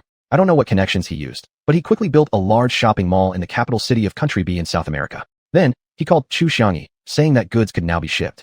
Xiuxian saw this as a good opportunity to conduct market research in South America and, after reporting to me, went there. Of course, Xiuxian's intention wasn't merely to sell goods to Xiao Hui's company. In addition to Country B, she also planned to research other countries.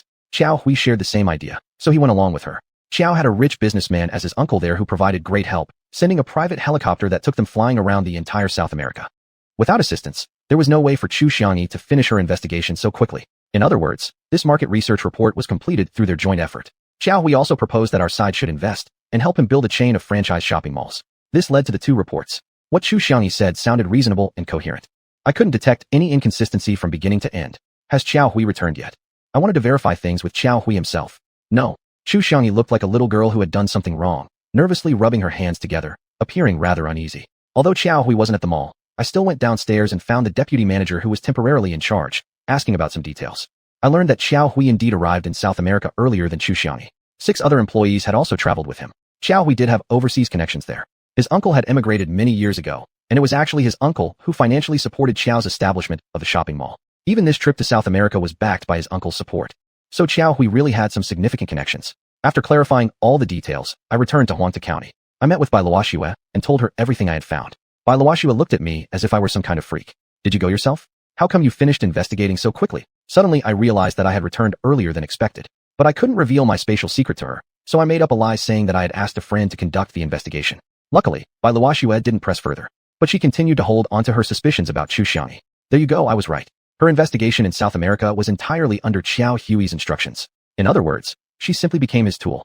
Now I no longer agreed with her viewpoint, so I argued. What's wrong with that? We've already cooperated with Xiao Hui and Xianxia, and the cooperation was very successful. Why can't we work together with him again in South America? Besides, this is a win-win situation. From beginning to end, xiuxian did withhold some information, but that was only because her plan wasn't yet fully developed and inappropriate to report to me. Now that the plan is ready, it's fine for her to report it. Besides, so far we haven't suffered any losses. As the sales company's manager, she does have the authority to make such decisions. Even if she did some things not very appropriately, I think that's forgivable. Bai Luoxue gave me a sharp look. All right then, since you, the boss, agree, we'll continue cooperating with Xiao Hui. We can continue to send goods to him gradually. But when it comes to investment, absolutely no full funding at once like with Marvel Supermarket. We open one mall, and we invest in one mall. That way, we reduce our risk and prevent him from misappropriating funds. I accepted Bai Luoxue's suggestion. Then I called xiuxian back, essentially agreeing to Xiao Hui's cooperation proposal. I could tell from the other end of the line that xiuxian breathed a long sigh of relief, as if a heavy weight had finally been lifted from her heart. Soon after, I received a phone call from Xiao Hui. He sounded very happy on the phone. Besides congratulating us on our successful cooperation, he mentioned that he would send someone to sign the agreement with xiuxian. Chapter 428, Feeling Uneasy Inside. Xiao Hui currently only has one mall in South America, so shipping to him doesn't require hundreds of containers at a time like it does for Marvel. I just need to send 2 or 3 containers per week, which I can easily manage. If he expands significantly in South America later, I can think about increasing production capacity. Shipping goods to Xiao Hui in South America is different from sending them to Marvel. The goods are transported to Xiangyang port, loaded onto a ship, and once the ship leaves the port, the handover is considered complete. From that point on, the rest is handled by Xiao Hui himself. xiuxian is fully responsible for the specific handover procedures. As usual, I rewarded her this time too, although not as much as before. I gave her 200,000. Bai Luoxue also deserves credit for leading the team to evaluate Tianhua chemical industry. I rewarded her team 1 million. How the money is divided is up to her. After receiving the money, Bai Luoxue became cheerful and started showing concern for me. She came to my office and immediately asked upon entering. How did you do? Are the scores out yet? I had been so busy these days that I hadn't even checked my results yet. I hurriedly opened the examination board's website to look them up. 520 points. I was so excited I jumped up, grabbed Bai Luoxue, and spun her around once. She was happy for me too, giving me a passionate kiss as a reward and celebration. We indulged in a little tenderness right there in the office. I didn't forget her previous promise, so I started discussing our wedding date with her. Her face flushed pink like a peach, slightly blushing, and even more enchanting. Look how impatient you are. This is something our parents must decide. It shows respect for elders. Absolutely right, my dear wife. This is a major family matter, which must be announced to our parents and decided by them. So when can I meet your parents? Meeting her parents had been something I'd been longing for a long time, and now I finally saw hope.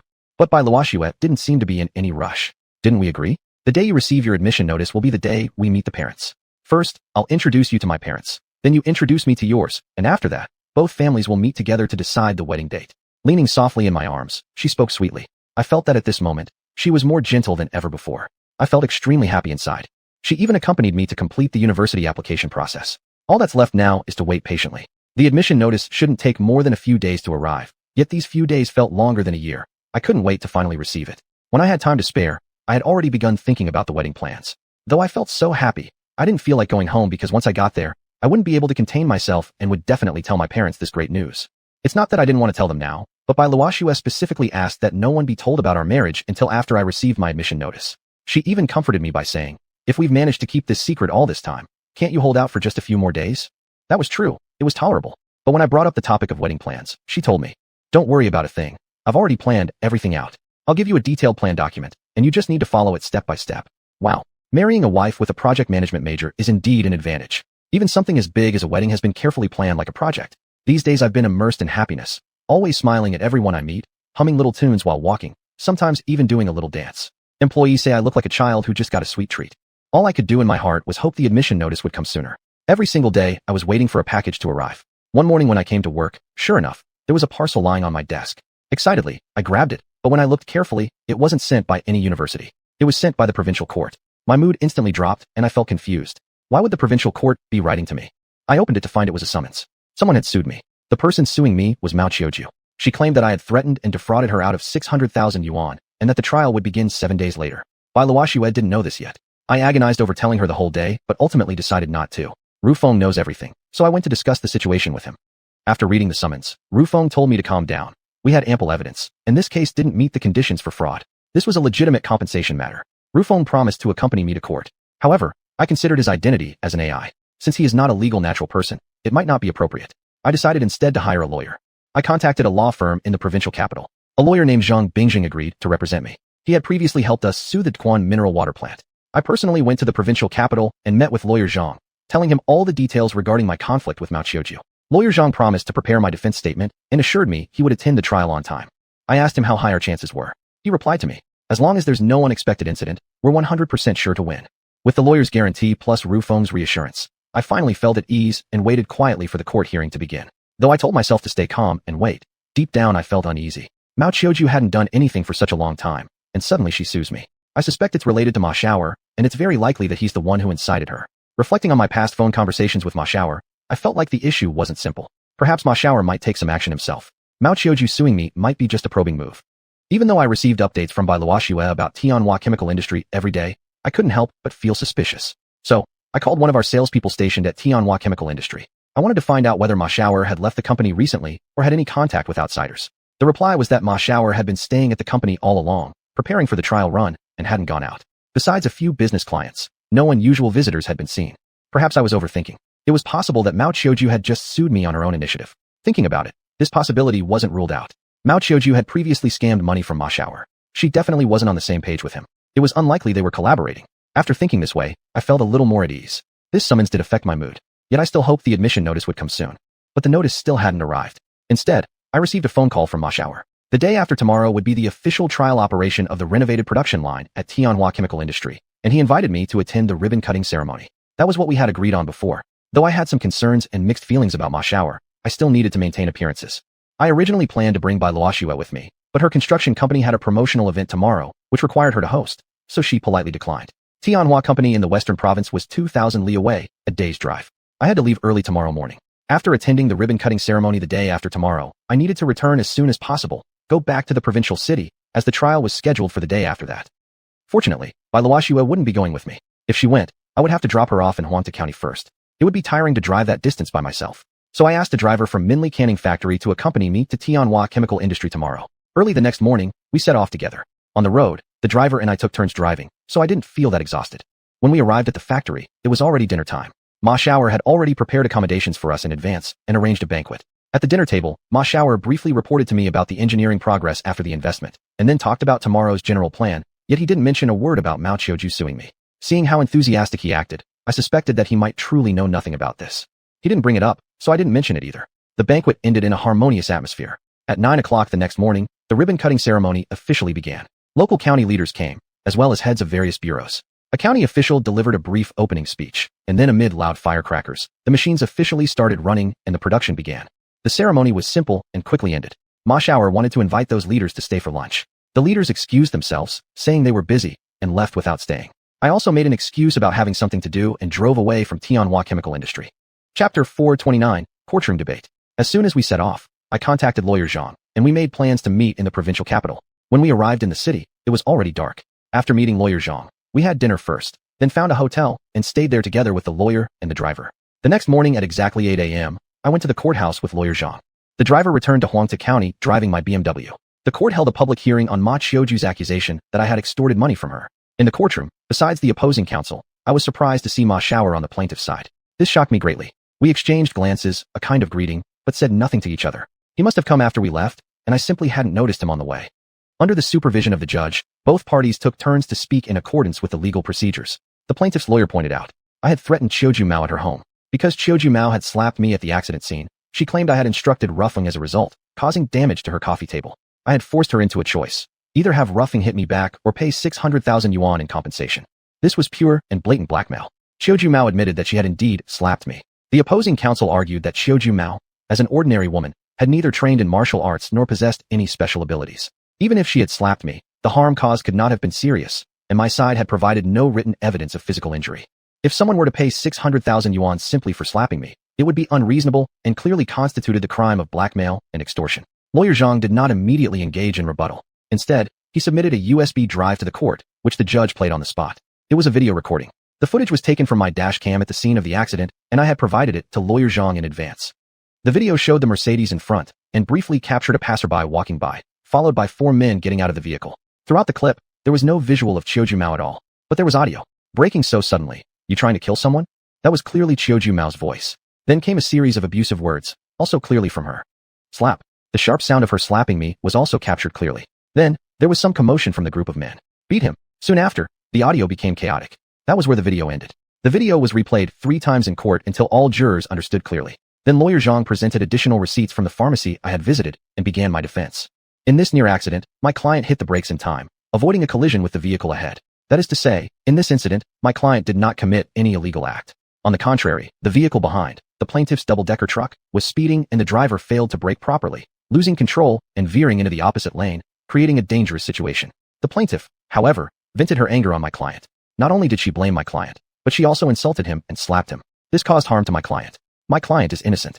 The plaintiff should be held responsible for compensation. Based on these facts, my client's request for compensation is reasonable and lawful. The plaintiff's claim that my client committed blackmail and extortion is entirely false and defamatory. After lawyer Zhang's argument, the defense attorney for the opposing side did not respond immediately. Instead, she whispered something to Xiuxian. Her expression seemed slightly reproachful. Xiuxian's face turned very pale. Then the defense lawyer retorted. Even if the plaintiff did slap the defendant at the scene, the defendant suffered no serious harm or consequence, no even a minor injury. Yet the defendant demanded 600,000 yuan in compensation from the plaintiff through threats. This far exceeds the amount of money that could possibly be claimed in such a situation. It is irrefutable blackmail and extortion. The defendant is guilty. Lawyer Zhang sneered slightly. The video was played 3 times in court just now, and I believe the plaintiff's defense lawyer should have heard clearly. Throughout the entire incident, my client never insulted the plaintiff, let alone physically retaliated. This proves my client was extremely restrained and rational at the scene, while the plaintiff deliberately provoked a conflict. Precisely because of this, the police classified this as a fighting incident, because the real fighters were others and were not directly related to my client. I must remind the court once again. In this case, my client was the victim, verbally insulted and physically attacked by the plaintiff. The unscrupulous and offensive language from the plaintiff that crossed all limits, the judges have all heard, and these insults caused my client severe psychological and emotional harm. My client is a well-known entrepreneur, publicly accused and insulted by a shrewish woman. Everyone can imagine how suffocating and painful my client must have felt. Even so, my client did not insult back, nor did he physically retaliate. What an extraordinary level of self-restraint does that show. But even if my client possesses excellent character and high self-discipline, this should not serve as an excuse for allowing the plaintiff to evade justice. Therefore, my client's demand for compensation from the plaintiff is completely legal. My client also understands very well that the cost for the slap the plaintiff gave him is no more than a few dozen yuan from medical expenses, certainly not worth 600,000 yuan. But I must remind the court and the defense lawyer, this 600,000 yuan is not just for the slap, but mainly for emotional and psychological damages. I asked the court to make a wise judgment. Lawyer Zhang spoke passionately, and this speech had already left the opposing lawyer speechless. Xiuxian did not object in court and lowered her head. I shot lawyer Zhang a look of appreciation. It seemed that this lawsuit, just as he had previously said, was unwinnable for the other side. There was no way I would return the 600,000 yuan to Xiuxian. The court would not find me guilty either. But I had just started to feel relieved when Ma Xiao'er suddenly stood up. I have something to say. After receiving permission from the judge, Ma Xiao'er angrily pointed at me. The defendant lied. He falsely claimed my father Ma Xianxia had gone missing, which caused my aunt Xiuxian to lose her support and become nervous and vulnerable, forcing her to accept his extortion.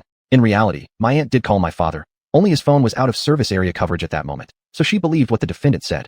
However, actually my father had not disappeared.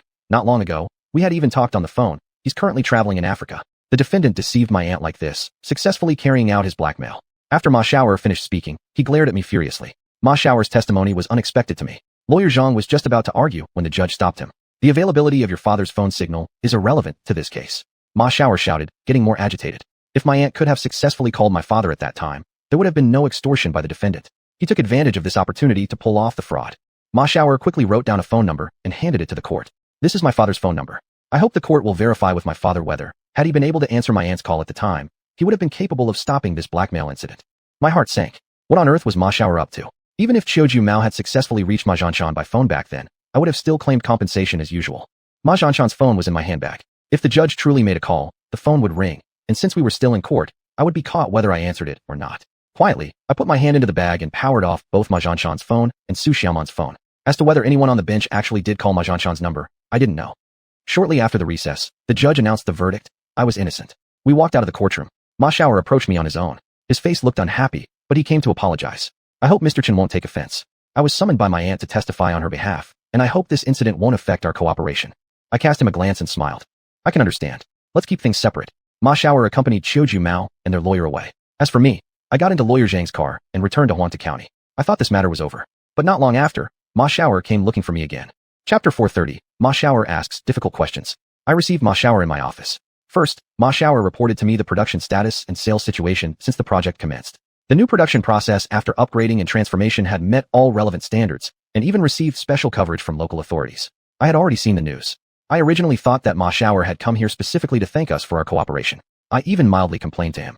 If you came here just to express your gratitude, there was no need to make such a long trip. A simple phone call would have been enough. However, Ma Xiaoer suddenly changed the subject. Actually, I didn't come here solely to report my work to President Chen. There are also some things I want to ask President Chen clearly. After the incident of Mao Qiuju suing me, I had a vague feeling that Ma Xiaoer might have come because of Ma Xianshan. As expected, that was the crux of the matter. But he did not ask about the whereabouts of Ma Xianshan and xiuxian. Instead, he showed concern about xiuxian's villa. A few days ago, I went to countrywide to visit my father and mother. Ma Xiaoer looked at me carefully to observe my reaction. His father was Ma Xianshan, which I naturally knew. That his birth mother was xiuxian was absolutely not common knowledge, and as an outsider, I shouldn't have known it. In principle, according to me, his mother should be Mao Qiuanju, not xiuxian. The way he looked at me was clearly testing whether I was aware of his relationship with xiuxian. There was no point for me to hide the truth. After all, he must have gone to xiuxian's villa abroad, not to mention that now it was occupied by my sales representative. If I claimed not to know who xiuxian was, it would be difficult to convince anyone. But I didn't intend to admit it directly either. Why create problems for myself? I just glanced at him, but didn't say anything. Ma Xiaoer continued. I suppose President Chen already knows about my family background. Mao Qiuanju is not my birth mother. My biological mother is xiuxian. After my father went abroad, he went to countrywide to find her. However, I didn't get to see them when I was there. Instead, I met two of your employees. They are now living in the house, which has become your office. Mead Company also now belongs to you. President Chen, can you explain this to me? Where did my parents go? How did Mead Company end up in your hands? Just as I had feared, it had come to this. Ma Xianshan and xiuxian were staying on my Green Island space now, so of course I couldn't tell him the truth. At least with regard to Mead Company. However, the explanation was easier. I feigned surprise. I'm not interested in your family matters. Your father's issues are matters for the authorities. As to how he left the country and who he went to look for, those are his own affairs. As for where he and your mother, what you call your birth mother, have gone, how would I possibly know? Ma Xiaoer's face darkened. I hope President Chen will tell me the truth. I once asked your sales staff, and they told me what you said, that my parents went on vacation to Africa. I even called my father, and he said they were indeed somewhere in Africa. But later calls went straight to voicemail, as if the phone were turned off. Could it be, as you said, that they lost contact? He was still hung up on what had happened in court that day. By asking me like this, he was just guessing. A while back, when he had come asking for my investment, he had once called Ma Xianshan. That had been long after I confronted Mao Qiuanju. I pretended to explain. Just because a phone is turned off doesn't necessarily mean they've lost contact. There are many possible reasons for a phone being off. Maybe it ran out of battery, maybe it was lost, or maybe the SIM card was damaged. Which is the case? No one can be sure. Can you really say your father has lost contact just because his phone is off? Ma Xiaoer did not accept my explanation. The problem is that my mother's phone is also off. If both of their phones are simultaneously having issues, making contact impossible, it can only mean something has happened. That's why I went to Africa myself. My heart sank slightly. He really went to Africa. If he had gone, there was no way he could find Ma Xianshan and xiuxian at the fake address I had fabricated. Still, I pretended to be concerned. Did you find them? Ma Xiaoer shook his head. That place covers thousands of square kilometers, all desert. Where should I look? I asked the local police, but there was no record of them. I even checked their entry and exit records at customs. Guess what, President Chen? He was so thorough in his investigation, which made me immediately wary. I was convinced he was starting to suspect me. I intentionally asked, what happened? There's no record at all. They never entered or exited Africa, and even in country, why there's no trace. I suspect they were murdered. Ma Xiaoer stared directly at me. Although he was clearly trying to confide in me, in my view, he was implicating me. Murdered? I put on an exaggerated display of shock, feigning complete surprise. Any clues? Ma Xiaoer shook his head. There's no evidence pointing toward murder. However, I do have suspicions about my mother's villa. I asked your two employees, and they told me they bought it from my mother. But my mother never mentioned this to me at all. My father did say they sold the house and went traveling, but I don't believe that. I just can't imagine them doing that. My father is extremely tight-fisted, a typical miser, a modern-day granddad. There's no way he would just let my mother sell the house. And even less likely that he would agree to something like traveling, which is purely a consumption activity. I hope President Chen can help me understand. Why would my parents behave like this? I really can't figure it out. From his words, Ma Xiaoer suspected something about the villa, though he wasn't entirely sure. I had told him on the phone before that the house was sold, and now that he knew that type of villa already belonged to me, naturally, I was the buyer. I realized that was also the main reason he had come to see me. I let out a sigh of sympathy. People's minds can change after going through many things. It's possible your father truly had an awakening. Money is just an external thing. You don't bring it with you when you're born, nor do you take it with you when you die. The world is vast, and perhaps they really wanted to see it for themselves, so they left together and sold the house to me. Perhaps Ma Xiaoer had been convinced by my explanation, because he no longer spoke about the house and shifted to questions about the company. Why is your branch office in country? Why also named Mead Company? That's the same name as my mother's company. Didn't my mother transfer it to you? I smiled and replied, that's not the case at all. Precisely speaking, your mother picked a good company name, and I did want to continue using that name. Fortunately, your father and mother canceled the company before they left, so we re-registered under the same name. That's the actual situation. Ma Xiaoer seemed as though he wanted to say something, but hesitated. After a moment of silence, he finally asked, my father used to like collecting antiques and ancient paintings. When you bought the house, did you see anything like that? Antiques? Never seen them. I pretended to be very surprised. Ma Xiaoer nodded. I guessed he wouldn't have entrusted those things to you, President Xian. What things? I kept up the act. Ma Xiaoer explained. My father said he had a friend donate those antiques to the museum in Huanta County. I went to the museum and confirmed that they were indeed donated. I once asked him who that friend was, but he didn't tell me. I even suspected it might be you. But now it seems, it's definitely not you. After a pause, he continued. I'm sorry, President Xian. My father once held prejudice against you, and because of that, our relationship as father and son became very strained. Because of his prejudice toward you, there's no way he would entrust those antiques to you. As to why he sold the villa to you, at first I couldn't understand either.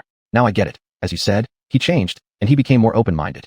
Money comes and goes, so he sold the house and went traveling with my mother to see the world, enjoy life, and spend his twilight years peacefully. That might indeed be the best fate in life.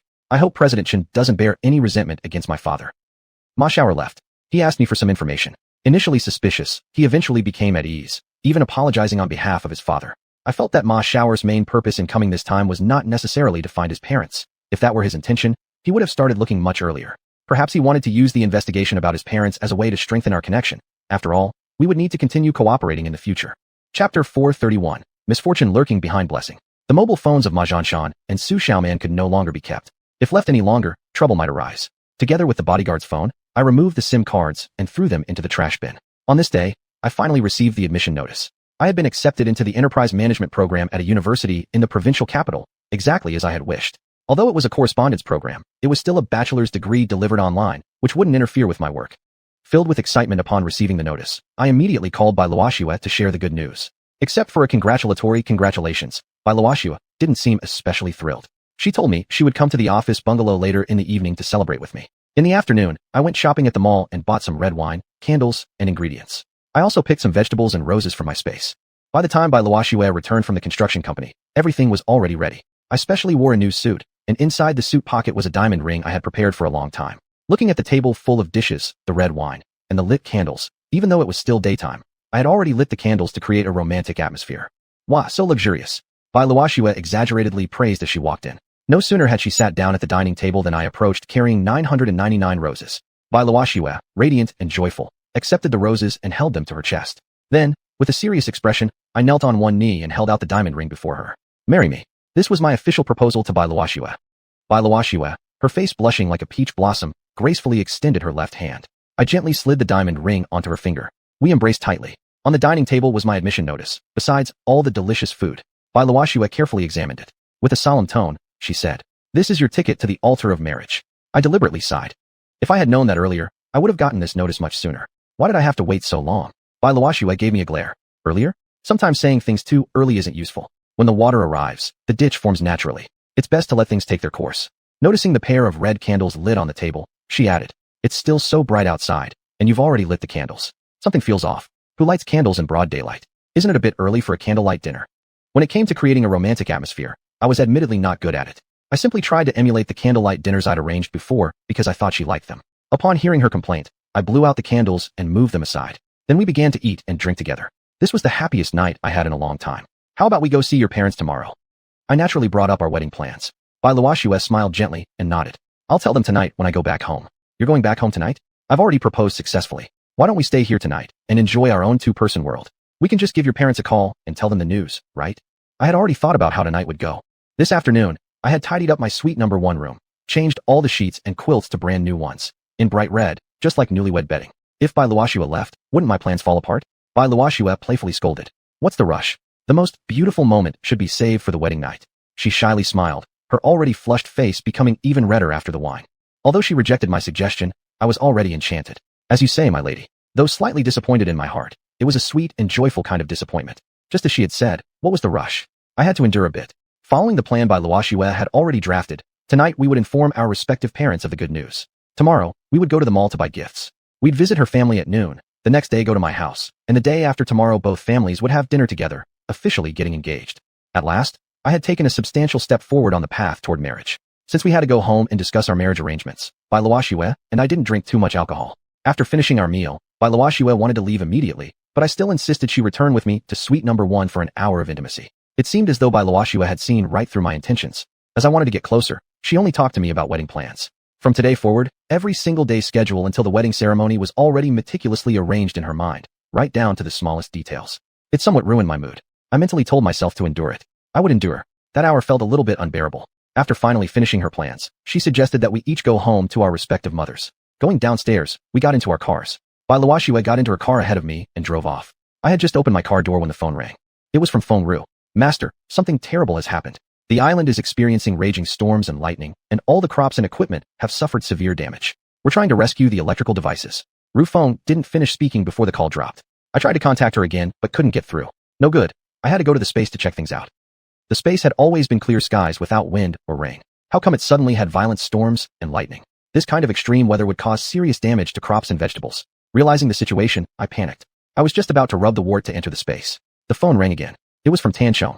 Boss Chun, the mineral water plant has suddenly run out of water and the production line has stopped. There must be a problem in the pump house. You need to come personally because nobody can open that door without your permission. It's your key. As soon as I hung up with Tanchong, Lu Ruchuan called. The water source for the mineral water plant in Ji County has been cut off. Then came a call from xiuxian. The water source for Donghai mineral water plant has suddenly disappeared. Without even looking, I knew the electrical system in my space had been damaged. The pumps had lost power and naturally couldn't draw up water. I told those 3 water plants not to act rashly and that everything would be resolved after I arrived. I couldn't go home for now. I rubbed the wart and entered the space. The moment my feet touched stone number 1, I was hit by a powerful gust of wind. Heavy rain poured, fierce winds howled, and I could barely see anything before me. All I could hear were roaring winds, pouring rain, and the loud pattering of hail striking the ground. Hail struck my body painfully, with several even hitting my head, instantly causing large bumps. Covering my head with both hands did no good. Those walnut-sized hailstones hurt wherever they struck. I couldn't even open my eyes. I couldn't see, and I couldn't take a single step forward. If I didn't leave this place immediately, the wind might not blow me into the water, but the hail would surely turn me into a pulp. Fortunately, my feet hadn't left stone number 1. I quickly rubbed the wart and withdrew from the space. Back in the office bungalow, I was soaked head to toe, just like a drowned chicken, utterly miserable. My shoulders and back ached badly from the hail impacts. My head had several bumps, each painful to the touch. Fortunately, there was no blood, so the skin hadn't broken.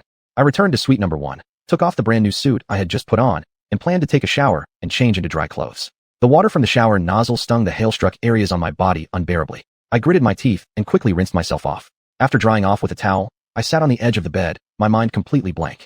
Chapter 432, Destruction on the Island. I was stunned by the sudden natural disaster. Later, my mind cleared up. I was aching all over, and there was a huge bump on my head. I was supposed to visit Bai Luoxue's house tomorrow. How could I show up like this to meet my future mother-in-law? Bai Luoxue called. All the water plants lost their source water supply. Do you know about this? I knew the cause but couldn't tell her. I know already. I'll find a way to resolve it. Let the 3 plants conduct maintenance during this downtime. I forced myself to remain calm and not lose composure. This was something no one else could help me with. I had to handle it myself. I just got home and have already received dozens of calls, all about the sudden interruption of source water at the water plants. Are you back already? Why haven't I seen you? Were you following me just now? Bai Luoxue sounded very anxious. I hadn't even left yet when I received the call. Don't panic. It probably isn't anything too serious. They should be able to handle it. You don't need to worry either. We exchanged reassurances for a while before finally hanging up. Then I remembered that water from the space could help reduce swelling and pain. Luckily, the water heater in the kitchen still had plenty of water. Even though the power was out in my space, water still ran from the tap. I filled a large basin and washed myself thoroughly from head to toe. The effect of that water was amazing. By the time I finished the entire basin, the pain had gone away and the bump on my head had subsided. Only then did I let out a long breath of relief. I dried off and went to change into dry clothes. I tried calling Ru Feng, but it still wouldn't connect. Ru Shui was unreachable as well. The Yellow Island had suffered such a disaster. What was the situation on Green Island? I didn't want to get hit by those large hailstones again, so I didn't rashly attempt to access Green Island. I tried contacting Ru Yu as well, only to get no response again. I guess the green path probably hadn't been spared either. I had no idea how widespread this storm was within my space, nor how long it would last. But I could imagine the devastation. All crops, vegetables, and equipment completely ruined. It would be an enormous loss. This would affect production and sales across all my factories. This was the biggest setback I had ever encountered. Returning to the dining room, I boiled a kettle of hot water and sipped tea while thinking about how to respond to this sudden disaster. Out of the corner of my eye, I saw the candle I had blown out on the table. and I recalled by Luoxue's words, lighting candles during the day is ominous. Perhaps this was an omen. I didn't understand it, but these omens were hard to ignore. My space had always been free of wind and rain, yet this sudden harsh weather caught me entirely off guard. I relied on my space too much. After a bout of self-pity and reflection, I consoled myself. Now that things had come to this, there was no use in worrying pointlessly. Nothing a fresh start couldn't fix. Of course, growing new crops and vegetables would take time. Those signed orders wouldn't be delivered on time anymore. But that was a minor issue. The biggest concern was not knowing how long this weather would continue. I returned to my room and lay on the bed, tossing and turning. The mineral water plant had stopped operation. The juice, beverage, and fresh milk canning production lines had also stopped. Fish canning and side dishes were still being produced because we had inventory of raw materials, but that wouldn't last long. At most, it might continue until tomorrow at the latest. I called Mu Jiming and instructed him to stop production and perform full maintenance once the raw materials ran out. Mu Jiming asked me why. I could only tell him to follow orders. When will we resume production? Wait for further notice. The organic carbon fertilizer plant wouldn't need to shut down entirely. The straw raw materials used there were mostly brought in from my space, but we also purchased some from the real world. Those stocks were low. I notified Xiuxian to increase raw material procurement and asked customers to deliver more. Xiuxian was utterly confused. We still have plenty of raw materials. Just follow orders. I couldn't explain it to him. I was deeply concerned about the conditions in my space, contacting Roof Phone about every 10 minutes, but couldn't reach anyone. I sent him a message urging immediate contact. No response. I sent messages to all my AI assistants. Whichever one received the message was to contact me immediately. The result was still disappointment. Suddenly, I realized the power outage in the space had cut off the internet, meaning signals couldn't get in or out. Discouraged, I let out a long sigh. Now, all I could do was wait for the storm to pass. Xiuxian called me. I heard the water plant source water has been cut off. Because of your special regulation forbidding anyone access to the pump room, not even the maintenance workers can get in to repair it. Only you, the boss, can deal with it personally. If this issue isn't resolved soon, many orders will be delayed. I didn't need her to remind me. I'll resolve the water source issue as soon as possible, but definitely not right away. Let me tell you, orders for bottled water will be delayed, but all other products will be affected too. Be mentally prepared and start managing client expectations. Xiuxian was clearly surprised on the other end of the line. How could this happen? These unrelated products, could they all be affected by the bottled water issue? I couldn't explain, nor was I allowed to explain. Just follow the instructions. Without another word, I hung up the phone. Xiuxian knew the company had its rules. There were many things she shouldn't dig into, but this was a major issue. As a marketing executive, she naturally needed answers. Not asking would mean failing in her duty. Still, I couldn't offer an explanation. The only thing I could hope for now was that the storm inside my space would end soon. It was already past 10 in the evening. I couldn't lie still in bed any longer.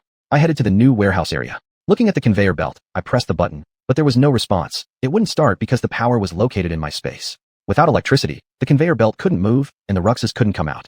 Cut off from power, they also couldn't contact me. If I didn't personally enter the space, I had no way of knowing whether the storm continued there. I had to go inside and see for myself. Just thinking about the hailstones covering the sky gave me chills. I had to protect myself first. I found a raincoat and put it on, then wore a safety helmet. Still unsure if that was enough, I also grabbed a tin bucket and placed it over my head, covering my shoulders. Although my appearance looked ridiculous, I finally felt a bit safer, so I took along a flashlight. I took a deep breath and activated my space by rubbing my mole. The moment I entered the space, I wasn't immediately hit by strong winds. The wind had calmed down. I didn't hear the sound of crashing either. The hail had stopped, but the rain was still falling, mild compared to before. I removed the tin bucket. It was pitch black in front of me, and I couldn't see a thing. I turned on the flashlight. At least I could see clearly beneath my feet. The ground still had hailstones, less and smaller than I had imagined. They were scattered like corn kernels and slowly flowing into the sacred lake with the water. I guess most of the hail had already been melted or washed away by the rain. Arriving at the small houses I had built earlier, they were in ruins. The roofs, once covered with solar panels, had been smashed to pieces by the hailstones. All that remained were twisted metal frames. Looking at the automated fish sorting machine, the exterior was still relatively intact, apart from some residual hailstones on it. However, the exposed electronic components were already destroyed and gone. The metal flaps had been bent beyond recognition. The entire island had no light, except for the beam of my flashlight. Suddenly, a bright lightning flash cut across the sky, followed by a distant thunderclap. Then came a torrential downpour again. The rain continued to pour. Staying here longer served no purpose. I couldn't do anything to prevent further damage. I exited the space and returned to the office building. I took off the raincoat and wiped off the water, then sat at the dining table smoking quietly. Chapter 433, Dealing Proactively.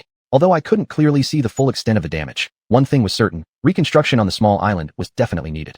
It was still raining inside the space, and there was nothing I could do by entering. I sat at the table smoking, but worrying wouldn't solve any problems. Realizing this, my mood actually became much lighter. I decided to just go to bed and deal with everything after sunrise. Once I had let go of my anxieties and relaxed, I quickly fell asleep. This nap didn't quite last until full daylight, but it was close. Outside the window, the sky was already light gray with early dawn. But I hadn't woken up naturally. I had been woken by the phone. Mu Jiming called to report that the cannery had run out of fish and fresh vegetables, and several production lines had been completely shut down. He asked for instructions. Should we halt operations waiting for supplies, or conduct equipment maintenance? Maintenance. Carry out a full inspection. I hadn't yet figured out when fishing and planting in the space would resume, so this maintenance was a choice made out of necessity. It had become light outside, and sleep was no longer possible. Thinking about the disaster inside the space, I put on a raincoat and entered. At some point, the rain had stopped. The ground had been washed clean by the downpour. There was no trace of hailstones left. Every vehicle left exposed had its glass shattered without exception. The color steel plates of several warehouses had bent and deformed, most having collapsed beyond recognition.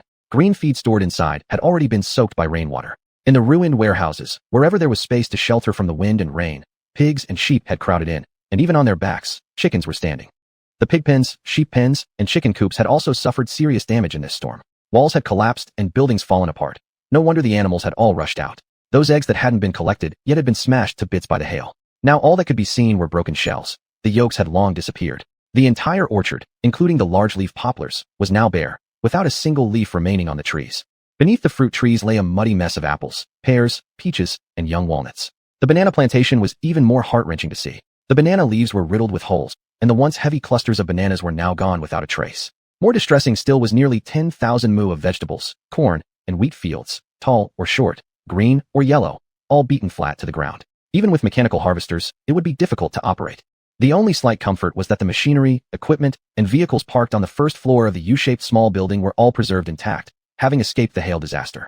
I could clearly see pigs and sheep beneath the vehicles, and chickens seeking shelter on the rooftops. They truly managed to find shelter anywhere. The tall coconut trees hadn't escaped unscathed either.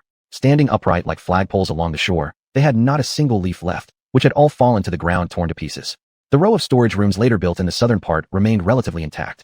The bananas and some stored grain inside had not been damaged by the heavy rain and hail. All the surveillance cameras had been destroyed completely and were totally ruined. Even worse was the floating rice planted on foam boards. The foam boards had already been shattered into pieces, most having floated ashore from the lake in clusters, forming messy piles, blue and white mingled, looking more like garbage. I took a full walk around the island and returned to the U-shaped building. Ruffling came up to greet me, slow in movement and listless. Such a state was rare for Ruffling, who usually always looked energetic. I asked him, "What's wrong with you?" "Power is critically low. Complete shutdown is coming. All AIs lost the ability to charge due to the power outage last night." I was startled. I relied heavily on them for work. How could things proceed without power? I rushed upstairs immediately and found every robot lying on the beds, showing no response. Hearing footsteps, Zhao Mingfei emerged wrapped in a blanket, his face full of distress. "Boss Chun, this storm was too intense, with massive hailstones. All the crops are destroyed, and the warehouses, vehicles, and equipment have all been damaged." I waved my hand, interrupting him. "I know. What's wrong with you? Are you catching a cold?" Zhao Mingfei tightened the blanket around himself. "I'm not sick.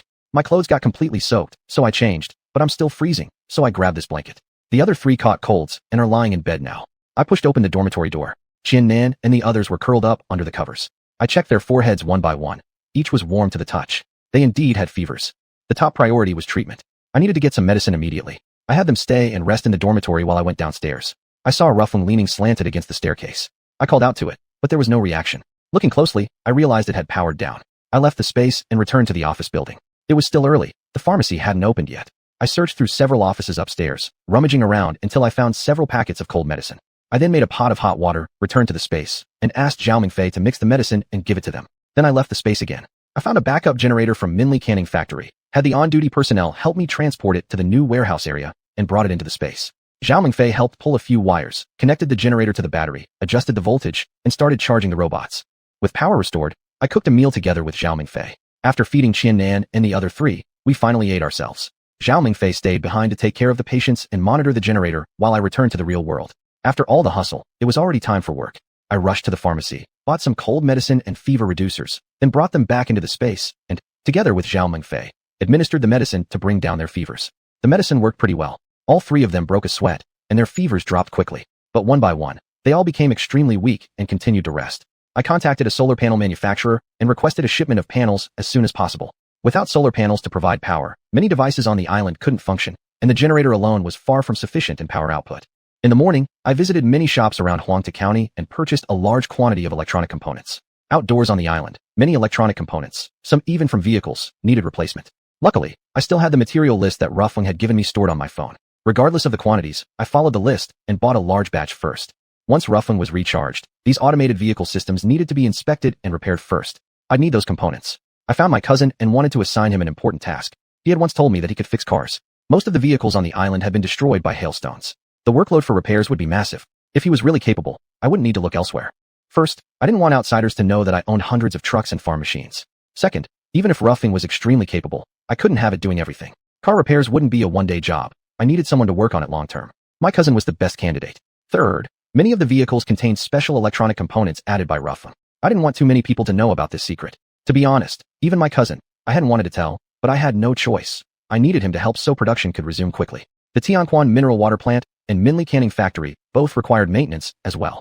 As maintenance chief, my cousin was currently busy arranging tasks. I found him at Minli canning factory and told him my plan. My cousin was very willing to take on the vehicle repairs. After arranging his current tasks, he went back to the maintenance department to start contacting suppliers for auto parts. Chapter 434. Finally meeting the future mother-in-law. By Luoxua called. I just saw you. Was it about maintenance that you went looking for your cousin? I quickly confirmed it was and chatted briefly with her. Originally, I had intended to go to the seed company, but since she wanted to meet, I had no choice but to return to the office building.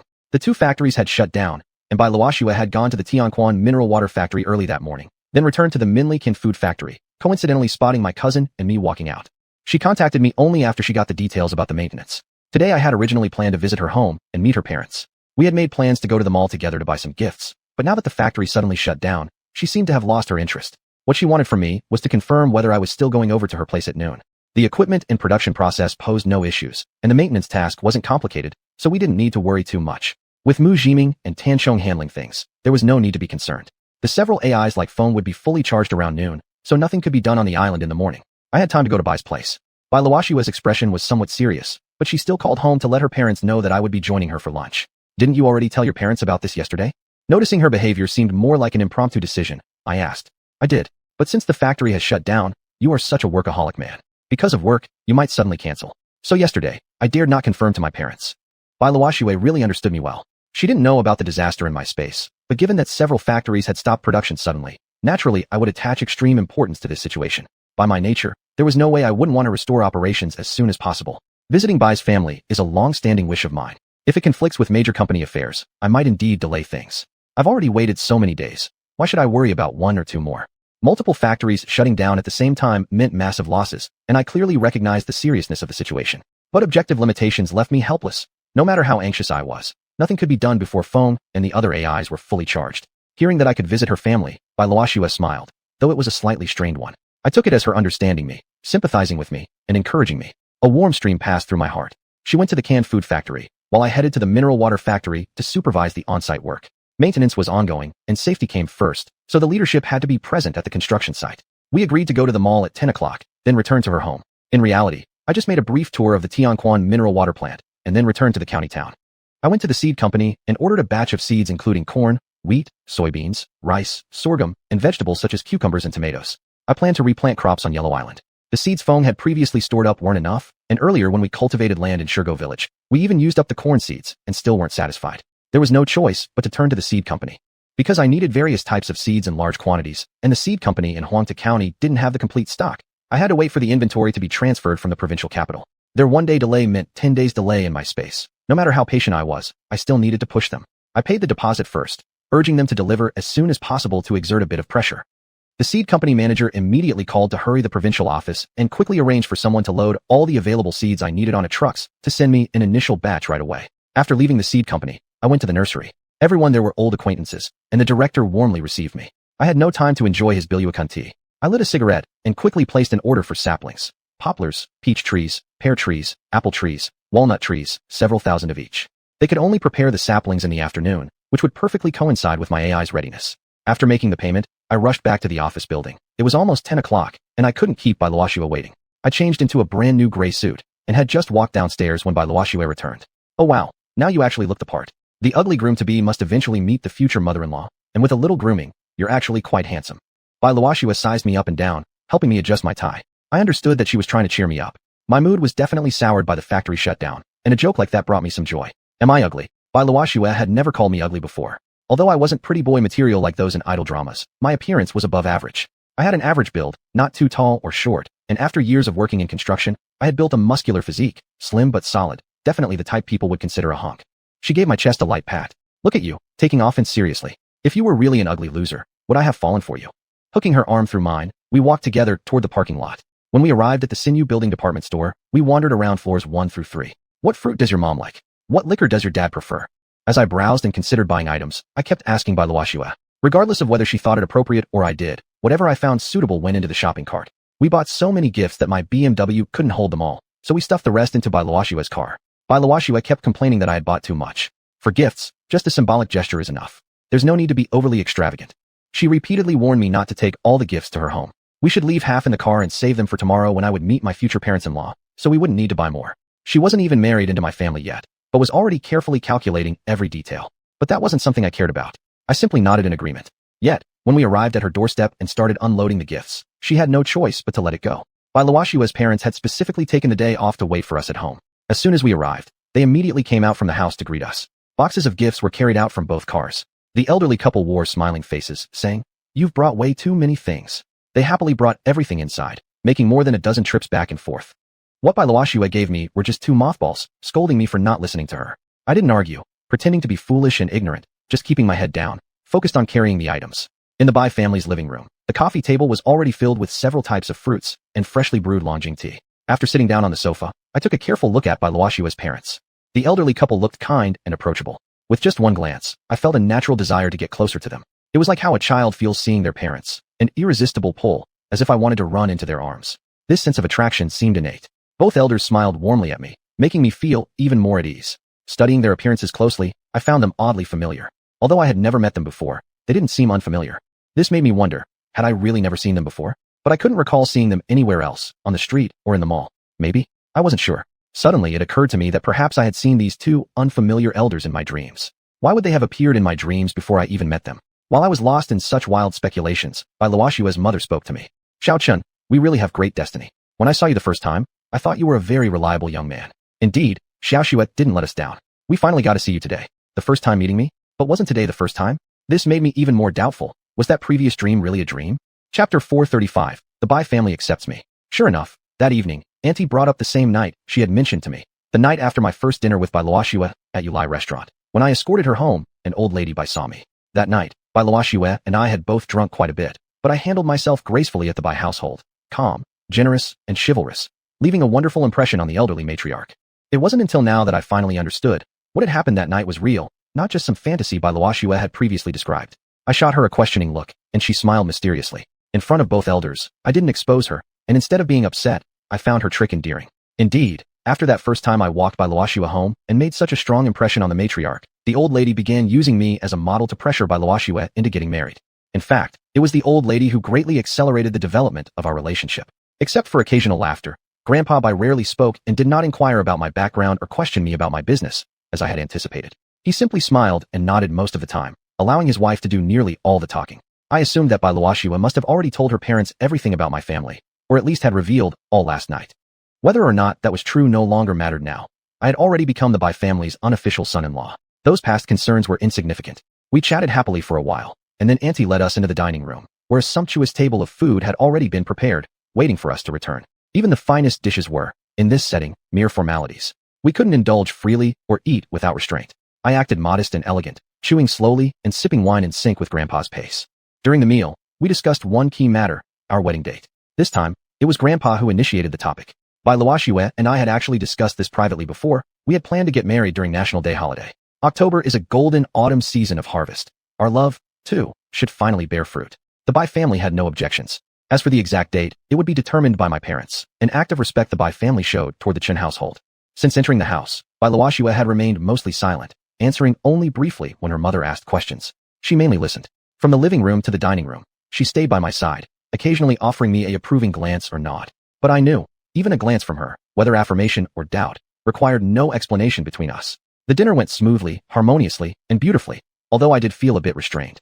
After all, it was my first visit to the Bai residence. I couldn't possibly act as casually as I would at home.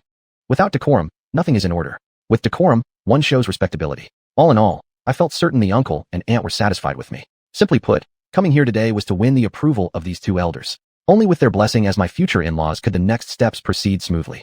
Otherwise, everything could potentially come to a halt. As planned, tomorrow Bai Luoxue would visit my home and meet her future in-laws. The old lady told me they had already arranged everything. All we needed to do was arrive early tomorrow to pick up the gifts. I thought perhaps there were other things to discuss, but I had overestimated. After dinner, we returned to the living room for tea and small talk, with the elderly lady doing most of the chatting. I noticed Grandpa starting to yawn. I knew it was time to take our leave. The whole family saw me off at the door. Since the distance was short, I hadn't driven, my car was parked nearby, and I walked back home. My parents had eaten at work and had just returned. Seeing me come in, my mother immediately offered to prepare something for me. I quickly stopped her. Because I had a lot on my mind today, I hadn't told my parents I had visited the Bai family. Now would be the perfect time to share. Since visiting the Bays hadn't required any preparation from them, there was no rush, but tomorrow Bai Luoxue was coming, so my mother needed to start preparing in advance. Hearing that I had dined at the Bai home and officially met Bai Luoxue's parents, my mother was beside herself with joy. Oh, what a wish come true. My son is truly blessed. Father slapped his thigh and stood up from the sofa. That's exactly it. Those with good fortune needn't struggle, while those without good luck will toil in vain. My son, what kind of person is he? Such an outstanding entrepreneur, and only a young lady from the Bai family is worthy of him. As the elders overflowed with happiness, we began discussing the plans for tomorrow. Looking at their excitement, they even outdid Bai Luoxue's parents. Father didn't even nap. He sat on the sofa with Mother, thinking about the lunch menu. Mother didn't need to work in the afternoon, so she would go shopping at the mall. Then the two of them would ask the shop manager for time off tomorrow morning to stay home and prepare for the arrival of their future daughter-in-law. If the shop manager finds out our future daughter-in-law is Bai manager, he won't be able to pick his jaw up off the floor. They laughed heartily. It was a laughter filled with happiness. I chuckled along with them for a bit, then said I had things to take care of at the factory and needed to go to work. Go ahead, don't worry about things at home. Just bring that Bai girl here on time tomorrow. Mother waved me off, urging me to head to work. And remember to come back tonight. We still have things to discuss with you. Before I left, my father reminded me to be sure to come home in the evening. I took the BMW, returned to the office building, took off my suit, changed into work clothes, and entered the space. The several robots had all been fully charged. I powered them up one by one and reactivated them. Seeing the mess on the island, the AI bots also sighed in exasperation. They all looked at me, waiting for my orders on how to rebuild our home. To them, this island had truly become their home already. Their attachment to this place was no less than mine, perhaps even greater. I understood. Qin Nanyu and the other two were feeling much better now. They weren't lying in bed anymore, but stood together with the AI, waiting for my further instructions. Under the coconut trees, the ground was littered with coconuts.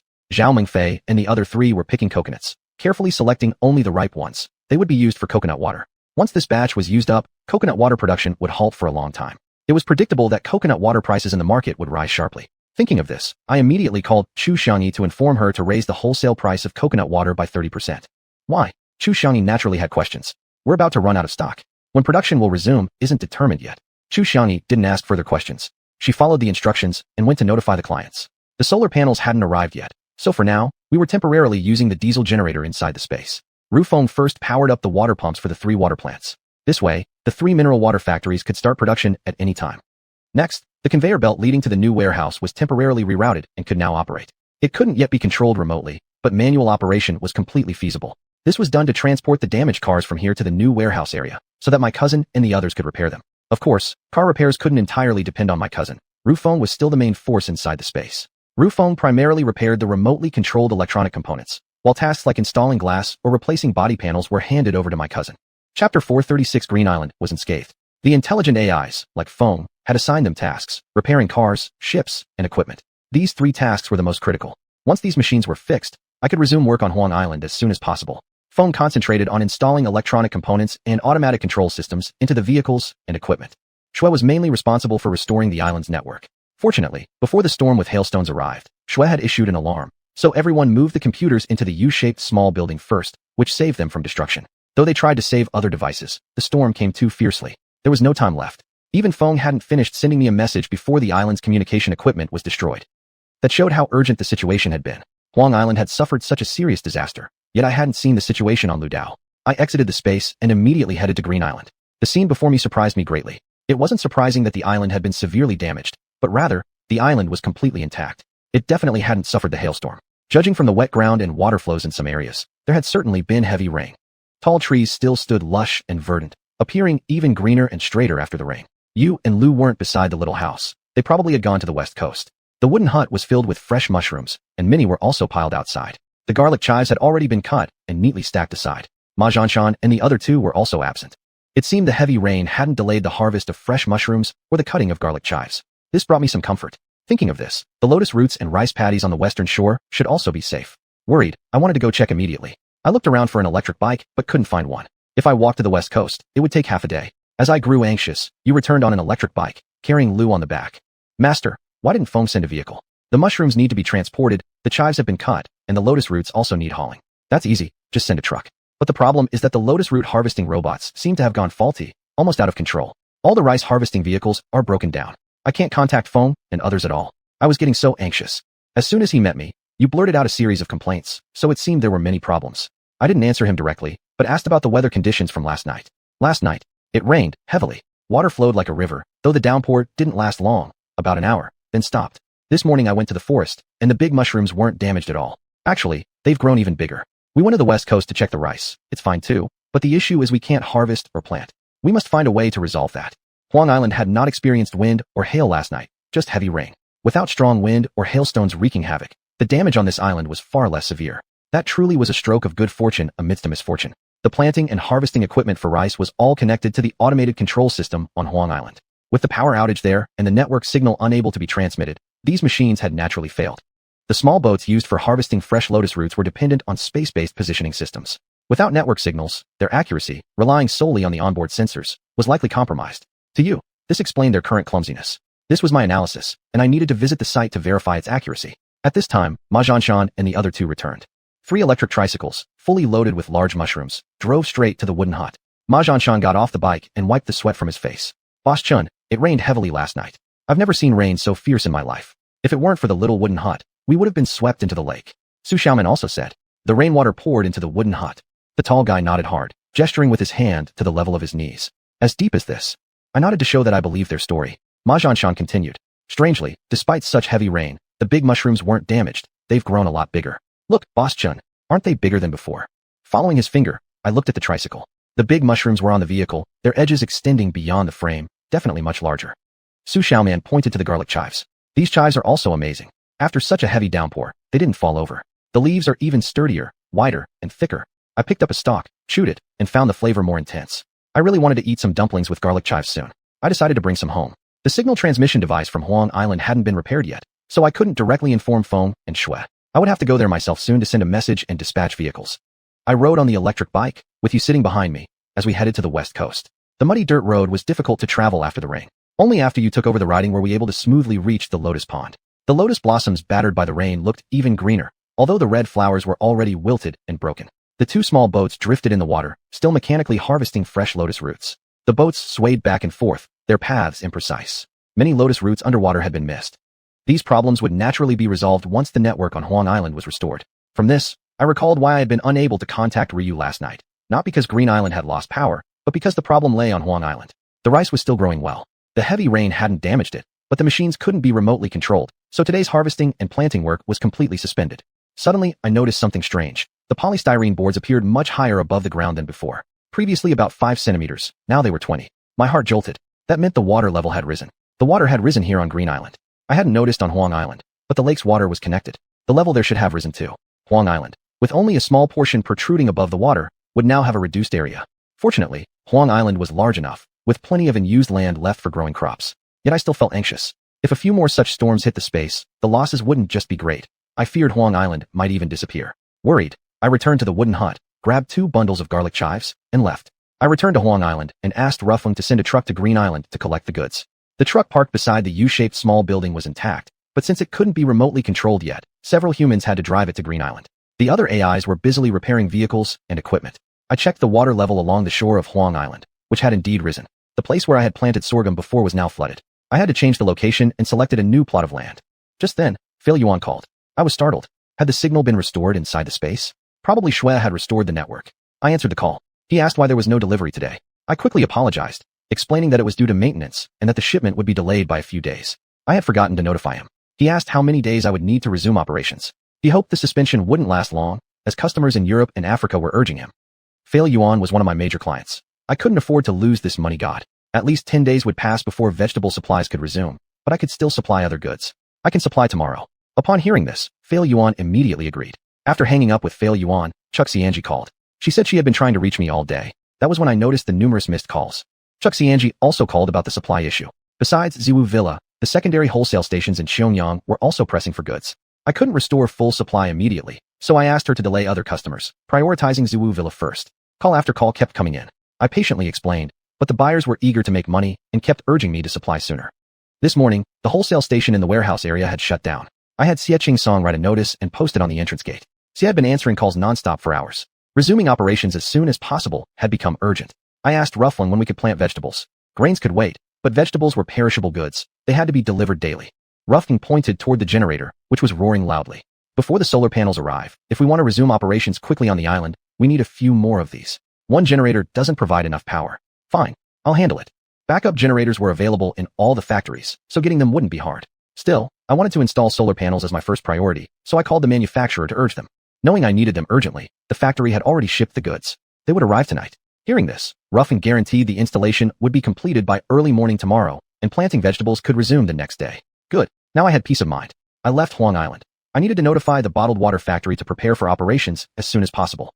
Chapter 437. Rescue is as urgent as firefighting. Just as I left the new warehouse area, I ran into Bao Song head-on. From his hurried manner, I could tell he had come about the vehicles. Xiuxian Song had notified him in the morning that the freight transportation would temporarily stop, the duration to be determined upon further notice. Therefore, not a single freight truck was in the warehouse area today. Bao Song quickly offered me a cigarette.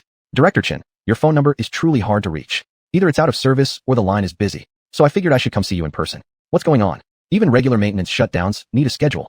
You just shut things down out of the blue, and now I've got so many trucks with no work at all. How do you expect me to explain this to the drivers? All my transport jobs for today were canceled, and Bao Song had sent all the trucks to the provincial capital, delivering cement precast components for Xuanhuan Construction Company. That sort of work is okay for 1 or 2 runs, but after a while, construction companies won't have so much cargo to transport anymore. Besides, hauling cement components wears out the vehicles more than transporting grain or straw. Drivers prefer working for me. Understanding what Bao Song meant, I told him transportation would gradually resume tomorrow, but the trucks couldn't be used in large numbers all at once, and asked him to be a little patient. Upon hearing this, Bao Song's frown immediately vanished. Sure thing. We'll follow Director Chen's arrangement. He left cheerfully, but now I had my own troubles. There was no grain left to transport. The crops lying flat in the fields, if clean, could be used as animal feed, while those mixed with dirt would only serve as raw materials for organic fertilizer. I called the breeding facility, saying I had a large amount of straw mixed with grain ready to give away. They were very happy to accept, but when I mentioned it was over 10,000 tons, they quickly declined, saying it was too much for them alone. They offered to contact other farms instead. In this scorching heat, excessive storage could easily cause mildew. So I asked Han Xiaobai to find alternative sales channels as soon as possible. Han Xiaobai was puzzled. Aren't we already supplying normally? Why approach the farms again? Apparently realizing that he might have asked something inappropriate, he quickly changed tone. All right, no problem. I'll take care of it immediately. After Han Xiaobai went off to make calls, I headed to the bottled water plant. Actually, a simple phone call would have sufficed for Tan Chong to resume operations, but given how mysterious the matter was, skipping all formalities would only raise more suspicions among the workers. Thus, a personal visit became necessary. Arriving at the bottled water factory, I saw the workers conducting full line inspections. Upon seeing me, Tan Chong immediately asked, Director Chun, our production line isn't having any issues. We finished inspecting it within a day. Let's check the water source now. Where exactly is the issue? Once resolved, we can restart production. The workers are really concerned about this. Okay, without any explanation, I walked directly to the pump house, unlocked the door, entered, and checked the pump. It was the same pump as before, and the wiring was fine too. I stayed in there for a few minutes, smoked a cigarette, then left and locked the door again. I asked Tan Chong, when exactly will the maintenance be completed? Tan Chong looked surprised. Probably around 7 tonight. Restart operations exactly at 8. That's it. Tan Chong's confusion was understandable, but I didn't explain further and walked away alone. Got it. Tan Chong cheerfully agreed and hurried to inform the workers. The goat milk and fruit juice coconut milk production lines were also undergoing maintenance and expected to be completed tonight. There were no more fruits in the storage dimension. We couldn't produce fruit juice for now, but there were still plenty of coconuts. Zhao Mengfei and others had collected quite a few mature ones, enough for a while. At present, the wholesale price had increased, helping us mitigate the upcoming supply shortage issues.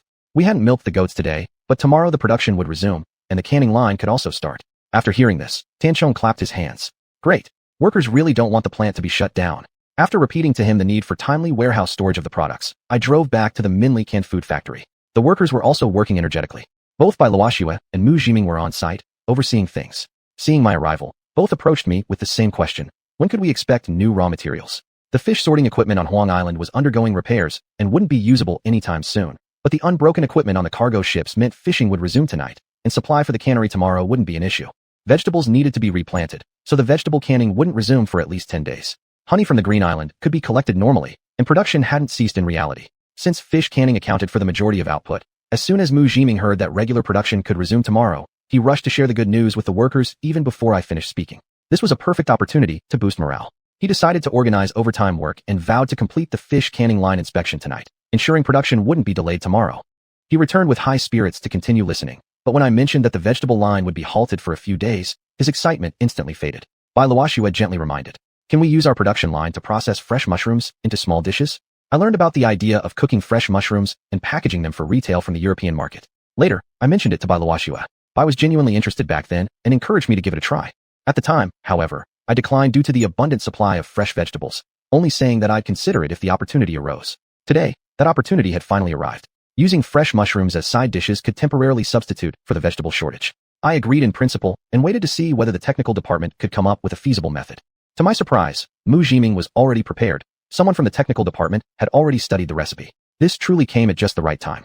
Upon hearing this, I became extremely pleased and immediately instructed Mu Jiming to reward the employee with 100,000 yuan. I also issued a notice stating that the company encouraged such initiatives, and once implemented, they would certainly be heavily rewarded. This was a clear example.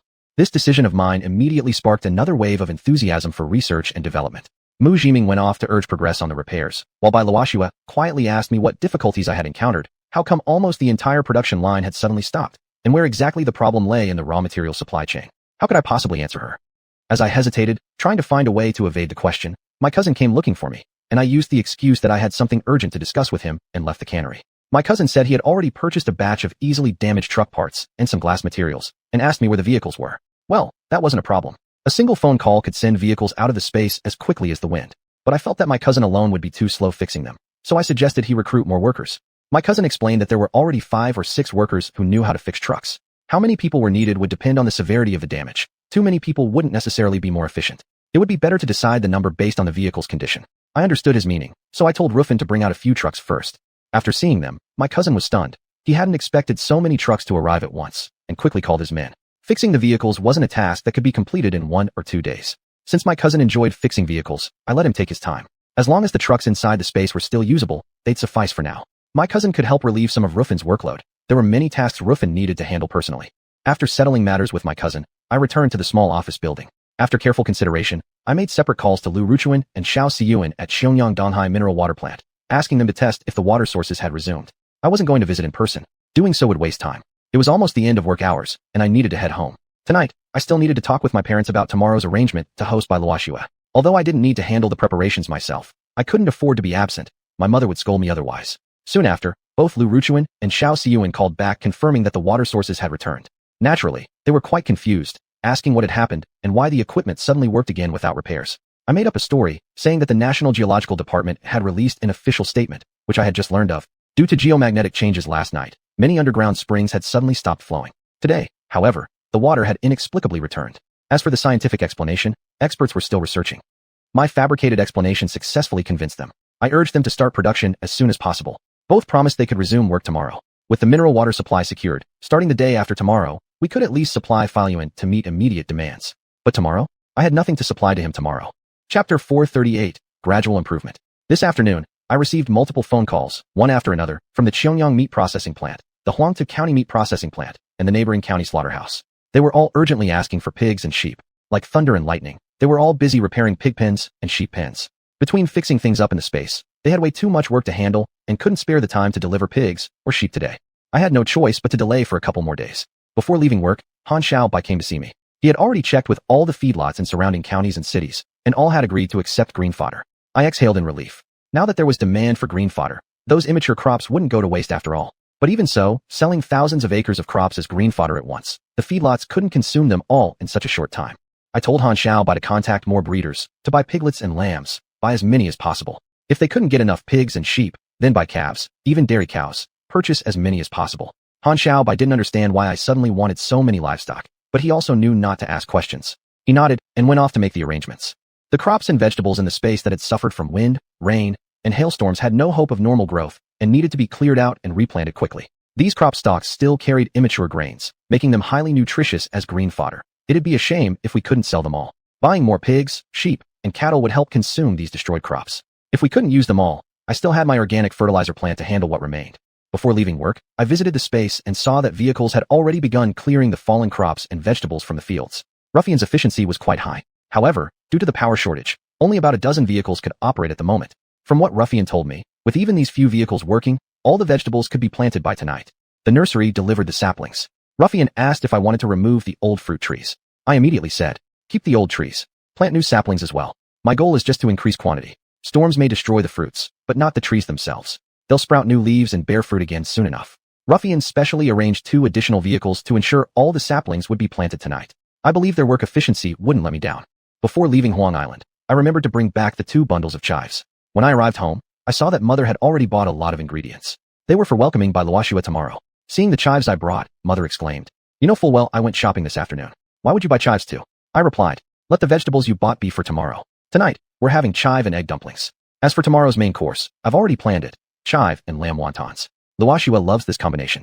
Usually, she enjoys chive and lamb dumplings, so we're just changing the dumplings into wontons. The filling remains the same." Mother immediately said, "In that case, I won't prepare anything else. You clean the chives while I run to the supermarket for the lamb." Without waiting for my response, she took off her apron and rushed out. She was even more excited about xiuxian's visit than I was. Father came home, humming a tune. He was clearly in a good mood. "Your mother said we're making dumplings, so she went for lamb. Let me knead the dough for us." Since moving to the city, Father rarely cooked. It wasn't that he couldn't, he just wasn't as good as Mother. However, he did have a talent for kneading dough, fast and strong. That he wanted to help tonight meant his heart was full of joy. When Mother returned from the supermarket and the filling was ready, Father and I began making dumplings. "I'll stir-fry a couple of dishes. My son and I can have a couple of drinks." Father gave instructions to Mother as he rolled out dumpling wrappers. Mother responded cheerfully. It was the kind of enthusiasm that only joy can inspire. We drank and chatted, a warm and happy family gathering. After finalizing the plans for tomorrow, Mother stayed up preparing ingredients. I told her she was preparing too early and should rest earlier. It wasn't too late to do everything tomorrow. With a shove, she pushed both Father and me into the living room, letting her continue working in the kitchen. I sat with Father for a while, then excused myself to take a call in my room. The call was genuine. This time I contacted the flour mill to order a batch of flour. Besides being able to prepare a truckload of fresh mushrooms tomorrow, I also needed a few trucks of fresh fish. The delivery to Ziwu Villa wouldn't be sufficient otherwise.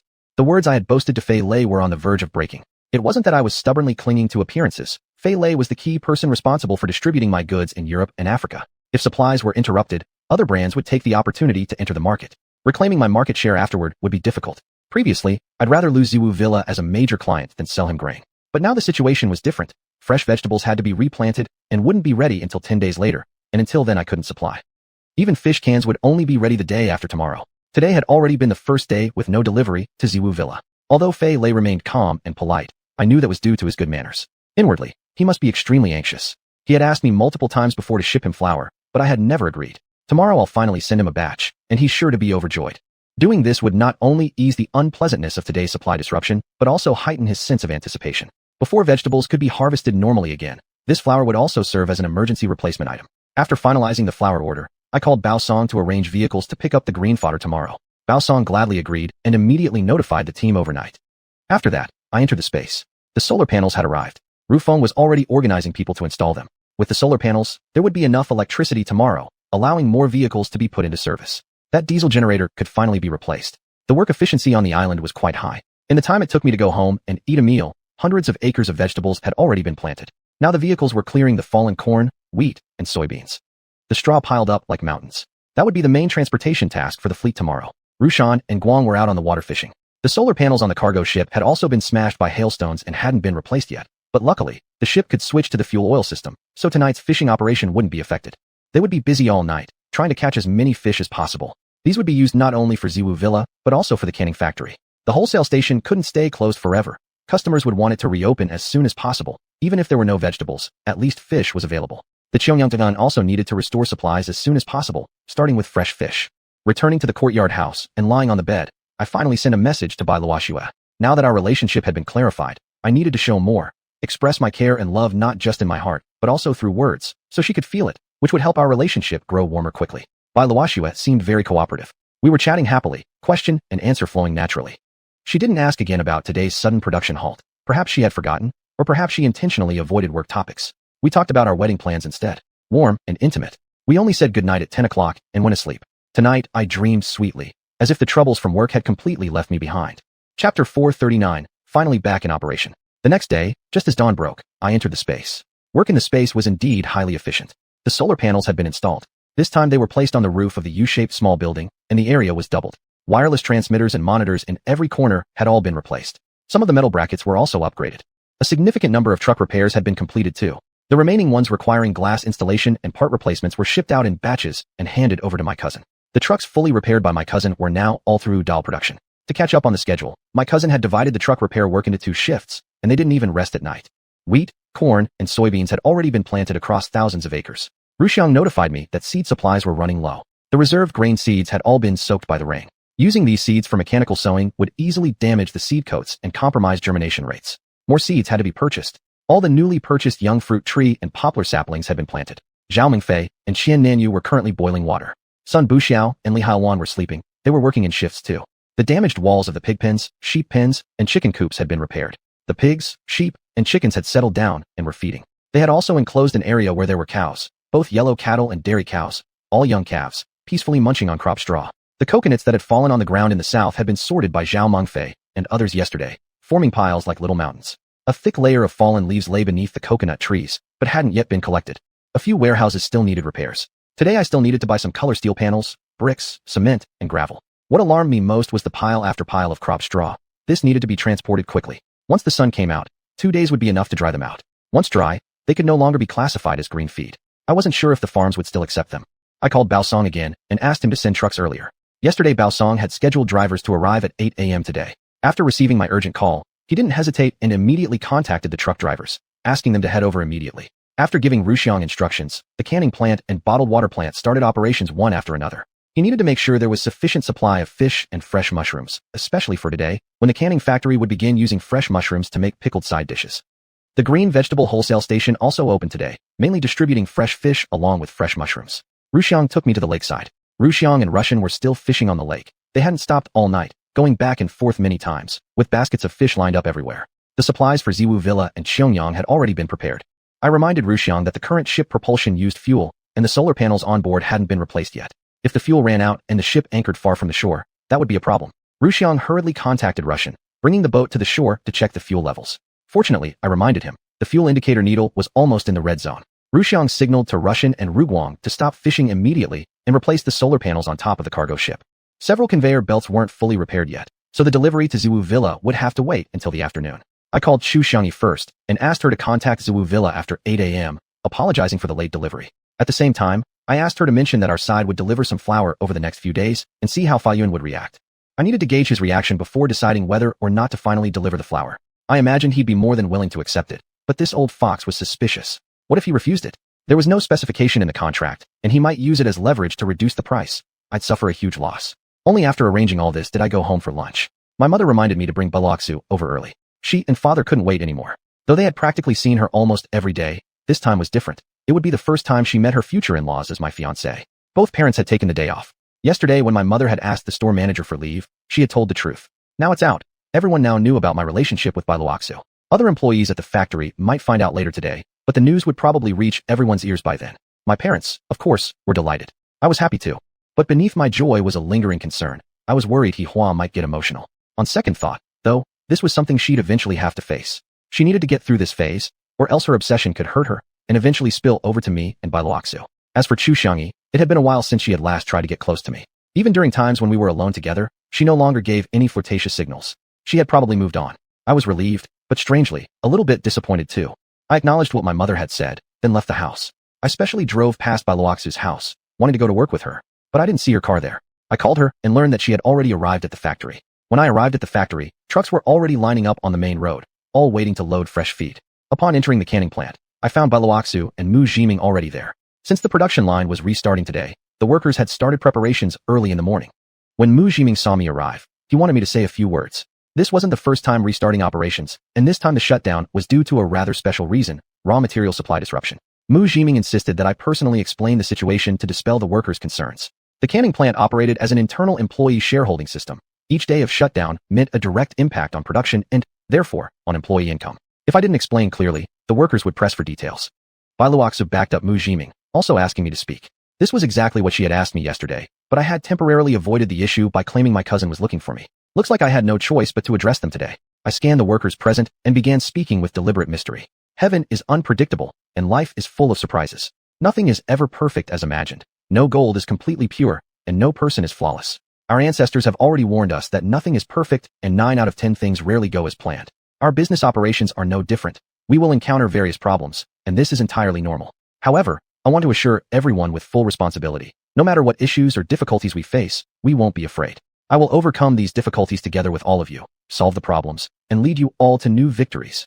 As soon as I finished speaking, warm applause filled the hall. I signaled to Mu Jiming to give the order to start production. With a single command from him, the machines roared to life. He walked into the workshop to inspect the workers' operations. Bai Luoxu glanced at me sideways, said a bunch of nonsense. She went off to inspect the workshop too. I didn't follow. I knew I had spoken nonsense. I couldn't possibly reveal the secret of the space to everyone. Oh well, as long as I could bluff my way through. At most, the workers would just think my speeches had become insincere. After some time, people would forget all about it anyway. Leaving the canning plant, I went to the Tianquan bottled water factory. Production had already resumed normally. Tianchong was organizing the loading of goods. These bottled waters were bound for warehouse number 1 and would be sent to Ziwu Villa this afternoon. After returning from the water plant, Han Xiaobai was looking for me. A few trucks carrying piglets and lambs are arriving soon, plus some young yellow calves and dairy calves. Director Chun, you see, where should we unload these little guys? Naturally, these animals were destined for the space, and Han Xiaobai had never participated in this directly. I quickly contacted Ruffing to arrange for someone to receive the goods. I told Han Xiaobai not to worry about the rest. Chapter 440, Gaining and Losing in Anxiety. The convoy had already started transporting green fodder. As soon as Han Xiaobai saw the trucks emerging from the new warehouse area, he immediately contacted the breeding farm to get ready for receiving the shipment. Today was destined to be a busy day for him. Xiuxian had replied to me. As per my request, she had already spoken with Ziwu Villa. After finishing work-related topics, Xiuxian specially asked me, is Mr. Qin going to get engaged with Ms. Bai soon? The news had traveled fast. It had already reached Xiangyang. You have a good source of information. Not yet engaged, but probably soon. I had to tell the truth. Keeping it secret was pointless and never my intention. If it hadn't been for Bai Luoxu's unwillingness to go public, I would have announced it to the world already. Xiuxian offered me a word of blessing before hanging up. I didn't hear any sense of disappointment in her voice. Instead, it sounded like she genuinely was wishing me happiness and felt happy for me. A sudden warm feeling surged in my heart. I couldn't help but think how wonderful it would be if Yihua also had such grace. Then she wouldn't be obsessed with romance anymore, and I wouldn't worry over her anymore. Soon after, Fei Lipian called back. Mr. Chun, I don't know what change occurred on your side that made you stop production for a whole day just to supply flour to me. Previously, I offered all sorts of favorable policies, but you didn't accept them. I heard your flour is really popular among Chinese people, so I even paid dearly through a friend to try some. After tasting it, I must say it truly is delicious. If your flour plans to expand into the European and African markets, think carefully. You can't stop supplying once you begin. I cannot afford to break trust with my customers. Although Fei Lipian seemed grateful for my sudden decision to supply flour, to me it sounded more like an attempt to pressure me into long-term supply. Supplying him flour was only a temporary move on my part. As long as he was willing to accept it, I could ship the goods today. Whether I continued afterward still entirely depended on me. Next, I went directly to the flour mill. When Manager Li saw me, instead of talking about my order, he asked why the wheat hadn't been delivered yesterday. My heart sank. All the wheat inside the space had been destroyed by hail. The new crop would take at least another month to mature. By now, the reserves at the flour mill must have nearly run out. In the meantime, the mill would certainly keep some wheat stockpiled to prevent supply disruptions. This could pose a threat to my future wheat sales. By that time, I would have massive wheat harvests, but the flour mills in Huangta County wouldn't be able to absorb all of it. I would have to seek other factories or sell to the grain reserve. This job must be planned ahead, so I wouldn't scramble later. This sudden storm within my space had completely disrupted my schedule. If just my work schedule got disrupted, I could adjust accordingly. But if emotions became messy, it wouldn't be something I could fix alone. I made up an excuse and told Manager Li that road construction had caused delays and that wheat from the south couldn't arrive in the short term. It would take at least a month. I urged him to prepare in advance. However, the flour I ordered must be ground exclusively from the wheat I provided. Manager Li guaranteed with a slap on his chest, no fraud would happen. Just as I left the flour mill, Yihua called me. Mr. Chun, I want to order 10,000 cases of fruit juice drinks and 5,000 cases of coconut water. I nearly jumped. We didn't have nearly that much inventory left in storage. Yesterday, I had just notified Xiuxian of a price increase when she raised her order. This little girl wanted to stockpile the goods. No way, we don't have that much stock. At most 100 cases of juice and 100 of coconut water. No more than that. What? Even when I request Mr. Chen limits my order. Just now, I asked phone manager and he restricted me. I called Xiuxian and she limited my purchase too. I came straight to you, yet you're still restricting me, even giving me less than Xiuxian did. The decision to limit sales of juice and coconut beverages had been finalized with Xiuxian yesterday. No limits meant risking a shortage of raw materials. Fruit was already depleted, and current coconut supplies wouldn't last long either. During this shortage period, market prices would definitely skyrocket, but I wouldn't gain a penny from that inflated value. The chaos wouldn't benefit my future market restoration. Instead of chasing a temporary profit surge, I valued a stable market more. Hence, gradually raising the prices of juice and coconut milk while limiting supply ensured a slow, steady release to minimize market fluctuation. Although this strategy might not completely stabilize the market, it could at least delay the product shortage period. If Yihua wanted to order larger quantities, I naturally couldn't agree. Then order it from Xiuxian. I directly referred her back to Xiuxian. There was a moment of silence on the other end of the line before Yihua finally relented and said she'd go to the company to place the order. As I was about to hang up, Yihua suddenly asked, I heard you're getting engaged soon. Is this true? What I feared most had come. Eventually, I'd have to face her. I had to answer honestly to make her give up all hope. Yes, it is. No, impossible. Hihua nearly screamed hysterically. She refused to believe this was true. I couldn't be swayed by her emotions. I must remain calm and collected. Then where did you hear this news about my upcoming engagement? I held on to my patience and steered her. Xiuxian, Hihua blurted out. Do you think she has any reason to lie to you? Since Xiuxian had assumed her position in Xianxia, she had merely shown some antagonism toward Hihua. I used to believe it was only jealousy between beautiful women, or perhaps a reaction to Hihua's status as a rich second generation. As for emotional matters, Xiuxian and I had long severed any connection, and regarding work, there hadn't been any issues with our superior-subordinate relationship that I had heard of. If Hihua had heard this news from Xiuxian, there was no way she would have lied to her. How could it not be true? Hihua remained stubborn, unwilling to believe, and she had her own reasoning. Xiuxian knows I like you. She's had it out for me all along. Maybe she deliberately told you about your engagement, just to upset me. That's how she saw it. Manager Chu wouldn't stoop that low. I had to speak fairly for Xiuxian and prevent Hihua from jumping to wild conclusions. You can never judge a person by their face. Perhaps she truly is that despicable. Boss, don't be deceived by her sharpness and capability.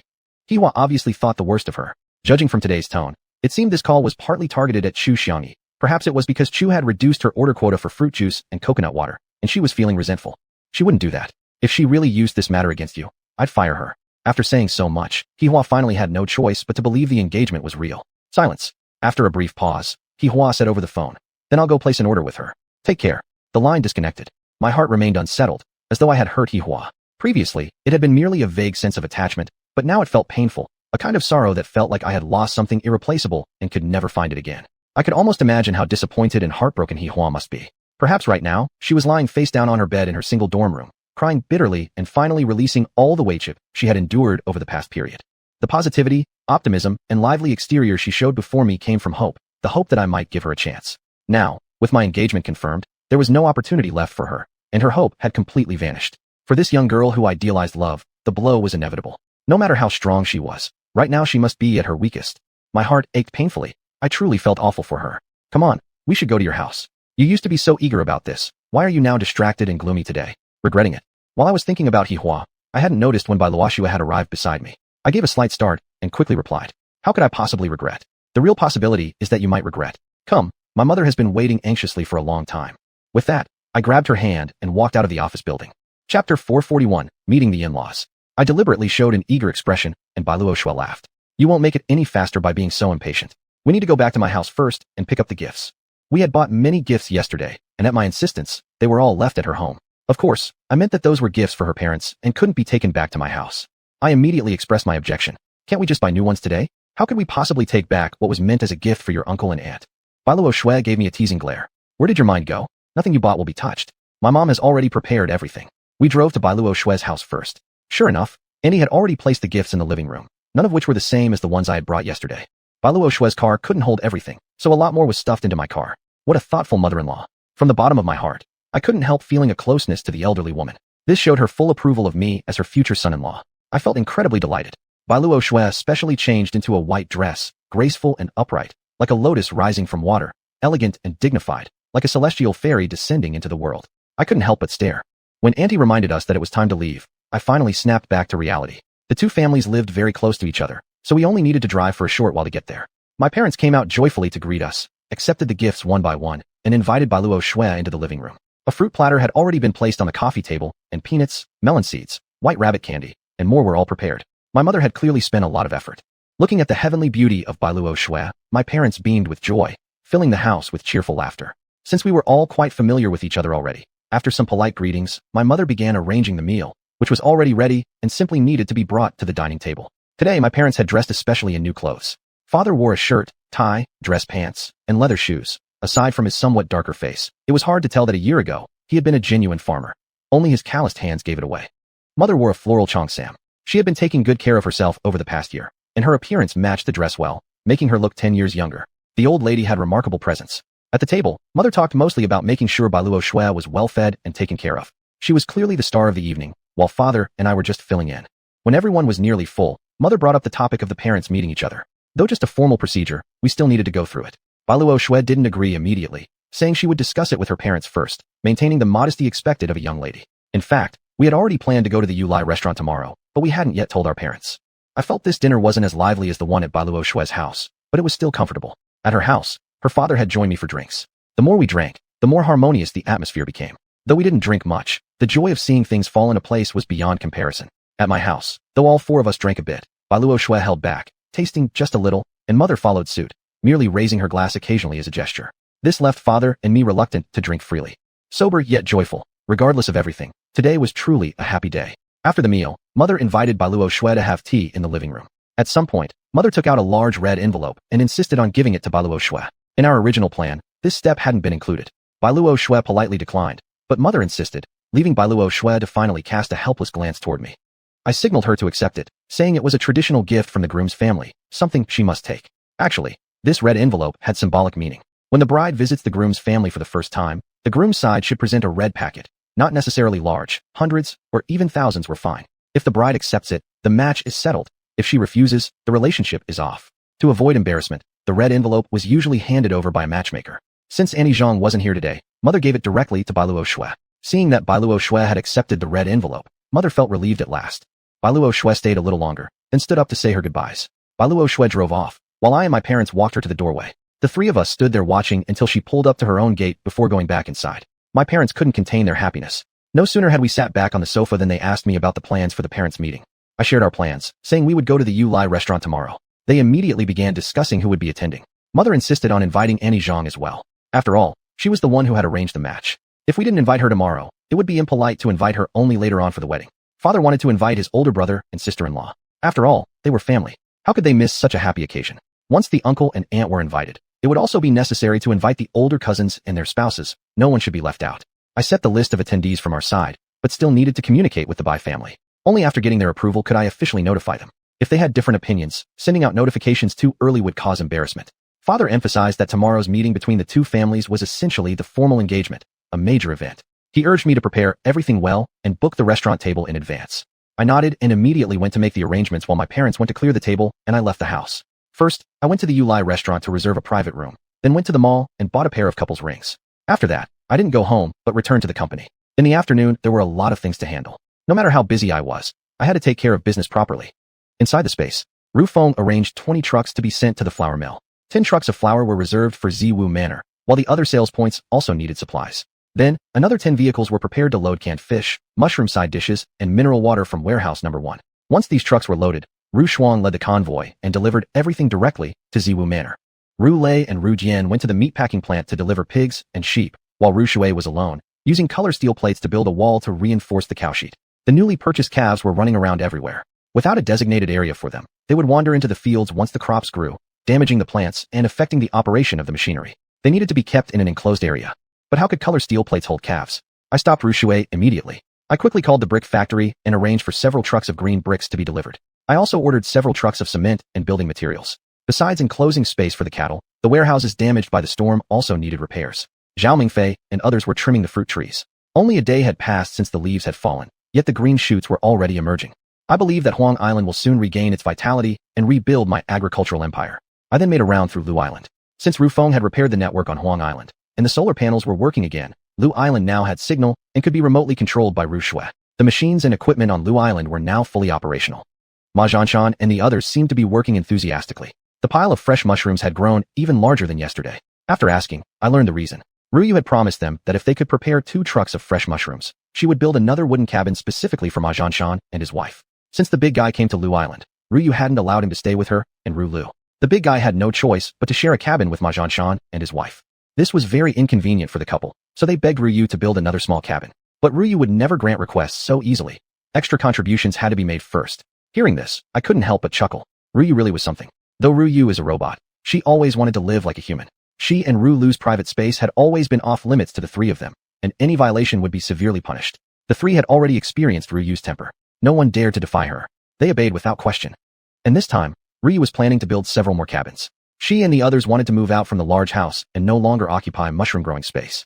More cabins also meant more storage room for mushrooms and leeks. I wanted to buy some nails for her to use, but Ruyu refused. She said she had learned mortise and tenon joint techniques and wouldn't use a single nail in building the new houses. I was astonished. When had she learned that? From the internet? And she even managed self-upgrades? If these AI units were all like Ru Feng and capable of self-upgrading, I really worried that one day I might no longer be able to control them. Chapter 442. Good things always take time. Today, the busiest fleet belonged to Baosong. Since early morning, they had been delivering green fodder to various feed plants and breeding farms. Hundreds of trucks were parked outside the warehouse area, forming a line stretching for miles.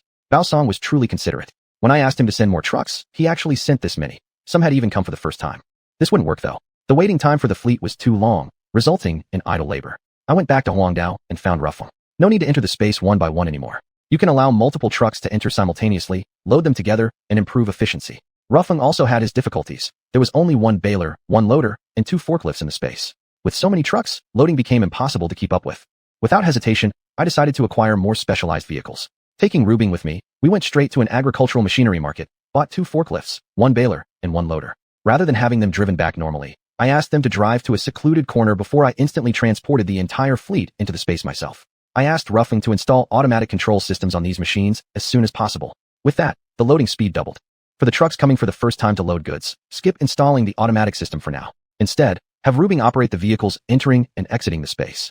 Our priority is to load and dispatch trucks as quickly as possible. After taking these measures, the fleet size decreased rapidly. Just as I let out a sigh of relief, Han Xiaobai urgently called. She said the breeding farm in Huangta County would no longer take green fodder today due to space constraints and suggested we come back tomorrow. Too many trucks were concentrated here, and the farm couldn't accommodate them all. What about the feed plants? The feed plants also asked us to pause. There's too much green fodder. It will mold if we keep bringing more. The inevitable had finally come. I asked Han Xiaobai to continue monitoring transportation while contacting surrounding counties and cities. Any feed plants or farms willing to take our fodder, even those a bit further away, could have it.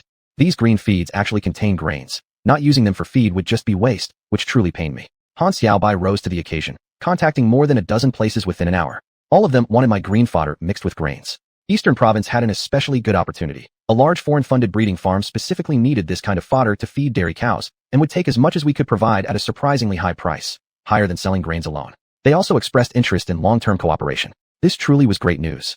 Although it was a bit far away and transportation would be more expensive, having such a client ensured the crops piling up in Huangdao wouldn't be a problem anymore. I asked Han Xiaobai to go there as soon as possible, right now, if possible, to check the scale and strength of the breeding farm. Considering their massive order, it would be best to sign a contract first before delivering feed. After all, I'd never worked with an international breeding farm like this before. It was worth meeting them to better understand. However, Han Xiaobai hesitated and asked me, would tomorrow be okay? This afternoon, I'd like to accompany Li Dafeng to the hospital for a prenatal checkup. We've already made an appointment with the doctor. I would have gone this morning if it hadn't been so busy. A prenatal checkup couldn't be delayed. Go to the hospital immediately. Your wife's checkup is important. You should have told me earlier. If I'd known this morning, I would have let you go. You can go to Eastern Province tomorrow. Han Xiaobai thanked me and promised he'd contact the relevant units by phone anytime to ensure everything ran smoothly. I didn't need him to promise. His sense of responsibility was clear. Returning to the office, I checked my stocks and sold off all 20 stocks I had bought that morning. I earned less than usual today, only more than 10 million. Realizing it was getting late, I went looking for Luoxue. She wasn't in her office, went to the construction company. She hadn't yet given me a reply about the meeting between both sets of parents scheduled for tomorrow. Without her response, I couldn't inform my cousin and cousin-in-law, nor could I rashly go to pick up my uncle and aunt. Even the matchmaker shouldn't be invited ahead of time. According to the plan, both parties would go to the Yulai restaurant for lunch tomorrow. I had already reserved the place, but without a response from Bai's side, the uncertainty lingered. It would feel like the Chen family is overly eager to marry her if I called now, but if I didn't call, my heart wouldn't be at ease. Pacing restlessly in the office, anxious and tense, I smoked 3 cigarettes in a row. When it was time to finish work, I figured I might as well stop torturing myself and head home first. Mother knew I would be home for dinner. In her words, I absolutely must come back. It's already been such a long time. No matter how busy work is, you must distinguish between what's important and what can wait. Marriage is a major life event. Neglect it, and you'll never know happiness. Thus, marriage must not only be treated as important in one's heart, but also given the proper ceremonial weight within one's means. Treating it as a major event didn't mean extravagant celebrations, but ensuring people attend, rituals are observed, details are handled carefully, and both sides feel satisfied without regrets. My mother's attitude toward marriage was quite clear. My father supported her on this matter, which was unusual. Rarely did he not argue with her. Mother had already prepared dinner, reheating the leftover dishes from lunch. Despite that, the table was quite lavish and couldn't be finished in one evening. The quantity alone showed how fond Mother was of Luoxue. She never minded the trouble of cooking for her. The moment I sat at the table, Mother asked, "Have you arranged the meeting with the future in-laws yet?" She hasn't replied yet. I told the truth. Mother put down her chopsticks and looked unhappy. All day, and you still haven't confirmed it? Why didn't you call? Hurry up and eat, then call xiuxian. Show some care, stay in touch, it's just a phone call. Do I have to teach you everything? Father disapproved and immediately opposed Mother. In truth, he cared too, but didn't like how eager she was. Kids have their own plans, and the in-laws have theirs. We already mentioned it at lunch. Xiaoxian will surely talk to her parents, and once it's settled, they'll let us know. If you ask Xiaoyu to call, isn't that pushing them? It won't look good. Don't rush, just wait. Xiaoyu, it's okay to make the call, but don't pressure them. Both parents made sense, so I didn't object. I hummed slightly in agreement and focused on my meal. But mother immediately argued with father again. If the groom's side doesn't take the initiative, are you expecting the bride's family to make the move? That's not how things are done. Xiaoyu, listen to your mother. You make the call, and the Bai family will understand. Actually, they both meant the same thing. There was no real conflict. They just enjoyed a little verbal banter. After all, both were excited.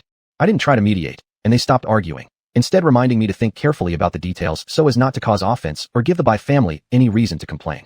After dinner, I returned to my room and lay on the bed. Partly, I wanted to think about how to speak to Bai Luoxue, and partly, I wanted to give her time. She was probably still having dinner and discussing the matter with her parents. This kind of waiting was actually very uncomfortable. I got up from the bed, grabbed a book, flipped a few pages, but couldn't focus. Leaning over the balcony railing, staring at the bright moon outside, I wondered if the Bai family had some reservations about me. After finishing a quiet cigarette, I finally couldn't bear it anymore and called Bai Luoxue. I was just about to tell you, tomorrow's meeting between both sides is off. My heart sank. Just as I feared. I got anxious and spoke harshly. Why? Didn't we already make plans? Chapter 443. Letting the wealth flow within the family. On the other end of the phone, Bai Luoxue giggled. Look at how anxious you are. Can't you calm down a bit? Are you really that eager to get married? Wait until I finish talking. Oh, she had more to say. I quickly apologized. Oh, I guess I was a bit impatient. Please, go ahead. Though I apologized verbally, I was still uneasy inside. Why on earth would our parents-in-law refuse to meet tomorrow? My dad says that since we each visited each other's homes one after another, it already counts as mutual approval from both sides' parents. Meeting tomorrow would formally mean we're getting engaged. It's just too fast. It's only been 3 days in total. If the neighbors and friends find out, they'll start gossiping, saying that our Bai family daughter couldn't find a groom and is desperate to find one. Are they implying she's pregnant and we're rushing into marriage to cover it up? That kind of talk is hard to take back once it spreads. The Chin family may not care, but the Bai family does. That's why my dad doesn't want our parents to meet tomorrow. My God, if he just wanted to disagree, why come up with so many excuses? No wonder Mr. Bai was a scholar all his life. He really does think things through. But thinking more carefully, what he said did make sense.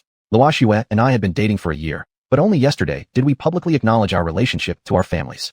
Moving forward too quickly might indeed give rise to rumors. Although I didn't care much, it might harm Bai Luoxue's reputation since she would soon become my wife. If Bai Luoxue were really pregnant before marriage, I wouldn't mind enduring any rumors. But she isn't. Heck, we've barely gone beyond hugs and kisses.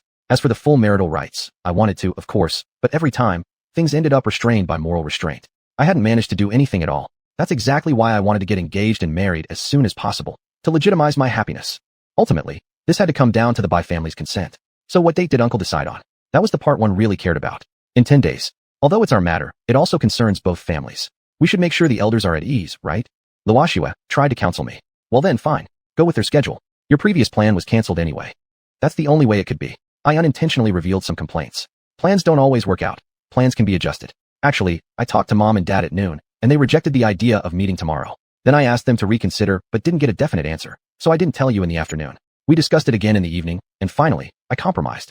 Sorry, my husband, I disappointed you. You call me what? The word, husband, delighted me, and my earlier displeasure instantly faded. Bai Luoxue had stood up for me to her parents. Knowing she took my side, comforted me deeply. Husband, if you don't like it, forget it. I like it. Say it again.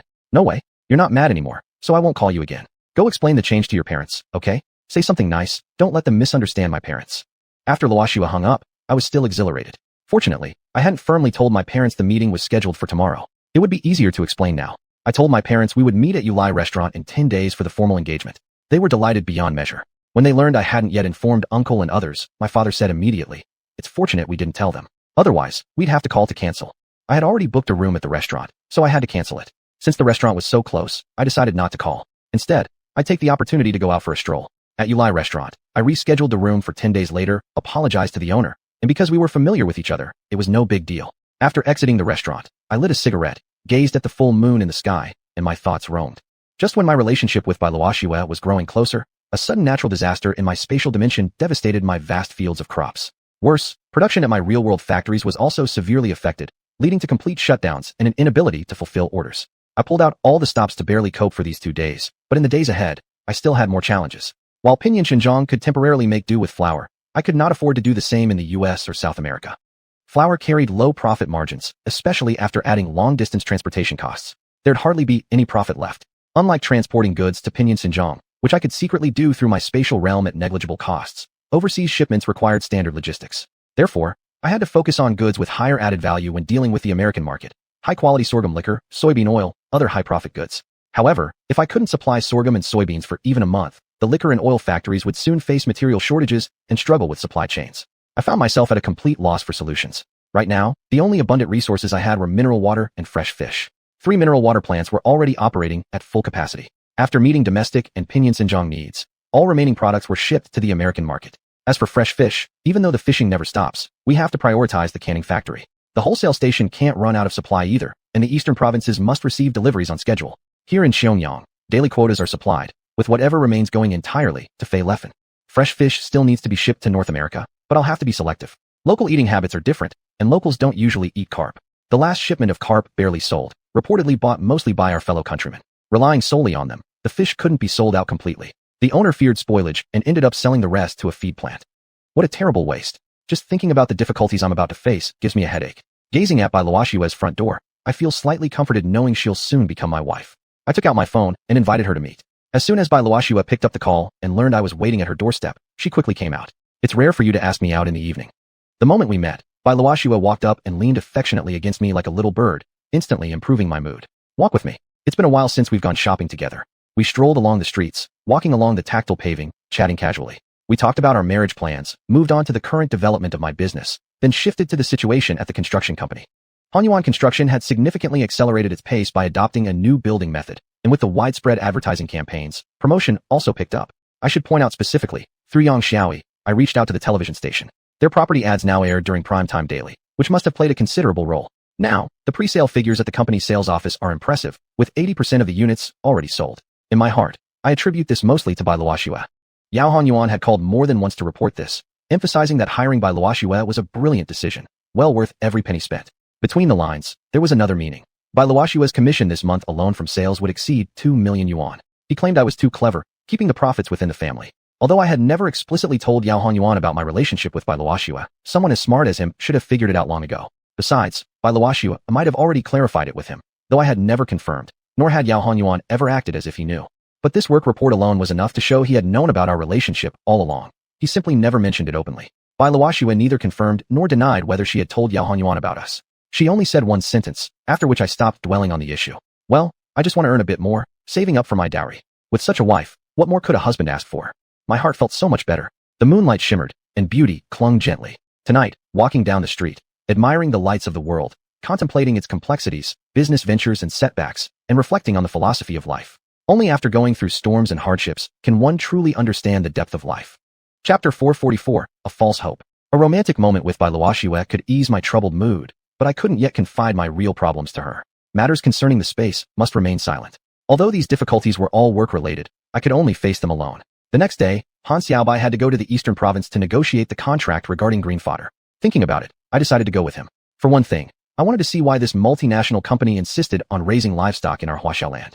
For another, I wanted to visit the 2 major customers of the Niu family. I hadn't seen them in quite a while. If I were to travel alone to the eastern province, I could instantly arrive through the space. But with Han Xiaobai around, that shortcut was out of the question. So we got into the BMW and drove onto the highway. Following the GPS instructions, after 5 hours on the road, we arrived at the outskirts of a certain county town. From a distance, we could already see a large-scale breeding farm, estimated to cover thousands of moo.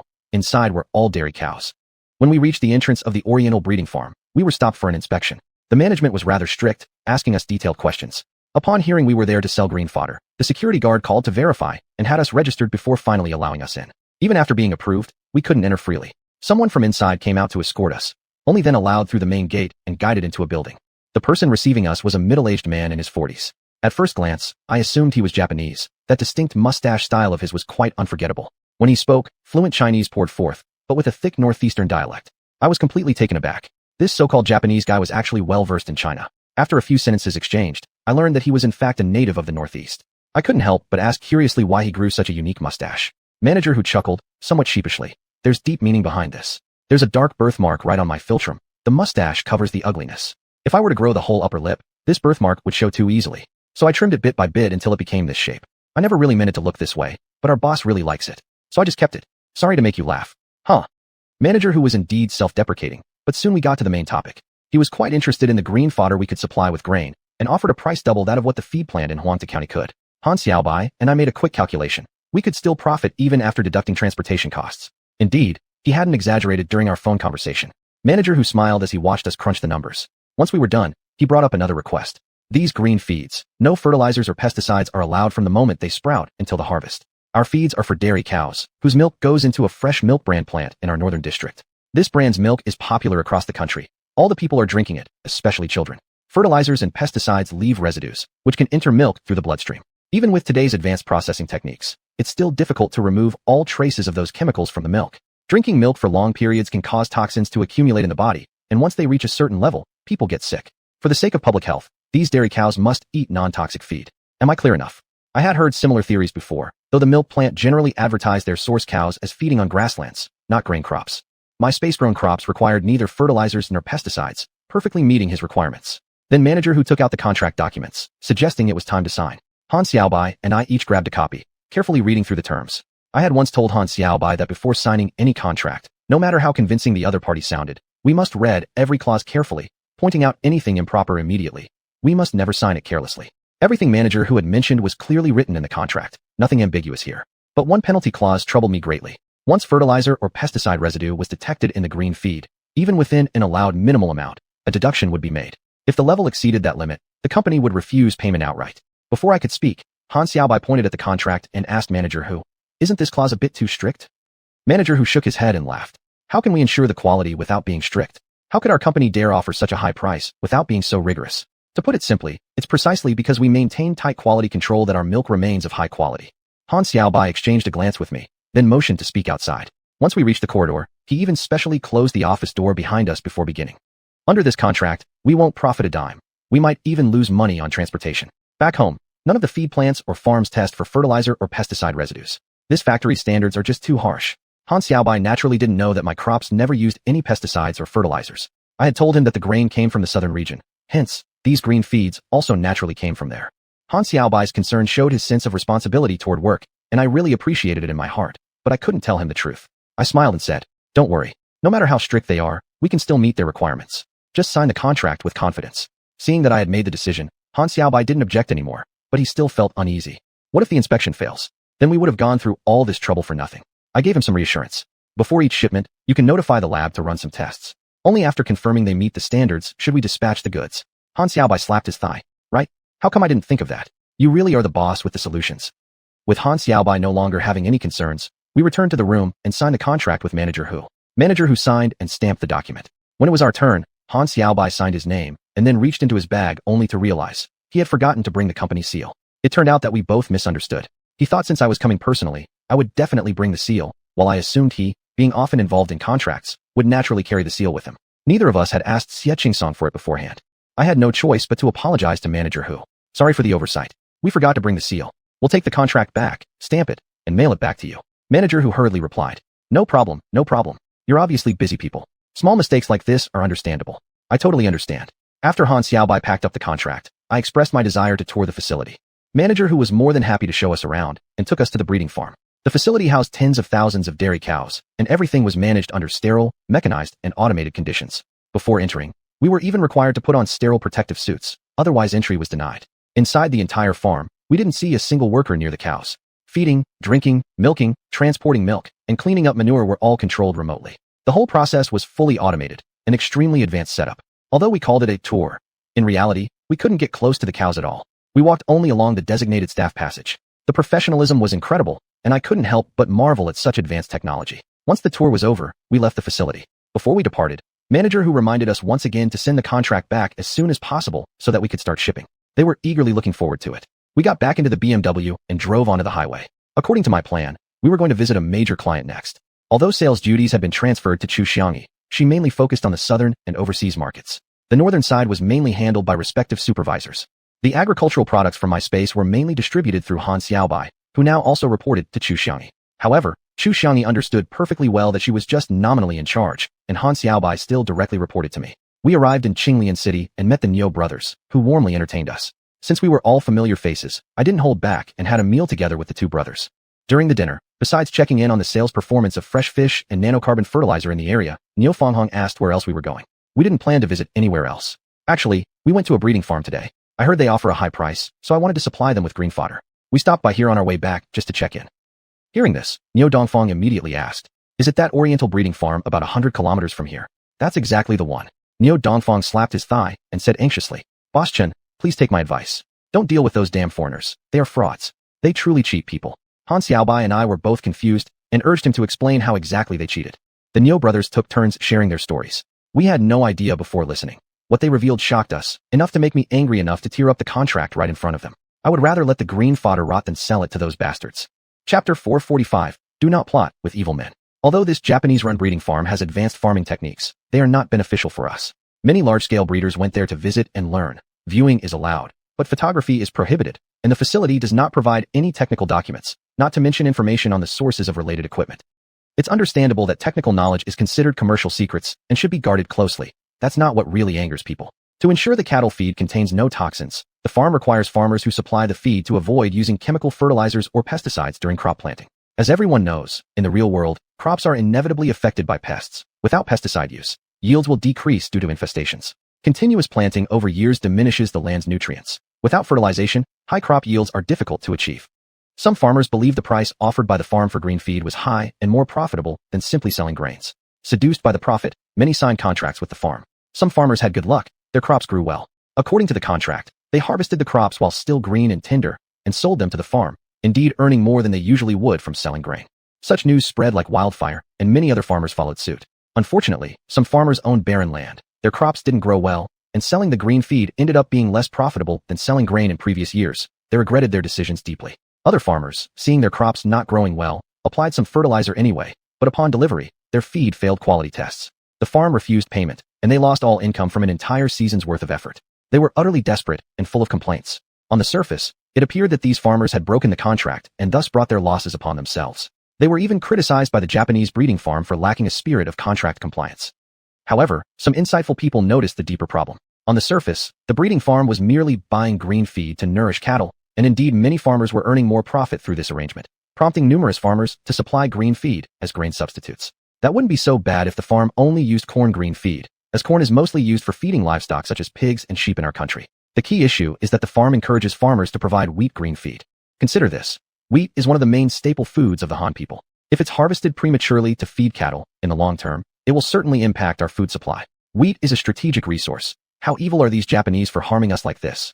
Eventually, many local farmers woke up to this reality and refused to supply green feed to the Japanese farm no matter how high the offered price. They went back to cultivating their crops normally. Precisely because of this, the amount of feed available locally became insufficient for the Japanese farm, prompting them to start sourcing from other regions. Even at higher prices, they were willing to purchase feed. Therefore, when Han Xiaobai called them, they readily agreed. What's even more infuriating is that the farm claims publicly to supply raw milk for a certain northern brand of fresh dairy products. In reality, though, they ship all their fresh milk to the Japanese islands, and not a single drop has ever been delivered to the northern dairy plant. Damn it, their conscience must be truly rotten. The Niu brothers also informed us that Mr. Hu, the procurement manager, used to be a small-town ruffian in northeast China. He got into trouble with a local big shot and faced legal consequences. Unexpectedly, he was bailed out by the Japanese owner of this breeding farm. To show his gratitude, he even accepted the Japanese owner as his foster mother, despite her being only 5 years older than him. Who knows what their secret relationship really was? Of course, the foster-mother relationship wasn't without benefit. The owner appointed him as the procurement department manager, responsible specifically for purchasing green feed. In reality, he was the man out front deceiving the Chinese farmers. Many farmers have suffered because of him. The guy does have some brains. He somehow hired a lawyer who crafted contracts so tight that farmers who incurred losses couldn't even win lawsuits against him. Traitorous bastard. Sellout. Traitor to his people. Traitor to his nation. Han Xiaobai couldn't help but curse. Traitor to his brothel. In an outburst of anger, I cursed with rough language too, took the contract from Han Xiaobai's hands, and tore it to shreds in just a few motions. Great. So damn satisfying. Niu Dongfang slammed the table. It seems Mr. Chun and his friend also hate wickedness deeply and refuse to cooperate with such vile people. You both earn even more of my admiration. Come, allow me to toast you both. He raised his glass in invitation. I'd also like to toast both of you. Niu Fanghong also wanted to join the toast. We drank this toast heartily. Niu Dongfang explained to me that one of the reasons why my nanocarbon fertilizer became so popular among farmers immediately after its launch in Eastern Province was precisely because it was non-polluting. Many farmers growing feed for the breeding farm especially preferred to use this type of fertilizer. When used, the feed would show no traces of chemical fertilizers because it wasn't inorganic fertilizer at all, it was truly organic. In a certain sense, therefore, the breeding farm's overly strict requirements inadvertently boosted sales of the organic carbon fertilizer. From the perspective of usage results, this organic carbon fertilizer indeed showed better effects and numerous advantages over inorganic fertilizers, making it more loved by farmers, and more of them used nanocarbon fertilizer during the autumn planting season. Niu Dongfang is my distributor for nanocarbon fertilizer in Qinglian City. His performance in the first half of the year was excellent, and he actually sold the most across the entire Eastern Province, which was exactly why I wanted to visit him in person. What he said made sense. In my heart, Though I recognized objectively that the Japanese breeding farm had helped promote my nanocarbon fertilizer, I felt no gratitude toward the Japanese. Deep down, I did not want farmers using my organic fertilizer simply to grow cattle feed for those foreigners. I preferred to believe farmers purchased it because they genuinely experienced the benefits of nanocarbon fertilizer. Xuanhuan's supermarket remained prosperous, and his fresh fish wholesale business was especially thriving. In the past 6 months, his sales had steadily increased without decline, bringing me considerable profits. A few days ago, a natural disaster occurred in my space, but the fish catch had not been significantly affected, and Xuanhuan's supply remained uninterrupted. At the organic fertilizer plant, I had taken emergency measures. Xiuxian increased the procurement of crop straw in the real world to ensure the plant would not halt production. Meanwhile, the sales of nanocarbon fertilizer through Dongfang were also unaffected. Now that we had stopped cooperating with the Japanese breeding farm, the large piles of straw on Yellow Island couldn't be processed quickly enough. If left for too long, they would dry out under the intense sun inside my space and become undesirable to feed mills and farms. Although I had asked Han Xiaobai to purchase large numbers of pigs, sheep, and cattle recently, it would still take time for them to consume all the straw. With my organic fertilizer plant as a backup, I could always use the straw as raw material for nanocarbon fertilizer. Thinking of this, I no longer worried about the green feed issue or felt any regret or sadness over the lost cooperation with the Japanese breeding farm. Today's conversation with the Nyo brothers had been very satisfying. After dinner, we planned to visit their respective shops. As we left the restaurant, the Nyo brothers had already arranged a driver for us, emphasizing the importance of safety. I tried to refuse, but this upset the two brothers. Since both Han Xiaobai and I had consumed alcohol, I did not insist further. I felt warmly touched. First, we visited Nyo Dongfang's sales point. Indeed, the nanocarbon fertilizer was selling extremely well. Then we went to Nyo Fanghong's wholesale station. Customers lined up at his wholesale station, and business was booming. His supermarket next door was literally packed with customers. Seeing this, I felt happy for the two brothers. With business doing so well, staying longer would have only been adding to the crowd. We said our goodbyes and headed directly back to Huangta County. The same driver drove us back. Those two brothers truly went above and beyond. Chapter 446, Additional Investment in Stocks. On the way, I dozed off vaguely and suddenly woke up halfway through. The car was still driving on the highway. My phone vibrated. I quickly took it out, logged onto the website, and began trading stocks. If I had forgotten today, it would have cost me a fortune. I had become somewhat tired of the daily routine of buying and selling stocks. Although this stock trading brought me huge returns, the money to me was nothing more than changing numbers. Nothing compared to the excitement of running physical businesses. This time, the spatial disaster cost me nearly 90 million, and it hurt deeply. Yet in the past few days, I had earned over 100 million from the stock market and didn't even feel anything. Sometimes, when I got busy, I would even forget about trading stocks. If it weren't for the phone reminder, I might really forget. Returning to Huangta County after it had grown dark, Han Xiaobai and I treated the driver to dinner and arranged his accommodation before heading back to my office building. Tonight, countless thoughts swirled in my mind. I felt very tired. Although thousands of my employees had their own roles, no one could replace me in managing business between the other world and the real world, aside from Wind and a few other AIs. Many things I had to handle in person. The disaster that happened on the Yellow Island made one thing clear to me. This other dimension wasn't 100% safe. Any problems here could directly impact my real-world businesses. To grow and strengthen my business, I must develop the real-world companies as well. Walking on two legs, not putting all eggs in one basket. This seemed wiser. After a long spell of aimless thinking, I finally fell asleep. The next morning, I immediately called Bai Luoxue and told her not to go to the construction company yet. I had something important to discuss. As soon as she came to work, Bai Luoxue asked what the matter was, urging me to speak quickly. There was a promotion event at the construction company that she needed to attend. It's about the investment company. The investment company fell under Bai Luoxue's responsibility, so no matter how busy the construction company was, she had to listen carefully. My plan was to expand the stock operations. Although I had already let her team study the stock market previously, it was still minor trading. With a team of just a dozen or so people, it was basically just practice. They could still make several 10,000 in daily profits. This time, I wanted to go big, invest more money, and let them operate freely. I believed stock investments could potentially earn more than our physical businesses. If I could do it, they could too. Bai Luoxue took this matter seriously. After listening carefully, she said, "The stock market changes rapidly. It's not as simple as clicking on a computer or phone screen. Small trades can work, but if we're aiming big, besides having a professional team, we need to operate on-site at the stock exchanges. Those places offer the latest information, allowing you to acquire news xiuxian and communicate with your peers. Only by learning through practice can we do better and better." I already understood her point, and it was exactly what I had in mind. You arrange for people to be permanently stationed at the Shanghai Stock Exchange, Guangzhou Stock Exchange, and Hong Kong Stock Exchange. Both short-term and long-term investments are to be done. We must treat stock investment as an important task. If we're short-staffed, we can recruit, use headhunters if needed.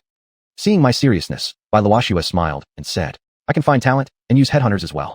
Let me remind you, I'm only vaguely familiar with stocks. Xiuxian, though, is extremely skilled. I heard she made quite a fortune from the market herself. Why not have her run this part of the operation?"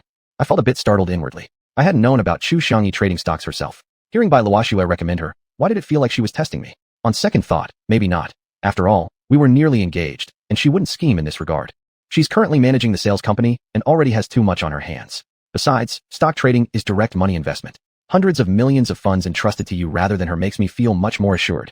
How much exactly? Bai Luoxue asked in obvious surprise. Let's start with 10 billion. If more is needed, I'll add funding. Bai Luoxue's eyes lit up.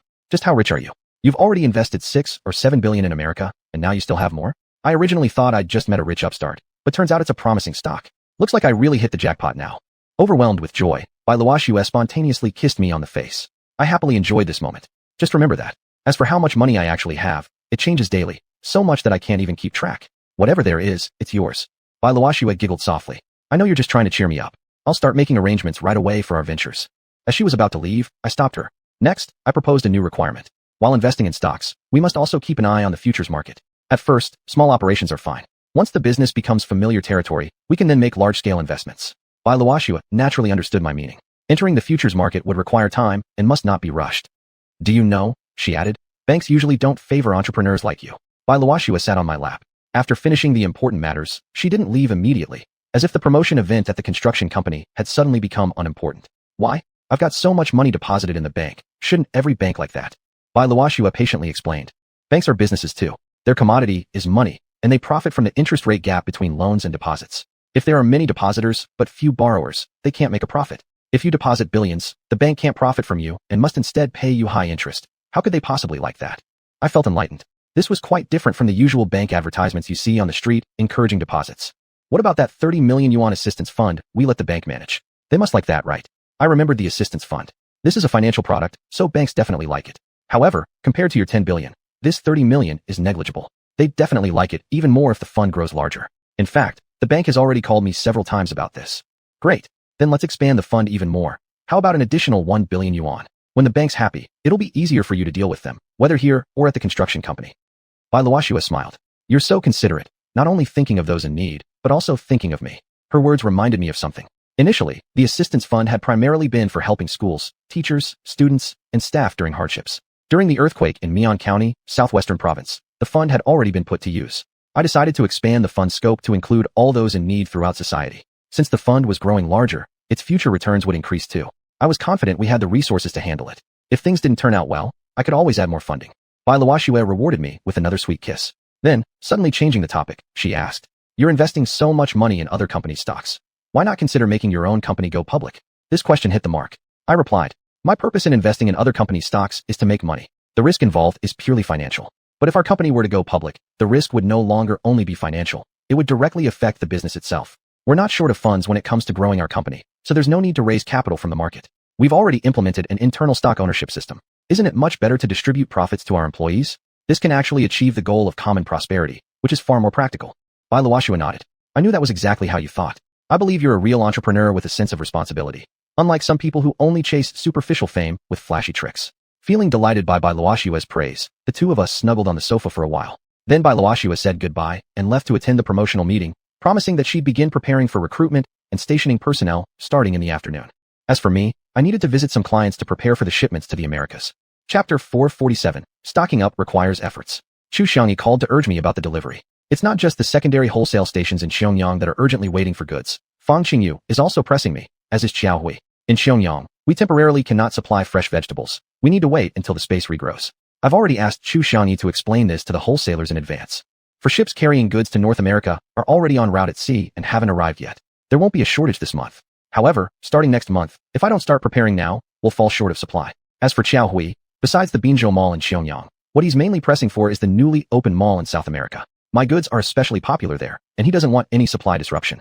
I certainly don't want that either. But I can't tell him about the issues with my space disaster. I can only tell him that it's just a little harder to prepare the goods lately, and that we'll need to endure this temporarily. Finally, Xiaohui called me himself. His meaning was clear. With the new mall he just opened, I must support him. Our brand products are already gaining traction there. The locals trust our brand, which sells better than other brands. Whether it's for the sake of our old friendship or our long-term cooperation, I must guarantee the supply. He emphasized further that the second mall is already in preparation, and soon I should pay the investment amount according to our contract. This guy sure develops fast. This makes me feel even more determined to speed up my stock preparation. As for which goods to stock up on, I won't follow exactly what Xiaohui requests. With the experience from Ziwu Villa, I want to apply the same method here. I arrived again at the Huangtu County Distillery. I clearly stated my intention. I want to order a large quantity of sorghum liquor. In fact, This month's sorghum liquor order had already been placed long ago. I came to see the plant manager, Wang Fulua, because I wanted to consult with him. Now I can't normally supply the sorghum. Would he still be able to supply the same quality sorghum liquor next month? Thankfully, brewing takes a long time, so there's no problem for the next 2 or 3 months. Manager Wang solemnly told me that by early next month at the latest, we must have high-quality sorghum. Otherwise, we'd really run out of the sorghum liquor. No problem. The sorghum should be harvested next month. Then I went to the flour mill. Though I've ordered flour from this mill many times before, I needed to clearly inform them that there will be a month-long supply interruption. I wondered whether their current wheat stock was enough to sustain 1 month of production. Without a large amount of flour, I wouldn't be able to ship goods to the Ziwu Villa branches in North and South America. At first, Manager Lee expressed surprise at my claim that I couldn't obtain high-quality wheat for a whole month, but he assured me that ordinary wheat had already been purchased and that there would definitely be flour available.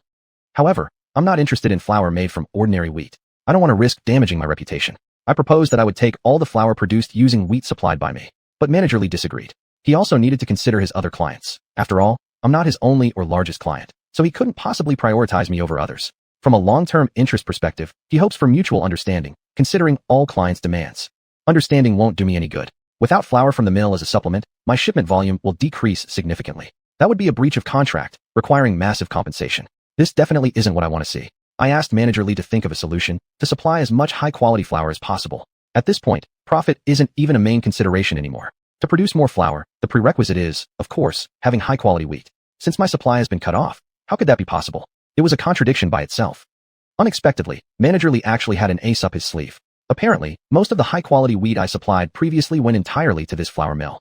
However, normally the factory couldn't process all of it into flour at once. Since my wheat was so good, Manager Lee preferred to accept as much as possible and wouldn't allow me to stop supplying it. His warehouse just couldn't hold all the excess, so the extra portion was sold to the Huangtu County Grain Reserve. However, there was a prerequisite when he sold to the reserve. He had the option to repurchase the wheat when needed, of course at a slightly higher price. This guy was clever.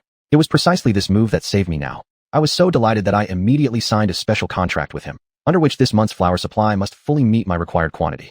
At first, Manager Lee was reluctant to agree. I know he was trying to negotiate a higher price. But I immediately gave up this month's preferential policy without hesitation, and only then did he sign the contract with me. With flour settled, I finally felt a bit reassured. I also wanted to place an early order for soybean oil. However, the oil mills around Huangtu County were relatively small in scale and simply couldn't meet my huge shipment needs. The most critical problem was that we couldn't supply high-quality soybeans anymore, yet I still expected them to provide high-quality soybean oil. This situation was really difficult. After a lot of thinking, I decided to hold a small meeting, taking inspiration from the previous approach used with the flour mill, to ensure that they would also have a continuous supply of high-quality soybeans. I called each oil mill one by one and told them to come to my office building in the afternoon for a meeting. Hearing that the supply of high-quality soybeans would be interrupted, these oil mill representatives were very anxious.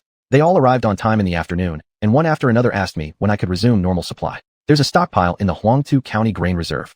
At present, all the soybeans stored in the grain reserve were supplied by me. What I needed to do was to have these small oil workshops jointly write an application letter, and then we could go to the grain reserve to negotiate. This way, we could purchase high-quality soybeans at the lowest price.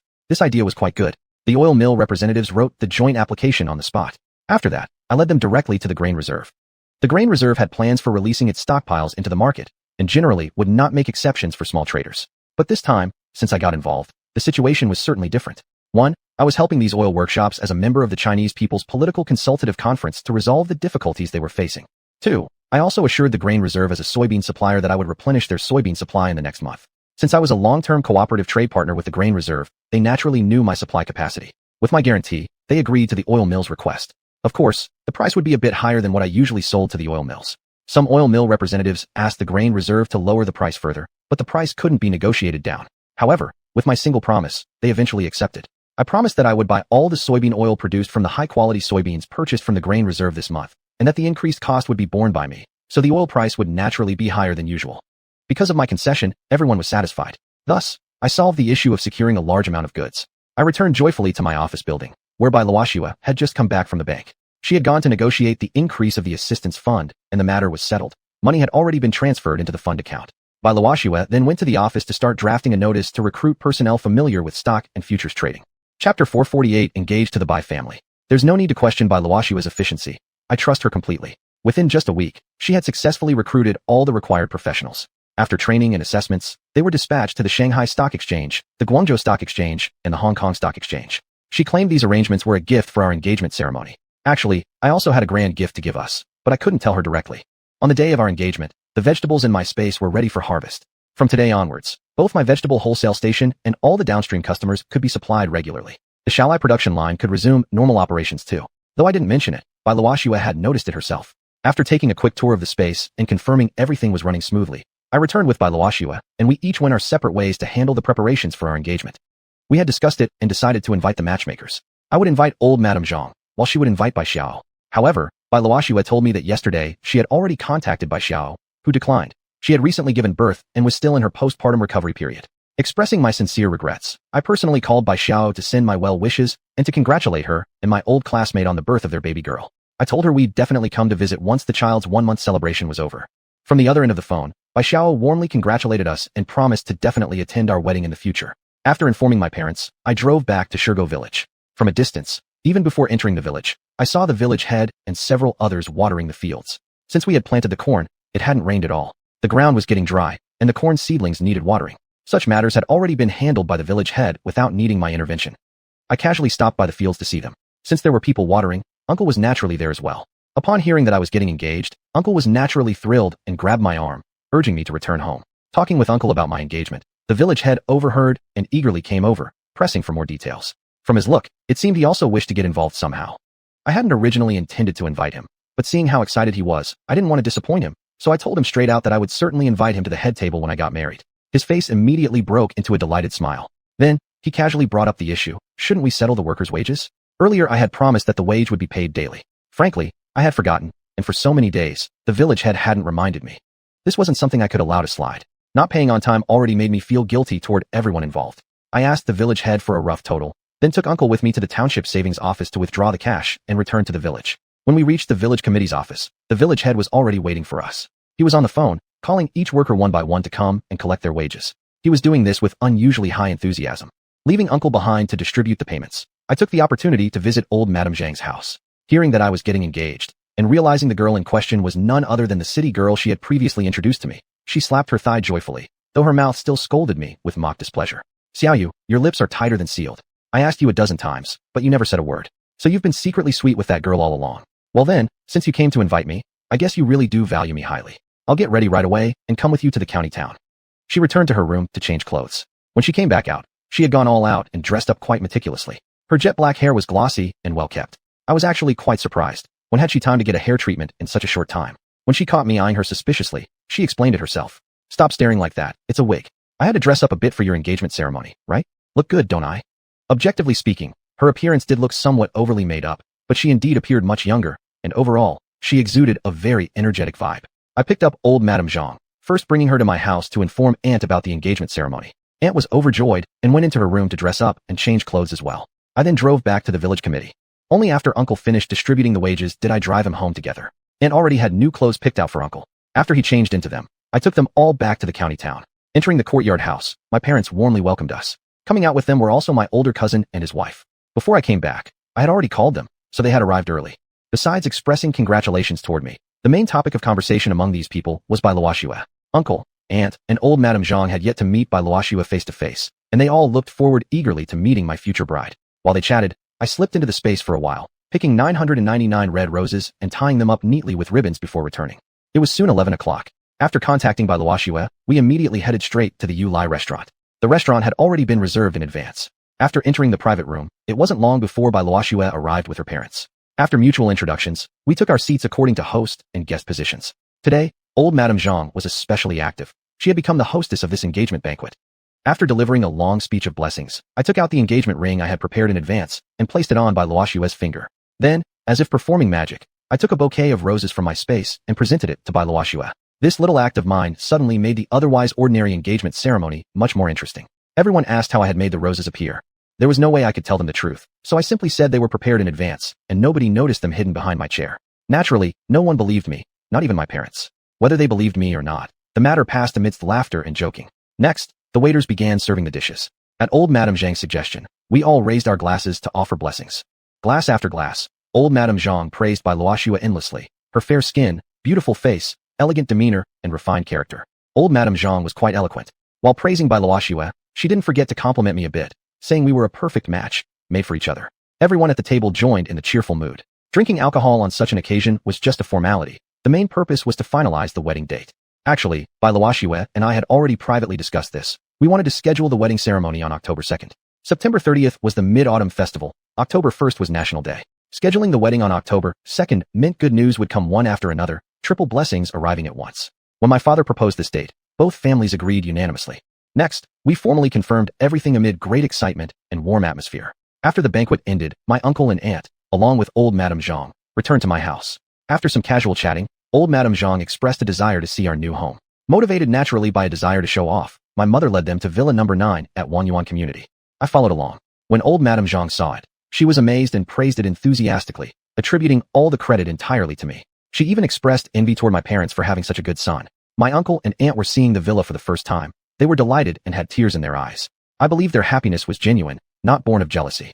After touring the villa and drinking tea together, we finally took our leave. I originally thought old Madame Zhang would now go home, but as she didn't mention it, my mother felt awkward urging her to leave and continued accompanying her back to the courtyard house. Since she wouldn't leave, my uncle and aunt didn't feel it was appropriate to suggest departing first, and stayed beside her, listening as she rambled about gossip and interesting stories. It was not until after 5 o'clock that my mother said she was going to prepare dinner to let them taste her cooking skills and see whether she had improved or regressed. Only then did old Madame Zhang stand up to leave, and my uncle and aunt also said they would go home. Though my parents tried to persuade them to stay, they declined. Finally, they carried numerous boxes and bags of gifts from my parents and left. Since I had been drinking, I wanted to call a driver to send them off, but my cousin's wife volunteered to take them home herself. She had only drunk fruit juice at lunch and mentioned she could stop by home as well. When my cousin's wife offered to take them, I noticed tears at the corner of my aunt's eyes. These were tears of joy and deep delight at the change in her daughter-in-law. While they were talking, I once overheard my aunt tell my mother that during recent times, my cousin's wife had frequently called her, checking on her health and showing warm concern, more often than my cousin had called. I also hoped they could maintain a happy, and harmonious relationship. This was truly a blessing for the Qin family. Watching the car recede with my cousin's wife driving, my mother was deeply moved. She's a fortunate person. She doesn't need to work hard. Beside her, my father shot back. You know whose blessings you're enjoying? My mother gave him a sidelong glance. Thanks to my son's blessings, of course. My son is your Chun family's lucky star. You'd better treat him well in the future. Both my father and I laughed. Chapter 449, Hihua's Stubbornness. The news of my engagement spread quickly, and even the workers knew when I was getting married. Some business owners even called me to offer their congratulations. Yao Hanyuan also sent his blessings through the phone. What surprised me more was that Deputy County Head Huang also called to congratulate me. I suspect the person who leaked the news was my cousin's wife, the notorious gossip. I believe she had no ill intentions, whether she let it slip unintentionally or was just showing off deliberately. For her, this is big news. Her cousin-in-law is getting married to such a beauty as Bai Luoxue. I have no hard feelings toward her at all, but none of this matters anymore. People would have found out sooner or later. The vegetables from the space garden can now be supplied regularly, which lifts a great weight off my mind. I need to go to Xianxia. Xiao Hui's second mall in South America is about to open, and I've already sent the investment funds. On the phone, he said he wanted to invite xiuxian to the grand opening ceremony. I agreed. Xiuxian has already left for South America. I need to visit Xianxia to inspect the work. At the same time, I must also visit the fruit company. It's been many days since I last delivered bananas there. Since the banana trees in the space garden were destroyed by heavy winds and storms, new supplies won't be available for another 2.5 months. I should go to the fruit company to apologize. As soon as I entered the picking garden from the space, I was stopped by Hihua. Is it true you're engaged? Her face looked extremely upset, pale with obvious anger, mostly disappointment and sadness. Yes, I admitted truthfully. There's no point in trying to appease her now. Sooner or later, she'd have to get over this. Without a word, Hihua grabbed my arm and pulled me into her single dormitory, slamming the door shut with a bang. She confronted me. Tell me, what do you find in her that I don't have? That her, of course, referred to Bai Luoxue. Feelings and emotions aren't about who is better than whom. It's entirely subjective. Honestly, if I had met Hihua before Bai Luoxue, I might very well have chosen her instead. But that's just hypothetical, not reality. If I had to compare their strengths and weaknesses, in my eyes, both had only merits and I couldn't spot any faults. Just that each had her own unique strengths. Though I already made her heartbroken, I didn't want her to feel more humiliated. You are in no way worse than her. I can only say that I met her before I met you. More importantly, we both like each other. That should have been clear enough, but Hihua wouldn't let it go. My family background. Though hers is scholarly, mine is business-oriented. In Xianxia, our name is well known. As for academic qualifications, she's a bachelor's degree holder, but I already have my associate degree certificate. This year, I also passed the self-study exams and received my admission letter from a university. Saying this, she took a piece of paper out of her bag and showed it to me. Indeed, it was a letter of acceptance from a provincial university's accounting program, self-taught as well, just like mine, with online lectures. I've even passed the accounting qualification exam. Next, I plan to pursue a certified public accountant license. Let me tell you the truth, I didn't get into college after high school not because I was stupid, but because I was too playful during senior year. Every month, I went to Europe for car racing, losing all my allowance without ever winning. That hurt my college entrance exam scores. She had never told me this before. From my recent work experience with her, I can say she is indeed smart. But these aren't reasons for me to choose her. As for age, I'm younger than her. In appearance, although I've never met her in person, I saw her picture on the company wall. I personally believe I'm not worse than her. In appearance, actually, Hihua was somewhat more attractive than Bailuoxue, a fact I couldn't deny. I know you like me, and you once admitted so yourself. Since our trip to Europe, I became even more certain. You are a shadow I can't shake. When you're here, I miss you. When you're gone, I miss you even more. When I first heard you were getting engaged, I thought of dying. If it wasn't for my parents, I probably would have thrown myself into the sea. This I never expected, and I felt a chill down my spine. Not knowing what to say to comfort her, I instinctively extended my arms and pulled her into my embrace, as if afraid she might actually jump into the sea. Forget me. You will find someone better. Start your love life anew. I believe you'll find happiness in the future. It doesn't have to be with me. Hihua burst into tears immediately. This was a strong girl indeed. She always gave me the impression of being smiling. I had never seen her shed a tear before. There were tears, but no sobbing. This alone showed her strength. Gently, I wiped away the tears on her cheeks and comforted her. We may not be lovers, but we can be like brother and sister. I will always care for you and protect you. No one will ever bully you, and no one will ever make you feel wronged. I truly meant those words. They came straight from my heart. But Hihua wouldn't accept it. She hit my chest hard with both fists, pouting. No one bullies me except you. No one makes me suffer except you. After punching me a few times, she finally burst into tears, sobbing uncontrollably. I didn't try to stop her. I just quietly held her in my arms. I hoped that after this outburst, she could face reality and return to normalcy. It was a long while before Hihua finally stopped crying. With teary eyes, she looked at me deeply. There's a small request I'd like to ask of you. I hope you can grant it. Since she called it a small request, I couldn't refuse. Go ahead, as long as I can do it. Kiss me once. I was startled. I hadn't expected her to ask such a thing. Seeing my hesitation, she added, in the past, I was always the one who kissed you first. Today, I just hope you would kiss me first, so I can feel comforted. I started struggling internally. I was already engaged to Bailuoxue. To kiss another girl of my own will meant betrayal. I would feel deeply guilty. Not possible. Hihua looked so pitifully at me that I couldn't bear to refuse. After a fierce inner struggle, I told myself that fulfilling her request was purely for her comfort, to prevent her from committing suicide. What I was doing was to save a life, not out of any desire. When my lips touched hers, Hihua boldly responded, even becoming aggressive. It wasn't until our faces both flushed red and we could hardly catch our breath did she finally let go of me, still clearly longing for more. She finally smiled. Thank you. Don't worry, I'll live well. I'll remember this kiss for the rest of my life. She wiped her lips and left the dormitory first, leaving me alone, emotionally shaken. I lit a cigarette in the dormitory, calming my emotions before I left. When I saw Hihua at the work area, she had already returned to her usual positive and enthusiastic self, chatting and laughing with her colleagues. When she saw me, she didn't even give me a direct glance. I thought to myself that she had probably let go of this feeling, which slightly eased my heart. I drove to the fruit company and exchanged pleasantries with manager Mei Feng, also expressing my apologies. I told him that the bananas in the banana plantation were almost ripe, and that I would deliver all of them to his company. But Mei Feng shook his head. How many bananas there are doesn't matter much to me. What I truly care about is your uniquely thick, big, and long bananas. Do you know how much I've lost without them? Mr. Chun, please send them over quickly. I know you have a way. What way did I have? If I had, I would have delivered them already. I could only promise that such special bananas would be available normally in 2.5 months. Only then did Mei Feng smile. After leaving the fruit company, I went to the port, then proceeded to Shengjing Travel Agency. Going to Shengjing wasn't for looking for xiuxian. I was worried he would mention the matter between Hihua and me. Mainly, I wanted to check on the car beauty center business and the wholesale and sales of nanocarbon fertilizer. Everything looked good. Finally, I went to Binzhou Mansion. I got an update on the current sales performance from Feng Dongsun, and also learned about Xiao Hui's business opening in South America. There were no new developments. Once business was concluded, I planned to leave and return to Huangta County. Before stepping out, Feng Dongsun seemed hesitant to speak. I asked him if there was anything else. He hesitated. No, nothing. Since he didn't want to say it, I didn't press further. Leaving Binzhou Mansion, I found a quiet spot and directly entered the space, returning to my small office building. Chapter 450, A Dream of Yellow Millet Ends. I started my online classes on September 1st. At the same time, I also received a message from Hihua. She started school too, and was also taking online classes like me. I replied with a message to congratulate her. She sent back a smiley face. Now I could focus on attending my classes in peace. The business was progressing smoothly. After almost 2 months of learning and adjustment, the group of professional talents I had recruited at the Shanghai Stock Exchange, the Guangzhou Stock Exchange, and the Hong Kong Stock Exchange were now fully capable of managing the stock market, generating substantial wealth for me. Meanwhile, the futures market also began to operate steadily. Of course, I myself had never stopped trading stocks either, as it brought me 2 or 3 million a day, so I had persisted with it. However, I truly had little interest in futures trading, nor did I have the energy. I decided to quit. In the space farm, after vegetables had become regularly harvestable, by early August, all types of grains also began producing steadily. I was now able to fulfill my commitments to the flour mill, the grain depot, and the oil press factory. Thanks to the strong overseas demand for flour, soybean oil, and white spirits, I did not cancel the supply but rather persisted, supporting the production of these factories in a sense. For this reason, the county even nominated me for the 10 touching figures of Huangtu County selection.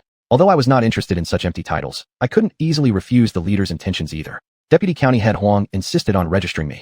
The pigs, sheep, and chickens on Huang Island multiplied faster than before, especially the dairy cows we later introduced, who now had started giving milk. Therefore, I specially added a milk production line at the Xianxia mineral water plant. As soon as the fresh milk hit the market, it received a warm welcome from customers. Some people even said it tasted better than goat's milk. The construction company completed another 6 buildings, much faster than xuanhuan originally estimated. At this pace, all 10 buildings would be completed before National Day. I once asked by Luoxue when she would return. She said xuanhuan was preparing to bid for other real estate projects, and was likely to win unless something unexpected happened. In Huangtu County, the construction speed, quality, and technical expertise of Huanyuan construction had now become unmatched. Many contractors began to study and emulate their building methods, but they had gotten involved too late. Without the prefabricated modules to purchase, they couldn't implement these methods. Once Huanyuan wins the next bid, Bai Luoxue would need to assist them for a while longer. Since they were both working for me, I had no need to dwell on it.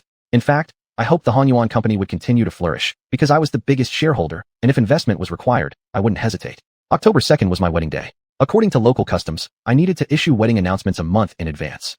On September 2nd, I spent the entire day delivering invitations personally to friends and relatives. We didn't have any family relatives, but that didn't mean few people would attend my wedding. My company employed nearly 2,000 people. To manage the scale, I set a limit, officially notifying only those at or above the middle management level. Others wouldn't receive formal invitations. Of course, there were a few exceptions. The village director, I had promised long ago, and Annie Zhang, the matchmaker, was definitely someone I had to invite. To personally invite by Xiaoyu, and I even traveled to the provincial capital to deliver the invitation in person. Actually, we had already made a trip to visit her after her daughter's 1-month celebration. The daughter looked just like her mother, very beautiful. Of course, we had to bring a big gift.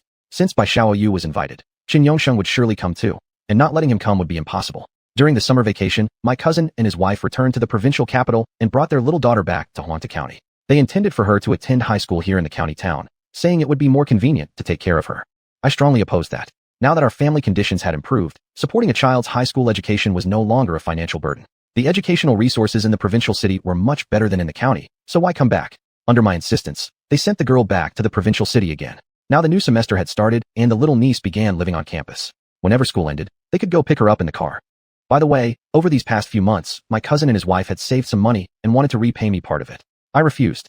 I had them use that money to buy shares in the company, so that in the future, they would earn even more. There was also another important guest I must notify in person. When I delivered the invitation to Deputy County Head Huang's office, he told me something.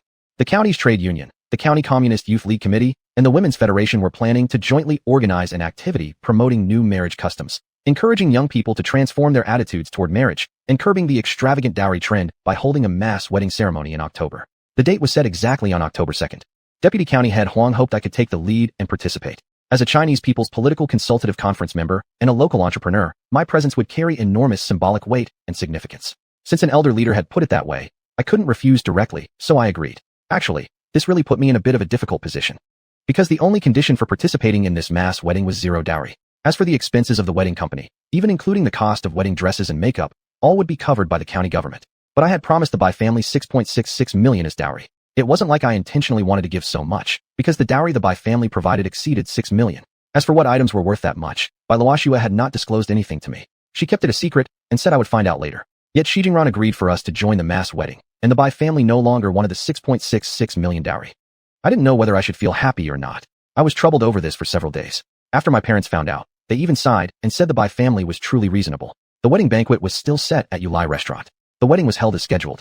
Starting from the Mid-Autumn Festival, my family had already begun preparing. Since it was a holiday, both the courtyard house and the villa were bustling with activity. Similarly, the Bai family's doorstep was full of people coming and going. October 1st was the day the Bai family delivered the dowry. Besides the appliances Bai Luoxue had previously mentioned, they also delivered a Cadillac sports car. That stunned me completely. The relatives and friends on the scene were also amazed. These dowry items were indeed worth more than 6 million.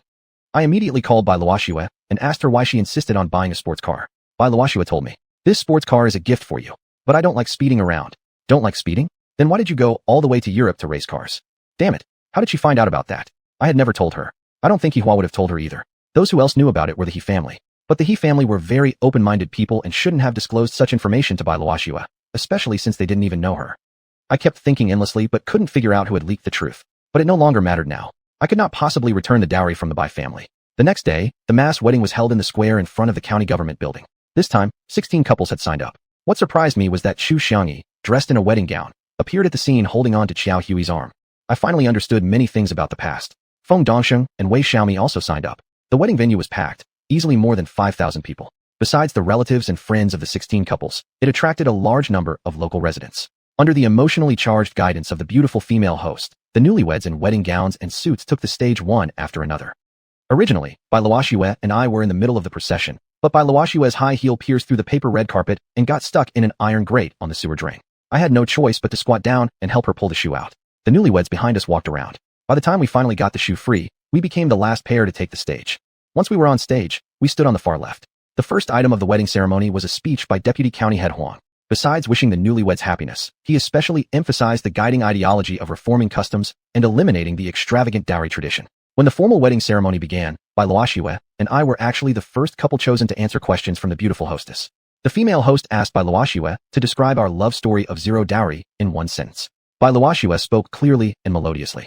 I made him promise that he could only pursue me when his net worth reached 100 million yuan. He achieved it. So what significance does the dowry still have for me? Applause thundered. Next came the more routine marital vows. Finally, the female host asked Bai Luoxue, "Do you, the woman standing here, want to marry this man in front of you?" "I do." Then she turned to me.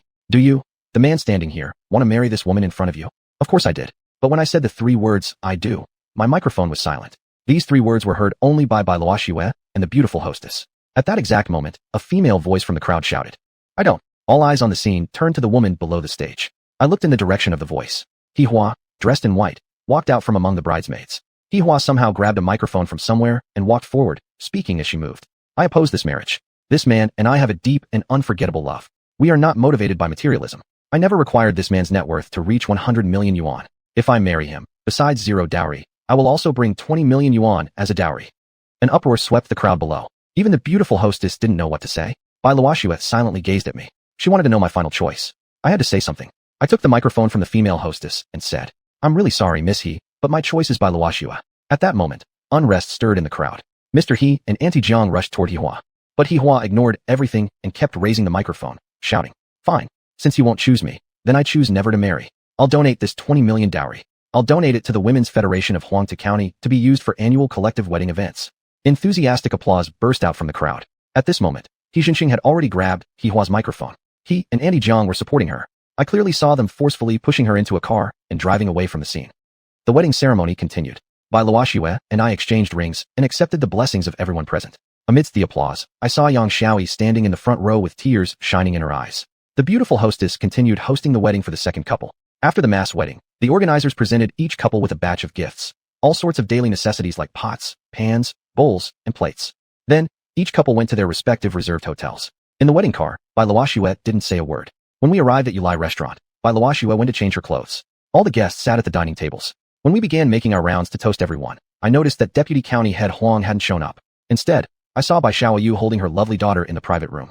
Chen Yuxian was sitting with some of my classmates, Fang Qingyu, Lu Yongshan, and Ma Xiaoer. The only one missing was Xiao Hui. He was also a groom today, so of course he couldn't attend my banquet. I didn't personally invite them. These people had been notified by Chen Yongshan with a phone call. Fang Qingyu had flown all the way from the US. Lu Yongshan was also doing business in the US, and apparently, Fang Qingyu had recently contacted him. Ma Xiaoer drove all the way from the western province by himself without prior notice. He didn't seem very cheerful at the table, only raising his glass briefly to give me a toast. Yao Hanyuan came. Seated at his table were all my former co-workers, Master Wang, Chef Huang from the cafeteria, and security guard Gao. Han Xiaobai was with them. Li Dafang didn't come. Li Dafang was at the county hospital. Han Xiaobai had come in a hurry after Li Dafang gave birth to a son. He missed my mass wedding ceremony, but managed to arrive just in time for the banquet. Perhaps due to Hua's sudden appearance, Bai Luoxue also remained silent. After completing the round of toasts, she quietly sat in her chair until the banquet ended without eating a single bite. I tried to persuade her, but she only shook her head and refused to eat. Gradually, the guests finished their meals and dispersed. The last few people remaining were Chef Huang and a few others. Yao Hanyuan had to leave early because of business with the construction company. Accompanying us back home were my parents, my cousin and his wife, our little niece, plus Han Xiaobai and Chef Huang. Bai Xiaoyu and his wife had already taken their daughter back to the provincial capital. Those classmates were taken away by Fang Qingyu. When we returned to Villa Number 9 at Wang Yuan Residential Community, I quietly told my mother that Bai Luoxue hadn't eaten anything at lunch. She almost got angry with me and immediately went to prepare something for Bai Luoxue, asking what she wanted to eat. Boiled egg. And she added that she wouldn't eat anything else. I asked her what was wrong. Bai Luoxue lifted the corner of her mouth. She smiled. This was the first smile I had seen from her since the wedding began. Get lost. Get lost. I didn't quite catch it. Seeing my confusion, she explained again. It's a custom. My mother told me. No food today. If you must eat, it has to be boiled eggs. At this, I finally relaxed. I thought she wasn't eating because of Hihua. Now that the tension was gone, I went to the living room to join Chef Huang and the others. Meanwhile, Bai Luoxue stayed alone in the bedroom, ate the egg, and surprisingly fell asleep. We chatted among ourselves, sharing feelings and memories from the past year. Of course, they mostly expressed admiration for my successful career and happy marriage. Han Xiaobai hurried to return to the hospital to take care of Li Dafeng and her baby. We talked on, and before we knew it, night had already fallen. But they simply didn't want to leave. Mother suggested arranging a meal for them. Chef Huang enthusiastically volunteered to go to the kitchen and personally cook dishes for everyone. Of course, Chef Huang's dishes were delicious. The co-workers raised their glasses and enjoyed the feast together. Suddenly, Chef Huang thought of Han Xiaobai. He insisted I go and fetch him so that he could have just one drink with everyone. Eventually, Han Xiaobai showed up. His parents and in-laws were at the hospital taking care of Li Dafeng and her baby. He hadn't dared to drink at lunch, but tonight, he promised to make up for it. The key was he wanted me to drink with him. Those old men couldn't keep up with his pace. The others cheered us on, making it difficult for me to refuse. So, Han Xiaobai and I started drinking cup after cup. Exactly how many cups I had, I couldn't remember. I only remember that they carried me into the bedroom and threw me onto the bed. Next to me, Bai Luoxue was still asleep. Tonight was full of sweet dreams. I dreamed that I and Bai Luoxue were a loving couple with a son and a daughter, living happily ever after. My business flourished, and within a few years, it had become the #1 company in the entire province. I made it onto the national list of billionaires. I woke up with a shock. I was not lying in the joyous atmosphere of a bridal chamber, but rather in the tin container house on the construction site. Beside me was not the charming and beautiful Bai Luoxue, but Han Xiaobai, sleeping on the upper bunk across from me. I quickly checked my wrist, but there was no sign of the protruding wart. My skin was perfectly smooth. I tried with all my might to rub my wrist, but I did not enter that so-called other-dimensional space. I hurriedly got up, not even bothering to wear my slippers, and rushed outside. From afar came the aroma of porridge being cooked by Master Huang, mixed with the clinking sounds of pots and pans. Bai Luoxue was walking with Yao Honyuan toward the construction site. All I could see was her graceful back view. They were no more than 10 meters away. It seemed close, yet I felt as though an eternity separated us. It was a dream, nothing more than a dream. Bai Luoxue was like a fairy from my dream, beautiful and unreachable.